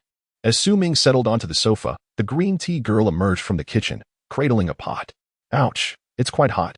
After placing the pot on the dining table, Tian pinched her earlobes with both thumbs to cool down, seemingly lamenting the effort it took to prepare the midnight meal. I'm not hungry. You can eat it yourself, Ming replied, still seated on the sofa, intermittently pressing the remote to change the channel. Oh, darling. This is the noodles I painstakingly made for you, fearing you might go hungry. Just a small bite would suffice. I already told you I'm not hungry. Stop your incessant chatter. It's quite annoying. The insincerity was palpable. This routine had once been reversed. In the past, when Ming had finally prepared a meal, the green tea girl would sit aloofly on the couch, fixated on the array of luxury items displayed on shopping websites, bags, lipsticks, and the like. Ming recalled distinctly that during the recent Lunar New Year, considering Tian's family lived far away and the company required overtime, he couldn't return home to celebrate. With the intent of caring for his future wife, he kindly brought her home for the holiday, laboring throughout the day to conjure a delightful New Year's feast. Yet, when all the dishes were presented, the green tea girl remained glued to her phone, unfazed. Tian, it's time for the New Year's dinner. Put your phone down for a moment, all right? Let's celebrate together so you won't miss home so much. Enough with the New Year's talk. What is the point of this elaborate meal? It would be better to take me to Diulu for a proper feast. Ming's hands, poised to set the table, hesitated midair. He took a breath, placing the utensils down gently, and forced a smile onto his rigid face. My dear, please don't say that. The New Year is about creating an atmosphere. It's the joy of family togetherness that truly matters, rather than the food itself. Be quiet. Is it just to save a few bucks? Don't think I'm oblivious. And what joy is there? You're the only one from your family here. I've been here with you all day. Don't act as if you're the one accompanying me, standing by the table laden with dishes. Ming bowed his head, his expression darkened and troubled, fist clenched tightly, revealing his tensed veins. Enough of this. Xiaoying is calling me to celebrate the New Year. You can enjoy your splendid meal alone. Tian, utterly indifferent to Ming's inner turmoil, glanced at her phone. Her eyes lighting up with excitement as she casually remarked to him. Without a second thought, she changed her shoes and left for a New Year's Eve party organized by a male friend of her close companion. According to Xiaoying, there were several promising candidates this year. Who knows what might unfold? Tian brimmed with anticipation. Yet she never considered how Ming would spend this New Year's Eve alone at home. Alas, my dear. It is with great effort that I have prepared this dish of noodles under the sweltering sun. Though the gift may be modest, the sentiment is profound. Surely, you could take but a single bite. Ming's impatient words did little to deter the green tea vixen's intentions. Rather, they spurred her on as she endeavored to persuade him further. With that, the green tea vixen settled beside Ming, inching closer, her delicate fingers lightly resting upon his exposed arm. Lost in reverie, Ming shivered as he returned to the present, only to find himself confronted by the vixen's somewhat ingratiating smile. Tian believed she was employing her most charming tactics, combined with her striking beauty, which should compel Ming to respond favorably. However, the next moment proved to be a stark contradiction as Ming abruptly rose from the sofa, discreetly distancing himself from her. Madam Tian, please refrain from such behavior. Let us maintain appropriate boundaries, lest my girlfriend misconstrue the situation, he stated with utmost seriousness. His gaze fixed upon the air above the vixen's head, as if the very sight of her countenance was an affront to him. Ming, do not take it too far. Tian began to vent her frustrations, but soon recalled that Ming was no longer the same man he once was. Given the balance in his bank account, she felt no courage to confront him assertively. Thus, she stifled her irritation and donned a smile, her eyes glistening with unshed tears. Very well, my dear, whenever you feel hungry, just call for me, and I shall prepare a meal for you. Now, if you'll excuse me, I shall eat. After a long day's labor, I am nearly famished. Employing a strategy of feigned indifference, she endeavored to showcase her diligence and domesticity with great finesse. Having said this, she did not wait for Ming's reaction before sitting down, scooping noodles from the pot into a small bowl and bringing the strands to her lips, accompanied by the sound of soft chewing and faint sobs. Initially, Ming had no desire to gaze upon the vexatious visage before him. But the sound of her quiet weeping altered his resolve, prompting him to turn his head and observe the vixen's performance in silence. He looked at me. Indeed, a man's protective instincts refused to let them witness a beauty weep. Come, comfort me. Though the green tea vixen appeared to be focused on her meal, she discreetly monitored Ming's attention. At that moment, as he gazed in her direction, Tian's heart surged with renewed hope. Yes, I am destined for an Oscar. The sound of the bathroom door swinging open shattered the oppressive atmosphere in the living room, interrupting the green tea vixen's charade. Sue, do you know where I might find a hairdryer? The striking figure of De Young Ma stood at the bathroom entrance, her head tilted as she rubbed her damp golden locks with a dry towel, her body enveloped in a long bath towel, standing at a height of 1.7 meters. She radiated warmth, awaiting Su Ming's response while continuing to dry her hair. Yet, Su Ming remained as still as a statue, his focus entirely upon her. Oblivious to her words, De Yang Ma felt a flush of embarrassment and, to emphasize her query, raised her voice slightly, yet it came out more as a cry. Su? Huh? What did you say, Dabai? Oh no, De Yang, I mean Helen? It was only then that Su Ming realized the situation. Hastily diverting his gaze and speaking in a disjointed manner. I said I need a hairdryer, HM? The foreign girl expressed a hint of dissatisfaction. Oh. I'll get it for you. Watching Su Ming scurry past the girl like a frightened pig, he dashed into the bathroom. Tian could no longer contain herself, forcefully slamming the dishes onto the table with a resounding clatter. This damn foreign girl. Ruining my plans. The foreign girl cast an innocent glance at the green tea girl, wondering what was amiss with her. Was her menstrual cycle affecting her temper? While she was an open-minded citizen of the United States, it was clear that she wouldn't typically dress so provocatively in front of other women. Yet, after meeting twice, she had gathered a hint of the peculiar relationship between this woman and Su. It appeared that Su Ming held nothing but disdain for her. Otherwise, he wouldn't have brought her home, completely disregarding her feelings. But what did it matter? After all, I am now a captive, a slave. I shall do as my master commands. Ignoring the opinions of others is the only way forward. Chapter 135. I am sick of you. Hurry up and dry your hair. I'm exhausted today and want to sleep early. Su Ming feigned searching for something in the bathroom, but in reality, he retrieved a Dyson hairdryer from his spatial realm and handed it to the foreign girl. All right, she replied. It is often said that foreigners embrace freedom and do not consider themselves as mere appendages to others. Yet, in Su Ming's eyes, such assertions are utterly nonsensical. Do you not see how Helen is utterly compliant at home, exhibiting a gentleness that surpasses even that of the women from the islands portrayed on television? Thank you for your concern, master. The foreign girl smiled sweetly, twirling away into the bathroom, and shortly thereafter, the whirring of the hairdryer filled the air. Su Ming chuckled as he returned to his seat on the sofa. The green tea girl was taken aback. She nearly snapped the chopsticks she had just picked up, her appetite evaporating in an instant. Was Su Ming truly so unrestrained? To thoroughly monitor Su Ming and the foreign girl, her gaze remained fixed on them, especially during their moments of intimacy. She had witnessed Su Ming's tender demeanor towards the foreign girl all too clearly. How could he disregard his legitimate girlfriend in such a manner? Adulterous couple. Tian now despised the foreign girl, her earlier hunger completely vanquished.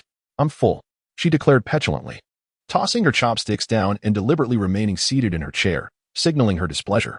However, after a moment, Su Ming remained oblivious, lost in thought as he stared at the television screen.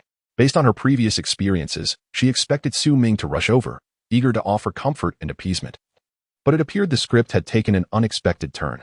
Su Ming was well aware of his intentions. He planned to toy with Tian for a while. While exacting revenge by eliminating her would certainly provide some satisfaction, it would not fulfill his deeper desires. Even after the nuclear leveling of Tokyo, the mere existence of a lowly woman could hardly evoke any thrill within him. After waiting for a while, Tian realized this was a futile endeavor. She stood up and began clearing the table, even taking the remaining pot of noodles into the kitchen. I would rather throw this away than let you eat it. You adulterous couple. Su, I'm ready. Shortly thereafter, the sound of the hairdryer ceased, and the foreign girl emerged from the bathroom, clad in the loungewear Su Ming had prepared. She sat down beside him on the sofa without waiting for an invitation, leaning against him. Helen, are you hungry? Su Ming casually draped his arm over her shoulder, leaning in to inhale the scent of her freshly washed hair, asking nonchalantly. I wasn't hungry. So now you are? He replied, incredulous. Hasn't it been less than 3 hours since dinner? Oh, I almost forgot. You must have been quite tired during the ride, right? Helen wanted to express that she wasn't hungry initially, but after a refreshing shower, her appetite had returned. Little did she know, her insufferable master was being playful again. Men can be so wicked. To be honest, Su Ming wasn't particularly hungry either, but to undermine the green tea girl, he felt it necessary to feign hunger at this moment. After teasing his little slave for a while, he waved his hand, and a stack of takeout containers appeared on the dining table. In recent days, this delicacy has been consumed at every meal, piling up in the space like a small mountain. Elegantly, he drew out a chair, and once the little servant was seated, Su Ming meticulously opened each packaging box.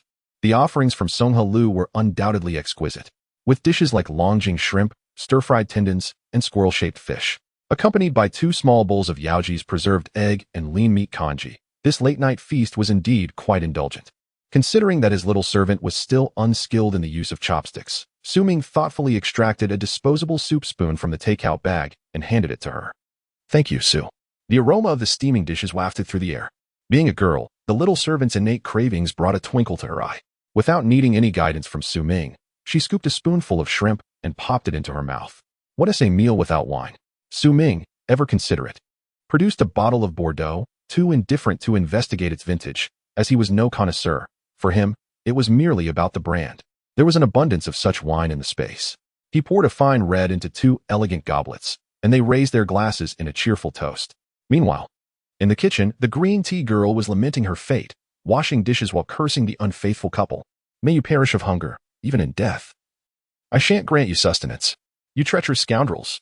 Suddenly, the green tea girl caught a whiff of a sweet fragrance wafting through the air. What was that delightful scent? It bore a hint of sweet and sour ribs. No, wait, was it squirrel fish? She recalled having tasted authentic squirrel fish at Yulu just once. The memory of that aroma vividly lingering in her mind.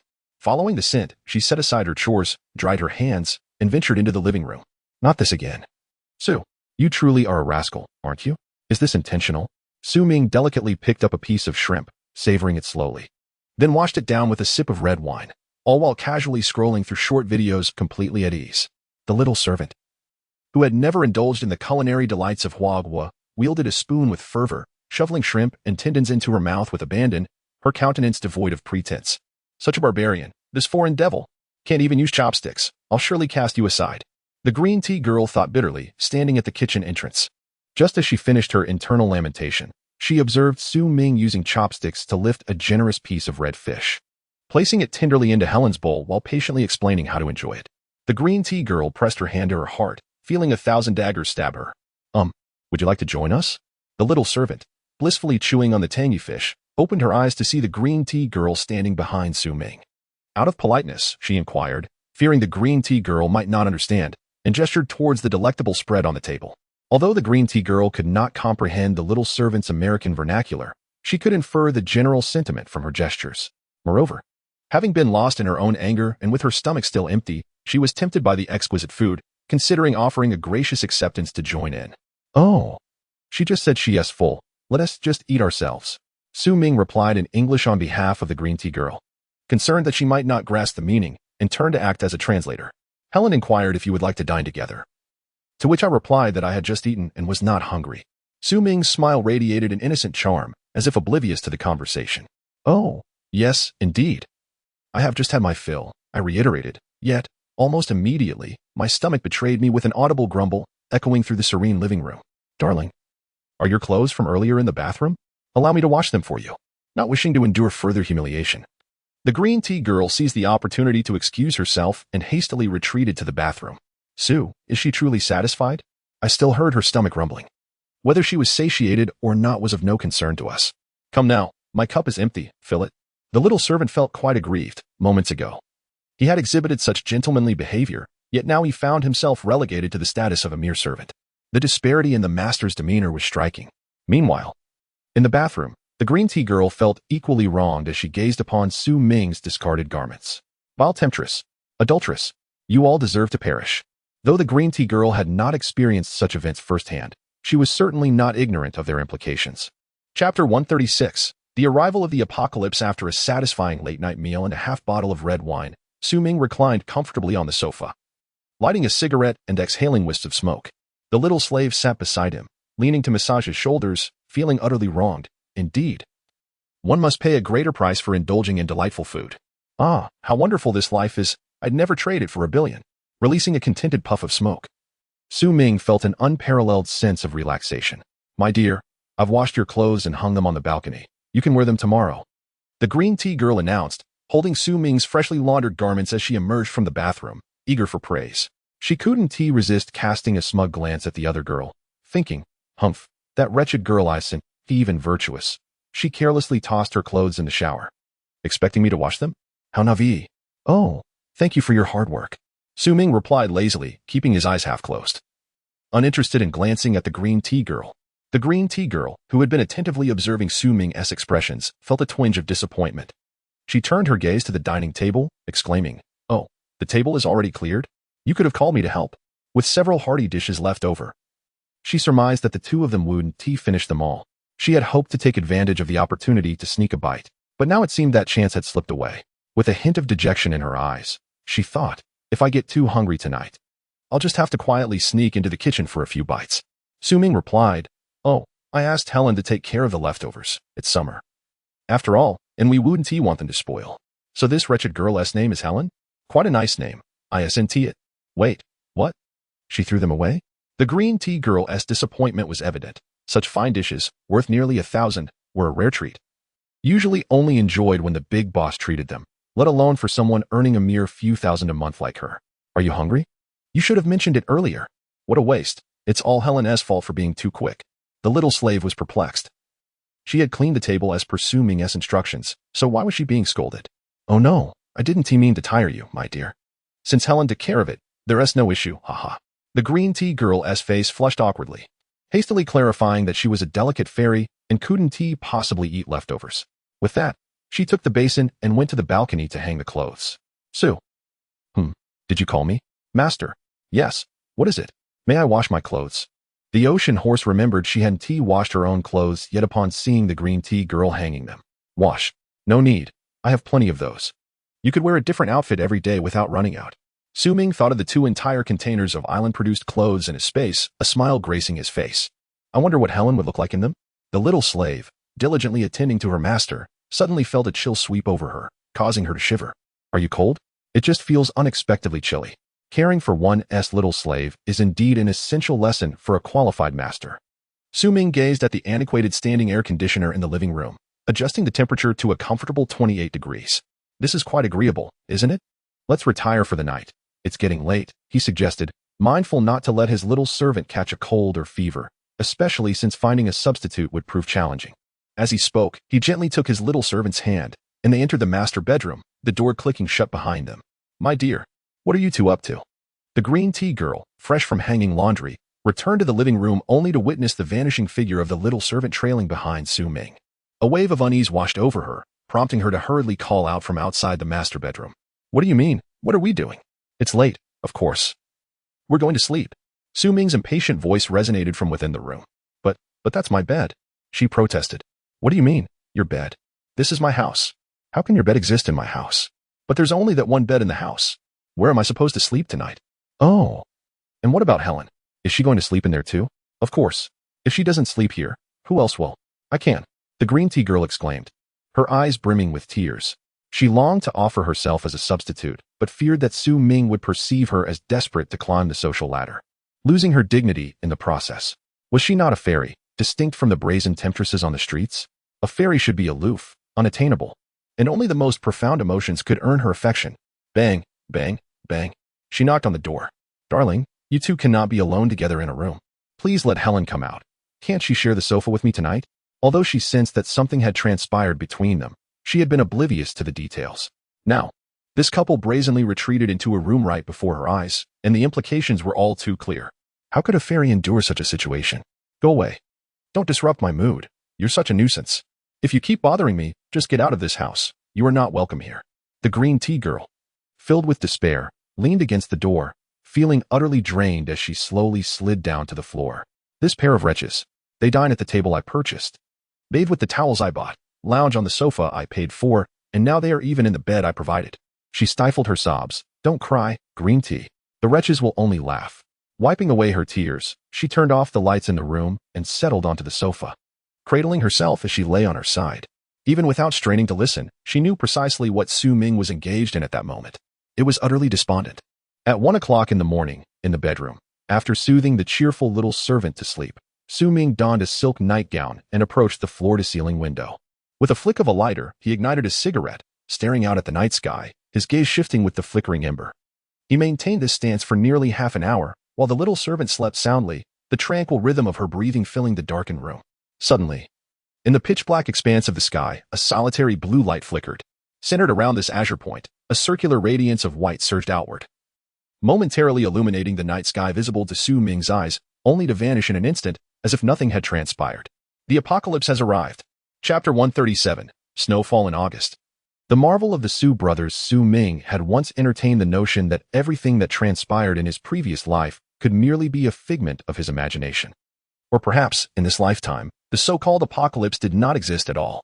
All the supplies he had painstakingly amassed, even causing chaos in the island nation, nearly leading to its downfall. While exhilarating, such actions could bear grave consequences. There lingered the possibility of a butterfly effect, perhaps even a third cataclysm. It was disheartening to consider. One moment, billions of little sprites thrived in blissful harmony on Blue Star, and in the blink of an eye, nuclear war could erupt. The thought sent a chill down Su Ming's spine. How terrifying, how dreadfully terrifying.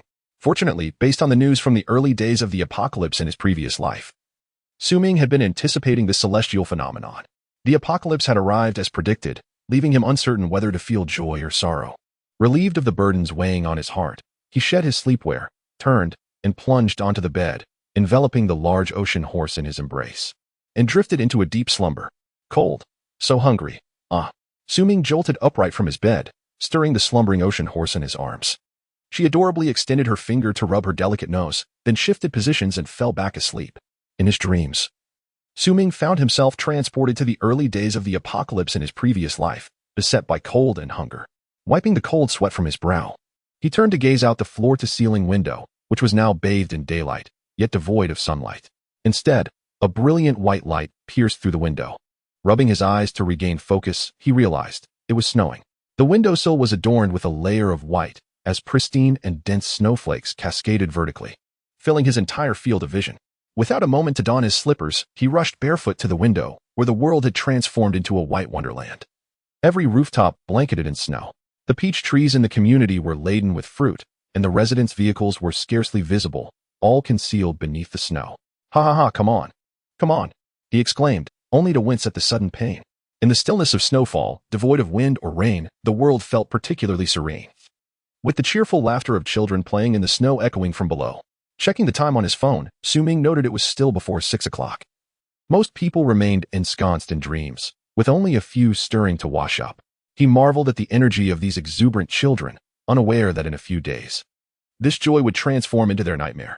He retrieved the remote control to turn off the air conditioning, realizing why the cold air had made him feel warm. The blizzard from his previous life had yet to unleash its full ferocity.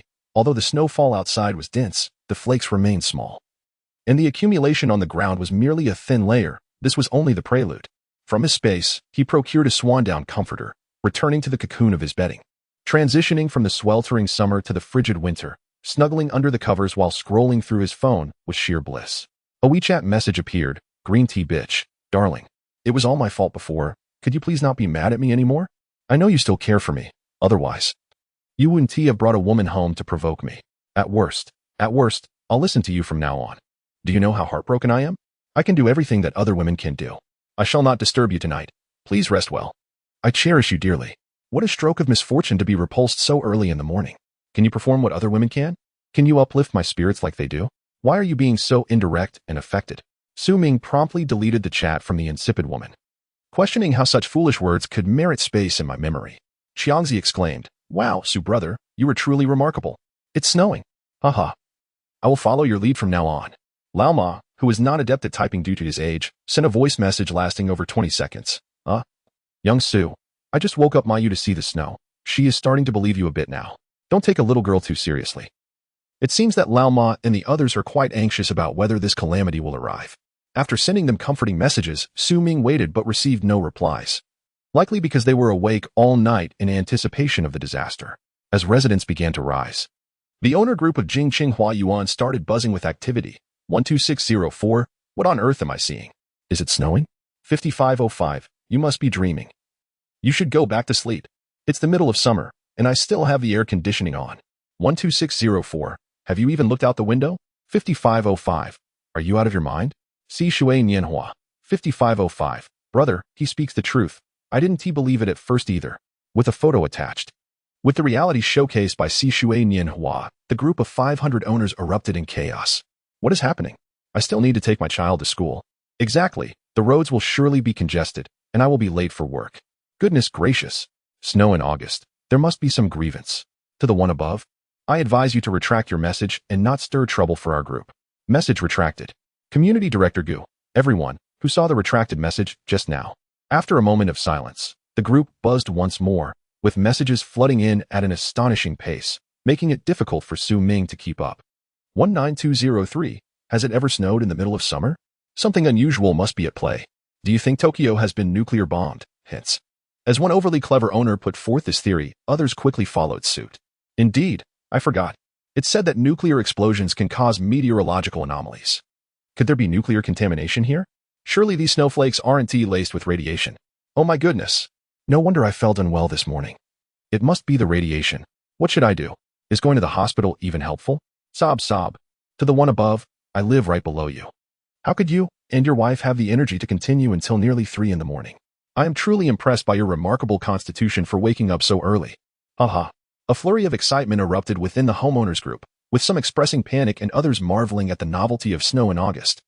Numerous homeowners were incessantly sharing their thoughts in the chat. While nuclear explosions are undeniably catastrophic, they bear no correlation with meteorological phenomena, do they? After all, wasn't the island nation subjected to a nuclear explosion decades ago? And did it snow then? Thus, this should merely be regarded as an unusual meteorological anomaly. Neighbors, go about your lives, return to work, continue to escort your children. These matters are of no concern to us ordinary citizens. Eventually, a more composed homeowner put forth a reasoned perspective, which resonated with many in the group. The messages began to dwindle, and tranquility gradually enveloped the chat. Chapter 138. Eavesdropping. As time passed, the cacophony from outside gradually intensified, with people going about their business. Initially, they believed it to be an ordinary snowy day, until knock, knock, knock, someone was at the door. Darling, I've prepared breakfast for you. Come out and eat when you wake up. Oh, and look, it's snowing outside. I long to share the view with you. The green tea vixen had hardly slept the entire night. Envisioning the small fish in her pond transforming into a high-value ornamental fish worth hundreds of thousands, attracting Aquarius like moths to a flame. She had thought she could keep at least one fish safe, only to find one day that an invasive species had snatched away her prized ornamental fish. All she could do was watch helplessly as her fish frolicked happily alongside the intruder in the same tank. Under such circumstances, who could sleep soundly? Ming paid no heed, absorbed in scrolling through short videos. In this weather, with no pressing survival concerns. Which man would rise so early merely for a few bites of breakfast? What a joke. Please, don't make a fuss, master. The little slave was rudely stirred from her sweet dreams, voicing her discontent. Look how lazy you've become. Hurry up. Early to bed and early to rise is good for your health. The little slave. With a click, the bedroom door unlocked from within, and Ming, clad in a silk robe, yawned as he emerged. The green tea vixen, who had been eagerly awaiting outside the door, approached him with feigned enthusiasm. Darling, you're finally awake. Come and sit down. Try the breakfast I made for you. Having pressed her ear against the door. She had already known from the lively sounds of short videos that Ming was awake. Listening closely, her heart ached. Yet she forced herself to reassure, stay calm. Stay calm. Ming will eventually be mine. This interloper won't last long. Well, did you have plastic surgery? Ming, supported by the green tea vixen, was led to the dining table.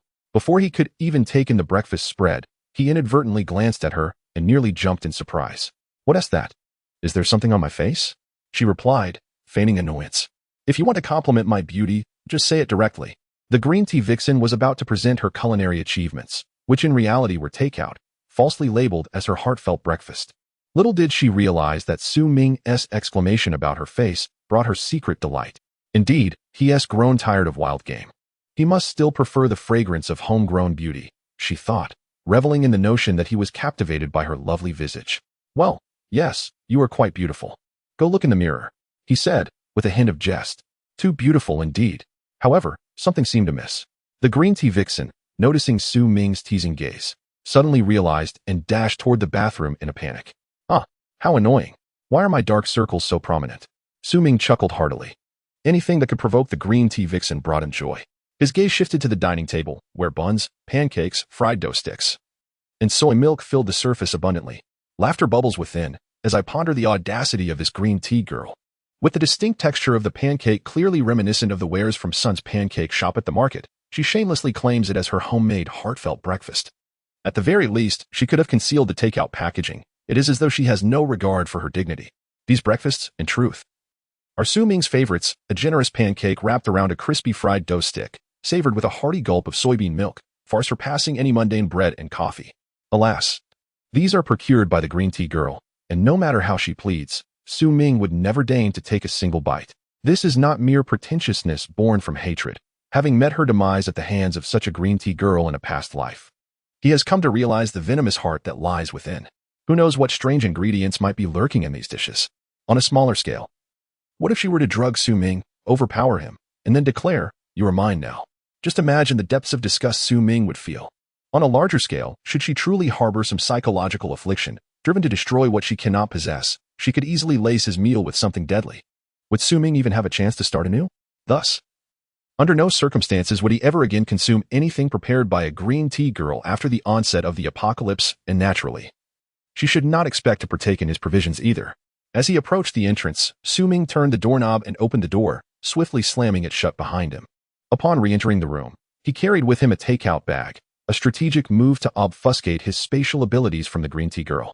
"Ah, darling, are you still there?" Su Ming remained silent. The green tea girl, engrossed in her makeup, mistook his silence for absence and emerged from the bathroom with a foundation compact in hand. "Ah, why are you not responding? I thought you had left."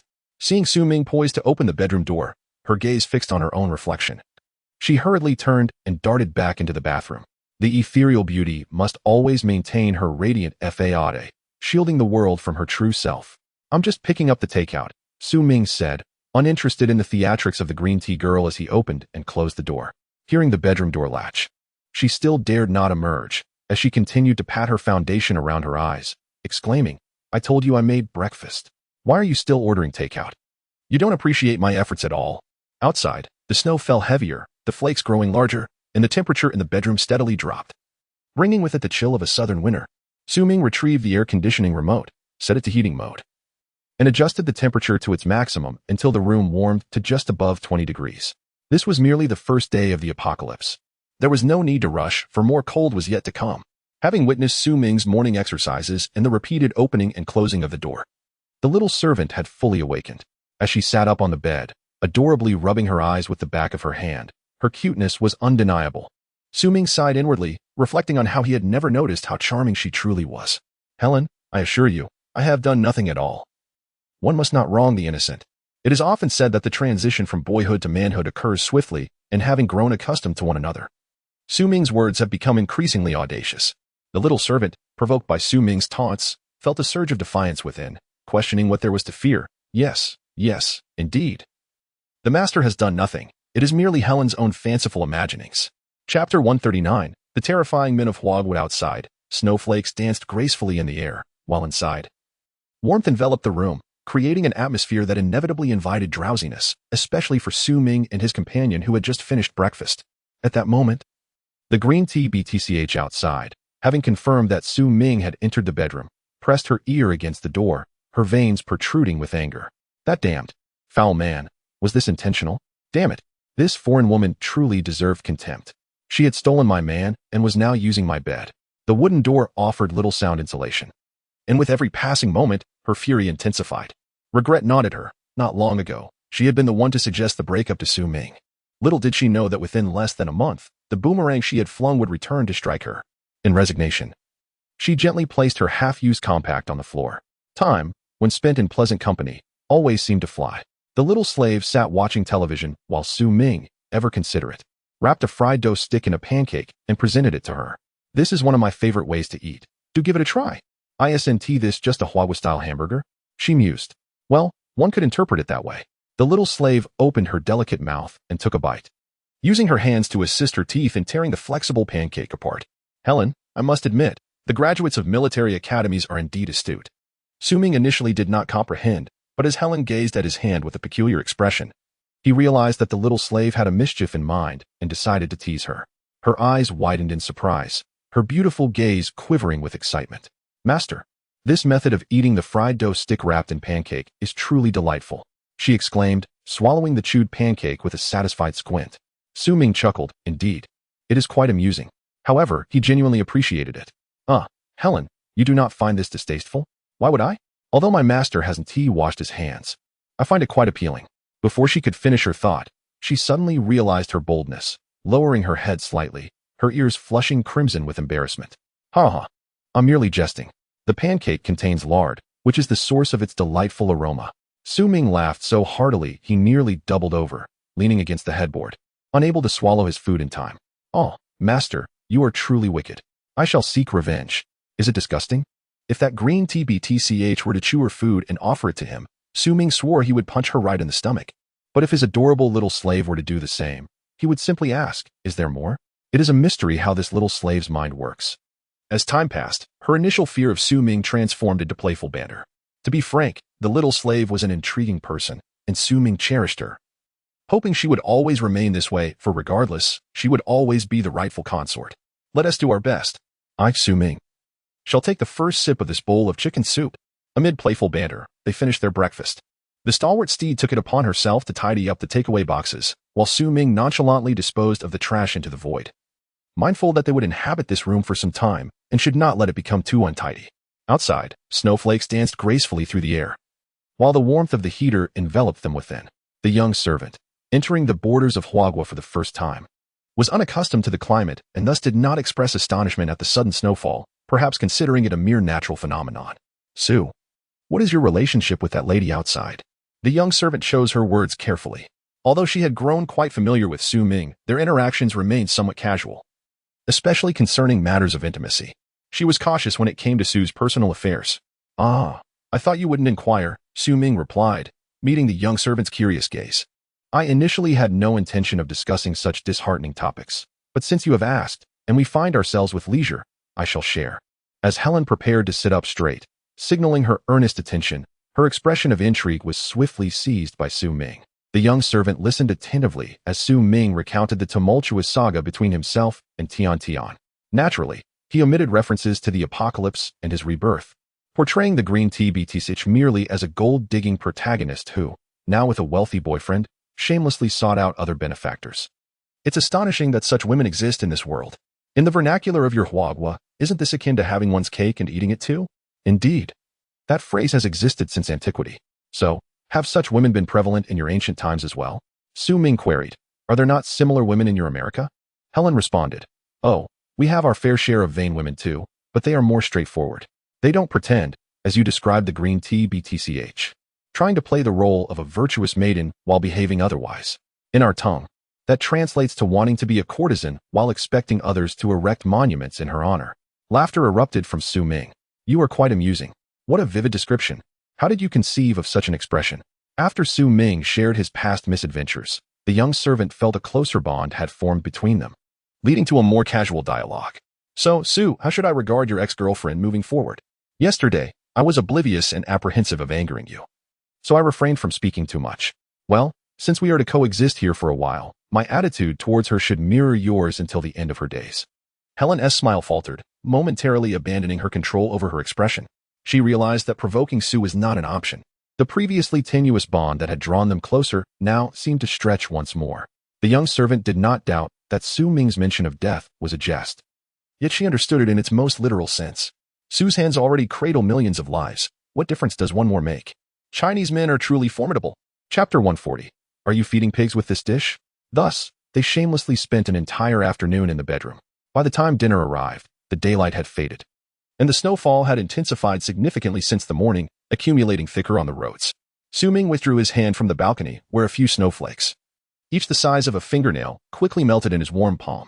Looking down from the window, he noticed that the pedestrians who had been clad in short sleeves, shorts, and flip-flops just yesterday were now fully bundled up in down jackets, cotton-padded clothing, and thermal pants, hunching their necks as they walked, exhaling clouds of white breath. After closing the window, Su Ming returned to the living room and plopped back onto the sofa. The outdoor temperature had plummeted near freezing, yet the air conditioning was set to its highest, providing a semblance of warmth. However, both Su Ming and his little slave had changed into thick winter loungewear. As soon as he sat down, the little slave nestled against him like a puppy, her eyes glued to the variety show on television. Darling, dinner is ready, the green tea girl announced as she placed the final pot of soup on the table. After removing her heat-resistant gloves, she caught sight of the two on the sofa. Intertwined, a surge of jealousy igniting within her, though her tone remained composed. Su Ming had tea touch the breakfast takeout she ordered. Instead, he opted for the food he had selected for himself. During lunch, she ordered yet another lavish takeout, only to discover that this pair of illicit lovers had not even left the bedroom all day. The green tea girl assumed Su Ming was displeased with the takeout, thinking she lacked sincerity, which led him to ignore it entirely. Reflecting on her choices, she rummaged through her belongings that afternoon, donned a thick coat, and braved the heavy snow to procure fresh ingredients from the supermarket at the entrance of the community. For the entire afternoon, the green tea girl immersed herself in the kitchen, simultaneously searching online for cooking methods for the ingredients while learning to prepare dinner. In a race against time, she finally managed to serve the last dish, pig-esh trotter soup, on the dining table just before darkness fell. Humph. To win a man's heart, one must first conquer his stomach. How can you compare to me, foreign devil? Oh, it's finally done. I was nearly starved to death. Ming, sitting on the sofa scrolling through his phone, appeared eager, springing up to the dining table, and called out to his little slave, Helen, it's time to eat. Oh. All right. I'm so hungry. The green tea girl narrowed her eyes. Did she really have to feed this wretched creature? No anger, no anger. One must be magnanimous. Let us consider it feeding a dog. Come, sit down. Dear, here are the chopsticks. With great enthusiasm, the green tea girl pulled out a chair for him, and once Ming sat down casually, she hurriedly handed him the chopsticks, her gaze filled with anticipation, waiting for him to praise her culinary skills. However, what she received instead was Ming's puzzled inquiry. What is this dish? Ming pointed with his chopsticks at a plate of unappealing dark food, with occasional hints of blackish red, his brow furrowing slightly. Oh, this is stir-fried beef with carrots. And this? Is it stinky tofu? It looks rather dark as well. That is mapo tofu. I was worried you might not be accustomed to it, so I specifically bought soft tofu. As Ming continued to rummage through various dishes with his chopsticks, the voice of the green tea princess introducing the dishes grew increasingly faint. The little fairy had never truly cooked before, typically relying on takeout or indulging in sumptuous meals provided by her suitors. On the rare occasions when she had free time, she would merely partake in feasts hosted by her benefactors, such as Sun Xiaoying. This marked her very first attempt at cooking. Yet Ming's skepticism did not embarrass her. Instead, she felt that he was utterly unappreciative. Did he not realize the significance of her inaugural culinary endeavor? Moreover, she recognized the soup as trotter's soup, though the murky color was unappealing. What was that on top? So much hair. Did he not understand that the trotters needed to be scalded to remove the hair? Was he expecting her to dine on hair? How could one expect her to consume such a dish? Did he think of her as a pig to be fed? With that, Ming flung his chopsticks onto the table, stood up from his chair, and returned to the sofa, where he began to scroll through his phone. The little servant had just taken her seat at the table, not even touching her bowl and chopsticks, but upon witnessing Ming leave the table, she hurried back to the sofa, wrapping her arms around his, and resumed watching the variety show. To be frank, although she was unfamiliar with Hua cuisine, the colors of the dishes on the table did not whet her appetite either, regardless of politeness, as Ming had indicated. The way a master treats an ex-girlfriend is mirrored by the servant's actions. Ming, you're being excessive. This is my first time cooking in my life. And you're not even willing to take a single bite? Is it necessary to be so ungracious? You cannot even be bothered to taste it? Do you have any idea how many men outside would be eager for even a morsel of the meal I prepared? After uttering this, the green tea princess felt a twinge of regret. Why mention the men outside? That was an unnecessary reference. Consequently, her complaints ceased as she discreetly observed Ming's expression. Noticing his gaze remained fixated on his phone, seemingly oblivious to her words, she inwardly sighed in relief and softened her tone. I shall give you another chance. Although these dishes may not be visually appealing, the flavors are quite delightful. At least taste a bite. No looking, no eating, and consuming such rubbish. Tian, do you have any idea of my current worth? Who do I look down upon? Ming's response was clear and straightforward, his tone flat yet piercingly effective against the heart of the green tea princess. Indeed, with a net worth in the billions, one would hardly deign to eat such food. Wait, what was she thinking? This was her own handiwork. Very well, since you refuse to eat, I shall partake in it myself. You simply lack the fortune to enjoy it. The green tea princess dared not speak further, fearing she might truly provoke Ming and risk being cast out, which would be a fool's loss. Thus, she had no choice but to adopt a mindset of self-justification. With that, she disregarded the reactions of the couple on the sofa, served herself a bowl of rice, and began to eat. She picked up a piece of beef tenderloin and brought it to her mouth, only to immediately wrinkle her brow. The beef was tough and dry, and why was it so sweet? Suppressing her discomfort, she feigned delight as she hastily chewed a few times before forcefully swallowing the tough beef fillet. In a rush, she scooped up a mouthful of rice, barely chewing before it slid down her throat. Oh, how comforting. Stealing a glance towards the sofa, she thought, if the carrot beef is unpalatable, perhaps something else? Sweet and sour ribs, too salty. Did they add too much salt? Stir-fried black fungus with yam. But why is the fungus so tough and diminutive? Soybean pig trotters. Gazing at the dense white hair on the trotters, she ultimately could not bring herself to take another bite. What a disaster. Is there truly not a single dish worth consuming? The green tea vixen's eyes brimmed with tears, but she held back her sobs. The wretched would only mock her. Despite her brows nearly knitting into a frown, she resolutely maintained her composure, stifling her churning stomach. If the dishes were unappetizing, she would consume more rice. In mere minutes, an entire bowl of plain rice vanished down her throat, while the dishes on the table remained untouched. Chapter 141. Official News Reassurance on the Sofa. Ming discreetly observed the self-directed antics of the green tea bitch, a faint smile playing on his lips, while another part of his mind was glued to the television. Good evening, dear viewers. We trust that those of you who rose early today have received a delightful surprise. Indeed, it has snowed, quite unexpectedly, in the midst of summer. We have been graced with snow, offering a refreshing respite to the sweltering Sioux City. However, while we relish this coolness, it has also brought some inconvenience to the citizens, and we can surmise that many were delayed this morning. According to meteorological experts, this snowfall is merely an incidental climatic phenomenon. Our astute viewers may already be aware that this snow has nearly blanketed the entire blue star. For those who studied high school geography, you would know that snow is formed from the condensation of water vapor rising from the ground into the upper atmosphere. Currently, the globe is experiencing elevated temperatures, resulting in ample moisture aloft. We anticipate that once this moisture fully condenses into snow, there will be no more vapor to condense in the air. Therefore, there is no need for excessive alarm. As for when the weather will return to normal, this remains the most pressing concern for our eager callers. Well, we have just received word from the Provincial Meteorological Bureau that this snowfall will cease within a day or two at the shortest, or 3 to 5 days at the longest. During this period, it would be prudent to stock up on some essential supplies if you prefer to limit your outings. Oh, and of course, there is no need to hoard excessive amounts of supplies, as temperatures will warm again in a few days, and any surplus food may spoil and go to waste. Next, let us turn our attention to the local vegetable prices. Given that our city's grain and vegetable reserves are ample, even with the slight losses incurred by some farming households due to this snowfall, market supply remains robust. At this point, Ming could no longer endure the broadcast and switched the channel to entertainment, which suited the little slave's preferences, as she could not comprehend the news. Bastards! Ming muttered softly, realizing that, much like in his previous life, the officials had failed to respond promptly to the disaster. He had harbored a flicker of hope. Having learned through documents from Boss Sue that the authorities were already aware of the impending calamity, would they not implement any disaster relief measures, or at least issue a timely warning to the public? His attention shifted back to his phone, where messages were buzzing in the Jinxinghua Yuan residence group. 8808. Neighbors. I just saw the news. We don't know how long this snow will last. What should we do? 5502. What do you mean? What should we do? Just wait for the snow to stop. 8808. Aren't you a bit too relaxed? I need to buy more food and drinks to stock up at home.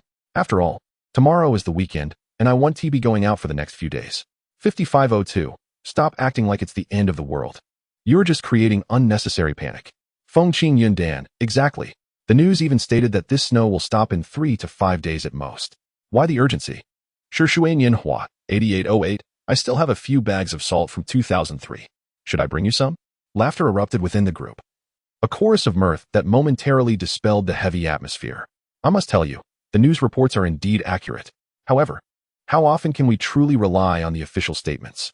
Especially concerning the unpredictable nature of the weather. There are days when the forecast promises sunshine, yet we are greeted with relentless rain.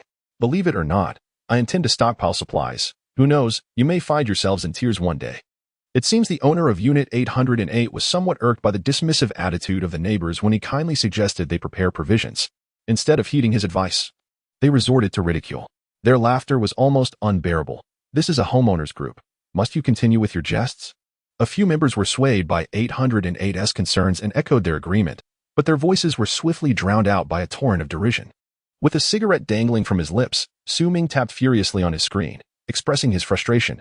You foolish individuals, courting your own demise. Yet, before he could finish, he deleted the message, abandoning his urge to mock. There was no need to stir animosity among these individuals, who, for now, still possessed a semblance of humanity. It would be prudent to reserve his grievances for a time when they might turn their schemes against him, allowing for a more justified release of his frustrations. At present, Ming harbored no grand ambitions. He found solace in a safe haven by the fireplace, indulging in idle banter with his companion, enjoying the simplicity of the moment. These neighbors were not of his kin. Their fates were inconsequential to him. He recalled a past life, where a similarly situated owner of Unit 808, a sweet and innocent girl whose name escaped him, had also ventured to the supermarket. returning home with carts overflowing with supplies. In the initial days, all seemed well, but within a month of the apocalypse, the neighbors found their own rations depleted. Those who had once engaged in light-hearted conversation turned their covetous eyes towards the bountiful stock of the 808 owner. Why should she flaunt her provisions so boldly? Thus, on a dark and stormy night, a coalition of male homeowners forcibly breached the door of 808, pillaging all her supplies. The kind-hearted owner met a tragic fate at the hands of these men, her remains divided among them, becoming sustenance for their families. A grim lesson indeed. Although in this life, Su Ming possessed the strength to protect himself, he preferred to remain an observer, quietly witnessing the unfolding chaos.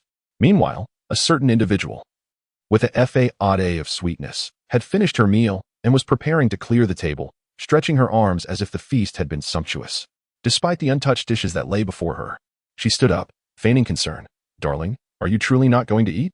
I must tidy up soon." Having perused the chat history to his satisfaction, Su Ming carelessly placed his phone on the sofa and rose to his feet. "Go ahead and clean up. I'm not hungry." "Oh, very well. Then I shall cook for you again tomorrow." Tian was acutely aware that Su Ming held little regard for the dishes she prepared, and she feared that he might actually sample the true flavor of her cooking. With a dismissive remark, she hurriedly took the bowl of soup back to the kitchen. With a swift motion, she poured the entire bowl of soup into the trash bin, anxious to dispose of the remaining dishes on the table. As she exited the kitchen, she heard the sound of the door being opened quickly. To her surprise, she spotted Su Ming taking a few steps outside before turning back into the house, a large bag of takeout in his hand. The green tea bitch thought to herself, "Is it not you, just waiting for me to finish eating?" Chapter 142. Culinary Delights. Today's breakfast at Yaji was predominantly composed of various flour-based dishes, and by the time it was consumed, noon was already approaching. After an entire afternoon of exertion, Su Ming resolved to indulge in a more sumptuous dinner: succulent oil-braised prawns, a whole duck expertly sliced, accompanied by delicate shreds of scallions and thin pancakes. It must be said, the service of the establishment was commendable. The duck slices were uniformly thick, rich, yet not overwhelming.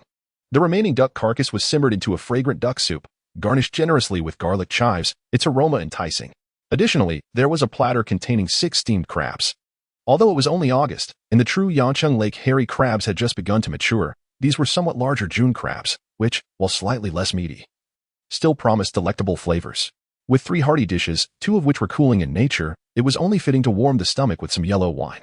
From a discreet angle, Su Ming feigned rummaging through a takeaway bag, and when his right hand emerged, it grasped a bottle of yellow wine. A 15-year-old daughter read from Shaoxing. Unsure of his culinary skills, he figured at least the wine could be warmed. He confidently thrust the entire bottle into the hands of the bewildered green tea girl, asserting, "Oh, it will be warmed. Want tea it? Of course it will." "Not that I can cook," she retorted, her irritation palpable as she turned to head into the kitchen. "Oh, and add some ginger shreds. It will be much warmer that way." "All right," she replied curtly, immediately attending to the task. Su Ming, unfazed by the possibility of the green tea girl adding something unexpected to the yellow wine chicken, observed that the kitchen was fully visible from the dining table, the countertop facing his direction. Moreover, his unique abilities were not merely for show. He could discern the sounds emanating from the kitchen without needing to see. The little servant still struggled with chopsticks, holding the disposable ones from the takeaway box, gazing at Su Ming with a look of distress. "Since we are in Huagua now, you should use chopsticks as is customary here. Forget about spoons, and certainly no knives and forks." Ignoring her pitiful gaze, Su Ming shattered her hopes without hesitation. It was a jest. After all, he anticipated that the little servant would one day serve him directly. So it was essential for her to practice now to become an adept subordinate. Naturally, a bit of encouragement mixed with criticism was warranted. Su Ming had dabbled in the art of persuasion. He took a piece of pancake, layered it with duck, and adorned it with sauce, then added a few scallion shreds. With a few deft movements, the pancake enveloped the duck and scallions tightly. "Now, open wide for the duck," the little servant chewed, the delightful crunch of the food echoing as she succumbed to the exquisite flavors of Eastern cuisine. Once she swallowed, she could not help but gaze eagerly at Su Ming again. You want more?" Yes. This duck is truly delicious." "Didn't you see how I helped you wrap the duck? Can't you manage it yourself? Who is the master here, and who is the servant? I suggest you clarify your position. By the way, did you mean you still want more to eat? Or do you wish for me to feed you personally?" After displaying a momentary air of authority as the host, Su Ming casually leaned back in his chair and lit a cigarette, his gaze wandering towards the kitchen. The green tea vixen must be closely monitored while handling the warm yellow wine. The little slave cast a disdainful glance at Su Ming but remained silent. Clumsily, She raised her chopsticks, using her left hand to assist in arranging them, and with great difficulty, she managed to pick up a piece of roasted duck, only to accidentally drop it back onto the plate. Haha. Ming deftly picked up a shrimp with his chopsticks, and without any visible effort. He merely moved his lips and cheeks for a moment before spitting out the shrimp, leaving only its shell behind, a skill inherent to a child raised in the water town. The little slave watched with wide eyes, utterly fascinated. Abandoning the roasted duck, she clumsily attempted to grasp a shrimp, fearful of losing it midway, and quickly leaned over the table to pop the shrimp into her mouth. Mimicking Ming, she struggled to wiggle her lips, feeling it was ineffective, and then awkwardly began to move her jaw. After nearly a minute of arduous effort, when she finally spat out the shrimp, it was a pitiful sight, neither shell nor flesh. A tragic outcome. Observing her own result, the little slave's expression turned despondent, her lips puffed in disappointment. Ming could no longer contain his amusement. She was simply adorable. The little slave had no idea how charming her expressions were during her battle with the shrimp. Ahem. Suddenly, a cough interrupted the pleasant dining atmosphere. As the green tea vixen emerged from the kitchen carrying a small water kettle, placing it on the table. Darling, do give this a try. The temperature should be just right, she said with a smile, masking her inner contempt. The moment those hearty dishes were extracted from their takeout packaging, she had been fixated on them, eagerly awaiting Ming's invitation to dine together, even while waiting for the warm wine in the kitchen. Her gaze never strayed from the dining table, anxious that the two of them would consume everything, hoping they would leave a little for her. She observed every action of Ming and the little slave, unable to recall the last time Ming had shown such attentive concern for her. Personally wrapping the roasted duck skin, feeding her directly, and demonstrating how to eat shrimp without getting one's hands dirty, this warmth had once been exclusively hers. Now stolen away by this foreign interloper. How infuriating. Ming checked the temperature of the kettle with the back of his hand. It was neither cool nor too hot. Just right. A fragrant waft of yellow wine began to permeate the air around the table. Well, your cooking may be lacking, but you are quite adept at pouring yellow wine, he remarked, not waiting for the green tea vixen to respond before standing up to fill the two empty cups on the table with wine. Instantly, a more intense fragrance wafted from the cups, accompanied by wisps of steam. Helen, do try our hometown's unique yellow wine. It is entirely different from the white spirits you are accustomed to. It does not burn your throat and carries a hint of sweetness. Really? Thank you, master. The ocean horse temporarily set aside her frustration with chopsticks, effortlessly lifting her cup, first inhaling its scent before bringing it to her lips for a tentative sip. Ma, how delightful this drink is. Sweeter than red wine, with a fragrant hint of fruit. Thank you, dear host. Upon saying this, I forgot all about the dishes on the table and continued to savor the wine with small sips. After pouring the wine, Ming launched his own attack. The yellow wine had yet to warm up, and his discerning palate, accustomed to the pairing of hairy crabs with yellow wine, left the crabs untouched. Chapter 143. I will not allow you to eat leftovers. Ming, my dear, Tian stood by the table, observing the two indulging in their meal with an eager heart, and hesitantly spoke up. What is it? Ming feigned ignorance, glancing at Tian before returning to the task of cracking crab legs. It was undeniable. The smaller they were, the more delectable they seemed. The green tea vixen felt at a loss, as the tantalizing aroma of the culinary delights wafted from the table, stirring her throat. Seeing Ming's demeanor, it was evident he had no intention of inviting her to share in the meal. After all, there were merely 2 wine glasses on the table. Seething with anger, she found it outrageous that, as the legitimate girlfriend, she was forced to witness the mistress enjoying a candlelit dinner with her man while she herself had to serve them warmed wine. What was next? Should she also warm their bed? The more she pondered, the angrier she became, leading her to abandon any pretense of pleasing them. She boldly pulled out a chair beside Ming and sat down with a thud. The two at the table immediately halted their dining, casting curious glances her way. The brazen green tea vixen disregarded their strange looks and rummaged through the takeout bag on the table for disposable chopsticks. With a snap, the chopsticks were freed from their packaging. After all, who needed a bowl if she was merely eating vegetables? Ming, taken aback, was astonished. Wasn't she just being defiant moments ago? Wait a moment, what are you doing? Ming grasped the green tea vixen's wrist, his gaze filled with bewilderment, as if he truly could not comprehend her intentions. I'm eating. The green tea vixen now seemed unashamed, her face betraying no sign of embarrassment. I know that. But didn't you just say you were full? How is it that your stomach is so accommodating now?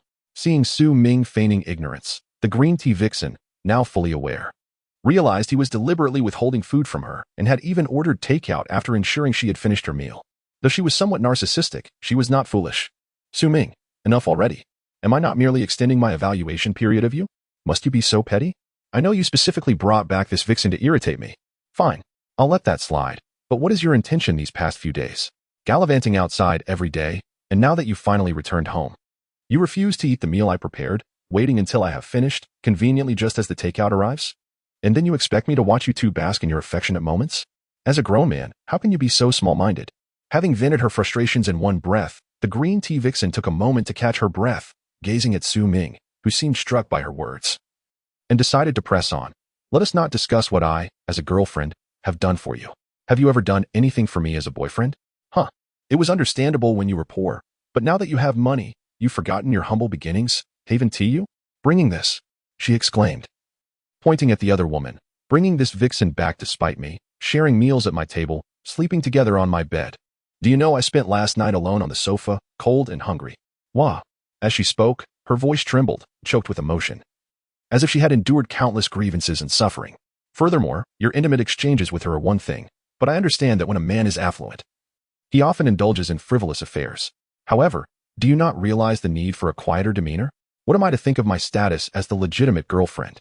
Su Ming, you must provide me with an explanation today. Do not feign silence. Speak up quickly. After venting her grievances, infused with a touch of theatrics, she left Su Ming speechless, internally commending herself for her performance. Tian, it is not that I am forbidding you from eating. Rather, we have already had our fill. If you indulge further, it would be akin to consuming leftovers, wouldn't it? Su Ming feigned genuine concern, his gaze imbued with sincerity. Humph. Pardon? Had our fill? The green tea girl, upon perceiving Su Ming's earnest gaze, initially thought he was admitting fault, only to realize, after he finished speaking, that he was asserting they were full. Indeed, listen, that sound is more ripe than a watermelon. Su Ming patted his belly, producing a resounding thud, seemingly pleased with his performance. Following the green tea girl's gaze, he turned to see the little servant still diligently gnawing on a crab leg, grimacing in determination. How adorable. The little servant, engrossed in her struggle, felt the weight of two gazes upon her, and upon looking up, discovered both of them were observing her. Su Ming's eyes glimmered with a sense of helplessness. The language barrier rendered the little servant incapable of playing along. Helen, do refrain from eating for now. I will provide you with something better once we return to the room. Oh, okay, master. I shall heed your command. If master says not to eat, then I shall not. The little servant hastily set down the half-eaten crab leg and delicately wiped her mouth with a napkin. You see, I told you we were full. Thus, these dishes are merely leftovers. Tian, I cannot allow you to eat leftovers. It is unhealthy. Su Ming turned to the green tea girl, his tone saturated with sincerity, not allowing her a moment to respond before issuing a command to Helen. Helen, dispose of these leftovers in the trash, swiftly. The language barrier similarly hindered the green tea girl. She merely witnessed Su Ming mumbling something, prompting the foreign girl to leap into action, quickly tidying the table. Green tea girl, you wretched creatures. Can you possibly perform any more clumsily? Caught by Su Ming's grip on her right wrist, the green tea girl was momentarily taken aback. After all, the little servant, with her military background, was remarkably swift. In under 30 seconds, the culinary delights on the table were packed away and discarded into the kitchen's trash, mingling with the refuse. Look, Tian, we are truly not intentionally depriving you of food. These are indeed leftovers. If you were to eat more, how would that align with our little fairy's identity? Would it not? Su Ming continued to hold on, patiently reasoning with the green tea girl. The green tea girl may have been cunning, but she was not foolish. The dishes remained plentiful, and it was evident that neither Su Ming nor the foreign girl had partaken much. Yet they dared to question her. Full? What a charade. What kind of scheme were these two engaged in? Did they not fear hunger themselves? Is this the notion of defeating 1,000 foes while starving oneself? The green tea girl's mind was a tumultuous mess. Su Ming skillfully managed to placate the theatrically dramatic green tea girl, assuring her that should he order takeout next time, he would certainly invite her to join.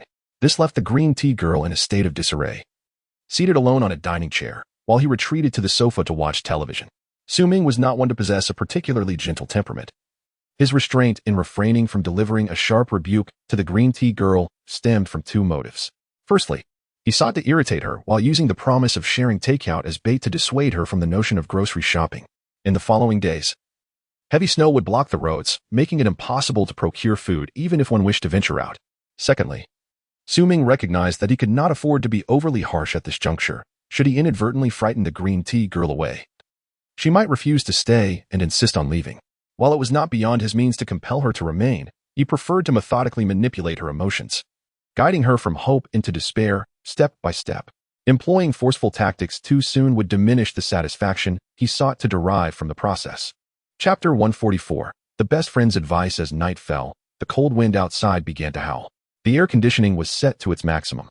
Tian, wrapped in a thin blanket, curled up on the sofa, revealing only her head and the two hands clutching her phone, shivering uncontrollably. She recounted the events of the past few days to her dear friend, intending to keep this matter under wraps, as it was far from glorious. Unfortunately, given Su Ming's recent behavior, she realized that relying solely on her own intellect would not suffice to reclaim his affections. What kind of enchantment had that foreign woman cast upon him? What should I do, my dear? At this rate, they might sneak off to get married behind my back. Is Su Ming truly enamored with that foreign woman? Meanwhile, in a rented apartment in the city center, Sun Xiaoying lay ensconced in her blankets, feeling a pang of anxiety. If her best friend's golden partner was snatched away, wouldn't she be deprived of her share as well? Feelings or no feelings. Su Ming has always held a deep affection for me. He wouldn't so quickly turn to someone else. It's likely just a fleeting infatuation, especially since that wretched woman looks. Well, let us just say she has her charms. The green TBTCH felt quite confident in herself. It was no wonder. After all these years of keeping Su Ming dangling, she had never even offered him a morsel of bait. Yet he remained obediently in her pond. Why are you fretting? Just wait until he tires of that despicable woman and cast her aside. At that point, you mustn't smother him. The more you cling, the more rebellious he becomes. I understand, but look at my current state. The green TBTCH extended her arm, capturing a selfie and sending it to her best friend. Sun Xiaoying responded, Wait, how come you're sleeping on the sofa?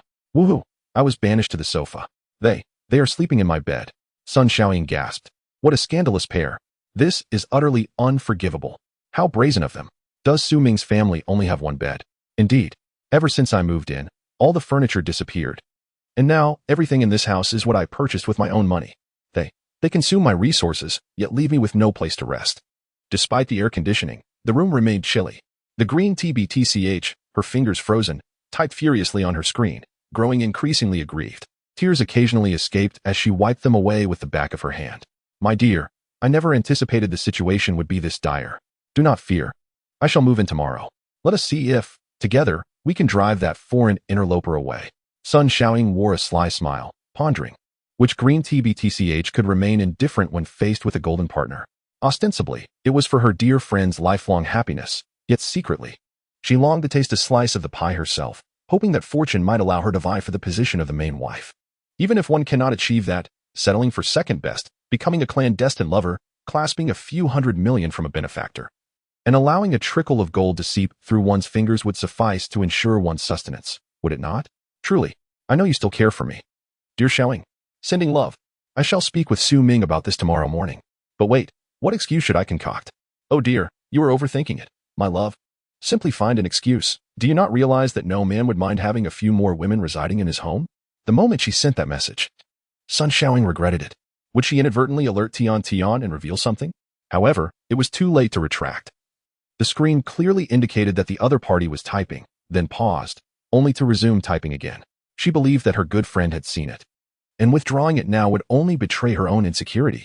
Meanwhile, the green T-Vixen halted her fingers upon reading Sun Xiaoying's last message, her heart racing, sensing an ominous premonition.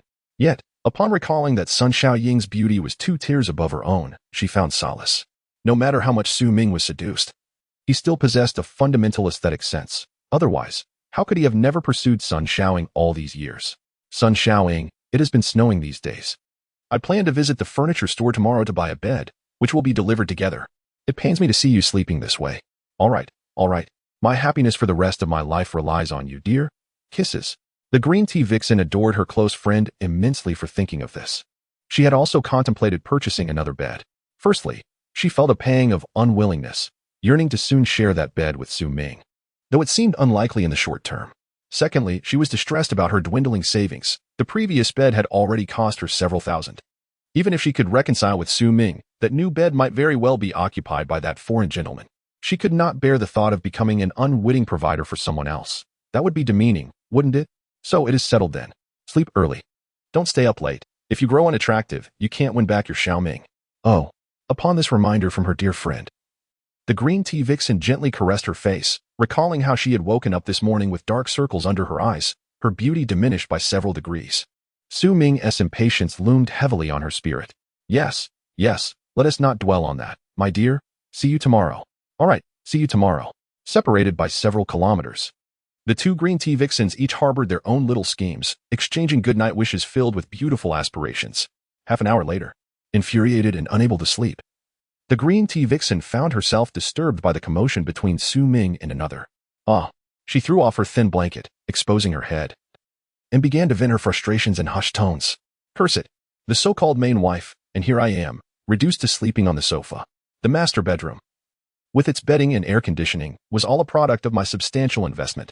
And now, I am here, starving and freezing, while those two wretched souls enjoy my sacrifices. Such anger, such frustration. Since residing here, the green tea bitch has endured yet another sleepless night. Chapter 145, another harbinger of doom. The following day, Su Ming awoke, glancing at his phone to discover it was already past 10 o'clock, nearing lunchtime. Helen, rise and shine. It is not wise to indulge in slothfulness so early in the day. Master, please, let me sleep a little longer. The little slave pushed away Su Ming, her voice laced with sleepiness as she murmured and turned over, surrendering to the depths of slumber once more. It seemed this foreign mare was becoming increasingly undisciplined, emboldened by affection. Su Ming silently resolved to restore some order to her ways at the earliest opportunity. Reluctantly, Su Ming rose on his own. He swiftly donned a thick, velvety robe to combat the frigid temperature within the room, which hovered just below 10 degrees Celsius. After a night of snowfall, the outdoor chill had intensified slightly. Even with the air conditioning set to maximum, the interior remained uncomfortably cool. Lighting a cigarette, Su Ming stood by the floor-to-ceiling window, using his hand to wipe away the condensation clinging to the glass. The world outside was enveloped in a blanket of white, with snow accumulating to a depth of several centimeters. It was the weekend, and although it was now lunchtime, the community remained remarkably tranquil, with scarcely a honk from the vehicles on the nearby road. Occasionally, pedestrians huddled against the cold as they traversed beneath the building. The snow barely reached their ankles, making walking somewhat cumbersome. Fluffy snowflakes danced down with the gentle breeze, settling upon the dark canopy of an umbrella, which soon transformed into a mass of white. The snowfall intensified. The somewhat raucous sound of dragging and the chatter of men and women interrupted Su Ming's morning reverie. He turned and made his way to the door, unlocking it and stepping outside. Two movers, one in front of the other, were cautiously attempting to navigate a brand-new solid wood bed frame through the doorway. The scattered components wrapped in bubble wrap to prevent damage. To the left a bit. Yes, just like that, slowly now. Careful, good sir. Don't bump it. This bed costs over 10,000 yuan. If it gets damaged, I will demand a refund. Su Ming followed the familiar shrill voice to see Sun Xiaoying, clad in a high-collared down jacket, energetically directing the workers. Although not unattractive, she would rate a 6 or 7 out of 10 in public, primarily due to her habitual pairing with Tian Tian. In his previous life, Su Ming had never so much as glanced at her. Now, upon closer inspection, her oval face framed with a lightly tanned complexion, and despite her height barely exceeding 1.60 meters, her high ponytail gave her an acceptable stature, rendering her a potential candidate for some bespectacled admirers. Su Ming, it is my fault. You went to bed early last night, so I didn't get a chance to warn you, the green tea BTCH said, as she noticed Su Ming suddenly appearing at the master bedroom door. Her gaze was fixed on her close friend, and sensing a pang of jealousy, she hurriedly positioned herself in front of Su Ming, blocking her friend's view. In recent days, I have contemplated the possibility that my culinary skills may indeed be lacking, as you have yet to sample a single dish I have prepared. Meanwhile, Xiaoying's culinary prowess is commendable, rivaling that of esteemed restaurants. Thus, I sought her guidance last night. However, mere verbal instruction is insufficient for me to learn. Consequently, I have invited Xiaoying to stay with me for a while, so that I may glean her culinary expertise. This way, you will no longer need to rely on unhealthy takeout. The scheming friend presented her premeditated excuse, confident in her own belief, regardless of whether Su Ming found it credible. Oh, Su Ming feigned surprise, quickly discerning the intentions of these two schemers. Were they not the same pair of close friends who had shown little concern for him during his more impoverished days? Now, claiming to study cooking for the sake of health, when they had previously insisted on dining out at every opportunity? Oh, now it is a matter of Su Ming's well-being, prompting them to engage in culinary pursuits and even inviting a friend to be their mentor? Did they think Su Ming was easily deceived? Very well, I accept this arrangement, he replied, his tone laced with mockery. Oh, by the way, this bed was purchased by Xiaoying, upon hearing that I had no bed to sleep on. She generously opened her wallet. The friend feigned a look of grievance, as if lamenting Su Ming's perceived heartlessness, sleeping on a bed bought by another woman right in front of her. Having reached this point, she must maximize her advantage and elicit sympathy. Yet, Su Ming's expression remained unchanged. Xiaoying is indeed a good friend. You must cherish her. Do you understand? Tian interjected. What the hell? Is your focus misplaced? Shouldn't you be reflecting on how you have neglected the rightful lady for so long? Not at all. Tian is my dear friend. I am merely fulfilling my duty. At that moment, the main bed had been relocated to the guest room, and Xiaoying, who had been directing the workers, finally chimed in. In truth, from the moment Su Ming exited the master bedroom, she had caught sight of him but refrained from greeting him, instead feigning diligence in her instructions to the movers, hoping to present herself as industrious and hard-working in his eyes to win his favor. Tian remarked that Xiaoying had intentionally moved in for a time to teach her cooking. Su Ming, weary of their insincere gestures, recalled that in a previous life, Xiaoying had been complicit in his downfall. He harbored no fondness for her. Reflecting on that past, he remembered how, 2 weeks into the apocalypse, the two friends, driven by hunger, had sought refuge with him upon hearing that he had a stockpile of supplies. Out of kindness, he had shared his rationed instant meals with them, which, if conserved, could have lasted him for at least another month. Yet, within mere days, they had nearly depleted his reserves. When resources were utterly depleted, Su Ming had no choice but to endure hunger and venture out into the perilous world in search of sustenance. The meager scraps he managed to gather were devoured by the two insatiable mouths of his so-called friends, leaving him with only the remnants of their meals. This dire situation severely drained Su Ming's strength, and on a fateful day, after a fruitless quest for supplies, he returned home to confront his famished companions. Despite his profuse apologies, they fell on deaf ears. In a fit of rage, the two green tea sisters blamed Su Ming for his ineffectiveness, their own hunger rendering them weak and disoriented. After exchanging a glance, they lunged at him, one grasping his arms, while the other pinned him down. At that moment, Su Ming, having long suffered from malnutrition, found himself overpowered by the two women, unable to break free from their grasp. Ultimately, it was Tian who struck him down, her blade ruthlessly slicing through his neck. As a loyal confidant to these duplicitous women, and one who had often been the target of their scheming, Su Ming could hardly believe that his demise in a past life was devoid of son Xiaoying's machinations. Contemplating this, a smile graced Su Ming's lips, though a hint of bloodlust flickered in his eyes, one that went unnoticed by the two green tea sisters. Another harbinger of death had arrived. It seemed fate had orchestrated this encounter perfectly. With such camaraderie, Su Ming thought it was only fitting that they would come to him, as he had intended to seek them out. Chapter 146. The green tea bitch takes action. The green tea bitch felt a twinge of jealousy as she observed her boyfriend conversing amiably with her best friend. Oh, you two need not be so formal with each other. Today marks the first day of Xiaoying's stay. Do go buy some ingredients and prepare a splendid meal for lunch. I shall make the bed. I cannot endure another night on the sofa in this weather. With that, she gently tugged at her best friend's arm. Xiaoying understood the need to maintain the balance of their friendship.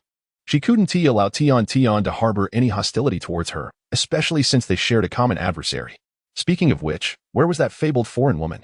Glancing towards the master bedroom, she noticed the door was firmly shut, with no signs of movement inside. How lazy could one be, still asleep at this hour? Xiaoying was confident that it was only a matter of time before Su Ming would cast her out. She offered Su Ming a charming smile, adjusted her down jacket, grabbed an umbrella, and left the house with the workers who had finished their tasks. Once her dear friend departed to procure groceries, the tense green tea bitch exhaled a sigh of relief. She had purposely sent Xiaoying out. She was well aware of her best friend's nature. It was to prevent her from seizing the opportunity to charm Su Ming in her absence. If she were to lose her ground, she would have nowhere to lament. Darling, you should freshen up and rest for a while.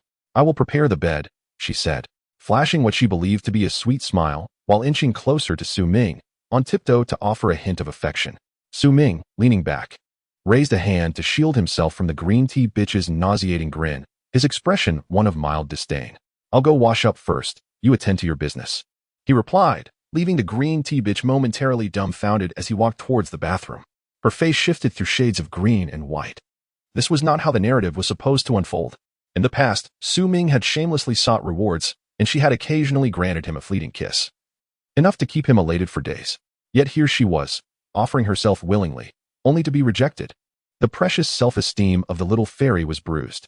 Why? Why was this happening?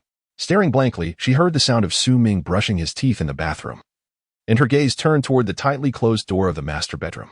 It had to be that wretched woman. What sorcery had she employed to enchant her beloved so thoroughly? Was it merely her fair skin and golden hair? They had only known each other for a few days. Did she really think she could usurp my rightful place? The green tea bitch's anger intensified, her breath quickening, heart racing. Stealing a glance at the bathroom, she heard the sound of water running. Ming was still washing his face. Resolutely, she decided to take action. Striding towards the master bedroom door, she twisted the doorknob and, with a click, the door swung open. The master bedroom was significantly smaller than the living room but retained a cozy warmth, more inviting than the chill outside. Standing at the threshold, she beheld the bed, the shape beneath the covers revealing a cascade of golden hair. This insufferable foreign woman had nestled herself snugly within the blankets, basking in warmth. The bed I purchased myself, adorned with a meticulously prepared pink three-piece set, symbolizes a beautiful love. At this moment, it is being enjoyed by a third party without a shred of guilt. While being oblivious is one thing, witnessing the scene with one's own eyes is an entirely different matter. Who would not feel enraged? The green tea bitch is aware of the need for discretion. She swiftly and gently closes the bedroom door. However, turning back, the fury in her eyes can no longer be contained as she mutters under her breath, "Wretched woman, shameless harlot, foreign devil." Her steps do not falter. She doesn't even have time to remove her shoes as she leaps onto the bed and violently throws the covers to the floor. "Oh, so you are still sleeping?" she exclaims furiously, seizing a handful of golden hair before the bewildered little slave can react. "Ah, what are you doing, Sue?" The little slave cries out in pain, her eyes still shut, instinctively grasping at her hair to free herself from the bondage. Slap, slap, slap. With 3 swift strikes, the green tea bitch lands a furious slap across the little slave's face before she even comprehends the situation. The delicate, fair face quickly reddens and swells, while the little slave's hands, which were raised to rescue her hair, are pushed down as she remains stunned, her eyes vacant and unfocused. "Wretched harlot, are you trying to steal my man? Have you no idea what a dirty creature you are? Do you really think you deserve him? Not a single dark hair on your entire body. My Ming is only after you for novelty. And how dare you sleep in my bed, under my covers? Have you lived your life like a dog?" The green tea bitch, seeing the little slave dazed and motionless, believes her intimidating aura has frightened her. Her anger intensifies, mingled with jealousy, and she raises her hands once more, ready to strike again. "Is it just because your figure is slightly better? Just remember, my Ming." However, her words are cut short as she suddenly emits a muffled groan, her body arching as she is propelled towards the foot of the bed. Thud! Her back crashes against the wall, and she swiftly falls to the floor, resembling a cooked shrimp. Ugh, it hurts. The green tea bitch gasps for breath, clutching her abdomen, unable to move, only able to emit intermittent sounds of distress. In her field of vision, a foot descends onto the floor and approaches. The green tea bitch realizes that this very foot was what sent her flying moments ago. Fear grips her heart, and her face becomes rigid with terror as she gasps for breath, feeling the pain in her abdomen intensify. The little slave, with her slender toes gripping the ground, feels the subtle tension in her foot veins, as if sensing her master's wrath. Helen has fully awakened. After falling asleep last night, she had only stirred briefly. Finding the bed warm and comfortable, she had intended to sleep in late today, but did not expect to feel the bed suddenly sink and the covers yanked away. In her drowsy state, she thought her master had come to call her for a meal, and in her confusion, she intended to linger in bed a little longer, continuing to sleep peacefully. Unexpectedly, what followed was not the voice of the master, but rather an unforeseen blow from the master's ex-girlfriend. As the saying goes, one should not strike the face, for it pertains to dignity, a universal truth recognized across the globe. The little servant, having her hair yanked, could still overlook the offense and deference to her master. However, this was a direct affront. Who could endure such an insult? No acquaintance could tolerate it, let alone when it came from the master's despised former lover. With a sharp slap, she exclaimed, "Ouch, that hurts." In a fit of rage, the little servant summoned all her strength to deliver a resounding blow to the green tea's face, twisting her head at an alarming 90 degrees, the force nearly fracturing her cervical spine. "Damn it, how dare you disturb my slumber?" Chapter 147, Helen's counterattack. Vile wench, you wretched creature. Oh, the pain. Cease at once. It must be said, although the petite slave typically presented herself as meek and obedient before Ming, this demeanor was merely a testament to her submission to his formidable strength. In truth, she was an active duty soldier of the United States Armed Forces, and despite her position as a mere technician, she had undergone the requisite foundational training. Initially, she had been caught off guard by a sneak attack from the manipulative woman. But now, having successfully turned the tide, the petite slave was filled with righteous fury. With every cry of vile winch, a resounding slap would connect with the woman's cheek. Each utterance of wretched creature was accompanied by a fierce tug on her hair, yanking her upwards. Though their languages were different, the two women shared a mutual understanding. They both recognized that their animosity stemmed from their connection to Su Ming. As the petite slave's slaps continued to rain down, the woman's face swelled grotesquely. Blood trickling from her mouth and nose, her eyes squinting to mere slits, presenting a pitiful sight. "Please, don't hit me. I beg you. I can't take it." The petite slave, unable to comprehend the words spoken in Chinese, was further incensed upon witnessing the woman still possess the strength to retort. She touched her own swollen cheek, feeling a chill run through her, and suddenly realized she had not even had time to don her clothing. Rage surged anew within her. Disregarding the woman's pleas, she seized her by the hair and forcefully dragged her downwards. The woman, tears unable to escape her swollen eyelids, found her vision obstructed as she was pulled sideways onto the floor. With a relentless grip on her hair, it felt as though her very scalp might tear away at any moment. "No, I beg you, please stop." The woman flailed helplessly like a fish out of water. But the strength of the American soldier was beyond her capacity to withstand. With a great cry of pain, she ultimately succumbed to the superior force of the petite slave. The petite slave, resolute in her retribution, understood the principle of an eye for an eye. As the woman cried out in agony, Helen yanked her hair, dragging her across the bedroom in a wild frenzy. Then, with a resounding smack, her fist landed squarely on the woman's body. Ah, the pain.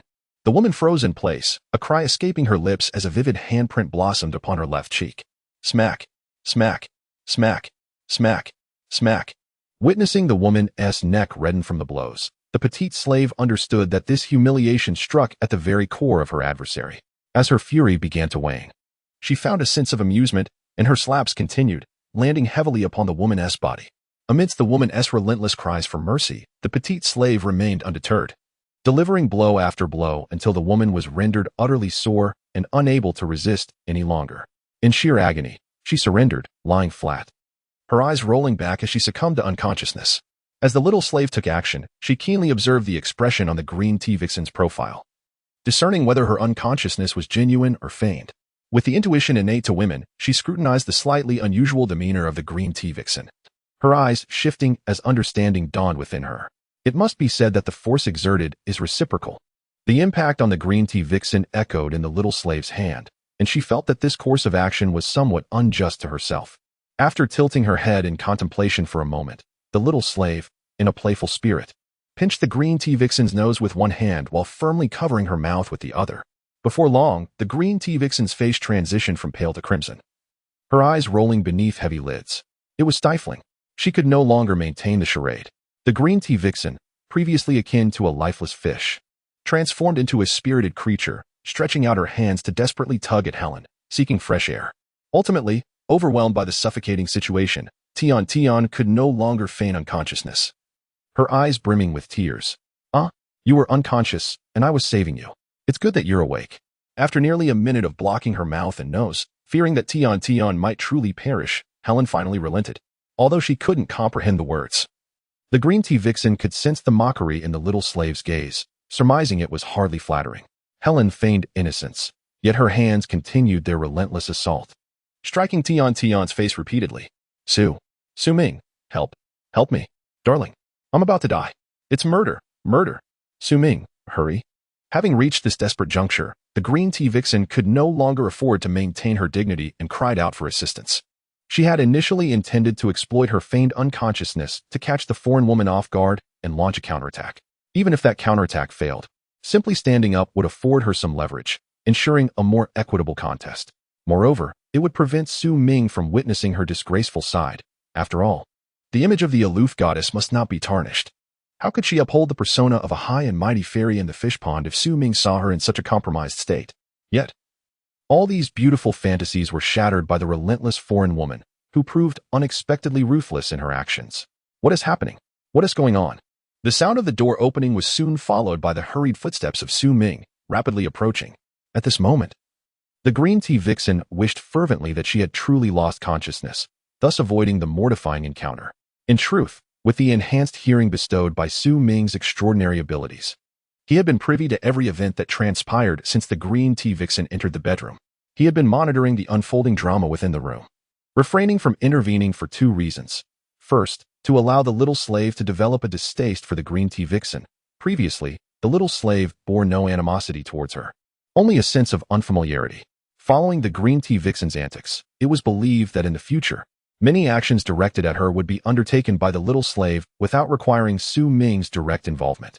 Second, the little slave hailed from a formal military background and possessed a natural physical superiority over those of Asian descent. Su Ming was aware that the green tea vixen could not possibly best the little slave, and he intended to let the little slave deliver a minor lesson to the green tea vixen. To his astonishment, Su Ming, who had been eavesdropping outside the door, never anticipated that the lesson the little slave imparted to the green tea would resonate so profoundly. Upon entering the bedroom, he was greeted by a striking scene. His little slave wore a mocking expression, while the green tea girl appeared bruised and in excruciating pain. Was Helen truly so ruthless? In that instant, Su Ming's regard for Helen elevated significantly. She was indeed an exemplary subordinate, attuned to her master's needs and thoughts. Chapter 148. Are you truly going to assist in reprimanding that foreign fox? What exactly are you all doing? Su Ming feigned ignorance, expressing his confusion aloud. Whoa, dear. Save me. She struck me without reason. Before the little slave could offer an explanation, the green tea vixen was already lamenting. Su Ming cast a reassuring glance at the visibly flustered little slave, signaling her to remain silent. The little slave complied, her mouth, which was about to provide an explanation, now closed. But Helen is asleep in the room. Weren't you the one who entered first? Tian remarked, suddenly recalling this detail. I completely forgot about that. No. Dear, please wake her up. It hurts. Oh dear, now that you mention it. Ahem, Helen, please get up. The little slave, who had battled countless times against Su Ming, was not shy. Since Su Ming's entrance, she stood tall, placing a foot upon the green tea vixen to prevent her from moving. Upon hearing this, she obediently lowered her foot. What on earth? Helen, why did you hit Tian? Look at her. You've turned her into a pig's head. It's utterly horrific, unbearable to behold. Hearing Su Ming defend her, the green tea vixen found a glimmer of solace. Seizing the opportunity, she feigned innocence. Dear, just look at her. Whoa.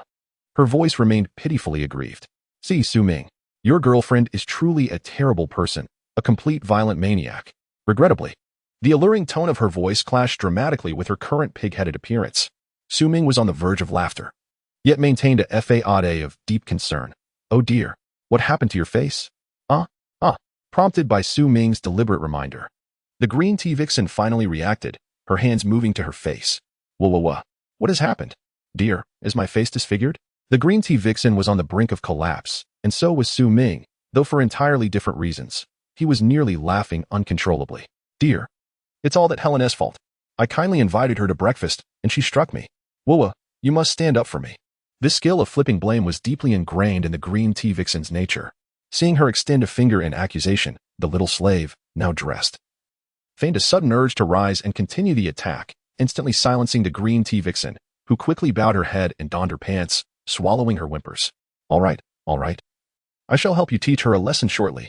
Su Ming observed the once cherished white moonlight of his past, now in such a wretched state, without a ripple of emotion in his heart.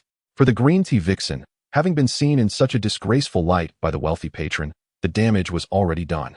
Thus, it was time to mitigate the losses as much as possible. Dear, your girlfriend has reduced me to this state. You must take responsibility for me. Due to the beating administered by Helen, the frightened and apprehensive Tian understood that it was unwise to linger in the vicinity. However, as she prepared to depart, the scheming girl, feigning shyness, subtly reminded Su Ming of the need for him to take responsibility. Su Ming, taken aback, thought to himself, even in such a disheveled state, she still clings to this notion? When she was plump and carefree, perhaps Su Ming would have entertained the idea, but now, reduced to an unsightly state, he found even the act of glancing at her repulsive. What an affront this was! Noticing Su Ming's silence, the green tea girl lost her enthusiasm. With a fearful glance at the little servant, she hastily exited the master bedroom.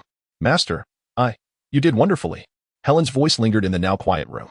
Just as the tall woman, dressed, was about to apologize while sitting at the edge of the bed, Su Ming's gentle words of comfort interrupted her.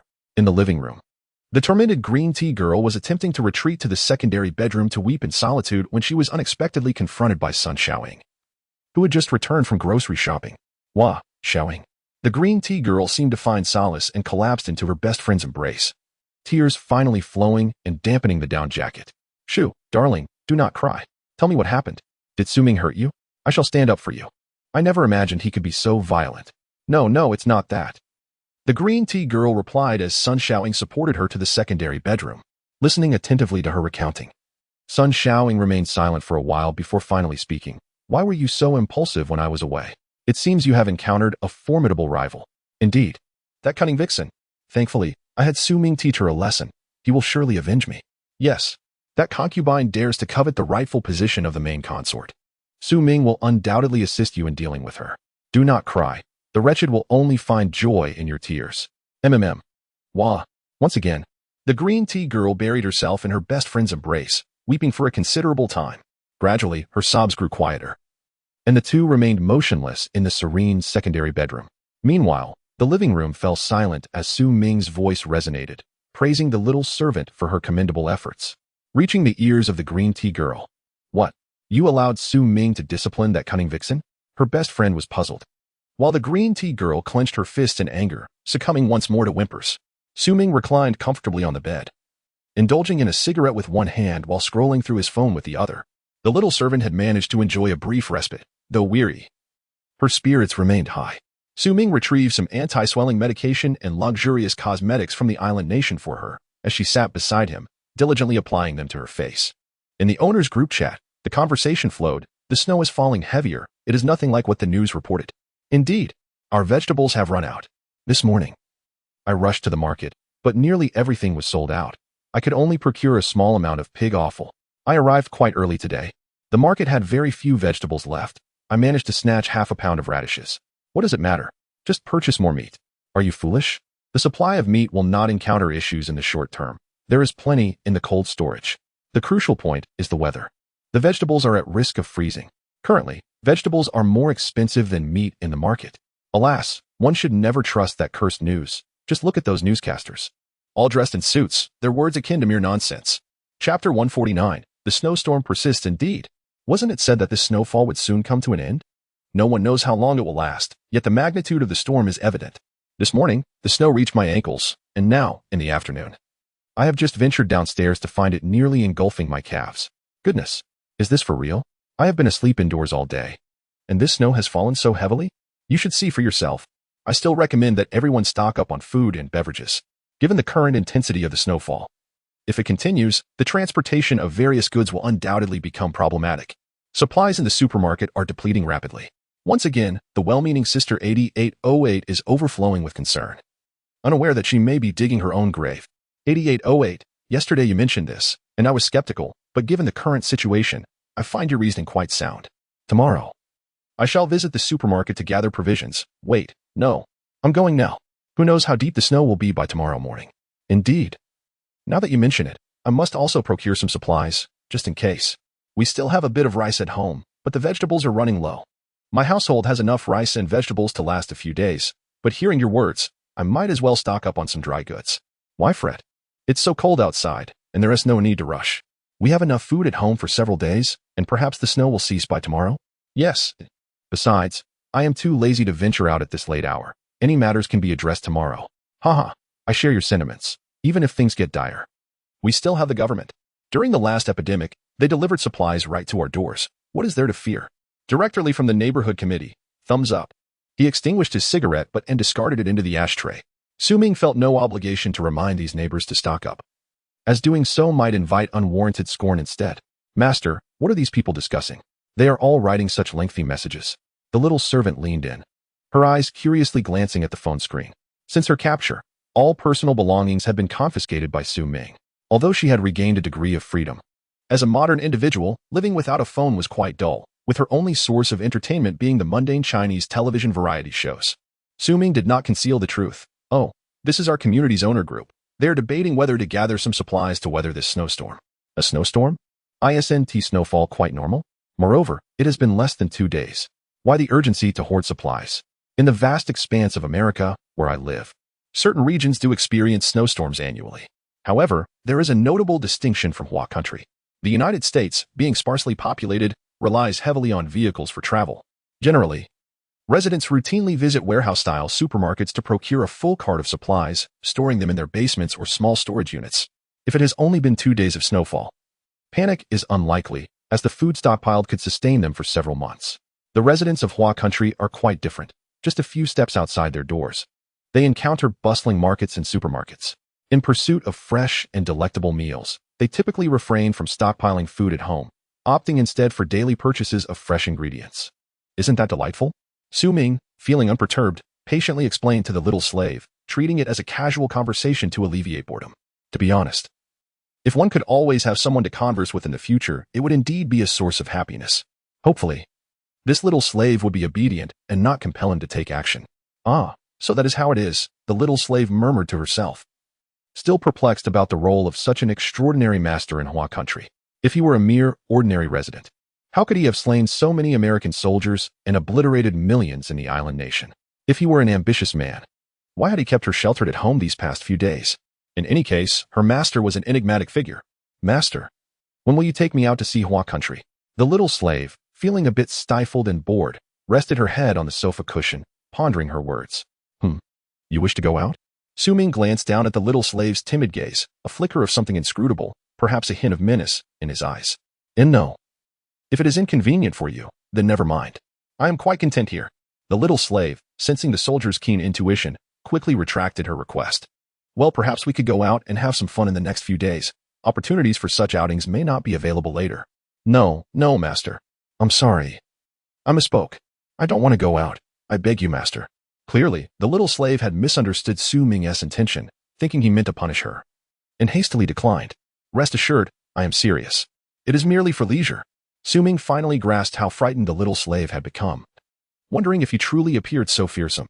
At dinner time, as Su Ming began to unpack a variety of dishes from the takeaway bags, the green tea sisters exchanged glances filled with speechless astonishment.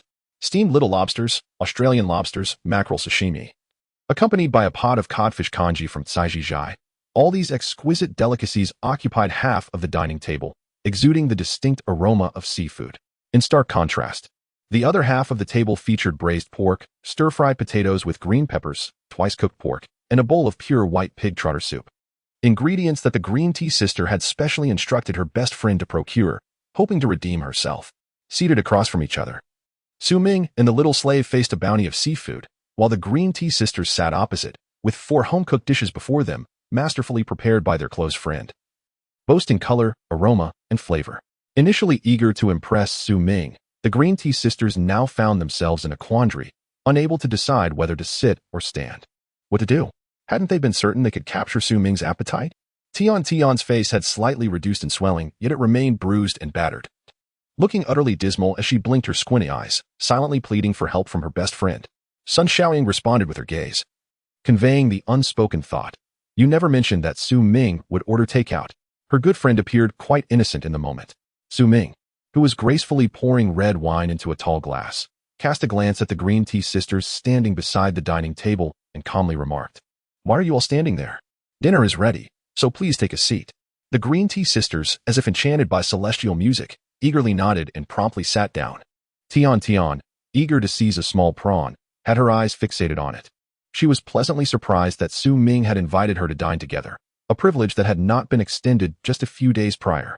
It must be said that Helen had exquisite taste, having ordered an array of seafood. As for someone like me, I would merely opt for braised pork or pig trotter soup. Upon hearing this, the green tea sister's arm came to a halt, her chopsticks now merely a few centimeters away from the small prawn. Chapter 150, I am the slave, he is the master, how dare you, Su Ming.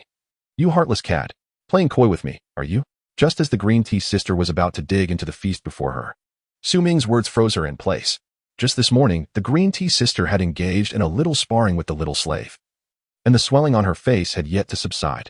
The moment she learned that this bountiful seafood spread was personally ordered by her nemesis, her pride as a delicate fairy forbade her from lifting her chopsticks. Sun Xiaoying, the good friend, felt a wave of anxiety wash over her. Fortunately, she hadn't yet raised her hand to partake, or she would be facing the same awkwardness as Tian. With a reluctant gaze lingering on the lavish seafood banquet, she shifted her focus back to the little slave, her stomach audibly grumbling in protest. Ah, Su Ming, is this Helen? Finally, after coming here this morning, I have the pleasure of meeting her, he. The words were directed at Su Ming, yet her eyes were fixated on Helen. Tian had a grudge against this foreign vixen, and as for Sun Xiaoying, she had only just made her acquaintance, thus any animosity was unfounded. Perhaps a little small talk would not put her at a disadvantage. Surely, They could invite her to share a bite? The vision was delightful. Yet reality proved to be cruel. The little slave did not even spare a glance at Sun Xiaoying, instead lifting her wine glass for a delicate sip of red wine, savoring the berry-like tang on her palate. Before the gathered crowd, she deftly picked up a piece of Australian lobster and savored it slowly. Sun Xiaoying felt the sting of embarrassment, while the green tea sister's discomfort escalated the tension. Was this betrayal by her good friend? Shooting a sharp glare at Sun Xiaoying, the green tea sister forced a smile that was more painful than tears. Come, my dear, and you too, Xiaoying, let us try the dish prepared by Xiaoying herself. As she spoke, she served each of them a piece of braised pork from the platter. To be fair, Sun Xiaoying's culinary skills were commendable, just by sight. One could tell that this sweet braised pork was rich yet not greasy, perfectly tender. Unfortunately, Su Ming had no intention of touching his chopsticks, blatantly ignoring the pork in his bowl. After all, with seafood available, why would he indulge in such inferior fare? Downing the wine in his glass, Su Ming refilled 2 goblets from the bottle. Sun Xiaoying, caught in a moment of awkwardness, had not noticed until now. As Su Ming moved, she inadvertently caught sight of the wine bottle and gasped in surprise. She set down her chopsticks, pretending to fiddle with her phone, discreetly opening an app, silencing her device, and directed her gaze at the wine bottle with a quick tap, her eyes lighting up in an instant, her fingers flying across the screen. Ding dong. As the green tea sister chewed on the braised pork, tasteless as cardboard, her phone suddenly chimed with a new notification. In such an awkward moment, engaging with her phone was a welcome distraction. She scanned the code and discovered it was a message from Sun Xiaoying, a JPEG of the wine bottle, followed by a text message. Dear, this bottle of wine in Su Ming's hand is Bordeaux, 30 years old, worth over 100,000 online. This is unbelievable. Sharing it with this foreign vixen, the green tea sister was taken aback, nearly dropping her phone from her grasp. Are you certain? Could it be a mistake? Doubt and disbelief flooded her mind. How familiar it seems. I recall the last time I accompanied that boss of mine to a social gathering, where we indulged in a bottle of wine, albeit only a 20-year vintage, costing over 80,000 for a single bottle. Damn it, that wretched foreign temptress. This wine rightfully belongs to me, that insufferable woman. ISNT, every penny spent here essentially mine. The selfishness of such a green tea bimbo is astounding. She hasn't even bothered to engage with Su Ming, yet claims all of his possessions as her own. Heart heavy with anguish, she inadvertently knocked her phone onto the table, drawing the attention of the 3 others present. No, I must have a sip of that wine. Her inner thoughts echoed. Dearest, that bottle of wine. She hesitated in her phrasing, but before she could finish, Su Ming interrupted. Oh, it was also bought by Helen. What? Do you wish to drink it? The green tea sister. This doesn't seem right. I've seen this brand of wine on television. It must be quite expensive, right? The green tea bimbo, undeterred, feigned ignorance about wine, while her close friend gazed longingly at the bottle on the table. Truth be told, the allure of wine often lies in its price, which green tea girl isn't envious. Oh, I'm not sure how much it costs. By the way, I may not have mentioned this before, but Helen is quite wealthy, her assets amounting to several billion. The green tea sister felt a pang of disappointment, thoroughly disillusioned. Initially, she believed that this foreign temptress was with Su Ming solely for his money, only to discover she herself is a wealthy woman. How foolish of me. At this moment, the green tea bimbo regretted her actions. Why provoke her? Even if she cannot reclaim Su Ming, wouldn't it be wiser to cultivate a friendship with Helen? After all, one could still benefit from such a connection. If Su Ming were to learn of the green tea bimbo as current thoughts, he would surely give her a thumbs up for her audacity. How shameless can one be? Oh, is that so? Hee hee. The green tea bimbo forced a smile towards Helen, attempting to mend her relationship with the foreign temptress, though the chances seemed slim. All right, let us eat, Su Ming said with a hint of impatience. After their prolonged chatter, could they not enjoy their meal in peace?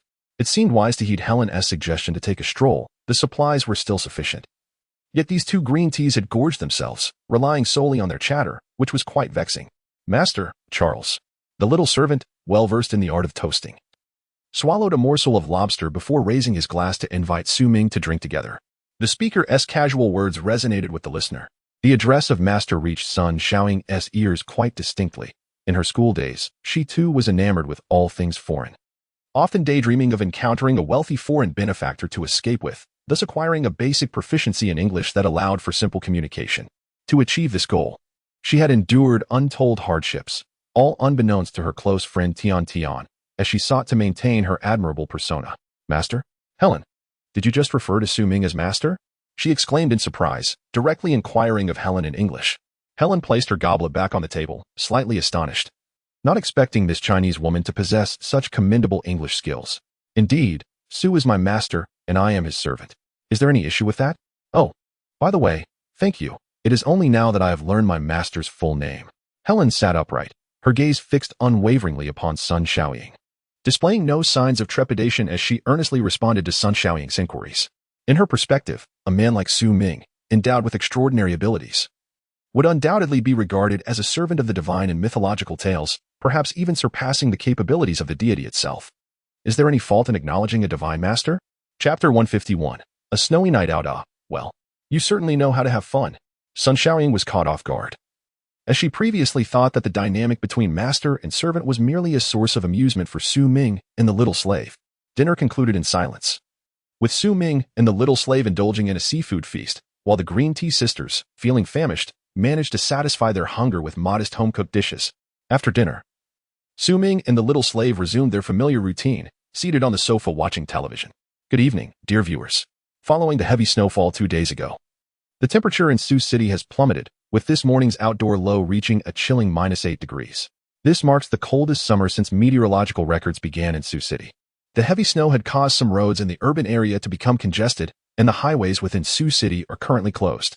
The Road Management Department has dispatched all snowplows, while various government-affiliated units have mobilized volunteers to spread industrial salt for snow melting on the roads. Traffic is gradually resuming, and it is believed that Monday morning's commute will not be adversely affected for the residents. Blessed, Su Ming chuckled, recalling that this was the same approach taken by the news in a past life, resulting in many residents failing to stockpile supplies in time, leading to food shortages shortly after the apocalypse. If the news were to portray this snow disaster as more severe, it seems it would serve little purpose. Merely altering the duration of survival for a few days, most would still meet their fate. Turning the television to an entertainment channel, Su Ming gently patted the little slave's head, who instinctively shrank back slightly, yet became engrossed in the show. Although the program was in Mandarin, which the little slave did not comprehend, they remained captivated. Poor child, Su Ming thought with a sigh. With that, he picked up the remote again and switched to a children's program. What is your father's name? Your father's father is called grandfather. What is your father's mother's name? Your father's mother is called. The childish voices emanating from the television were from an educational program for young children. You can start learning some Mandarin now. It may prove useful in the future. The little slave responded. Is this truly all right? Time passed swiftly, and as the green tea sisters finished clearing the dishes and emerged from the kitchen, Su Ming and the little slave had already retreated to the master bedroom. Locking the bedroom door, Su Ming took out 2 sets of Canada Goose attire from his space, complete with windproof pants, hoods, and goggles. The little slave, nearing the average height of a male in Huagua, spared Su Ming the trouble of searching for smaller sizes. Come, put this on. The little slave was still trying to grasp the situation. Master, are we wearing this at home? Did you not wish to get some fresh air? Now is the perfect opportunity. Su Ming replied calmly, his hands moving steadily as he donned his own outfit. Oh yeah, master, you are truly wonderful. Having been confined to Su Ming's side for nearly 10 days, the little slave felt like a beautiful canary trapped in a cage, lovely yet bored. Now, their spirits soared with delight. Outside, the snow fell even heavier and thicker than during the day.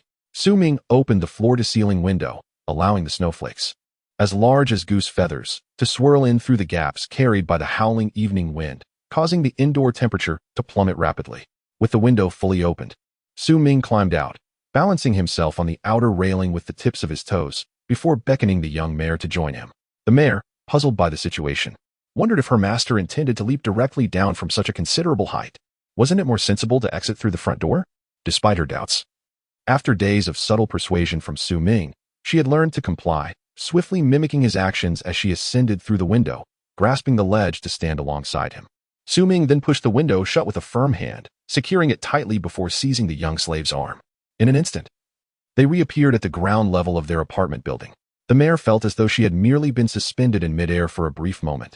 As her vision cleared, she found herself standing on the snowy ground. Instinctively, she looked up to locate the window they had just exited, estimating it to be at least several meters high. Master, you are incredible, she exclaimed. Had they not been wearing thermal masks and goggles, the little slave might have. Hush! The cold winter wind howled through the snowy night, but even a loud shout would carry a distance. Su Ming quickly raised a finger to signal silence, and the young slave adorably covered her mouth, nodding rapidly in agreement. The snow had accumulated above their knees, making movement on foot nearly impossible. Utilizing a series of quick teleports, They arrived at an empty parking lot outside the community. At this hour, nearly everyone was tucked away at home, preparing for sleep, leaving the streets deserted, which suited Su Ming perfectly. In the next moment, a military snow vehicle appeared in the snow, resembling a smaller version of a Polaris, with seating similar to a motorcycle's front and rear. With a rev of the engine, Su Ming started the snow vehicle, gesturing for the young slave to take a seat in the back. The vehicle accelerated to nearly 40 miles per hour. While driving, Su Ming retrieved 2 sets of American military single-soldier communicators from his space, swiftly donning one on his head and handing the other to the young slave, encouraging her to wear it as well. The wind and snow were fierce. Even shouting would not guarantee communication. Wiping the snow from his goggles for better visibility, he called out, "Testing, can you hear me?" "Yes, master." "Is this the American single-soldier communicator?" "Indeed." Their brief exchange confirmed the device was functioning flawlessly, eliminating background noise, making it feel as if they were conversing in a tranquil room. "Master, where are we headed now?" The young slave gazed at the snow-covered world around them. The snow vehicle passed by large snow plows attempting to clear the main roads. Yet, as soon as the plows revealed patches of asphalt, they were swiftly reburied beneath the relentless snowfall. "This snow seems rather unusual," she mused. Initially believing it was merely a heavier snowfall, she now observed the deserted streets, noting that besides the snow plows, there wasn't a soul in sight. The scenic views had transformed into an endless expanse of white, making her long for the comfort of home and sleep. The young servant began to feel a twinge of fear, prompting Su Ming to inquire aloud, "Let us head this way." The road conditions are abysmal. It is impossible to discern where the road lies and where the obstacles begin. "You must guide me." Su Ming retrieved his mobile phone from the waterproof pocket of his chest, its screen brightly illuminated, displaying no lock. The young servant extended a hand to accept the phone, only to find a flurry of snowflakes cascading onto the screen. Just as he wiped it clean, another layer of snow blanketed the surface. Huadong Oil Storage Center. With great effort, he lowered his head, shielding the phone against his chest to momentarily guard it from the biting wind and snow. At last, the young servant beheld the real-time map displayed in English. Chapter 152. The Oil Storage Center. Su Ming had contemplated the situation. During his time in the island nation, he had accumulated merely a few hundred tons of fuel, and due to the peril he faced, time was of the essence. As the snow began to fall over the past few days, he felt increasingly restless confined within his home. Thus, he embarked on a thorough review to ascertain whether any supplies had been overlooked or were insufficient. At the forefront of his concerns was fuel, and a twinge of regret washed over him. Why had he fixated on the small gas station when ample oil storage centers were readily available? Realistically, embarking on another journey to the island nation was not feasible. Although the risks were minimal, Su Ming's laziness prevailed. Consequently, he turned his attention to the domestic oil storage centers. Moreover, the little slave, feeling equally bored at home, had initially planned to wait a few more days before taking action. However, on a whim, Su Ming decided to proceed that very night. The East China Oil Storage Center is situated in Gangcheng, a small county beneath Sioux City, strategically located near the East China Sea and adjacent to the Yangtze River estuary, boasting a superior geographical position and a storage capacity that extends to 3 surrounding provinces. The efficiency in both procurement and distribution minimizes labor and transportation costs. The wind howled fiercely as the little slave struggled to see the screen. She activated the navigation and, with one hand holding the phone to her ear, she repeated the instructions fed into her earpiece. In 200 meters, turn left. After 2 traffic lights, turn right. In 100 meters, make a U-turn. "Why are you hitting me, master?" Su Ming exclaimed, his frustration palpable. "Is this how foreigners adhere to rules? Helen, there isn't a soul on the road. Couldn't you just let me cross directly?" "Oh, my apologies, master. I will be more careful next time." "Never mind, just hand me the phone." Su Ming halted the snow vehicle, and the little slave obediently passed him the device. Braving the heavy snow, he wiped the screen and swiftly configured the navigation to prioritize highways. However, he had overlooked the reality. With such a thick blanket of snow, the highways had long been closed. There was no concern that any passing drivers would notice the oddly shaped snow vehicle. With the same method, they continued their journey. Upon reaching the expressway entrance, they found that the heavy snowfall had rendered the toll booths dark and unattended. Su Ming disregarded whether any staff were monitoring through the cameras. In this post-apocalyptic world, what did it matter if they were discovered? He drove directly into the toll lane, and with a swift maneuver, both he and the vehicle passed through the barrier. Unhindered by traffic lights or other obstacles, the snow vehicle accelerated rapidly, reaching speeds nearing 80 miles per hour as they sped toward Gangcheng. In Jiangxia town, on the outskirts of Gangcheng, stood a vast complex covering over 100,000 square meters. This was Su Ming's target for the night, the East China Oil Storage Center. battling the wind and snow. Ming and his companion finally arrived within 3 kilometers of their objective just before midnight. Perched on a small hill, Ming crouched in the snow, observing the interior of the oil storage center through night vision binoculars, while the little slave stood beside him, holding an umbrella to shield them both from the elements. The storage center remained brightly lit, with massive white cylindrical oil tanks standing in orderly formation within the compound. At the rear of the park, hundreds of large oil tankers stood ready in the parking lot, a truly magnificent sight that made Ming reflect on his fortunate circumstances. These tankers, whether delivering oil or taking it away, were now hindered by the heavy snow that had blocked the roads, remaining stranded at the oil storage center. This indicated that the storage tanks within the park contained at least the combined volume of several hundred tankers, and perhaps even more, if fortune favored him. As this thought crossed his mind, Ming's breathing quickened, filled with regret. How foolish he had been to risk everything for such a meager supply of fuel from a few small gas stations. Especially when facing the relentless pursuit of the island nation's police. Master, the little slave pondered, confused by the late-night excursion. Here she was, taken out for a drive, yet her master seemed to be engaged in reconnaissance with a military-grade binocular. What was his true intention? Ignoring her, Ming continued to observe.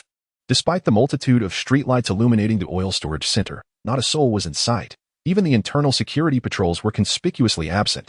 Only a guard post at the entrance emitted a faint yellow glow through its window, suggesting that everyone else was likely sheltering indoors from the snowstorm. The dense snowfall could provide a suitable cover for his movements, allowing him to avoid the bloodshed he had encountered on the island. Even if security cameras were reviewed later, they would likely capture only a fleeting, indistinct figure in motion.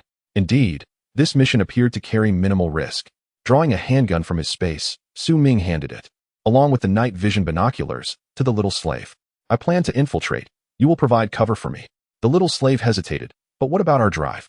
Nevertheless, she complied, skillfully unloading the magazine and checking the ammunition through a side gap before reloading and chambering the weapon. Ming's heart raced as he fortified himself with a spatial barrier. Truthfully, despite their numerous battles together, American women tended to be more liberated and did not easily consider someone as one of their own simply because of physical intimacy.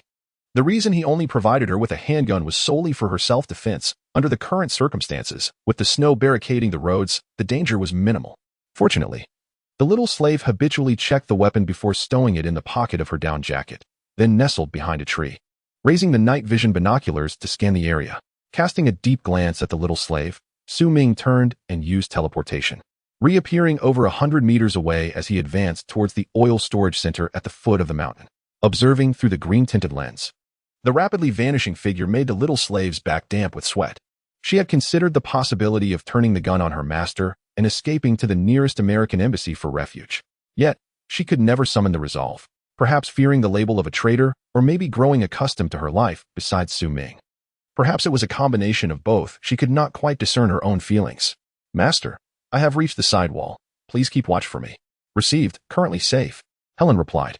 Ming peered through the railings of the surrounding wall, observing the spacious driveway within the compound, where the accumulated snow reached nearly 20 centimeters in depth, a stark contrast to the mere half of that found outside the premises. It appeared that this oil storage center had indeed attempted to clear the snow. However, their efforts were futile as the rate of snowfall surpassed their cleaning capabilities, leading them to abandon the task altogether. A few dozen meters beyond the outer wall, several surveillance cameras were stationed, yet their lenses had succumbed to the blanket of snow, rendering them completely ineffective. With a sense of relief, Ming felt at ease. He had no desire to be inadvertently discovered, only to engage in a massacre in this place. After all, the inhabitants were his compatriots, and if he could avoid taking lives, he would prefer to do so. Chapter 153. Securing the oil supply upon entering the compound. Ming felt a renewed sense of purpose in his legs, for the snow here measured only a mere 20 centimeters. In stark contrast to the nearly half-meter thick snow outside the perimeter, which rendered movement nearly impossible. At this moment, Ming donned a pristine white snow combat suit over his large goose-down jacket, alleviating concerns about his conspicuousness. Fortunately, with the ability to teleport, he arrived at the first oil storage tank, where he connected his mind to the space within, instantly emptying its interior, towering over 20 meters high. Observing the reservoir he had meticulously designated back in the island nation, he noted with satisfaction how the liquid level surged to double its previous height. Fortune favored him, as the first tank was filled to capacity, with thousands of tons of gasoline now at his disposal. Was this not more exhilarating than robbing a gas station? Continuing to teleport to the next storage tank, he opened the spatial breach once more, collecting yet another several thousand tons. This pattern persisted with each subsequent tank, each time yielding a bountiful harvest. Given the absence of any personnel in the compound and the heavy snowfall obstructing surveillance, Su Ming's operation was the most efficient and carefree he had ever experienced. In less than half an hour, he had thoroughly inspected nearly 100 large oil storage tanks within the compound. A grin nearly split his face. The cold wind pierced through his mask into his throat, prompting him to close his mouth tightly. After completing the last tank, he found himself adjacent to the designated parking area for oil tankers. Gazing at the numerous trucks lined up with military precision, Su Ming's mind began to wander. In this post-apocalyptic world, where bloodshed was rampant, these vehicles sat idle, buried in snow. While they may not serve an immediate purpose for him, the vast expanse of his spatial realm beckoned him to indulge. Who knew if they might prove useful in the future? In a fleeting moment of thought, Su Ming set his plan into motion, teleporting amidst the cluster of trucks. Wherever he traversed, the surrounding area within dozens of meters bore witness to the instantaneous disappearance of the vehicles, leaving only the exposed asphalt beneath them, free from snow. Thousands of trucks vanished quietly into his space within a mere 20 minutes. With the compound now devoid of any valuable resources, Su Ming cautiously teleported back, using the tanks and various buildings as cover until he returned to the outer wall from which he had initially entered. Casting a glance towards the hillside where the little slave awaited, he signaled an okay gesture before swiftly making his way back. Phew, what an exhausting endeavor. After over an hour of relentless exertion of his abilities, Su Ming was drenched in sweat. He removed his mask to relieve the heat, and as he took off the hood, a mist emanated from his head, swiftly condensing into invisible ice particles that vanished into the air. At this moment, the clock had just passed 2 in the morning, and the snow seemed to fall even heavier. Since Su Ming had returned to the hillside, the little slave had withdrawn her night vision goggles and stood quietly to one side, silent and observant. Although the distance from this location to the oil storage center was considerable, compounded by the heavy snow obscuring visibility, the view through her night vision device remained relatively clear. Initially, the little slave was perplexed by Su Ming's actions as he approached each storage tank, seemingly doing nothing before moving on to the next one. As she witnessed thousands of oil tankers swiftly vanish in the wake of Su Ming's passage, a sense of foreboding began to take root within her. Surely, the tanks must have run dry, hadn't they? What? Is there something on my face? Why are you staring at me like that? Su Ming repositioned his umbrella to shield himself from the falling snowflakes. No, it's nothing. Master, are we heading back? The small servant's heart raced at Su Ming's sudden inquiry. A wave of anxiety washed over him. Did his master intend to silence him? Was he already bored with him? Ha ha ha, you're killing me. Look how frightened you are. Fear not. As long as you do not betray me, you shall live well. Su Ming quickly reassured him. By the way, didn't you say you wanted to take a stroll? But as you can see, the snowfall shows no sign of stopping, and there is truly nothing enjoyable outside. With that, Su Ming sought to comfort him further. Upon hearing his master's candid promise, which felt more like a veiled threat, the small servant finally relaxed. Su Ming continued, I can't let you come out here just to work for me. So how about this? We'll camp here tonight. The snowstorm rages outside, yet the warmth inside the tent feels like spring. I've never experienced anything like it. What about you, Helen? It can be like this? Master, you're so wonderful. The atmosphere brightened once more. Without hesitation, Su Ming took the small servant by the hand and swiftly moved into the depths of the woods, a place that was somewhat more discreet at night, though still slightly conspicuous during the day. Choosing a relatively concealed spot, Su Ming retrieved a set of U.S. military camping gear from his spatial storage, and with a sudden thud, it sank into the snow. Fortunately, the canopy of trees shielded them, and the snow accumulation on the ground was not excessive, measuring less than 10 centimeters. He picked up a shovel and bent down to clear the snow from the ground, the sound of scraping echoing through the air. The small servant, unwilling to watch idly as his master toiled, diligently began assembling the various components of the camping gear. Once Su Ming had cleared a patch of nearly 10 square meters down to the earth, the small servant tightened the last bolt, and a pure white military tent began to take shape. Although categorized as a small tent, its dimensions were sufficient to accommodate an entire squad of U.S. soldiers if they squeezed in together. The final step was to erect the tent, a task impossible for the small servant to manage alone. It weighed several hundred pounds. Only the enhanced strength bestowed upon Su Ming by his abilities made it feasible. To be honest, he had never handled such military equipment before. He had only previously converted a Liberation Army transport vehicle into a tent. Fortunately, the small servant had some knowledge of these matters, claiming that they were part of the curriculum at naval school. Impressive. Here we need to raise this side, and the opposite side must also be elevated. Oh no, master. It's this line. drive this stake into the ground to secure it. Su Ming suddenly felt that setting up a tent was more exhausting than stealing the entire Tokyo port. After nearly an hour of effort, a 10-square-meter pure white tent finally stood upright. The two quickly shook off the snowflakes clinging to their garments and entered the tent. Shielding themselves from the frigid winds of the nocturnal forest, the once howling gusts now considerably subdued. Inside the tent, there lay a moisture-resistant mat and sleeping bags, complemented by a compact self-generating power device, which was currently supplying energy to the dim incandescent light suspended from the tent ceiling. Although the tent offered some respite from the biting wind, the temperature differential between the inside and outside remained minimal, with the interior still hovering around a chilling -10 degrees. Master, are we truly to spend the night here? Chapter 154. I also wish to become a superhuman. Su Ming remained silent. Rather than merely comforting the little slave by setting up a tent for camping, it was more about fulfilling his own desires. What man does not harbor a dream of camping? Much like avid fishermen who, in the sweltering summer, forsake the comfort of air conditioning to sit by the riverside under the blazing sun all day, indifferent to the heat. Su Ming had long nurtured this hobby, fantasizing about a scene where fierce winds howled outside the tent while he sat comfortably inside, basking in warmth, savoring tea. Oh, what bliss! Unfortunately, previous circumstances had not allowed such indulgence. Residing in the southern city of Su, snowfall was a rare occurrence, and the scant accumulation was insufficient even to form a snowball. Yearning to experience the northern chill, he had been bound by mundane work commitments until now, when conditions finally permitted, albeit in the midst of an apocalypse. 10 minutes later, the temperature inside the tent gradually rose, prompting Su Ming and his companion to shed their heavy down jackets. At the tent's edge stood a solid iron stove, reminiscent of those used by Mongolian compatriots on television, albeit smaller in size. The charcoal within glowed a fiery red, and the toxic carbon monoxide was safely expelled through a chimney connected to a hole at the top of the tent, mitigating any risk of poisoning. An iron pot rested atop the stove, where snowmelt gradually transformed into boiling water. Although Su Ming had ample water stored in his space, he preferred to authentically experience the essence of camping by using snowmelt. Master, what is this? It smells so good. Oh, it's so spicy.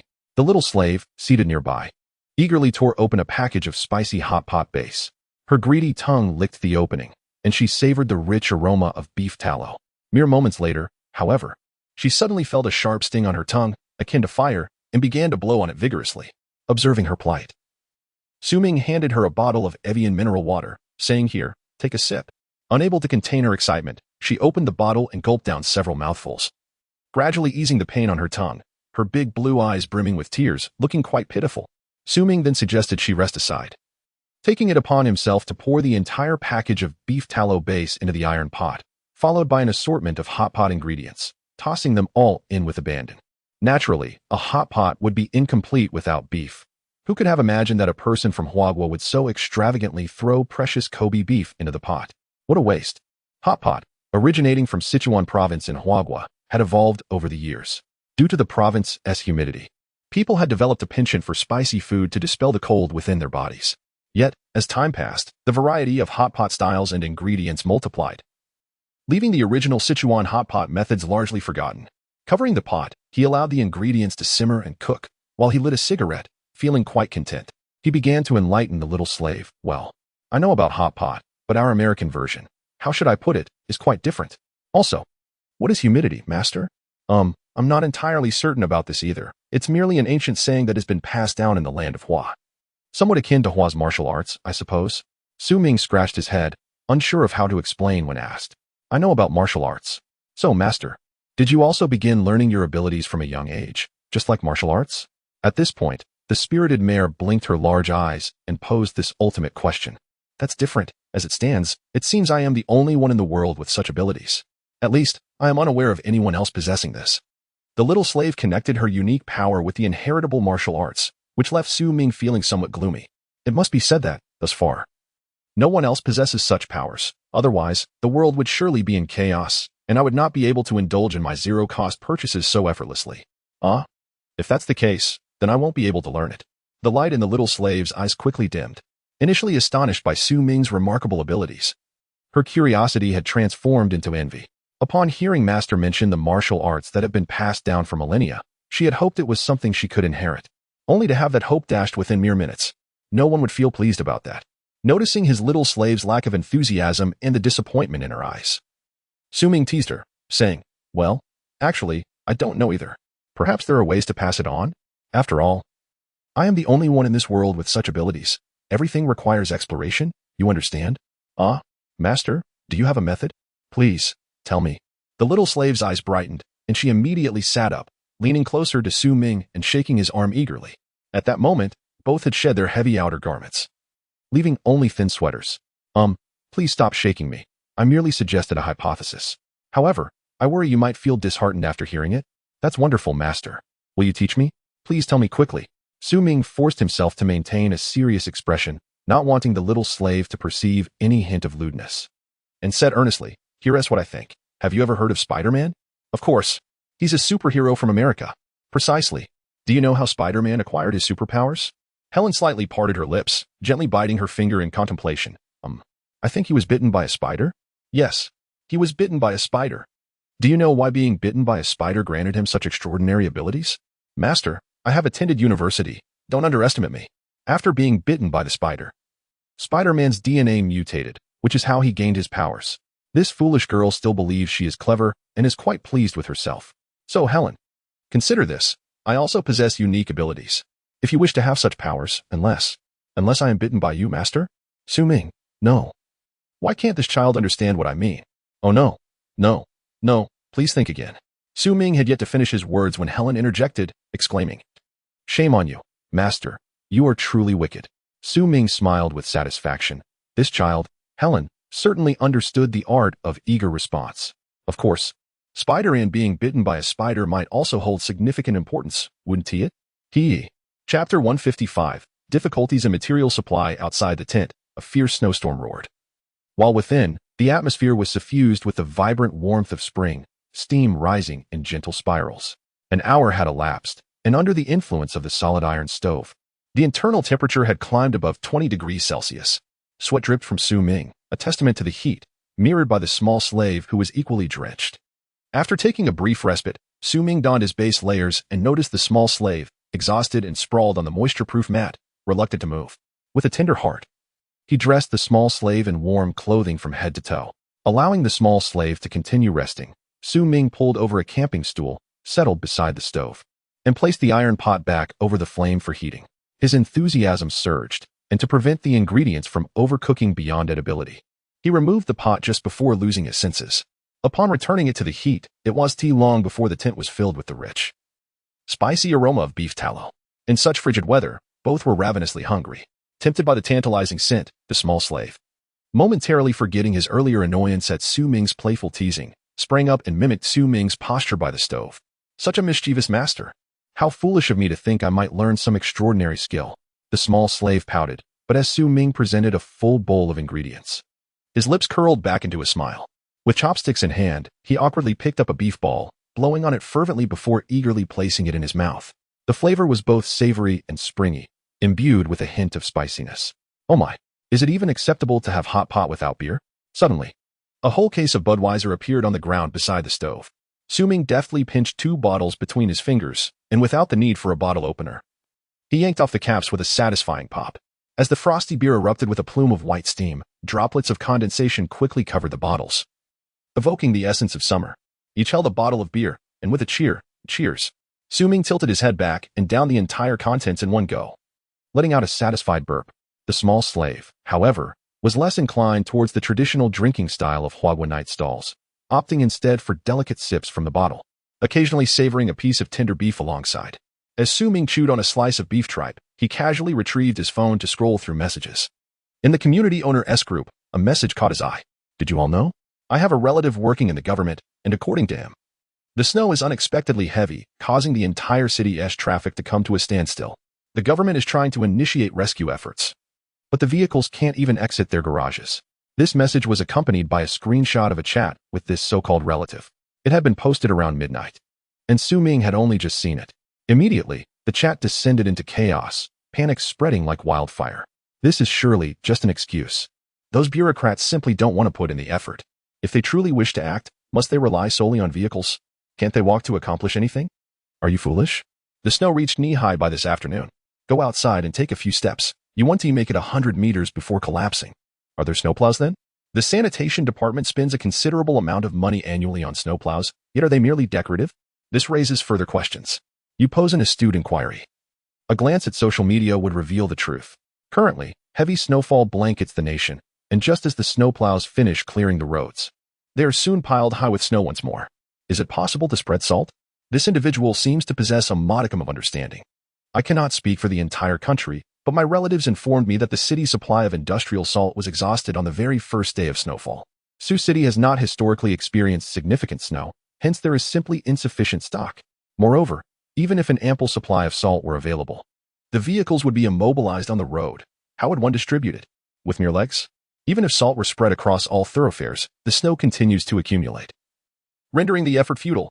Goodness, I have already exhausted my food supplies at home, and I had intended to venture out for groceries once the snow subsided. What shall I do now? Haha, I remember you well. Just a few days ago, people urged you to stockpile some provisions, yet you chose to ignore their advice. Did you not? Now look, it is too late for regrets. 8808, thank you. You have saved me from a dire predicament. 8808, shy. Community Directorly, everyone. Do not panic. Directorly has arrived. Directorly, please assist us. What can we common folk do? Indeed, Directorly, does the government have any measures in place?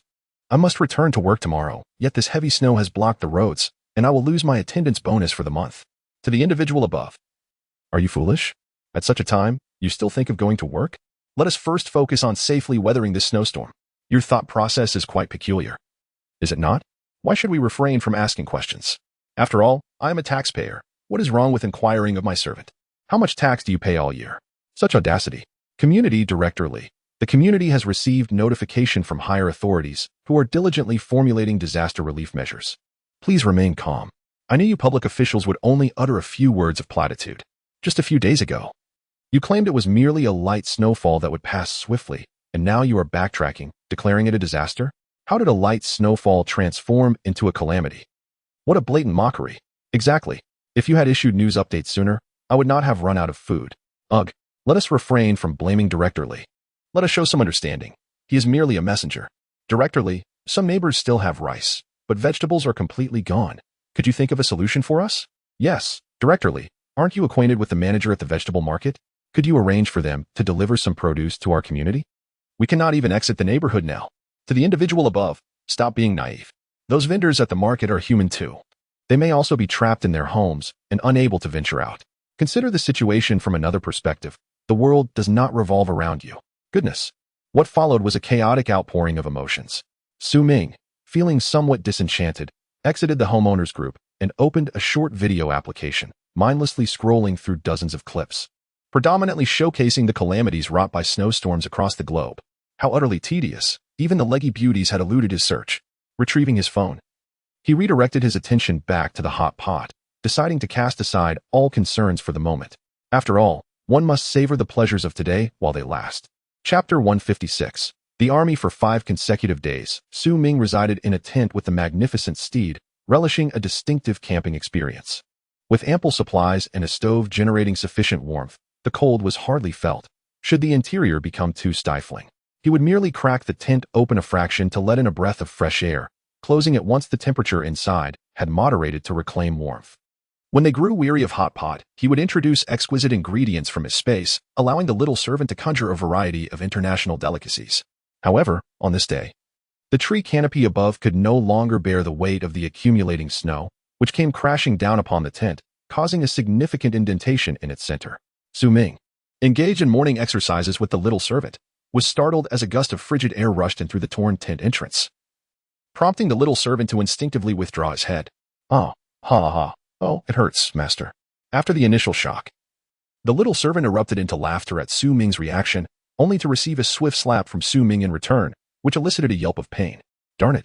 Just when I thought I had trimmed the leaves sufficiently, why did it have to fall now? The internal temperature of the tent plummeted, and the playful banter ceased, replaced by a flurry of activity as the two scrambled to don their clothing. Once they emerged, layers upon layers of garments wrapped around them. The biting cold seeped in through their collars, the chill entering their throats and lungs, accompanied by a sharp discomfort. In haste, Ming retrieved military-grade cold weather masks, and after both had obscured their heads, including mouths and noses, the discomfort was slightly alleviated. Master, I'll clear the snow. Shoo. Just as the little servant was about to tidy the snow atop the tent, Ming raised a finger to his lips, signaling for silence. Bang, bang, bang, gunfire rang out. Faint yet distinct to Ming's keen ears, though inaudible to the little servant. Turning his gaze, he saw the dense white woods obscuring his view. Coming from the direction of the oil depot. Gunfire, it's coming from the oil depot. Ming succinctly explained to the little servant before retrieving 2 sets of equipment from his space. Pristine white bulletproof vests and helmets with visors. In this apocalyptic era, the 2 had been clad in American-made winter combat attire for the past few days, warm and discreet. Thus, it sufficed to simply don the bulletproof vests over their existing gear. Quickly outfitting themselves, Ming grasped a Barrett rifle, dismissing the scattered camping gear strewn about, and swiftly led the little servant to their previous surveillance position from a few days prior. A perplexed expression crossed Ming's face. Had an armed organization truly emerged so soon after the onset of the apocalypse? Judging by the sounds of gunfire, it seemed several automatic rifles were involved, producing such a dense barrage. In his previous life, he had remained sheltered within a community utterly oblivious to the outside world. If civilian organizations had surfaced so quickly, why had he never heard of them in his past life? As these myriad questions swirled in his mind, they arrived at the hillside from a few days prior. Now in daylight, although the weather remained dreary, visibility was considerably improved compared to the night.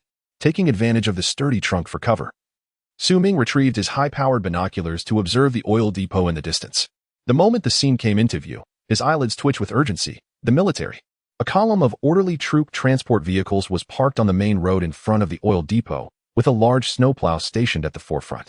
Following the trajectory of the convoy, a gray trail snaked into the distance, gradually becoming clearer. The snow had accumulated to nearly 1 meter in depth. No wonder this convoy was able to advance, as it was being led by the snowplow. Through the lenses, nearly 100 soldiers clad in camouflage formed a half-circle, their rifles aimed at the entrance of the oil depot. A commanding officer, brandishing a pistol, had the weapon trained on a bald man, while dozens of oil depot employees crouched on the ground with their hands clasped over their heads.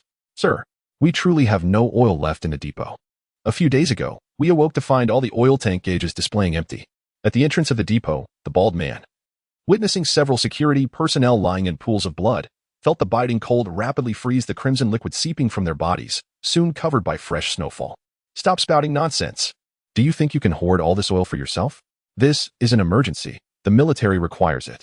I ask you now, do you value your life or the oil? Although the snow had reached a considerable thickness, the weight of the upper layers compressed the lower ones, allowing a person to traverse the surface, albeit the snow was still knee-deep.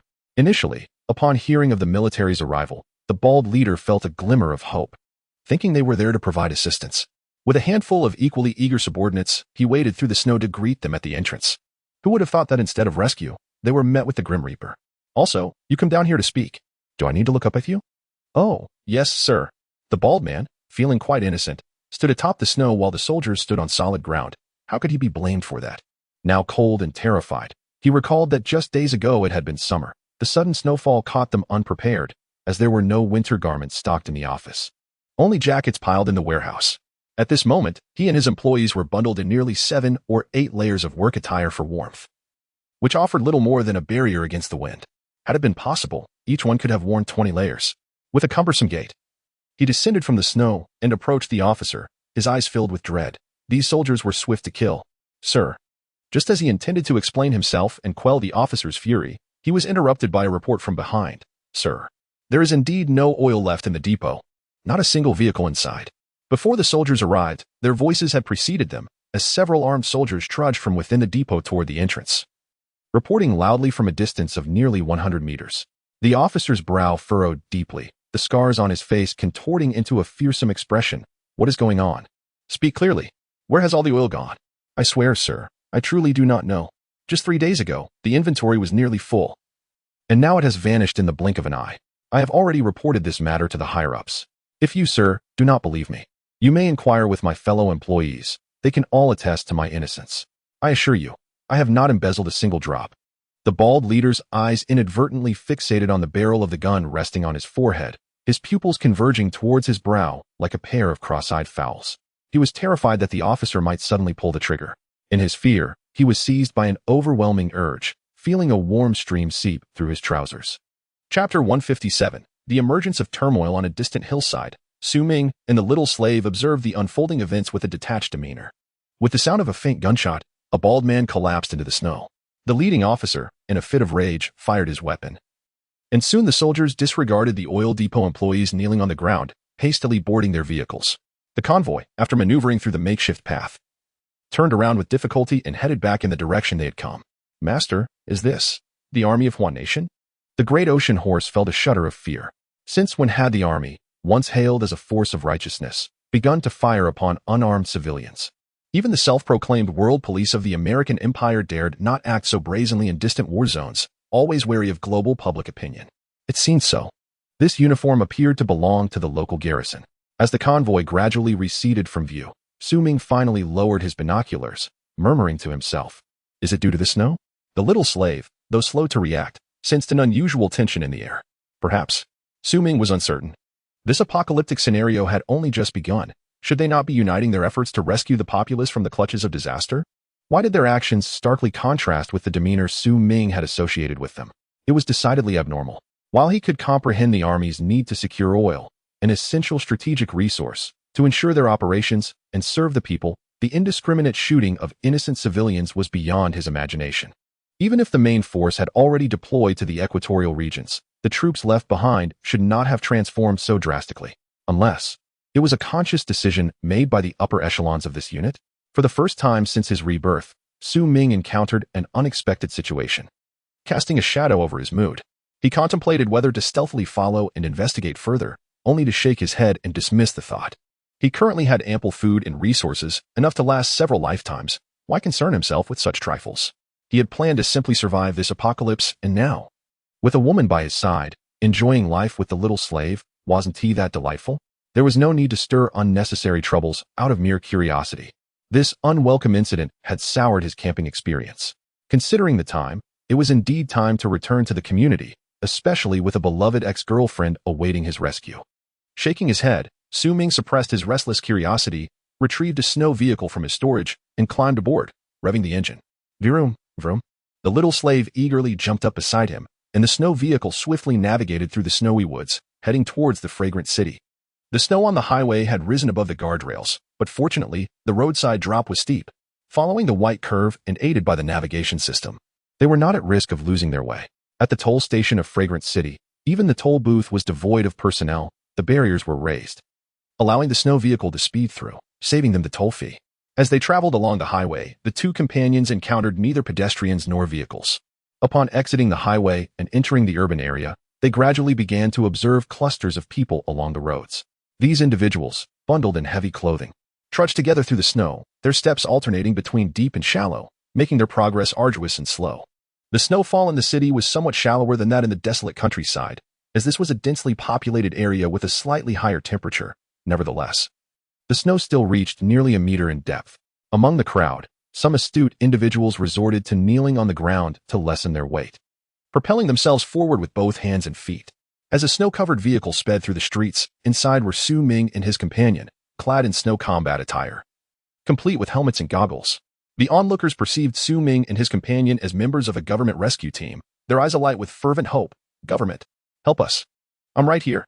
How long until your main force arrives? Hey, stop. Do you have any disaster relief supplies? I'm so hungry." Disregarding the cries for help, Ming continued his journey home. Passing by a chain supermarket, he noticed a densely packed crowd surging towards its entrance, while in the distance, figures continued to crawl on their knees towards the store. "You cannot enter. This is private property. The cameras are recording. If you attempt to take something without paying, that constitutes robbery. Do you understand?" shouted the sole man blocking the entrance, arms outstretched in an attempt to deter the throng. However, he was soon overwhelmed and vanished beneath the tide of bodies after being struck by several men.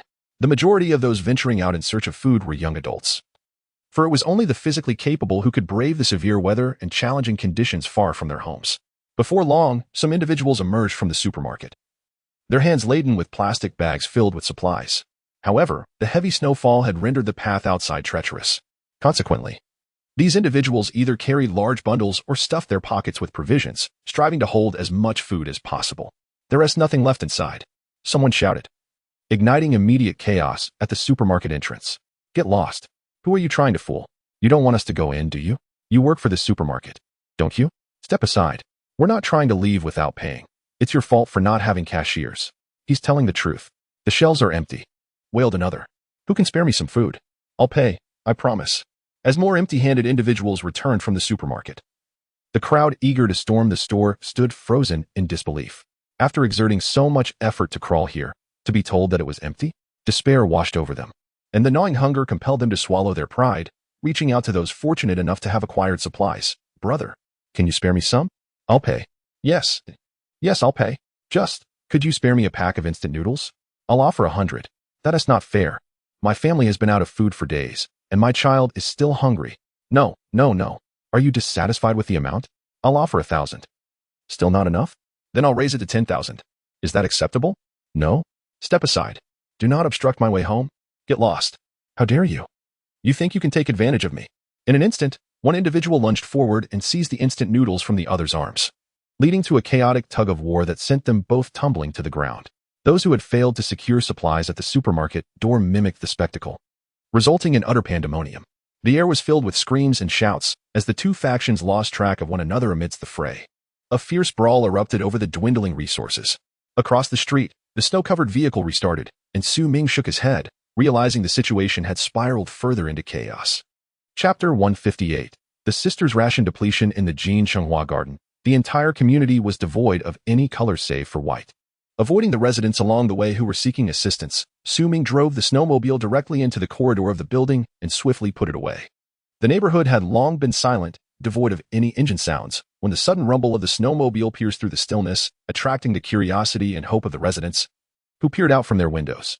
Upon entering the community, Su Ming had not considered this aspect, so he could only proceed with his decision, driving the snowmobile inside before securing it. It was still too early to draw attention if others were to covet his actions. The quiet resolution of dealing with the green TBTCH would not be possible. My dear, you have finally returned. Where have you been all these days?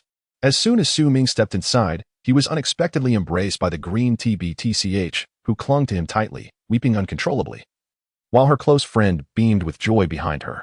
How had they managed during his absence? The day after Su Ming and his little slave departed, the two women realized that there was no sound coming from the master bedroom.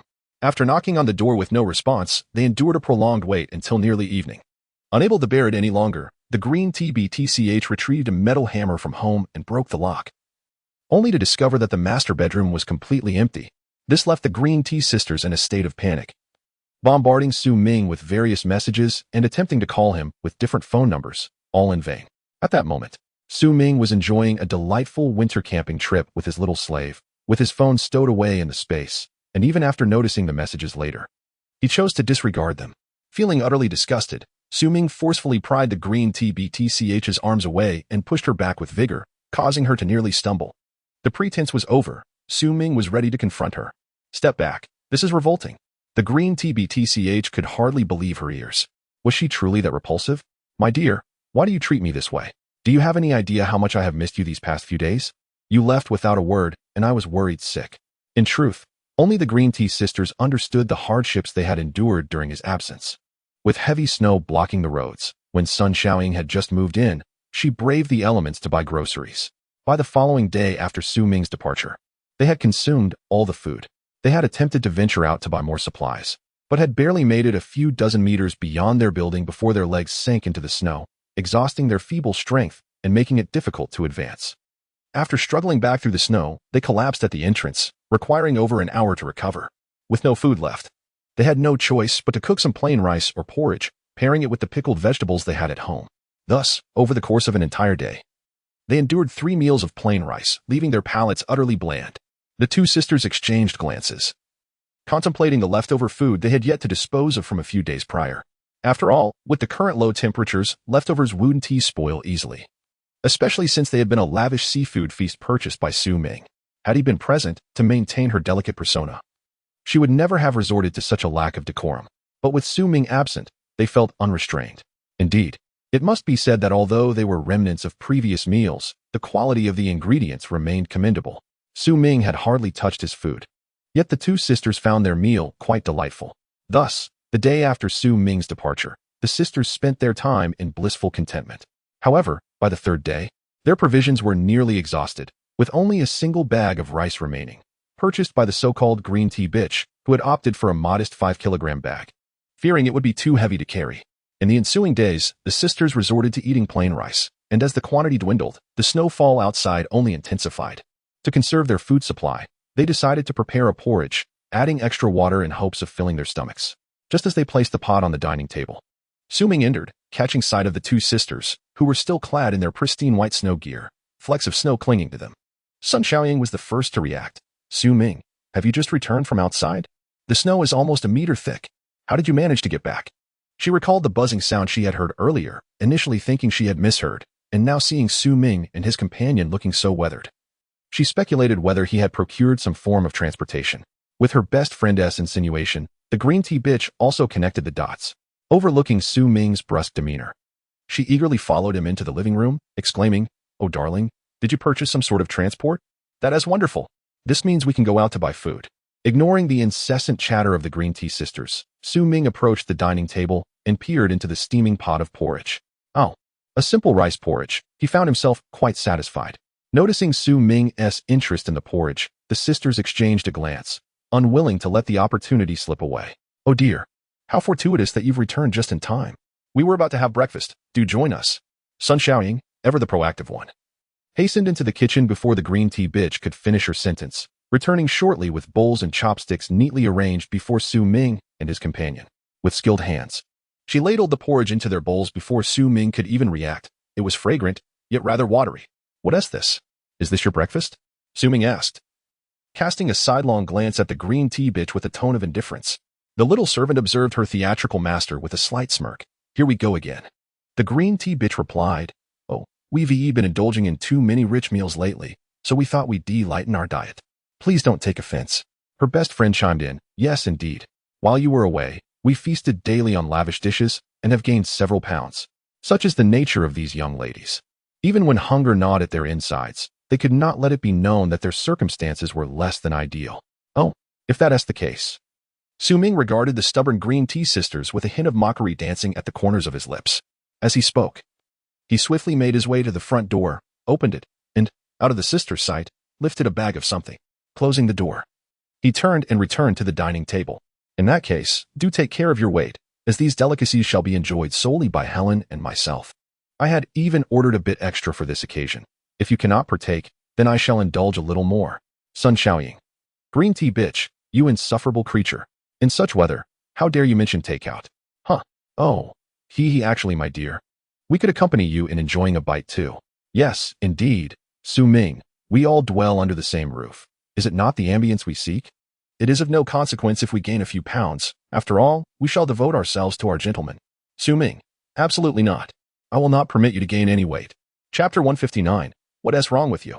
"No, I will not allow you to gain weight," Ming declared with unwavering resolve, his tone imbued with righteousness. The green tea sisters twitched at the corners of their mouths, their eyelids fluttering with agitation. "Listen, Ming. You scoundrel. Are you blind to the situation before you?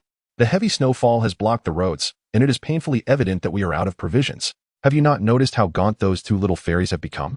Dear, weaken enough. I and Helen shall bear the burden of your weight gain." The green tea vixen attempted to salvage the situation, only to be unceremoniously interrupted by Ming, as if he truly cared for the well-being of the sisters. "Come now. Drink some porridge. Although it lacks oil, it is rich in amino acids and vitamins, which are beneficial for you ladies." Ming pushed the bowls of porridge towards the green tea sisters, offering his sage advice. He then disregarded the two women, who sat immobile at the table, and proceeded to unveil the takeout packaging, revealing an array of delectable, still-warm dishes. There were Huang Tian Yuan's rich oil cakes, pan-fried buns, 2 bowls of wontons, and a serving of Shanghai soup dumplings. The living room was instantly filled with an enticing aroma. Just as the snacks were arranged, the sound of rumbling stomachs echoed, accompanied by the unmistakable sound of saliva being swallowed. Ming feigned ignorance, tossing a spoon to the large horse and opening the disposable chopsticks. He delicately picked up a soup dumpling. "Helen, this is how you should eat it." He gently bit into the thin edge of the dumpling, allowing the steaming, savory broth to spill forth. Without hesitation, he slurped it into his mouth and blew a few breaths onto the dumpling's opening to cool it slightly before swallowing it whole, savoring each bite with squinted eyes. In truth, the little slave had already sampled soup dumplings during their camping trip, so there was no need for a refresher. However, she understood her master's intent and mimicked his actions, occasionally blowing on the dumpling to enjoy the delicacy. "Darling, may I have a bite?" The green tea vixen could no longer contain herself. Having gone days without rich food, Su Ming's takeout was a veritable feast compared to her bowl of plain porridge. She cast aside her pretense of nobility, for in the face of hunger, pride was of little consequence. You're not dieting anymore? Su Ming, weary of the charade, acknowledged the sister's cunning. I see you're relishing it so much. It's making me crave it, Sun Shaoing chimed in. Yes. Me too. The green tea sisters laid their cards on the table, openly admitting their desire for the food. Why didn't you say so earlier? I didn't tea by much. You'll have to wait until next time, Su Ming declared, dropping the pretense. He simply did not wish to share with them. Su Ming, don't go too far. The green tea vixen was on the verge of exploding with indignation. Was it truly entertaining for him to toy with them like this? Frustrated, her face flushed crimson as she rose, reaching for the container of soup dumplings. Smack! Su Ming swiftly extended his hand, striking her delicate hand with his chopsticks. The green tea bitch extended her hand towards the retracted delicate hand, visibly revealing 2 crimson stripes. Su Ming, did you hit me? You have never laid a hand on me before. You actually struck me over a little soup dumpling? The green tea bitch, incredulous, tears welling in her eyes, her voice trembling and drenched in allure. Hit you? Is that what you call it? Go ahead, try extending your hand again. Let me show you what hitting truly means. Su Ming, unhurried and composed, picked up another pan-fried bun, extracting a mouthful of rich broth, then threateningly declared, Oh dear, what's going on with you two? Such a lovely couple, why the fuss? Now, sweet Tian, don't cry. A good friend timely intervened, placing a comforting hand on the green tea bitch's wrist while her gaze remained fixated on the delectable dishes on the table. Su Ming ignored her, continuing to eat, as did the little servant. Su Ming, you're really something. A good man shouldn't quarrel with a woman. If you're upset, just let it go. And let Tian have a bite, okay? Sun Shaoing played the peacemaker, reproaching Su Ming gently while reaching for the soup dumpling. Pausing just a few centimeters from the plate, she cautiously glanced at Su Ming, who was engrossed in his food, oblivious to her. With a sense of trepidation, she continued her reach, her eyes solely on the dumpling, saliva almost trickling down the corner of her mouth. Suddenly, Su Ming, without lifting his head, retaliated with a swift slap, striking Sun Shaoying's left cheek. Caught off guard, she could not react in time. Her body was propelled forward by the force of the blow, crashing heavily to the ground. Shaoying, are you okay? Su Ming, why are you so violent?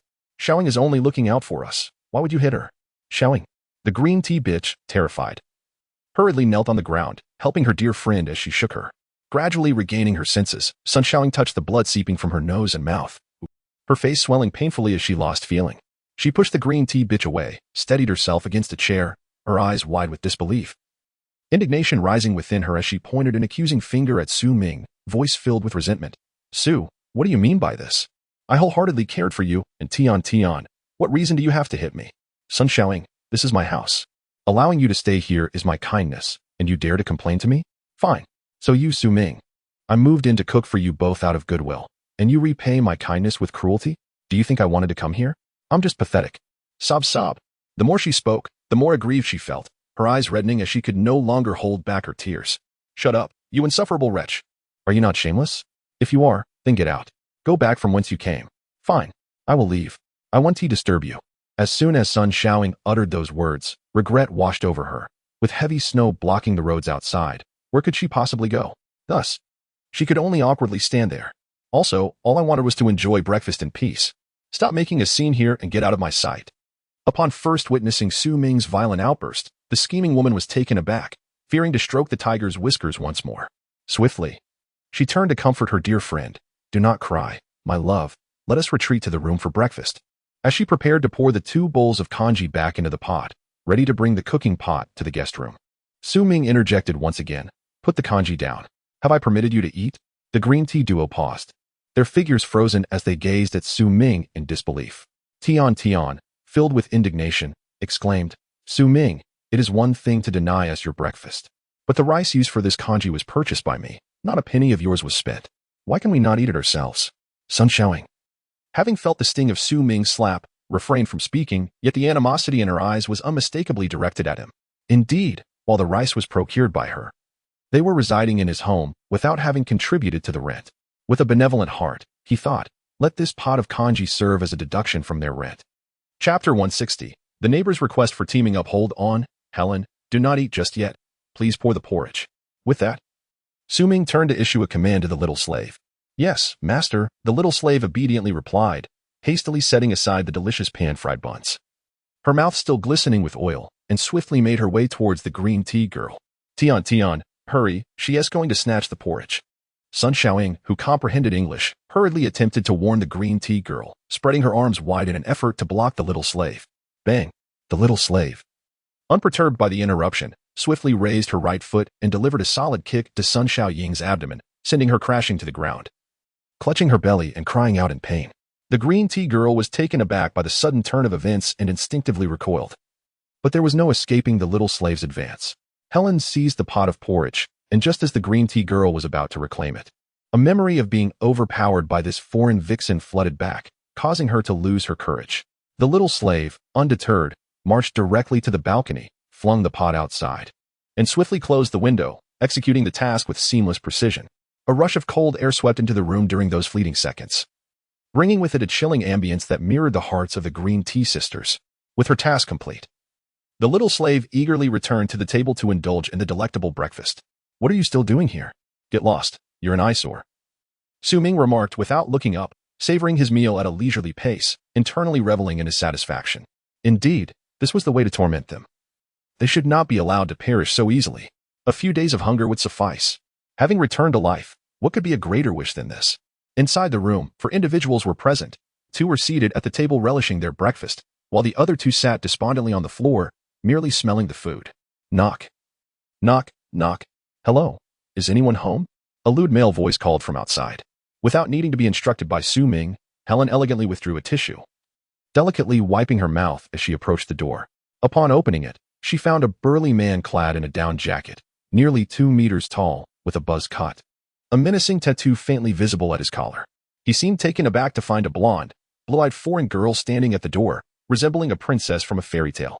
The shock of the encounter momentarily clouded his mind, causing him to forget his purpose for knocking, and his eyes greedily scanned the little slave's flawless figure, as though he could see through her thick winter attire. Hello, is there something I can assist you with? The little slave sensed the underlying malice and shot him an indignant glare, subtly shifting to reveal her master behind her. From the very first glance, Su Ming felt discomfort in his heart. Men understand men best, and he was well aware of the lewd thoughts swirling in the man's mind. I'm your neighbor. Haha, my name is Chong. The man finally regained his composure, feigning enthusiasm as he introduced himself while his eyes quickly scanned the room. 1 man, a frail figure, 1 foreign girl, her physique and beauty rated at 90 points, and, 2 girls sitting on the floor. Though tears were streaming down their faces, the sight of them resembling pear blossoms drenched in rain was undeniably captivating. Yichang's mind was quickly flooded with various lewd thoughts, as he incessantly spoke. Neighbor, I believe you are aware of the recent situation. The owners group has been discussing whether to band together and venture out in search of food. Previously, someone went out alone and, after much effort, managed to procure some food, only to have it snatched away. Hence, I thought, distant relatives are not as beneficial as close neighbors. Shall we form a team? Even if we fail to find food, wouldn't it be safer to go out together? No, thank you. My family's provisions are sufficient for now. This response from Chong was firmly etched in Su Ming's memory. In his past life, it was Su Ming who had initiated the suggestion to team up. However, Chong, relying on his imposing stature, had hoarded most of the food they scavenged, leaving Su Ming with only scraps to bring home, which he had to share with 2 insufferable individuals, ultimately leading to his demise at their hands. Disinterested in indulging Chong's insincerity, Su Ming, in this life, lacked both the need for food and the insecurity of self-defense. So he declined outright. Oh, are you certain you don't wish to reconsider? Chong attempted to persuade further, but his gaze fell upon the dining table, steamed buns, pan-fried dumplings, pastries. Suddenly, he comprehended why there was only 1 man in the household, yet 3 attractive women. Not long ago, the sounds of revelry had echoed from this abode, and as a neighbor, he had not missed a single note. I shall not intrude further, neighbor. Here is my business card. During these trying times, we must lend each other a helping hand. Should you need anything, please do not hesitate to call the number listed. Farewell. His gaze lingered lecherously on the 2 women below, particularly on the round face of one. With a flicker in his eyes, he pretended to be benevolent, tossing a business card into the room before turning to leave. The little servant closed the door and returned to the table to continue her meal, utterly exasperated. Why can't people simply enjoy their food in peace? Having nearly finished his meal, Su Ming set down his chopsticks with a sigh, realizing he had attracted attention. He crossed his legs, retrieved a cigarette, lit it, and amidst the curling blue smoke, a hint of melancholy enveloped him. "Oh, why are you still here? Go back and rest." Upon turning, he noticed that the green tea sisters had risen but remained frozen in place, gazing longingly at the dining table. The little servant was busy spooning bubbled dumplings into her mouth, savoring the broth, when she suddenly felt 3 pairs of eyes fixated upon her. Unaccustomed to being the center of attention, she decided she had eaten enough and set down her chopsticks, leisurely pulling out a napkin to wipe her mouth. "Dear, you all should go rest. I will take care of the cleanup here." The green tea individual was the first to react, eagerly anticipating this moment. If she couldn't eat, she would wait for them to finish so she could tidy up and enjoy whatever leftovers remained. Unfortunately, her hopes were dashed as she took a step forward. The little servant promptly set down her napkin and sprang to her feet. The green tea BTCH was taken aback, hastily coming to a halt, believing that the little servant was about to strike again. However, the little servant merely cast a glance at the green tea BTCH, swiftly pouring the remaining food into a takeout bag and securely tying it shut. She then briskly made her way to the balcony, opened the window, tossed the bag out, and closed the window. Upon returning to the dining table, the little servant chose silence, instead lifting her head proudly towards Su Ming. Watching from the side, Su Ming broke into a broad smile. Giving the little servant a thumbs up in encouragement, such thoughtfulness surpassed even the most cherished of companions. Chapter 161. A Vicious Beating of Tion, my dear. I am utterly famished. In the secondary bedroom, the green tea sisters lay helplessly on the bed, despite the air conditioning being set to its maximum. The absence of appetite and warmth left them feeling chilled to the bone. They could only strip off their outer garments and embrace one another to share body heat. I am quite hungry as well. Tion, why has Su Ming suddenly turned so violent? Sun Xiaoying touched her still pained left cheek. A lingering sense of dread washing over her. How would I know? In the past, if I said one thing, he would never dare to counter with another, but now.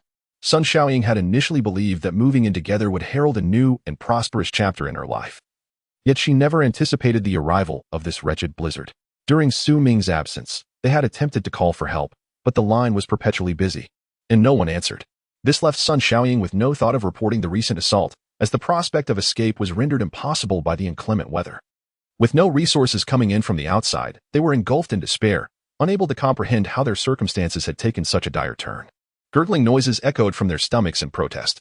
Tion, we must devise a plan to satiate our hunger. Su Ming is clearly withholding food from us. Do not fret. There is still a bit of rice in the kitchen. Once Su Ming returns to his room, we can stealthily prepare some porridge. The two whispered their plans, their voices feeble, and before long, they succumbed to slumber, overcome by hunger. In the master bedroom, the weather forecast indicated that the outside temperature had plummeted to a frigid -30 degrees. Despite the air conditioning, the chill infiltrated the room, bringing the temperature perilously close to freezing. Su Ming retrieved 5 electric oil heaters from his storage space, plugging them into every available socket in the master bedroom and turning them on. Gradually, the room's temperature began to rise, stabilizing around a comfortable 20 degrees Celsius. Only then did Su Ming and Dayangma shed their heavy winter gear, donning cozy home attire. Though there was a charcoal heater available, Su Ming opted for electric heating while the power grid remained intact, reserving the charcoal for when the electricity inevitably failed. With nothing pressing to occupy him, Su Ming extracted a collection of light weapon magazines, M4S, HK416S, SCARs, and an assortment of unopened ammunition, all belonging to the 5.56 caliber family, spreading them across the table. The little slave's eyes widened in astonishment as she gazed upon the pristine, unopened weapons, swallowing hard. Master, these weapons. Oh, they are all from the Yokosuka base. Helen, come here, let us load the bullets together. Su Ming replied nonchalantly, devoid of any shame associated with being a thief, and directed the former owner to engage in labor. The two of them toiled diligently, recognizing that while shooting was exhilarating, the preparation of ammunition was a tedious process. If only Lao Ma and Chang Zi were here, it would save me a great deal of effort. Su Ming found himself reminiscing about his 2 old subordinates. In the living room, the green tea sisters had awakened. The door to the secondary bedroom cracked open, revealing 2 pairs of eyes stealthily scanning the living room and master bedroom, their hushed conversations intentionally subdued. Tion, they are not outside. They must have returned for a midday nap. Well then, let us venture out. But wait, remove your shoes and tread lightly. However, the floor is quite cold. Would you prefer to endure the chill for a moment or suffer hunger for days? Very well then. 2 figures, crouching low and clad only in socks, tiptoed into the living room. The green tea vixen stood guard at the kitchen door, while Sun Xiaoying slipped inside, the rustling of a rice bag echoing softly. Xiaoying, be a bit quieter. Tion turned her head, softly reminding her dear friend. Fearful of disturbing Su Ming, who was resting in the master bedroom. Upon turning back, she suddenly gasped, her heart nearly leaping from her throat. Su Ming had appeared at the kitchen door, arms crossed, casting a cold gaze at the green tea vixen. Su, darling, when did you come out? Just as you mentioned to be quieter. Sun Xiaoying, hearing the commotion, rushed out, still clutching the rice bag. The two women instinctively huddled together, eyeing the stern-faced Su Ming. Darling, we are truly famished, so. Indeed, Su Ming, we merely wish to prepare some porridge. Sun Xiaoying, hands behind her back, concealed the rice bag, her voice soft and her eyes filled with feigned innocence. Hand it over. Who permitted you to eat? Su Ming extended his right hand, signaling for Sun Xiaoying to surrender the rice. Su Ming, do not be excessive. Xiaoying, give it to me. I refuse to believe he truly wishes to starve us. Smack. With the absence of that foreign fox in the living room, Tian felt emboldened, eager to see what Su Ming would do. However, before she could finish her self-encouragement, she was met with a slap from Su Ming. Her vision dimming, stars dancing before her eyes. At this point, Su Ming could no longer contain his frustration. One slap was insufficient. He seized the green tea vixen by her collar, lifting her off the ground. How can you be so audacious, Tian? With a swift motion, smack. Another resounding slap followed. Are you not a shameless wretch? Smack, smack. I expressly forbade you from eating, yet you dared to sneak a meal behind my back? Do you not regard me at all? With each reprimand accompanied by a stinging slap, Su Ming grew increasingly fervent. The green tea vixen, aside from a pained cry at the first impact, remained dazed, only able to emit incoherent sounds from her throat. Her delicate visage visibly reddened and then began to darken with bruises as the slaps continued to rain down. Sun Xiaoying, already pale with fright, sat on the ground, leaning back in a desperate attempt to distance herself from Su Ming, her concern for her friend overshadowed by her own fear. After a vigorous outburst, Su Ming finally felt a sense of relief, releasing his grip.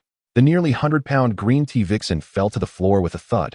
Phew, my hand is sore from that. I must treat myself to a lavish meal tonight. Su Ming shook his hands dismissively, disregarding the fate of the green tea sisters on the floor, and strode directly back to the master bedroom. Having stepped out for a brief respite during the intermission, he could not afford to forget his primary tasks, as there were still several boxes of ammunition yet to be prepared. In the living room, after Su Ming returned to the master bedroom, Sun Xiaoying finally crawled over to the side of the green tea girl. Tian, my dear, how are you? Please, don't frighten me. Xiaoying, it hurts so much. The green tea girl had only just regained consciousness, her once rosy and delicate lips now resembling two oversized sausages hanging from her face. Every word she uttered triggered a painful response in her facial muscles, causing large tears to fall, belatedly acknowledging her distress. Chapter 162. The business card on the ground, my dear. Please refrain from speaking. Oh, what shall we do? I have come to a realization. Su Ming intends to starve us both to death. Clutching her dear friend close, Sun Xiaoying was engulfed in despair. The two vulnerable women stood no chance against Su Ming. Had she known, she would never have ventured into this murky predicament. Xiaoying, my face. The green tea vixen's eyes were so swollen she could hardly open them, yet she remained preoccupied with her appearance. Sun Xiaoying said nothing. She harbored grievances against Tian. If it weren't for the desire to assist her in reclaiming Su Ming, she would not have had to reside in this dire place. It was worth noting that her own rented accommodation still had ample food supplies. If she rationed it properly, she could sustain herself for a month or more. However, she dared not unleash her frustrations upon Tian. Faced with the demon that was Su Ming, it was imperative to unite all available forces. Unite all. A flash of inspiration struck Sun Xiaoying as her gaze fell upon a business card discarded on the floor. I remember. His name was Yichang, wasn't it? In the homeowners group chat, a neighbor lamented, does anyone have any food to spare? Everyone. Brother, stop shouting. In this weather, even the landlord dares not possess extra provisions. Exactly. I've run out of vegetables and only have a few dozen pounds of rice left. I'm just surviving on dry rations daily. Upstairs. I've no rice left either. If I don't venture out soon to find something to eat, I may starve to death. Could you spare me a few pounds of rice? I will pay. Oh, my apologies, brother. I just remembered incorrectly. I have not a single pound of rice left. I too am preparing to go out in search of food. Come on, could you be any more disingenuous? A desperate plea for food echoed through the homeowners group, with one individual offering exorbitant prices, 100 yuan for a roll of noodles, 50 yuan for a pound of rice, and 10 times the market price for any vegetables. Yet, the reactions from the group were far from what he had anticipated. Are you dreaming? Do you not realize what time it is? Food is a matter of life and death for us all. Indeed. Besides, We all reside in Sioux City. Do you think a mere 100 yuan matters to us? Since you've spoken up, the price is rather paltry, isn't it? Our residence alone is worth over several million. Are you looking down on us? The expected camaraderie and offers of supplies from the neighbors did not materialize. Instead, a wave of mockery ensued. Having endured multiple lockdowns, the importance of resources was crystal clear to everyone. With the snow continuing to fall, could a few 100 yuan compare to their very lives? I'm planning to head out to find something to eat. Is anyone interested in teaming up? Why on earth would a grown man need a team to go find food? Come on, Haven Tea, you heard? Sioux City is in chaos. Someone just returned from the supermarket with some food, only to be robbed on the spot. I heard it cost them their life. Thus, if one intends to venture out for food, it is indeed wiser to form a team with neighbors. After all, those you know are more trustworthy. Is this true? Is there no authority to intervene? Why is it that, regardless of the constant exhortations from state media urging everyone to remain indoors and await the passing of extreme weather, we find ourselves in this predicament? They speak of the warmth of spring and blooming flowers, yet here we are, relying on mere words. How absurd. It infuriates me. The emergency services, 120, 119, and 110, are all unreachable, despite the taxes we diligently pay to support them. What good are they now? Yet, I do understand, as the short videos have reported. The heavy snowfall has rendered all roads impassable, and rescue vehicles are utterly immobilized. Even the few snowplows available cannot keep pace with the relentless snowfall. Are they unable to traverse on foot to assist us? Such absurdity. Brother, are you truly oblivious or just pretending? If you were to step outside now, could you even manage to reach the entrance of the community and still have the strength to return home? I would gladly offer you all the food left in my pantry. How can it be that nothing works, and must we, the ordinary citizens, simply await our doom? Ming set down his phone in frustration, feeling utterly bored. He embraced his little slave, sitting on the sofa watching television. The news broadcasted international reports, indicating that various parts of the world were suffering from severe snowstorms, halting production and daily life, plunging the populace into dire straits.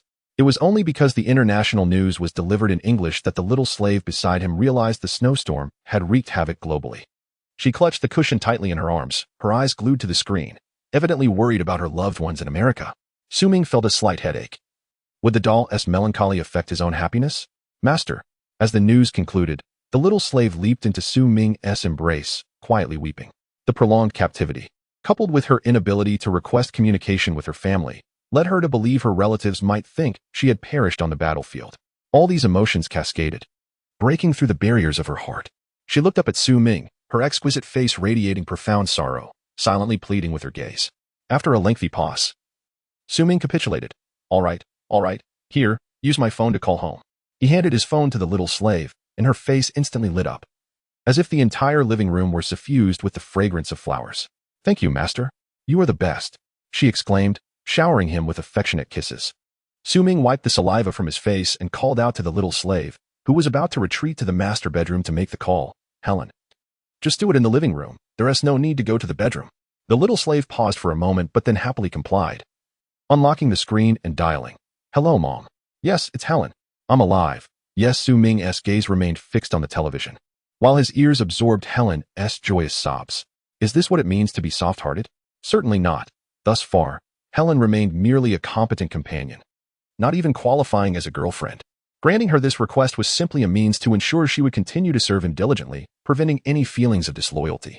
After all, it was not easy to have such a rare gem. He was reluctant to part with her. Moreover, making this phone call would not entail much danger, as the majority of American forces have already been stationed near the equatorial line, akin to the situation in Huagua, where that segment of the territory has been temporarily relinquished. Even if Helen's family were to report this matter to the military, the current American troops have little inclination to concern themselves with such trivialities.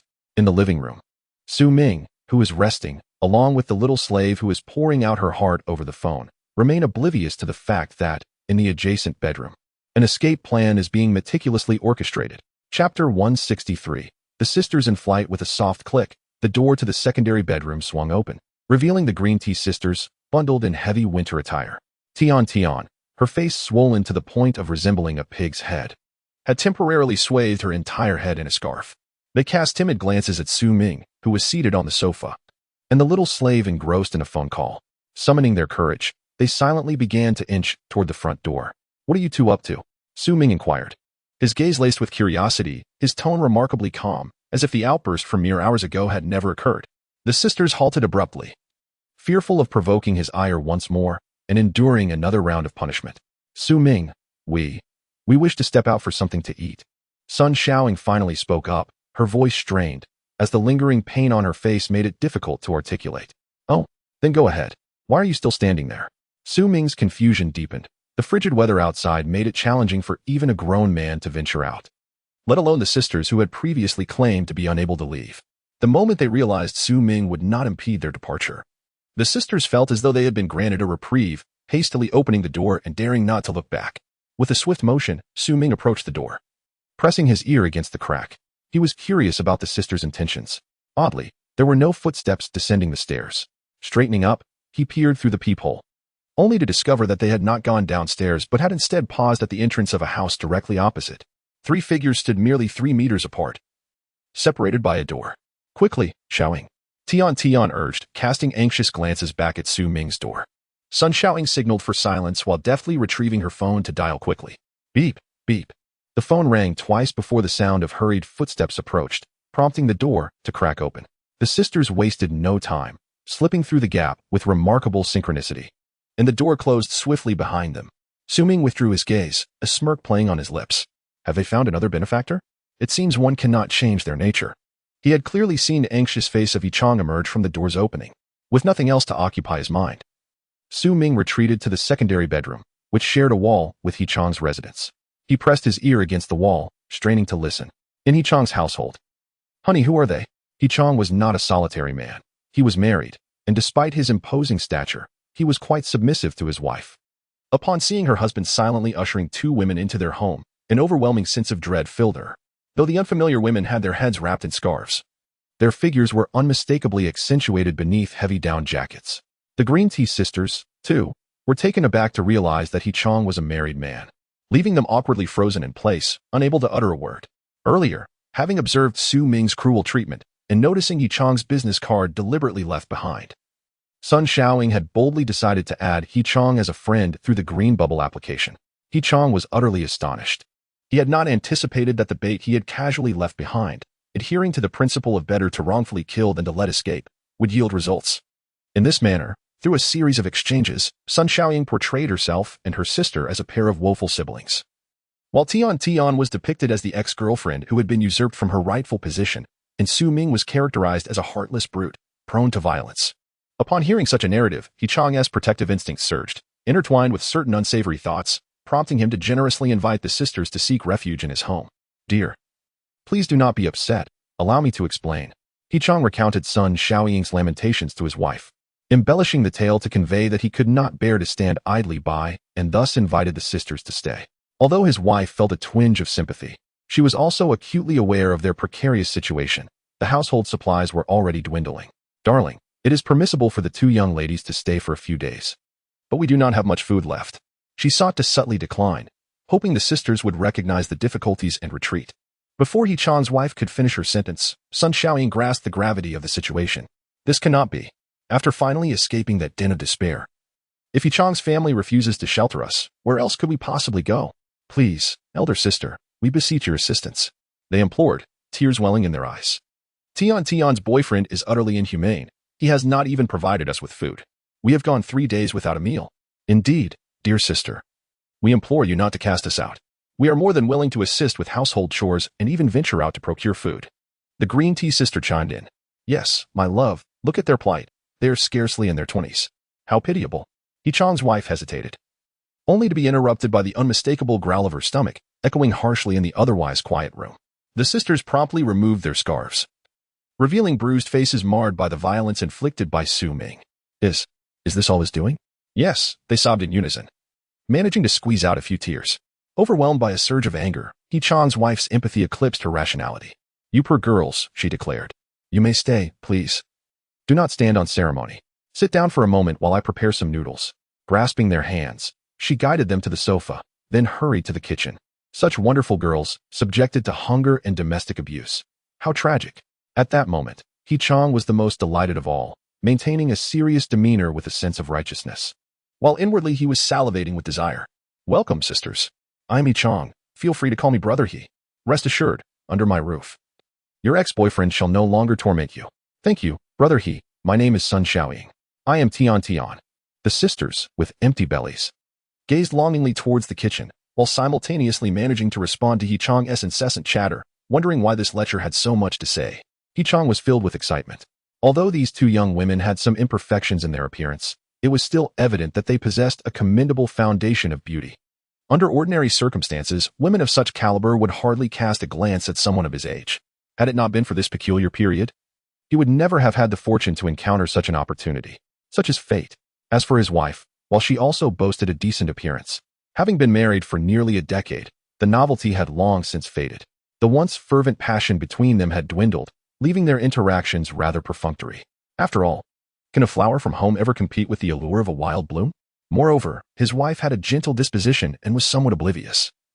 With the two young women residing under his roof for a few days, was there really any need to worry about finding opportunities? Regarding his wife's concerns about the scarcity of provisions, He-chang had not contemplated the subsequent ramifications. With nearly 100 pounds of rice still in stock, he figured they could endure the snowfall with some careful rationing. To die beneath the peony is to be a spirited ghost, he mused. Did one not see that in his youth, he had borrowed from all his friends just to indulge in a stroll through the red light district? And now, was he not living comfortably and abundantly? Chapter 164. A power outage in the secondary bedroom.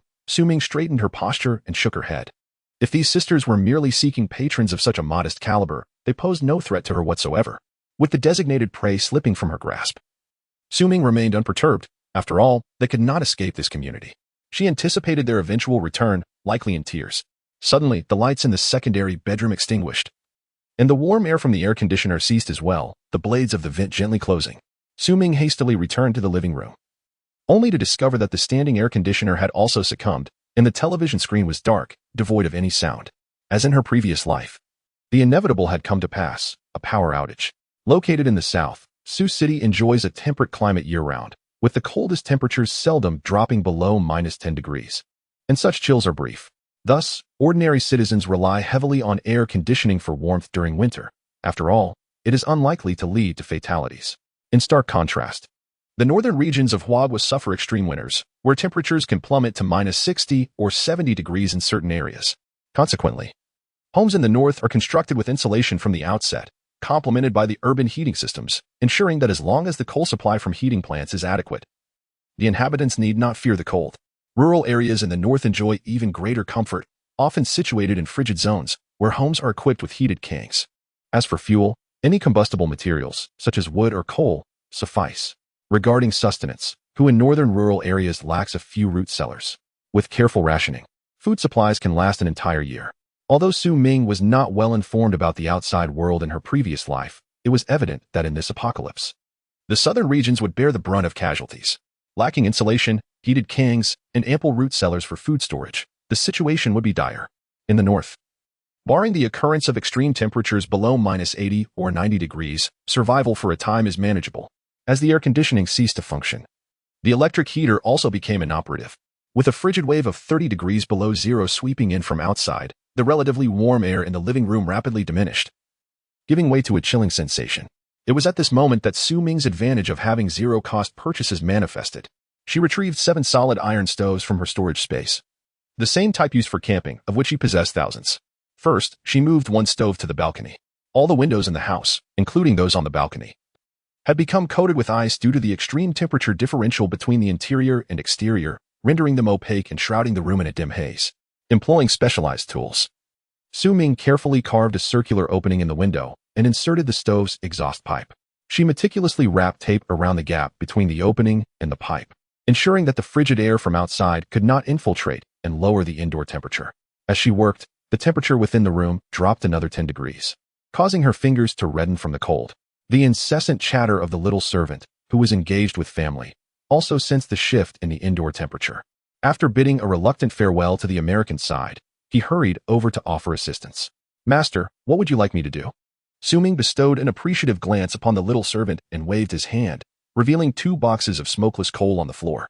"Place this coal into each stove, and then come back to follow my method. Aim to set up at least 1 stove in every room." The little servant moved swiftly, taking 10 pieces of smokeless coal, igniting them in the first stove prepared by Ming, and the temperature on the balcony began to rise rapidly. Employing the same technique, Ming and the little servant managed to install a stove in all 6 rooms of the house, including the bathroom, in under half an hour. After igniting all the stoves, the temperature soared quickly. Watching the thermometer's readings continuously rise, finally settling near 20 degrees, they both sighed in relief, shedding their heavy outer garments and collapsing onto the sofa for a well-deserved rest. In the owner-s group chat, someone lamented, "Family, who understands? I was still using an electric pot to cook instant noodles when suddenly the power went out. What is going on? Does anyone have any news? When will the power be restored? I'm freezing to death." Another responded, "Indeed, the heating effect of the air conditioner was already subpar, even at maximum.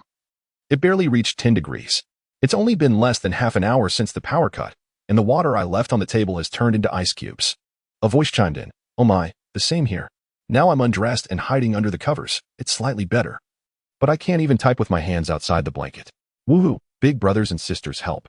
I just rented a place and don't even have a decent thick blanket.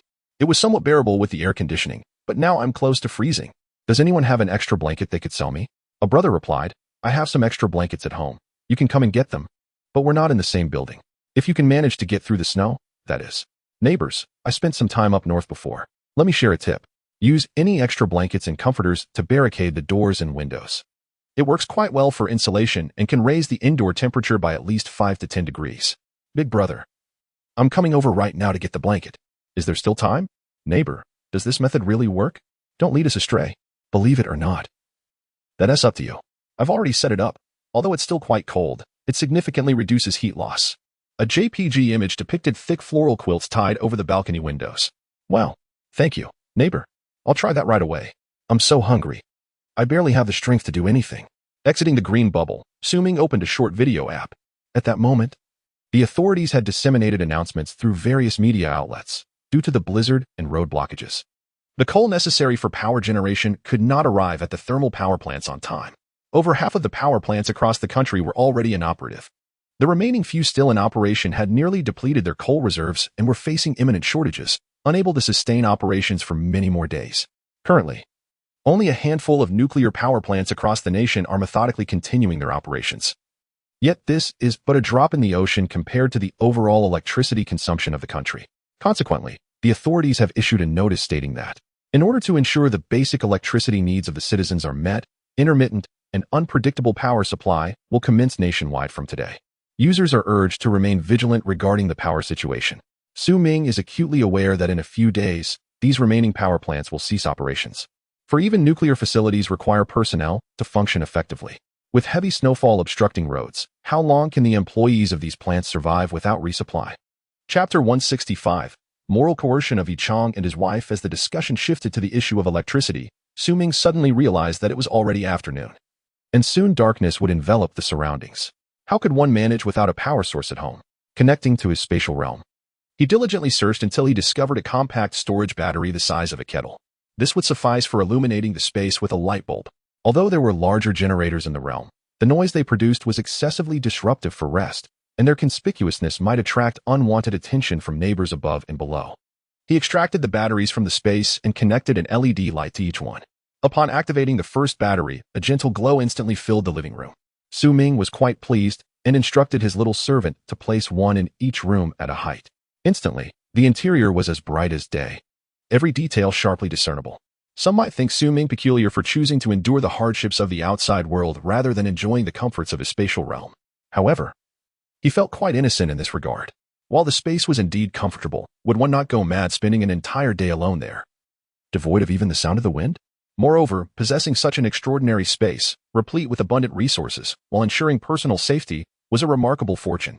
In this crumbling world, what greater joy could there be than to witness others struggling for survival while he savored a steak, basking in the warm breeze? Residing in the space was undeniably comfortable and secure, yet who would appreciate his comfort? Who would acknowledge his safety? There was no thrill in it at all. Happiness, after all, is often derived from comparison. Next door, at Yichang's home, the green tea sisters each held a bowl, devouring half a bowl of noodles in less than a minute.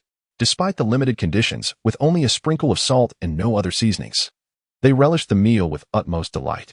It was hard to imagine that just a few days prior, they would have turned their noses up at such meager fare. Yet now they savored it with great pleasure. Slow down, slow down. If it's not enough, there's more. Ouch. Yichang instinctively offered a polite remark. But the 2 bowls of noodles had already been consumed. His wife, Lin Yin, stealthily pinched his side from an unseen angle. shooting him a fierce glare as their eyes met. Lin Yan scolded, "We have so little food. Why are you being so generous?"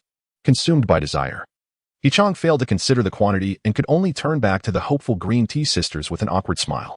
"Ladies, you've been hungry for too long. You shouldn't eat too much at once. It's not good for your health. Please take a moment to rest." After Lin Yan finished speaking, she turned to Yichang with urgency. "Ah Chang, the power just went out, and it seems the electricity will be intermittent from now on. It's freezing in here. I read in the homeowners group that using blankets and clothes against the doors and windows would help. I'll go find some extra blankets. You need to cover up quickly." "Oh, okay, dear. Ladies, please rest for now. We can chat more later." Yichang stole another lingering glance at the sisters' delicate figures before reluctantly following his wife into the bedroom. "I still feel famished. Although I have consumed a modest serving of noodles, which has somewhat restored my energy and provided a slight warmth, the bellies of the green tea sisters remain insatiable, only igniting further cravings. I, too, find myself in a similar predicament. It appears that Yichang's wife is rather stingy, despite her outwardly generous demeanor. She has merely prepared a meager portion of noodles, barely filling the bowl." Sun Xiaoying cast a glance in the direction where Yichang and his wife had vanished, leaning closer to her dear friend to express her dissatisfaction in a hushed tone. It is indeed a case of calling one's mother when holding the bowl, yet cursing her upon setting it down. Sigh. Who can argue with that? There is no choice but to endure. I hope the snow ceases soon, as I yearn to return to our rented abode. The bond of true friendship is often forged in shared grievances, and the green tea sisters found themselves nostalgically reminiscing about the warmth of their own cozy residence. As night fell and the power supply dwindled, the room grew dark and frigid. Although Yichang had barricaded the doors and windows with blankets, the chill seeped into their bones, and the breath escaping their lips crystallized into icy mist. The four of them gathered around the dining table, illuminated only by the pale light of a phone's flashlight, casting an eerie glow upon their faces, amplifying the sense of solitude. Ladies, our food supplies are rather limited, so we must conserve. Tonight, let's just have some porridge," Lin Yan said with a hint of embarrassment. In truth, she had prepared only enough porridge for two, and it was far from thick. Having just consumed a bowl of noodles, she thought to herself that these two sisters, appearing cultured and sensible, would understand the situation and perhaps even suggest that they forego dinner, allowing the leftovers for the couple. However, she severely underestimated the audacity of the two sisters. Sun Xiaoying was the first to speak. "Oh, it's quite all right. We're not picky, as long as we can fill our stomachs." With that, and to the astonished gaze of Yichang and his wife, she picked up a spoon and ladled porridge into her bowl. Sun Xiaoying scooped several generous spoonfuls, nearly filling her bowl, only then seeming to remember that the other three had yet to serve themselves. With an air of trepidation, she apologized. "Oh dear. I'm so sorry. I got carried away and forgot you hadn't taken any yet." As she spoke, she returned the spoon to the pot, which now contained less than a quarter of the watery porridge. Lin Yan felt a surge of frustration, struggling to suppress the tumultuous emotions swelling within her. Just as she reached for the spoon, she was thwarted midway. Tian had seized the spoon before Lin Yan could grasp it, feigning ignorance to the fiery glare directed at her by her best friend. "Oh, it's quite all right, Xiaoying. Brother Chang and sister-in-law one team mind. During difficult times, we should support one another." She cooed softly, her actions betraying her words as she swiftly filled her own bowl before placing the spoon back into the pot. "Isn't that right, Brother Chang and sister-in-law?" In that moment, both Yichang and Lin Yan felt as if they had been morally cornered. Yichang offered an awkward smile, unable to maintain a stern expression in the presence of such beauty, especially since he had yet to secure his own portion. Lin Yan, however, was unyielding. As a woman, she felt no fear. She gazed into the pot, now containing only a thin layer of watery porridge resting at the bottom. Her eyes burned with fury as she observed the two sisters, engrossed in their bowls of porridge, utterly oblivious to the feelings of the home's owner. In the end, Lin Yan could only grit her teeth and endure the situation, resorting to pinching the soft flesh at Yichang's waist beneath the table. What on earth had her husband brought home? Chapter 166. The proper way to open a bottle of red wine. It was dinner time at Su Ming's residence. The room was warmly heated, and the charcoal fire in the stove blazed brightly. With the absence of the green tea sisters, Su Ming and his little servant could finally enjoy their meal in peace. A hot pot was essential for the frigid weather. Beneath the golden copper pot, the charcoal burned fiercely, while the pot brimmed with a vibrant red beef tallow base, bubbling and releasing a rich aroma. An array of fresh fish balls, beef balls, and leafy greens, still adorned with droplets of water, such as spinach, asparagus, and enoki mushrooms, filled the table. However, after several consecutive days of hot pot, Su Ming sought variety and brought forth an assortment of seafood, tuna, Arctic clams, and, of course, the classic salmon. All of these were premium Japanese culinary ingredients that had been prepared for export from the Dongai warehouse. Su Ming took charge of the hot pot, while his little servant, having spent some time in Japan, possessed a bit of knowledge about Japanese cuisine, so she was entrusted with the slicing and plating. After a flurry of activity in the living room, they finally completed their dinner preparations. Just as they were about to dig in, Su Ming suddenly felt inspired. Helen, wait a moment, don't move. He turned off the LED light hanging from the ceiling, plunging the living room into darkness. With a flick of a lighter, he ignited the candles on a candelabrum that had mysteriously appeared at the center of the dining table. The white candles flickered to life, casting a warm orange glow that illuminated the table in a gentle radiance. With the ambience set, Su Ming took a seat and filled 2 tall glasses with half a glass of red wine. After all, he was a bit of a roughneck and didn't he believe in letting it breathe, and handed 1 glass to his little servant. To you, the beautiful Helen. Helen's eyes glistened with emotion, tears brimming as the familiar candelabrum and comforting dinner atmosphere transported her back to her home in America. Thank you, master. I am deeply touched, she replied, raising her glass and downing the wine in 1 gulp, as if to absorb Su Ming's affection into herself. What just happened? Su Ming pondered. Truth be told, he had merely realized that in his entire life, he had never shared a candlelight dinner with a girl. This opportunity seemed perfect to rectify that regret. Little did he know that his adorable servant was perhaps overly sentimental. Clearing his throat, he added, ahem. I hope my little servant understands the importance of reciprocating the kindness I show you. Su Ming, undeterred by the moment's sentimentality, seized the opportunity to playfully manipulate the situation. After all, the more loyal the servant, the happier the master. He picked up a piece of salmon, dipped it in some wasabi, and savored it. A wave of spiciness surged through his nostrils, then gradually faded, leaving only the rich, fatty taste of the salmon lingering on his palate. By the way, I almost forgot to ask, how's your family doing? As a responsible master, it was essential to express a hint of concern. They're all doing well. My family lives in the countryside, and our house is spacious enough, complete with a fireplace. We have plenty of food stored in the cellar. Oh, that is wonderful. By the way, what is the current situation in America? In truth, apart from the urban areas, other places are quite satisfactory. Rural farmers generally possess a stockpile of supplies. Su Ming casually chatted with the young servant while savoring the delectable cuisine, occasionally taking a sip of red wine. Amidst many who struggle to fill their bellies, one wonders how many admirers such a banquet could attract. A sudden whim struck Su Ming as he set down his chopsticks and stood up, raising his phone high above his head. Click, click, click. He captured 3 photographs in succession. The table was expansive, laden with an abundance of food. To encapsulate it all in one shot required attention to detail, thus necessitating multiple angles for the perfect capture. Without delay, he opened a messaging app and deftly began to compose a caption. The summer snow always arrives unexpectedly. Let us retreat into our cozy abode and relish our exclusive moments. Where is my girlfriend? The 3 images included the first of a golden bronze pot with hot pot ingredients, the second featuring exquisitely plated Japanese dishes, and the third offering a higher perspective that showcased the entire spread. After a thorough review, he deemed the artistic flair splendid, infused with a hint of postmodern audacity, perfect. Setting the post to be visible only to his close friends, he clicked publish and resumed his delightful dinner. The young servant, having adapted over time, now skillfully wielded chopsticks and occasionally served dishes to Su Ming, with their spirits lifted by the wine and the enchanting ambience. Complemented by the howling winds and icy snow outside, the atmosphere was utterly sublime.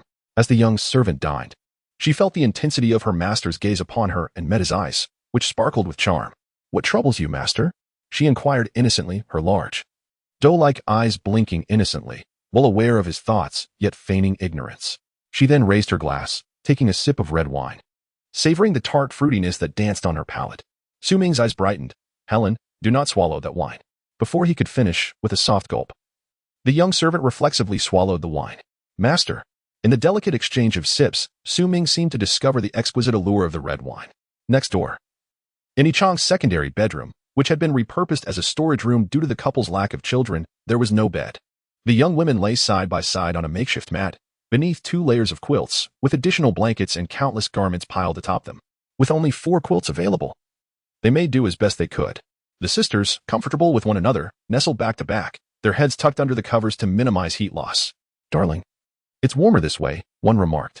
It's quite inconsiderate of the Yichang couple to make us sleep on the floor, given that we are their guests. The young woman, who had previously held her tongue, now felt free to express her thoughts, her words sharper than those of Sun Shaoying. Indeed, It's a pity about my new bed. What do you think? If I go back to move the bed, will I be able to retrieve it? Sun Xiaoying fondly reminisced about the bed she had purchased, a considerable investment, only to find it was a regrettable loss after just one night of sleep. With this thought in mind, Sun Xiaoying picked up her phone from under the covers. Tian. Tian, look quickly. She exclaimed suddenly. Huh? What should I look at, Xiaoying? It's so cold, I don't want to move. No, you must see Su Ming's moments. Chapter 167. Chang's hidden thoughts. Su Ming?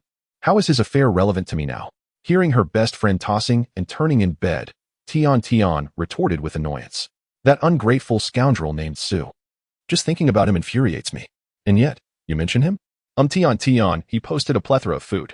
What? Food. Instantly invigorated. Tian extended her arm beyond the covers, retrieving her phone from her pocket, and opened WeChat moments. The first post was from Su Ming. Featuring steaming hot pot and an array of side dishes, neatly arranged sushi, salmon, and tuna accompanied by a poetic caption. The summer snow always arrives unexpectedly. So let us hide in our little nest and relish our exclusive moments. Hey, where's my girlfriend? Is he referring to me? Could it be that I still occupy a place in his heart? Has he done all of this merely to provoke me? Without further contemplation, her fingers danced across the screen, scrolling back and forth as if she could catch a whiff of the tantalizing aroma of the hot pot through the screen. Gurgle, gurgle. The simultaneous sounds of protesting stomachs echoed from under the covers. Tian, you mentioned Su Ming's post about my girlfriend, right? Is that referring to you? Moreover, could this be an old photo? After all, Su Ming's home is devoid of food. Where could he have procured these items? Sun Xiaoying chattered incessantly. Her gaze fixated on the images, afraid to miss a single detail lest the food vanish before her eyes. Impossible. This must have been taken recently. That dining table is from a few days ago, and we've been cooped up at home. If he had so much food, we would have noticed long ago. A strong pang of hunger propelled the green tea vixen's cerebral faculties into action, and she replied softly to her friend, her tone laden with conviction. Then tell me, where did this food suddenly emerge from? In this weather, who would believe that delivery could still arrive? Sun Xiaoying raised her doubts. That may not be the case. Isn't it true that money can move mountains? Besides, he isn't short of funds. Suppose these provisions are worth 1,000 yuan. What if Su Ming spent 10,000? Surely someone would deliver them to his door? Even as Tian articulated these thoughts, she found it hard to believe them herself. If money truly could resolve hunger, she, along with Chang and all the residents of their community, wouldn't be forced to ration their plain rice porridge. In this digital age, channels for information abound. Everyone is acutely aware of the circumstances outside, across the nation. Her words were merely a self-soothing exercise. A flicker of hope amidst the darkness of calamity. Dear, in truth these provisions were meant for you as well. The two friends, momentarily silent, were interrupted by Sun Xiaoying's sudden remark, to which she silently added, and they were equally meant for me, both being akin to green tea bitches. Sun Xiaoying is adept at manipulating her wealthy benefactor, and similarly, she skillfully engages in emotional manipulation with her close friend. Tian, upon hearing such words, feels a flutter in her heart, and suddenly finds herself agreeing with Sun Xiaoying's reasoning. However, just today, she had endured a violent confrontation with Su Ming, and in the afternoon, both of them had abruptly departed, taking refuge at the neighbor's house, intending to sever all ties. Yet now, she finds herself yearning to approach him once more. Despite her thick skin, she grapples with her own internal conflict. My dear, how about this? Refrain from discussing anything with Su Ming. Isn't he looking for his girlfriend in his posts? Just leave a like on his recent post and see how he reacts, suggested Sun Xiaoying, as she anxiously turned to face Tian. Resting her head on her friend's shoulder while they both gazed at Su Ming's social media. Is this really a good idea? Tian questioned, her lips forming the words, but her heart doubting the efficacy of such a move. Deep down, she longed to be embraced by Su Ming once again. Even if just for a fleeting moment, just to share a meal together. Resolving her hesitation, she pressed her finger down to like Su Ming's post, hoping he would soon notice her gesture and inquire about her whereabouts, prompting her return. The two best friends nestled in their blankets, gazing wistfully at the delectable food displayed on the screen, until drowsiness overtook them, and they fell into a deep sleep, forgetting even to turn off their phones. In her dreams, Su Ming opened the door and welcomed her into his love nest.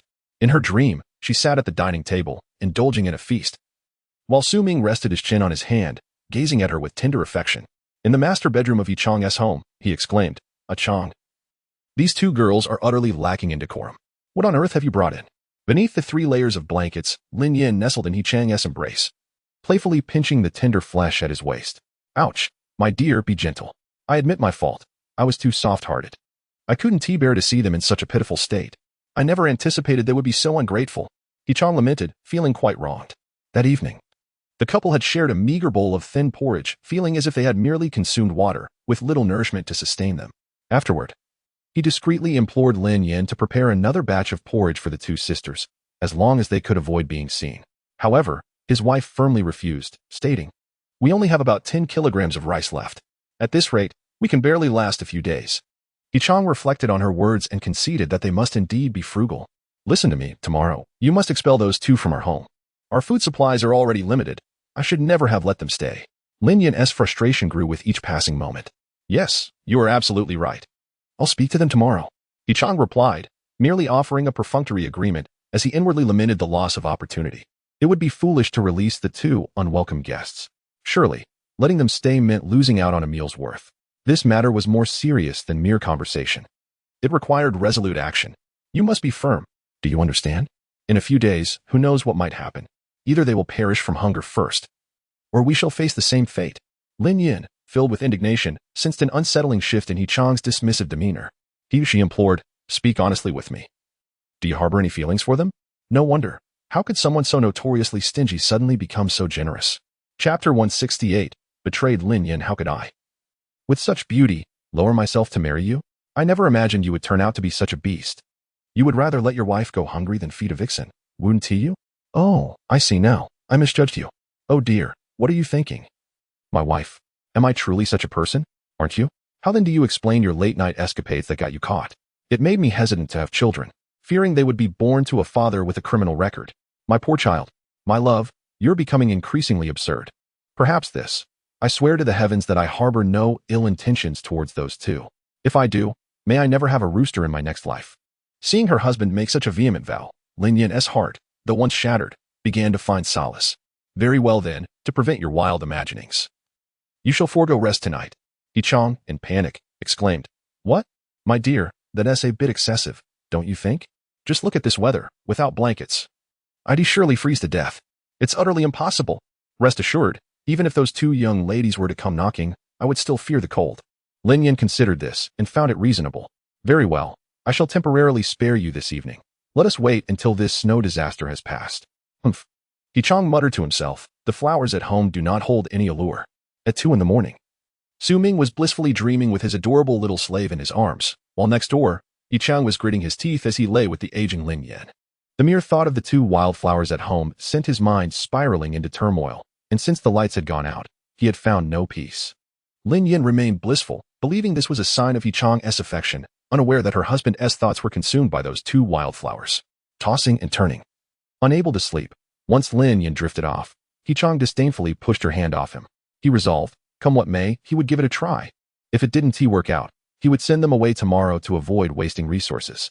Yichang was remarkably clear-headed, setting his sights on his goal from the start, which, to be honest, was a far better approach than Ming's in his past life.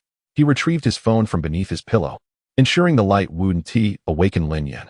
He shrank down until his head was covered by the blanket before daring to unlock the screen. Opening the green bubble, he found the avatar of Sun Xiaoying. "Little son, are you asleep?" Smiley face. As the phone nestled beneath the covers, the sudden temperature change caused a thin mist to form on the screen. He wiped it repeatedly, anxiously awaiting a response.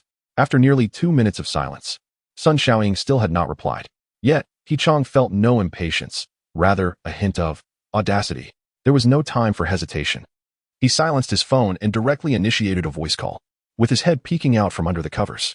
He strained to listen as the faint ringing echoed from the master bedroom, accompanied by a soft murmur. "Xiaoying, who is it?" "Oh, it's just a mistakenly set alarm. Go back to sleep." In the guest room, Sun Xiaoying was abruptly awakened by the sound of her phone ringing. Upon recognizing the caller, she swiftly pressed the red decline button. Hearing her best friend's murmurs in her sleep, she softly offered words of comfort. Tian turned over again, and the two friends settled into a back-to-back sleeping position.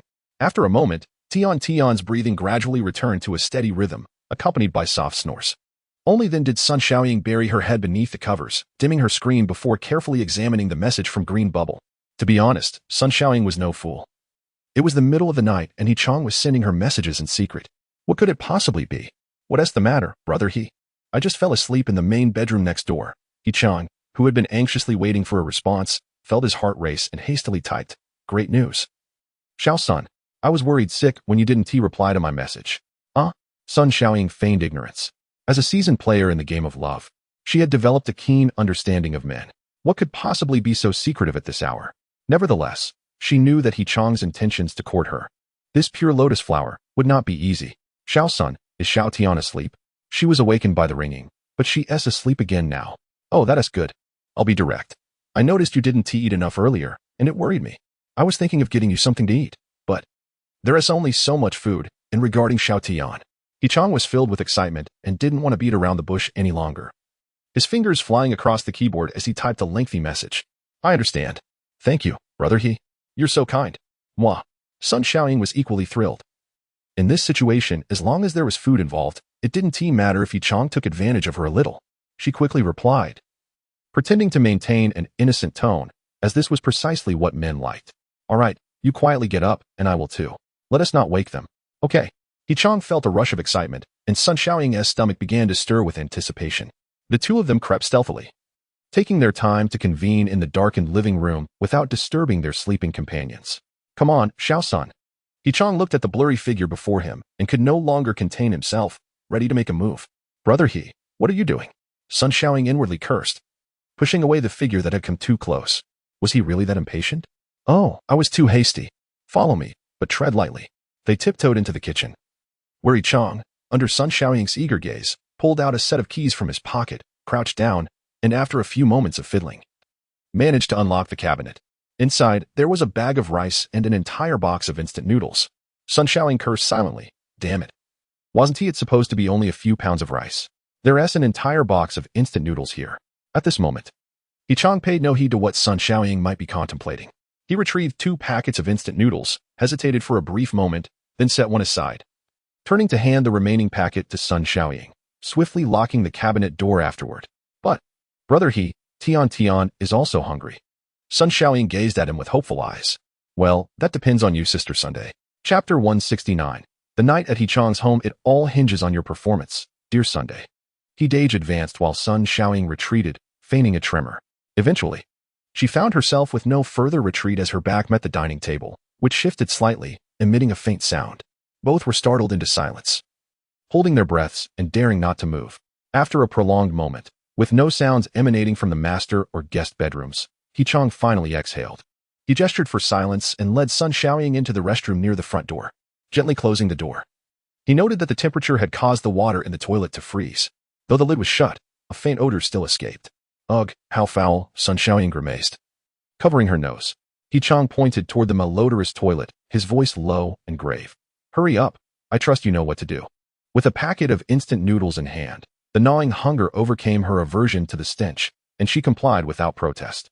Her mind was occupied with her hunger rather than He Chang's actions as she hastily tore open the noodle packaging, crunching noisily.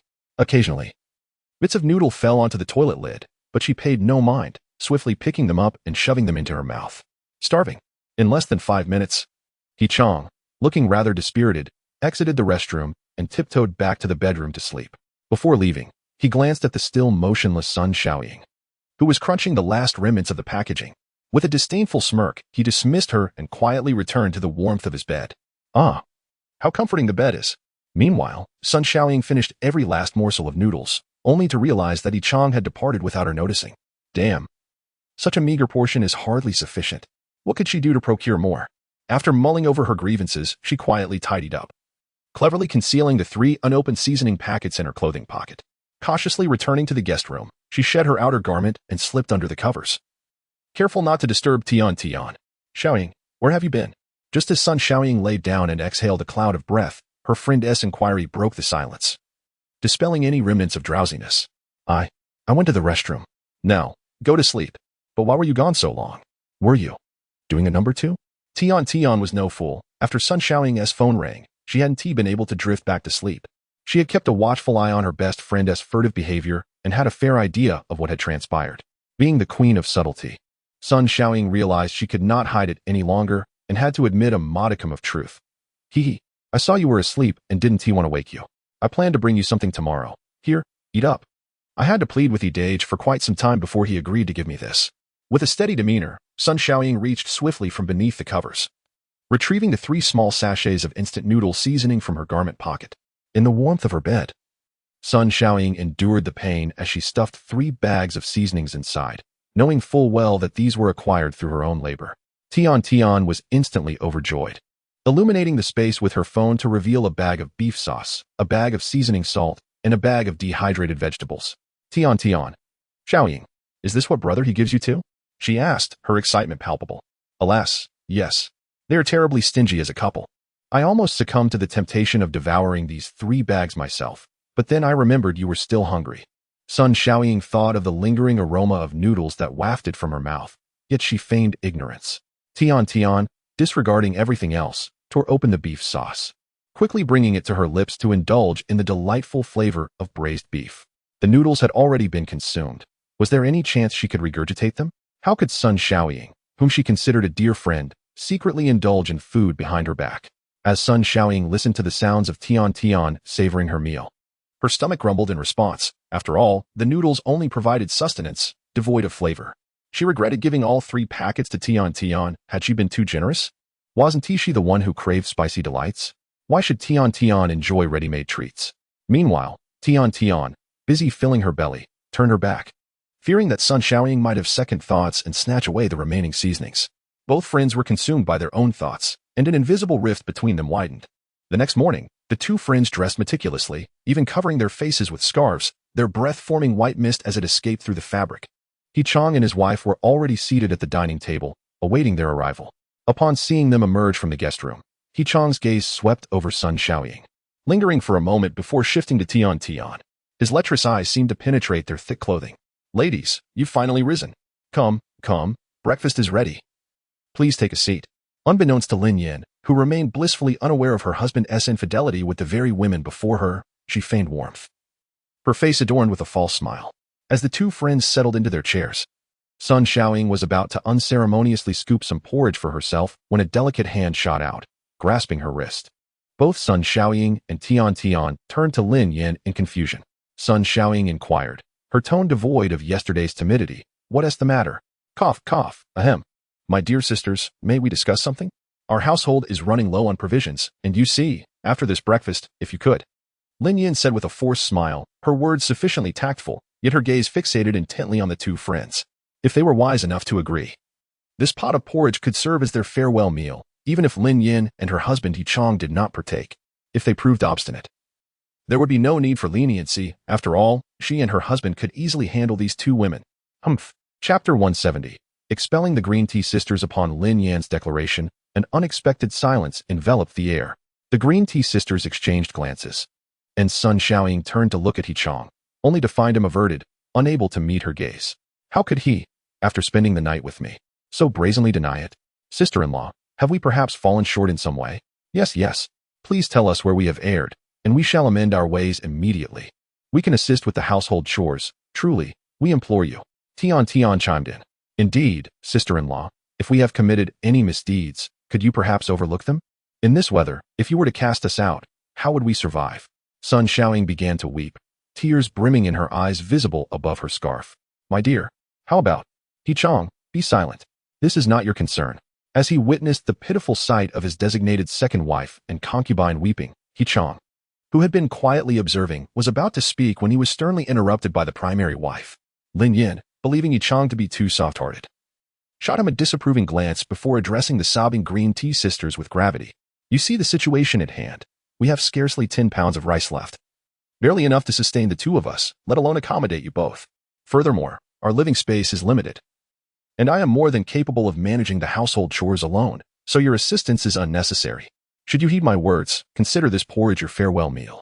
Once you finish, we shall part ways. Having steeled herself to convey such a message, Lin Yin felt she had been sufficiently merciful. No, I refuse to leave. Sun Xiaoying's firm rebuttal shattered the fragile peace Lin Yin had just established. Sister-in-law, there is clearly an entire bag of rice left, at least 50 pounds, and a box of instant noodles. How can you deceive us into believing there is only a meager 10 pounds? Are you truly so heartless as to let us perish outside? Should Tian and I freeze to death, you shall not escape the repercussions of the law. Sun Xiaoying, unfazed by the threats, seized upon Lin Yan's words to counterattack. ignoring even He Chang's desperate signals. Wah, what? How do you know? Lin Yan's expression faltered, her shock directed towards her husband, who, sensing her wrathful gaze, promptly ceased his furtive gestures and averted his eyes. He Chang, was it you who spoke of this? Lin Yan nearly shrieked in outrage, her husband's guilt palpable. Turning back to Sun Xiaoying, who wore an expression of entitlement. A dreadful thought crept into her mind. Could it be? As this realization struck, the world around her darkened, nearly overwhelming her with fury. Sun Xiaoying was unfazed by the turmoil. Sister-in-law, one must possess a modicum of conscience. We are utterly destitute, and your family is not on the brink of starvation. You ought to extend your care. After this snow disaster, we shall undoubtedly repay you manifold. Tian chimed in. Indeed, sister-in-law, be generous. There is no need to be so stingy. This mere grain is trivial to us. Can one truly consider such utterances as humane?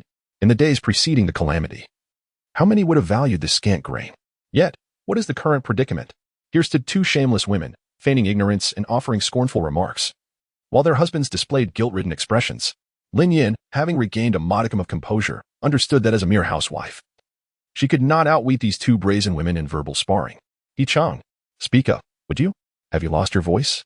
The more she contemplated, the angrier she became. Abruptly, she rose and, before He Chang could react, delivered a resounding slap across his face. The living room fell into an eerie silence. He Chang, touching his stinging left cheek, felt a wave of numbness wash over him.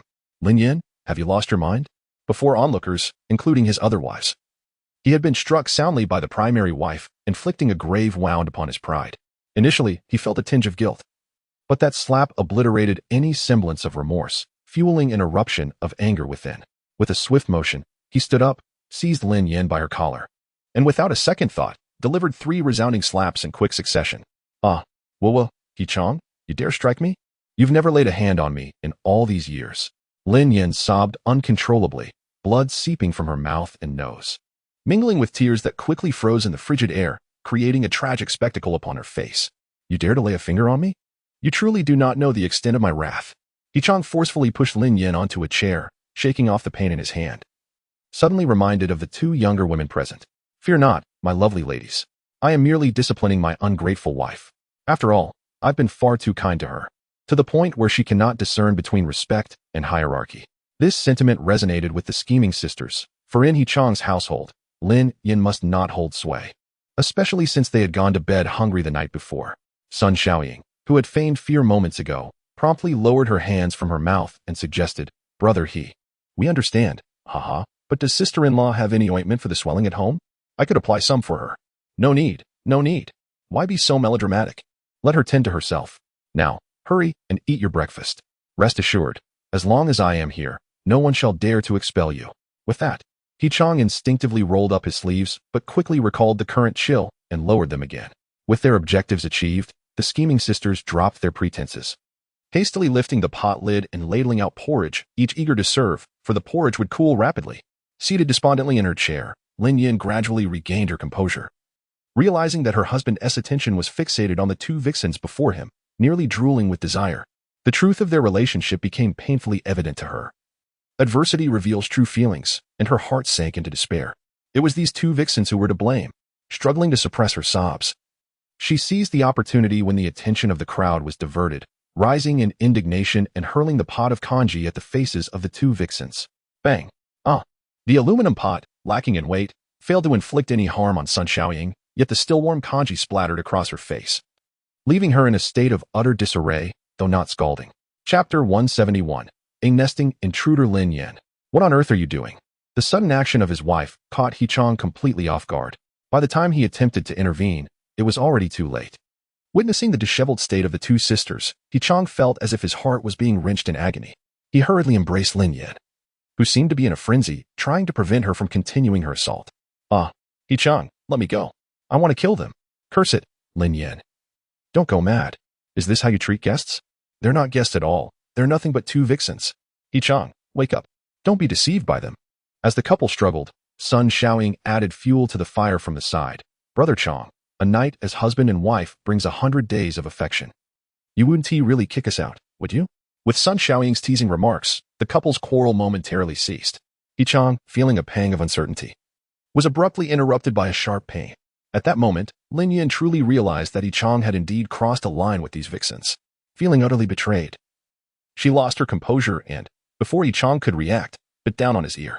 "Ah, crazy woman. Let go of me. I'm losing my mind." "Lin Yin, please let me explain. It's not what you think. Dear wife, please, let go."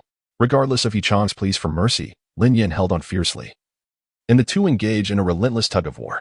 Ultimately, the woman's strength was limited. With a forceful throw, Yi Chang sent Lin Yin crashing to the ground, her head striking the floor as she saw stars.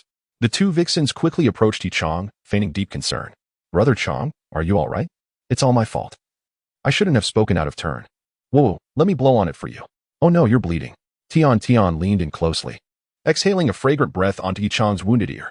Previously racked with pain, Yi Chang found himself uplifted by the genuine concern of the two vixens, becoming momentarily enraptured by the delightful scent wafting around him. While the three engaged in an overly sweet display of affection, Lin Yin had regained consciousness. As she opened her bleary eyes and beheld the scene before her, the feeling of betrayal surged within her. She leapt to her feet and cried out, "Adulterous couple, I will kill you." Though weak and unsteady, she swayed as she approached the trio of betrayers. However, Yi Chang seized her collar, preventing her from advancing. "Ah, Brother Chang. She's coming again." The vixens gasped in alarm, retreating. In a fit of rage, Lin Yin bit down on Yi Chang's fist. "Get off." Yi Chang winced in pain, tightening his grip and dislodging her teeth, then delivered a kick to her abdomen, sending Lin Yin flying nearly 2 meters away. With a thud, she crashed against the door, gasping in pain, yet her eyes remained fiercely fixed on Yi Chang, as if she wished to devour the heartless man alive. Yi Chang rubbed his aching knuckles with his left hand, glancing at the fragile green tea sisters, and then at the fallen figure of his wife, a look of disdain evident in his eyes. After a moment of contemplation, he resolved to take action. With heavy steps, he approached the entrance and grasped the fabric of Lin Yan's shoulder, half lifting her from the ground. With a resounding thud, the door swung open, allowing a rush of frigid air to invade the room. Outside, the cold wind howled, and the corridor walls were adorned with crystalline frost, while the ground was encrusted with sheets of ice. Once again looking down at his wife, he met Lin Yan's incredulous gaze and, feeling a twinge of guilt, quickly averted his eyes. No matter. With a surge of strength, he dragged Lin Yan, who weighed less than 100 pounds, outside and unceremoniously tossed her onto the ground, refusing to cast another glance before slamming the door shut with a resounding bang. The green tea sisters felt a surge of delight, yet they masked it with feigned concern. Thus, Tian began to speak, affectation dripping from her words. "Brother Chang, it's so cold outside, your wife. Out of sight, out of mind." Having completed his actions, Yi Chang suppressed his feelings of guilt, only to be interrupted by Tian's syrupy concern. "Oh, it's nothing, really. I just wanted her to calm down. I can't fathom why I feel no sympathy at all. Come on, don't just stand there, if this porridge is ruined. I'll make you another batch, and let us boil some instant noodles too. Oh, then let's allow sister-in-law to come back in later." Everyone present understood that leaving a woman outside in sub-zero temperatures, under the guise of needing to cool off, was tantamount to a death sentence. Yet, no one dared to expose the charade, as everyone had their own ulterior motives, did they not? Propping herself up with trembling hands, Lin Yin slowly rose from the ground. Her eyes were vacant as she leaned against what was once her home, but no longer felt like hers. The memory of inviting these sisters in for refuge only to be met with betrayal struck her like a dagger. Unable to contain her despair, she struck her own face with resounding slaps. Was she destined to freeze to death here? The agony of her husband's betrayal numbed her to the pain on her cheeks. Such is fate, she thought. Perhaps it's better this way. If death were to come, she would await Yi Chang below. "Let the blizzard continue," she whispered. "May it bring my dear husband down to keep me company." The icy wind in the corridor sliced against her face, her exposed arms, and the nape of her neck, swiftly robbing her of the scant warmth that remained. In an instant, the world around her seemed to illuminate. Was it angels come to escort her away? No, wait. In our China, where would angels come from? Before her thoughts could complete, the world plunged into darkness. "Master, she is still alive." "Of course, I can see that," Su Ming replied, patting the head of his little servant, causing her to retract her neck with a playful pout. In truth, Su Ming had been privy to the commotion in the neighboring room since early morning. Bored and eager for gossip, he had strained his ears, pressing against the wall to eavesdrop. Thus, every movement of the 4 individuals across the way had been vividly captured in his keen observations. Now, he pondered the dilemma of whether to rescue Lin Yin or leave her be. That was indeed a question. The young slave harbored not nearly as many thoughts as Su Ming imagined. Observing Lin Yan's complexion growing increasingly pale and her pulse gradually weakening, the free and peace-loving people of America without waiting for Su Ming's command, had already unzipped Lin Yan's heavy down jacket and commenced resuscitation efforts. In that very moment, amidst the unfolding scene, Su Ming made a resolute decision to save her. Chapter 172, Rescuing. Su Ming vowed that his decision to save Lin Yan was not merely inspired by a chance encounter in the stairwell or her alluring beauty, nor by the polite timbre of her greeting. It was solely due to the remnants of his conscience and an unwavering resolve to alleviate suffering that compelled him to act. He forcefully pulled aside the small slave kneeling by Lin Yan and resolved to undertake the rescue himself, cradling Lin Yan in his arms. He noted the chill of the floor beneath her. Once he laid her upon the table, he instructed the small slave to prepare warm bath water. "Master, the power is out. There is no hot water coming from the heater." This revelation struck Su Ming with dismay. He had been lost in thoughts of a brighter future and had completely overlooked this detail. The walls of the southern region were thin, and the water pipes embedded within had frozen for several days. Even after the power was restored, the absence of water would render any heating futile. A wave of nostalgia washed over him as he longed for his mobile safe house, regretting its placement in Kuan City. With no other option, Su Ming resorted to conjuring 10 miniature solar heaters and 5 simple batteries from his space. Each pair of solar heaters was connected to a battery, and upon flipping the switch, warmth began to radiate. Soon, a generous amount of heat enveloped Lin Yan, who lay on the dining table.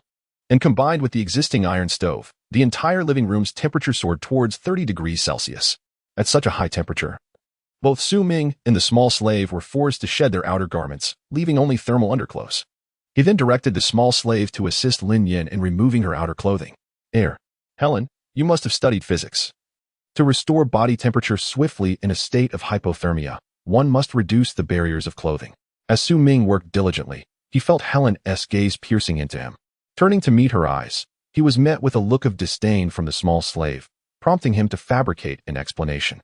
Everyone knows that the American education system's interpretation of temperature is something even universities might not cover. Regardless of whether the small slave believed him, Su Ming was resolute in his conviction. While he expertly tended to Lin Yan, his eyes remained vigilant. Good heavens! What a situation! Shouldn't He Chong be condemned for neglecting his devoted wife and instead pursuing the battered visage of 2 green tea girls? As Su Ming pondered the absurdity, Lin Yan let out a soft sigh, and her complexion gradually regained a healthy hue. Her chest rose and fell more rapidly with each breath, signaling that she was on the mend. Is this heaven? So warm. Lin Yan's gaze was vacant, her thoughts still consumed by her husband's callousness and ruthless actions. No, this is my home. A warm, resonant male voice shattered Lin Yan's idyllic reverie of paradise. She struggled to raise her head to survey her surroundings, but found herself lacking the strength. Observing her plight, the small slave swiftly supported her, helping her sit at the dining table. Are you the neighbor, little Su? Lin Yan pondered for quite some time before realizing that the person before her was her neighbor, whom she had only met a few times. She turned her gaze towards the back, only to catch a glimpse of a golden strand of hair. To her surprise, "You remember me?" Su Ming was taken aback. Before meeting Tian, this neighbor, Lin Yan, had appeared in countless dreams of his. He had assumed that after only a few chance encounters, this sweet-looking lady would not recall him, but it turned out she remembered so vividly. Oh, how could she forget? The neighbors often remarked that you were a dog. Resurrected from the clutches of death, Lin Yan felt a slight lift in her spirits, only to inadvertently offend her neighbor with her words. Su Ming thought to himself, after being given a second chance at life, who would have thought someone would bring that up again? Realizing her blunder halfway through her sentence, Lin Yan quickly covered her mouth. It was only then that she noticed she was clad in thermal wear. As she continued to look down, the gravity of her situation dawned on her. How did I? She flailed her arms in a frantic manner, utterly embarrassed. You experienced hypothermia earlier, and to expedite your warming, I had to remove your clothing. But don't worry, it was Helen who helped you out of them. Su Ming, having saved Lin Yan's life, explained without the slightest hint of embarrassment. In the grand scheme of things, what was a little modesty compared to a life saved? One mustn't be ungrateful. Having reached her 30s, Lin Yan was somewhat accustomed to such matters and quickly regained her composure. Now feeling a bit more empowered, she propped herself up and let her legs dangle beneath the dining table. Turning to look back, she noticed the golden-haired, blue-eyed little servant with a dazed expression. Who is this? My girlfriend. Su Ming's reply was succinct and straightforward. Thank you. Oh no. Thank you very much. The little servant understood these words and responded with a kind smile. Only then did Lin Yan take the opportunity to observe her surroundings in Su Ming's home. Growing increasingly astonished, a circle of small suns surrounded her, and each room was equipped with an iron stove, raising the temperature to a summer-like warmth. The house was as bright as day, with LED bulbs hanging from the ceilings of every room. Since the power outage, Lin Yin had become accustomed to the cold and darkness of her own home, although only a day had passed. It felt as if she had endured a century of hardship. "Little Su, your home is so warm," she exclaimed involuntarily, yet when she heard no response from Su Ming, she turned to look. Su Ming was too preoccupied to engage in conversation, his gaze fixed on Lin Yin without movement. Perhaps Lin Yin was unaware of her allure to men, for at that moment, she realized it. Frantically grabbing her clothes and turning her back to Su Ming to dress quickly. "By the way, when will you return?" Su Ming suddenly inquired after Lin Yin had finished dressing. "Damn it, you are indeed attractive, and my act of kindness in saving you was a genuine gesture. The two should not be conflated, all right." Chapter 173. Strategy. When Su Ming posed this question, it was not out of genuine bewilderment. He understood that Lin Yin had reached an impasse. She could either venture out into the frigid air or, well, he chuckled to himself. Lin Yin hesitated, having just been ousted by her husband. Even if Yichang were to reopen the door, she would not return home in her despondent state. "How about this? I overheard some of your troubles earlier. If you wish to avoid returning home, I can offer you temporary refuge in my abode." However, Su Ming skillfully maneuvered his words, pushing Lin Yin to a corner while also leaving her a glimmer of hope. Overwhelmed with emotion, Lin Yin nearly wept with gratitude. "Thank you, Xiao Su. I truly appreciate it, and I promise I won't be a burden. I can help with the household chores." Su Ming felt a twinge of frustration. Did this woman truly believe that merely offering to clean would suffice? Lin Yin, I believe you may have misconstrued my intentions. My household does not lack for help in that regard. Though Su Ming had known Lin Yin's name from his past life, he feigned ignorance at this moment. "Wait, so I can stay for free?" Lin Yin pondered, then realized, glancing at the silent maid beside them. She interpreted that the foreign girl could assist Su Ming with the chores. Deciding to abandon subtlety, Su Ming thought, why maintain pretenses in such dire times? How could that be? You see the weather. Every additional person means another mouth to feed. Even the landlord's family has limited provisions. Lin Yin was left bewildered. Then, "Xiao Su, what could I possibly do for you in your home?" Before she could finish her thought, she noticed Su Ming's gaze scanning her from head to toe. "You, Xiao Su, I never anticipated you would stoop so low as to take advantage of my plight." Realizing the implications of her situation, Lin Yin felt insulted, equating her predicament with bartering herself for food and shelter. Her indignation flared, particularly with the blonde girl observing nearby, prompting her to vehemently reproach Su Ming. Lin Yin, at last, you grasp the essence of the matter. It is indeed a fair exchange, utilizing oneself for the chance to survive, is it not? Of course, unlike the chaotic situations outside, where individuals trade their bodies for a better existence, there exists a fundamental distinction here, does there not? To be candid, you ought to be aware that the two individuals residing in your home, one being my ex-girlfriend and the other her confidant, are not virtuous characters. Yichang has already betrayed you. What is it that you find so difficult to relinquish? Having said all this, if you find merit in my words, stay with us. I assure you that you shall not starve. However, if you cannot reconcile your feelings, please make your exit and kindly shut the door behind you. It is quite chilly outside, and I would prefer not to let in the cold air. Thank you." Seeing that Lin Yin was not recognizing the opportunity laid before her, Su Ming employed both persuasion and coercion. As long as she did not reignite her self-destructive thoughts, securing a companion for his maid, Helen, was all but assured. Lin Yin was acutely aware that those two vixens had been expelled from Su Ming's household. Initially, she had perceived Su Ming as a heartless scoundrel, but after being usurped, her perspective shifted to one of sympathy and understanding towards him. Little did she realize that upon escaping one peril, she had merely stumbled into another. As the man she now pitied was, in truth, a ravenous wolf. Clenching her fists, she stood rooted in place, her gaze wavering. One moment she glared at Su Ming with fiery intensity, and the next she recalled her callous husband and the two detestable vixens. Observing Lin Yan's hesitation, Su Ming grew impatient as she continued to linger, lost in her own pretense. He picked up a takeout bag from the ground and placed it on the barren dining table. "Helen, are you not embarrassed to let your master do all the work?" "Oh, my apologies, master. Please take a seat. Allow me to set the table." The little vixen, though not fluent in Mandarin, could sense the unfolding scene and reflected on the moments she had gradually fallen into her master's schemes, igniting a twinge of sympathy within her. Yet, she dared not disrupt her master's plans and instead pulled out a chair for Su Ming. Once he was seated, she unwrapped the takeout, revealing an array of warm delicacies, spicy soup, fried dough, savory dumplings, and an ample bucket of soybean milk, a quintessential northern feast. Having just retrieved breakfast from the storage space that morning, Both Su Ming and the little slave had been disturbed by the ruckus next door, resulting in their delayed meal. The little servant swiftly opened each food container. The living room was nearly 30 degrees, and although the food had been out for a while, it still exuded wisps of steam. As the last container was unveiled, the piquant aroma of the spicy soup and the rich fragrance of the fried dishes enveloped the entire room. Lin Yin, having observed the entire process, could not help but swallow hard as her stomach grumbled audibly. Truth be told, although she had not truly starved in recent days, her diet of plain porridge had left her devoid of any substantial nourishment. For the sake of her so-called home, she had meticulously rationed her meals, daring to scoop only a spoonful of rice from the bag to prepare a meager broth. When her cravings became unbearable, she resorted to cooking a packet of instant noodles, sharing it with her husband while begrudgingly leaving the larger portion for him. To her dismay, all her efforts had been in vain, for he had callously cast her aside for a wild woman he had known for less than a day. The more she pondered, the angrier she became. Yet her hunger gnawed at her resolve. Finally, she made up her mind. Striding to the dining table, she pulled out a chair and sat down, hands cradling a bowl of spicy soup that the little servant had generously filled.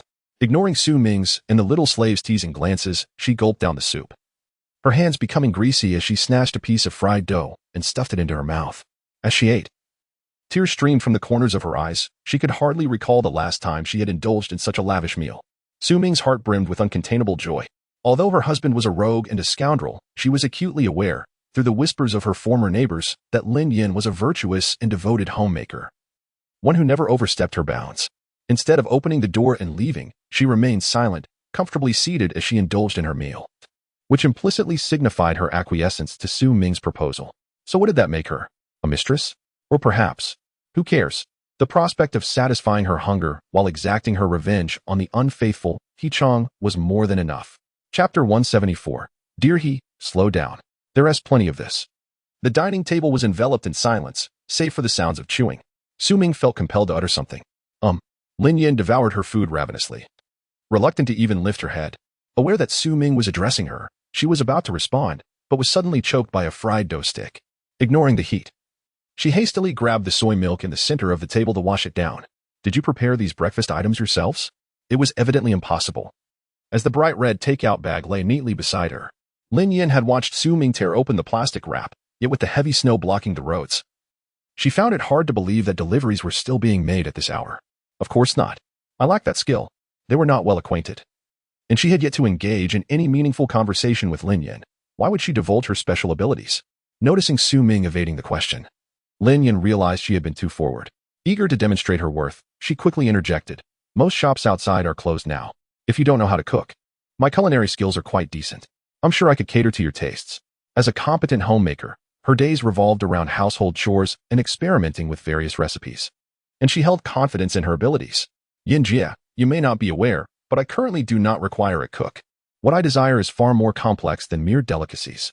Su Ming gazed at Lin Yin's perfect profile, her cheeks adorned with a rosy hue. Lin Yin felt a rush of shyness, unable to respond to the straightforward teasing from a young man nearly a decade her junior. The warmth radiating from the little sunbeams surrounding them made fine beads of sweat form on her delicate forehead. Why are you sweating, Yin Jia? Is it too warm? Don't be shy. You can take off your coat.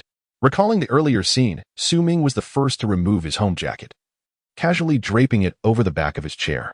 As someone who had experienced similar situations, Lin Yin understood Su Ming's intentions.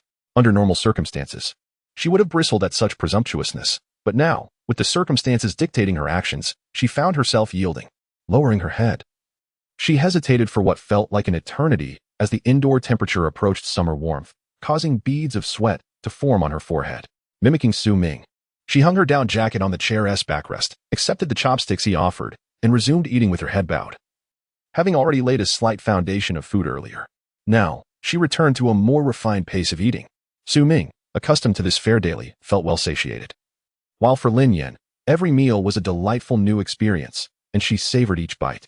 Feeling the weight of Su Ming's gaze beside her made Lin Yin anxious. A whirlwind of thoughts clouded her mind, causing her chewing pace to slow. Seeing this, Su Ming grew impatient. Come on, I'm still waiting here. You're just stalling, aren't you? Eating my food, drinking my drinks, and soon even staying under my roof. How dare you keep me waiting? As a delicate woman, Lin Yin could scarcely muster the courage to stop Su Ming. Besides, with a full mouth, how could she dare to voice any objections? Thus, one could only bow deeply. tightly closing their eyes, yearning for this awkward moment to swiftly pass. But could Su Ming fulfill this desire? Ever since being awakened by Su Ming, until the moment she was eating just now, Lin Yin was fully aware of everything in her heart. They were merely neighbors who had never interacted, at most exchanging nods in the stairwell as a form of greeting. In such frigid conditions, where every household struggled with insufficient clothing and food, Su Ming not only gallantly rescued her, but generously provided her with an abundance of sustenance. Could there truly be such kind-hearted individuals in this world? Clearly not. After all, humans are inherently selfish. What this young neighbor desired was all too apparent. Although Su Ming felt a sense of urgency, he patiently accompanied Lin Yin, along with the little servant, as they thoroughly devoured the delicacies on the table. Almost an hour had elapsed during this time. Lin Yin had also mentally prepared herself. Everything seemed to unfold so smoothly. The little servant's lips curled into a high smile. It would be a lie to say she felt no jealousy. But what could she do as a servant, entirely devoid of rights? With remnants of fried dough sticking to her face, Helen indignantly muttered, "Humph. Wretched master. Men are truly despicable." Yet she could only voice such complaints, and then resumed indulging in the delicious food with a carefree heart. In any case, time continued to pass, and the room only contained a solid iron stove, making the temperature significantly lower than that of the living room, hovering around just above 10 degrees. However, for those who had engaged in intense physical activity, this temperature was quite suitable. Su Ming exhaled smoke rings, savoring the joy within his heart. Yet soon, his thoughts shifted back to his ex-girlfriend. Sigh. Yinjia, I wonder what He Chong is doing with those two now? At this moment, Lin Yin, feeling melancholic, clutched a cigarette in her mouth, awkwardly imitating Su Ming as she took one puff after another. Before today, she had never imagined herself smoking. Yet how unpredictable the world can be. Let them go to hell. Those two women I've seen aren't good people. Although He Chong is a bit fierce, I estimate he'll eventually meet his downfall in front of those two. Lin Yin was indeed correct, and Su Ming wholeheartedly agreed. A brute like He Chong would likely be drained of his household resources in no time by those two green tea bitches. Wait, why had he left food for them? Upon this thought, a rather distasteful plan rapidly took shape in Su Ming's mind. Indeed, this dilemma was deeply rooted in the minds of all old Sus. Was oldie foolish enough to forsake fragrant tulips for a couple of wildflowers beside a dung heap? Chapter 175. He Chong. Youth is truly wonderful. In contrast, Lin Yin, upon hearing Su Ming's words, chose silence, merely casting a sidelong glance at him. This little Su is indeed a mischievous soul. His usual demeanor is so decorous that one would never suspect his true nature. But why does he show such concern for his girlfriend? Is it merely out of compassion?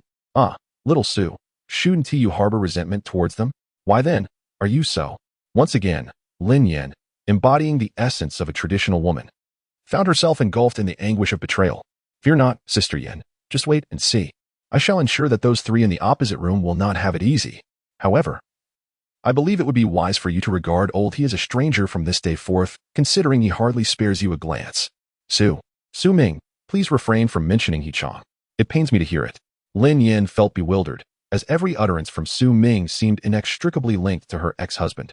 Indeed, her ex-husband, he who forsook his loyal wife for fleeting pleasures, was now an embodiment of betrayal, leaving her feeling helpless in the face of certain matters. Su Ming, what are you doing? Don't go out. Your girlfriend awaits you outside. The mature woman was about to continue her lecture when Su Ming seized her hand, firmly pulling her into the living room. They hastened through the door into the space beyond. In the living room, the atmosphere was already electrified.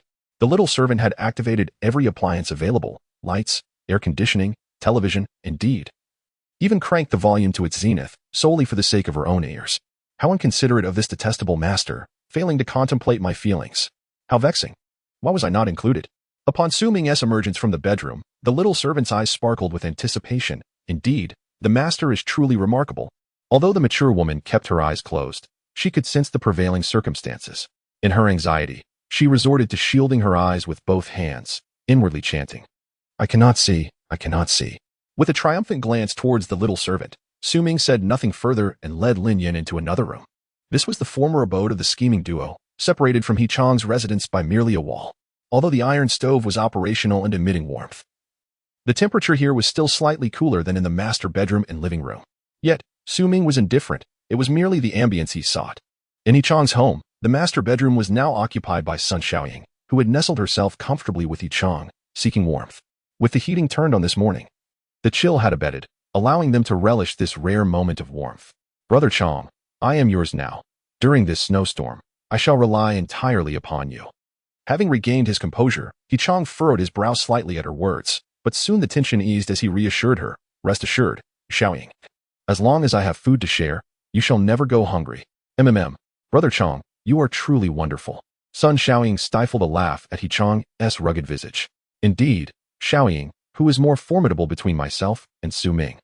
Chong also believes himself to be quite impressive. It is worth noting that although Sun Xiaoying may fall slightly short in the presence of Tian, she is nonetheless regarded as a 7-point beauty in the outside world. With such allure, I would never have had the opportunity in the past. Furthermore, unlike those who peddle their charms, she is genuinely a respectable young lady. Chong naively presumed that Sun Xiaoying was merely another of Su Ming's conquests, discarded when he grew weary, leaving her for him to claim. Thus, he felt a mix of gratitude and disdain towards Su Ming. Look, Xiao Su, I've outdone you. That is not it, Changge. What do you take me for? Sobbed Sun Xiaoying. Tian is Su Ming's legitimate girlfriend. I am merely her close friend, here to keep her company for a few days. A seasoned green tea knows well the inner thoughts of Chong at this moment. She hastened to clarify to him, determined not to be misconstrued as a mercenary woman, lest he look down upon her. With only herself and Tian in the room and limited provisions available, maintaining a close relationship with Chong would ensure a greater share of food for her than for Tian. There is a saying that if two individuals encounter a beast in the wild, as long as one can outrun their companion, their safety is guaranteed. Sun Xiaoying was already contemplating this strategy, realizing that she could not rely on Su Ming. At the very least, she must not allow Tian to steal the affection of Chang. Oh, so that is how it is? That's truly wonderful. Oh no. That is truly unfortunate. To Sun Xiaoying's astonishment, Chong's tone suddenly shifted to one of delight, followed by a hint of regret. She was perplexed. Chong's eyes sparkled with intrigue. At that moment, he felt as though the once highly esteemed Sun Xiaoying had lost her appeal. Unbeknownst to her, in her self-satisfaction, Chong's thoughts had already drifted towards her dear friend. Changge, did you hear something? The two were huddled together for warmth, each lost in their own thoughts, when a series of intermittent and vaguely familiar sounds suddenly reached their ears. It seemed, could it be? Was there a commotion next door? They held their breath, straining to locate the source of the noise.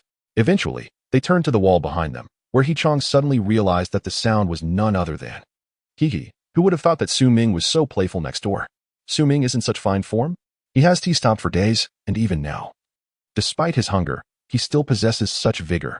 It makes sense. After all, once the air conditioning was turned on, he would finally dare to shed his clothing, especially with a doll in the house. Who could resist? Perhaps I should invite your friend over to listen. She would surely be heartbroken. Oh, but youth is indeed a blessing. Chong's eyes lit up, realizing that if Tian were to give up hope, he would have a chance. Chapter 176. Su Ming's perverse interest. Perhaps I should summon Tian, so she can hear this and let go of any feelings for Su Ming. Chong felt a surge of jealousy. Why should Su Ming, an orphan, be surrounded by 3 women, one of whom is even an exotic beauty? Hold on, Brother Chang. Listen closely. This woman's voice doesn't seem to belong to Helen, but rather Sun Xiaoying's intuition sharpened as she detected an unsettling discord in the voice. Her sensitivity to sounds was acute. Upon this realization, uncertainty crept into her mind, compelling her to timidly caution Chong. Consumed by jealousy, Chong initially dismissed these nuances. Yet, upon Sun Xiaoying's gentle nudge, he settled into a more attentive silence. Su Ming, could you refrain from asking such questions? Is it too much to ask? You know Chong so well. How could you be unaware? The 2 individuals in the adjacent room had ceased to hide their conversation, and Chong's expression darkened further. He sat up slowly, his gaze ominous, as if it could pierce through the wall and obliterate the wretched pair next door. Observing Chong's reaction, Sun Xiaoying had already deduced the identity of the occupants next door. She could not allow Chong to confront that old witch, or else. Thus, she hastily feigned concern. Brother Chong, there is no need to be upset over such a despicable person. Slap. Before she could finish her sentence, a furious Chong delivered a stinging blow to her face. Gasping in pain, Sun Xiaoying managed to utter the last word. Ignoring her tearful distress, Chong leapt from the bed, hastily exiting the master bedroom. Moments later, he returned, his demeanor deflated, hastily donning his clothes. Realizing he had opened the door clad only in his undergarments, he had been chilled to the bone in mere seconds. Once dressed, Chong disregarded Sun Xiaoying, who remained seated on the bed, and stormed into the kitchen to procure a kitchen knife, his mouth spewing threats. You, Su Ming, I will kill you. I will end you. Come out, you bastard. How dare you toy with my woman? I'll turn you into mincemeat. As he raged, He pounded the back of the knife against Su Ming's aluminum door with ferocity. Bang, bang, bang, bang. His furious shouts even roused the other neighbors above and below. Some neighbors dared only to hide indoors, listening to the commotion, while others, having just opened their doors, were forcefully pulled back inside by their wives. Are you trying to get us killed? Why meddle in this mess? We can barely keep food on the table as it is. Don't bring down the wrath that could rob us of our last grains of rice. In Su Ming's second bedroom, the echoes of Yichang's outburst reached both Su Ming and Lin Yan. Xiao Su, it's Yichang. Oh, who knew Xiao Chang had such keen hearing? Is he a dog? How can he hear this? Feigning innocence. Su Ming appeared utterly oblivious. I didn't mean to bring you to the second bedroom. Regardless of Lin Yan's belief, Su Ming was convinced of his own innocence. It is often said not to disturb a man focused on his work, and in that moment, a fierce anger ignited within Su Ming. What should I do?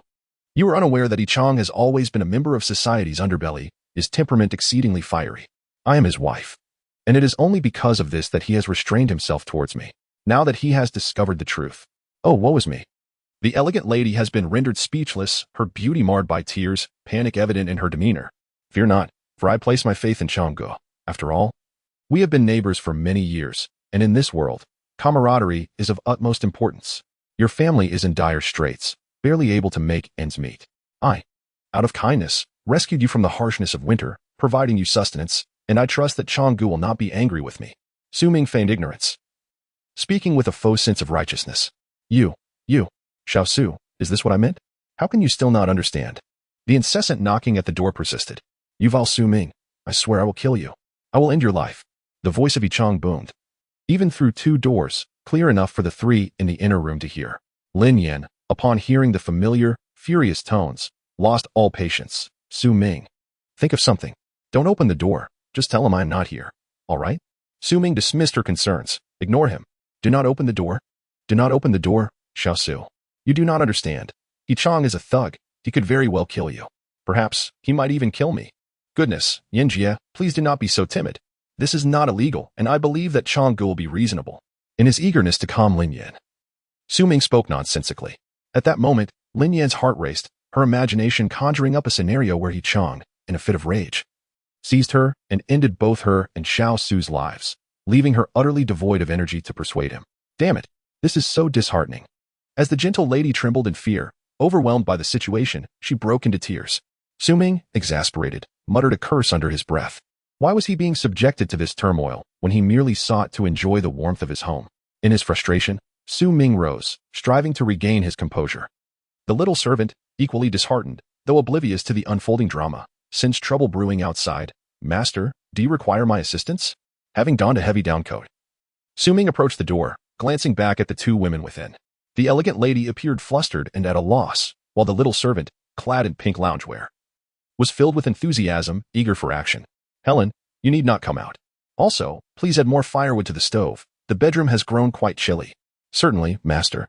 I shall await your safe return. Su Ming's chest tightened with indignation as he regarded the innocently adorable little servant. He had not anticipated that the seemingly pure and youthful Helen would possess such courage. Of course, just wait for me to deal with Yichang first. With a chuckle, Su Ming hastened toward the entrance, his lips parting in a stream of invective. Knock, knock, knock. What on earth is this nuisance? I was enjoying a peaceful afternoon nap at home. Who dares disturb the tranquility? Is there no sense of public decency left? Chapter 177. The green-haired turtle comes knocking with a resounding thud. Su Ming forcefully flung open the door, only to be met with a cleaver aimed directly at him. Fortunately, due to his extraordinary enhancements, both speed and strength far surpassed that of an ordinary individual. As the blade approached, mere centimeters from his face, Su Ming swiftly grasped Yichang's wrist with ease. Finally, you cowardly turtle dare to show yourself. Yichang, still oblivious to the gravity of the situation, felt a surge of rage as he noted that Su Ming, who stood nearly 10 centimeters shorter, effortlessly held his wrist in a vice-like grip. What the hell? Why are you making such a racket so early in the morning? Do you have any idea how disruptive this is? Besides, do you think I have all the time in the world to get dressed? In this post-apocalyptic world, Su Ming would not tolerate such indignities. As he spoke, he tightened his grip. Creak, creak, faint cracking sounds emanated from where their hands met, and as Su Ming exerted more force, Yichang's complexion shifted from red to pale and back to red again. He attempted to pry Su Ming's hand off with his left, but despite exerting all his strength, the seemingly diminutive Su Ming remained unfazed. Finally, As the pain in his right hand intensified, Hee-chang relinquished his struggle, bending his knees and contorting his body in the direction of Su Ming's strength. Ah, it hurts, it hurts, it hurts. Su Ming, let go of me. As the sensation of pain surged through his joints, the cleaver slipped from Hee-chang's grasp with a clatter, and he pleaded in a feeble, desperate tone. If I hadn't reacted quickly just now, you would have already chopped me to pieces. And now you expect me to just let go? Weren't you quite arrogant just moments ago? Su Ming, please, ease up. Let me explain. I never intended to strike you. I was merely tapping on the door with the back of the knife. Hee-chang, looking innocent, had not intended to attack Su Ming upon opening the door. He had simply shouted for a prolonged period without receiving a response, and when he finally opened the door, he was caught off guard and could not retract his action in time. He had never anticipated that the seemingly frail Su Ming possessed such formidable physical strength. Despite exerting all his effort, Su Ming had handled him with effortless grace. Seeing Hee-chang relent, Su Ming released his hold, crossing his arms as he awaited to see what this green-haired turtle would do next. Hee-chang straightened his posture, vigorously shaking his sore right arm. Su Ming, please do not misunderstand my intentions. I believe I heard my wife was at your place, which is why I acted so impulsively. At that moment, the door across the way opened, revealing Tian, wrapped in a scarf, stepping out to defend Hee-chang. While Hee-chang had been forcefully pounding on Su Ming's door, the two sisters had been observing through the peephole. Truth be told, their grievances towards Su Ming were no less than Hee-chang's. But their own lack of physical prowess made them hesitant to confront him directly. They had hoped to utilize Hee-chang's strength to teach Su Ming a lesson. Then, when Su Ming was left battered and bruised, the two of them could potentially emerge as saviors, regaining Su Ming's favor and returning to his home to reclaim his affection. Regrettably, the rhythmic clattering of the abacus beats signified that the aspirations of the two sisters ultimately fell flat. Consequently, they opted for a less desirable alternative. Since the opportunity to pursue Su Ming was lost, they resolved to continue fawning over the clumsy Hee-chang. At least he could ensure they had enough to eat. Well, who might you be? Su Ming had long been aware of the Green Tea sisters infiltrating Hee-chang's abode, yet he feigned ignorance of their presence. Beside him, Sun Xiaoying was seething with rage. Su Ming, must you act so oblivious? You just discarded Tian, and now you pretend not to know us? Tian, equally indignant, exclaimed, this ungrateful scoundrel. Su Ming, I never imagined you to be this kind of person. I clearly misjudged you. If it weren't for Brother E taking us in these past few days, we would have starved to death in your home. How heartless you are. Tian had initially hoped for a chance to be welcomed back into Su Ming's residence, but his behavior shattered her fantasy once more, leading her to align herself with Hee-chang. Moreover, Xiaoying just mentioned that Brother He's wife is in your home. What have you done to her? The noise was unbearable. Do you realize this constitutes a crime? What does it mean to kill one's spirit? This is it. Seeing Hee-chang rendered speechless by Su Ming's authoritative presence, Tian hesitated at the doorway, caught between entering and retreating, and thus chose to escalate matters further. Hee-chang, aware of his inferiority to Su Ming, felt a surge of trepidation. He attempted to play the fool, hoping the matter would dissipate, especially since it was he who had cast Lin Yan out. However, feigning ignorance was one thing. Having Tian publicly confront him was another. She believed the neighbors above and below could hear, and which man could endure such humiliation? Indeed, Hee-chang, who initially intended to feign ignorance to gloss over the situation, now found himself compelled to confront Su Ming with renewed fervor. Yes, Su Ming, you owe me an explanation. Why do I hear my wife's voice in your home? What have you done to her? She sounded in such distress. Su Ming had initially thought that, having wronged Hee-chang first, he should allow him to live a little longer, letting nature take its course. But now, witnessing Hee-chang's relentless interrogation, he decided to lay it all bare. Indeed. Was the sound so loud? I did my best not to disturb the peace. Who knew Brother Chang had such keen hearing that you could catch it? My apologies, truly. My sincerest apologies, old Wang. No, I mean old He. The Green Tea sisters were baffled. Wait, shouldn't Su Ming be nervously denying it? Was he not a normal person? How could he admit such a thing in front of the green-haired turtle? Hee-chang was equally bewildered. Had Su Ming merely denied it, he would have had a way to save face. He had already resolved to discard his wife, and leaving her with Su Ming could save him some rations. Yet, he had brazenly admitted it before the two young women, and so unequivocally? This was now a matter of masculine dignity, and Hee-chang could not abide by it. Damn it! Hee-chang erupted, swiftly bending down to retrieve the fallen kitchen knife, charging towards the near proximity of Su Ming with the intent to strike. One arm had yet to gather strength, and Su Ming once again tightened his grip on the wrist, preventing any further movement. Subsequently, with his other hand pressing firmly against Hee-chang's head, he exerted force. Hee-chang's skull collided violently with the doorframe. Bang! The towering figure, nearly 2 meters tall, collapsed to the ground, motionless. Ah, a murder has occurred. Help. Chapter 178. Plea for mercy. Ah, you've killed him, Su Ming. The Green Tea Sisters, witnessing the towering figure of Yichang collapse and lie motionless on the ground, erupted into piercing screams. Su Ming's expression remained dispassionately serene. The shrillness of their cries grated on his ears. He glanced over, a slight frown of impatience creasing his brow. Tian, run. As she saw her friend frozen in shock and screaming, Su Ming redirected his gaze, concerned for the unassuming Sun Xiaoying, and hurriedly pulled her along, turning away without a backward glance. With a decisive thud, the door slammed shut behind them. Su Ming had no intention of pursuing the Green Tea Sisters. He deemed it sufficient to allow them a few more days of existence. As time passed, the frigid air from outside seeped in, causing the temperature within the room to plummet. He first secured the door to block the biting cold wind. In truth, in his previous life, Su Ming had suffered greatly at the hands of this neighbor. Initially, they had made a fair agreement. The supplies they scavenged would be split evenly. However, Yichang, taking advantage of his imposing stature and Su Ming's lack of combat prowess, hoarded nearly 90% of the provisions for himself. The meager 10% that remained was devoured by the Green Tea Sisters, leading to Su Ming's malnourishment and deteriorating health, ultimately rendering him unable to resist even their assaults. In his past life, Su Ming had never witnessed the fate of the Green Tea Sisters, but Yichang had been fortunate. He was whisked away by some unknown benefactor. Due to the lack of communication, Su Ming was left unaware of whether Yichang had survived. Regardless of the circumstances, Yichang was indeed an accomplice in Su Ming's demise in his previous life, although he had not struck directly against him. He could not escape the blame for his indirect role. Turning his gaze back to the incapacitated Yichang, a lethal thought began to take root in his mind. He retrieved a bundle of nylon rope from his space and crouched down, methodically wrapping it around Yichang's imposing form. At that moment, the door to the secondary room swung open, and a small servant emerged, puzzled by Su Ming's actions. Why not simply kill him? When had the master become so merciful? Wrapped snugly in blankets, the gentle and poised Lin Yin could only expose her head as she observed the scene. A flicker of compassion crossed her eyes at the sight of the burly Yichang being bound by Su Ming, only to be swiftly replaced by a surge of anger. She had prepared herself for Yichang's imminent assault, expecting him to burst into the secondary room and unleash his wrath upon her.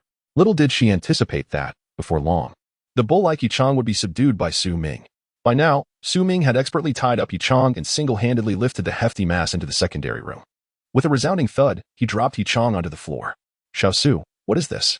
Lin Yin stared at the bound figure on the ground, resembling a slaughtered pig. Her heart brimmed with unrestrained satisfaction, particularly with the handsome, young Su Ming standing nearby. A wave of guilt surged within her mind, leaving her at a loss. Yinjia, I'm merely providing you with an opportunity for vengeance. Here, take this, Su Ming said nonchalantly, gesturing to hand Lin Yin the kitchen knife he had brought along. What? No. I. Lin Yin's face turned pale with fear, although Yichang was unworthy of being called a man. Preferring to abandon himself to the frigid wilderness for the sake of two seductresses, she could not bring herself to commit murder. Now, I have offered you an opportunity, and you choose to reject it? Seeing Su Ming's impatience, Lin Yin assumed he was frustrated with her lack of resolve and quickly began to explain. Though I harbor a deep-seated hatred for him, killing is still against the law, and I simply cannot do it. As she spoke, the icy ground jolted the unconscious Yichang awake. Faintly, he heard his wife's voice, shook his head, and gradually focused his gaze. Lin Yin, you wretched woman. So, you have indeed been colluding with Su Ming behind my back. Ah, I will kill you. Struggling to lift his head and survey his surroundings, Yichang became enraged upon realizing his wife's predicament, leading him to shout in fury. Will you stop with that incessant shouting? Is that all you can say? I ask you, do you have no other lines? Su Ming, finding Yichang's shrill voice grating, impatiently kicked him, sending Yichang sliding across the floor. He spat blood, along with two of his front teeth, onto the ground. The numbing pain in his mouth made him somewhat wiser. He understood his current situation and dared not raise his voice again. Su Ming, or rather, Brother Su, what is the meaning of this? You bully Lin Yin and leave me tied up here. This is kidnapping. If I report this, you will spend the rest of your life in prison. Release my wife and me, and I will pretend this never happened. How does that sound? Amused, Su Ming watched Yichang's performance. Though Yichang feigned submission, the malice in his eyes could not be concealed. However, Su Ming was unperturbed. In this apocalyptic world, if calling the police were effective, no one would be holed up at home, starving like wild dogs. Yichang, spare me your theatrics. Since you cast me out of our home, I am no longer your wife. Do you still wish to take me away? Before Su Ming could respond, Lin Yin could no longer contain herself and launched into a fiery tirade. Su Ming may not be perfect, but at least he ensures I am well fed. See? Even your own wife has forsaken you, He Chang. Brother Su, I believe there is a misunderstanding. The two girls in your home did not require me to bring them back. They contacted me themselves, claiming you mistreated them. I merely took them in out of goodwill. Lin Yin could not hold back any longer and vehemently countered, Goodwill? I see only lust. You think I am unaware of what you and Sun Xiaoying have been up to? Lin Yin, shut your mouth. I am speaking with Brother Su. What is your incessant prattling about? He Chang, infuriated and humiliated, harshly interrupted Lin Yan's betrayal. Brother Su, how about this? I will leave this woman to you, all right? Let us pretend today never happened, and you release me. Oh, and what about those two girls next door? I can bring them to you as well. Surely. You can overlook my transgressions. Su Ming was almost amused to the point of laughter by He Chang's shamelessness. Ah, Chang, when it comes to shamelessness, you truly take the crown. However, while you may escape the death penalty, the living punishments are inescapable. One thing you said holds truth. Someone of Lin Yan's caliber is simply beyond your reach. Chapter 179. He Chang was infuriated. You are indeed correct in one regard. A person of Lin Yan's caliber is simply beyond your reach. With that, Su Ming's gaze once again roamed over Lin Yan. Curse you, Su Ming. You shall not escape my wrath. I will see you suffer 1,000 deaths. Initially, He Chang intended to soften his stance, to feign reconciliation with Su Ming in order to navigate this difficult situation. However, he was utterly unprepared for Su Ming's audacity, openly humiliating him in front of Lin Yin and a woman who resembled a porcelain doll. Consumed by rage, He Chang's last vestiges of reason were eclipsed, and he erupted into a furious tirade. If you have the guts, kill me today. I refuse to believe that with so many people aware of my presence in your home, no one will seek vengeance for me after this calamity. Su Ming burst into laughter. Huh? Are you attempting to amuse me? Hoping to inherit my ex-girlfriend? From the adjacent room, a woman with a duplicitous nature interjected. What have I done to deserve this? Are you afraid, Su Ming? Either release me or end my life now. Do not let me look down upon you. Su Ming, clutching his belly in laughter, finally managed to regain his composure. No, Brother Chang, you misunderstand me. How could I be so violent? Rest assured, I shall not kill you, and I will release you shortly. He Chang was momentarily taken aback. Well, as fellow men, let us consider this. I appreciate your care for my ex-girlfriend during these past few days. In return, I shall not treat you unfairly. Would you not agree? Indeed. It is a fair arrangement. At that moment, He Chang grasped Su Ming's intentions. This was a demonstration of psychological torment. His eyes narrowed with fury. And had he not been bound, he would have lunged at Su Ming in a fit of rage. After speaking, Su Ming dragged over a chair and forcefully pressed He Chang into it. Brother Chang, please take a seat. Su Ming, you rascal. Finding He Chang too noisy, Su Ming retrieved a tattered towel from the wardrobe and stuffed it into He Chang's protesting mouth. Exhibit some civic responsibility. I am about to perform, and silence is required. Brother Chang, see how considerate I am? This towel belonged to the two lovely ladies opposite. I am sure you will find it quite appealing. He Chang's eyes blazed with indignation. MMPH. Having spoken, Su Ming chose to ignore He Chang. Su Ming, perhaps you should. Just let him go, after all. He has learned his lesson. Lin Yin finally interjected, not out of compassion but out of concern that if anything were to happen to He Chang, Su Ming would face legal repercussions following the snow disaster. Su Ming grasped Lin Yan's delicate hand, his tone teasing. Sister Yin, what are you doing? Had I not shown mercy, you would have frozen to death right outside your door. And now, you wish to show kindness by asking me to spare He Chang? Let us not forget what this man did to my ex-girlfriend. Merely the fact that he charged into my home wielding a knife justifies my right to self-defense. Su Ming had misinterpreted her intentions, believing her plea for leniency stemmed from her soft heart. No, Xiao Su, you misunderstand. I'm doing this for your own good. Upon hearing this, Lin Yin immediately sensed that Su Ming had misinterpreted her intentions. She quickly shook her head and clarified, truly. You must believe me, Su Ming. I am acting in your best interest. If you truly harm He Chang, once the snow disaster subsides, you will find no benefit from it. I do not wish to see such a good person as you face legal repercussions. Once Lin Yin finished speaking, Su Ming, who had previously been consumed with indignation, felt a wave of relief wash over him. He initially thought Lin Yin was pleading for He Chang out of misplaced compassion, believing that in turbulent times, the presence of a Na'vi companion could be detrimental, endangering both oneself and one's allies. Relieved by Lin Yan's plea, He Chang, however, was far from pleased. Witnessing Lin Yan's concern for Su Ming, disregarding even his own feelings as her husband, he was engulfed by a sense of betrayal that ignited his fury. Just then, the towel that Su Ming had used to gag him slipped away, and he shouted, "MMM. Who? Su Ming, Lin Yan, you two wretches. I never imagined. Never anticipated, Chao and Ima. Have you two been entangled together all along? Ah, Lin Yin, I knew it. I always knew you were no good. Just a few days ago, you insisted on conserving food, claiming that hard times lay ahead. Now, I realize you must have secretly given the rations to that beast, Su Ming. Su Ming turned to glance at He Chong, only to find his eyes bloodshot, struggling against the restraints that left angry welts on his arms. After Yi Chang finished his tirade, silence enveloped the room, broken only by his rasping sobs. MMM. Yi Chang had grown numb, his eyes vacant, reduced to a state of involuntary whimpering, while a man of his stature, standing at nearly 2 meters, was reduced to tears of helplessness. He could hardly believe that just an hour ago, he had been reveling in his own triumph, thinking, "Look, Su Ming, I am formidable, I have bested you. And you remain oblivious to my exploits at home with your rival." The swift retribution had caught him utterly off guard, disregarding He Chang's curses. Su Ming retrieved the towel from the floor and stifled his foul words. Subsequently, he unleashed a barrage of punches, each strike echoing with a resounding thud against He Chang's body. The room was filled solely with He Chang's muffled groans of pain. After half an hour, the sounds from the adjacent room began to diminish. The power had gone out, the air conditioning ceased to function, and the temperature in the room noticeably declined. "Chang, good.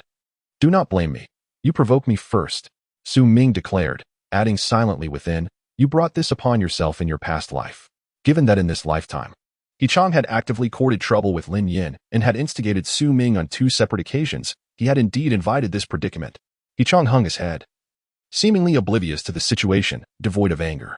This was no longer entertaining, Su Ming thought, scratching his head in contemplation. After a moment of reflection, a spark of inspiration ignited within him. Chapter 180. The Fierce Woman. "Hey, Yin, wake up quickly," Su Ming called from beside the bed, addressing Lin Yin, who had nearly fainted from the indignation of being insulted by He Chang. Lin Yin opened her beautiful eyes.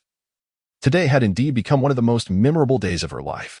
First, her home was usurped, then she was rescued by Su Ming, and now she found herself labeled a slut by Yi Chang. "Yin, don't get lost in thought just yet. I have something serious to discuss with you," Lin Yin replied. "Serious? So, you acknowledge that what just happened wasn't too serious, huh? You dog." Internally, she cursed but dared not show it on her face, instead casting a puzzled glance at Su Ming. "Look, your husband has been so ruthless. Now we've been caught red-handed." Hearing Su Ming's blunt words nearly caused Lin Yin to faint again. "So, Lin Yin, there is no turning back for you now. You see the situation we are in, and I cannot allow an unfamiliar person in my home. Therefore, I need you to pledge your allegiance." Earlier, they had exchanged affectionate terms like sister Yin and dear. That was merely situational sentiment. Now, with reason reclaiming his mind, he resolutely stated his purpose. "By pledging your allegiance, you secure your own safety, and everyone benefits. If you refuse, then you, Lin Yin, shall not be escorted on your way." Lin Yin was paralyzed with fear. She understood her predicament all too well. The possibility of returning to her former life with He Chang was now non-existent. Su Ming, what does this pledge entail?" As a terrifying thought crossed her mind, the knife in Su Ming's hand confirmed her worst fears. No. I can't do that, Su Ming. I won't kill anyone." Lin Yin shook her head in terror, weeping uncontrollably. Her cries roused the unconscious He Chang from his stupor. He looked up to see Su Ming placing the knife in Lin Yan's hands while she desperately shook her head, her gaze occasionally darting towards him. Realizing the implication, He Chang was gripped with fear, a warm sensation spreading through his pants. He had wet himself. Lin Yin, the path you choose is yours to own. I respect your decision. Helen, go to the master bedroom and fetch her clothes." "Yes, master." The obedient servant hurriedly dashed to the master bedroom and soon returned, arms laden with garments. She tossed Lin Yan's clothes onto the bed and retreated to the door, eager to watch the unfolding drama. Truth be told, after witnessing her master's prolonged struggle, she felt quite impatient. Had it not been for the presence of an outsider, she would have pounced already. "Put on your clothes and leave. And don't forget to untie your husband. You two should go live your lives." After speaking, Su Ming turned away without lingering, leading the servant to the living room and gentlemanly closing the door behind them. It should be noted that the power supply today lasted only 2 hours. During the intense struggle in the master bedroom, to conserve energy, the servant had turned off the solar power. The power has gone out again. Despite the iron stove working diligently, the transition from luxury to frugality is indeed challenging. Seizing this brief interlude, the two of them took on their respective roles. Su Ming added charcoal to the iron stove while the little slave reignited 10 small suns. Remarkably, it took less than 3 minutes for the temperature in the room to begin rising once more. He retrieved a laptop from the space, filled with an array of television programs. Yes, proper television shows. After instructing the little slave to amuse himself with the computer, Ming reopened the door to the secondary bedroom. The stunning beauty was already dressed, seated at the edge of the bed, unable to meet Yichang's gaze, clutching a kitchen knife. Yichang, with his mouth muffled, could not utter a word and glared at Lin Yan with fierce eyes, silently threatening her not to act recklessly. Ming's sudden intrusion shattered the previously tranquil atmosphere. Two pairs of eyes followed his footsteps, one filled with fear, the other with hesitation. "Oh, please continue as if I were not here. I'm merely adding some fuel to the stove. By the way, Yinjie, do hurry. After all, Chang'e must be feeling quite uncomfortable sitting there for so long."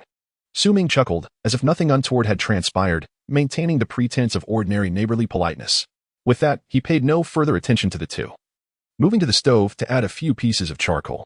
Yichang, seated with his back to the window, could not see. But Lin Yan was watching intently from the bed.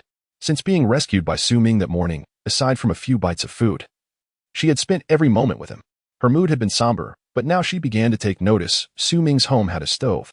She closed her eyes, recalling that indeed, every room in Ming's house seemed to possess such a stove. No wonder it remained so warm even without electricity. Far more so than her own home, which was freezing at 4 or 5 degrees below zero. With the presence of a stove for warmth and food for sustenance, not mere sustenance, but a feast that was not even guaranteed on ordinary days. After finishing with the stove, Ming, ever the gentleman, closed the door behind him, granting this couple the space to be alone.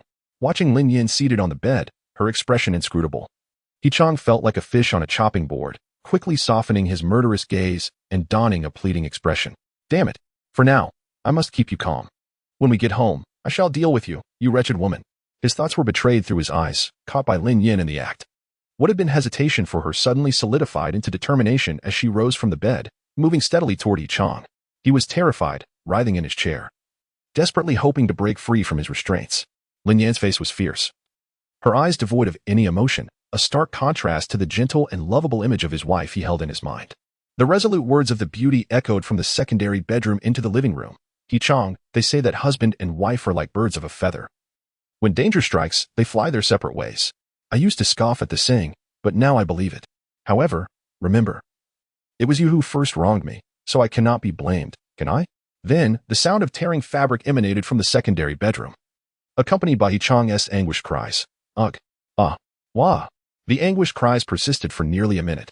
Ming, who was embracing the young slave while admiring the breathtaking cinematic landscapes of the island nation, muttered to himself in confusion, "Damn. Why does it take so long to kill someone? Is it that they wish to prolong Yichang's suffering, caught in a tumult of deep affection and bitter resentment?" At last, tranquility returned to the secondary bedroom.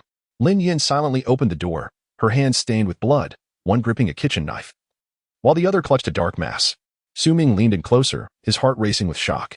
Ming exclaimed, "Goodness, when a woman is fierce, men become utterly irrelevant." Chapter 181. Something seems amiss. With a soft thud, Lin Yan discarded the dark mass onto the floor, her expression serene, yet her slightly trembling hands betrayed her composure. "Ming, this is my declaration of loyalty. Is it sufficient?" From the now quiet bedroom, the faint sound of muffled sobs emerged once more.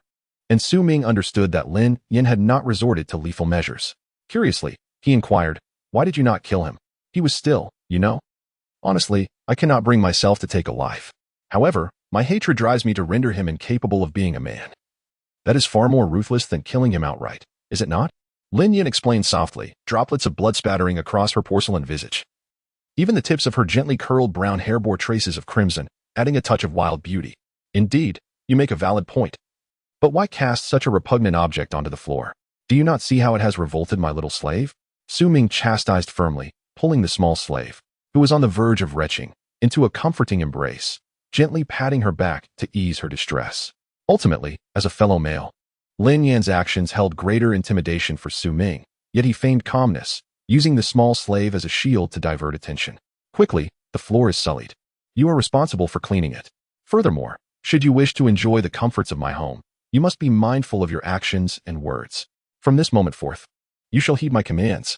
Is that clear?" Lin Yan's strategy genuinely intimidated Ming, prompting him to hastily establish rules for the alluring woman. "By the way, please address me with proper respect. This is Helen.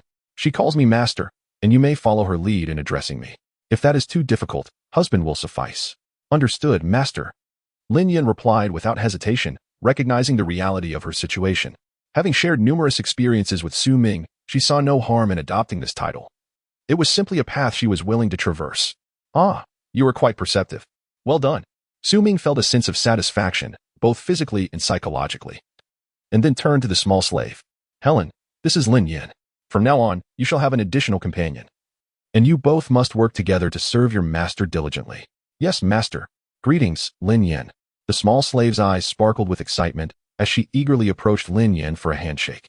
At last, her master had found another slave. Someone who could share the burden of his unpredictable moods. Having attended university, Lin Yin was not entirely unacquainted with basic English greetings, and aside from addressing the master, the small slave finally had the opportunity to converse with a third person, leading to a delightful cacophony of chatter. Hold on, you two. Helen, go check if that person in the bedroom is still alive.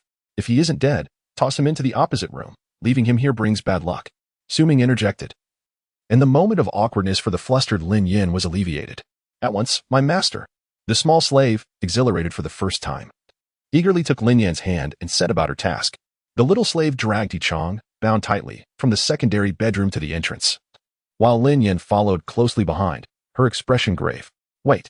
Su Ming strode to the doorway, where Yi Chong lay on the brink of consciousness, his pallor a testament to the significant loss of blood. A flicker of malice flashed in Su Ming's eyes as he bent down and seized one of Yi Chong's hands, exerting pressure. A sickening crack echoed. Yi Chong's mouth remained gagged, and the excruciating pain compelled him to thrash. Ignoring his struggles, Su Ming grasped his other hand, applying force once more, resulting in another resounding crack. Yi Chong's arms hung limply in the air, both broken and useless. All done. Knock on the door, and let them take him back to recuperate. Though Yi Chong had sustained a grievous wound, for prudence's sake, Su Ming had also shattered his hands, ensuring that he would be incapable of exacting revenge in the near future. Given the current weather, timely medical attention was out of the question. It was merely a matter of whether he would succumb sooner or later. Su Ming eagerly anticipated how long Yi Chong could survive under the care of the two insipid women upon his return home. The forthcoming days held a certain morbid fascination. Indeed, the two slaves, dragging the unconscious Yi Chong yet again, arrived at his doorstep.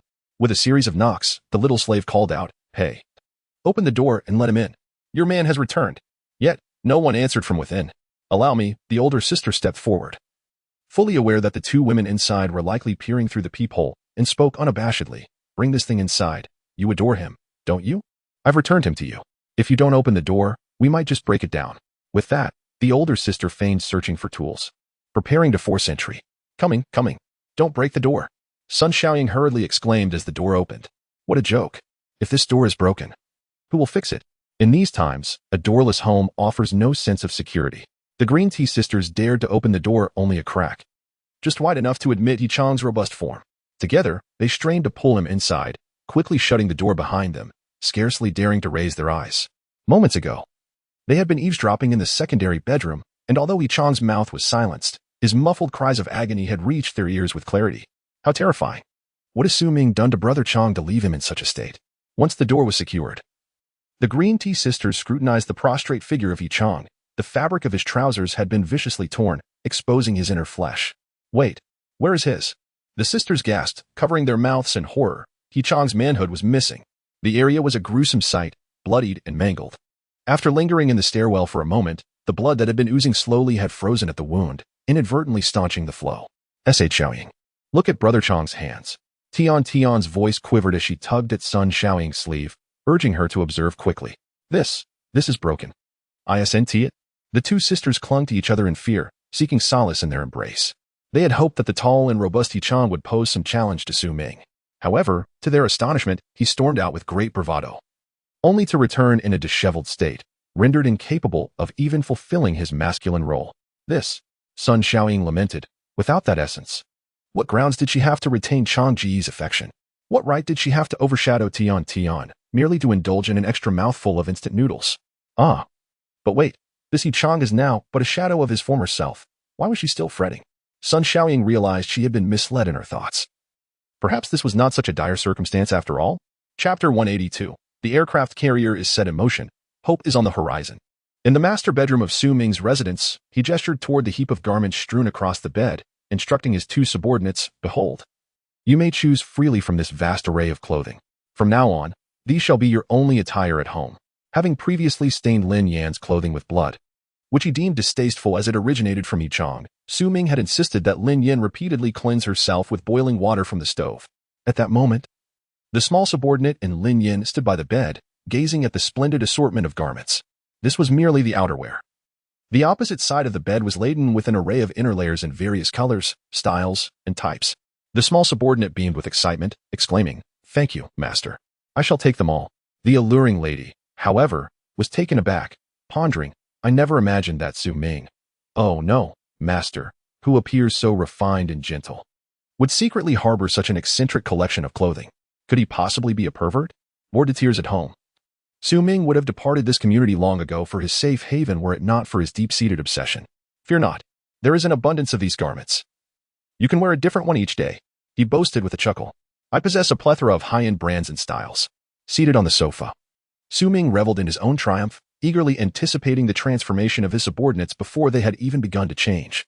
Come, do not dawdle, quickly try them on." Both he and the small subordinate could hardly contain their excitement. Upon hearing her master's command, she hurriedly selected a water-themed ensemble paired with a fiery red inner layer and began to change right before Su Ming and Lin Yan. "Ah, the combination of red and gold suits your contrasting nature beautifully," Su Ming remarked, his tone unexpectedly earnest, akin to critiquing a work of art, betraying his true sentiments. Lin Yan rolled her eyes, having been granted a candid view of her own choices. She too discarded her reservations and opted for a sleek black outfit, a fitted blazer complemented by tailored professional trousers. "Ah, our second subordinate is also commencing her transformation. Master is quite eager." The lady, exasperated, shot Su Ming a glance of disapproval and leisurely proceeded to change. "Wow, dear lady, no, second subordinate. I wish to see you in that ensemble. Yes, the one in pure black cotton adorned with a tiger motif." A flicker of suspicion crossed her mind, wondering if Su Ming was indeed unhinged. With a growing concern, she silently hoped he would not overstep any boundaries. As she swiftly donned her new attire, her mind raced with contemplation. Despite having engaged with these two subordinates on numerous occasions, witnessing their exclusive secrets firsthand filled Su Ming with an unparalleled sense of accomplishment. This was a dream that countless reclusive men could only yearn for, and here he was, having effortlessly achieved it, and with two at once. "I, Su Ming, am truly magnificent." Gazing at the newly adorned, self-satisfied little slave, adorned in a complete outfit, a bashful yet dignified lady stood awkwardly, neither sitting nor standing comfortably. Su Ming could no longer contain himself, poised to commence the evening's repast. Suddenly, a wave of trepidation surged within him. Something was amiss within the space. Connecting his mind to the realm, Su Ming swiftly began to investigate the source of the disturbance. In the living quarters, all was tranquil, devoid of anomalies. In the supply area, silence reigned, with no irregularities. The breeding zone, however, was not so serene, filled with numerous animal offspring. In the aquatic resource area, countless aquatic creatures roamed freely, while the soil housed myriad small organisms akin to loaches, yet no discrepancies were found. In the death zone, apart from scattered corpses and an assortment of weaponry and equipment acquired through zero-cost purchases, as well as various aircraft and armored vehicles, no irregularities emerged. Thus, what remained? His consciousness swiftly traversed the space, arriving above countless vessels, where Su Ming, akin to a deity with an omniscient perspective, observed the unfolding events below in vivid detail. A dozen ships of varying types were meticulously arranged in the sequence they had occupied in Yokosuka Harbor. Indeed, this constituted an aircraft carrier battle group. At that moment, several kilometers away from the battle group, amidst the dark, unyielding smoke that had yet to dissipate, countless small fragments were in free fall, cascading toward the earth. This was debris from a missile explosion. With prior experience in missile combat, Su Ming quickly discerned that a missile had detonated in midair.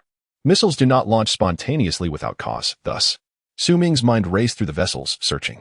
The first ship, littered with corpses, yielded no survivors. The second, similarly strewn with bodies, offered no living souls. The third and fourth. Su Ming's mind stirred, not with fear, but with exhilaration. For he had previously contemplated the idea of subjugating a portion of the American Navy. Consider the prospect. With a fully operational aircraft carrier at his disposal, not only could he endure the apocalypse, but should the few remaining superpowers discover his extraordinary abilities and harbor nefarious intentions towards him, he would have an aircraft carrier as a formidable countermeasure, the outcome of which remained uncertain. At last, Su Ming halted, and indeed, within the central aircraft carrier, he discovered a group of over 100 Caucasians clad in various military uniforms. They were huddled on the upper deck of the carrier, each individual equipped with an oxygen tank, connected via rubber tubing to a respirator at their mouths. It appeared that the recently launched missile had originated from these individuals. When Ming had initially brought this aircraft carrier battle group into his realm, he had cast them aside with the intention of rescuing a few operatives for his own use.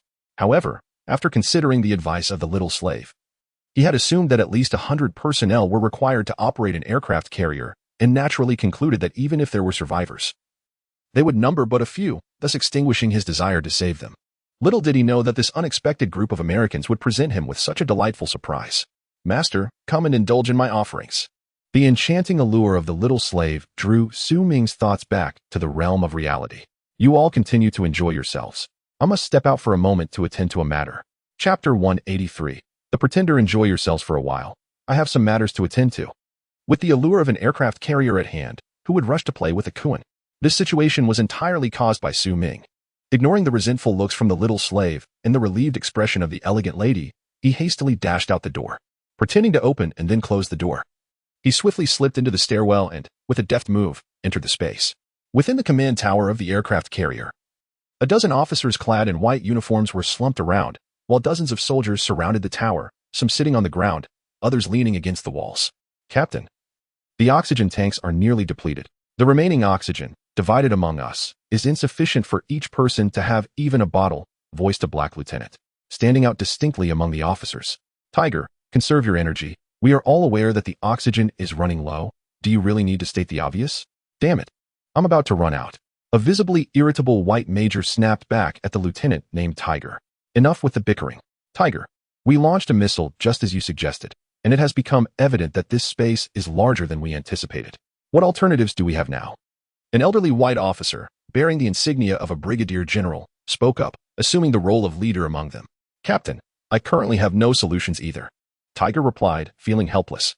As an officer in the racially charged environment of the U.S. military, he had distinguished himself through his intellect and bravery. Yet he still faced exclusion. Despite achieving the rank of officer, he continued to endure the hardships of being marginalized by his white counterparts. A fortnight prior, the USS Ronald Reagan, initially docked at the Yokosuka Naval Base for rest, was abruptly roused from slumber by a wave of suffocation. It was as if the very oxygen had been siphoned from the vessel, resulting in a staggering 99% reduction in personnel within a minute. From nearly 10,000 sailors and officers on board, the few who survived did so by virtue of their living quarters being situated near the logistics department. Before succumbing to asphyxiation, they hastily made their way to the logistical reserve, managing to don the specialized oxygen tanks intended for Marine Corps divers, narrowly preserving their lives. Once they regained their breath, they realized that aside from their swift actions, there were no other souls left aboard the carrier. All had perished in the throes of oxygen deprivation.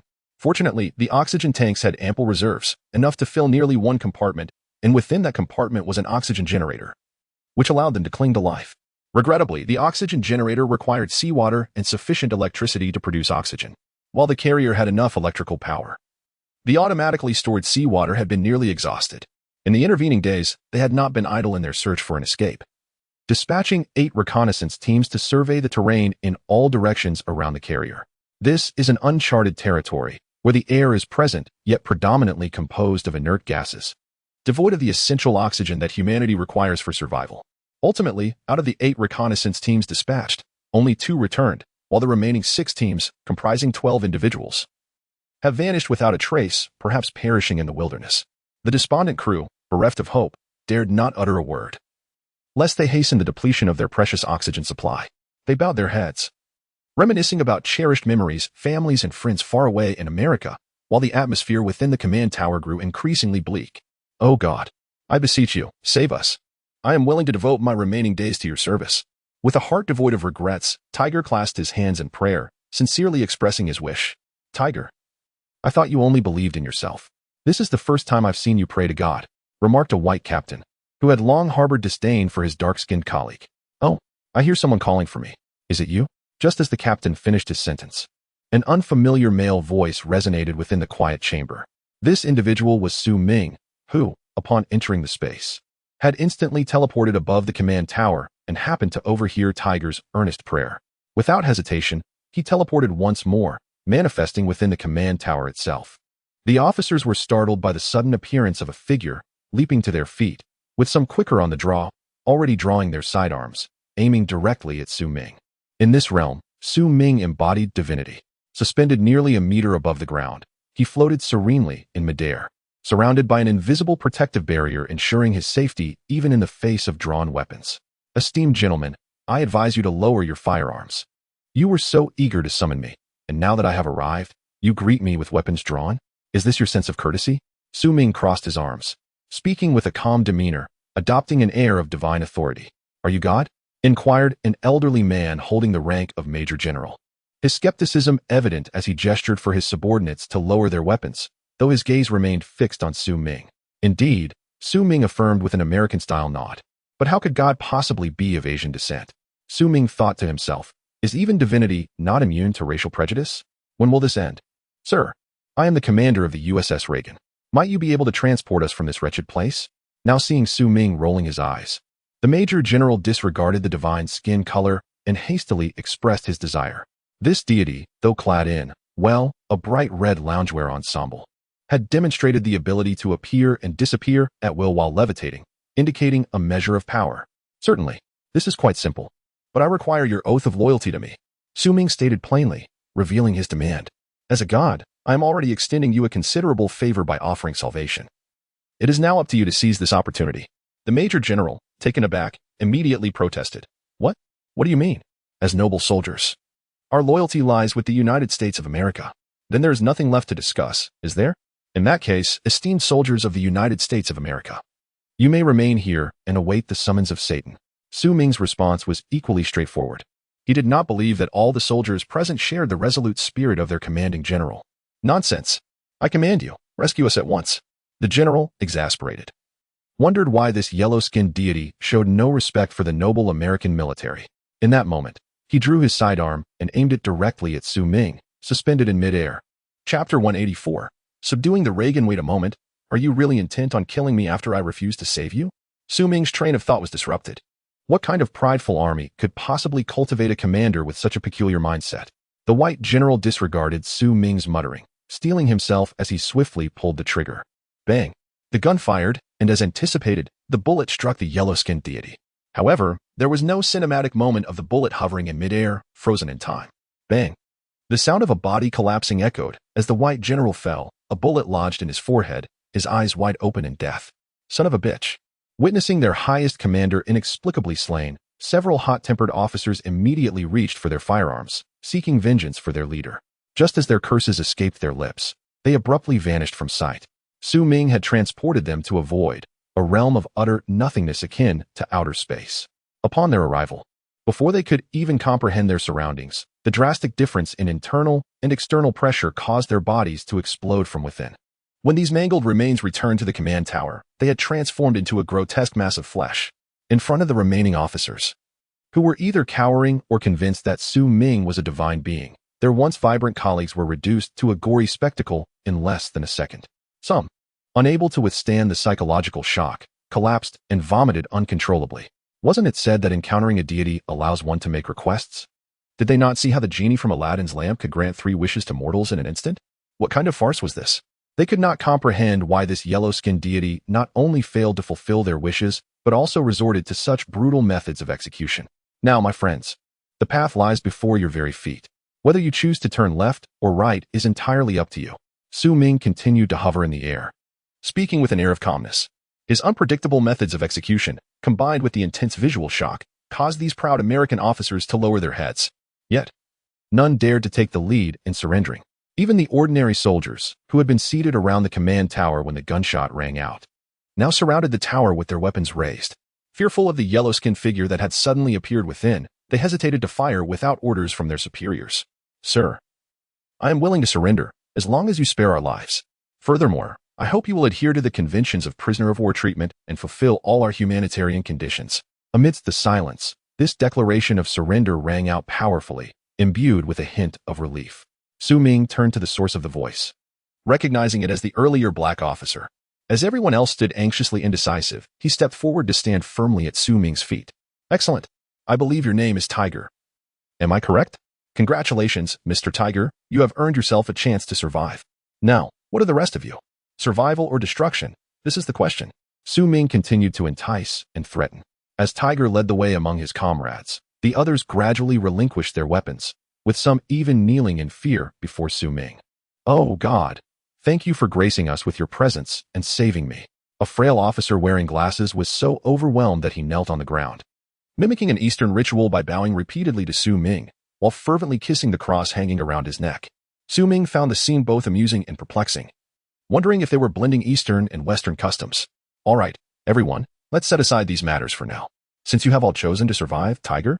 "Yes, sir." The African-American officer stood at attention, saluting as Su Ming's gaze fell upon him. Su Ming was pleased with Tiger's obedience and nodded, stating, "I hereby appoint you as the supreme commander of this aircraft carrier. Everyone must heed your orders. First, please tally the number of survivors." "I need to know how many of us remain. By the way, can you still operate this vessel?" "Report, sir. This is the USS Reagan, stationed in the Asia-Pacific region."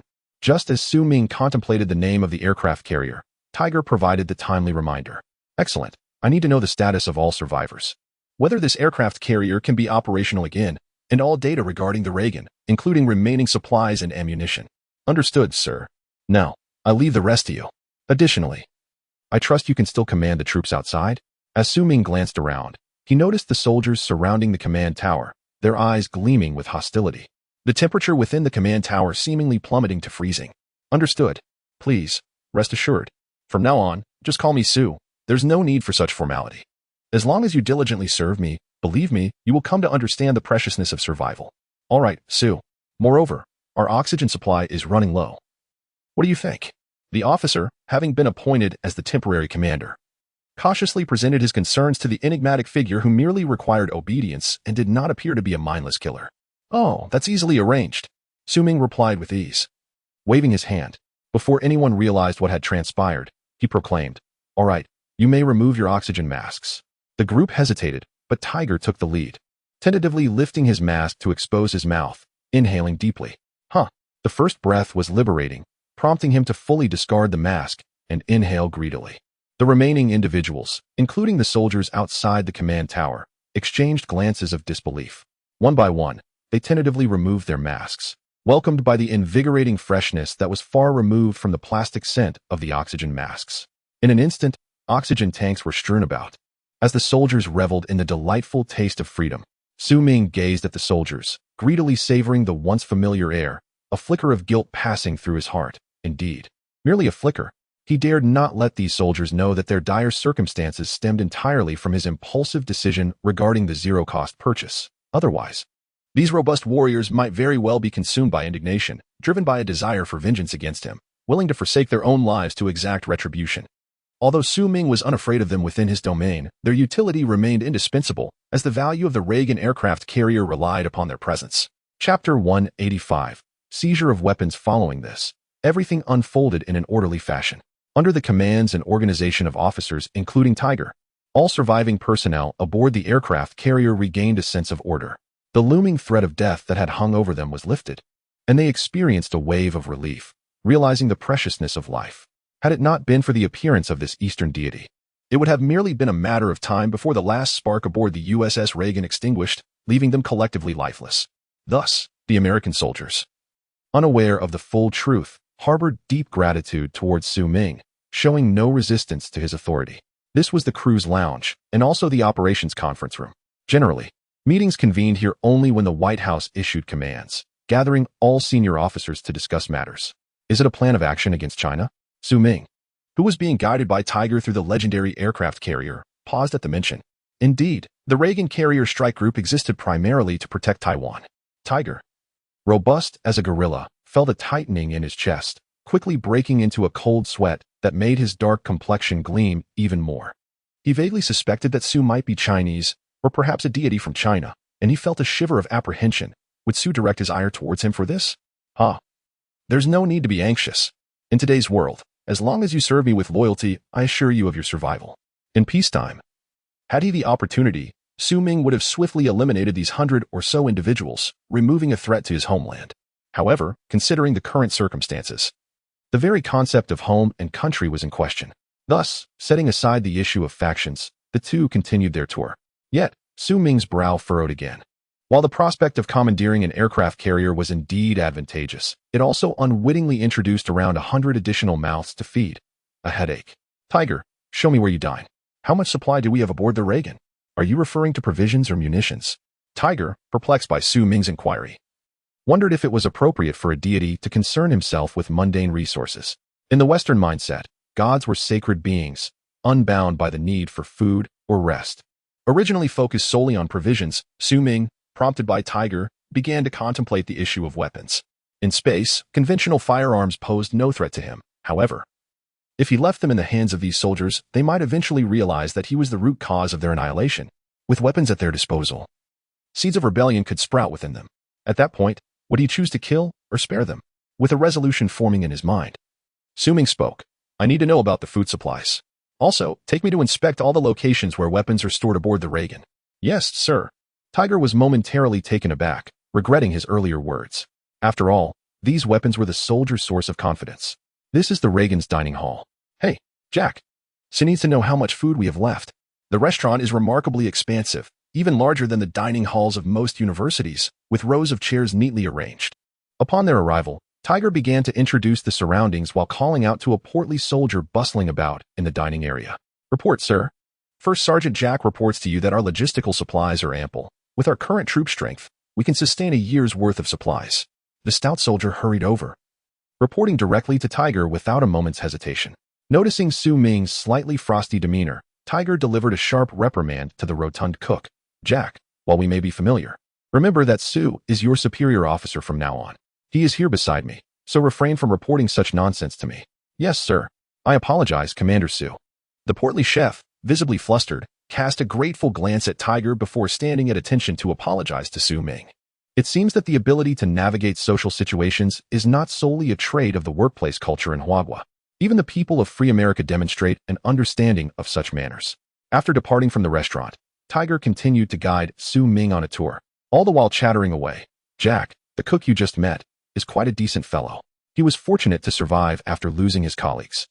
He managed to grab an oxygen tank to stay alive. Please don't take it too seriously. Haha, am I really that petty? Su Ming pulled out 2 cigarettes, offering one to Tiger, recognizing the necessity of fostering a closer relationship with this representative. It seemed Tiger had an inkling of his intentions. Thank you. Su Ming produced a lighter and ignited Tiger's cigarette, and they ambled along, indulging in clouds of smoke. Tiger, I know you're an astute individual. The Reagan is American property, and life is paramount, wouldn't you agree? As he savored the nicotine coursing through his veins, exhaling a plume of smoke, Tiger paused, his gaze trembling with realization. Taking a deep breath, he replied, You are correct. Su, nothing is more invaluable than one's own life. Your high level of awareness pleases me. It confirms I have not misjudged you. After studying Tiger's resigned expression for a moment, Su Ming resumed his stride. Commander, this is the light weapon storage room, housing a total of 6,500 various automatic rifles, machine guns, and sniper rifles, with the accompanying ammunition stored in the adjacent supply room. The 2, still smoking, reached the mid-level of the Reagan, a space meticulously compartmentalized to safeguard these firearms from potential breaches in the aircraft carrier's outer armor that could trigger an explosive chain reaction. Gazing at the storage room, which was as large as a basketball court, Su Ming's eyes sparkled with excitement and his breath quickened. Another lucrative opportunity has arisen. Ignoring Tiger's astonished gaze, Su Ming swiftly maneuvered through the chamber, causing all the light weapons to vanish in an instant, transferring them to the living quarters, ensuring they would not remain accessible to the soldiers. In less than a minute, the once crowded storage room stood utterly barren. Let us go. Stop dawdling. Help me open the ammunition depot. In his exhilaration, Su Ming was too preoccupied to explain to Tiger. After all, he had already established himself as a figure of reverence in their eyes, so he might as well fully embrace this divine persona. After spending several more minutes transferring all light and heavy weaponry from the Reagan to the living quarters, he also confiscated the ship's artillery and even the missiles. It would be unwise for anyone to carelessly tamper with a missile, potentially triggering a catastrophic explosion. Moreover, with so many mouths to feed, one must consider the daily consumption of food. It is quite possible that in the future, Su Ming may have to support them. And we certainly do not engage in unprofitable ventures. With this thought, Su Ming conceived a new idea. Yes, precisely like that. He then turned to the still astonished Tiger and said, Dear Tiger, shall I assign you all some tasks? Chapter 186, Envisioning Noah's Ark, Dear Tiger. Shall I find you some tasks? Su Ming's gaze resembled that of a wolf eyeing a vulnerable rabbit, causing Tiger to tense up. Anxiously, he inquired, What tasks, Su? Whatever we can do, we shall certainly serve you. Tiger felt a mixture of anxiety and disbelief. After all, Su could fly and conjure firearms out of thin air. Regardless of the task he might assign, it was imperative to demonstrate a willing attitude. As for the feasibility, no, it had to be accomplished. Haha. Don't be so tense. Look at you. Come on, have a smoke and relax. In an act of unsolicited generosity, Su Ming produced a cigarette and deftly placed it between Tiger's dark lips, lighting it with a courteous gesture. See? I'm merely considering your welfare. Just now, Jack mentioned that the rations aboard the Reagan can only sustain us for a year, and that is assuming a 90 reduction in crew. He continued, now, let us think long term. What will you all eat a year from now? There is an old saying in our culture, give a man a fish, and you feed him for a day, teach a man to fish, and you feed him for a lifetime. Sustainable development is the undeniable truth. Thus, I wish to entrust you with a parcel of land where you can cultivate vegetables and rear livestock. This way, you shall not fret over food shortages in the future. Su Ming's persuasive tone was guided by historical wisdom. One must not allow captives to idle, for idleness breeds mischief. The space was filled with an abundance of seeds and young animals. Speaking of which, those young creatures had been kept in the living quarters since Su had scattered some feed, yet he had not tended to them for days. He wondered how many were still alive. Previously, this had been a source of concern. With so many species in the space, it was unreasonable to rely solely on himself. The thought of daily feeding, scooping pig feed, and tossing chicken feed was overwhelming. Now, with 100 strong laborers at his disposal, was it not akin to finding a pillow upon feeling drowsy? On one hand, it would provide them with tasks to expend their excess energy. On the other, it could yield fresh produce for himself, truly a double benefit. No, perhaps it was a multiple benefit. Contemplating the frozen blue star ignited a fervor within Su Ming. Was his space not a different form of Noah's Ark? And what did that make him? A savior? No. Su Ming hastily dismissed the unsettling thought. He was merely a selfish individual striving to survive and enjoy his own modest life. The notion of being a savior was far too distant. Thus, what do you think of my proposal? Su Ming shook off the ashes and turned to Tiger with an inquisitive expression. Tiger, of course, had no objections. Their lives were in Su's hands, and his inquiry was but a courtesy. All right, Su, but I'm not skilled in planting or raising those. Before Tiger could finish speaking, Su Ming waved his hand dismissively, stating that these were trivial matters. I possess a plethora of agricultural texts, albeit solely in the language of Huagua. It would be a minor inconvenience for you to utilize translation software to comprehend them. Su Ming, growing impatient, had already transferred the weapons and momentarily lost interest in the aircraft carrier. With this thought, he placed his right hand on Tiger's shoulder, and in an instant, they reappeared atop the Reagan. Tiger felt a fleeting blur, and upon regaining his sight, he found himself in this new location, experiencing for the first time the extraordinary abilities of Su Ming, which instilled in him a profound reluctance to resist. Standing nearly 100 meters atop the aircraft carrier, Su Ming disregarded Tiger and closed his eyes, gesturing with one hand. To Tiger's astonishment, a vast expanse of black soil materialized around the Reagan, measuring several meters in thickness. This was the rich volcanic soil from Su Ming's elevated Fuji mountain, teeming with nutrients. At that moment, Su Ming brimmed with ambition, convinced that his space would once again flourish under the stewardship of these American soldiers. No, it would be vibrant with life. This is the nutrient-rich soil essential for plant growth. For the time being, you shall toil here. Oh, by the way, directly ahead at 12 o'clock, you will find all the seedlings and seeds. With a single pointed gesture, Su Ming directed Tiger's gaze toward the distant ground, where countless bundles of young saplings and numerous bags of vegetable seeds and fertilizers formed a mound. Goodness! Su, how did you accomplish this? Is this all conjured by your mysterious powers? Tiger exclaimed in disbelief. Initially, he had perceived Su Ming merely as a supernatural assassin masquerading as a deity to exploit them for some ulterior motive. However, witnessing Su Ming manifest living entities before his very eyes shattered his preconceptions anew. Survivors aboard the aircraft carrier also began to take note of the suddenly abundant soil and the towering crops, erupting into exclamations of astonishment. Tiger, please assemble everyone. I wish to engage them and gauge their enthusiasm, Su Ming calmly instructed, his eyes glimmering with a subtle crimson light. All personnel, assemble. Tiger relayed the command through the intercom, broadcasting it across the carrier. Armed American soldiers swiftly gathered from various compartments. Though their formation lacked the precision of the Huagua military, their speed was commendable. Reporting, sir. All personnel aboard the Reagan, a total of 150, have assembled. Tiger continued. noting that while a few personnel had perished, all had been accounted for. He cast a discreet glance at the instigator, Su Ming, and resumed his report. This aircraft carrier remains operational, though it will require additional time for full readiness. Report concluded, sir. Please address the troops. Su Ming nodded with satisfaction, taking a few steps forward to occupy the space vacated by Tiger. With a calm demeanor, he spoke. Ladies and gentlemen, allow me to introduce myself. My name is Su Ming, but you may refer to me simply as Su. I am the one who has rescued you. Of course, with every gain comes a corresponding sacrifice. You have all witnessed the soil outside the aircraft carrier. In the time ahead, I hope that under Tiger's guidance, you will labor diligently to create a paradise of our own. Why do I call it a paradise?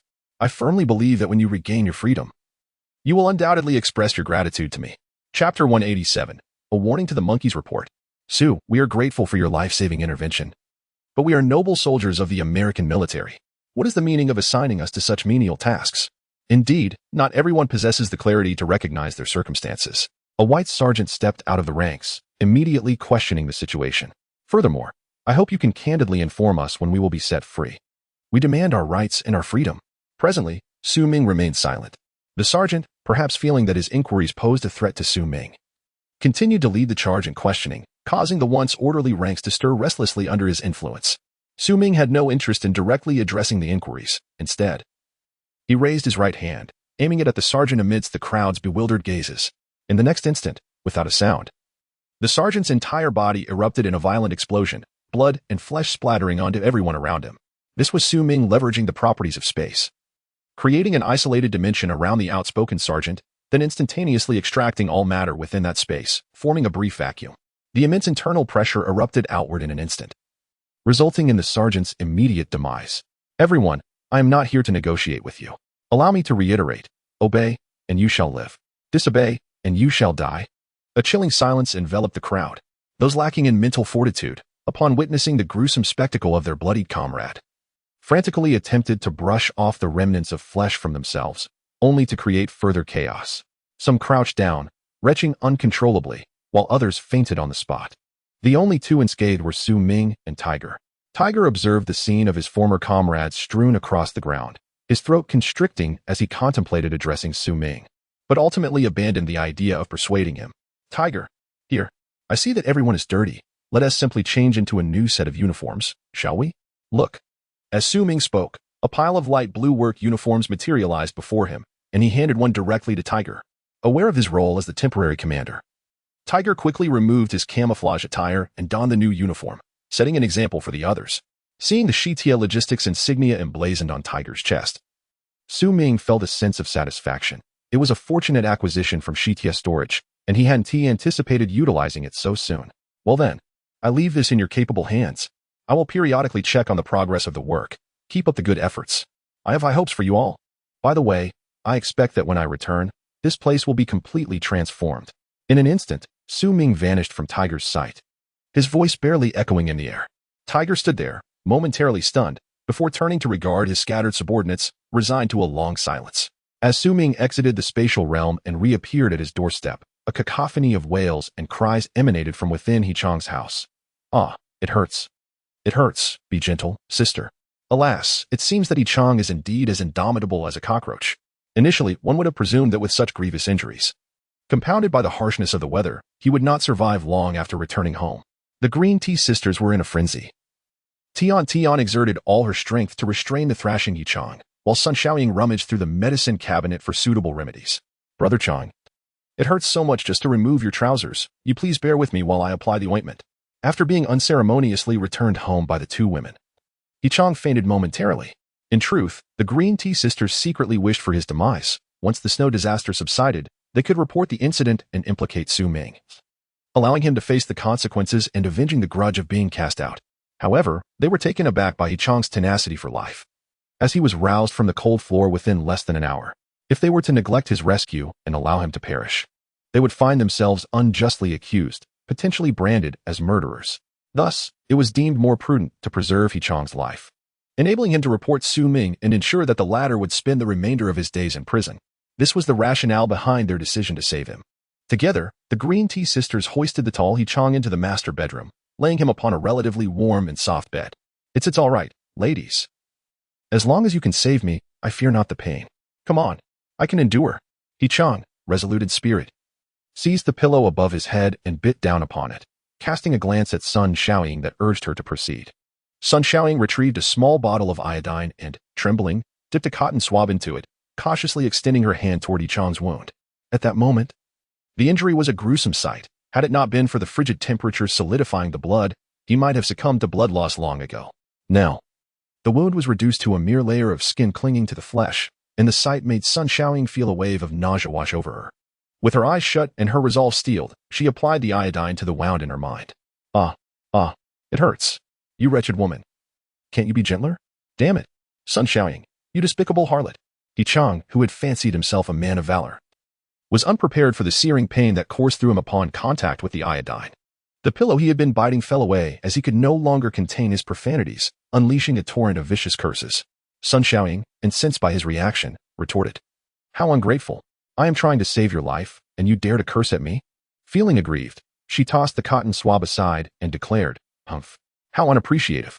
I am here to rescue you, and you still insult me. Tian, let us take a break. Brother Chang is ungrateful. Tian, caught off guard by He-chang's violent thrashing, fell onto the ground. Hearing Sun Xiaoying's words, she patted her backside and followed her out. Sisters, please. I was wrong. It hurt too much, and I couldn't help but speak out. Please save me, or I shall perish. He-chang, in desperation, cried out from the bed, fully aware that his life was far more precious than his pride. He now feels a twinge of regret. If only his wife, Lin Yin, were here, she would never disregard his well-being so callously. He had always treated the two sisters with kindness, yet he never anticipated their heartlessness.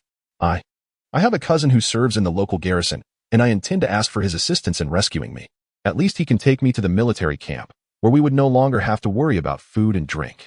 The Green Tea Sisters, who had originally planned to leave Yi-chang to fend for himself, paused at his words, exchanged glances, and turned in unison. Brother Chang, we were just joking. Come. Quickly lie down. Chapter 188, The Dawn of Sisterhood and the Disappearance of Supplies. Brother Chang, we were just joking with you. Come, lie down quickly. Sun Xiaoying hurriedly tugged at Tian's sleeve, and the two swiftly returned to the bedside.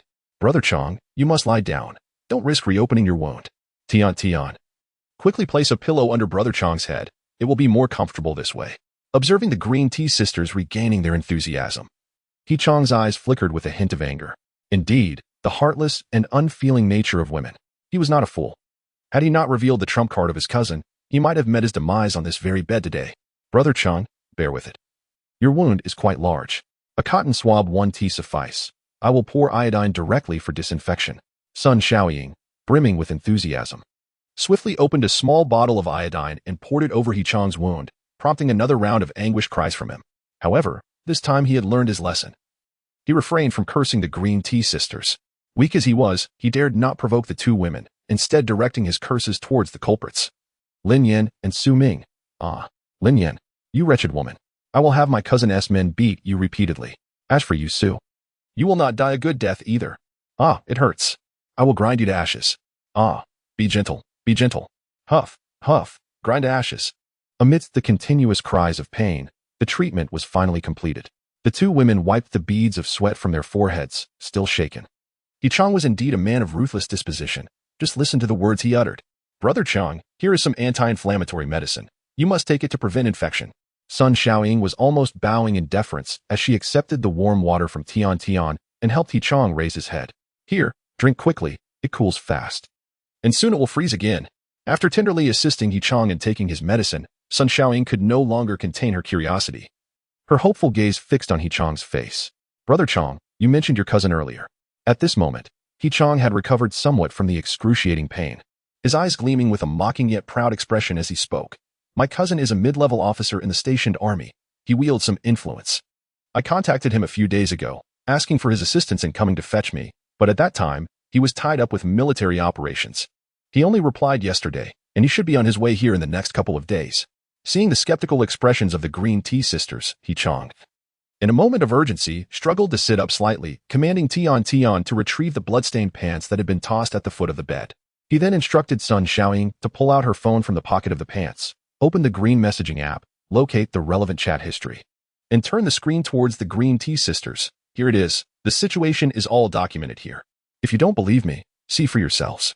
Were it not for the fact that he currently could not contend with these sisters and needed their care, He-chang would have cared little for their belief.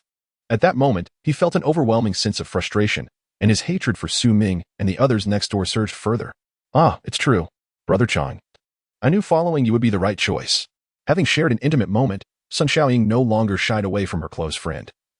Affectionately kissing Yi-chang's forehead repeatedly, Tian, observing from the side, felt a mix of emotions, neither knowing how to react nor to withdraw. She lamented internally that she had been a moment too slow, allowing her dear friend to seize the opportunity. Otherwise, she would not have found herself in such an awkward situation. The atmosphere among the few individuals in the room returned to harmony, as they all understood the necessity of humility under the same roof. The Green Tea sisters had pinned their hopes on He-chang's cousin, who was in the military. He-chang, still dependent on the sisters' care, needed to maintain their goodwill. Unfortunately, he felt he had lost the essence of masculinity, otherwise, he would have. Sigh. He-chang mused, having gained boundless access, yet simultaneously losing the motivation to strive forward. Ah, Changge, you've just been injured and your body is too weak. You must replenish your strength. Tian quickly prepares several packets of instant noodles to warm him up. Make sure to cook plenty. The trio belatedly realized that, having experienced so much since early morning, they were now ravenous. It was only then that the Green Tea sisters comprehended why Yi-chang had been so unconcerned about the rapid depletion of food. He had a strategic backup plan. Sharing a glance filled with trepidation, the Green Tea sisters felt relieved they had made a prudent choice. Had they continued to endure humiliation at Su Ming's home, starving daily, they might not have survived the relentless snow within that community.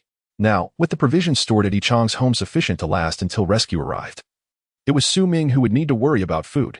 Tian even began to imagine how pitiful Su Ming would look when they arrived for rescue, crying out for them to take him along. Ah, Xiaoying, come quickly, eager to prove her worth. Tian took it upon herself to prepare the noodles and headed towards the kitchen. Sun Xiaoying remained by Yi-chang's bedside, striving to nurture her relationship with him. Yet, instead of the anticipated aroma of instant noodles, frantic shouts from the kitchen pierced the air. The two in the master bedroom exchanged concerned glances. After giving Yi-chang a reassuring look, Sun Xiaoying hurried to the kitchen. What is the matter, my dear? Is there no gas? We could eat them dry. Upon witnessing her dear friend frozen in place, Sun Xiaoying's words faltered, her eyes widening in horror as a chill raced from her spine to her mind.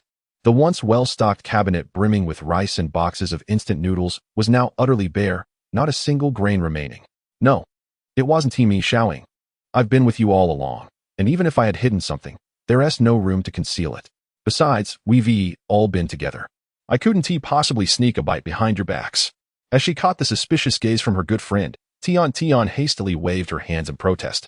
Her reasoning was sound, they were all in this together, and she would never stoop to such childish mischief. Quick, let us search to see if we misplaced it somewhere. Clinging to a glimmer of hope, the two sisters began to rummage through every corner of their 100-square-meter space with great urgency. It's not here, and neither is it here. After a flurry of searching, despair settled upon them as they found nothing. What's the matter, little sister? Called Yi-chang, who lay helplessly on the bed, straining to hear the commotion outside. The Green Tea sisters exchanged a glance, pondering how to explain the situation. Meanwhile, in the neighboring household, Su Ming glanced at the hefty sack of rice and a box of braised beef noodles on the floor, stifling a laugh with a hand over his mouth, unable to contain his amusement. Chapter 189. Peeping with drones. Ah, how delightful it is to anticipate the unfolding events. Here lies a cripple, accompanied by two green tea enthusiasts. Pondering the question, how many days can these two green tea aficionados endure without sustenance? Drawing upon experiences from a previous life, Su Ming is convinced that the real drama is yet to commence, and he finds himself eagerly awaiting what is to come. As for the cousin in the military that Yi-chang spoke of, Su Ming is unperturbed by the notion. He has already vanquished countless foes during his time with the armored divisions in the island nation and emerged unscathed. Why should he fear a so-called soldier? In such tumultuous weather, it is no small feat for even lightly armed infantry to undertake long-distance maneuvers. If a platoon of merely dozens were to arrive, it would indeed be a cause for gratitude. Nonetheless, Su Ming remains vigilant. While it is prudent to underestimate the enemy strategically, one must always regard them with utmost seriousness tactically. Earlier, he employed a technique of instantaneous movement to stealthily infiltrate Yi-chang's home. Aside from absconding with a portion of the food supplies, rather, retrieving them, he discreetly placed a black and yellow miniature drone in an inconspicuous corner. This device, a product of the U.S. military from Yokosuka port, is hardly larger than a fingertip. Even if discovered by the trio next door, they would merely perceive it as a trivial toy. Its compact size allows for exceptional concealment, and its power source can sustain flight for several hours, let alone in a stationary mode with only the camera activated.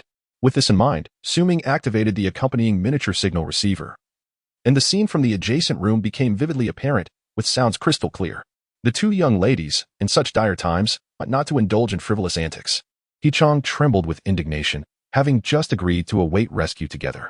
He could hardly fathom that these two women could be so short-sighted as to utter such falsehoods. How could they claim that rice and flour had vanished into thin air? Such fabrications were utterly implausible. We are not deceiving you, Chang. We have been prepared to wait for rescue alongside you. Why would we concoct such a ruse? One of them insisted earnestly. Indeed, Chang. This serves no benefit to us at all. Consider this. Since you left home, we have remained here without venturing outside. Even if we had pilfered some provisions, where could we possibly conceal them? Tian, with her superior educational background compared to Sun Xiaoying, articulated their plight with great skill. Moreover, think about it. Even if we had hidden the food, it must be cooked before it can be consumed, wouldn't it? How could we possibly keep that from you? Chong, still reclining against the bed, did not allow the suspicion in his eyes to wane. I recall that when I was returned, I was unconscious, wasn't I? He believed he had uncovered a flaw in their narrative and continued his interrogation without restraint. No, wait. You must not misconstrue our intentions. When you returned home, you were on the brink of death, and we were exceedingly worried. We had no time to contemplate the food, Sun Xiaoying exclaimed, desperation creeping into her voice. Once the seeds of doubt are sown, it becomes nearly impossible for the two sisters to clear their names. No, you should possess some foresight. You are not the owners of our community, so it is not your fault. Take my phone and have a look at the owner group. Chong casually tossed his phone to Sun Xiaoying. Observing the sisters as they scrolled through the screen, he resolved to reason with them. Do you see? The residents of the entire community have long begun to suffer from a lack of food. Just last night, there were desperate individuals who found excuses to invade the homes of vulnerable women, all for a few morsels of sustenance. Little did they know. Not only did they seize the food, but they also assaulted a young girl. As if that were not enough, they did not spare her mother either, ultimately silencing both for the sake of secrecy. The two corpses were only discovered the following day when neighbors noticed their door ajar and ventured inside. Did you see the photos? Two lifeless bodies, stark and naked, frozen like pork in a cold storage. As the green tea sisters huddled together, staring at the screen, their already pale faces grew even more ashen. Chong silently commended himself and continued, So, dear ladies, it would be prudent to withdraw your little schemes. I have a certain reputation in this community. As long as I am alive and can still speak, no nefarious individuals will dare to set their sights on our home. Understood? Now, let bygones be bygones. You two should go and prepare some noodles to eat. Only by nourishing your bodies can we await the rescue from my cousin. Chong's earnest words flowed forth, his throat dry from the effort, believing that by clarifying the stakes, the sisters would surely comprehend. Yet, to his dismay, the response he received was still nothing. The sisters remained entranced by the hellish scenes in the owner group. Sun Xiaoying, trembling, returned the phone to Chong, her voice quivering with fear. Brother Chong, please believe us. We truly have not hidden any food. Chong thought to himself, what a stubborn bunch. Sun Xiaoying and Tian could hardly fathom that the situation had deteriorated to such an extent. In peacetime, they had relied on their beauty and various manipulative tactics to be adored and pampered wherever they went. The notion of murder for gold or food seemed confined to the realm of films, yet here they were, faced with a stark reality. Speak plainly. What exactly do you want? Present a plan. Chong had lost all patience. What on earth did these two fools intend to do? Tian, quick-witted, momentarily cast aside her fear. Realizing that Chong was right, they could not afford to lose him just yet, especially not let any rift form between them. Brother Chong, we know you won't believe anything we say now, but let us do this. We will assist you in searching the house together. If we find anything, that's wonderful. If not, the two women felt a tightening in their chests, fear gnawing at them, while Chong remained skeptical. In the ensuing moments, the green tea sisters flanked Chong, supporting him as they meticulously searched, even examining the filthy toilet, leaving no stone unturned, including the doorway and the public area outside. Yet, it was indeed nowhere to be found. Reclining back onto the bed, Chong found himself in a state of utter confusion. The two sisters, however, momentarily breathed a sigh of relief, for at least this served to vindicate their innocence, did it not? No. If it continued down this path, we would inevitably succumb to starvation. In a flurry of panic, Chong opened the green bubble chat, his fingers deftly navigating the screen as he sought assistance from his cousin, who was in the military. Meanwhile, at Ming's residence, a smirk of schadenfreude crossed his face. How fitting, he thought, engrossed in the unfolding drama, as he savored the unfolding narrative. while beside him, a confident woman reveled in the misfortune of others. Chapter 190. Is there anything left to eat at your place? Su Ming, how did you manage this? Did you go out just to do this? The teasing from the elder sister was naturally directed at the three inhabitants of the household. It was only now that she realized. Glancing at the live feed on the small screen in Su Ming's hand and the familiar grains scattered on the floor, that she voiced her confusion. What did you call me? Lin Yan replied, feeling aggrieved. Master. Very good. You should learn from your elder sister Helen on how to be a proper slave. Understood? Temporarily losing interest in the surveillance footage, Su Ming set the still active monitor on the table, freeing his hands to grasp both slaves. Master. When did you place the camera in my home? The elder sister, basking in the warmth of her master's embrace, remained puzzled. Suddenly, as if she had uncovered a dreadful truth, she looked at Su Ming in disbelief. Could it be? Have you been plotting against me all along? So this is who you are, Su Ming. How terrifying, she exclaimed, feigning disgust and attempting to escape from his embrace. Well, the elder sister's temperament is indeed quite capricious. She was desperately clinging to life this morning, and now she was joking with her master? At this point, Su Ming decided to be forthright, nodding in admission. The elder sister did not expect such a candid acknowledgement from her master and felt her cheeks flush with embarrassment. Was this an unconventional confession? After experiencing betrayal, Su Ming, like an angel, had rescued her from the clutches of despair. She was no heartless creature in a short span. Her heart had gradually begun to lean towards Su Ming. By the way, I've been out for quite a while. Have you chosen suitable outfits for yourselves? Upon mentioning this, the little slave was filled with eager anticipation, while the elder sister cast aside her initial reserve, her face a mixture of shame and excitement. The little slave was equally enthusiastic. Having spent the entire day as a mere spectator, she yearned for her own experience. During dinner, the three of them, Su Ming and the two slaves, gathered around the dining table to savor their meal. This dinner was yet again takeout that Su Ming had retrieved from his spatial storage, regardless of whether it was authentic seafood or not. He had grown weary of it over the past few days, so he opted for a Hong Kong-style feast: beef brisket casserole, peanut stewed chicken feet, shrimp dumplings, char siu rice, char siu buns, and even steaming milk tea, accompanied by a bottle of premium liquor. As dinner time approached, the elder sister eagerly volunteered to prepare the meal, unwilling to waste the rice and instant noodles Su Ming had brought from his home. However, her enthusiastic offer was gently declined by Su Ming. In his heart, although the elder sister had reached a level of familiarity with him, they were still adults. He believed that he and Lin Yan had yet to reach the stage of open-hearted intimacy. They were merely two very familiar strangers. During lunch, the elder sister wielded a kitchen knife in one hand while. However, what instills fear in him is that a woman who has experienced betrayal is most formidable. Though she may appear amiable now, one must not forget that within her heart, she could harbor resentment, and in a moment of despair, might consider lacing the food with poison, leading to her own demise. Thus, amidst Lin Yan's astonished gaze, Su Ming unexpectedly produced 2 large bags of steaming takeout, which he spread across the dining table. Yet, the beauty of a housewife lies in her understanding that everyone possesses their own privacy. She maintains an appropriate sense of boundaries.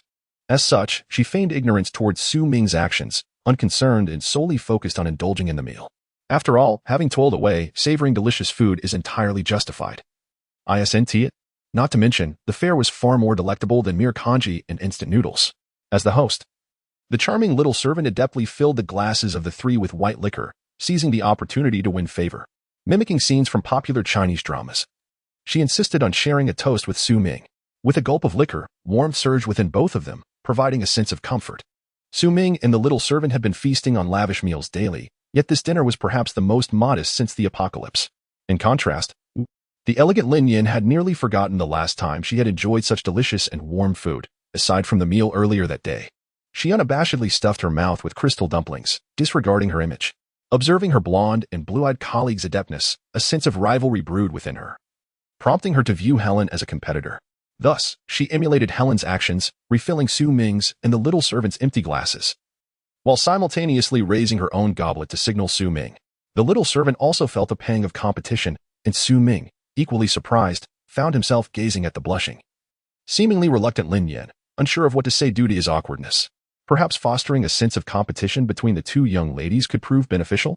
He raised his glass, preparing to clink it against Lin Yan's goblet, when a series of knocks reverberated through the room, shattering the tranquil atmosphere. Seizing the moment to showcase her initiative, Lin Yan swiftly dashed to the door. Upon opening it, a chill swept in, accompanied by Tian's pitiful voice. "Excuse me. Do you have any food?" Chapter 191. visible but inaccessible as the biting cold wind swept through the corridor and invaded the warmth of the room. A flicker of warmth emanated from within. The Green Tea Sisters, after a fruitless search for provisions and hindered by the power outage, found themselves both cold and famished. In a moment of desperation, spurred on by the incessant encouragement of Yichang and Sun Xiaoying, Tian mustered her courage and knocked on Su Ming's door. Peering through the crack, she anticipated the familiar darkness, yet to her surprise, the interior was aglow with light, radiating warmth that caressed her face. Despite her empty stomach urging her to act, she gathered her resolve and spoke. "Excuse me, do you have any surplus grain? I would like to borrow some, and I promise to return it once the snow disaster passes." Upon finishing her plea, she was met by Yichang's wife, whom she had previously referred to as sister-in-law. Lin Yin cast a scornful glance at the Green Tea Sister, surveying her with a fierce gaze before stepping aside to reveal Su Ming seated at the dining table. It was clear that Su Ming held the authority in this household. The decision to lend or not was beyond Lin Yan's jurisdiction. Tian then surveyed the room, noting the dozen small heaters illuminating the living area, casting a warm yellow light that enveloped her in comfort. The spread on the dining table was lavish, steaming and fragrant, a stark contrast to her own dire situation, causing her to involuntarily swallow hard. Su Ming, observing the pitiable sight of Tian, smiled and remarked, "Ah, isn't this my ex-girlfriend? Weren't you out looking for food? Did you find nothing?" "And no, we didn't find anything," Tian stammered, recalling how Chang and his wife had kindly offered her and Xiaoying shelter the previous night. She hesitated, casting a timid glance toward Lin Yan, who appeared ready to strike her, prompting Tian to retreat a few steps. "Well, that doesn't quite add up. If someone has taken you in, why then come to my home to borrow grain? As you can see, even the landlords have no surplus grain these days." Su Ming feigned ignorance, leisurely picking at a shrimp, relishing the morsel while disdainfully discarding the shell onto the table. Tian, internally seething, thought, "What a wasteful creature. How can he claim there's no surplus when he eats so lavishly?" Yet, she maintained a facade of flattery, saying, "But, brother, he was injured, and we thought it would be unkind to consume too much of his provisions. We hope to manage on our own." "Oh, truly. You are the epitome of a cold yet compassionate goddess. Don't just stand there, come inside. It's freezing out here." Su Ming appeared genuinely moved by Tian's display of kindness and hastily invited her into the warmth of his home. Seeing her ploy had evoked Su Ming's sympathy. Tian's delicate features began to quiver, as if on the verge of tears. She had longed to experience the warmth of a cozy home. And even if she left without any grain, a moment of warmth would suffice. As she stepped into the house, she kept her distance from Lin Yan, fearing that the formidable woman might unleash her wrath upon her. "Sister-in-law, please allow me to explain. I was completely unaware of the affair between your husband and Xiaoying. I only learned of it this morning when Xiaoying inadvertently let it slip." Her words were uttered in an attempt to mitigate Lin Yan's animosity towards her. She was already aware that Lin Yan had become Su Ming's partner, and she could not allow Lin Yan's influence to jeopardize her impending gain. Lin Yan remained silent, under the weight of an avalanche, which among the snowflakes could be deemed innocent. Were it not for Su Ming, Tian would undoubtedly be enjoying her rightful share of resources without a care in the world. The only reason she had not erupted in anger was due to her regard for Su Ming. All decisions rested upon his shoulders. "Oh dear, we are all family here. Why the formalities?" Su Ming commanded the small servant in English, "Helen, quickly bring a chair for this lady and have her sit at the dining table." Watching the large woman obediently arrange the chair, Tian, at Su Ming's gesture, hastily took a seat. Her heart raced, and the blood surged to her head. Could it be that Su Ming was inviting her to join him for dinner? An overwhelming sense of joy flooded her being as she greedily inhaled the unique aroma of the food, eagerly awaiting Su Ming's words.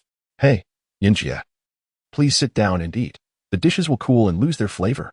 Su Ming casually called out to Lin Yan, who, at this point, had begun to discern his intentions and, with a charming smile, gracefully returned to her seat at the table. Tian was momentarily taken aback, watching as Su Ming and the others resumed their meal with meticulous order. Inside, she screamed, "Call me. Invite me to eat with you." Frustration welled up within her as she realized she had no utensils. Despite her anxiety, she dared not act on her impulses. After all, she had been reprimanded by Su Ming just yesterday, and her cheeks still bore the marks of his discipline.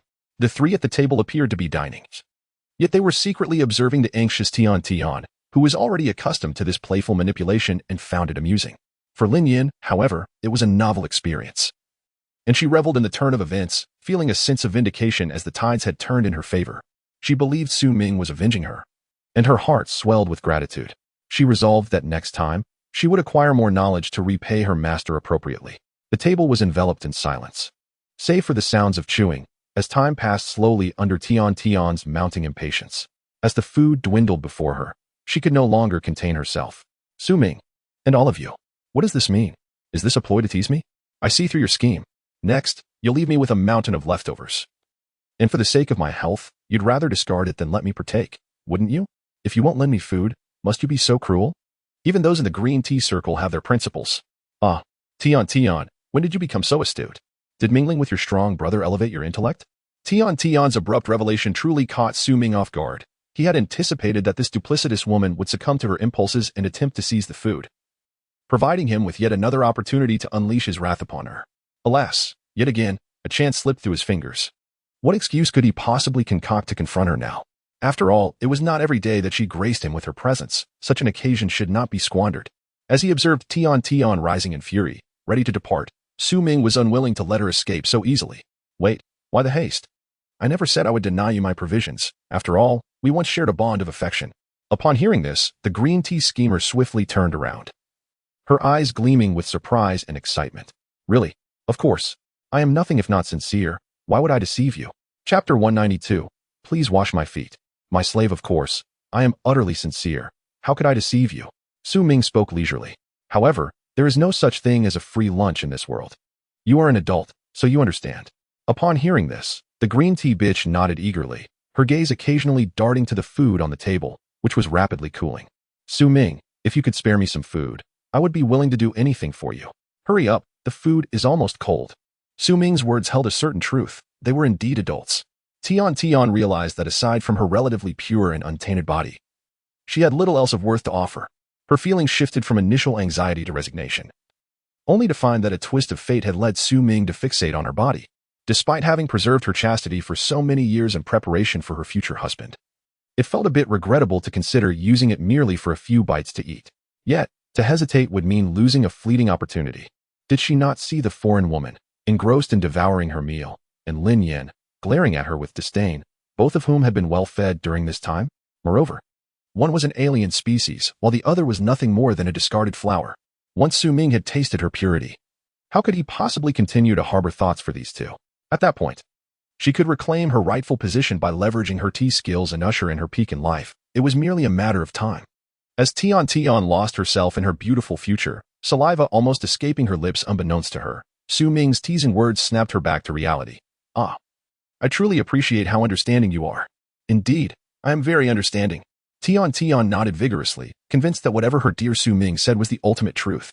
Now that you have this awareness, Lin Yan, please fetch the boiling water from the balcony stove and bring a foot basin. Yes, master. Wait, what? Tian halted, her smile freezing on her face. Dear, a foot basin? You want me to wash your feet? Indeed, in such weather. Even a goddess like myself has neglected personal hygiene for countless days. Is Su Ming asking me to clean him up? Yes. A good wash is necessary so that I can be properly attended to by you tonight. Wait, Su Ming, we are in a boyfriend-girlfriend relationship. What do you mean by master? That sounds utterly disgusting. However, if you truly enjoy this kind of play, Tian's cheeks flushed, feigning reluctance as she chastised Su Ming. What a joke. A goddess of her caliber certainly had to maintain a sense of decorum. Unlike those discarded flowers who called Su Ming master without any sense of disgust or boundaries. Tian felt a surge of joy as she watched Lin Yan approach with the foot basin, a hint of disdain flickering in her eyes. Master, the foot washing water is ready. Would you like me to assist you in removing your shoes? In less than 12 hours since arriving at Su Ming's residence, so many events had unfolded, prompting Lin Yan to swiftly adjust her demeanor. Although she was uncertain of Su Ming's intentions, she thoughtfully prepared warm water for foot bathing and inquired gently about his well-being. Serving me? What exactly are you serving me? You possess no discernment at all. Truly, do not claim me as your master when you go out. It would be a disgrace. Su Ming feigned anger, casting a reproachful glance at Lin Yan. The elegant lady felt wronged. The little servant suppressed her laughter, while Tian wore a smug expression. Indeed, with my presence, he has forgotten the wilted flower. Ah, you have endured much today, being cast out and toiling all day. It is perfect that this female neighbor attends to you, allowing you to soak your feet and relieve your fatigue. Su Ming observed the expressions of those present, secretly amused, as his words gave the women a significant twist. The little servant remarked, as expected. The elegant lady exclaimed, my master is truly kind. I did not misjudge him. Sob. Tian, in disbelief, pointed at Lin Yan. What does this mean? Su Ming, are you asking me to wash the feet of this wilted flower? Of Lin Yan? What? To wash my woman's feet in exchange for life-saving food? Are you not satisfied? The real drama commenced as Su Ming lit a cigarette, puffing leisurely. Filled with anticipation. Lin Yan, do sit down. How can you serve me well without resting properly? The touched elegant lady complied, sitting down, her heart brimming with joy. To be honest, she had thought just moments ago that her master intended to accept Tian back, but as it turned out, it was merely to thoroughly disgust her and vent his frustrations. Hey, there's no need to remove your shoes. There are others present, after all. Why should you do it yourself? She continued. Hey, Tian, do you still wish to exchange for food? If so, hurry up. My meal is nearly cold. Tian, who had already stood in shock, upon hearing Su Ming mention the meal cooling down, made up her mind, if she delayed further, she would miss out on the warm food. Although her dreams of reclaiming the queen's throne had shattered, she managed to gather her spirits. Settling for second best was not entirely unacceptable. Though it felt somewhat humiliating, what did it matter compared to a fulfilling life? Thus, she approached Lin Yan, who had already seated herself, slowly crouching down to pour the steaming hot water into the basin. Grasping Lin Yan's right foot, clad in snow boots, she reassured herself that it was not humiliating, but the normally aloof Tian felt a sense of reluctance, especially under the scrutiny of others. Therefore, her movements were exceedingly slow, but Su Ming would not allow her to dawdle. Hey, can you hurry up? At this temperature, the water will cool down in minutes. Are you a certified technician or not? As Tian had just removed Lin Yan's sock, her anger flared, and she stood up, ready to retort to Su Ming. Only then did she notice Su Ming holding a pair of crystal shrimp dumplings, her throat tightening as the words she intended to speak were swallowed back. Silently, she crouched down once more, placing Lin Yan's delicate feet into the now lukewarm water. Is this how you wash feet? At least move your hands and scrub off some dirt. Is this food truly worth such an exchange? By the way, Sister Yin, you need to take responsibility for yourself. Today, After Su Ming's unprofessional remarks towards Tian, he turned his gaze towards Lin Yan, lost in a reverie. The gentle yet commanding presence of Lin Yan was taken aback. How could this young man possess such skill? Simultaneously, Lin Yan was enveloped by a sense of vindictive pleasure, as the memories of being forcefully expelled from her home earlier in the day replayed vividly in her mind. It was only evening. Yet one of the accomplices in that humiliation now found herself in the humiliating position of kneeling on the ground to wash her feet, akin to a penance. Although she understood that Su Ming had his own reasons, this moment served as a form of retribution for her, did it not? Chapter 193. This time, let me help Lin Yan wash vegetables. Surrounded by a sense of humiliation and under the watchful eyes of Su Ming and his companions, Tian transformed into a diligent technician, earnestly fulfilling the terms of their transaction. It was not until she poured an entire kettle of hot water into the foot basin, and the water had cooled significantly, that she finally produced a clean towel to dry Lin Yan's feet. Is this how you serve my household slave? You took off her shoes and did not bother to put them back on. Su Ming's incessant verbal jabs mingled with her efforts, making Tian bow her head, her eyes ablaze with indignation. For the sake of her hunger, she endured. Once she had thoughtfully helped Lin Yan into her snow boots, she had learned her lesson. As she lifted the foot basin, preparing to find a place to dispose of the water, she was interrupted once more by Su Ming. Hey, neighbor. Where do you think you're going? What? I just finished washing her feet. Suppressing the fury that simmered beneath the surface, Tian turned slightly, feigning innocence as she gazed at Su Ming. Who told you that washing her feet was the entirety of our transaction? Su Ming leaned back, crossing his legs with a nonchalant demeanor. What? Su Ming, are you trying to renege on our agreement? No. It was agreed that as long as you took care of her, exactly, as long as you wash our sister Yan's feet, you can exchange it for food. Su Ming interjected, picking up a cold crystal shrimp dumpling from the meal box and tossing it onto the edge of the table. With a soft thud, the dumpling rolled a few times before coming to a halt. How can you be so shameless? Su Ming, do you think I'm your little pet? Is this morsel enough for anyone? Tian trembled with anger, feeling utterly exploited by Su Ming's treachery. Your argument is flawed. According to our contract, you wash her feet, and I provide food, but we never specified the quantity, did we? The fruits of your labor, as a mere servant, are worth little more than this. Did you think yourself a golden goose? This is all you're willing to offer? Take it or leave it. If you don't eat it, I'll just toss it away. Before Su Ming could finish his taunt, Tian hurriedly set down the foot basin, swiftly snatching the shrimp dumpling and shoving it into her mouth, as if fearful he might change his mind. As she savored the cold dumpling, enjoying the delicate burst of shrimp within, it felt as though she was tasting heavenly peaches. Yet, such bliss was fleeting. Before she could fully relish the temptation of the delicacy, it had already traveled down her esophagus into her stomach. What? Not full yet? Tian, filled with frustration, retorted. You wretched creature, spare me your nonsense. Observing her continued yearning gaze, Su Ming felt a surge of vindictive delight and decided to press his advantage further. How about this? If you're still hungry, we can negotiate again. Fine. No problem. Tian replied with an eagerness that betrayed her anxiety. The tantalizing food had eroded any remnants of her pride. However, she insisted, but this time, let us be clear, I want all the remaining food on the table. You cannot deceive me with just one shrimp dumpling again. Tian felt triumphant in securing her terms beforehand, having endured days of blandness. Her eyes were set hungrily upon the feast laid before her. My dear neighbor, your demands are somewhat excessive. The items on this table are exclusively for my enjoyment as the master, not for someone like you, a mere technician. Just as Tian was about to protest again in her desperation, Su Ming interrupted her, pointing to a sack of rice by the wall near the entrance. Look over there. The content of this transaction is that bag of rice. Following Su Ming's gesture, the scheming woman noticed the entire sack of rice resting against the wall, which she had overlooked while focused on Su Ming and his companions. It appeared to weigh nearly 50 pounds, to her surprise. There was also a box of instant noodles nearby, though she wondered if it was still full. All right, are you certain, Su Ming? After this transaction, will that bag of rice be mine? Tian couldn't contain her excitement. Exchanging a foot bath for dozens of pounds of rice was undoubtedly a lucrative deal. She recalled how devastated the Green Tea sisters and Yichang felt when they discovered their rice was missing. If she could secure that bag of rice, she would gain the upper hand upon returning. Let's begin swiftly, eagerly, without needing Su Ming's prompting. Tian hurried to the stove and brought over the pot of water that Lin Yin had previously heated. The water hadn't boiled yet, but it was warm enough for soaking.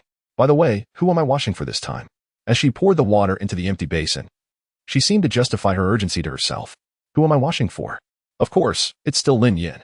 Just as she poured the hot water into the basin, Tian paused, puzzled, and asked Su Ming, wait, didn't she just get washed? Isn't this wasting water? Who told you this was for washing feet? As a qualified technician, you shouldn't take such liberties. What am I washing then? A sense of unease began to creep into Tian's mind. Smart. This time. It's for washing vegetables. Lin Yin was taken aback, her cheeks flushed with embarrassment, while Tian felt a mix of shock and disbelief. Although she had already set aside her pride, washing someone's feet and washing vegetables were entirely different matters. Can you imagine someone relinquishing their dignity to wash? Regardless of gender, washing for a partner signifies deep affection, but washing for the same sex? That's humiliation, a loss of face, a degradation. The green tea woman seethed. Su Ming, all right, it's a transaction. One party is willing while the other complies. If you disagree, then so be it. No one is forcing you. It's just a way for me to save on food. Honestly, why do you always have to shout? My ears are about to go deaf from your incessant yelling. What is the most important thing in business? Cultivation. Do you understand? Su Ming extended his pinky finger, casually digging in his ear and blowing gently before calmly responding, as if they were genuinely engaged in a business deal. The green tea woman trembled with anger, tears streaming down her face. Fine, I agree. For the sake of food. For my dear friend and Chong, I feel I am enduring an undeserved humiliation. Oh, now that's more like it. Sister Yin, hurry, indulge yourself properly. I still have to eat later. Make sure she cleans the vegetables thoroughly. Lin Yin remained silent. Although this was somewhat embarrassing, the only people present were women. Along with Su Ming, a man who shared similar experiences with her. Having this accomplice assist her in the kitchen, washing the vegetables, was not a loss. It allowed her to relish a sense of retribution from a position of superiority. Thus, she cast aside her reservations and, under the watchful eyes of the other three, commenced her task. Finally, with Tian's commendable assistance, she thoroughly cleaned the ingredients for Su Ming's family's restaurant. Is this satisfactory now? Chapter 194. How about you wash the vegetables yourself? Is that acceptable? Tian tossed the towel used for cleaning the ingredients into the basin, shaking her hands vigorously as if to rid herself of any lingering sin of seafood. Lin Yin, already dressed and prepared, furrowed her brows at Tian's actions. Noticing Lin Yin's expression, Tian felt unperturbed. After all, there was no clause in the contract forbidding disdain. Su Ming, of course, was acutely aware of the silent skirmish between the two women. What a jest it was that they dared to look down upon his servant in his own abode. Disparaging the ingredients bought by his servant was tantamount to disparaging him. Such audacity from this little green tea, he could not allow it to go unchecked. Fortunately, Su Ming had a plan up his sleeve. Well, I am quite satisfied with the service. What say you, Yinjie? Aye. I am not satisfied. Initially uncertain of Su Ming's intentions, Lin Yan quickly grasped the situation upon noticing his subtle gestures. It seemed her master did not intend to let her off so easily. Su Ming, Lin Yan, what do you mean by this? The contract does not stipulate anything about satisfaction, as long as I clean her. Ah, yes, yes. You are absolutely right. I am a man of my word. You may take the bag of rice with you. You have worked hard today? Before Tian could voice her complaints, Su Ming's reaction took her by surprise. She had anticipated a lengthy argument or further challenges. Yet it appeared that was all it took? What kind of game was this? Tian was momentarily flummoxed. However, she quickly dismissed her confusion and cheerfully approached the bag of rice, opening it to inspect its contents. Indeed, it was filled to the brim with rice. Su Ming was not deceiving her. Well then, thank you, she exclaimed, laboriously dragging the bag to the entrance. Initially intending to return to her own place with a frosty demeanor, she turned back to offer a polite remark.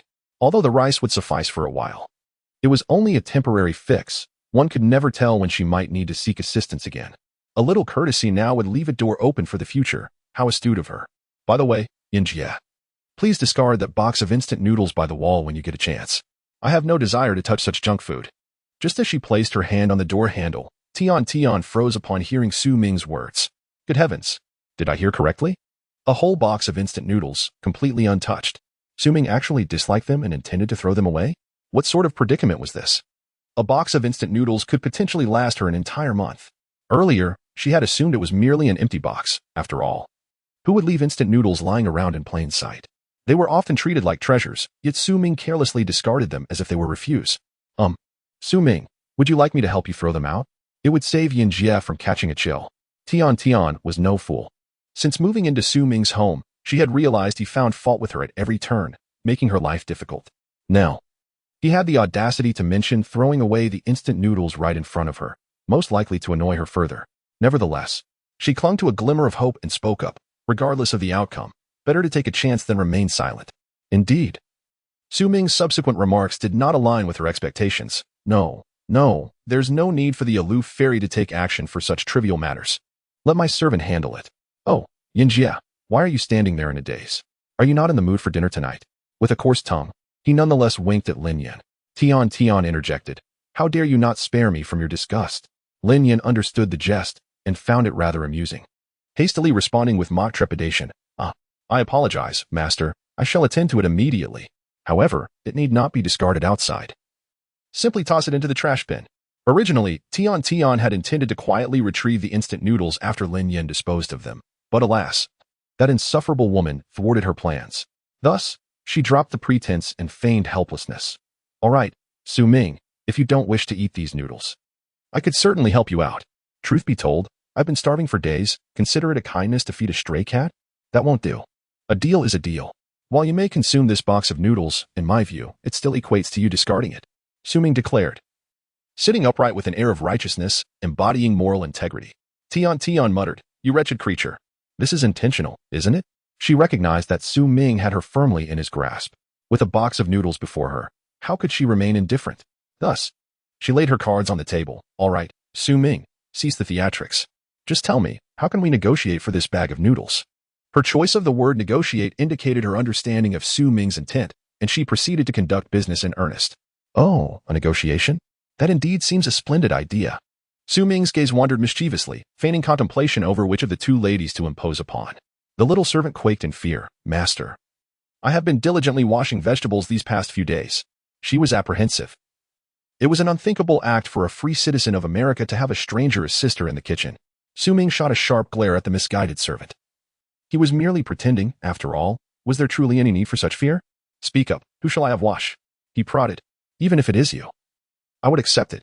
Noticing the frightened foreign girl, Tian felt a sense of relief.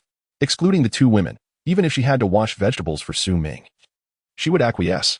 Perhaps, as she washed, Su Ming might feel generous, and who knows, perhaps she could regain her status as queen after all. Unfortunately, Su Ming's request once again defied her expectations, shattering her delightful daydream. No, I cannot impose upon you. After all, you are still a young maiden. I shan't allow you to suffer.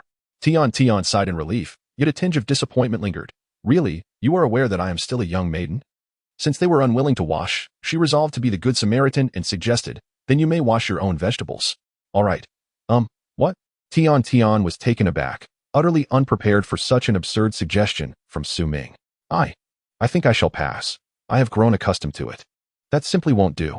Ultimately, one must complete the transaction to take home the instant noodles, correct?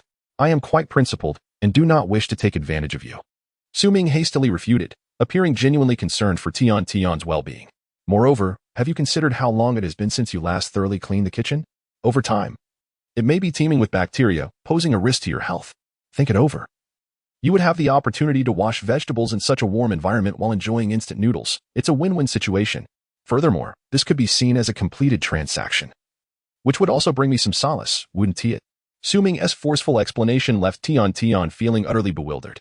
Chapter 195. Photographer Su Ming, the green tea bitch, stood foolishly at the door, her mind racing as she struggled to catch up with Su Ming's line of thought. After a while, she stammered, You this? What about him and me? Are we going to do this business or not? I'm waiting to finish dinner and get some rest. Hurry up and give me an answer. You're really dragging this out. Su Ming displayed evident impatience, unperturbed by the green tea bitch's potential refusal. When compared to delightful instant noodles, plain rice and porridge would hardly entice anyone. All right, I will take on this business. Tian finally made her decision, resolutely agreeing without realizing the awkwardness in her words, sounding almost like a streetwalker. Ah, splendid. It appears you have a sense of discernment. Su Ming felt quite pleased, sensing that in his previous life, his persistent efforts were not in vain. By the way, since you helped Sister Yin wash the vegetables earlier, I'll be generous this time and let her assist you with it. Sister Yin, please prepare some hot water for our client. Yes, master. Lin Yin truly felt a sense of relief. Aligning herself with Su Ming was indeed a wise choice. With the stove on the balcony out of hot water, she hastily rushed to the guest room to retrieve a kettle of boiling water. She then returned to the balcony, opened the window, and disposed of the now cool water used to rinse the seafood. As the water was poured out, it was instantly frozen into white crystalline ice midair, making a tinkling sound as it fell onto the snowy ground. Upon returning to the living room, the elegant lady poured hot water back into the basin and tossed in a towel. This basin and towel are used by Sister Yin. I don't want them.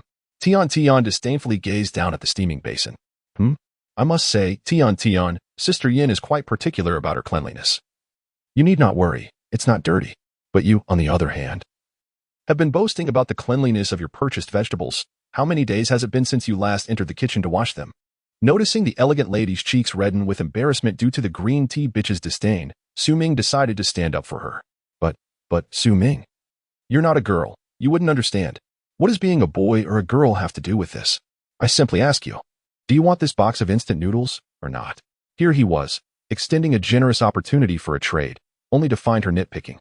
Even my servant has not expressed disdain for you, yet you choose to complain. What does that mean? Are you trying to provoke me? Perhaps we should forget this business altogether.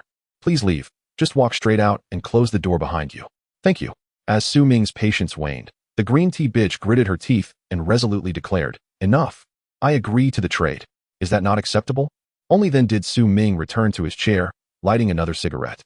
The once aloof goddess of his previous life now found herself in the humbling position of assisting in the kitchen before him and two unfamiliar faces.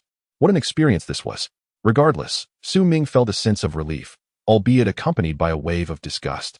Goodness, Tian. It seems as though your vegetables haven't been washed in nearly a week. As Tian began rinsing the vegetables, a foul stench assaulted Su Ming, causing him to gag audibly and lean back in a tactical retreat, his distaste palpable. The two servants nearby instinctively pinched their noses and stepped away from Tian, who was crouched down, washing the vegetables. Upon hearing Su Ming's disdainful remarks, her already flushed cheeks deepened in color, threatening to burst with embarrassment. She recognized that this was a deliberate insult from Su Ming, and, choosing to close her eyes, she continued to wash the vegetables with a swift, fluid motion. All she wished for was to conclude this transaction as quickly as possible. Let Su Ming humiliate her as he pleased, as long as she could get her instant noodles. Employing a mental diversion, she envisioned herself savoring the noodles, hastening her movements, only to realize that Su Ming was intent on interrupting her quiet task. Snap! Snap! The familiar sound echoed, prompting Tian to open her eyes and turn her head, her urgency escalating into a scream. Su Ming, what are you doing? Stop it right now. What do you mean? What am I doing? Are you blind? I'm taking a picture. In her haste to rise, Tian miscalculated her movements and stumbled, landing on the cold ground, which jolted her back to her feet. Delete it, please. Without regard for anything else. She reached out to snatch Su Ming's phone, but he was unwilling to oblige. Bang! A kick sent Tian sprawling on the floor, clutching her abdomen. The pain rendering her momentarily speechless. I was just being kind, capturing a moment of you doing housework for posterity. Why the dramatic reaction? I've already envisioned how to preserve this photograph. It might even become a work of art one day. I've thought of a title. The Cold Goddess Enters the Kitchen, or perhaps Tian's Sense of Ceremony? Who knows? It could be a bestseller. And you might ride the wave of this fame to stardom. No need to thank me. Ha ha ha. Su Ming seemed lost in his own world, muttering to himself with an almost manic glee. Tian, having calmed down, recognized that she couldn't overpower Su Ming, a young man, and thus resorted to pleading. Su Ming, I beg you, please delete the photo. I promise to agree to anything you say. I'll even forego the noodles. For the sake of our past friendship? You speak of friendship? Do you genuinely believe that? Spare me the absurdity. Do you think you mean anything to me? I am merely your loyal dog. How could I ever be worthy of your high regard? While Su Ming felt a sense of vindication, he also questioned his own sanity. Why was he so fixated on a woman who scarcely deserved such emotional investment? He had the opportunity to lead a stable life. Yet why did resentment still course through him?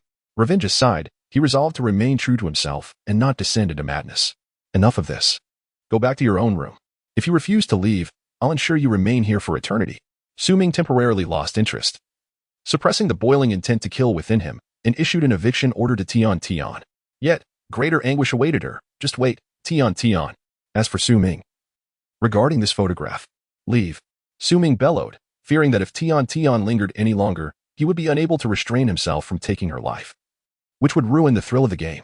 After all, it had only been a few days. She had yet to experience the profound depths of despair. Chapter 196. Old Ma seeks help. Disregarding Tian's expression of profound despair, as if she had lost a mother, Su Mingwei forcefully expelled her from the house. With a resounding thud, the door slammed shut, restoring tranquility to the living room. Su Ming, seated regally on the dining chair, closed his eyes, striving to regain his scattered thoughts. The two subordinates, startled by Su Ming's earlier bizarre demeanor, exchanged glances, uncertain whether they should attempt to console their master. They feared that should they express their goodwill, it might be met with disdain, and that the brunt of his ire could be directed towards them, which was a terrifying prospect. As mature women in their 30s, they had certainly experienced more than Su Ming, and eventually, one of them mustered the courage to speak, bracing herself for a potential reprimand. Xiao Su, are you all right? Although I am unaware of the events that transpired with that person named Tian, I believe that blaming oneself for another's faults is ultimately counterproductive. Just as Su Ming opened his eyes, gazing at her with a calm demeanor, the phone rang, interrupting her carefully prepared words, leaving her slightly disheartened. Curious, Su Ming pondered why, in this desolate world, no one had ever reached out to him. Nor had anyone sought his assistance, except for those scheming acquaintances. Who could it possibly be? The caller ID revealed it was Old Ma. Oh, it made sense. Aside from Old Ma and a few others, who would remember him now? In the initial days of the apocalypse, Old Ma and his companions occasionally checked in on him. But thereafter, they had lost contact.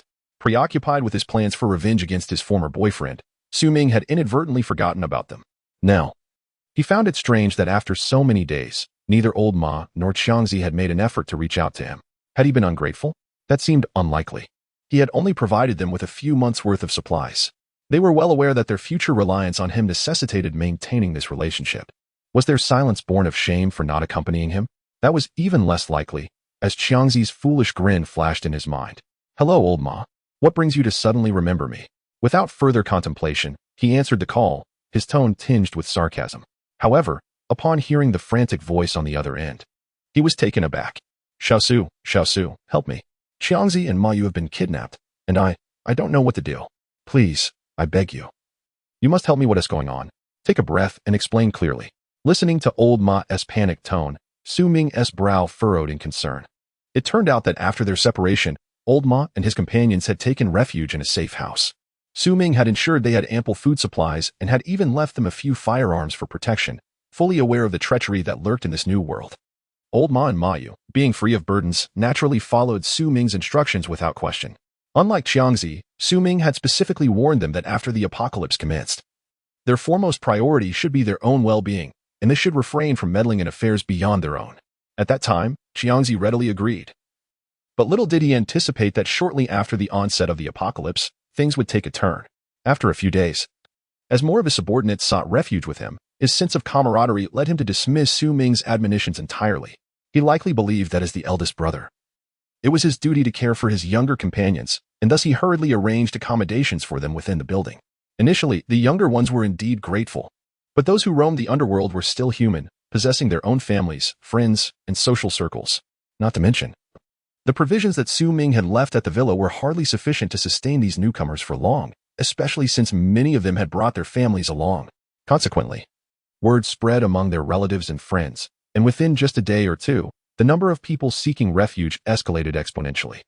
It was only at this point that the stubborn Xiangzi began to sense the gravity of the situation and wished to discuss matters with his subordinates, hoping for an amicable resolution.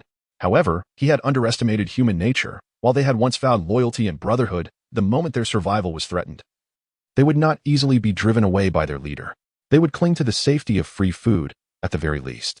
During these days, Old Ma was also consumed by anxiety, contemplating seeking help from Su Ming. Yet, the memory of his daughter's previous distrust towards Su Ming weighed heavily on his conscience, preventing him from doing so. Observing that the supplies left for the three of them would last at most 10 days, he took it upon himself to halt the rations for the younger ones, a decision made in place of the soft-hearted Xiangzi. He did not expect the repercussions to be so swift. The younger ones came knocking, disheartened and pleading for food. Ignoring Old Ma's counsel, Xiangzi forcibly exited the safe house, intending to negotiate with them. However, to his dismay, he was surrounded and could not return. Seeing Xiangzi encircled by the irate younger ones, Ma Yu, anxious for her uncle's safety, rushed to intervene before Old Ma could stop her. Unfortunately, she too became ensnared, and both she and her uncle were taken hostage by the unruly subordinates, to be used as leverage against Old Ma in the safe house. Faced with the dilemma of losing both a loyal brother and his beloved daughter, Old Ma reluctantly dialed Su Ming for assistance. After ending the call and grasping the situation, Su Ming let out a sigh. He recalled that when he had inquired about the whereabouts of several individuals, Xiangzi had hesitated, revealing that his heart was too tender to let go of so many subordinates. This was indeed a self-inflicted predicament. Once again, he faced the dilemma, to intervene or not. Su Ming found himself wavering. He already had 2 slaves by his side, and he was not entirely alone. Although Old Ma and Xiangzi, along with Ma Yu, had aided him significantly before the apocalypse, from a business standpoint, he had already disclosed vital information and provided a safe haven and sustenance. Hadn't he settled the accounts in advance? At present, I cannot claim that my ties with them have completely severed. However, I certainly do not owe them anything. Why should I burden myself for the safety of others? Just as this thought crossed my mind, my phone rang once more. Xiao Su. They are threatening me with Ma Yu to open the door.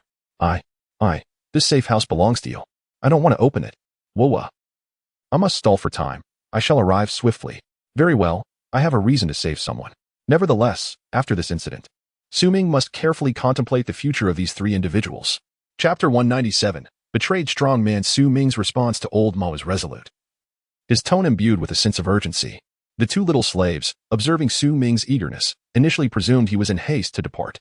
However, to their surprise, once the call ended, he settled back down, resuming his leisurely consumption of the now-cold meal. The 2 little ones were bewildered.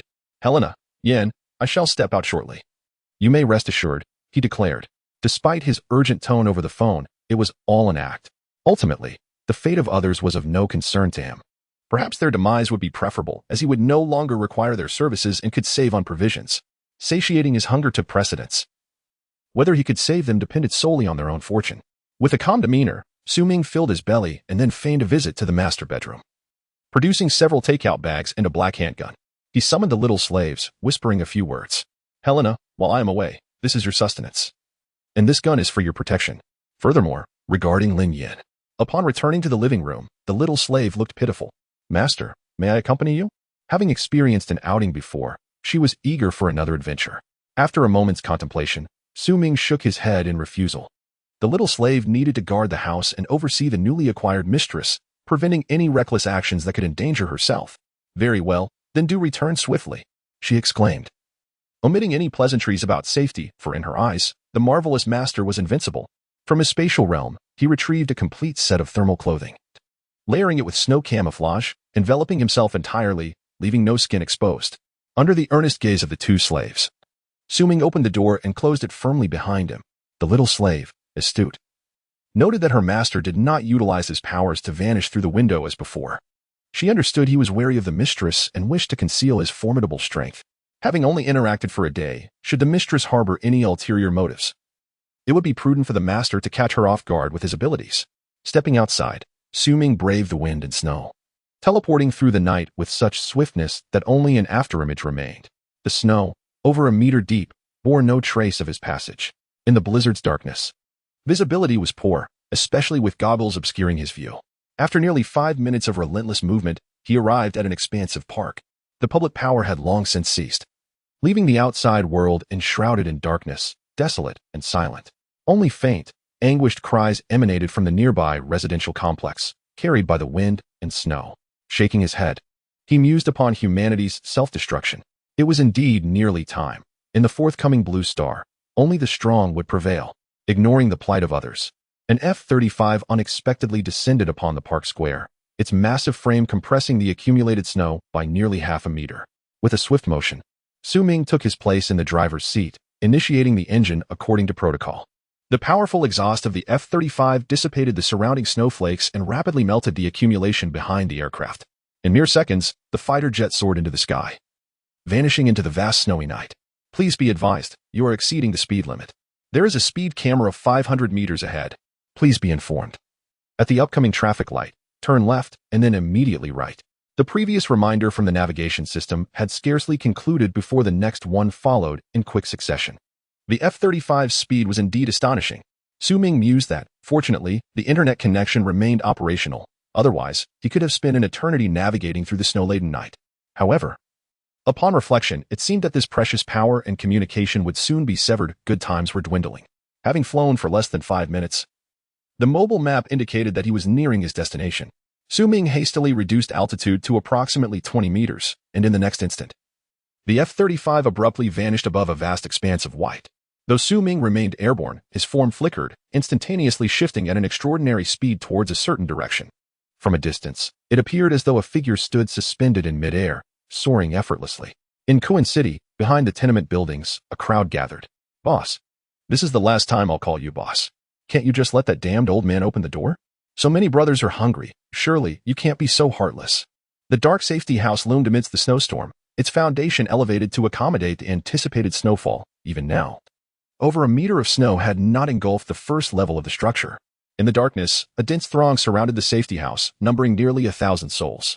Each person was bundled in heavy clothing, some fortunate enough to wrap their faces in scarves to shield against the biting wind and snow. Boss, we've followed you through thick and thin for so many years, obedient to your every command. Even if you were to let us starve here today, we would not utter a word of dissent. But look around, many of our brothers have families. It is unbearable to witness our wives and children suffer from hunger. A tall, lean man stood beside the bound figure of Chong. He was none other than the monkey Ming had encountered previously. Despite his fervent pleas, Chong remained silent, his eyes reflecting a profound sense of betrayal, veiled in sorrow. Look here, son. Ask your Uncle Chong to open the door. There's plenty of delicious food inside. He lifted the child beside him and presented him before Chang. Brother, just look at my son. His face is so swollen from the cold. Even if you have no compassion for us, please show a little kindness and give the children something to eat. Chong gazed at the innocent child, whose pitiful face was streaked with tears and snot, now frozen into crystalline formations. Monkey, I have already mentioned that there is simply no food left at home. Everything edible has been distributed among everyone. There is no need for me to deceive you. Consider the situation for a moment. You have also seen this house. It is quite small, after all. How much food can it possibly hold? Indeed, despite my Uncle Chong's kindness, as he generously shared nearly all his provisions with you, you fail to appreciate his goodwill. I implore you to release us. Let me remind you, my father possesses. Beside her, Mayu, who was similarly bound, observed the greed and ignorance of the group with indignation. She began to voice her thoughts, but before she could finish, Monkey interrupted her. You have a gun, do you? So do I. The icy sensation of metal pressed against her forehead sent a wave of terror through Mayu, nearly causing her to lose control. Chapter 198. The Dilemma of the Old Horse. Is this what you meant, Mayu? I too possess a firearm. The monkey, brimming with pride, withdrew the pistol he had pressed against Mayu's forehead. The weather was unbearably frigid. Even with gloves on, the cold wind seeped through the sleeves. I must express my gratitude to you, Brother Chong, for providing me with a handgun for self-defense. The monkey turned to thank Chong, his emotions genuinely sincere, for he had no desire to betray his leader. However, with so many brothers and family members struggling to survive, he felt compelled to take desperate measures. Brother Chong, you repeatedly claim there is no food left. Fine, I will represent my brothers and take your word for it. But could you display a modicum of compassion and allow us inside to warm ourselves? You seem to hold this house in such high regard. I am the only one among my brothers who has entered, and I know the heating facilities within are quite adequate. Truly, we shall take nothing, not a single cent. Merely warmth. Please, grant us this small favor, my leader. Upon hearing the monkey's impassioned plea, those who had previously been unaware of the situation began to stir with excitement. What? There is heating inside? It must be quite cozy. How could someone like him be a leader? Living in comfort, while we endure temperatures plunging below freezing in these cramped quarters? Indeed, even if we cannot stay, at least let our families seek refuge from the cold. Mother, I am so cold. Husband, we must get inside. We cannot let others seize the opportunity before us. Chong squinted at the agitated crowd, his heart heavy with sorrow and regret. He had never anticipated that his act of kindness would not yield a favorable outcome. Just days ago, those who had expressed their gratitude towards him now berated him so harshly. Despite his despondency, the thought of Su Ming generously allowing him to temporarily inhabit the safe house bolstered his resolve. He could not betray Su Ming's trust by surrendering this sanctuary to his greedy subordinates. No, this safe house does not belong to me. It is a friend's. Without his consent, I shall not permit you to enter. Chong's refusal was resolute, even in the face of the enraged crowd. Brother Chong, isn't that the young man named Su? He's just a kid. Why guard him so fiercely? Are we not more important than an outsider you've known for less than 2 months? Seeing their leader remain unmoved by their moral coercion, the monkey's patience waned. Leader, since you insist on this, for the sake of our brothers' lives, I must apologize. With that, he chambered around, pressing the gun's muzzle against Mayu's temple. He then shouted toward the safe house. Old Ma sighed, I will count to 3. If you do not open the door, you shall never see your daughter again. He understood that old Ma, concealed within the safe house, was closely monitoring the situation outside. Indeed, nearly 20 minutes had passed since they had sought Su Ming's assistance. And the younger members outside were losing their patience for further stalemate. No, we cannot open the door yet. We must wait a little longer. Where's Su Ming? Why has tea arrived? Old Ma, gripping an M4, crouched at the darkened window, anxiously observing the scene outside. Having struggled at the bottom of society for so many years, he naturally held skepticism towards the words of the younger generation outside. Not to mention the nearly 1,000 people outside, the safe house could surely not accommodate them, and it would inevitably lead to a bloody conflict. With the first victims being Qiangzi, himself, and Mayu, the monkey began to count. Old Ma understood that the moment the door opened would mark the end of their 3 lives. Like Su Ming, he had never overestimated the goodness of human nature. 3. One more count. Think it through quickly. Cold sweat trickled down Old Ma's brow as he swiftly checked his rifle. Surrender was not an option. He would rather charge out and fight. As for his precious daughter and Qiangzi, his eyes hardened, it would be better to send them on their way first. He never underestimated the malevolence of humanity. He knew that if Mayu survived, she would face endless humiliation, and the people outside were nothing but thugs. 3. The monkey concluded his count, surprised by the endurance of the person inside. In this case, he couldn't be blamed. Brother Chong, I'm sorry. Your comrade doesn't seem to possess the loyalty you imagined. A thick spit was the response from Qiangzi. The monkey's face flushed with anger as he wiped the spit from his face, his voice hoarse. I, the monkey, keep my word. I will send you on your way shortly, but before that, let me show you a good show. Malice glinted in the monkey's eyes as he ordered his few younger brothers surrounding him. Come on, strip this girl of her clothes. It's freezing cold. And the brothers are suffering. At least let us have a feast for our eyes. No, please. Don't. Let go of me. Dad, help. Don't touch me. Just moments ago, the righteous Mayu began to scream in terror, writhing her body in an attempt to evade the reaching hands. How dare you? Monkey, are you still human? In front of your child? I beg you, give us a quick end. Seeing his niece on the verge of humiliation, Qiangzi, resigned to his fate, could no longer restrain himself. Ha ha ha ha ha. Even if we are to starve or freeze to death, at least we'll have something to watch before that. Right, Brother Chong? Don't blame me. Blame your good comrade.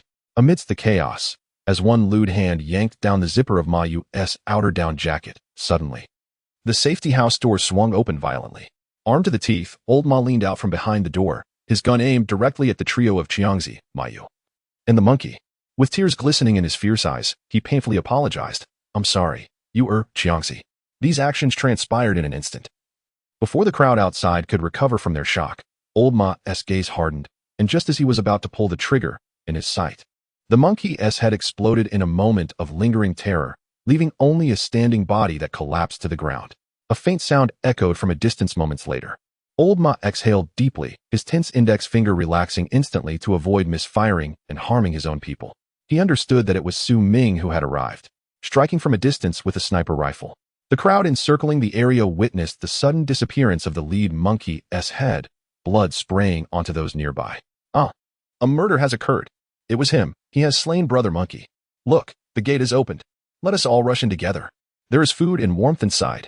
After a moment of horror, the crowd surged toward the entrance like a tidal wave, spurred on by a bold shout.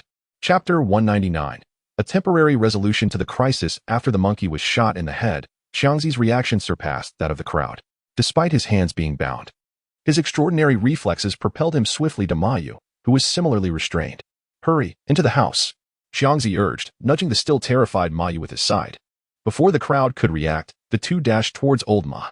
Behind them surged a similarly quick-reacting throng, with the foremost individual merely 2 meters away from Xiangzi. Come quickly, old Ma cried, his eyes brimming with tears.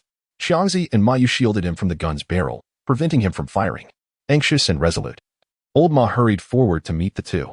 As he reached Xiangzi's side, the crowd behind them became exposed to old Ma's weapon, now less than 3 meters from the entrance. Without hesitation, old Ma decisively pulled the trigger. Bang, bang, bang. Bang, bang, bang. Bang, bang, bang. Bang, bang, bang. The M4 was set to a 3-round burst mode. With each pull of the trigger, 3 bullets erupted from the barrel, surging forward. Ah, my leg. Cries of agony echoed as some injured yet alive collapsed, unable to voice their suffering before being trampled by the frenzied crowd. As the firepower continued to rain down, those at the front of the throng fell one after another. The crowd was so dense that old Ma did not need to aim. This was not merely a matter of one bullet claiming a life. The formidable penetrative force of the 5.56mm round could pierce through 5 or 6 bodies at once. By the time the 30-round magazine was exhausted, a nearly 10-meter vacuum had formed at the entrance. The snow was stained with nearly 100 corpses, and the remaining survivors finally began to recover from their frenzy. Run! They have guns! Those at the forefront, who had previously been in the midst of the crowd, were now bewildered by the bloody scene before them. Although they had heard the gunfire, living under the strict gun laws of Huagua, they instinctively dismissed the sound of gunshots. Fortune favored those who had not yet been struck by bullets. Upon witnessing the gruesome sight, fear took root in their hearts, prompting them to scream for their lives. However, obstructed views and the howling wind meant that those behind remained oblivious to the unfolding chaos. They only knew that warmth and sustenance were drawing nearer, pushing and shoving their way forward. Those in front wished to retreat, while an even greater number behind sought to advance, thus forming a barrier. This provided old Ma and the others with a moment to react. They rapidly retreated into the safe house, firmly shutting the metallic door. Phew, thank goodness Shasu made it. Seizing the opportunity, old Ma swiftly swapped in a fully loaded magazine and retrieved a handgun from his waistband, thrusting it into Xiangzi's hands, who was still in a daze. Snap out of it. Wake up. Don't just stand there like a zombie. Frustrated by Xiangzi's lack of response, old Ma struck him sharply on the back of the head. Now you understand, don't you? You needed to see it to believe it? Having slain so many subordinates, do you not wish to seek vengeance upon me? Speak, if you dare. Come, take hold of the gun. Yes, that one. Swiftly pull the trigger, you scoundrel. Old Ma, frustrated by his brother's reckless behavior, seized the handgun, chambered a round, and thrust it back into Chang's hands, pressing the barrel against his own forehead. Father, please, do not do this. Put it down. Mayu cried out in desperation, gripping old Ma's sturdy arm with all her might, fearful that Chang might act impulsively. You talk of loyalty. You pretend to be a saint. Do you not realize you nearly brought death upon both me and you? Old Ma, no fool himself, acted purely to vent his pent-up fury. Seeing his dear brother's tear-filled eyes and trembling hands, he forcefully knocked the pistol away, and with a resounding slap, struck Mayu across the cheek. And you, this foolish girl, running off to play the hero, and you, day after day, what business do you have in this chaos? Are you satisfied with your saintly act? Happy now, are you? I warned you from the start, let your Uncle Chang pretend as he wishes. We could simply stay home and mind our own affairs, but you refused to listen. You insisted on doubting Su Ming, calling him a villain? From the very beginning, he urged us to prepare for the impending apocalypse. All he asked was that we look after ourselves. And you? You chose to disregard his words, even dismissing what your own father said. Do you understand? Had it not been for your Uncle Su, you would be nothing more than a frozen corpse by now. Perhaps your body would have been taken by them, toyed with, and ultimately consumed out of hunger. All you do is weep. Regrets are futile now. Heed my words and learn from this experience. Before him stood a grand figure and a petite girl, his precious daughter shielding her face, tears cascading down her cheeks. Fully aware of her missteps, too ashamed to utter a sound. Beside her, the towering Chang also lamented. Gazing through the bulletproof window at the bodies outside, some belonging to former comrades, others to their families. Tears silently streamed down his grotesque face as he pondered the fate of his fallen brothers. Would you care to join them in death? A sudden voice echoed from behind the trio. Old Ma, ever vigilant, instinctively tightened his grip on the rifle, ready to aim, only to lower the barrel once more.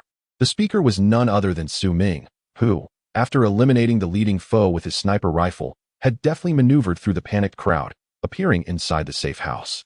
He had been nearby for some time, torn between the decision to save them or not. Rationally, these three had become obsolete to him, yet emotionally. Bah, who needs emotions? Better to indulge in the mundane pleasures of life. To be honest, Su Ming's primary motive for intervening was his attachment to the safe house. A costly investment of his efforts. Had he not dispatched the leader, it was only a matter of time before the crowd overran the sanctuary. Regardless of old Ma's automatic rifle, Su Ming was unwilling to see his safe house desecrated beyond recognition.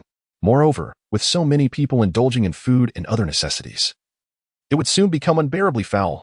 Upon entering the safe house, he did not immediately reveal himself. Instead, he concealed his presence and eavesdropped on the reactions of the three individuals within. To be candid, Qiangzi's overly compassionate nature left Su Ming disheartened, while Ma Yu proved to be a foolish woman, which further disappointed him. Conversely, Lao Ma demonstrated a keen awareness of the situation and acted with ruthless decisiveness, which pleased Su Ming. However, he lamented the burden of having Ma Yu as a liability. Chapter 200, The Psychological Game of the Old Horse Little. Little Su. Old Ma exclaimed in surprise as he rose to his feet. He had been preoccupied with reprimanding two unworthy individuals, only now recalling the presence of Su Ming. Among the three present, Old Ma's delight contrasted sharply with Ma Yu's embarrassment, who lowered her head, while Qiangzi remained seated on the ground, too ashamed to even glance at Su Ming. Hey, Old Ma, Qiangzi, Ma Yu, it's been a while. Su Ming greeted them with an air of nonchalance, as if nothing had transpired moments earlier. The other two remained silent, but Old Ma, observing Su Ming's seemingly untroubled demeanor, felt a knot tighten in his chest. Logically, after such an incident, Su Ming ought to be furious, berating them as foolish pigs or delivering some biting sarcasm. Yet, he did none of that. With decades of experience in discerning human nature, Old Ma's spirits plummeted. He sensed an insurmountable chasm rapidly forming between himself and Su Ming. Ma Yu, does your Uncle Chang not know better? And you too? Apologize to your Uncle Su at once. He suppressed his disappointment and admonished Ma Yu with a grave tone. Su. Uncle Su, thank you. Oh no, I'm so sorry. I've misunderstood you and doubted you. It was entirely my fault. Please don't hold it against me. The child from a humble background was quick to express gratitude, bowing deeply as she spoke. Ha ha ha, it's nothing significant, really. Just a small matter. Upon hearing Su Ming's dismissive response, Old Ma's heart sank further. In the past, Su Ming might have teased Ma Yu or even playfully patted her on the backside. How could he now be so formal and courteous? In his eagerness, Old Ma kicked the slumped Qiangzi, sending him sliding a meter across the ground. You foolish pig. Even a child knows better than you. Don't you realize you should greet little Su? Old Ma remained oblivious to his own behavior, but Su Ming subtly cast a sidelong glance at the anxious Old Ma. How perceptive. Alas, after today, they would part ways. Oh, Old Ma, what are you doing? We are good brothers. Come on, Qiangzi, get up. Su Ming feigned warmth and enthusiasm, moving to assist Qiangzi. Woo woo woo, brother Su. I'm so sorry. I'm truly sorry. Woo woo woo. I also apologize to those brothers. Before Su Ming could grasp his arm, Qiangzi could no longer contain his tears, kneeling and bowing rapidly towards Su Ming. Hearing Qiangzi's apologies, Su Ming felt a fleeting softness in his heart, but as Qiangzi lamented his regrets towards the brothers, a chill returned to Su Ming's gaze. This foolish man, little Su. Please don't take offense. This guy has been so overwhelmed today that his mind is all muddled. Old Ma, who had been observing intently, caught Su Ming's gaze and felt a mix of frustration and disappointment. How could Qiangzi apologize to Su Ming and then extend apologies to those so-called brothers? Just when Su Ming's anger seemed to dissipate, it was rekindled anew. Oh dear, Qiangzi, what on earth are you doing? There is no need for this. It's all trivial. Su Ming, weary of engaging with this self-righteous individual, feigned politeness while not displaying any intention to assist him. One might wonder how a robust man could harbor such a tender disposition. Should he not be fierce and ruthless instead? Xiao Su, I owe you one. Here. Have a cigarette to calm your nerves. As the atmosphere grew awkward, Old Ma, lacking in social finesse, resorted to the cigarette to alleviate the tension. Disregarding the dazed Qiangzi and the flustered Ma Yu, Su Ming and Old Ma positioned themselves before the bulletproof glass window, observing the encroaching crowd, who began to exhale wisps of smoke in a languid manner. Xiao Su, do we have heavy firepower? Old Ma's voice broke the silence. his gaze fixed on the indistinct figures outside, a glimmer of lethal intent emerging. Having known Su Ming for quite some time, he could somewhat fathom his thoughts. If he were in Su Ming's shoes, prioritizing self-preservation would be paramount, especially avoiding the burden of a liability. Unfortunately, in Su Ming's eyes, both his daughter and Xiangzi had already been labeled as such. Old Ma, no longer a naive youth, understood that he could not expect endless goodwill from Su Ming. In this world, reciprocity is essential. Thus, to remain aboard Su Ming's vessel and demonstrate his worth as a valuable ally, he needed to resolve firmly to act. Old Ma, are you suggesting? They are already quite pitiful. Su Ming feigned innocence, but Old Ma saw through it. We have limited provisions. If we don't act selfishly now, will we wait until we descend into the underworld to be selfish? Su Ming's gaze remained fixed on the crowd outside, who had shifted tactics, predominantly comprising the elderly, women, and children, pitifully surrounding the entrance to the safe house. Call out, hurry. A concerned adult urged a child beside them. Uncle, we are so hungry. Uncle, we're freezing. Can we come in to warm ourselves? Boss. Inside. The boss, my husband was killed by you. But I no longer seek revenge. I only ask that you let these children in for their sake, please. Yes, we don't mind dying. But the children are innocent. The soundproofing of the safe house was impeccable, but the silence within was profound enough to grasp the general tone outside. Suddenly, Su Ming spoke. Old Ma, you make a valid point. Without waiting for Old Ma to respond, the ground of the safe house revealed an M249 machine gun and several fully loaded magazines. Old Ma, accustomed to Su Ming's surprises, was elated. This was an opportunity to pledge his loyalty, and he had to seize it. With that, he unceremoniously dragged Xiangzi from the floor and delivered a series of sharp slaps to his face. Gradually, Xiangzi's expression regained a flicker of clarity as he foolishly looked up at Old Ma. Infuriated, Old Ma exclaimed, "You fool! How can you be dazed when a chance at survival is at hand? Listen, Chang, today it's either us or this crowd outside." What on earth is happening? Today, they are alive, and as news spreads, more and more people are arriving. Soon, we may find ourselves unable to leave. With arms crossed, Su Ming gazed in astonishment. Old Ma was indeed correct, and it was remarkable that he could perceive this possibility. Even more astonishing was his use of this slim chance to intimidate the soft-hearted Xiangzi. The people outside listened intently as Old Ma declared, "You are not welcome here. You have 3 minutes to depart, otherwise, tonight will mark your demise." He opened the ventilation window and shouted into the night. Chapter 201. The massacre. As the chilling threats of Old Ma echoed through the crowd, the women and children, once hopeful for sympathy from their moral high ground, erupted first. What? Are you really going to stand by and watch us die? Brother Chang, you have a grand house to dwell in. My husband has served you faithfully for over a decade. Now, we are left as orphans and widows. How can you be so heartless? Yes. Fear not. I refuse to believe they would dare harm us women. The law is not to be trifled with. Look at how many of us there are. I cannot believe they could wipe us all out. Indeed, brothers and sisters, listen closely. If anyone survives this ordeal, we must report them to the police after the blizzard. Yes, let us seek vengeance for our plight. Fear not. Will they dare incite the wrath of the masses? With the cries of the organized women, those with ulterior motives, hidden at the back of the crowd, continued to incite the increasingly agitated assembly. The scene teetered on the brink of chaos, as those at the front were uncontrollably pushed towards the door of the safe house by the throng behind them. Look, Chang, this is your so-called salvation. Observe the kind of people you are trying to save. When there is food and drink, you are a god, a benevolent figure, yet, once their sustenance is cut off, these individuals cease to be human and transform into soulless beasts. Old Ma pressed Chang against the floor-to-ceiling window, forcefully turning his head to face the beasts outside. Could it be? Have I truly erred? I only wished for their well-being. Chang murmured, his voice barely audible to Old Ma standing close by. Foolish Chang, they wish to end us, to seize Su Ming's safe house. And what of us? Do we still have a chance to survive among these people? Old Ma, while carefully avoiding mentioning Su Ming, lavished praise upon him, clearly with a thoughtful intent. Meanwhile, Su Ming remained silent, arms crossed, quietly observing Old Ma's performance. Come on.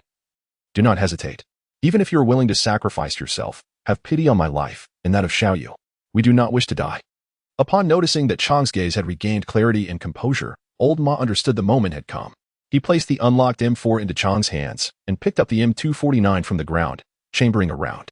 He then glanced at Su Ming, noting his lack of reaction, and said, "Little Su, you should take a rest. Leave this to us." Although he was aware that with Su Ming's capabilities, he could easily summon a heavy weapon from his space to annihilate the crowd outside, Old Ma secretly hoped that Su Ming would refrain from intervening. thus granting him and Chang an opportunity to shine. With this thought, Old Ma approached the door, cautiously checking the weapons once more before calling out firmly, "Chang, stay vigilant. Those outside may still possess firearms." Then, disregarding the reactions of those inside, he opened the door with a loud thud. And the howling wind and snow rushed into the room. Without time for further contemplation, the women and children at the forefront of the crowd found themselves forcibly brought to the doorstep. "Brother, good sir, thank you for opening the door. Ah, how warm it is." As he gazed at the women and children within arm's reach, Old Ma's eyes darkened with resolve, and he resolutely pulled the trigger. The M249 roared, unleashing a torrent of bullets accompanied by flashes of fire. Centered around the doorway, the crowd fell in a fan shape as they were struck by the bullets, their terrified screams and cries echoing. "Ah, run from the machine gun. They are shooting to kill. Don't push me. Hurry, run. Mommy, don't die." The children, too short to see over the chaos, managed to evade the hail of gunfire but could not rouse their unconscious parents, collapsing in helpless sobs on the ground. "Ah, help. Where's my hand? My stomach is torn. It hurts."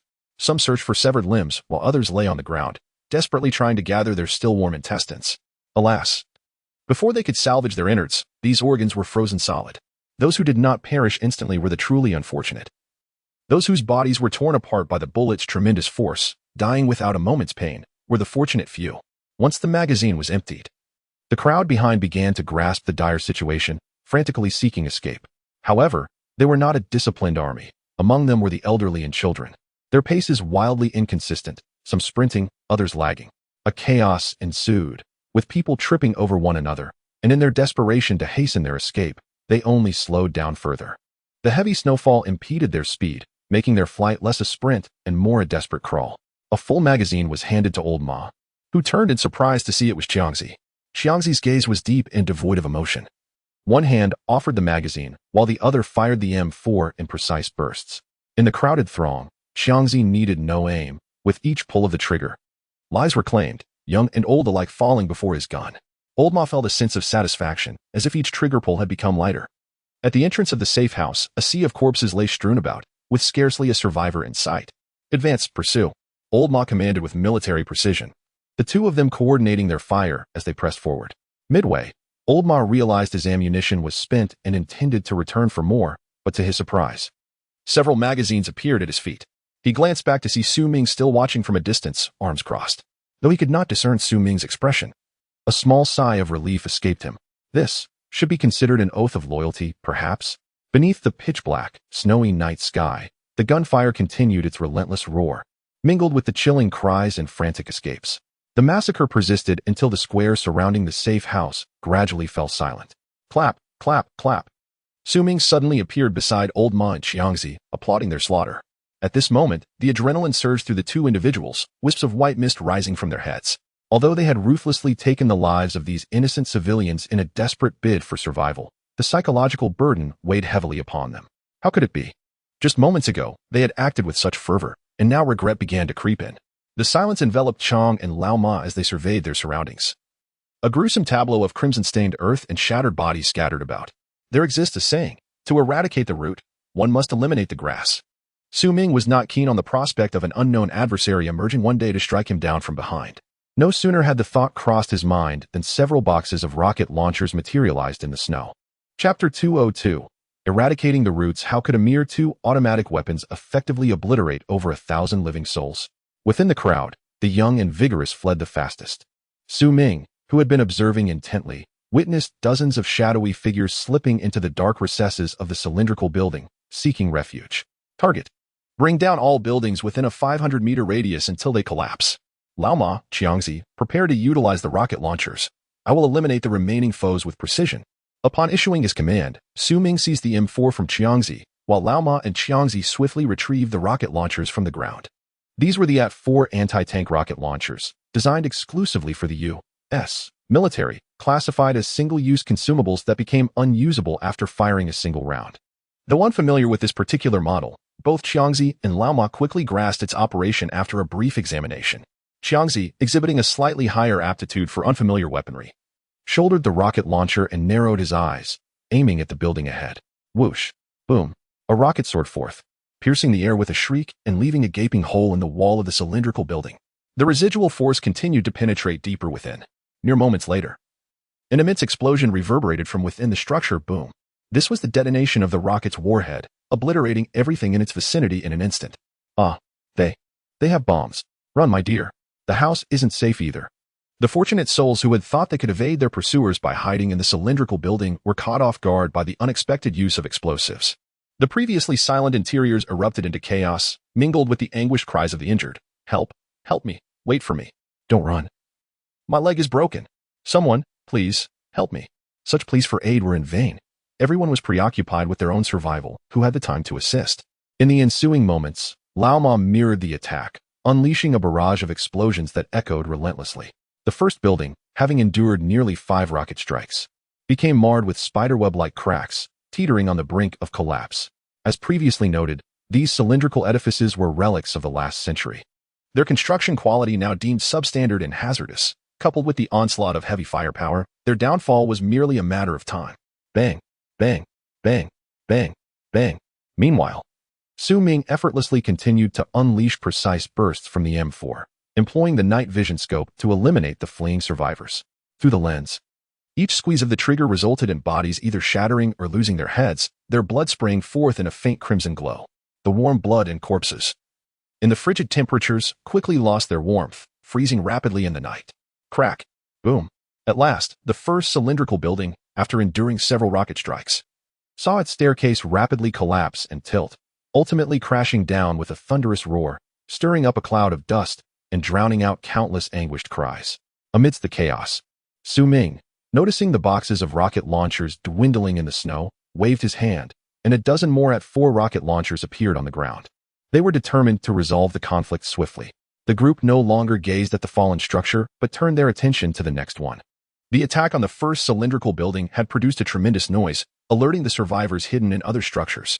Not wishing to remain passive, they hastily fled from their shelters. Qiangzi, continue bombarding the buildings with rockets. Lao Ma, you and I will eliminate the escaping foes. As more survivors emerged from the building, Ming feared he might be overwhelmed and allow some to escape, prompting him to adjust his strategy. Suddenly, the frequency of rocket fire diminished, and in the snowy night, a more concentrated barrage of rifle and machine gun fire ensued. The trio advanced while conducting indiscriminate attacks. With the continuous roar of automatic weapons, lives were swiftly extinguished, and buildings continued to collapse. Ultimately, what was once a cluster of structures comprised merely 6 cylindrical buildings standing in this desolate landscape. Once all the buildings had crumbled, the night vision goggles revealed no more red indicators of life. Yet, Ming felt it was still unsafe. He was aware that behind the cylindrical buildings lay a series of factories and temporary structures erected as warehouses. Thus, under his lead, the trio, fully armed, proceeded to the rear of the cylindrical buildings. The path was strewn with corpses of men, women, and children, their bodies almost entirely concealed by the snow in the extreme cold and blizzard. It was too long before their colorful garments were nearly buried, making it difficult to discern the multitude of bodies lying there. Upon reaching the vast cluster of temporary structures, Ming, through the night vision goggles, indeed spotted dozens of red figures, some huddled in small groups, others alone, nestled within various rooms of the temporary shelters. Perhaps they believed that in such weather, their pursuers would be disinclined to search thoroughly, and by merely hiding here, they could evade death. Within the night vision display, Ming found no signs of life in the factories. They likely recognized that the factories were too open, offering no places to hide, and that even if they escaped pursuit, exposure to the elements would lead to their demise sooner or later, as the insulation was inferior to that of the temporary structures. This area of temporary shelters was extensive, and Ming was reluctant to pursue them one by one. Consequently, he retrieved 3 Barrett rifles from his storage. After equipping the tactical rails of the Barretts with night vision scopes, the trio divided their tasks, each covering a sector to eliminate the remaining survivors with precision. The choice to employ the Barrett was due to its design as an anti-material sniper rifle, capable of firing bullets with exceptional penetrating power, capable of piercing through armor, let alone temporary structures. The M4 is incapable of achieving this feat, although it can penetrate through several layers of makeshift walls. The accuracy and kinetic energy remaining after the bullet has traversed are uncertain. Bang, bang, bang. The resounding gunfire of the Barrett rivals that of small artillery shells. With each shot fired, a trembling survivor is inevitably claimed. Those fortunate enough may meet their demise with their heads shattered, departing this world without awareness. For someone like Qiangzi, whose shooting prowess is brutish, the survivors he targets endure unimaginable suffering, often losing limbs to the relentless onslaught, bleeding profusely as they struggle in agony before succumbing to their wounds. Chapter 203, Mayu's skills within the confines of the safe house. The trio who had completed the weeding task settled comfortably on the genuine leather sofa in the hall. Su Ming leisurely enjoyed a cigarette, his hands resting atop the backrest. Although Lao Ma and Chang Zi also held cigarettes, they maintained a more formal posture, with all limbs firmly planted on the ground. Lao Ma felt a twinge of anxiety. The rightful owner of the safe house had returned, and he and Chang Zi had managed to create quite a mess. He was uncertain of Su Ming's current thoughts. Chang Zi, however, was oblivious to such concerns. He had never taken so many lives in his existence, and some of those were even his close companions. For now, he only knew that nicotine could grant him a fleeting moment of relaxation, slightly alleviating his guilt. What are your plans moving forward? Su Ming inquired. After taking a delicate sip of the hot tea prepared by Mayu, his tone calm and unruffled. Here it comes, Lao Ma thought. Sensing that Su Ming was about to assert his authority. Xiao Su, we will certainly heed your guidance. Whatever you command, we shall comply, regardless of the leader's intentions. It was prudent to display a favorable attitude in hopes of winning some goodwill. Equally anxious, Mayu, standing by her father's side, pondered the situation and quickly decided to support her father's cause. Brother Su, oh no, Uncle Su, I was wrong before. I shouldn't have doubted you. It's all my fault for being so willful, convincing my dad not to trust you. This unfortunate situation is entirely on me. Please don't blame my father. He only indulged me because he cares so much. Ultimately, you are the one he trusts the most. Ah, look at her, demonstrating cleverness and eloquence. Mayu, having grown up in humble circumstances, though not one to curry favor, understood the importance of adapting to circumstances and took all the blame upon herself. Oh, Xiaoyu, what are you saying? We have all faced numerous challenges together. Without your father and Uncle Chang, we wouldn't have gathered such resources, Su Ming replied. A hint of warmth in his tone. Why? You're making me feel like an outsider here, aren't you? Right, Lao Ma? Truth be told, Su Ming had always held a favorable view of Lao Ma. He was efficient, honest, yet not overly sentimental. It was a pity to encounter such an overly sentimental brother and a foolish daughter. Lao Ma chimed in. Haha, Xiao Su, you need not spare her feelings. This girl nearly got herself into serious trouble. Had we not arrived in time, we might have faced dire consequences tonight. Indeed, Brother Su. We haven't yet expressed our gratitude for your life-saving intervention. Honestly, without you, it's uncertain whether we would have made it to this day. Chang Zi, who had just moments ago been sorrowful, suddenly regained his spirits. Though carefree, he was not foolish. He recognized the somewhat forced flattery from Lao Ma and understood their predicament, thus shamelessly lavishing praise upon Su Ming. On the surface, Su Ming smiled warmly, but internally he felt a surge of frustration. He contemplated eliminating these individuals. It was impractical to carry 3 burdens in the future, although they had indeed assisted him greatly before the apocalypse. The life-saving favor rendered that night had effectively nullified any previous debts. However, these 3 individuals currently exhibit no hostility towards him. Rather, they seem to be subtly ingratiating themselves. In Su Ming's heart, a flicker of anticipation arises. Why not attack me and seize my safe house? That would provide me with a valid reason to act. He experiences an intense internal conflict, feeling both torn and helpless, his hesitation evident on his face. Oh, by the way, Uncle Su, the power supply in your safe house is nearly depleted. A few days ago, I infiltrated the internal system of the power supply department and discovered their documents. Their electricity will only last another 2 or 3 days before it ceases. We must prepare in advance. This safe house, being an independent entity, is not connected to the power grid. The electricity utilized by Lao Ma and the others has been entirely sourced from the safe house's own battery reserves. Truly admirable is Mayu, who balances her studies with part-time work. She understands that to receive, one must first demonstrate their worth. Observing Su Ming's hesitation, she grows anxious and reveals the information she has acquired, eager to prove her usefulness to him in the future. You hacked into the power system? Su Ming, previously lost in a whirlpool of thoughts, suddenly perked up at this revelation, sitting up straight and seeking confirmation. Indeed, I'm studying computer science, not hardware. Infiltrating a provincial department's internal system is actually quite straightforward. Mayu noticed Su Ming's interest peaking and became even more animated. Provincial systems are simple. Who would have thought we had such a great hacker among us? But have you ever breached a national-level system? A flash of insight struck Su Ming. He sensed he was on the verge of grasping something significant. Ah, I've dabbled in national-level systems as well. Mayu hesitated, and Su Ming frowned. Lao Ma, who had been attentively observing, grew anxious. At such a critical moment, why the reluctance? Excited, he stood up and playfully patted Mayu's head, saying, What are you being so coy about? Is there anything your Uncle Su cannot know? Haha, Lao Ma is not in a hurry. I suspect this girl is feeling shy. He continued, we've all been up all night, and dawn is approaching. I'm famished. Let us eat while we talk. Ma Yu's revelation about hacking had sparked Su Ming's interest, and he was more than willing to indulge in a lavish meal to extract more information. Thus, 5 minutes later, the solid wooden dining table in the Safehouse was laden with various takeout packages, with a copper hot pot at the center. The enticing aroma of spicy beef oil permeating the air. Ma Yu, you little rascal, do tell, what's this about hackers and white hats? You've never mentioned this to your dear father. The three men raised their glasses, downing their first sip of strong liquor, and Lao Ma, unable to contain his excitement, half-jokingly remarked. The fragrant food and crisp liquor intensified Lao Ma's impatience. He had pinned all his hopes on Ma Yu. If they could not overcome this hurdle, this feast might very well be their last supper. Thus, under the expectant gazes of the other three, Ma Yu finally ceased her hesitation and began to narrate her tale. Since entering university, Ma Yu's so-called work-study experience has actually revolved around leveraging acquired knowledge to undertake various tasks online, such as identifying system bugs and developing small applications.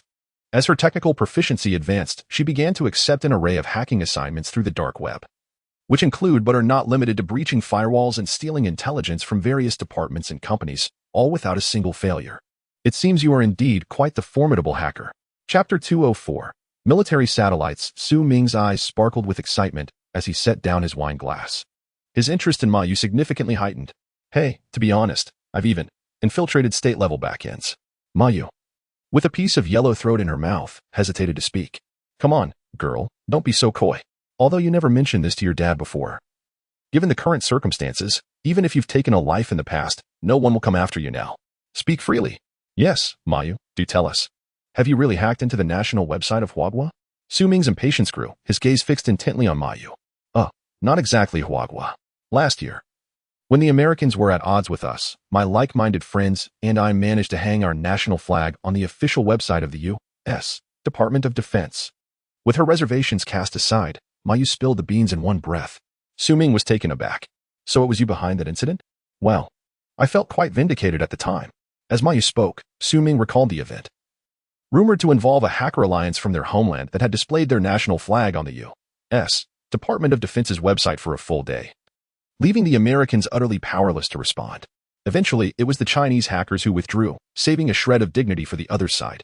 To think that such a hero was right beside him, Su Ming felt as though he had stumbled upon a treasure. Reflecting on his current situation, while he was secure in terms of food and drink, in this sparsely populated apocalyptic world, he recognized the necessity of intelligence support. Once the networks collapsed, the most direct means of obtaining intelligence would undoubtedly be through various countries' military satellites. Moreover, the diverse array of warships in space, including the Seawolf class, boasted an arsenal of heavy firepower, including intercontinental missiles. To maximize their destructive potential, satellite guidance would be indispensable, regardless of whether Su Ming harbored ambitions. There is wisdom in the saying, the difference between possessing a sword and lacking one is profound. With satellite intelligence, it would be akin to wielding a formidable blade that could strike across the globe. Having lost faith in governments, Su Ming had no hopes of them saving the innocent. He merely wished they would remain oblivious to his existence and not dispatch troops to capture him for research. Initially, he had thought it best to live discreetly like a mouse, enjoying his small life without drawing attention from the outside world. Then, Ma Yu, I ask you, since you can infiltrate the official website of the U.S. Department of Defense, can you control the satellites in the sky? Su Ming firmly rejected Chang's toast and turned to Ma Yu with a serious inquiry. Well, the U.S. Department of Defense is actually more of a FAAD. It has little direct connection to the American military. Last time, we left a backdoor on their website. And if that backdoor still exists, it would be quite simple to infiltrate again. However, this does not hold much significance, as far as I know. To gain control over the military satellites of America, one must either directly infiltrate one of their operational units and implant a virus for remote access, or there exists a more straightforward method. Upon discussing such specialized matters, Ma Yu's eyes sparkled with enthusiasm as she stroked her chin, pondering aloud. Unless what? Why do you leave your statement unfinished? Moreover, your terminology is too technical for me to comprehend. The hope seemed within reach as Su Ming, scratching his head in confusion, inquired further. Well, unless one physically travels to America, locates their servers, and implants a virus through tangible means. Su Ming's spirits sank. So, that means there's no opportunity left dejected. He raised his glass again and downed its contents in one gulp. The fleeting hope that had just kindled was abruptly extinguished. Who wouldn't feel weary in such circumstances? Xiaoyu. I am a bit older and didn't quite grasp your earlier mention of operational units. What exactly do you mean by that? The atmosphere turned heavy once more, with each person lost in their own thoughts. Soon, a coarse voice shattered the silence. It was Qiangzi who spoke up. Operational units? How can you not know this? Having served in the military? The American forces are quite advanced. Even their ordinary soldiers possess individual communication devices. Ming, Ma, and Qiangzi suddenly lifted their heads, their eyes glimmering with hope. This is one of the reasons the American military remains invincible. An ordinary soldier can effortlessly communicate with the command center back home, requesting tactical guidance and providing precise coordinates for long-range weaponry. Don't you know this? At this point, Mayu looked at the three of them with astonishment. To be honest, although the Chinese military has undergone reforms in recent years, it has not yet reached the luxurious standards of the American forces, which is why Ming and the others had not considered this angle. Ming's heart raced. So, if we possessed these individual communication devices, could you potentially gain remote access to the military satellites? Theoretically, that is a possibility, but we are currently in China, and the communication signals have been unstable these past few days, making this method rather challenging, unless... Noticing the fierce discontent in the eyes of the three across from her, Mayu decisively continued, unless we had access to large radar vehicles used by the American military, typically found only on command vehicles or early warning aircraft, making this notion rather impractical. Ming and Ma exchanged glances, both fully aware of the implications in the air. As soon as Mayu finished speaking, Ming eagerly sought clarification. What if it were a carrier or a destroyer? Is there a possibility of direct satellite connection with such equipment? That is certainly feasible. These large devices possess signal ranges extending hundreds of kilometers. Establishing contact with orbiting satellites would be a mere trifle. What, Uncle Su, could it be? Mayu replied matter-of-factly, but upon seeing Ming's excited flush, a wild thought crossed her mind, prompting her to ask uncertainly. Aha, Mayu. You truly are our lucky star. Come, Uncle Su toasts to you. Ming appeared almost delirious, while old Ma exhaled a heavy sigh of relief, as it seemed that their lives had been salvaged by Mayu. Ming picked up an empty wine glass and personally filled it to the brim with juice, then forcefully placed it into Mayu's hands. Come, let us all toast together. Though the odds were slim, at least there was a glimmer of hope. Was there not? Ming did not mind caring for Ma and the others for a few more days. It would be splendid if they achieved results. However, if not, Ming, tilting his head back to drink, wore an expression clouded with inscrutable emotions. Chapter 205. Returning to the community. As Ming momentarily set aside his concerns, a light-hearted atmosphere enveloped the table. Although the rations he had previously provided to Lao Ma and the others were ample, including a variety of exquisite delicacies, the presence of the overly compassionate Qiangzi had attracted numerous mouths to feed. Truth be told, their lives had become quite strained, and it had been a long time since they had indulged in such culinary delights. Once everyone had satisfied their hunger, Mayu took the initiative to clean up the remnants on the table. Having witnessed the preciousness of food in the apocalypse, she could not bear to waste a morsel. Meanwhile, Ming and his companions lit up their post-meal cigarettes, comfortably exhaling clouds of smoke. After a while, Ming stood by the floor-to-ceiling window, admiring the snowy landscape. Thanks to the specially designed multi-layer bulletproof glass, which provided excellent insulation, no frost had formed on the window. Suddenly, Ming's expression sharpened, and he turned to speak. I believe we need to change our location. Lao Ma and Qiangzi promptly rose from the sofa, instinctively following Ming's gaze to peer outside. In the distance, behind the ruins of the cylindrical building, shadows of a few figures emerged. They were hiding behind the crumbling walls, furtively glancing towards the safe house. The figures that initially intended to approach seemed deterred by the countless corpses scattered across the snow, opting to observe from a distance instead. Once you handle those individuals, let us temporarily relocate to our community. It would provide mutual support, Ming declared resolutely. He surmised that these figures were likely acquaintances from the earlier crowd who had received word of a safe haven and rushed to seek refuge. Little did they know that upon their arduous arrival, they would find not a living soul, but rather a ground nearly blanketed with snow-covered corpses. Moments later, as the gunfire outside ceased, the snow had claimed yet another dozen bodies. Having completed their task, Lao Ma and Qiangzi re-entered, shaking off the accumulated snow from their combat gear and relishing the warmth of the indoors. All right, Qiangzi, you and Mayu stay inside the safe house.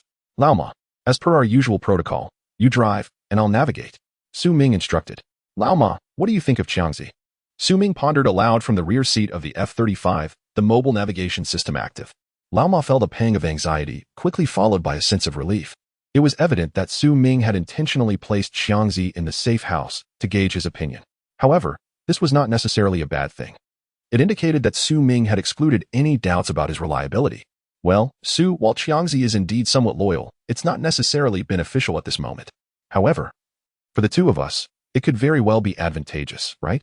Lao Ma replied ambiguously, unsure of Su Ming's intentions. He feared that if he spoke ill of Xiangzi, Su Ming might perceive him as unreliable, willing to betray his comrades. Conversely, if he praised Xiangzi, he worried that Su Ming might harbor resentment towards both him and Ma Yu. Ha ha ha, you sly old fox. For all these years, the security guard's efforts were not in vain. Su Ming, having gleaned nothing through his probing, merely chuckled and proceeded to issue a warning. Let us leave matters as they are for now. There are certain things I cannot convey directly to him. When you have some free time, make sure to subtly influence his thoughts. This is for the safety of both you and Ma Yu, and of course, for my own safety as well. You understand what I mean, right? Ha ha, I understand. The journey continued in silence, and as daylight broke, the visibility, though lacking direct sunlight, was significantly improved compared to the night. The F-35, with its remarkable speed, had scarcely been in flight for 5 minutes when it arrived above the park where Su Ming had departed the previous night. As it descended vertically, the F-35 emitted a thunderous roar that startled nearby residents. What is happening? Is that the sound of an airplane? One exclaimed. Wait, did I just see a fighter jet? Is the government here to rescue us? Another questioned incredulously. What nonsense.